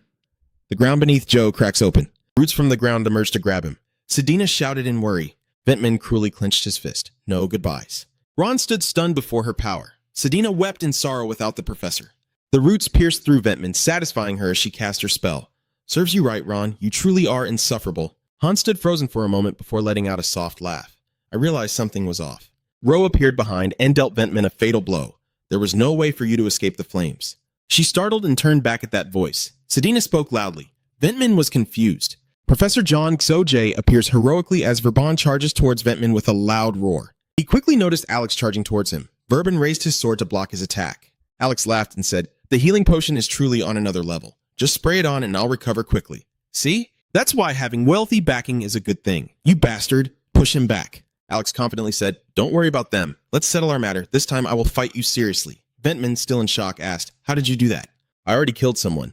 I anticipated that you would ambush me. I revealed the truth to her, so I placed a decoy to lure her in. Who is it? She suddenly realized. Heola sat on a pile of tree roots, laughing and talking. Ventman shouted, hey, long time no see, Heola! Heola stepped towards everyone, her tone filled with joy as she said, it's so nice to see you. What a surprise to meet you here. What are you doing? Do the two of you know each other? That makes talking easier. Jay asked Heola. She sighed and replied, what the hell are you doing here? Why are you being so rude? Bella asked me for a favor. That's why I'm here. She winked and smiled. It's a request, but I also don't like Ventman's actions. The enemy of my enemy is my friend, so why don't we cooperate? He silently looked at Heola, warning in his voice. If you get in my way, I will not forgive you. Heola cheerfully teased. Oh my, that's so scary. I'll take that as encouragement. He drew his sword. All elves are very proud. They easily become complacent once they think they have the upper hand. Among them, I was sure you would create a situation like this, Zoe said coldly. Virano and Han breathed a sigh of relief. And when you let your guard down, my people will signal with artifacts and ambush you. Of course, if you had acted more carefully, my people would have been in danger. He glanced at her, thanking her for falling into the trap so easily. Your arrogance is the reason for this. Ventman exclaimed, I can't believe I was tricked so easily, damn it. She slumped down and turned towards the car. Now let's head back. The car is ready, and she's obediently listening. Yes, Professor. A mysterious voice echoed. Who allowed you to go? Virano noticed something unusual and shouted, both of you get out of there quickly. Ja and Sedina turned to look back. Ventman had now risen, controlling the roots to attack the two. He pulled Sedina back, puzzled. Ventman had changed. How are you still alive? Wait, don't tell me that's your form. Her eyes became frenzied. You have abandoned your elf form and merged with the world tree. Virano is worried. Ventman's voice is filled with danger. Anyone who holds the power of the world tree without permission will end up like this. Please stop. Pushing too hard will lead to disaster. You think I don't know? Look up there, the roots are starting to grow into the shape of a human head. That is the life guard sacrificed as a test subject to handle the power of the world tree. Thanks to them, I can now control even more of the world tree's power. Han questioned in panic. Virano nodded. So they are all living elves, are they? But even so, controlling the full power of the world tree is impossible. I raise my transformed hand. You are right. Even like this, I can only use about 5% of its power. That is why I crave the core source even more. Sedina was stunned with fear. Right now, descendant of plant, tell me where the central doctrine is. The central doctrine? I don't even know what it is. Pretending not to know won't save you. Once I dig deep into your body, I'm sure I'll find something. Ventman is brimming with power. Pretending not to know won't save you. Once I delve deep into your body, I will surely find something. Zoe commands. Sedina stands close to Handy. Yes, you put on the mask and the spears behind you emerge. It seems we will have to end this once and for all. I will fight you, Ventman. The spears rushed towards her like the wind, while the roots surrounding Ventman's body protected her within. Ventman said with admiration, a spear-type artifact. Why are you using such an expensive toy, but something like that will never pierce through this massive roots? The spears emit a blue light, creating a massive explosion. She covered her face cautiously. Don't tell me you've modified the artifact to make it explode, right? Stop! The spears continue to fly towards Ventman. Black smoke emanates from her. Impressive. Ventman regains his momentum, but it's too bad. I have merged with the World Tree. My body can regenerate endlessly, so something like this is nothing at all. Zoe continues to launch spears at her. She took the spears head on. Ventman began to panic. Damn it, he's not giving me a chance to attack. What about this? The roots surged up towards him, and he dodged them. Z jumped high as the tree roots continued to chase after him. Tsk! Fighting on the ground like this won't be effective. He thought to himself and summoned the majestic Iron Bird.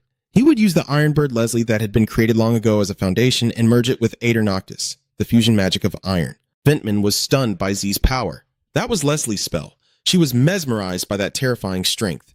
Why does Jado have it? Ventman creates a circle of light around herself. Damn it! Recreating while consuming too much mana at the same time, she frowned as she searched for something to save her. If this continues, I will be at a disadvantage, so I need to find something to replenish my mana. Ventman suddenly realized. Wait, it's all around me, isn't it? Manhwa realized the food, the scene before her became blurry, and the bodies of the soldiers trembled with each wave as everyone anxiously looked around. Why is the ground shaking? Is it the monks of Serendel? A loud voice shouted in denial. No, it's not the monks, but something else. From beneath the ground, long, thick tendrils emerged. The soldiers panicked, all running for their lives, but their steps were not quick enough, and in an instant they were all captured. The area stained red. The soldiers witnessing this were filled with confusion. What on earth was happening? Why is the World Tree attacking our elf tribe? The HC Van Britta side is sending a spaceship to observe. Her form is undergoing a strange transformation. Has she assimilated another level with the World Tree? If she continues to assimilate, she will become even stronger. At this moment, the spaceship monitoring nearby is launching arrows. I must stop her before that happens. But all the arrows were ensnared by the branches, unable to retreat or advance. Hyde Van Brittis was filled with confusion. What was that explosion? Has she absorbed the artifact's magic? At this moment, the World Tree opened its eyes, revealing a sinister smile. Not enough. I need to consume much more to fill this belly. As soon as the words were spoken, the tentacles became more aggressive, reaching out in all directions to capture people. The soldiers quickly fled, trying to stay away and avoid being caught. But in the blink of an eye, someone was captured. Help me! At that moment, a sword slashed across the tentacle, and an excited voice rang out. Hey there, little sister! Then they saw him gently land on the ground. Then she turned around and exclaimed in annoyance. That damn troublemaker, she's causing a real mess. Everyone started panicking and shouted loudly, Captain, what the hell is going on? There it is. It's attacking everything. And she said that's the root of the World Tree. It is draining the life force of any living creature. The soldiers were puzzled and asked, what do you mean? Why would something that provides life, like the World Tree, drain vitality? Life encompasses all levels within the circle of existence, including death. Virano stepped forward with concern. What should we do? If this continues, everything will be destroyed. What do you mean? Is there any way other than killing Ventman, who is inside the World Tree, as soon as possible? Then she looked at the person behind her. Helia, can you clear a path for us? I don't know, but if it causes a disturbance to Ventman, then we'll do it. With that, Helia landed swiftly. The umbrella was also drawn, creating a powerful whirlwind. Everyone was stunned by the sight. What is that? It can't be. Behind the scene, a dragon became increasingly visible. At this moment, Helia's eyes sparkled with a commanding light. Burn it down. The dragon immediately breathed out a flame. Ventman sensed the impending danger, and HC Van Bredis became alert as well. The massive flame spread everywhere, and in an instant, smoke filled the air. A massive pit was created. Helia exclaimed with satisfaction that the World Tree would soon regenerate. So this should be enough, right? The person below was startled and muttered to themselves. The World Tree, the other two sighed in relief as the obstacle had vanished. All right, let's go. Thank you. Helia laughed in response. I've come this far. You better do well. The one who defeated Basara cannot die here. Meanwhile, elsewhere in the World Tree, flames engulf its entire body. Everyone can feel Helia's power. HC Van Bredis is trying to break through. That's Helia. After all, remember that we have a way out. Then he gave the order. Han, take Sedina and leave. Yes, brother. Hearing this, Ventmid reached out his hand to grab the person, unwillingly exclaiming, No, but its arms aren't long enough to reach. It can only curse in frustration. Damn it, my body is regenerating so I can't move properly. I can't let France's last key escape. HC Van Bredis shouted loudly, Hurry and leave before we get caught. Suddenly, the whole group was tightly wrapped by the roots of the tree, and everyone panicked. Oh no, I can't escape. At this moment, Ventmet was very pleased. The World Tree was moving on its own. Surely it wanted that child as well. HCF Van Bredos, seeing this, hurried over to call Sedina. Ventmid immediately waved his hand to block, his palm glowing with light as slashes surrounded him. He glanced over, annoyed. Had she already regenerated? At this rate, he looked towards the hollow tree in front of him, where Sedina was inside struggling to break free. Meanwhile, Bella Luna observed everything around her and was startled to realize it was the throne of the World Tree. As soon as he finished speaking, Sedina was forced to sit down there. The two immediately lost their composure and called out, "Sedina, this is bad. Sedina will be—" Before she could finish her sentence, the small roots began to cover her head. Her gaze became dreamy, and for a moment, other roots surged up as well. Ventmid laughed triumphantly. "I knew it. The source is not a material thing, but the bloodline of Frant. The sacrifice of countless elves over the past 500 years has finally borne fruit, as its arms reach out to where Sedina rises." The World Tree finished speaking. The gigantic tree slowly emerged. Ventmid became excited. "I can feel the infinite power of the World Tree. Should we give it a try while it's hot?" A flash of purple light erupted, leaving the soldiers in shock. This light was accompanied by bolts of lightning. "It keeps growing, sweeping everywhere," Urano and B exclaimed in panic. "It has engulfed the entire eastern area. The regulation in the east must have been completely annihilated. We no longer have any free time left." Inside, both Bella and Luna can clearly sense that. What was that giant light and explosion? This is the true power of the World Tree. Headcliff Van Britis is no exception either. The energy I just sensed is on a completely different level. No wonder the elves revere the World Tree as a deity. Seeing that worried expression, Ventmid laughed even more maniacally. "Great, this can't compare to when I tore through the surface of the world's power. With this strength, I could become a god." Thinking of this, its gaze turned to the man who was blinded. "Now I will eliminate the remaining pests." The scene shifts to another location, the southern gate of Sarandel, where the walls are riddled with cracks. Soldiers lie scattered on the ground, and one is trembling as he continuously retreats. "You destroyed the palace gate with just one blow. What kind of monster are you?" Outside the nurturing place of the World Tree, red liquid flows down. An injured goblin grits his teeth and stands up. Alex laughed out loud. "You don't look so good, do you?"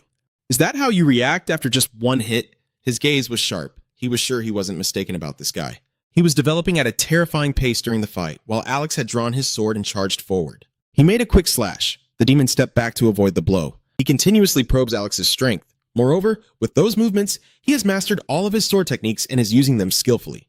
If I don't kill him right here, I know he will become a threat to Lady Ventmin. Therefore, I must risk my life to eliminate him.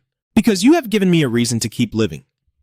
Thinking of this, his power surged. Alex was momentarily taken aback. That gaze, he was fighting for someone he truly cherished. So that's it, just like me. You think that way too. But then he denied it. No, do I even have the right to place myself alongside him? When I only knew how to be selfish and indifferent to the one who always believed in me until the very end. That's right, if I hadn't met the captain, I wouldn't have this right. Now I have amazing friends and someone worth following. For them, I cannot afford to lose. With that determination, Alex quickly delivered a fatal blow. That guy collapsed immediately. He murmured softly, "I won't apologize because I have my reasons to win. This is an amazing match." The goblin quickly accepted reality. Have I lost? So that's how it is. I guess I'll have to apologize for not being able to help. Lady Venton returns to the World Tree. Its branches have grown enormous and unleash electric bolts attacking HCF Van Broaddus. He became increasingly anxious as she continued her relentless assault, leaving us no openings to counterattack. The two who were blinded also looked worried. Damn it, at this rate he'll exhaust himself. There has to be a way. Ventmin gathers energy in her hands. You're really trying hard. Then let's see you dodge this attack. Suddenly, its movements halted, and it squinted its eyes, looking ahead. What, is someone coming this way? It's not an elf, but a human. Where did he come from? Wait, I remember now. The southern gate was breached by an attack similar to Bella's. Could it be that person? It doesn't matter who they are. Anyone daring to intrude here must die. A series of tentacle chains were unleashed. The man subtly moved his hand, a flash of light erupted, and a massive force was unleashed. Ventman became frantic, unable to react in time, and then a beam of light engulfed the area, leaving only black smoke everywhere, with Ventman reduced to a lifeless body. Han marveled, wondering where that light had come from. That's great. It didn't hit Sedina's spot. As for H.C. Van Britus, he's filled with worry. This magical power is truly terrifying. Who on earth is that? At this moment, the man sighed. Oh dear, I didn't train so hard just to catch a tree. Then he looked over at H.C. Van Britus. Oh, could it be that you are the young man the princess often gets close to? That is Loserwatt, the commander of the Royal Guard of the Zillion Empire. He heard this and looked down in astonishment. Loserwatt, why is the one known as the strongest swordsman on the continent here? Ventus Wolf. At that moment, a sword strike came to their rescue, and B and Viorano landed softly. Am I late? As I looked up, I immediately saw a familiar face. Oh, look who it is. I didn't expect to see you here. You've grown so much that I almost didn't recognize you. Lur W smiled in response. It's been a while, teacher. I want to catch up with you, but first, we need to take care of something important. Then he looked over at H.C. Van Britus. Bang. All right, do you have a plan? Young man, speak up in detail. I was about to explain. First, we must sever the connection between that child and the World Tree. I understand the issue Loser was proposed. So that's it. She is the core that keeps the World Tree moving. Or should we just kill her quickly? H. Cliff Van Bredis' cold gaze rejected that thought. No, we have to save her without exception. Seeing that attitude, he smirked. Your gaze is too sharp for me, but if things get worse, then so be it. Virano explained. No, just like Professor Rudiger said, once the World Tree awakens, it cannot be stopped without Miss Sedina. So that's how it is. At this moment, the World Tree begins to recover. Sounds easy, doesn't it? You think Venmin has restored his mind, and I would let you easily reach the throne? Everyone became wary at that. Ventman, you've become so ugly. It will be very difficult to approach her while she's still alive. Suddenly, H.C. Van Bredis spoke up. Leave that to me. I will be the rear guard paving the way for the knights. That is the role that mages have been entrusted with since ancient times. Han, connect your magic with mine. Han immediately radiated power. Yes, Captain, with the powerful artifact and the flow of mana Han transferred, I can create an omnipotent spell state without any preparation. Magia ex machina. Ventman looked on with disdain. He was still as boastful as ever. All right, keep struggling until you realize your true position. At this moment, his hand glowed with purple light, and a massive ship appeared. Level 6 Icebreaker.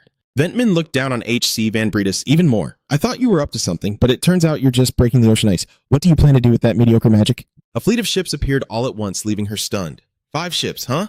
Then she slightly curled her lips. Even if it takes 1 or 2 years, I will destroy everything. With that, the roots surged forth, launching arrows, and in the blink of an eye, she unleashed waves of golden light.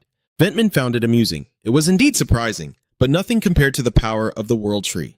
Observing that attitude, H.C. Van Bredis could only silently lament. She wouldn't know until she faced her. A blazing six-level circle appeared. She was astonished, unable to believe her eyes. What? The great inferno erupted like geysers all around. Ventman raised the roots to form a barrier. No matter how much sixth-level magic is used, it won't change anything. The roots envelop its entire body. The World Tree will never fall. 2 forces collided in an unending struggle.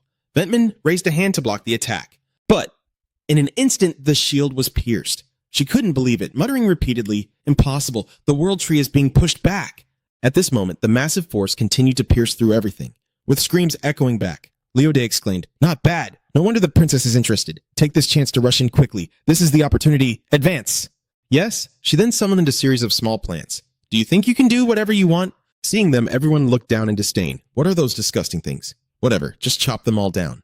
Then, the 2 Yao eagerly eliminated their enemies. Ventman waited for recovery while channeling mana in his hands to create a purple orb. Didn't I already say? I won't let you reach the throne so easily. This is the end. With that, a blinding beam of light obscured the view and spread out. Virano stared in shock. That light had annihilated an entire army. A deep pitch-black pit formed.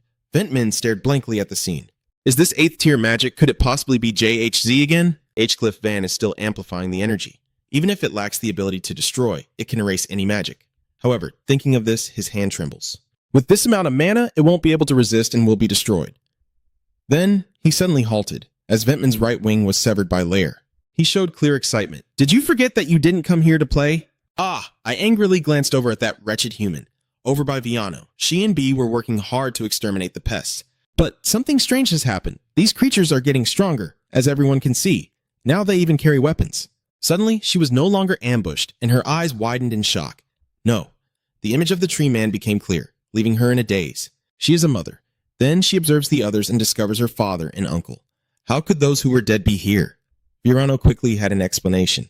Could it be Master Mawood? Has his corpse been preserved in the forest? Biting back anger, he gritted his teeth. That bastard Ventman really has a disgusting taste. Virano became anxious. At this rate, the 2 of us will be exhausted and collapse before we reach the throne. Before she could finish her sentence, a rope wrapped around her. She gasped in shock. What? Virano shouted at her. Just leave this to me and go save Sedina. All right, wait a moment. Bach glanced over. Don't make decisions on your own. Then she charged towards the door again. Now that it has come to this, just endure a little longer. Immediately, the roots shot out quickly, and with a furious roar, she swung her sword lightly to sever them. All right, I've broken through the entrance to the throne. Suddenly, another root pierced through, causing her arm to fall to the ground, and she tumbled down as well, filled with unwillingness. Damn it, I've come this far only to fail? Just then, Han quickly arrived and helped him up. All right, leave the rest to me. What about Ventman? He looked down at the battle below and said, Don't worry about that. Lutus is handling it. With his skills, he'll manage. You can trust him, so leave her to me and take a break. Then, H.C. Van stepped inside and called Sedina. It was time to wake up. He slowly approached and touched the tangled roots on her head, then used mana to pull them out. Heck, Van was momentarily stunned. How are you pushing me away? Fine, let's see if you can hold on until my mana runs out. As he finished speaking, the roots pierced through his hand, and Bot couldn't help but feel worried at the sight. You're wrong. The World Tree has no intention of letting her go. There's no way to save her now. You know it, so why haven't you given up yet? HC replied with determination. Why? Because I have lost many things, starting with the small ones, then little by little. In the end, I lost something truly important. I kept losing, regretting, grieving, and repeating it all over again. At this point, his eyes turned bloodshot. But now I'm sick of that. A surge of energy was unleashed. Bot sighed in agreement. Indeed, losing something is truly painful. H. Van could clearly feel himself growing weaker. He needed to finish before his mana ran out. He strained to grip the roots of the tree and pulled, while Bot rushed in to help, determined to give it their all without regrets, even if it meant death. They both shouted in unison, "Wake up, Sedina!" Suddenly, a stream of purple light radiated around, opening up another dimension. Sedina stood bewildered in a field full of flowers. Where am I? She looked around in fear. The garden where she used to play with her mother as a child. Why am I here? Suddenly, a familiar voice called out. You've grown so much. Sedina turned around in astonishment. Mother's eyes showed clear confusion. The woman smiled brightly and called, Come here, my dear. She rushed in for a tight embrace. Is it really you, Mother? That's right, Sedina, my beloved daughter. Selena's eyes brimmed with tears. I miss you so much, Mom. The world without you is so lonely and frightening. She gently stroked her head. You want to leave everything behind and stay here with me like before, eating my cooking, admiring flowers together while listening to me sing? Hearing this, she praised her daughter. You have been through a lot, Sedina. You have grown into a wonderful person, but you cannot stay here. With that, she lifted Sedina high. She panicked. Mother, she continued to say, if you do that, you will never be able to leave again. She continued to struggle. No, I just reunited with my mother. You can't leave like this, she smiled, gently advising. There are people in the outside world waiting for you, loving you just as much as your mother does. So go meet them, my daughter, and don't be sad. We will see each other again, my love. At that moment, the roots around Selena snapped, and H.C. Van embraced her gently to comfort her. You're awake now, Sedina. Everyone is waiting for you. Heathcliff Van pulled Sedina away from the chair. She looked up and said, Professor, I'm glad to hear you're happy to say we haven't arrived too late. By the way, you really did it. We should retreat now. On the Ventman side, she couldn't accept everything and screamed wildly. No! The power of the World Tree that I just gained is overflowing. This can't be happening. Virano anxiously stepped in front. Everyone be careful. She's lost control of the World Tree and is going insane. We need to get out of here. Lear immediately responded, I agree. Let's escape through that hole leading outside. Then HCF summoned a Noctis. The whole group quickly climbed up. Suddenly, Bot turned and said, This isn't the time to talk about this, but you really do look like your mother. This was late. She stared in astonishment. Really? Do you know my mother? She said that you and she were childhood friends. Let's talk about it later. Yes, of course. Suddenly, a sword strike came in, blocking the attack from the roots behind. Alex rushed forward and continued to slash at a few more roots. Sedina exclaimed with joy, Senior Alex! Alex immediately bent down. Sorry, I'm late, aren't I? HC asked with concern, Alex, are you okay? We saved Sedina and everyone is here now. Let's go. Suddenly, something happened. Sedina exclaimed in surprise. The sound comes from within the giant tree. A bird soars out and the ground begins to crack. Looking at the scene before them, everyone silently understands.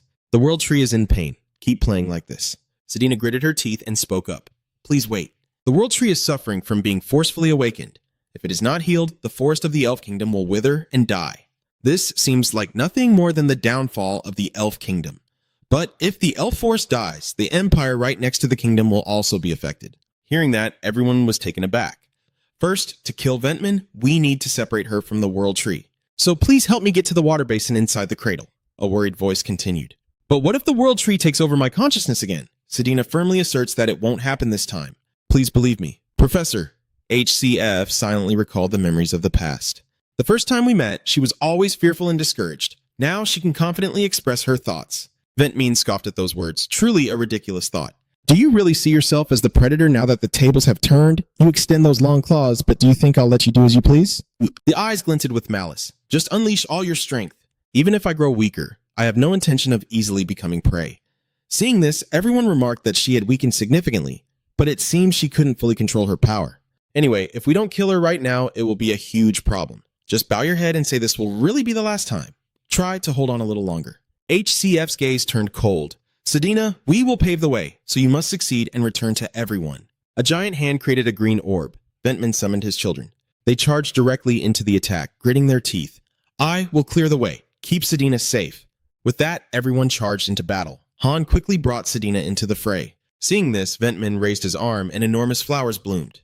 Hadcliffe thought to himself that with his current mana, he couldn't block Ventman's attack, so he had no choice but to try this. He gently touched his chest, having swallowed a lot of Helios fire before throwing something out. So, wake up and fight. A searing beam of light radiated out, slowly disintegrating into fragments that formed a barrier around. The dragon's head peeked through, a technique that had incinerated nearly everything. Ventman stared in astonishment at the claw approaching. Pasca, this energy. Is Esmeralda not Quasimodo? It resembles Quasimodo, but there is a difference. It is a spirit stronger than Quasimodo. What the hell is it? Lost in thought, someone had crept up behind her. She blankly asked, "When did you arrive here?" The giant flowers immediately shot out bullets to deter the intruders. Han was hit right in the stomach. He cried out in pain. Sedina anxiously called out, "Senior Han." Han bit back, saying, "There's no time. Don't worry about me." "Go ahead." Sedina became dazed. Meanwhile, Han was tightly wrapped by the roots and quickly realized she had to comply. "Thank you all for listening to my request. I will succeed and return to you." Seeing this, Ventman screamed in agony. Without her, the roots tried to grab her. But Sedina had reached below. A powerful light radiated, obscuring Ventman's view. A long silver hair appeared. Sedina gradually transformed. She coldly gazed at Venton, unable to believe her eyes. That shape.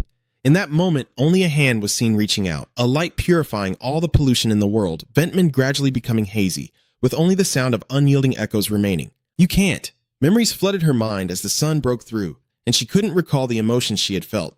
"When I was young and saw the World Tree up close, like many others, I thought it was beautiful and believed everyone would revere it. The Low Clan was much less powerful than the other 7 noble families at that time.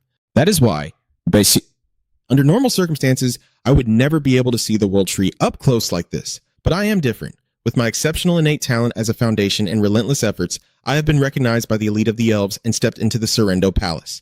I am a chosen elf, so they trusted me, and I was very confident that I could elevate the Low family to a higher status." At this moment, as she disappeared, the servants frantically searched for her. "Where are you? The clan leader will be in big trouble if you keep running away during every festival like this." But I almost couldn't shake them off. At that moment, someone reached out to strike up a conversation. "Hello, are you the famous Ventman Lear?" And that confidence was crushed by just one elf. The two sat leisurely at the base of the tree. The girl sighed in frustration.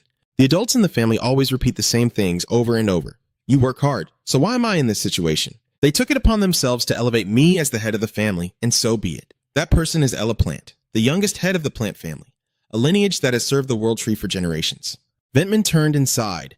Though still young, she could sense the voice and thoughts of the World Tree more than anyone else. She conveys the thoughts of the deity in the fairy world, where the World Tree is revered as a god. She is a true apostle.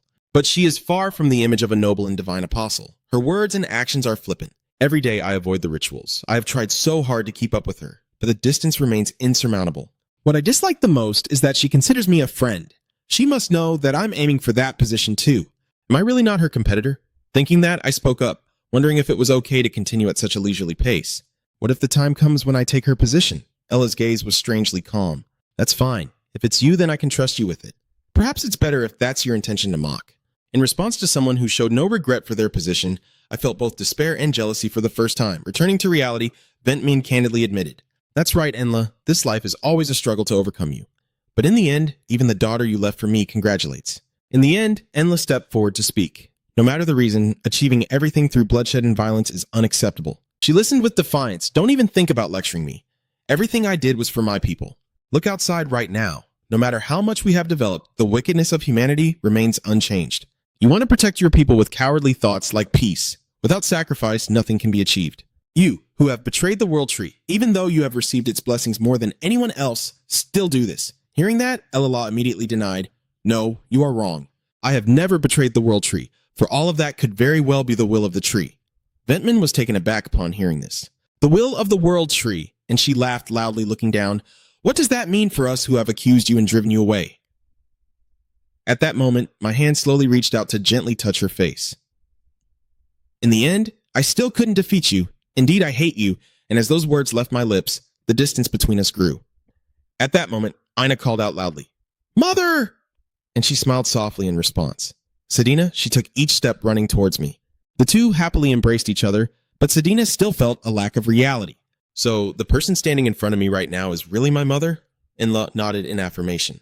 "That's right, the spirit of the superior being will return to the World Tree after death, while Ventiman simply sees it as a data system. She should have lost her identity and vanished like Ventiman, but it seems that this time the world has made an exception for her to return as the Guardian. So we can continue to meet, right?" The mother and child happily sat together, chatting. Of course, if you are with the World Tree, then I must be here to take care of it too, so don't come too often. But we can still continue to meet. I'm very happy, but mentioning this made her anxious. But what should I do now?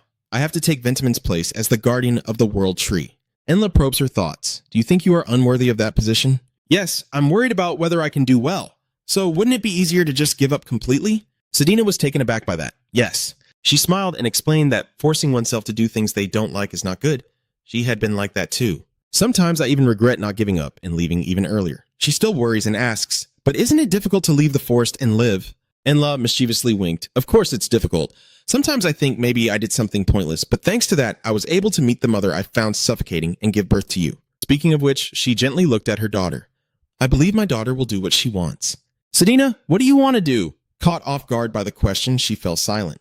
Outside, a voice called out, Dina Sedina. She slowly opened her eyes. Han exclaimed with joy. She's awake. We've won. It was tough. Sedina, she's happily coming up too. It's good if everyone is okay. Suddenly, Lo spoke up. So I guess it's time to wrap up things here, right? What do you mean it's less confusing? He frowned and said that basically that witch has disappeared. But hasn't someone already taken her place? So it can still be considered that the threat of the Empire still exists.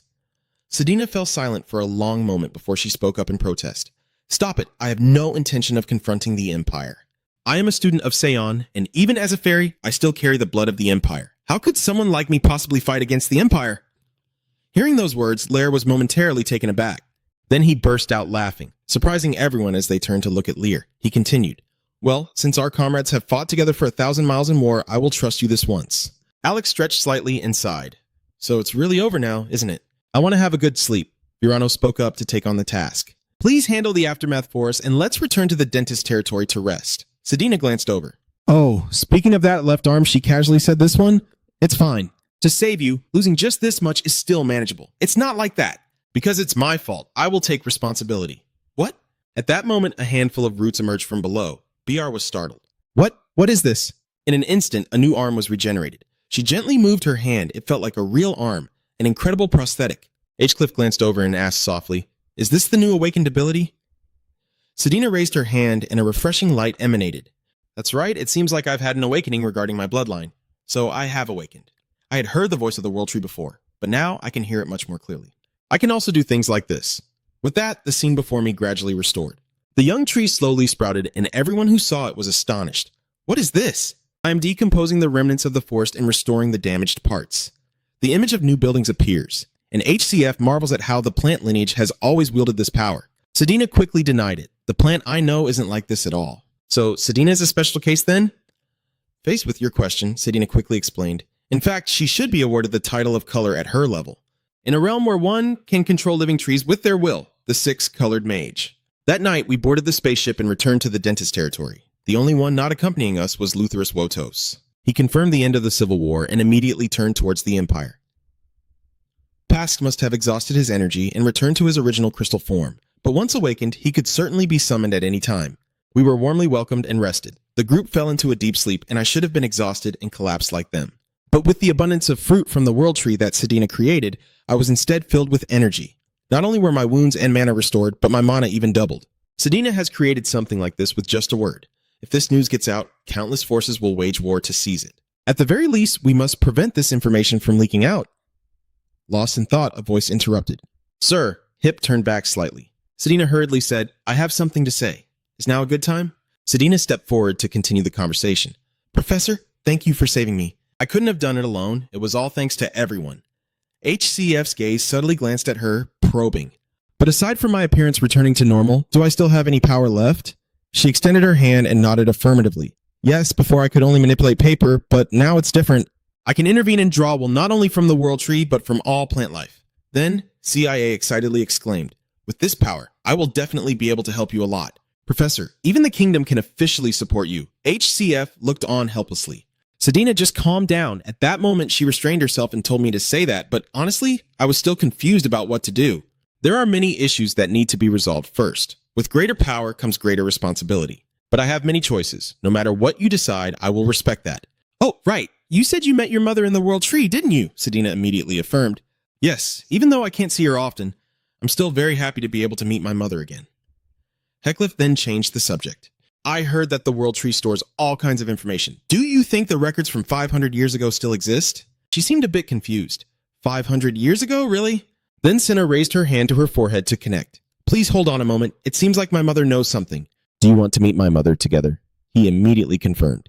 Right now, from here, in the territory of dentists, but you are not an elf. She explained that as long as it is within the will of the World Tree, it can be anywhere. So I think the professor can access it. In the blink of an eye, the two appeared in a new setting. This is inside the world, more precisely, the data storage area, almost like the real world. Enla, standing by the tree, spoke up. What? My daughter is bringing men home? Sedina quickly explained. Mom, this is the teacher I've always mentioned. Her gaze scrutinized HCF before she asked, Is he the one who saved you? I'm sorry, Sedina. But it seems that at this point, the chains had tightly bound Cliff again. She startled and called for her mother. Enla's gaze turned icy. Perhaps I should kill this man right now. Bai reached out to pluck a fruit from the tree. You want to know about the event from 5 years ago? It will take some time to verify.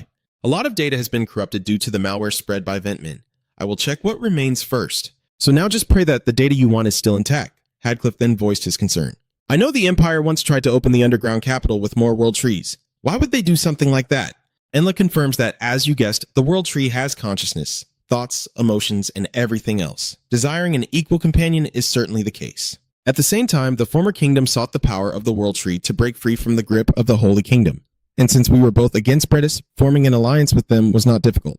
But that plan fell apart when a demon appeared. After a great sacrifice, we nearly sealed it, but we could not stop the invasion of the Holy Kingdom of Bretus. As she said this, she plucked the fruit she was holding, and wisps of smoke continuously emanated, revealing another scene with 3 people hovering in midair. Cliff was stunned. Here, Ella explained the mysteries of the Exilian Empire 500 years ago in the Old Kingdom. Then she continued to recount how the Holy Kingdom, upon realizing that the Empire was nurturing another world tree, attacked the capital with a formidable force, slaughtering not only the royal family members, but also the world tree and anyone connected to it, along with all who stood in their way. Sedina listened with deep sorrow.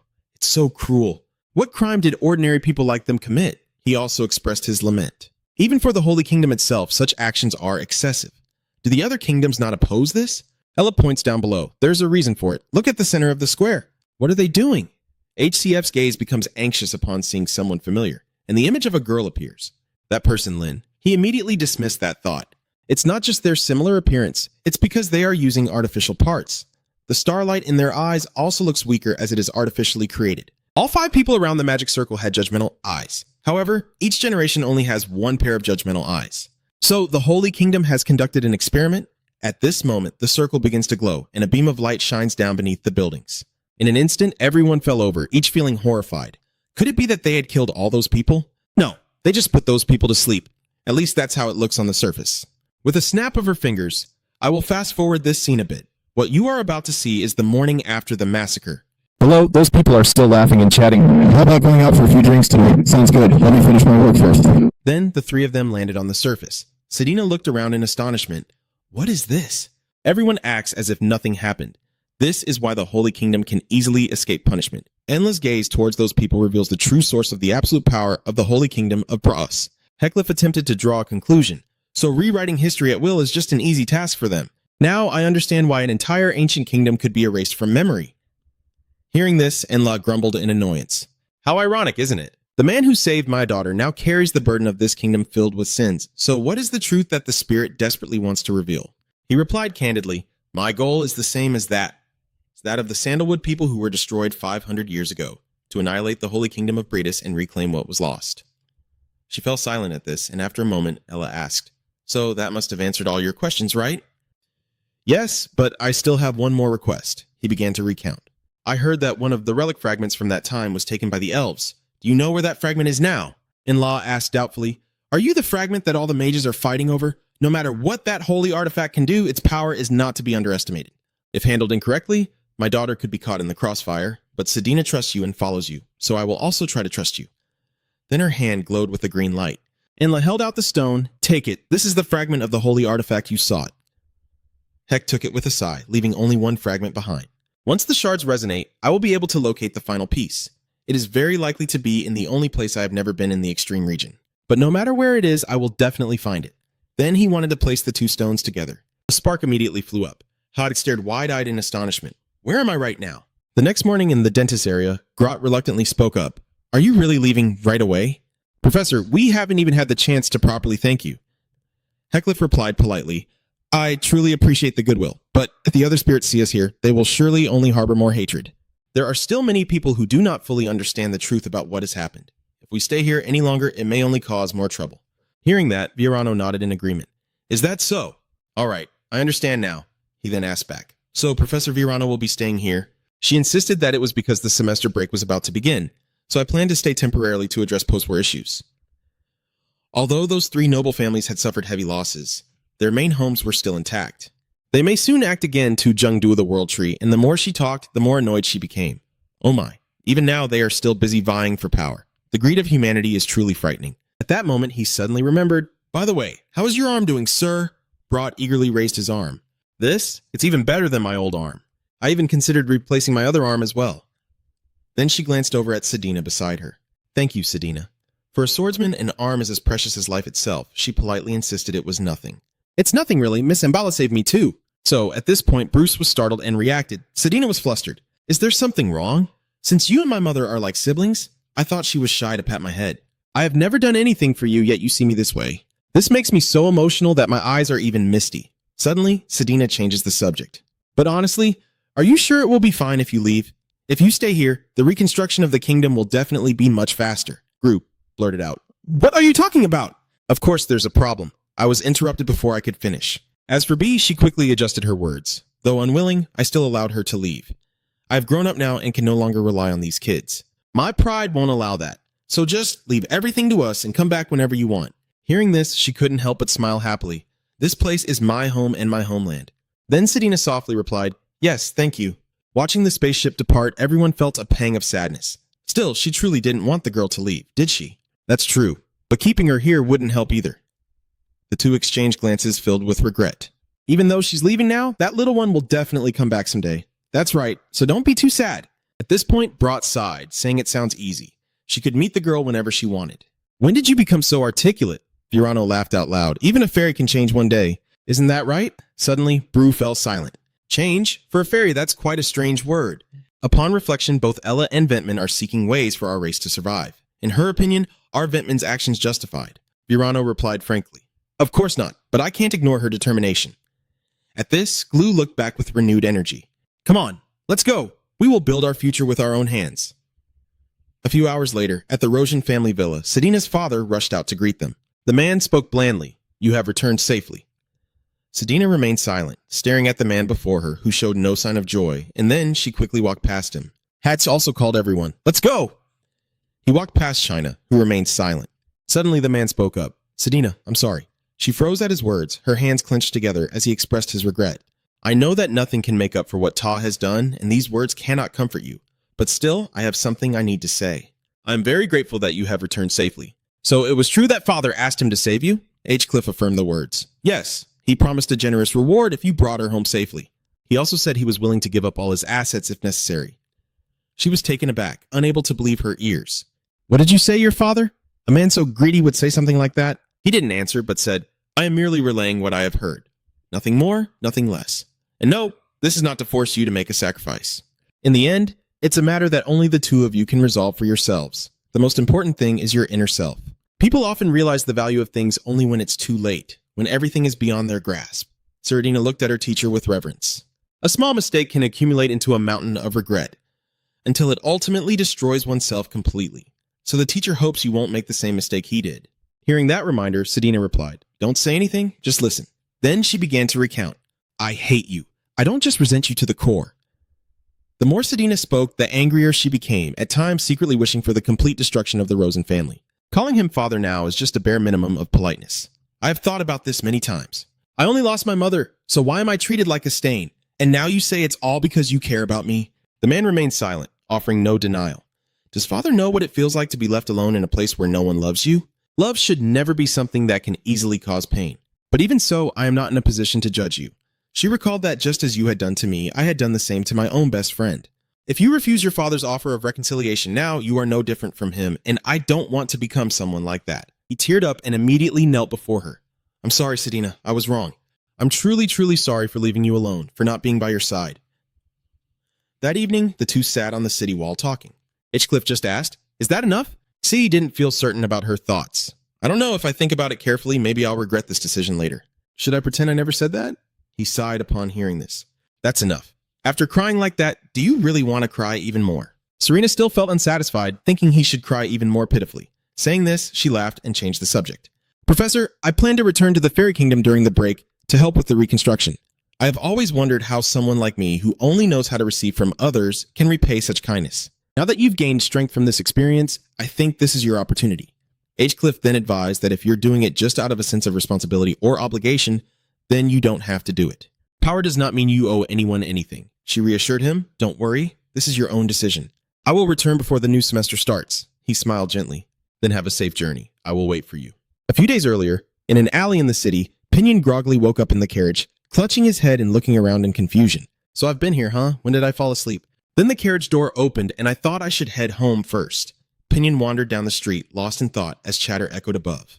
How long have you been in the land of dreams? Exactly 3 days. Past became anxious upon hearing this. So what's the conclusion? The man did not answer the question directly, but said it was too timely, almost suspiciously so. If only he had woken up a little earlier or later, I would have been certain. In any case, the seal has weakened, and that's not a good sign. Pask was filled with doubt. Is the apostle you just mentioned really that dangerous? Suddenly he burst out laughing. You talk as if the other apostles aren't dangerous. Pask quickly denied. That's not what I meant. Suddenly, the man's voice turned cold. He is the most dangerous of them all. Among us apostles, our relationship cannot be called good or bad, but everyone is his enemy. He is so cruel and cunning that we have to approach him this way. And in the end, it still results in disappointment. Pask, hearing this, wanted to take on the mission. If you're worried, let me be the one to enter the dream realm this time. The man's eyes glinted with gold. No, even you will die if he catches you. He reluctantly agreed, saying, all right, what about Gregorius? Just leave him be for now. It seems he hasn't directly encountered that apostle yet. He watches the person down the road, but I will still send someone to follow him just in case. A few days later, at the Soren Library, after finishing work at the Elf Kingdom, summer vacation had already passed the halfway mark, and Sedina had come to the Elf Kingdom with Bellaluma. Instead of directly managing Guter Rosen's company, I decided to only accept his investment support. Right after that, I returned to let Levin to continue searching for the fragment, but so far no clues have emerged. The more I think, the more HCF is determined to find out. Nevertheless, the fragment is definitely out there. He couldn't stop now after coming this far, filled with determination to find it. No matter what happens, Julia approached and teased, it's really surprising to run into the teacher here. Cliff was also surprised by the voice and turned to look back. Professor Lear, why are you still here in Soren during the break? Julia Bloomhurt sighed in frustration. There's nothing to do at home, so I thought I might as well stay and practice magic. By the way, isn't the professor's assistant with him today? He was focused on the book he was reading while replying, as the students were on break. Isn't that just normal? Julia bluntly assumed it was strange. No, she would never go home alone, which means she's still on campus, but I haven't seen her anywhere. That's why I was asking. Hearing this, HCF began to feel uncomfortable, but he still politely explained, I have a responsibility to protect Sedina's privacy. I have no reason to tell you where she is. Hearing this, Julia's face flushed, but she still tried to come up with an excuse to justify herself. You are Sedina's friend, right? You know that, don't you? It's normal for friends to check on each other. Is there any reason I shouldn't know? HCF immediately dodged after hearing that. It seems Sedina doesn't consider him a friend at all. Julia sighed, showing that she didn't mind. It's okay, I consider him a friend, that's what matters. And if he really hated me, he wouldn't have bothered to apologize. Even if he tries to hide it, everything is clear on his face. That being said, he helplessly conceded, all right then, I give up. Sedina has arrived in the Elf Kingdom, Julia exclaimed in astonishment. The Forest of Life, home to the Elf Kingdom. He reaffirmed this. That's right. Since you claim to be her friend, you must know she's half-elf. She might stay there for quite a while, but she left you a message. She said she was sorry for everything. Hearing that, Julia's expression turned a bit sorrowful. Hadcliffe added, if you don't believe me, just ask her directly later. She quickly denied it and said, I do believe you. It was he who changed Sedina from someone tormented by nightmares for many years. Hadcliffe realized that too. Looking back, you are a dreamwalker of the dream school, right? It's amazing that you can perceive so much just through dreams. Julia explains that dreamwalkers are born with the ability to sense the resonance of dreams, but the teacher is quite special because he doesn't dream at all. I don't sense any resonance from you at all. Speaking of which, she suddenly changed the subject and asked, are you looking for something in the library? He quickly closed the book in his hands. It's nothing serious.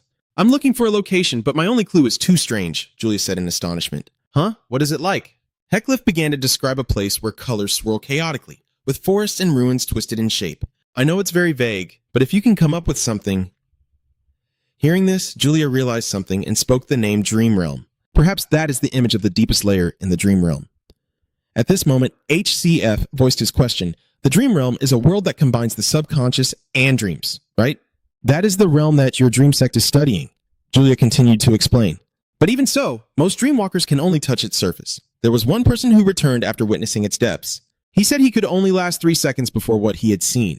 Anyway, what he described closely matches the records of that sorcerer. Hearing this, HCF became even more curious.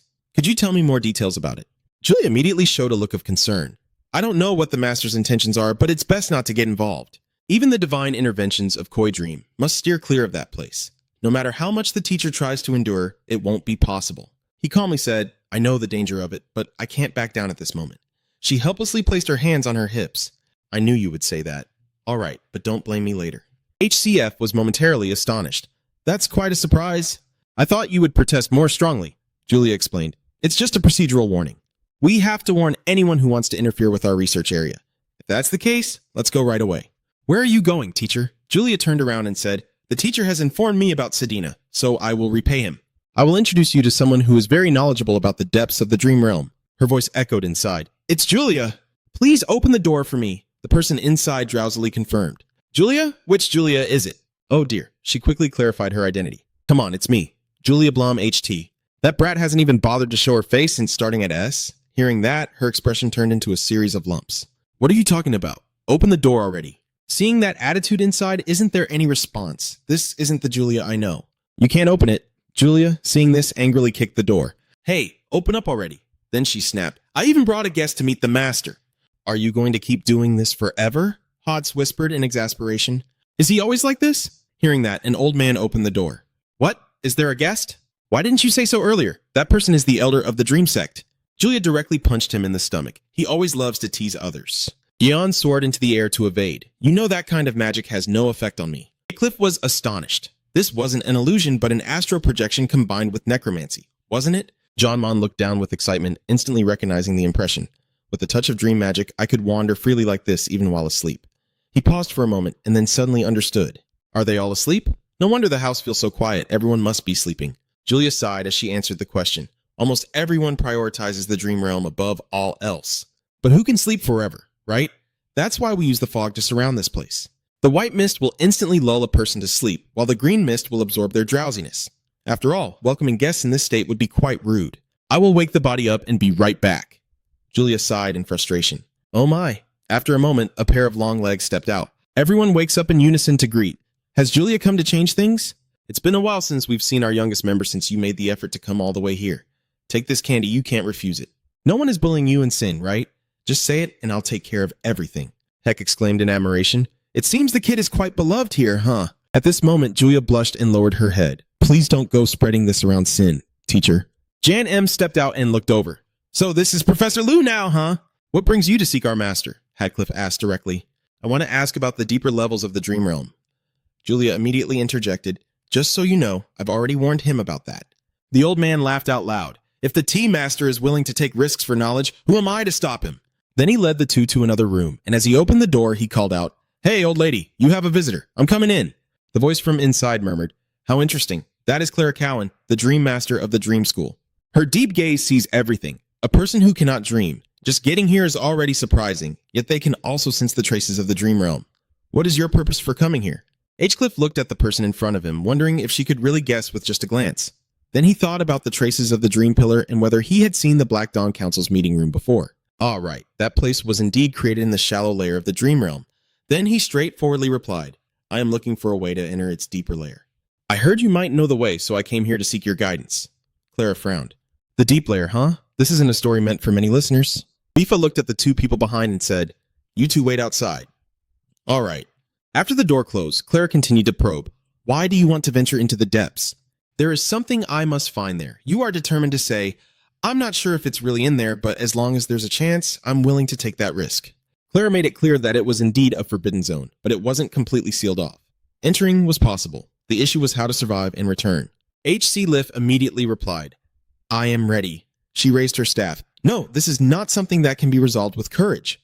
With that, a staff was struck down and the surroundings changed in the blink of an eye.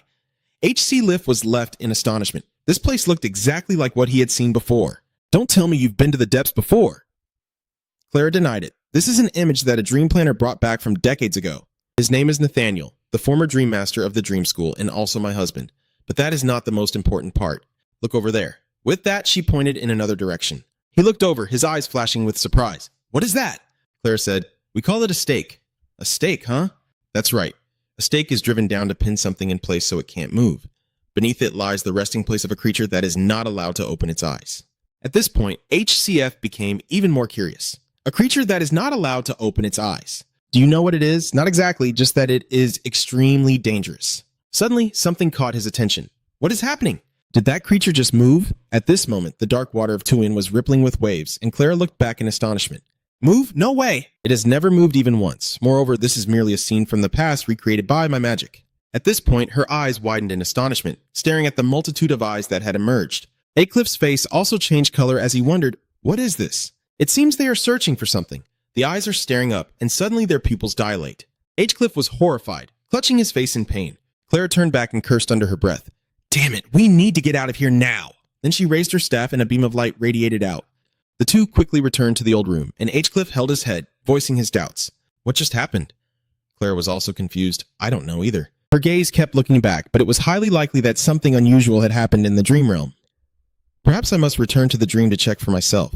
So, you all go ahead. When the time comes, I will send you. So hold off on entering the deeper levels for now. At this moment, Julia was also very worried. What on earth is happening there? Everyone in the sect panicked and woke up at the same time. It was truly chaotic. HCF stepped out and advised the disciple to listen directly to their master rather than to me. Yes, I hear that, but she still tries to ask. So what about my question right now? Someone said they would send someone over soon. Julia listened with suspicion. It will take quite a bit of time to prepare. Still, the fact that the master agreed so easily is truly unusual. Jan unexpectedly spoke up. Perhaps it was because of Frank. Frank? He began to recount that the master's adopted son was once the most promising dreamwalker. He wanted to explore the depths with his adoptive father, but the master opposed it to the end, and ultimately Frank left the sect. If someone else succeeds in uncovering the deepest layer, perhaps Frank will give up on his own or maybe hope that it still exists. Hadcliffe felt a turmoil within him upon hearing that. A few days later, at Soren, the school scene became lively. The two stood awkwardly by the window. Julia spoke up first. It's been a while, hasn't it? Sedina awkwardly replied. It's been a long time, Julia continued. I heard the professor say you went back home during the break, right? That's right. Then she asked further. Sedina hesitated to reply. Did something happen while I was away? It's a bit difficult to explain here. Hearing that, Julia's expression darkened. What do you mean? Is it something that doesn't concern me? Sedina hurriedly explained. It's just a long story that can't be told all at once. I'll tell you all about it later. At that moment, Julia returned to her usual self. Oh my, you finally decided to apologize, but why are you still hesitating? If it weren't for this situation, you wouldn't have asked someone else to convey your message. At this point, Sedina whispered, I'm sorry for everything. Julia replied, you don't need to apologize. Friends do have to argue sometimes, right? That's just how it is. Serena smiled in agreement. You're right. This feels just like the old days. Back then, those days were truly beautiful. Then Julia reminisced about the past. We really were just silly kids back then. I miss the days we played together in the park so much. Suddenly, Sedina fell down. Julia panicked and called out to Sedina. A moment later, HCF opened the door and walked to the hospital room. He asked Julia if Sion was doing okay. Julia turned to greet him. Professor Roser, he is sleeping, but I can't say that his condition is stable. What do you mean by that? Then she recounted the situation. Sedina is not just sleeping. He has fallen into a dream world. He was startled to hear this. A dream realm? At that moment, a sound echoed from outside. Is Professor Roser also here? The two people inside were astonished to see Elisa and the other professors in the auditorium. Why is everyone here? Elisa explains that we need Julia's help due to the current situation. What situation? Selena began to recount that today the number of absentees was unusual. At first, I thought the students were just lazy after the break. But Chris immediately added that when we looked closer at the absent students, none of them had woken up. Then Elisa said, I also feel that something is strange. Mr. Wilf didn't come to work today. Heckliff was stunned to hear that. Even Mr. Wilfor? Elisa turned to Julia and asked, so does this incident have anything to do with the Mongol? She immediately voiced her opinion. I don't think so. If it were a dream magic, I would have noticed before anyone else. I know it's a bit rude to ask this during a meeting, but is it possible for a skilled mage to be doing this without anyone noticing? Julia confidently patted her chest and replied, I may be young, but I am recognized as a master dreamwalker in the making. There may be others who surpass you, but deceiving your intuition is a different matter. Elisa spoke up on behalf of everyone. Anyway, with such a major event, it means the culprit could be in Soren, right? She affirmed that this thought was possible, but with over 10,000 people living in Soren, Checking each one would take too much time. Hearing this, Elisa turned to the other teachers and instructed, "Still, we can't just stand by. Let's inform those we can trust and search for clues." Yes, after everyone left, HCF felt around his chest for something. Could this be related to what I saw earlier in the depths of the Dreaming Tower? Whatever it is, I need to deal with it as soon as possible. A small cage lights up. "Han, there's an urgent matter that needs investigation." But the one who responded was Alex, the leader. "I was just about to contact you." Han and Saradin suddenly fell asleep and won't wake up. Hearing this, his expression turned anxious. Soon after, at the secret base, the two remained in a deep sleep, unresponsive. Not only those two, but similar cases are appearing everywhere. Can we predict when it started? Based on the reports, it likely began this morning. Hadesi's speculation means it really only started today? At this moment, holding the list and approaching the leader, I had checked everyone on Headcliffe's list and he praised me. "Well done, what did you find?" The boy quickly reported the results. "In the past few days, around 3,000 outsiders have entered Soren. If we narrow it down to those related to the magic law, there are about 1,000 people left, excluding the family members of the registered students, as they are unlikely to have terrorist motives. Among the remaining individuals, there is only one person who has entered Soren but has never come out. That detestable old man we encountered on that mysterious night." Gregorius Veronica puts forth her theory.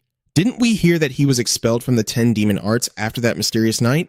Could it be that he did it out of personal vendetta? Hinchcliffe directly denied that.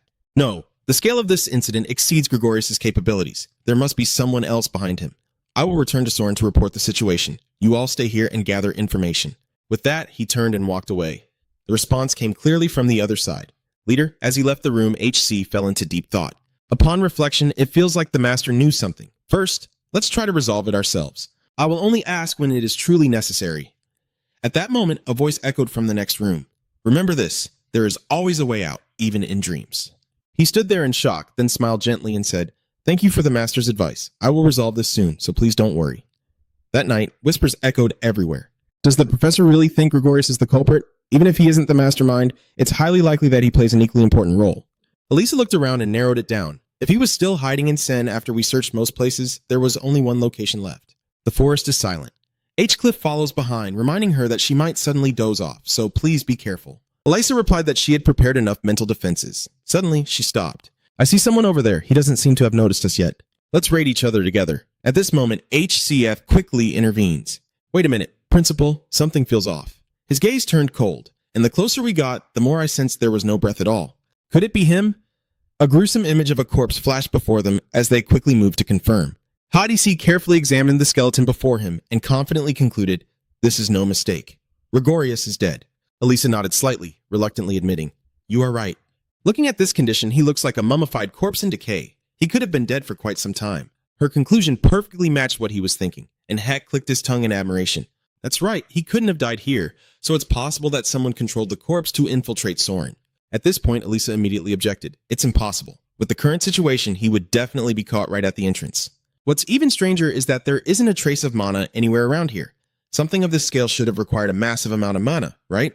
Hinchcliffe added that this was likely not accomplished using mana at all. Just when the tension was high, a deep voice suddenly echoed, startling both of them. "Of course not. This is not simple magic." Without a word, both turned simultaneously, casting each other a cold glare and then decisively unleashed their mana. A tremendous explosion erupted, and in an instant, the skeleton before them was shattered, yet the soul continued to speak with smug satisfaction. What I use is on a completely different level compared to the crude and petty methods of humans. More mysterious, far greater, and much more beautiful. So do not use your narrow mind to judge me based on such shallow assessments. Punis. Seeing the arrogant demeanor of her opponent, Elisa couldn't help but voice her frustration. It seems that this person is the mastermind behind this incident. If that's the case, we'll confront him right here. Naya let out a cold huff, a strange smile suddenly curling at the corners of her lips. A second later, Elisa suddenly felt a strange thirst, and she gradually began to fade away before HCF's eyes. A dry thud echoed as Elisa's body collapsed to the ground, causing him to gasp in shock.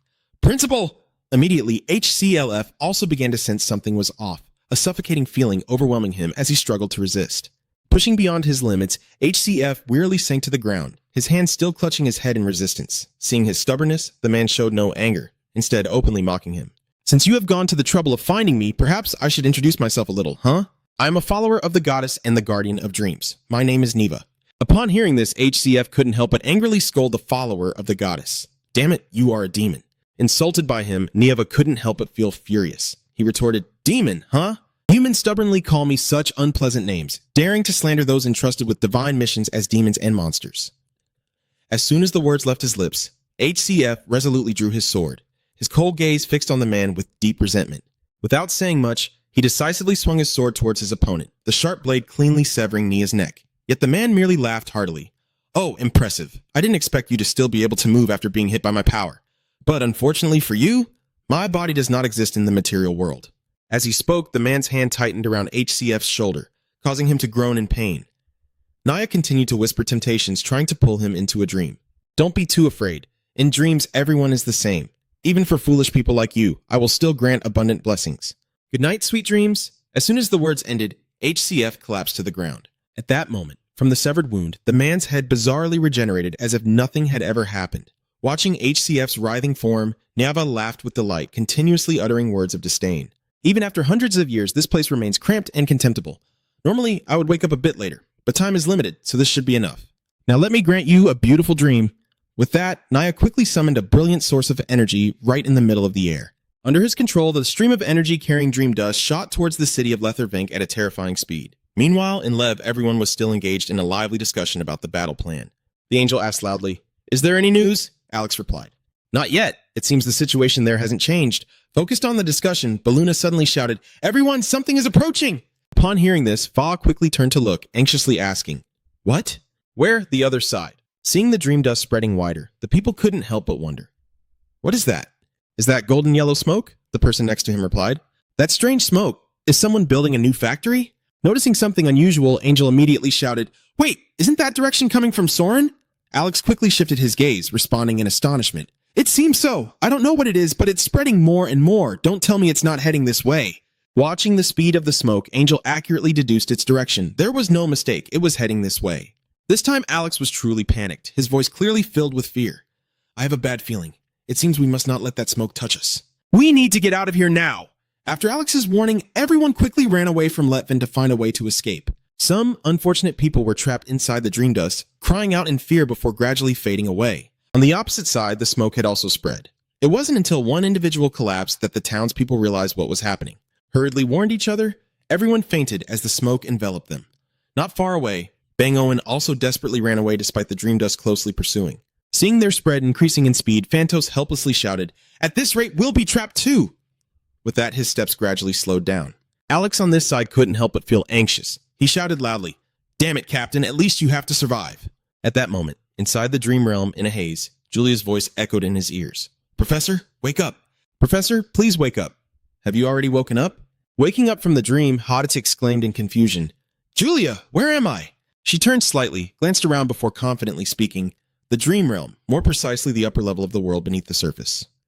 Upon hearing this, he couldn't help but be taken aback. Unconsciously repeating the upper layer of the dream realm, recalling the memories from a few minutes ago, Julia gently recounted. "Yes, a sudden golden cloud descended upon us.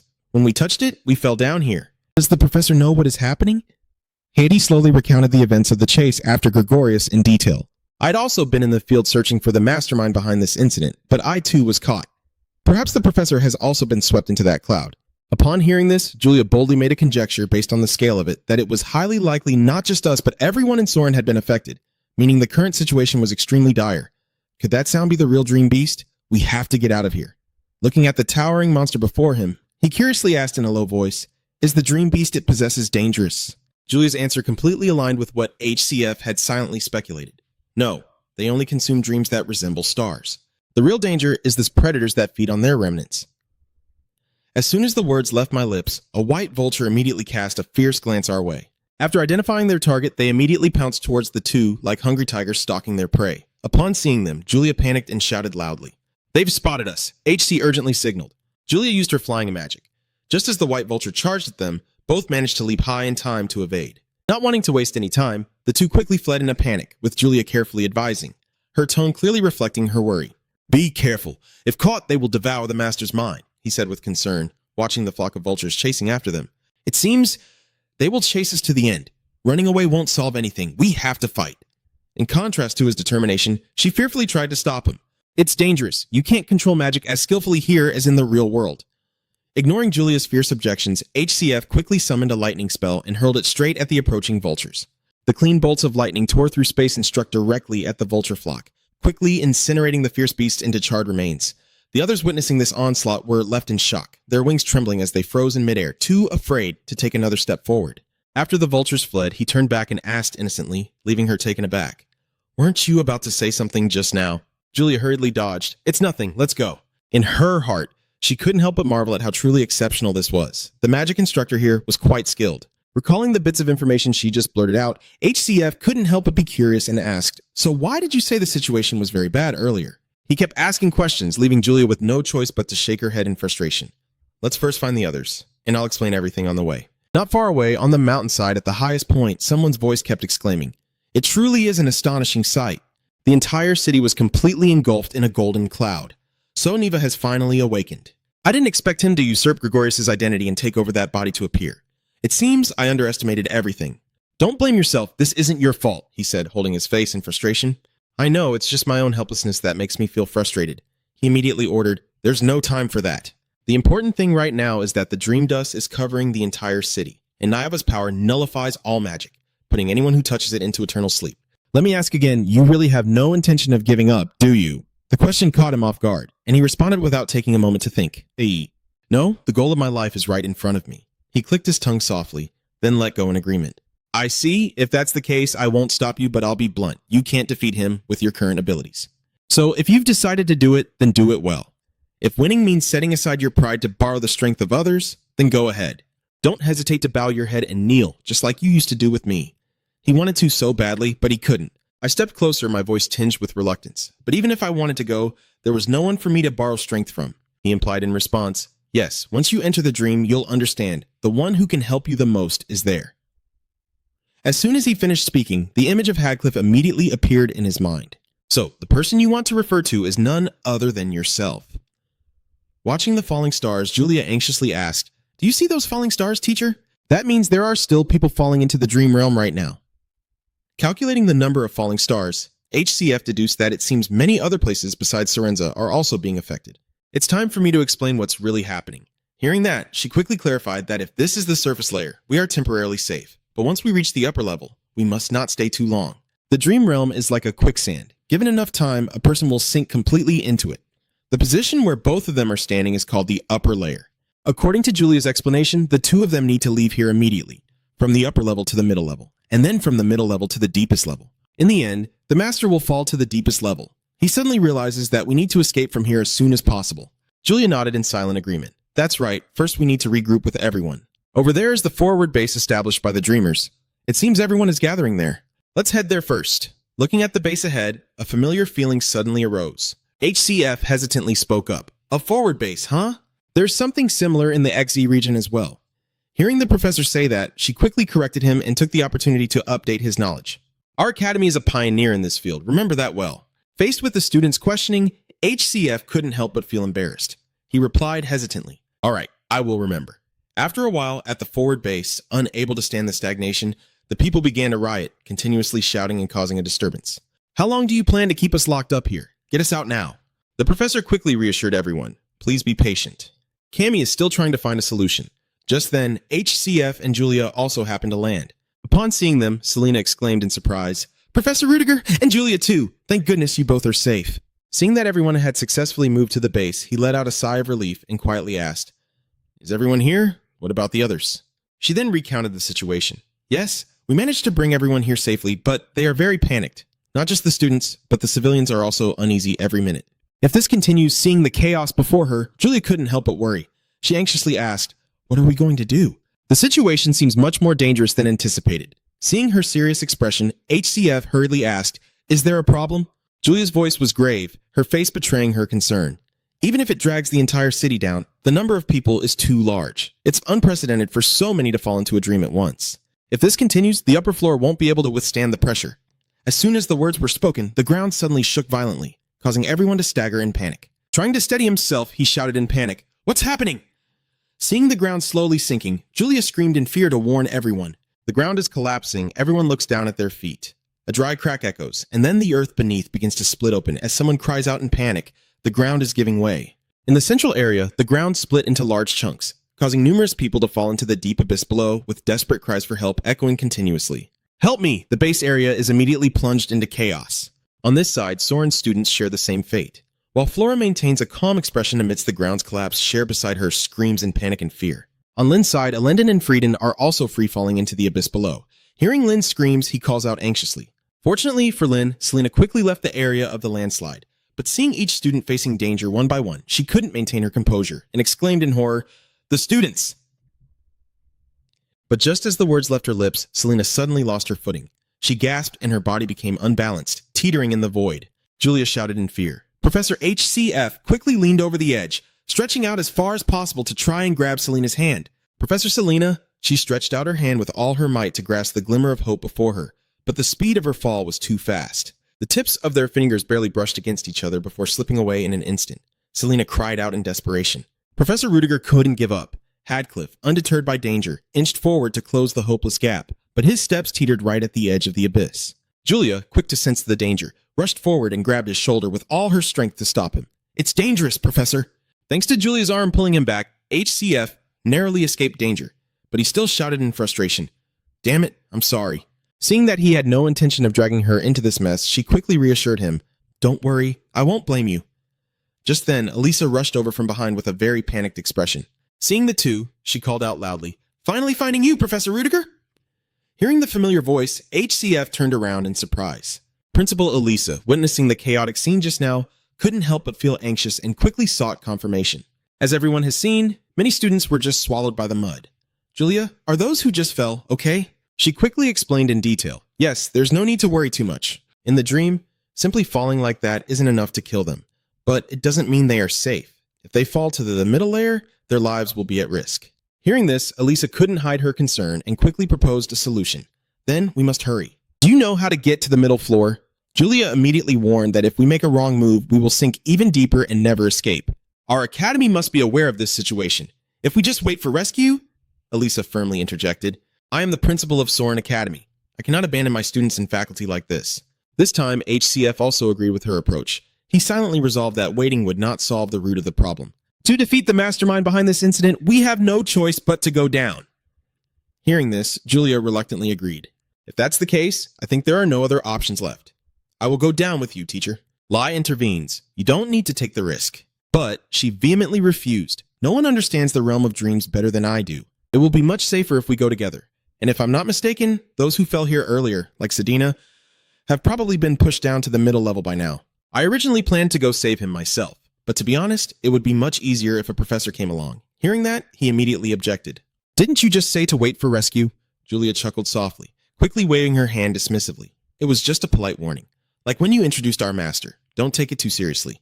Elisa next to her immediately concluded the matter. "It seems we have reached an agreement. Then let's go. We will head down with the other professors." A moment later, at a lake on the upper floor, standing before the massive whirlpool, the gateway connecting the upper and middle floors, Julia asked for confirmation once more.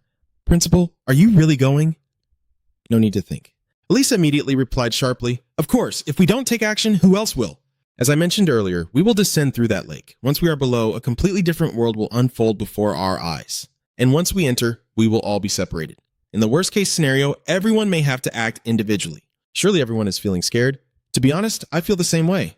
Even though Julia has provided a lot of information, this place is still extremely dangerous. So remember one thing, the only ones who can save them are us. With that, Julia turned to instruct everyone. "All right, get ready, we're starting." After completing the preparations, she stepped forward and used magic to open the spatial gate before her. A powerful pull quickly surged up, causing Professor Lothat Thain to panic. "I'm being sucked in!" Chris, next to him, quickly calmed the opponent. "Don't panic, follow the plan!" Julia shouted loudly. "Everyone jump now!" HCF quickly leapt forward, his eyes filled with determination. Just seconds later, everyone was forcefully pulled into the vortex, successfully descending to the lower level of the dream realm. Meanwhile, at Lane-Brun, the dream powder dust continues to spread into the surrounding areas. Ain expressed concern. The situation is getting worse. The yellow clouds covering the level are spreading out. Lowe also agrees it's only a matter of time before the entire empire is consumed by it. Suddenly remembering something, she asked, "What about the exploration team sent to level?" He cleared his throat and replied, "We lost contact as soon as they entered the cloud area. It seems we must wait for the experts." At that moment, a knight hurried over to report, "Your Highness, she has arrived." Hearing that, Alan couldn't help but respond happily. "Great, just in time." Right now in the palace, Clara is leading the group of mages forward. As soon as he saw them, Ain took the initiative to greet them. "I am honored to meet the master of the Dream School, Clara Kogan." She bows respectfully in greeting. I'm also honored to meet the future leader of the Empire. I would love to chat longer, but our time is very limited. Luther eagerly inquired, do you know how to resolve this crisis? Clara cleared her throat softly. Traknik replied, yes, the mastermind behind this is definitely in the fog. The man standing outside finally spoke up seriously. He made the proposal directly, which is why we must enter the dream realm immediately. The root of everything lies deep within the dream, and we must go in directly to uproot it. At the same time, in a forest on the upper layer of the dream realm, the members who had fainted had also arrived in the dream. As they awakened, they sighed and lament. This is really troublesome. Is this the dream realm? Everyone who fainted after touching that smoke ended up here. Afa then confirmed, his voice clearly filled with excitement. It seems that way. This is interesting, isn't it? I'm a robot, so I can't sleep. Yet here I am in the world of dreams, Alex bluntly stated his guess. It must be because of that golden pipe. Hearing this, he let out an "oh," and suddenly warned about it. I can hear sounds from afar. It seems that Professor Soren is moving deeper through the lake. Surprised by Afa's ability to hear from miles away, Alex couldn't help but express his envy. I can't hear anything at all. How far can you hear? Anyway, if Professor Soren is here, it means the leader is here too. Let's chase after them. Angela hurriedly intervened, shouting loudly, wait a minute, are you really planning to chase after them? Don't you hear how dangerous it is here? He paused briefly, turning slightly to explain. That's right, I've also heard that those who fell asleep first might have fallen to the middle level already. That's why we have to go. Han and Surian might be waiting for us to help. When there is no leader here, I hold the highest authority, so it's clear. My decision is to go save them. Unwilling to accept, Phantos and Bella Luna immediately protested fiercely. Wait a minute, why are you the leader? Seeing their determined attitude, Alex slowly approached, leaned in close, and said firmly, because I am the strongest, the most cunning, and the smartest. Isn't that obvious?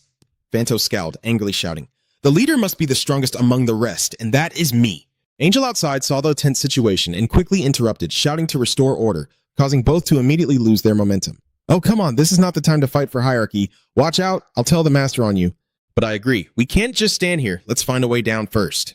Just when things seemed hopeless, someone unexpectedly stepped forward and said firmly, no need for that.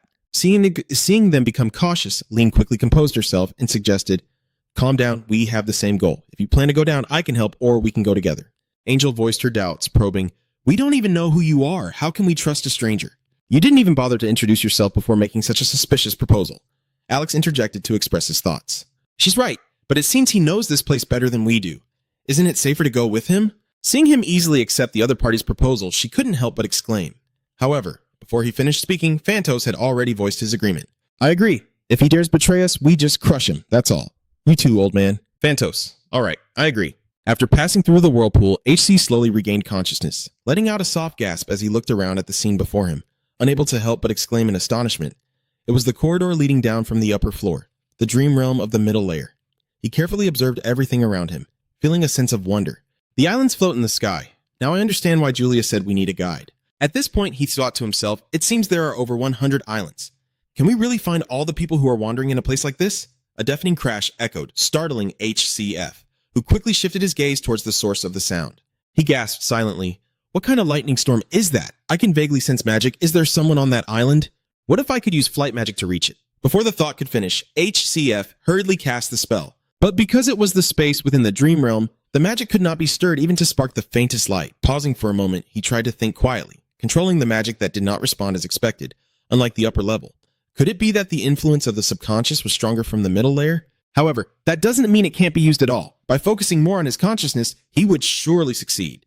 Thinking it, HCF immediately concentrated all his awareness to draw out the magic hidden deep within. Suddenly, he shot off, successfully moving freely through the dream realm that was filled with constraints. At the same time, on the floating island where lightning struck, Julia was struggling to fend off the monsters before they could charge at her, shouting for them to disappear. But with her weak resistance, Julia's attack was quickly neutralized, and the beast charged at her, forcing her to retreat. Just when it seemed dire, a surge of magical power suddenly rushed in, striking the connection of the monsters and shattering it to pieces. It's Headcliff. As soon as they saw him, both shouted in joy. Professor Lur regained his composure, and HCF immediately asked loudly, Julia, what kind of creatures are these? She quickly replied, they are called nightmare manifestations, creatures that dwell in the middle layer. Usually, they wander in the form of black smoke, but when they come into contact with humans, they will transform into any shape that represents the target's deepest fears. Noticing the unusual appearance of the opponent, HCF immediately prepared his magic and asked, nightmares, right? Without waiting for Julia to confirm, a powerful bolt of lightning from him shattered the monsters.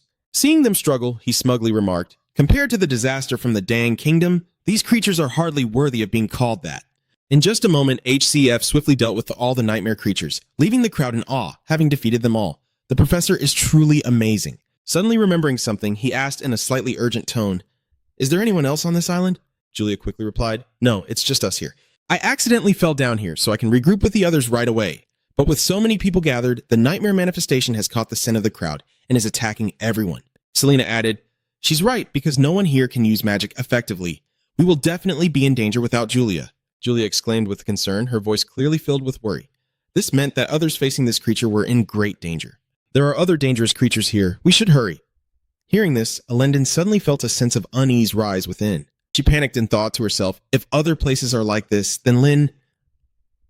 At that moment, Enva's eerie voice rose again, leaving everyone in utter confusion. Have you all enjoyed this beautiful dream? Everyone exclaimed in shock. What was that just now? Where is this sound coming from? It's so terrifying. But only HCF knew that it was the one he had been searching for all along. The sound, Naya, lurking in the smoke, the figure's face emerged in horror, and the deep, gravelly voice rose again with delight. "There are many guests gathered, but you still have such shallow dreams. It's truly disappointing. Since we've come this far, wouldn't it be better if we slept deeper? Let me help you fall more comfortably." The scene left him momentarily stunned, horrified as he exclaimed, "What is that?" Selena recoiled, her mouth trembling and unable to speak. "That is Julia speaking seriously. The Island Devourer." HC asked in shock, "The Island Devourer? What do you mean?" She replied with annoyance, "How am I supposed to know?" The Dream Wanderer had already named that creature. This is not the time for arguments. Run quickly. As soon as she finished speaking, the monster's wide, gaping mouth with sharp teeth plunged into the edge of the abyss, brutally swallowing the earth and rocks without a hint of disgust. Everyone hurriedly fled in panic, and looking at the void ahead, she shouted in alarm, "That's a dead end. There's no way to escape." In contrast, Julia resolutely charged forward. She shouted, "Trust me, jump!" Just as she finished speaking, the monster swallowed and slammed its massive body into the island, causing a violent tremor that sent debris flying. Julia shouted loudly and immediately cast a summoning spell. At that moment, a giant paper bird suddenly appeared. Its massive body just managed to catch the falling group, escaping by a hair's breadth, and they couldn't help but exclaim, "A paper bird? Is this also magic?" "I've never seen magic like this. It won't let go easily." The devourer is quickly closing in. Seeing its terrifying face, Julia screamed loudly as it came at them again, clinging tightly. The paper bird soared away at a terrifying speed, but that was still no match for the monster's pace. A terrified voice shouted loudly. It was getting closer and closer. How could such a large creature move so fast? Hadcliffe quickly took action, summoning a spell to slow down the opponent's movement. If this continues, I'll have to use magic to push it back. However, in the confined space of the dream realm, magic still cannot be summoned. He thought in frustration, can't concentrate enough magic to use high-level spells? Seeing this, Julia shouted loudly to inform him, "Theory is useless at this level. Formulas, spells, or calculations cannot be relied upon to create magic here. The most important thing is willpower and imagination." Hearing this, HCF's consciousness suddenly sparked, and an idea immediately popped into his mind. "Willpower, huh?" He closed his eyes, focusing all his mental energy to channel the magic. So that's how it is. Magic is formed by one's own thoughts. This is much easier than the teacher thinks, as this is his specialty. The immobile Min Vuong watched the impressive display before her, unable to hide her astonishment. "You managed to do it after just one explanation? Over here." The recently summoned Cliff is slowly pushing his hand back, waiting for the right moment. So, just as the devourer charged forward, it thrust the sharp spear in its hand towards the opposite side. A loud explosion suddenly erupted, shaking the very heavens and shattering the monster's teeth into countless pieces. Its wide mouth erupted in flames, and immediately after, the entire body of the devourer fell freely from the air. In an unconscious state, its massive form crashed into the surrounding island, causing debris to scatter everywhere. A terrified voice shouted, "Wait, the islands are collapsing!" Hadcliffe was so tense he was sweating bullets, anxiously thinking that he must ensure it falls to the ground without causing any more unnecessary chaos. Thinking quickly, he shouted, "Julia, protect the professor and the students here!" Startled, she hurriedly asked again, but Cliff had already left. Where does the teacher want to go?" He decisively lunged forward, delivering a powerful punch at the devourer. Had Cliff leaned in, trying to force its massive body to the ground. A tremendous crash echoed from above as a powerful surge of magic descended, dragging the monster's massive form down with it. After a thorough inspection, HCF finally concluded with relief. He thought you only had a massive body, but it turns out you're even tougher. You won't be able to climb up anymore. He slowly surveyed the surroundings, his heart still restless. With Julia protecting the area, most dangers would be handled effectively. I should check if anyone else is nearby. Wait, are those Saradin and Sedina's screams? Confronted by the ferocious beast, the two were terrified to the point of paling and shouted loudly. Just as it was about to charge, a tremendous force struck down, causing it to howl in pain. HC dove down, and upon seeing him, Saradin flinched and stammered, The HCF deity stood in front, signaling sternly, "You two step back, let me handle this." Sedina hurriedly intervened. "Wait, don't kill it." The professor asked back, "Why not?" She hurriedly explained, "That's Senior Han." Carefully observing the massive, fierce creature before HCF, who was astonished, spoke up. "So that creature is Han?"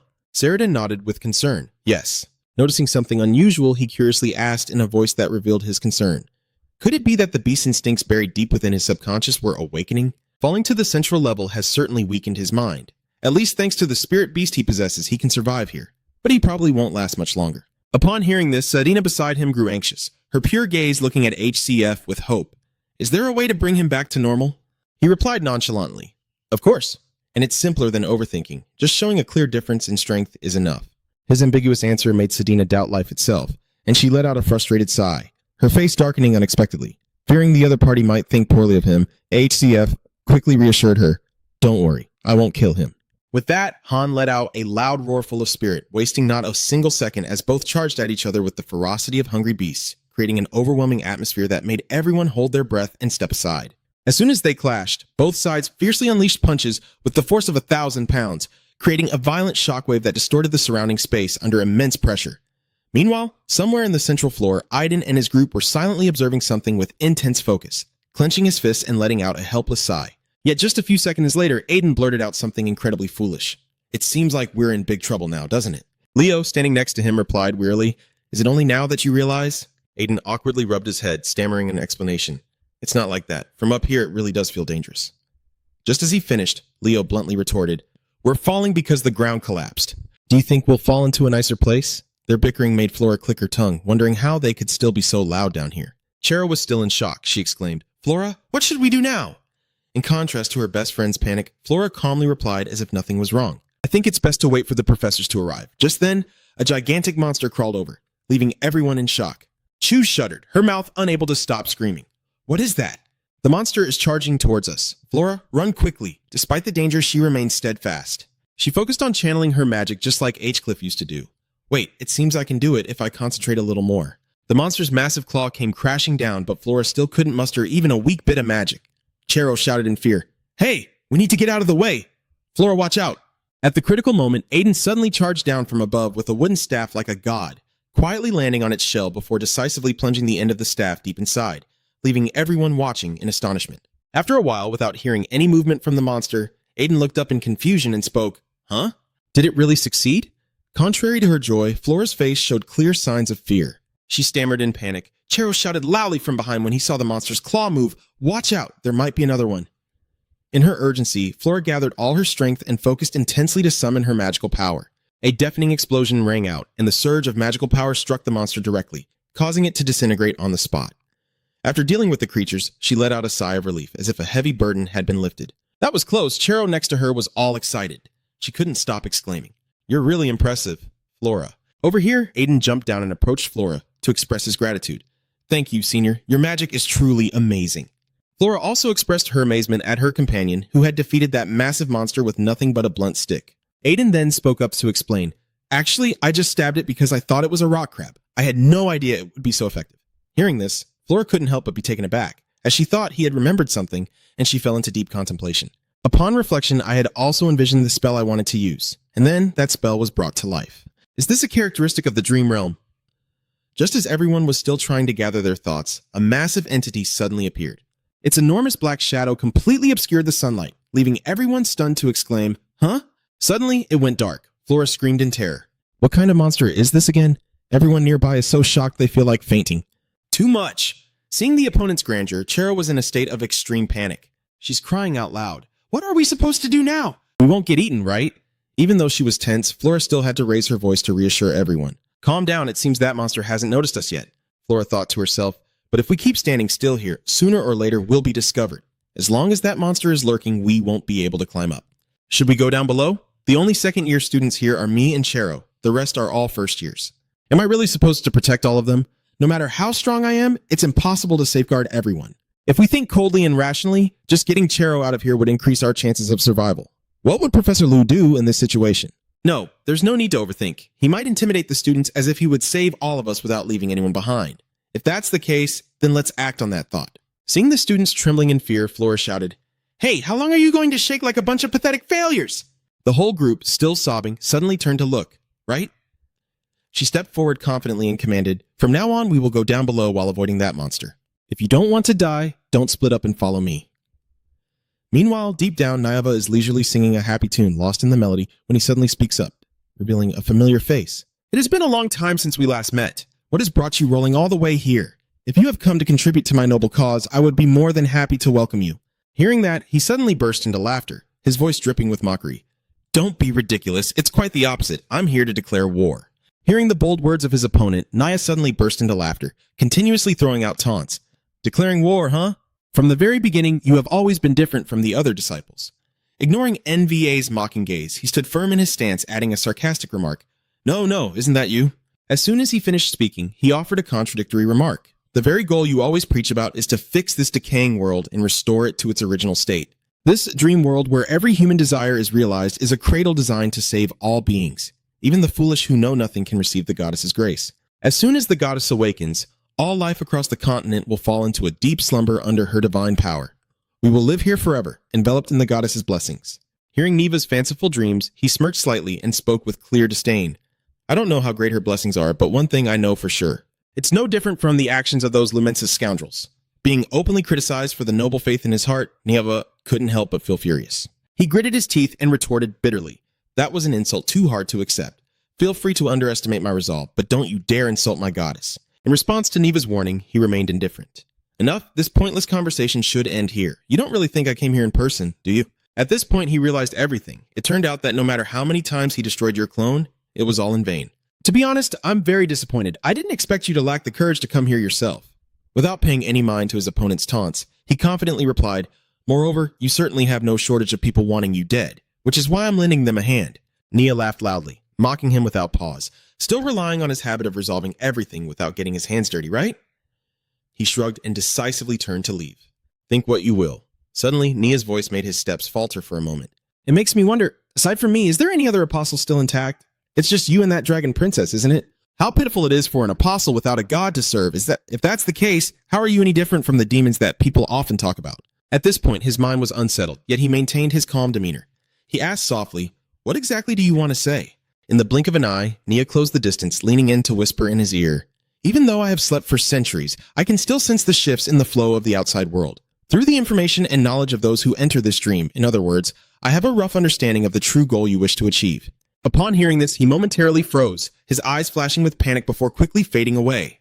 "Hold on a moment," he continued. "Just let me keep the secret, and I will still behave like a true gentleman. Because once the goddess awakens, all of that will mean nothing.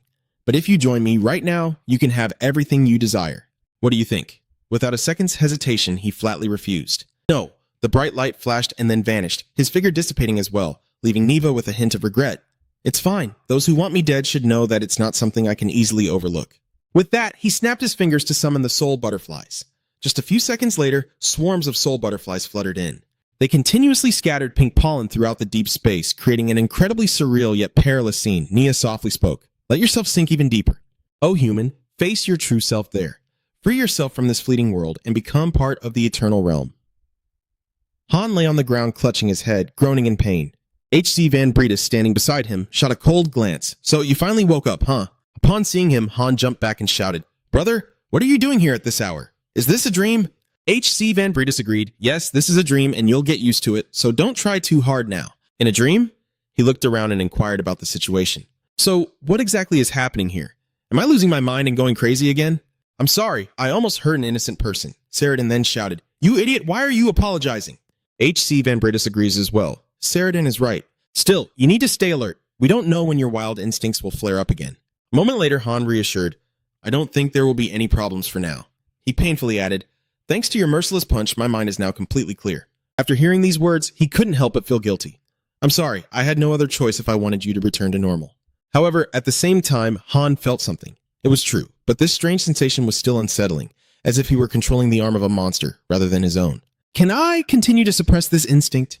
Seeing him like that, H.C. Van Breedis stepped forward to reassure him. "You don't need to worry that much," Han stammered in surprise. "What do you mean? Please explain carefully." "As I mentioned earlier, your strength depends on your own mindset. Try to recall the feeling when you use the power of the spirit beast." A moment later, he stood up and asked with concern, "Yes, sir." I hope the others are safe as well. Hearing that, he replied, I hope so too. Unfortunately, since the entire city has been swallowed up, it is very likely that they were caught up in it as well. Searching for them among countless islands will surely be difficult, so we will descend to the lower levels first to deal with the mastermind. After hearing that, Saradin spoke up. Sir, perhaps I won't be of any help here. Van Bradis was startled and pressed for clarification. What do you mean? She carefully analyzed as well. My skills are useless here. There are no explosions and no materials to craft anything. To be honest, if I follow, I would only be a burden to you. Sedina beside me also anxiously clenched her hands. I feel the same way. I can't use magic, nor can I hear the whispers of the plants. As a wood mage, I can't be of any help at all. HCF Van Bradis finally understands. I understand your situation, but giving up too soon is a hasty decision. Han looked at him in astonishment. Do you have a plan, teacher? Hadcliffe Van Bradis calmly affirmed, yes, for now we will postpone going down below, so let me teach everyone how to use their power in the dream realm first. Meanwhile, on an island in the middle layer, Julia's voice rang out. All right, everyone pay attention. I will help you adapt to this world. Upon arriving here, everyone must be in a panic because you can't use magic, right? This place doesn't adhere to the laws of physics, and regular incantations won't work at all. The most important thing here is not magic, but the imagination of everyone. If you can imagine freely, you will be able to use types of magic that are impossible in the real world. For example like this, as soon as she finished speaking, she revealed her wings. Immediately after, Julia took to the sky. Everyone can fly without using flying magic. Who wants to give it a try? At this moment, the blonde man also takes the initiative to join in. Let me try first. I'm a bird with wings. While the brown-haired man beside me hesitates. It seems harder than I thought. Soon after, the mouth of the blonde boy turns into a duckbill. Julia explained, unconsciously, you imagined a bird, right? That's why the characteristics of a bird have transferred to your body. Instead of imagining a rabbit, start believing that you can fly. Let go of the so-called ordinary and trust that you can achieve anything. Try to imagine everyone's strengths and what they love the most. A moment later, a rectangular block of wood appeared before everyone's astonished eyes. Is this really happening? For real? Then she shouted loudly and threw it into the lake. Art is an explosion. Han shouted in fear. Hey, my heart almost jumped out. At least give a warning before you throw it. But Sedina was still only concerned about that. Its power was weaker than I expected. The Hiadc Van Bradis then stepped forward to explain. It's because I unconsciously thought it wouldn't be very effective. Given the slow start, this is already quite promising. Hearing this, Sedina finally understood. So that's why? It seems harder than I imagined, huh? At this moment, he is carefully assessing in his heart. Its power may be a bit lacking, but in other aspects, the results are even better than reality. She created the explosion without needing a detonator or activating it beforehand. In this world, can we skip the steps that are mandatory in the real world? If we make good use of this feature, perhaps in the next moment, HC Van Bradis will startle and turn around, then he will loudly remind. Everyone stepped back as HC Van Bradis warily asked the person in front, Who are you? She spoke in a low voice as she approached. Don't be so hasty.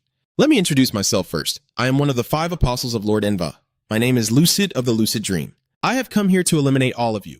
Clara had also guessed that if the information from the forward base was accurate, they must have gone down to rescue those who had fallen there, with Julia likely leading the way. Jan Min stood beside her with a sigh. That girl just couldn't wait for anything, but that was typical of the Dream School. She frowned at him. Didn't he realize that? After Julia went down, someone else used this passage as well. Does that mean there are other nomads in this world besides us?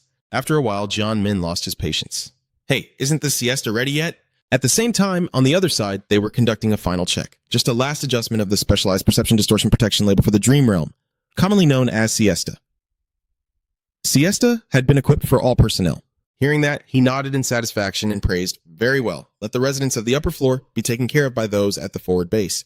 We will go directly down to the lower floor. A moment later, Clara suddenly spoke up. Jan, you go ahead. John Min questioned in confusion. What do you mean? She commanded with a sharp tone. Just go down now. At the same time over here, the ground suddenly shook. What kind of tremor is this? In the blink of an eye, a giant monster appeared before their astonished eyes, and they were horrified to realize, is that a stone statue? Where did that thing come from? Clara said firmly. Now is not the time to hesitate. Get everyone down to the lower level. John M. was startled and looked at her. What about you, my lady? Clara replied calmly. What does the moon have to do with this? Of course I will stay to block this monster. Right now, he can't handle so many things at once. Damn it, if you get hurt, it's going to be a disaster. Once we get out of here, I'm going to give you a serious talking to. She smirked. All right then. At the same time, in the upper area of the middle floor, Alex looked around in astonishment. So, this is the middle floor? This place is really interesting. Afa is also very excited. There are so many floating islands. He wearily said, Searching for the leader here won't be easy. The cloaked man beside him reassured. If your leader really has gone below as you suspect, You'll meet him sooner or later. There is no concept of falling to death here, so if you move across the islands like stepping stones, while they are distracted, Pantos will strike. At that moment, someone suddenly intervened. Moments later, he quickly distanced himself from them, not expecting to be discovered so soon. I must admit, you are quite perceptive to recognize the camouflage of the dream pressure syndrome, but unfortunately, you have thrown away your chance at survival. You fools! Alex curses in anger. Damn it, I didn't expect to have to fight as soon as I got here. Hey you, black-headed boss, is this whole middle level filled with guys like you? It seems Pass's guess is likely off. There are indeed many dangerous creatures here. But that appearance, I've heard about him before. He is one of the 5 Dream Knights, one of Neva's 5 apostles, the mastermind behind this incident. The armored man smirked slyly. The information you have is quite impressive, isn't it? It seems you all did your homework thoroughly before entering this world. But unfortunately, it's too late now. By the order of Lord Neva, I am here to eliminate those who have fallen to this level and are considered a potential threat. People like you are probably being attacked right now. Alex quickly grasped the main point. So what you're saying is that you're a minion of the devil. You talk big, but your stealth skills are absolutely pathetic. He exclaimed, you really are good at talking big. I'll enjoy that bravery while I still can. With that, he assumed the fighting stance, for in the end, all of you will have to sink into eternal slumber under the guidance of Lord Neva. Enough.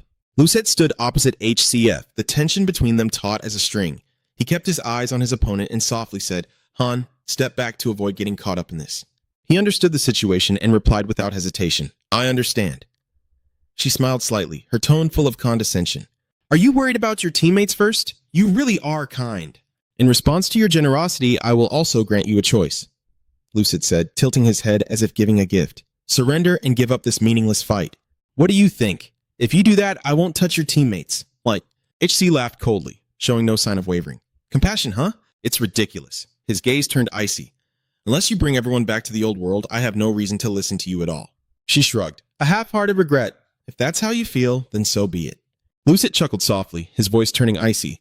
You were the one who turned down that opportunity. She charged forward. Any regrets now were useless. H-Cliff immediately gathered his internal energy, strength surging, ready to counterattack.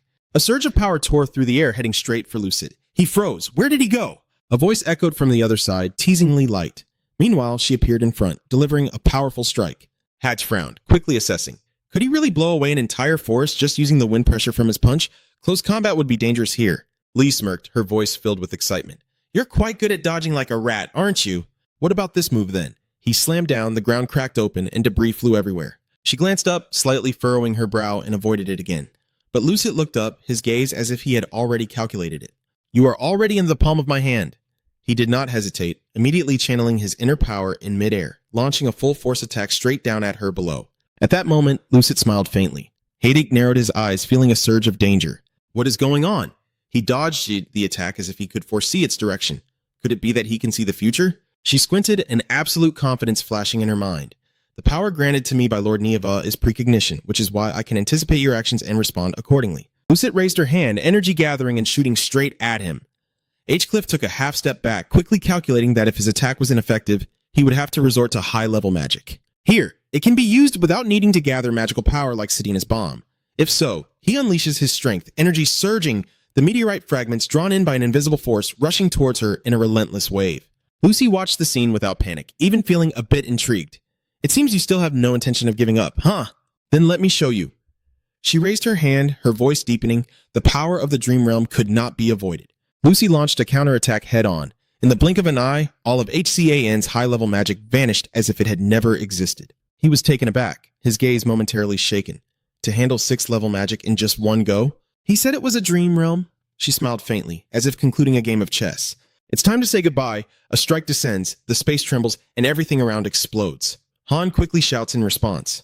Sedina also wordly said, Master!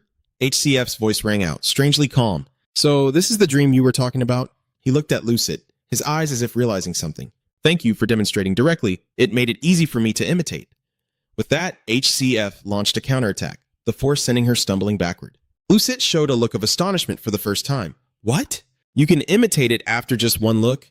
It's not like enlightenment means you can use the dream realm right away. He clenched his fists, feeling the surge of new power, and only after using it did he realize that the dream realm provided a sensation similar to mana in reality.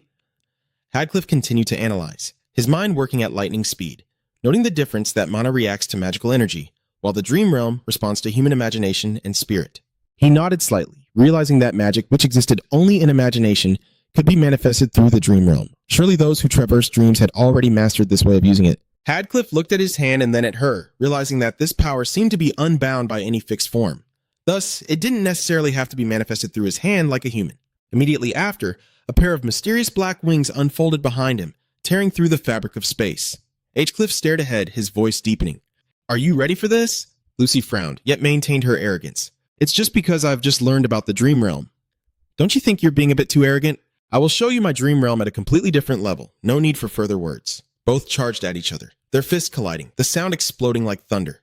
The relentless barrage of attacks left no room for the opponent to breathe. She hesitated, her gaze flickering. What is happening?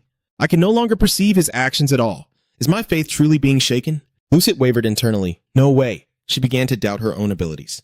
Have I lost my certainty? The more I think about it, the more absurd it seems. Against a human who has just learned the dream realm? Hadis wouldn't let Lucet regain her confidence and immediately counterattacked. A green sword created from the dream realm slashed down, forcing her to brace herself. Lucy gritted her teeth. Both defending and feeling frustrated, she shouted and counterattacked. This was nothing to be underestimated. Seeing this, Cliff leveled up immediately. Not bad. Let's see you take this hit. Without saying much, he unleashed an even stronger blow, the orange light flaring up as if activating a new mode. She braced herself while feeling extreme confusion, the dream realm's level far surpassing the previous attacks.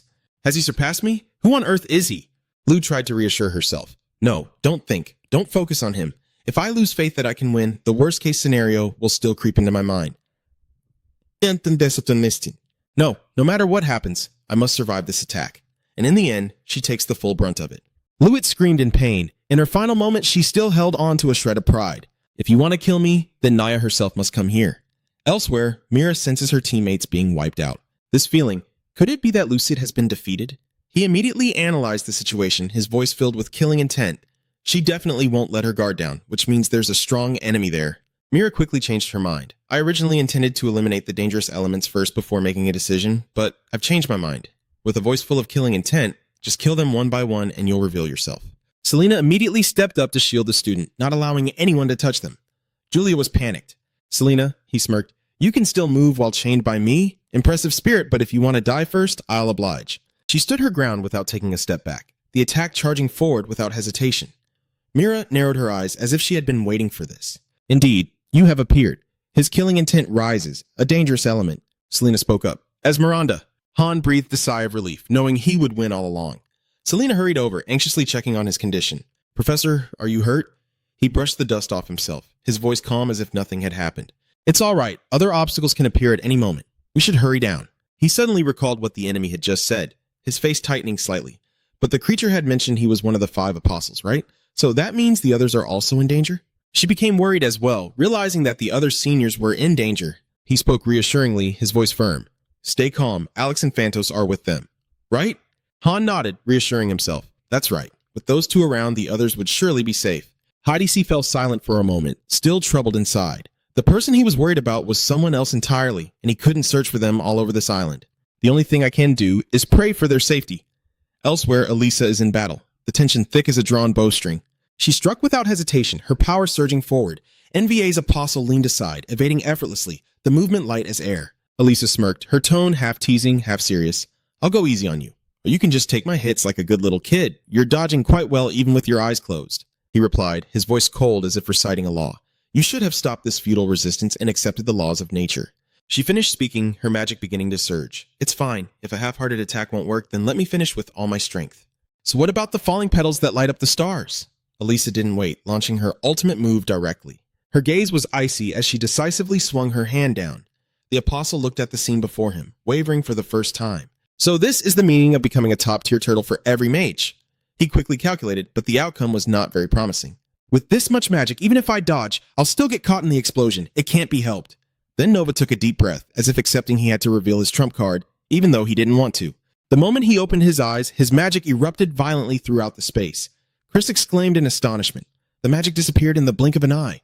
Elisa was stunned, unable to believe her eyes. How is that possible? The archmage stood there, his voice deepening, as if declaring an absolute law. I possess the power to manifest the future I desire. I cannot create matter from nothing, but anything I look at, he calmly explains his ability, I can erase it by turning it into a future that has never existed. From a distance, Greno watched, sweating profusely. This is dangerous. Just as Principal Nova was about to continue, he suddenly sensed something unusual.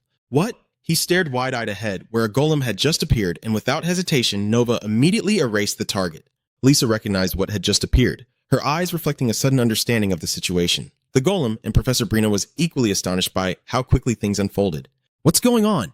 I just summoned the golem, but he quickly assessed the situation. Only the golem disappeared, while the principal was unharmed. That means his power is not a wide area attack. Chris immediately stated the conclusion.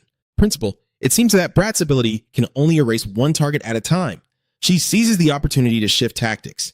I think so too. If we overwhelm him with numbers, we might have a chance. Elisa turned to him and gave a clear assignment. Professor Brino, can you create more golems? He nodded, determined to spam his skills to the fullest. I'll give it a try. Based on that feeling, I will create as many as possible and as quickly as I can. In the blink of an eye, a swarm of golems surrounded him. The apostle began to feel confused. It seemed that an enemy with abilities that countered his own had appeared. Brino saw the plan was effective and immediately pressed on. Having succeeded, the principal continued to push him further. She smiled. Get ready, kid. Meanwhile, at another battlefield, Mira watched the spirit appear, her voice full of excitement. Could it be her spirit? I never expected a natural creature could invade the realm of dreams. Impressive. Selena has no idea what is happening to her. Why can't it escape on its own? No matter how much I call, no spirit appears. He doesn't care about the reason. That doesn't matter. Mira's voice was icy, as if delivering a verdict.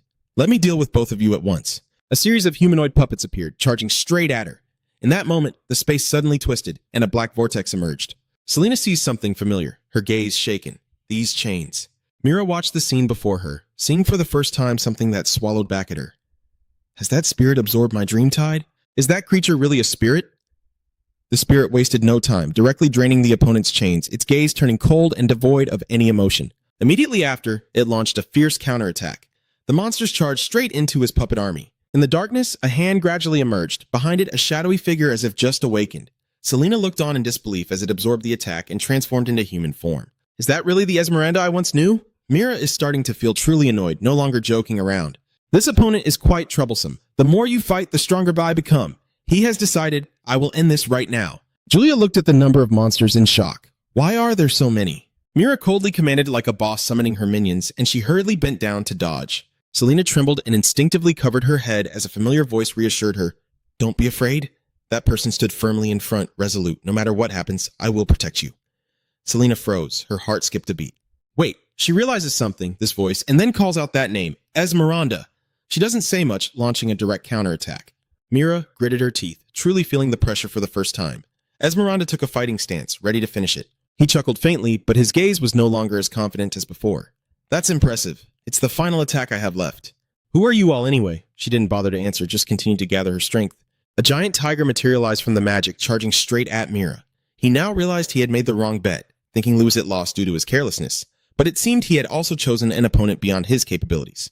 Mira laughed bitterly. How ironic that someone called a monster like me is being devoured by a real monster. After considering everything, I think this isn't a bad ending. The giant tiger roared one last time, finishing the battle with a clean strike. On the other side, Alex brushed his hands and asked as if he had just finished a chore. How long did that take? 3 minutes, huh? Fanto shrugged, as if he hadn't even warmed up yet. I don't know. What's important is that he's too weak. Lynn stood by, still unable to grasp the reality that this was a 2-on-1 battle and they could defeat Envia's apostle so quickly. She suddenly recalled someone saying that the one who can be of the most help is the one who is inside. Leanne initially thought it was just a word of encouragement, but unexpectedly unable to hold back any longer, she directly asked for their identities. Who exactly are you two? He shrugged and replied, why is that even important now? Alex even casually teased a bit. It's really funny. While these guys are also curious about your identity, why don't we all just reveal it here? She sighed and decided not to dig deeper. Never mind, since everything has been resolved, let's head downstairs quickly. Lynn turned back to mention something even more important. The person you are looking for is probably about to reach the central area. On the other hand, in the upper level of the dream realm where everything was chaotic, Clara said solemnly, you call that the immortal death dream? The immortal power truly lives up to its name. It's quite formidable. She glanced at the opponents who had collapsed from mental overload. But even if they were immortal, it didn't matter because they couldn't withstand the mental pressure from that pain. Look, their will has crumbled, and the immortal bodies they always took pride in are nothing at all. Clara lamented her age. Oh dear, I haven't even exerted myself much, and my back already hurts. It seems that I have really grown old, but in her mind, she couldn't help but think of the other battlefields. Anyway, just as he said, it seems like the others are also being ambushed. Is everyone all right? Suddenly, the entire space shook violently, and Clara immediately realized that the upper floor was starting to collapse. She had to hurry. Without hesitation, she dashed away like the wind. In another place, Nayava is sitting and reviewing the entire battle, looking quite astonished. Surprisingly, I didn't expect all 5 of them to be defeated. I thought I only needed to be wary of the human named Rudiger Chelsea. But then Envia quickly reassessed the situation, unexpectedly finding a few individuals with strong enough mental power to take down all 5 of them. It seems I underestimated them. A fleeting memory of what Louisit once said echoed. If you want to kill me, then Neva should have come here in person. All right then, he smiled in acceptance of that. You are right. Now Neva has made a decision. I should have confronted him from the beginning. But instead of rushing, he patiently waited. I just need to wait a little longer until the goddess awakens. Everything will be over soon. Hadlif immediately called out, Wake up! He rubbed his eyes, slightly embarrassed. Did I doze off again? He glanced over and replied, Yeah, you just lost focus for a moment. The dream realm, the central area of the middle layer. Sarita looked around, her eyes lighting up as if she had found treasure. What? That's the best opportunity to create the greatest bomb in the world. Han felt a cold sweat break out and immediately retorted. Thank goodness that didn't happen. H-Cliff's expression turned serious as he switched to alert mode. Everyone stay alert. The deeper we go, the easier it is to fall into a daze. He pointed at the fallen around them, warning that just a moment of distraction and you will end up like them. He looked at the scene and shivered. Let's get out of here. I don't want to stay here any longer. Just then, the mage appeared, thinking everyone was just lingering nearby, not realizing they had ventured this deep. He looked around, nodding but still reminding them that it was very dangerous to be wandering here without siesta. But fortunately, everyone is fine. H-Cliff was a bit surprised and called out the name of the magic merchant. He frowned, clearly not understanding how he managed to get all the way here. After hearing that, he felt a slight offense and switched to lecture mode. What do you mean by that? How dare you underestimate the Dream Sect? Here, take this. It's a special item made just for you. He picked it up and looked it over, still not understanding what it was. John M. stroked his beard, explaining as if he were advertising a product. It is the sacred artifact I mentioned earlier, Siesta. It will help you avoid being swept away by the waves of dreams in this world by regulating dream pressure. He pointed to the emerald on it and explained in detail. Just channel a bit of magic into the emerald in the palm of your hand. Sedina immediately felt a distinct difference, feeling much better. John Min pulled out the fancy equipment and warned her in advance that the magic might make her a bit tired, but it was designed to safely transport 10 people. He casually handed over the naming rights, saying it's yours, so go ahead and name it. I was a bit taken aback. Was he really giving me ownership of this? Jan M nodded nonchalantly as if it were an everyday occurrence. Indeed, it was created for that purpose. Cliff thought for a few seconds and then made his decision, smiling slightly as he finalized the name. The name R. Winley seems fitting. He nods in agreement. It seems fitting. That's a nice meaning, isn't it? Are you planning to go deeper? Haddock replied without hesitation. Yes, I've come this far, so there's no turning back now. John immediately joined in without a second thought. I agree. Since we've come this far, I'll go with you. Meanwhile, on an island in the middle layer, Ferdin surveyed the area, not seeing any movement for now. They hadn't come this way yet. He assessed the situation, prioritizing the protection of the weaker ones. If he could ensure Lin's safety here, they could stay a little longer. Lin looked around, feeling quite confident about the current situation. Senior Freen, I don't think there's any threat around here. He turned to her, his tone softening. Well done. Lin Henry stood beside, feeling a slight sting in his heart at the sight. Fredden, you're being too biased towards everyone. People are talking, so tone it down a bit when others are around. Fredden continued to pay close attention. The terrain seemed a bit uneven. You didn't fall, did you? She nodded reassuringly. Yes, I'm fine. Although she appeared calm on the outside, Lin still felt a sense of unease inside. She reassured herself that this area seemed safe and she couldn't see any particular danger. Lean decided to report back. Great, then I'll head back there now. Suddenly, a strange voice echoed from behind, sending chills down her spine. So it turns out she is here. Lai was startled, her heart racing. What? Is it a human? No. She immediately realized that something was very wrong. Something was very different. So Na chuckled softly, as if she had just scared someone for fun. Oh dear, did I frighten you? He pretended to be polite, but his demeanor was anything but friendly. Sorry, I didn't mean to. Siona's voice lowered, carrying a hint of obsession. I've been searching for you everywhere, so I'm a bit excited. Lai looked into his eyes, and memories flooded back instantly. That eye, it was exactly like the demon that had possessed Senior Flora's body. But then she realized something even more terrifying. This guy was on a completely different level and looked much more dangerous. He frowned slightly at being stared at. Don't look at me like that. Looking into her eyes brings back memories from the past that I would rather forget.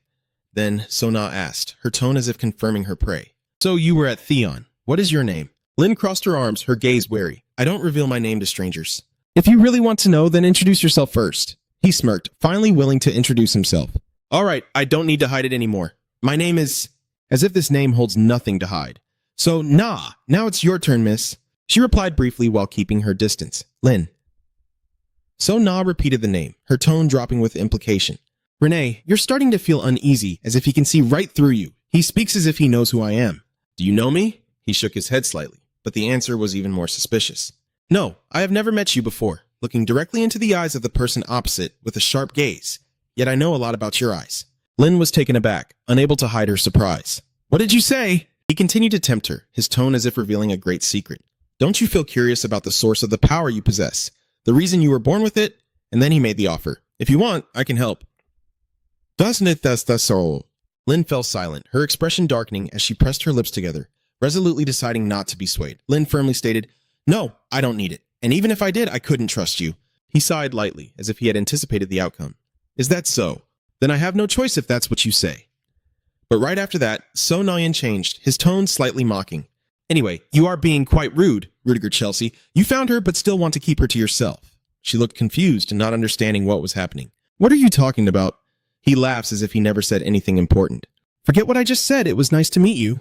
Let's meet again when we have the chance. Lin stood there, her mind in a jumble. Why did he mention Professor Rudiger's name? To keep it to himself? Does the professor know something about me? She begins to doubt the things she had tried to ignore. No. To be honest, I had my suspicions about it too.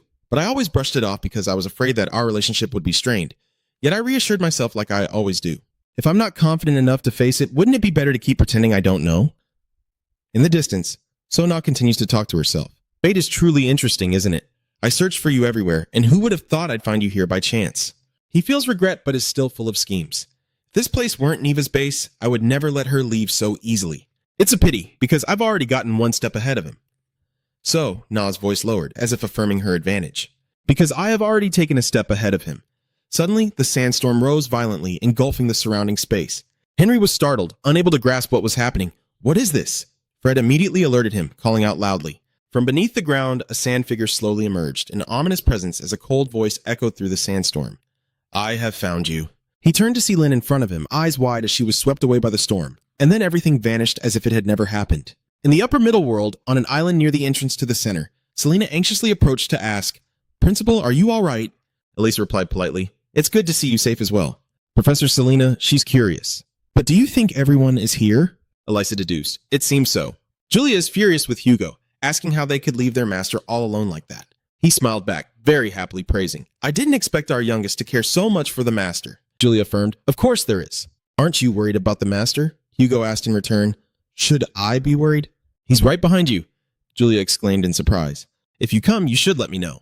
Clara replied with a bright smile. I just arrived too, so let's gather everyone now. I have something to say. After hearing her recount the entire situation, Julia exclaimed in panic. The upper realm has been completely destroyed?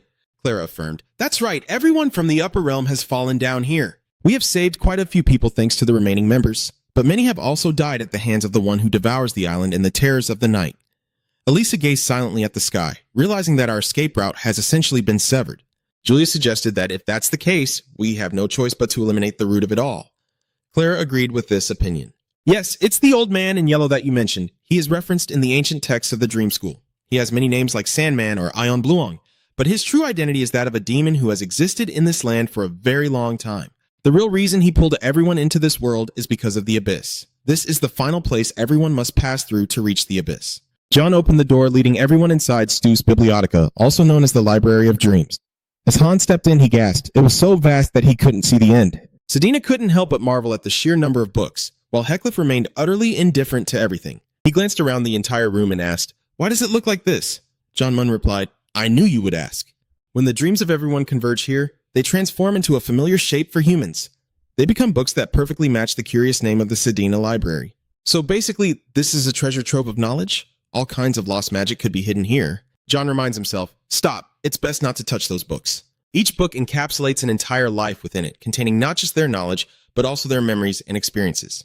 What will happen if you read a book like that? Will you lose your sense of self? Because the information within the book will overwrite the mind. One of my old friends went mad even before he finished half of it. Sedina hesitantly replied, I understand now. He leads everyone to another place. There's nothing to collect here. Let's go. But just a few steps in, large swirling areas appeared under everyone's feet like a swamp that was hard to escape from. A strange voice then echoed, Oh, dear, planning to leave so soon? If you're in such a hurry, I'll take you along with me. Han screamed in panic, terrified. What is this thing? I can't escape. Cliff anxiously wondered what he was plotting. Before he could figure anything out, an unfortunate situation arose. The sinking swamp swallowed everyone from the library, and Hadcliffe quickly used his magic to stop the muck from pulling him down further. A pair of glowing wings quickly sprouted from behind him. Hadcliffe glanced around to assess the situation. This scene is exactly like the abyss I saw in the relic. Where have the others gone?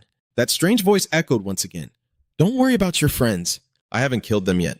I've just set them aside for now because they would only hinder our conversation. Don't be so tense. I'll give you some time to admire this scenery since you've come all this way. What do you think? This scenery will soon become our paradise. Hinchcliffe looked up, bluntly exposing the truth. Our paradise, damn it. You mean a paradise created solely for yourself by sacrificing tens of thousands of lives, right? Nia smiled in response. Why do you think that? He explained. Because I know what lies asleep beneath the abyss. It could be a god, or some entity of equal standing. Now I understand why you need to draw so many people in here. Are you planning to use that power to make this world your own? Hearing these words, he felt immensely satisfied and laughed heartily. You were almost completely right. Except for one thing, my goal is not to take over the world. Those wretched Lumenses have stolen the world from its former master. I just want to return it to its true master, and the sacrifices need to be here to perform the ritual. I had planned to wait patiently until then, but if someone like you is in my way, I will need to eliminate you first. With that, he launched a direct attack towards Headcliff. Powerful sandstorms surged forward, and HCF quickly joined the fray with a relentless counterattack, as Nova's assault grew stronger amidst the raging tempest. Hinchcliffe keenly sensed something was off here, halting all his intended actions. He clicked his tongue, thinking that the previous attack was merely a visual trick, as the enemy had concealed himself within the sandstorm. The view here is too low if I don't escape quickly. But that train of thought was abruptly cut off when Nova suddenly appeared behind him, covering his mouth with one hand and whispering in his ear that trying to escape was futile. I will grant you a special dream. With that, he pushed HCF into a new reality. The ambiguity left him unable to control himself, forcing him to comply unconsciously. Nia didn't forget to leave a message, urging him to enjoy the happy moments in the butterfly dream. Although when he wakes up there may not be much of a Rudiger Chelsea left. In his dazed state, Headcliffe's bracelet emits a signal. He suddenly woke up from the dream, regaining his composure for a comeback. Neva froze at his gaze. Before he could comprehend anything, HCF swiftly delivered a razor-sharp fatal blow to the guy. The attack sent Neva's head flying, and he smirked mockingly. Oh dear, this is the second time you've slashed my neck. The head of Neva that had just vanished gradually reappeared along with his voice. Your mind is truly so solid that not even a grain of sand could penetrate it. My distant dream will have little effect, so solid that I can't believe this is the mind of a mortal. Is that the power you received from your god? Hinchcliffe was bewildered. Has he realized it now? Nyava confides before the battle begins. You carry a scent very similar to mine, and I can sense that you also hold the power of a god within you. Let me make a suggestion. Why don't we join forces and eliminate Lumensis together? Your god and my goddess Noxana will work together. I remember that name, I've heard it before. The goddess of dreams, the lord of the night and death. So she was sealed here after Lumensis seized power. He replied, that's right, even Lumensis does not have the power to control death. Doesn't the god you serve also wish to see Lumensis' downfall? If we cooperate, everything will become incredibly easy, Heckliff replied bluntly. I must refuse. I cannot do that if it means sacrificing so many lives. I don't think you're inviting me out of goodwill either. The guy is clearly enjoying himself, isn't he? Nevertheless, if I could avoid fighting you, it would be worth it. So I intended to end everything without taking any risks. But you thwarted my attack far too easily. However, it's still too early to give up. If there are no openings, I just need to shake your mind until it shatters. Had seriously asked back, you shouldn't be revealing your plan like that, should you? Do you think I will act according to your wishes? Nia replied mysteriously, let's see what happens. I have already prepared a few insurance measures for myself. Teachers, allies, students, things that could be your weaknesses. And I have found a particularly intriguing child here. Though faint, I can sense the power of the saintess within a girl along with her sealed memories. I have seen her erased memories through dreams, but you have truly committed an unforgivable act. Nia is confident, holding a game-changing card, unlike anyone ordinary. Your expression has suddenly changed so clearly. It seems my guess was right. In that girl's dream, I saw how much you care for her more than anyone else. Well, I suppose it's reasonable for someone from the Holy Kingdom to be interested in someone with judgmental eyes, but it seems that's not the main reason. You helped that child entirely for personal reasons, and it's highly likely that she is the daughter of the woman you killed. Knowing this secret drives Nia to madness. It is indeed a cruel and ironic fate. The person the girl trusts the most is the one who killed her mother. That poor child doesn't even know she had a mother, because the man was the murderer who erased all of the girl's memories of her mother. Cliff fell silent and coldly replied, now I understand why you are shouting so loudly. It's quite a trick, but if you think that's enough to shake my resolve, you are gravely mistaken. Just dare to lay a hand on that child, and I will make sure you won't even dream of a peaceful death, Thua Thang replied. Calm down, I have no intention of doing anything to the girl. I just woke her up so she could hear our little conversation." Upon hearing this, HCF was stunned into silence. Has she heard everything up to now? Lin was still very confused and asked softly, "Professor, is that all true? Did you really erase my memories?" "Oh." Hex stood frozen before a small but incredibly weighty question, struggling to find the words to respond to Lin. "Teacher." But before he could delve deeper into the sadness and pain, Neva rushed in and landed a punch squarely on Headcliff's face, the sudden blow leaving him completely defenseless as he could only endure the overwhelming force coming at him. HCF's eyes widened, struggling to maintain the little clarity left in his mind as he fell into a pitch-black void. Meanwhile, Neva stood above, satisfied, and spoke up. "Good morning. Then there will be an exciting activity in the afternoon. And then, good night and sweet dreams." Forever seeing the figure of the person opposite completely sunk in the sandpit, Naya breathed a sigh of relief. Thank God, one problem has been solved. I really want to finish him off, but poking the hornet's nest won't do any good. H-Cliff is currently lying still on the ground, trapped in a deep dream that's hard to escape from. Nia then turned to Lin and shook her head slightly. Yet who would have guessed that she was the saintess, with the judgmental eyes and non-elemental magic? Even if she could escape, those Lumensis fanatics would surely not let her go. It would be more peaceful if she slept forever here. The goddess would embrace you gently. Niava pondered, but only one person with judgmental eyes could appear at the same time. So who exactly is the saintess currently in the Holy Kingdom? With a pounding headache, he decided to give in and do as he pleased. He could think about that later. After all, he still needed to deal with the rest. But Neva's snap of the fingers was now useless. The people trapped beneath the sand were still struggling to escape. Niava realized, damn it, she was completely unable to use her powers. On this side, Han was struggling to survive, throwing away all pride to call out, "Big brother, and Sedina is extremely worried about our teammates. What have you done to our professor?" Nia looked at their struggling forms and happily said, "While we're talking, he's stuck inside the illusionary vortex. After going through endless repeating dreams, his confidence will completely shatter. Stay there and wait for the ritual to finish." Han clutched his head in pain, trembling all over, realizing that his consciousness was fading. If this continued, he wouldn't be able to suppress his primal instincts any longer. His eyes widened, emitting a powerful spark. From the high sky behind Nerva, a dazzling light flashed like a star in broad daylight. And then, in a sudden note, the guy was unexpectedly attacked from behind. A giant hourglass came crashing down, freeing everyone while he lay flat on the ground. Everyone rushed out to rescue Han, Sedina, and the others. Julia was delighted to reunite with her friend Sedina. "I'm here to look for you." She was so happy that she stammered Julia's name. In another development, Julia's assistant takes on the mission to rescue Han, noticing his panicked state and pale face, which causes him to worry. "Hey kid, are you okay?" Han tried to speak in response. "Yes," he silently thought, almost prompting Elisa to step forward and remind him loudly. "Everyone, that is the demon that has imprisoned us here." Clara angrily called out, "Nerva, we finally meet." He stood up and looked at the group floating in the air, realizing part of the truth. "So that's it. You have learned to use the Dreamtide while being here, haven't you? You should have just patiently waited." Naya charged forward amidst the trembling scene, her hand reaching out as if to manipulate an invisible force, debris scattering wildly around her. From a distance, Naya stood firm against the enemy diving down, exuding a calm yet terrifying aura, making the battle feel stretched before it erupted violently in an instant. Chris hovered above, hesitant to risk descending to inquire, "What kind of magic is this?" Elisa also finds it puzzling. "I know imagination is power here, but what on earth is that?" Meanwhile, Clara is quietly practicing her spiritual techniques. The demon lord ruling this world is truly not to be underestimated. If we don't gamble our lives to fight, there will definitely be no chance at all. A brilliant green light in the sky seemed to signal that something was about to happen. "Master, isn't that Jan?" I recognized her intentions at a glance and shouted in worry. "This crazy old woman is going too far with her actions," Julia wondered. "What is the master doing?" He explains. "She is sacrificing her own life force to restore her appearance from the Golden Age. If she maintains that form for too long, she will die from exhaustion." Clara appears amidst a brilliant blue light, her body hovering as if she controls the entire battlefield. Swirling rings of energy surround her, creating the impression that she is completely dominating and ready to deliver a decisive blow. "Nia looks quite beautiful in her youth from below, and your current strength pales in comparison to what it was just moments ago. It's a pity that such brilliance becomes powerless against the ravages of time." Clara asserts that it is precisely because human life is not immortal that they can shine even brighter. "A demon like you will never understand that." Her strike erupted with a blinding light that tore through space, the released energy so powerful that the opponent had almost no chance to resist the decisive attack. But everything was beyond expectation.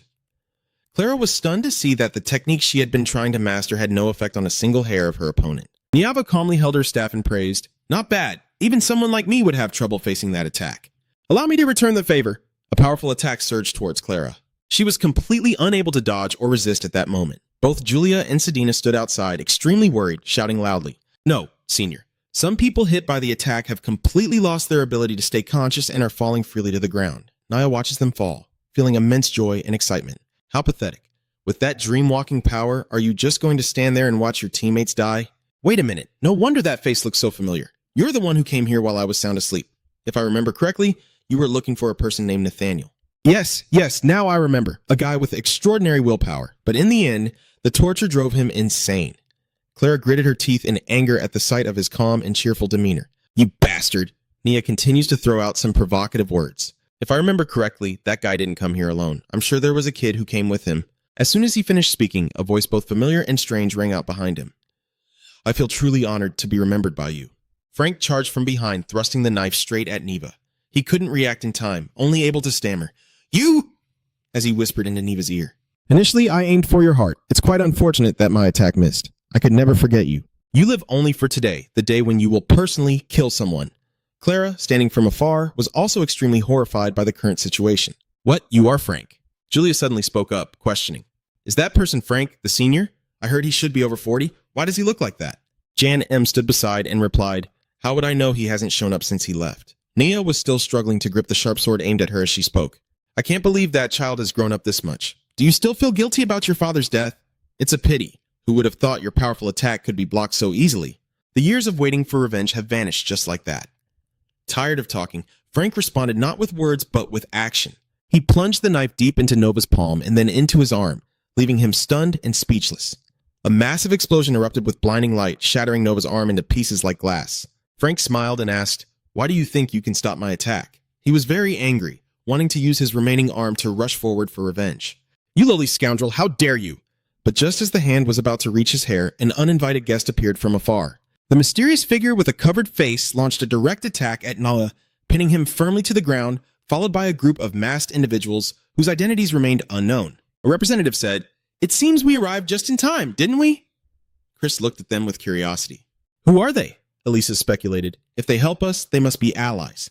The opportunity has come. Everyone attack now. Nia looked at the current situation and felt more anxious than ever. Damn it, I can't use my full power because of this wound. If it weren't for that dagger, fighting back would be easy. If only I had the chance to use it. But before anyone could react, the surrounding space shook violently, leaving everyone in confusion. An earthquake? Someone else replied, That's not an earthquake. Everyone look back there, there's something over there. Frank, who was watching, also wondered what that black mass was.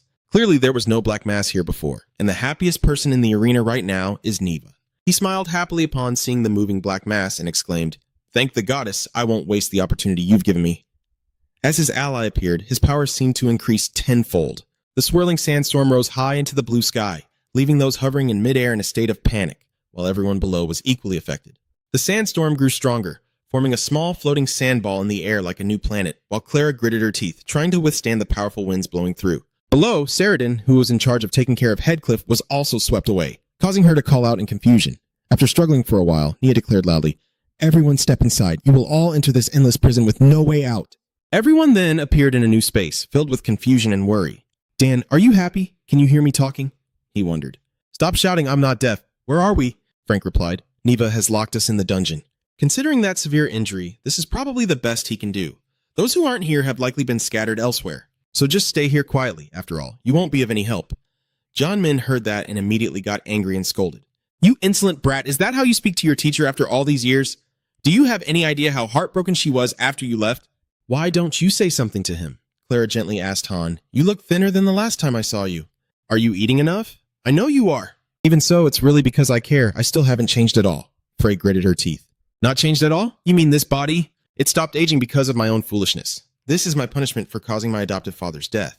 Just as Neva said, if only I hadn't ignored her warning and explored the depths alone, my foster father wouldn't have had to sacrifice himself for me. That's why I have to end this myself. Clara struggled to call his name. Frank, do you remember? Before Nathaniel took you out of the depths, the fragment he took from you made me wonder as well. A fragment? What does that old lady mean? Clara seriously reminded. The situation is very serious, so listen carefully. What we are about to say is a truth passed down only to the masters of the Dream Sect.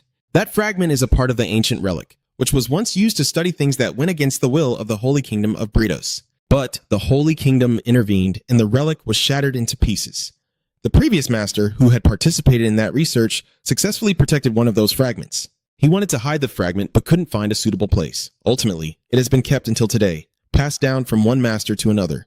But for some reason, Nathaniel insisted that it would be better to hide it away as per the wishes of our ancestors. He suggested keeping the fragment hidden in the depths of the dream realm. The deep layer, huh? It is indeed perfect, but the problem is that no matter how skilled a dream traveler is, there's no guarantee they can return. Clara trudged forward slowly and continued. That's right, that's why I followed him down to the depths, trying to convince him to give it up. In the end, we only made it to the middle level and agreed to postpone and head back up. But that fragment began to react to something in the depths, as if it were pleading to be returned to where it belonged. Frank, you possess the most extraordinary talent of any generation, and you surely felt the pull of that relic more clearly than anyone else.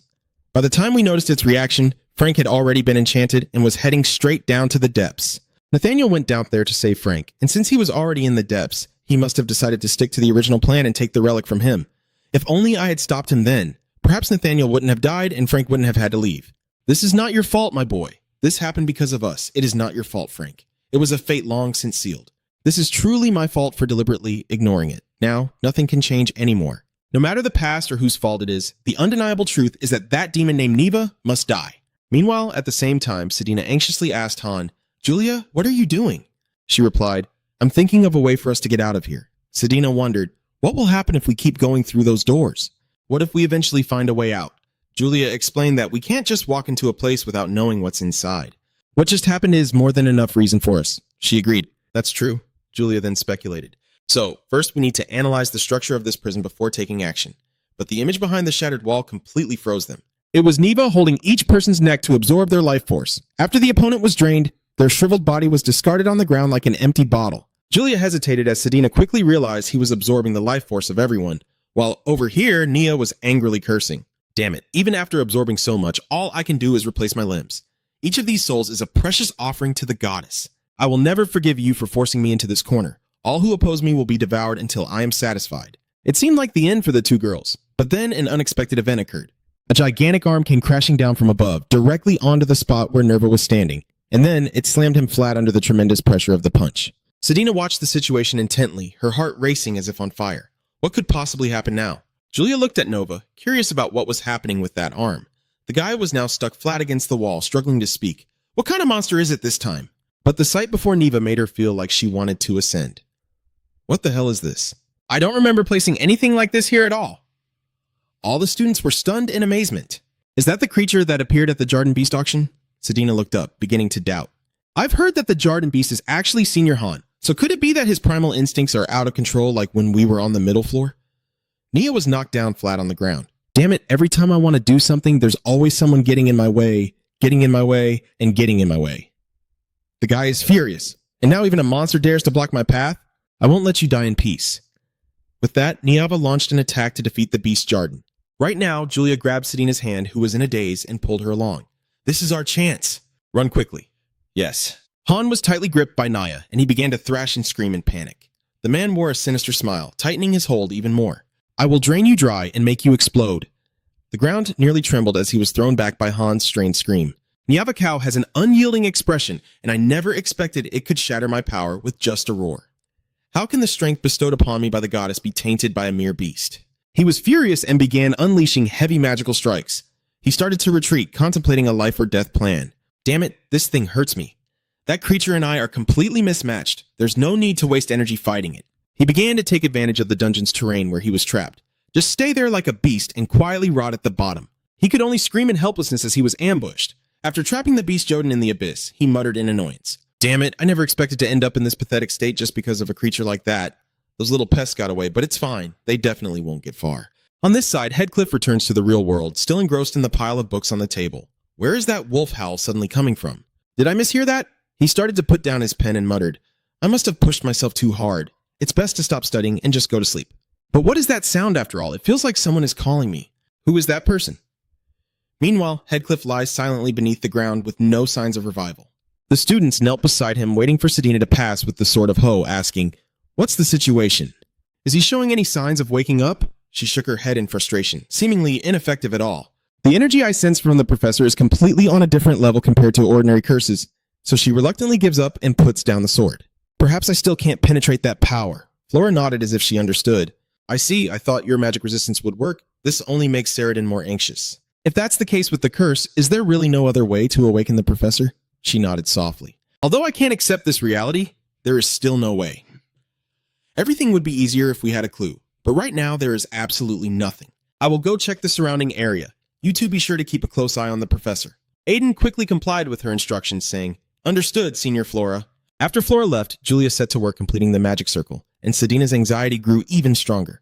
"Julia, how much longer? It feels like he's about to arrive." She nodded repeatedly. Almost done. Just a little more tidying up, when suddenly, Neva's deep, eerie voice reached their ears. "So you were hiding here?" Julia jumped in surprise. "No." The distorted face of the man only made everyone hesitate further. "I had to struggle a bit to trace your whereabouts. But as long as you remain in this endless prison, escaping is simply futile." Julia forced herself to regain her composure and scoffed in disdain. "You seem to like that name, don't you? The endless prison. The name sounds impressive, but in reality, it's just an extremely vast space. Those countless doors seem to lead to other worlds, but behind them is merely emptiness. However, when one door is open, it acts as a catalyst, creating a new space within. So from the outside, it creates the illusion of an endless world stretching infinitely. This means that as long as that door is closed, the void will remain intact, right?" The guy chuckled and had to admit it. "Well, it's impressive that you can see through the structure of this place in such a short time. But even if you understand it, can you change the current situation?"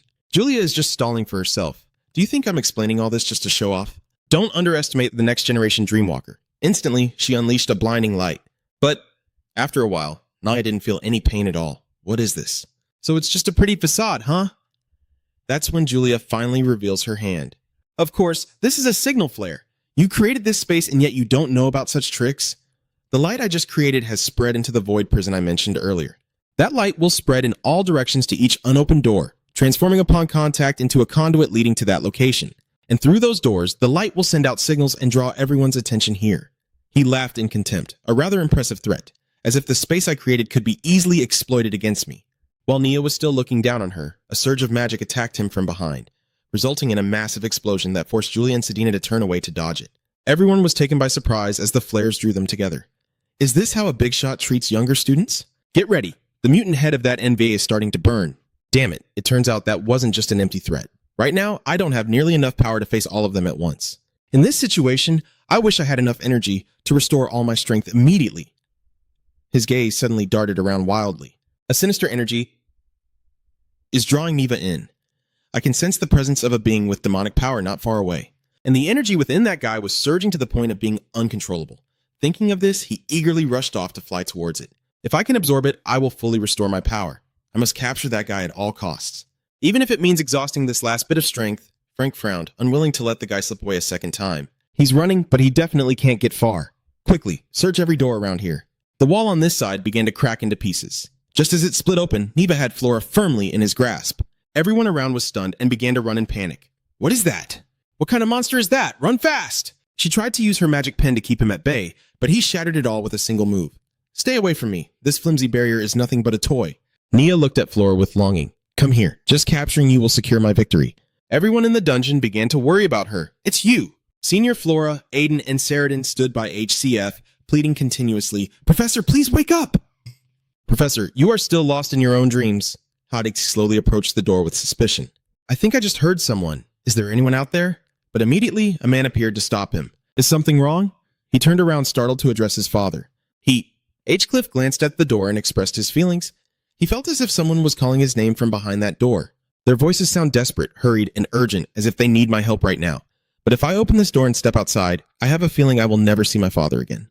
I think it's best if I don't step outside, right, Dad? But he smiled, encouraging HCF, saying, Go on, son. There are people out there who really need your help. Hurry up. Before it's too late, he opened his tearful eyes to his father. Father, HCF has finally decided to let go of the past, so I ask for your permission. Thank you, Father. With that, he grasped the doorknob. A brilliant light awaited to reveal the cliff ahead. Just as Flora felt she was about to be in danger, a hand touched her shoulder, pulling her back. He appeared just in time with a weapon to counter Neva's magic. He was stunned to see him alive and appearing here. No way. Why are you here? H-Cliff smirked as he looked up at the foe, his gaze sweeping over the enemy with barely contained fury. How dare you lay a hand on my student? Nia gradually found herself at a disadvantage against HCF's magic. How could you awaken within the dream I created? You made me sleep so deeply that it annoys me. Seeing him awake and healthy, everyone cheered with joy. The professor is awake now. We are saved. Flora also let out a sigh of relief. The professor was finally knocked back about 10 meters, and not stopping there, HCF was determined to chase him down and take him out at all costs. Niava, not fully recovered, was repeatedly overwhelmed without the ability to counter in time, feeling his body struggling weakly against it. Am I being pushed back? Even though I am weakened, I didn't expect to be forced this far. Nia muttered curses. Damn it. He angrily fought back. Don't underestimate me. You're just a tiny human. The clashes of battle in the air intensified. H-Cliff remained undeterred as he drew his sword, immediately unleashing a strike with an accuracy of 99%. Nia was unexpectedly unable to resist. Sagai, questioning himself, how could this be possible? Why has your power grown so immense even after being in a deep slumber? He smirked slightly and asked him back, do you know that the fragments of memory still exist even after I have awakened from the dream? In the dream you created, I lived and experienced the lives of many people, gaining the experiences and knowledge accumulated from that process. Some of it still lingers in my mind even after I woke up, and that has helped me become much stronger than before. Gripping my weapon firmly, I said to him solemnly, perhaps I should thank you, Nia, for allowing me to grow ever stronger. Nia was almost completely broken. The dream I created could actually make you stronger? A lowly human like you could never achieve that. No way. Heck coldly glared at the contemptible ringleader before pushing him into the flames, leaving all the students choking on the smoke. Just as Niava was on the brink of death, he ruthlessly grabbed the man's throat, half of his body already burned away. At this moment, the dark hell began to shake violently. Everyone quickly evacuated outside. This place is about to collapse. Don't just stand there. Let's run. What on earth is happening? Clara looked around and muttered that this prison had lost the necessary power to sustain its existence. Its collapse meant Nova's strength had run out, yet Frank remained very alert. You have a bad feeling, but not yet. Although faint, I can still sense his presence. The more Frank thought, the more restless he became, so he made a bold decision. He wondered what devious scheme he was plotting now. We must see this through to the end. Inside, Niava is gradually transforming. Damn it, how could I lose to a mere human? H-Cliff scowled coldly. That's enough. With that ridiculous human refrain you always spout, there's a limit to how much you can look down on others. The skull began to nod and laugh heartily.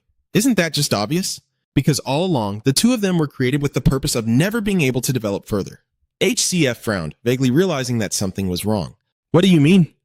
Nieva began to recount the truth from that year. Lumensis claims to love humanity with utmost compassion, but in reality, that being is actively stifling your development, not by erasing your potential from birth, but by gradually wearing it away. As if that weren't enough, from the Holy Kingdom of Bretis to the wars, he has used every trick to break your wings until you are forever trapped inside that glass cage. That is the world Lumensis has always desired. He began to be more cautious. What nonsense are you talking about? You yourself know that the god connected to me is not Lumensis, right? You are the one trying to lure me to your side with the empty promises of overthrowing Lumensis together. Nieva scoffed at his simplistic thinking. A schemer like Lumensis could easily fabricate such a story. If it's not Lumensis' intent driving you to obstruct me, then what could it possibly be? H-Cliff began to frown in annoyance. First Lumensis this way, then Lumensis that way. I was already fed up with hearing that name. Don't you realize that stopping someone who intends to harm others is something that must be done? He nodded, slightly bending forward in acknowledgement. You are right. It seems I have misjudged many things. In fact, you are not delusional at all, and that is precisely why I cannot extract information directly from you. All I can do is piece together the memories of those around you to draw my own conclusions. Your power and growth surpass that of ordinary people, even allowing you to wield divine abilities. With all this, everything is pointing towards a single conclusion. Naya laughs loudly and reveals a secret.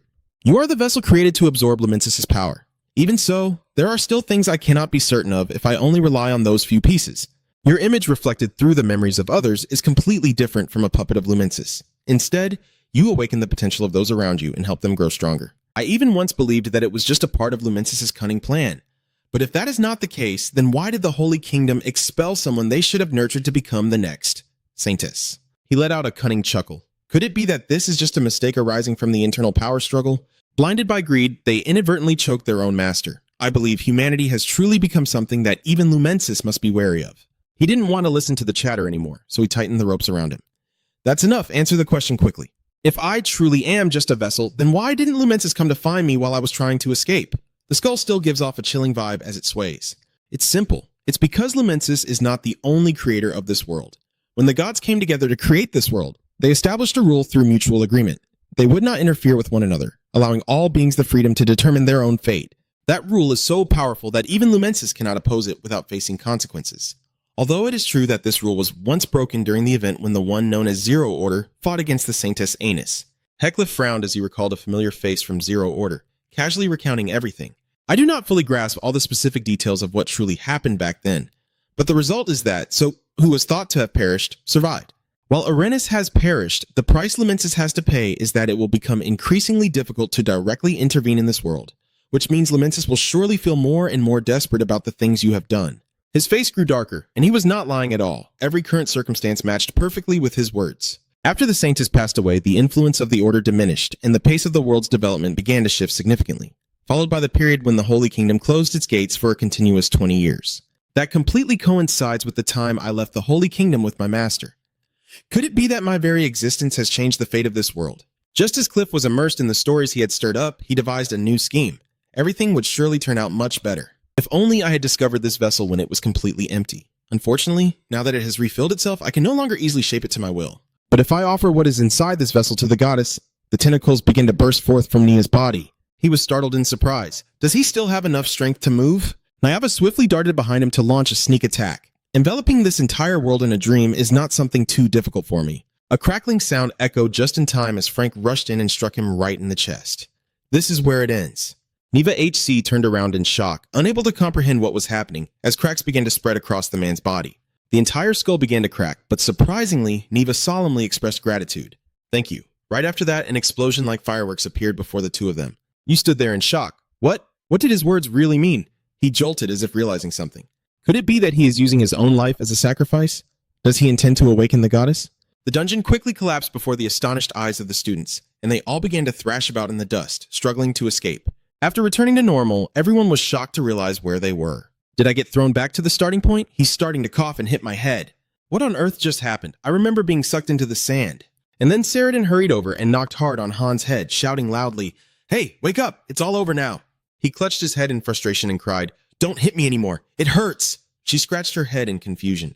"Are you okay? Shouldn't everything be over by now? You look like you're about to throw up." But the joy was short-lived when suddenly, from the quicksand, black bubbles emerged and a towering monument stood upright. A giant arm emerged, capable of overpowering all the people present, and everyone's face turned dark with fear. What the hell is that thing? Is it a monster? No. After a while of transforming, a guest suddenly arose among the crowd of gods, as a cold, dark face glanced at the people. Upon seeing her figure, HCF's expression darkened, unable to maintain his composure.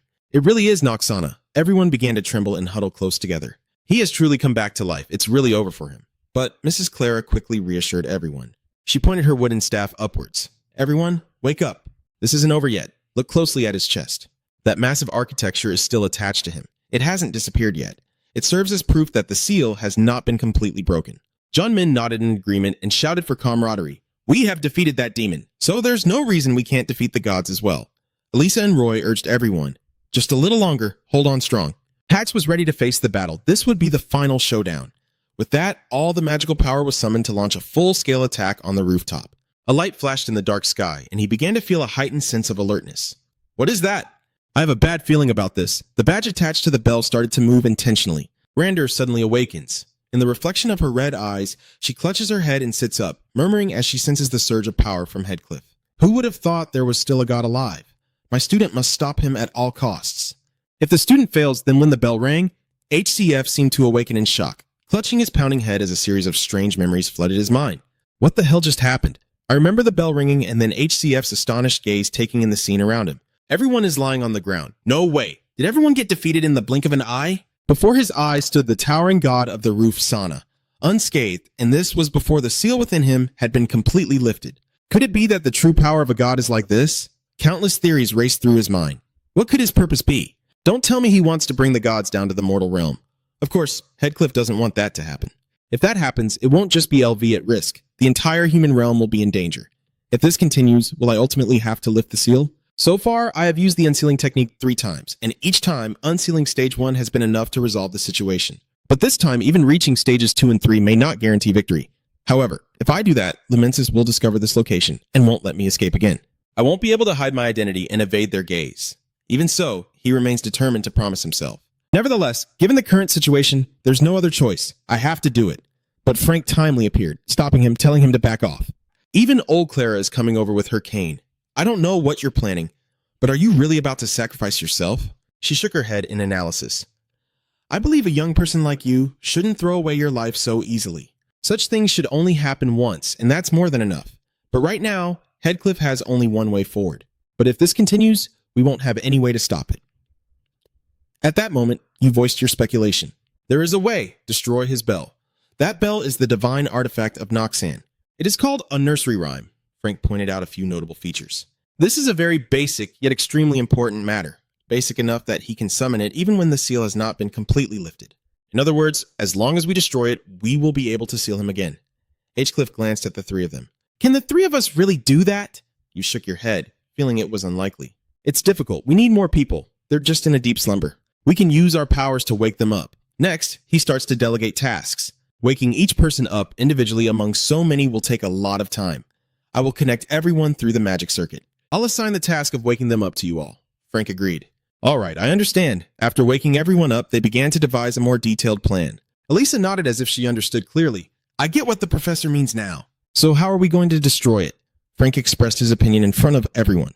The roof will definitely do everything to protect his bell, so attacking it in midair won't be easy at all. You also drew out the shiny blade carefully hidden in its sheath. The only option is to close the distance to the bell and destroy it with the strange sword that defeated the apostle, Roy wondered while glancing over. If that's the case, closing the distance will be our top priority. How can we approach it? If he blocks the way with everything he has, as you said, then flying up individually will only get us killed one by one. Hot air balloons. Let's all move by hot air balloons. This idea is so bold that even he is astonished. A hot air balloon? She nodded eagerly as she explained. That's right. In the realm of dreams, we can imagine something in our minds and bring it to life, can't we? Frank also found this idea quite interesting. A hot air balloon isn't a bad option, but something of that size won't be able to take shape properly if you don't fully understand its entire design structure. Remembering Professor Brino, Marilda quickly perked up. Surely Professor Brino, who once created a golem in an instant, can do that, right? You often look at the design of the airship in your spare time, don't you? He was a bit startled and awkwardly explained. That's true, but I still don't remember everything, so the completion of that structure might... Sheridan heard someone responding and rushed over to volunteer his help. Then we will fix it as we go. With my help, I believe we can make it work. He frowned, vaguely recognizing someone familiar. If he recalled correctly, that kid was the one from the Magic Festival, right? But if something happens, she quickly brushed that thought aside. Come on, just sitting here doing nothing will get us all killed. What is there left to debate? If not now, when will I ever get the chance to create what I've always dreamed of? Brino's gaze was also moved by Sheridan, and finally, he stopped his criticism and cheered with joy. All right, let's get started. Some others are also beginning to disguise themselves with masks. Pantos approached and asked a few questions. Is something wrong? You don't look as sharp as usual, Alex scoffed, mocking himself. Even with the mask on, you still recognize me? Truly, I can't fool you at all. He recounts his experience. Since the moment I lost consciousness, I've been haunted by a nightmare that constantly brings back painful memories. To be honest, it makes me extremely angry. Just because he thinks he's a god, does he believe he can toy with other people's memories at will?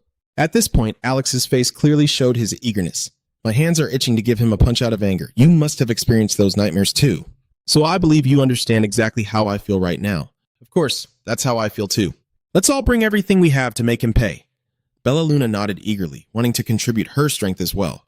On this side, Afa stood alone, feeling his own pain. Everyone was very angry. Could it be that his feeling right now was also one of rage? But what I saw could not be called a nightmare, he murmured, recalling the recent memories, as if witnessing someone else's memories unfolding right before his eyes.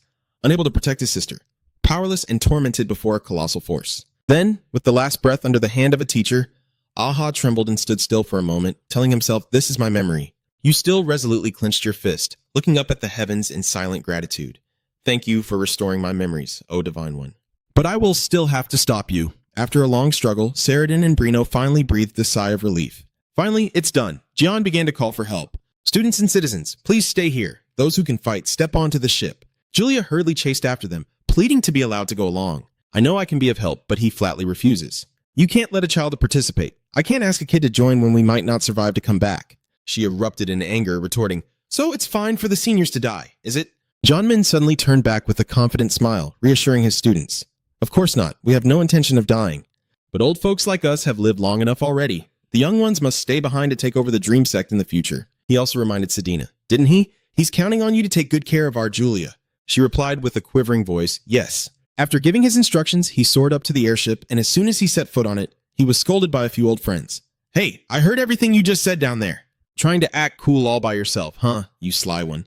The sly one turned around to deflect. You all go report to the leader already. After completing all the tasks, everyone shouted loudly as they saw HCF slowly move to the front. Leader, everyone is already on board. Ms. Clara tapped her staff on the floor to signal. All right, let's set off and head into our final battle. While Noxan was channeling her power, a scream was heard. Noxana was trying to destroy her pillar. Frank raised his hand decisively and commanded, "Open fire now." As soon as he finished speaking, countless spells shot out from the vehicle, and she did not react, allowing them to fly towards her and explode right in her face. On this side, someone anxiously asked, "Did it succeed?" As the thick cloud of dust dissipated, Noxan's fierce expression remained fixed ahead, accompanied by a sigh of frustration. Damn it, it had no effect.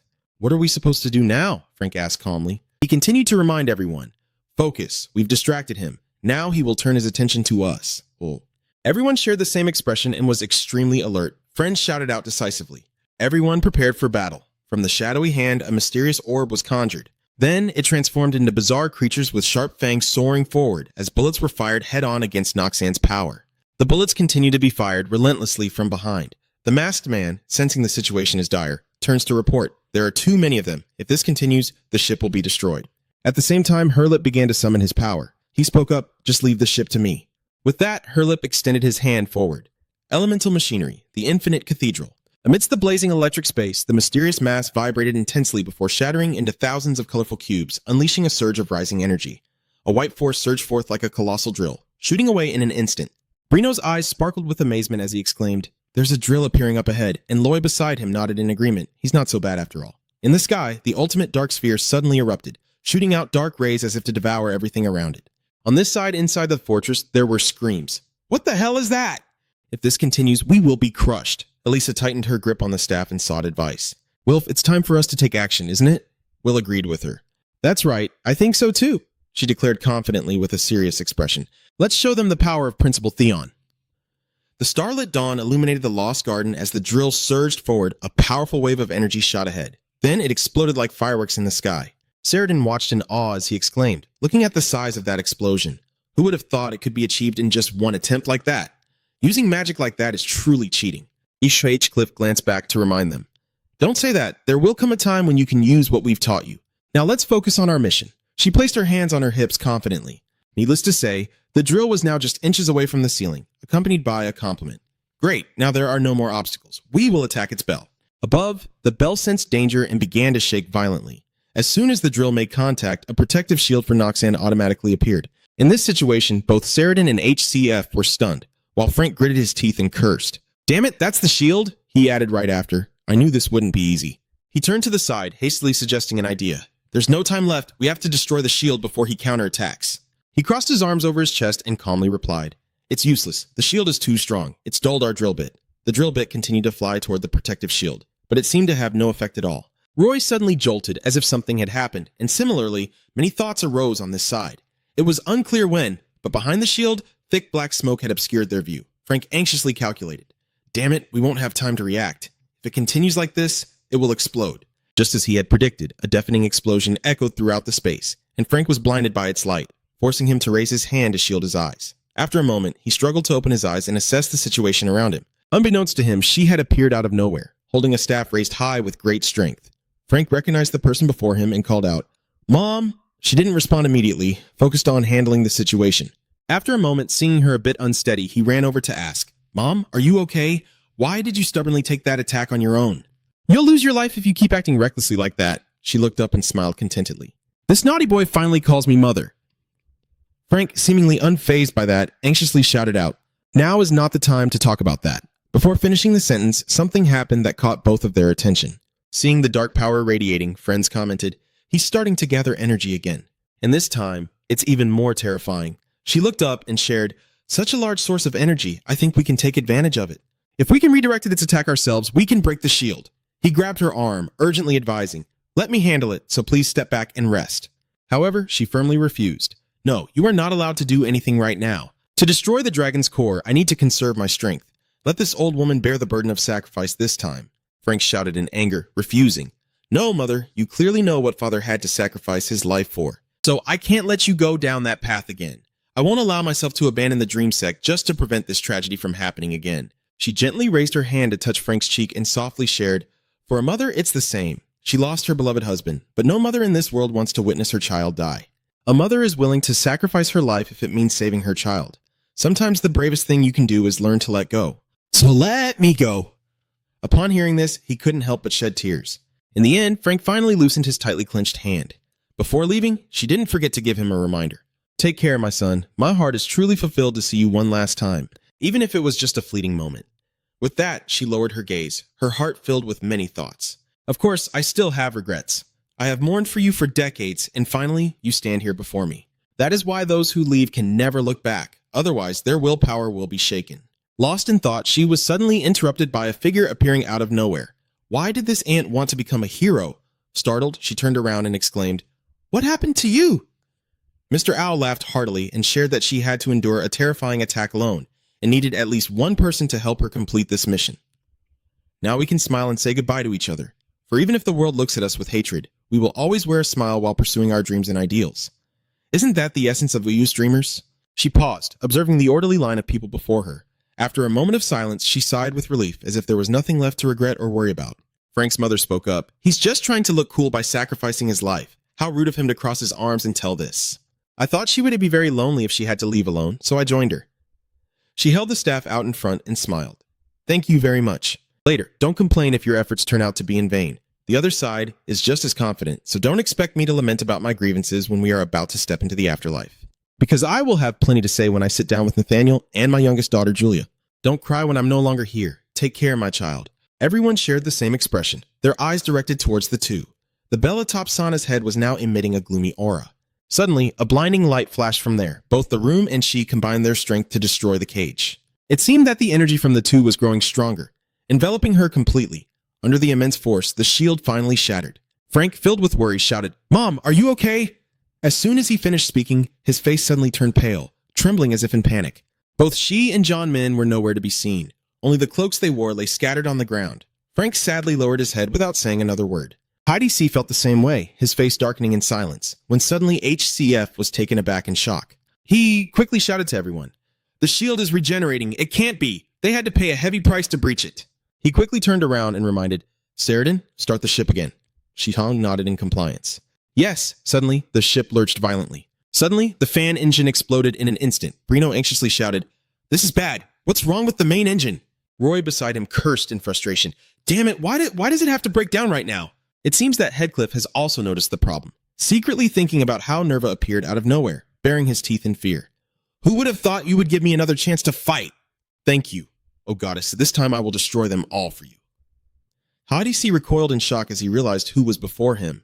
"Nia, you stubborn bastard." He confidently flapped his wings and gave the command. "Now, my children, rise up and destroy that ship." With those words, the monstrous creature surged forward, tearing into the vessel. Elisa nearly lost her footing from the violent shaking, her eyes darting around in confusion as she assessed the situation. Selena was equally worried. She thought to herself that if this continued, they would be crushed without being able to do anything. We will lose the perfect opportunity that everyone sacrificed their lives for. Suddenly, Esmeralda appeared, placing a hand on Selena's shoulder and saying, "Isn't this something that concerns you as well? You have seen everything clearly through the nightmare that Nagna showed you, haven't you? That she is merely an artificial spirit created by the true master of that body. Moreover, all her memories before arriving in Soren are nothing but fabricated illusions. She is not another personality of someone else. From the very beginning, she has been a completely different entity. Even if she ignores them now, I can still find a way to save her. Even so, does she still want to stand by them?" Upon hearing this, Selena's mind wavered slightly. "You are right, just as Esmeralda said. All my memories may just be fabricated, but the memories I have created since arriving in Soren, can you really consider them false? Not at all. They are all memories that belong to me." She turned around, seriously sharing, "So even if my very existence is a fabrication, the fact that I am here is undeniable. Therefore, I ask you, please lend me your strength so I can stand by everyone." Esmeralda understood she couldn't stop her and simply lowered her eyes with a faint smile. "Very well, if that is what you desire." Suddenly, a surge of power enveloped Selena's entire body, leaving Viorano slightly stunned by the situation as she gaped in astonishment. No way! Professor Selena had to endure so much hardship just to achieve that. The red pupils suddenly widened. Is Viorano recognizing the spirit fusion? From the confident aura, Esmeralda stepped forward. Heidek was stunned and recognized that appearance as Esmeralda. Ignoring the surprised gazes of everyone, UA extended her hand forward to channel her spiritual energy, and then, under its power, everything before her exploded. Naya gritted her teeth in anger. How could this even be happening? The shield created by the goddess herself made one man excitedly exclaim, "Awesome! A hole this big is enough for the ship to pass through." Selena reminded him not to celebrate too soon, as she needed much more power to maintain its size, not to mention that the shield was still continuously regenerating. Everyone turned their gaze towards the shield, which indeed repaired itself no matter how much it was destroyed. Seeing the situation was dire, Elisa reminded, Professor Liu, please go inside first. Hadley Trantrue asked, but what about the principal and the others? She seriously shared that none of us will be able to enter at the same time. If we recklessly disperse our forces right now, casualties will undoubtedly rise even higher. Esmeralda turned back to give her opinion. We will stay with everyone and try to hold out as long as possible. Please, Professor, destroy that bell while we try to hold this place. Roy adjusted his glasses and continued in a deep voice. No matter how great the difficulties, the professor always faced them with courage and overcame them spectacularly. Surely no one would say that the professor can't do this right now, right? Frank didn't hesitate to volunteer immediately. I will go too. I absolutely will not let my mother's sacrifice be in vain. Heckcliff seriously looked around at everyone before decisively making his decision. I understand everyone. Please take care of yourselves. Everyone turned their gaze towards Heckcliff, waiting for his next move. As Wens finished speaking, he quickly accelerated, sprinting towards the gap in the protective shield. Nerva closed in from behind and roared, Do you think I will let you get away? However, a decisive slash flew in, blocking his movement. Below, everyone shouted in unison. How bold of you to come at just the right time. I will avenge my teammates who died at your hands. Nerva's pupils gleamed brightly as he laughed confidently. Just now you didn't dare to utter a word, did you? Let me show you that even in this situation, I can still chop all of you into 100 pieces. Taking advantage of the fact that he hadn't caught up yet, HCF quickly jumped through the gap, followed closely by Frank and many other teammates.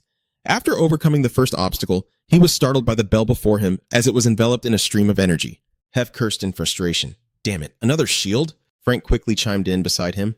It's still not completely finished. If we leave now, you'll just interrupt. No need, save your strength. It's Saradin's turn now. Hearing her name, she eagerly wants to charge forward. All right, I've been waiting for this moment, Frank frowned and asked. Are you really going to entrust everything to that girl? The opponent replied immediately. Just wait and see. You know, our leader has never made empty promises. Saradin confidently reached out and shouted to open fire. As soon as he finished speaking, a massive black object swiftly charged towards the bell, bringing back some old memories. Had looked at her and asked, Saradan, I know you're very busy, but do you have a moment? Saradan turned to him, puzzled. Is something wrong? He hesitated to ask. Could it be that she had heard about nuclear fission before? From the peak of the roof, a stream of white air emitted a blinding light that exploded and soared high into the sky.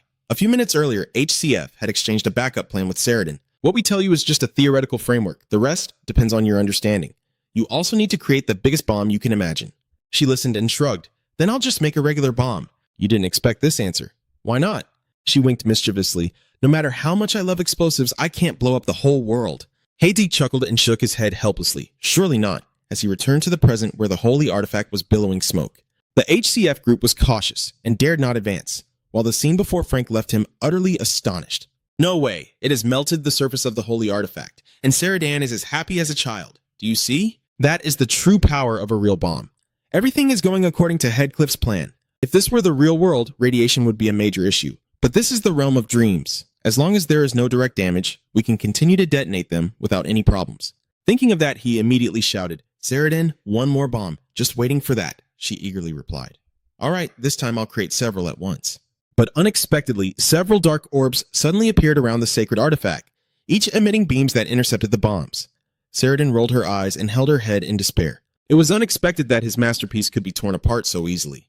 HCF's eyebrows immediately furrowed tightly. It seems she doesn't want to endure any more attacks. Aha has noticed something, but the flow of energy from the shield has been disrupted. It can't maintain its defense while busy intercepting, Violetta quickly added. So that means the best defense is to attack. Frank's expression carried an unwavering determination. We don't need to completely destroy the bell. The most important part is its core. Everything will end if we destroy it. Hex silently agrees and begins to devise the next plan. That means we have to reach that bell. At all costs, we must. Before finishing the sentence, Bilal Luna suddenly threw a bunch of glass vials. Everyone take this. It's a special potion I've concocted here. This potion usually has very serious side effects, but there's nothing to worry about here, so please drink it. Holding the vial of medicine in hand, his attitude was resolute. If they couldn't stop it here, everything would come to an end. We have no choice but to use every possible method. I will issue simple instructions. First, Saradan, keep throwing explosives to break the shield. She is excited as if she's at a party. All right, leave it to me. HCF's voice rang out clearly and decisively. Violetta, after lifting us up, protect Saradan. Violetta pulls out her magic umbrella. Understood, Master. The others will naturally have their share as well. The remaining ones should do their best on the front lines. Han, get ready in case things take a turn for the worse. He clung to Aha like an octopus. Got it, boss. That's what I said. HCF's gaze turned once more to the sacred artifact. Now, it's time to set off. In the next moment, Violetta swung her magic umbrella forward. I will push everyone at maximum speed. Everyone charged forward without hesitation. Saradin quickly launched several large bombs. All right, let's stop it again. The magic orbs reappeared, and they destroyed the bombs as expected. Moments later, the magical sphere began to show signs of weakening. Seeing the opportunity, HCF immediately gave the order. It's your turn now, Alex Pantos. Both of them spoke in unison. Just leave it to us. They flew in to forcefully deflect the incoming magical energy. Hadcliffe was just getting ready to enter the arena. That nuclear bomb had only melted the surface, so instead of half-hearted attacks, what we needed was a single decisive blow. At that moment, a particularly loud sound echoed. Nocna, who had been motionless, suddenly reached out, and Frank's expression briefly tightened. Damn it, she's about to ring the bell herself. If we don't stop her, we're done for. Seeing this, Hinchcliffe had no choice but to launch a desperate attack. I have no other choice. But before I could do anything, Han suddenly called out to him. Brother, wait, let me stop her. Hearing that, HCF couldn't help but be astonished. What? Even with you, she's already too strong. Still, his attitude remained very resolute. I understand why he is worried, but please let me do this. I will stop her. You no longer interfere, but instead give the opponent a look of complete trust. All right. Hinchcliffe reached out and cast a spell. I leave it to you. In the next moment, Han vanished right before everyone's eyes. He reappeared under Noxan's hand. Ha shut his eyes tightly, clutching the front of his shirt. This damn monster keeps tormenting me. If you want to go insane like this, then when you regain your senses and see only madness in your eyes, just go ahead and lose your mind. The next moment, Han transforms into a werewolf, roaring as he charges to push Noxan back. But unfortunately, Han alone is not strong enough. Seeing this, Hinchcliffe intends to step in and help. Maybe it's too much for him. He can't do it. I should... But his movement suddenly halted as HCF noticed that Han's appearance had changed, the power of the spirit beast, and he could only see him gathering energy and launching a burst of magic rays towards Noxan, leaving Frank both delighted and astonished. He has pushed her back. What the hell is that? The time has come. Hinchcliffe immediately began to chant a spell. Well done. Leave the next step to me. As soon as the words ended, 4 heavenly figures appeared, and he forcefully waved his hand towards the ceiling. You won't be able to withstand this so easily. The next moment, the figures transformed into 4 golden dragons charging towards the sacred artifact, and with a loud bang, hundreds of fragments flew out from the impact. Frank was nearly blown away by the aftershock of the explosion. He opened his eyes and quickly realized that the previous attack had been very effective. The shell had been shattered, and the core was now exposed. Hkila reacted swiftly, reaching out to him and grasping his hand immediately. Frank quickly regained his composure and charged forward. The moment their hands touched, they had been transported closer to the core. HCF's voice rang out, reaching out toward him. Finish it off, Frank said as he immediately raised his sword high. Everything is over, Noxana. But before anything could happen, both their bodies seemed to turn to stone. HCF's eyes showed a glimmer of shock. I can't move under this pressure. Looking down, Noxana's sinister face looms terrifyingly large. Frank's movements became more frantic, but it was in vain. He couldn't move at all. His hand trembled, causing the blade of the divine to slip from his grasp. Meanwhile, HCF had successfully broken the seal with great effort. He seized the sword and dashed forward, but halfway there he was blocked by a swarm of magical orbs. Nonetheless, HCLF still shouted desperately, "It's useless. Even if you put all your strength into stopping me, as long as I can see the light at the end of the tunnel, I will not give up." But HCF's movement suddenly halted. Wait, what? What is this strange feeling? If it had attacked us with full force from the beginning, we would all be dead by now. No, to be honest, she could have eliminated us right from the start without giving us any chance to resist. So why didn't she do that? Is it just the arrogance of a supreme being? If not for that reason, then thinking about it, HCF's expression suddenly lost its initial resolve. He closed his eyes, seemingly choosing to let go. The blade of the order also fell freely. Frank was stunned by Headcliffe's action. What? What are you doing? But he didn't bother to care and just raised his voice. Dear goddess, let us talk. In Noxan's eyes, the resilient figure of HCF is reflected. A moment later, a blinding beam of light appeared before him. A gentle voice resonated in the air. Very well, my child, so you wish to speak with me. The true Noxan has appeared. What urgent matter compels you to summon me? Over here, everyone on the warship is confused about what's happening. What? Her creations have stopped attacking. What is happening? Suddenly, Esmeralda exclaimed in horror. Everyone, look over there. What on earth is happening? Over here, Naiva is surrounded and in a panic. Goddess, what are you thinking? Destroy those bastards. Hinchcliffe stared straight at the roof without flinching. I have a small request. Dear goddess, could you please put an end to this? Her gentle voice carried a hint of doubt. Are you asking me to free you from your dreams? I don't understand. If in the dream realm you can achieve eternal happiness and salvation, isn't that what your children desire the most? Hinchcliffe said nothing, only observing quietly. At that moment, the confusion in his heart began to clear. So that's it. This goddess does not see us as enemies. The emotion I feel from Noxon is the love of a mother for her children. That is why she has allowed us to survive until now, but her love has become distorted. Anyway, I need to make the most of this opportunity. With that thought, HCF spoke firmly. A utopian world created by Bonfat is not true happiness. Happiness that isn't earned for oneself is no different from the life of a pig being fattened for slaughter. Its expression carries a hint of sadness. So that's why all of you are against me? But do you really believe that all of humanity agrees with that? Only a very small minority has the ability to succeed. So do you agree that most people would just want everyone to be happy? 8cliff does not back down and questions in return. Perhaps so, but does that happiness hold any value? Yet Nokana still clings to the hope of mending everything. I fear that one day it will become meaningless. That is something even I, the goddess of dreams, cannot guarantee. You can live without those wounds. I will help you heal all your past failures, wounds, and pain. In response to this embrace, HCF's expression remained unwavering, devoid of any deceit. This goddess truly feels compassion and wants to help me, which is why I am hesitating. If I give up, I might regret this moment in the future.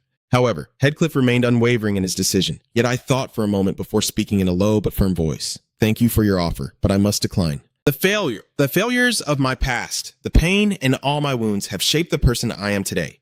Even if you could erase us in an instant, we will never stop fighting to protect our true selves. Hearing this, Noxon slowly let go and stepped back. I understood. In HCF's heart, calculations continued. Even if her feelings were genuine, she would not stop. Just as she had never ceased her attempts to break the seal. I knew it, I had to seal her away. But the scene before HCF left her stunned, as she saw Noxan retract everything, transforming it into a glowing orb in her hand. In the next moment, Noxon's giant puppet body suddenly melted away, turning into a massive dark sphere. Everyone was momentarily unable to process this, as the goddess had already fallen asleep. So that meant they immediately shouted at the top of their lungs, "We won! We won!" Only Nveye is the one suffering here. Goddess, why? Victory is right in front of us. Why are you giving up? Unwilling to accept it, he dashed away in front of everyone. He was fleeing, and even though things were looking up, HCF couldn't shake off his doubts.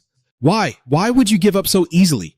Didn't you want to reclaim the world from Luminous? Its voice remained gentle as ever. Indeed, it was a strange question. You, who are in a deep slumber, are all my children, and that world does not belong to Lumensis or me, but to all of you, who are living fiercely.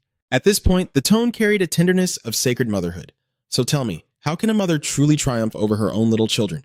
These words only fueled Frank's anger even more as he remembered his loved ones who had perished in this battle. If everything has ended like this, if you intend to give up like this, Frank's voice nearly broke with emotion, then why?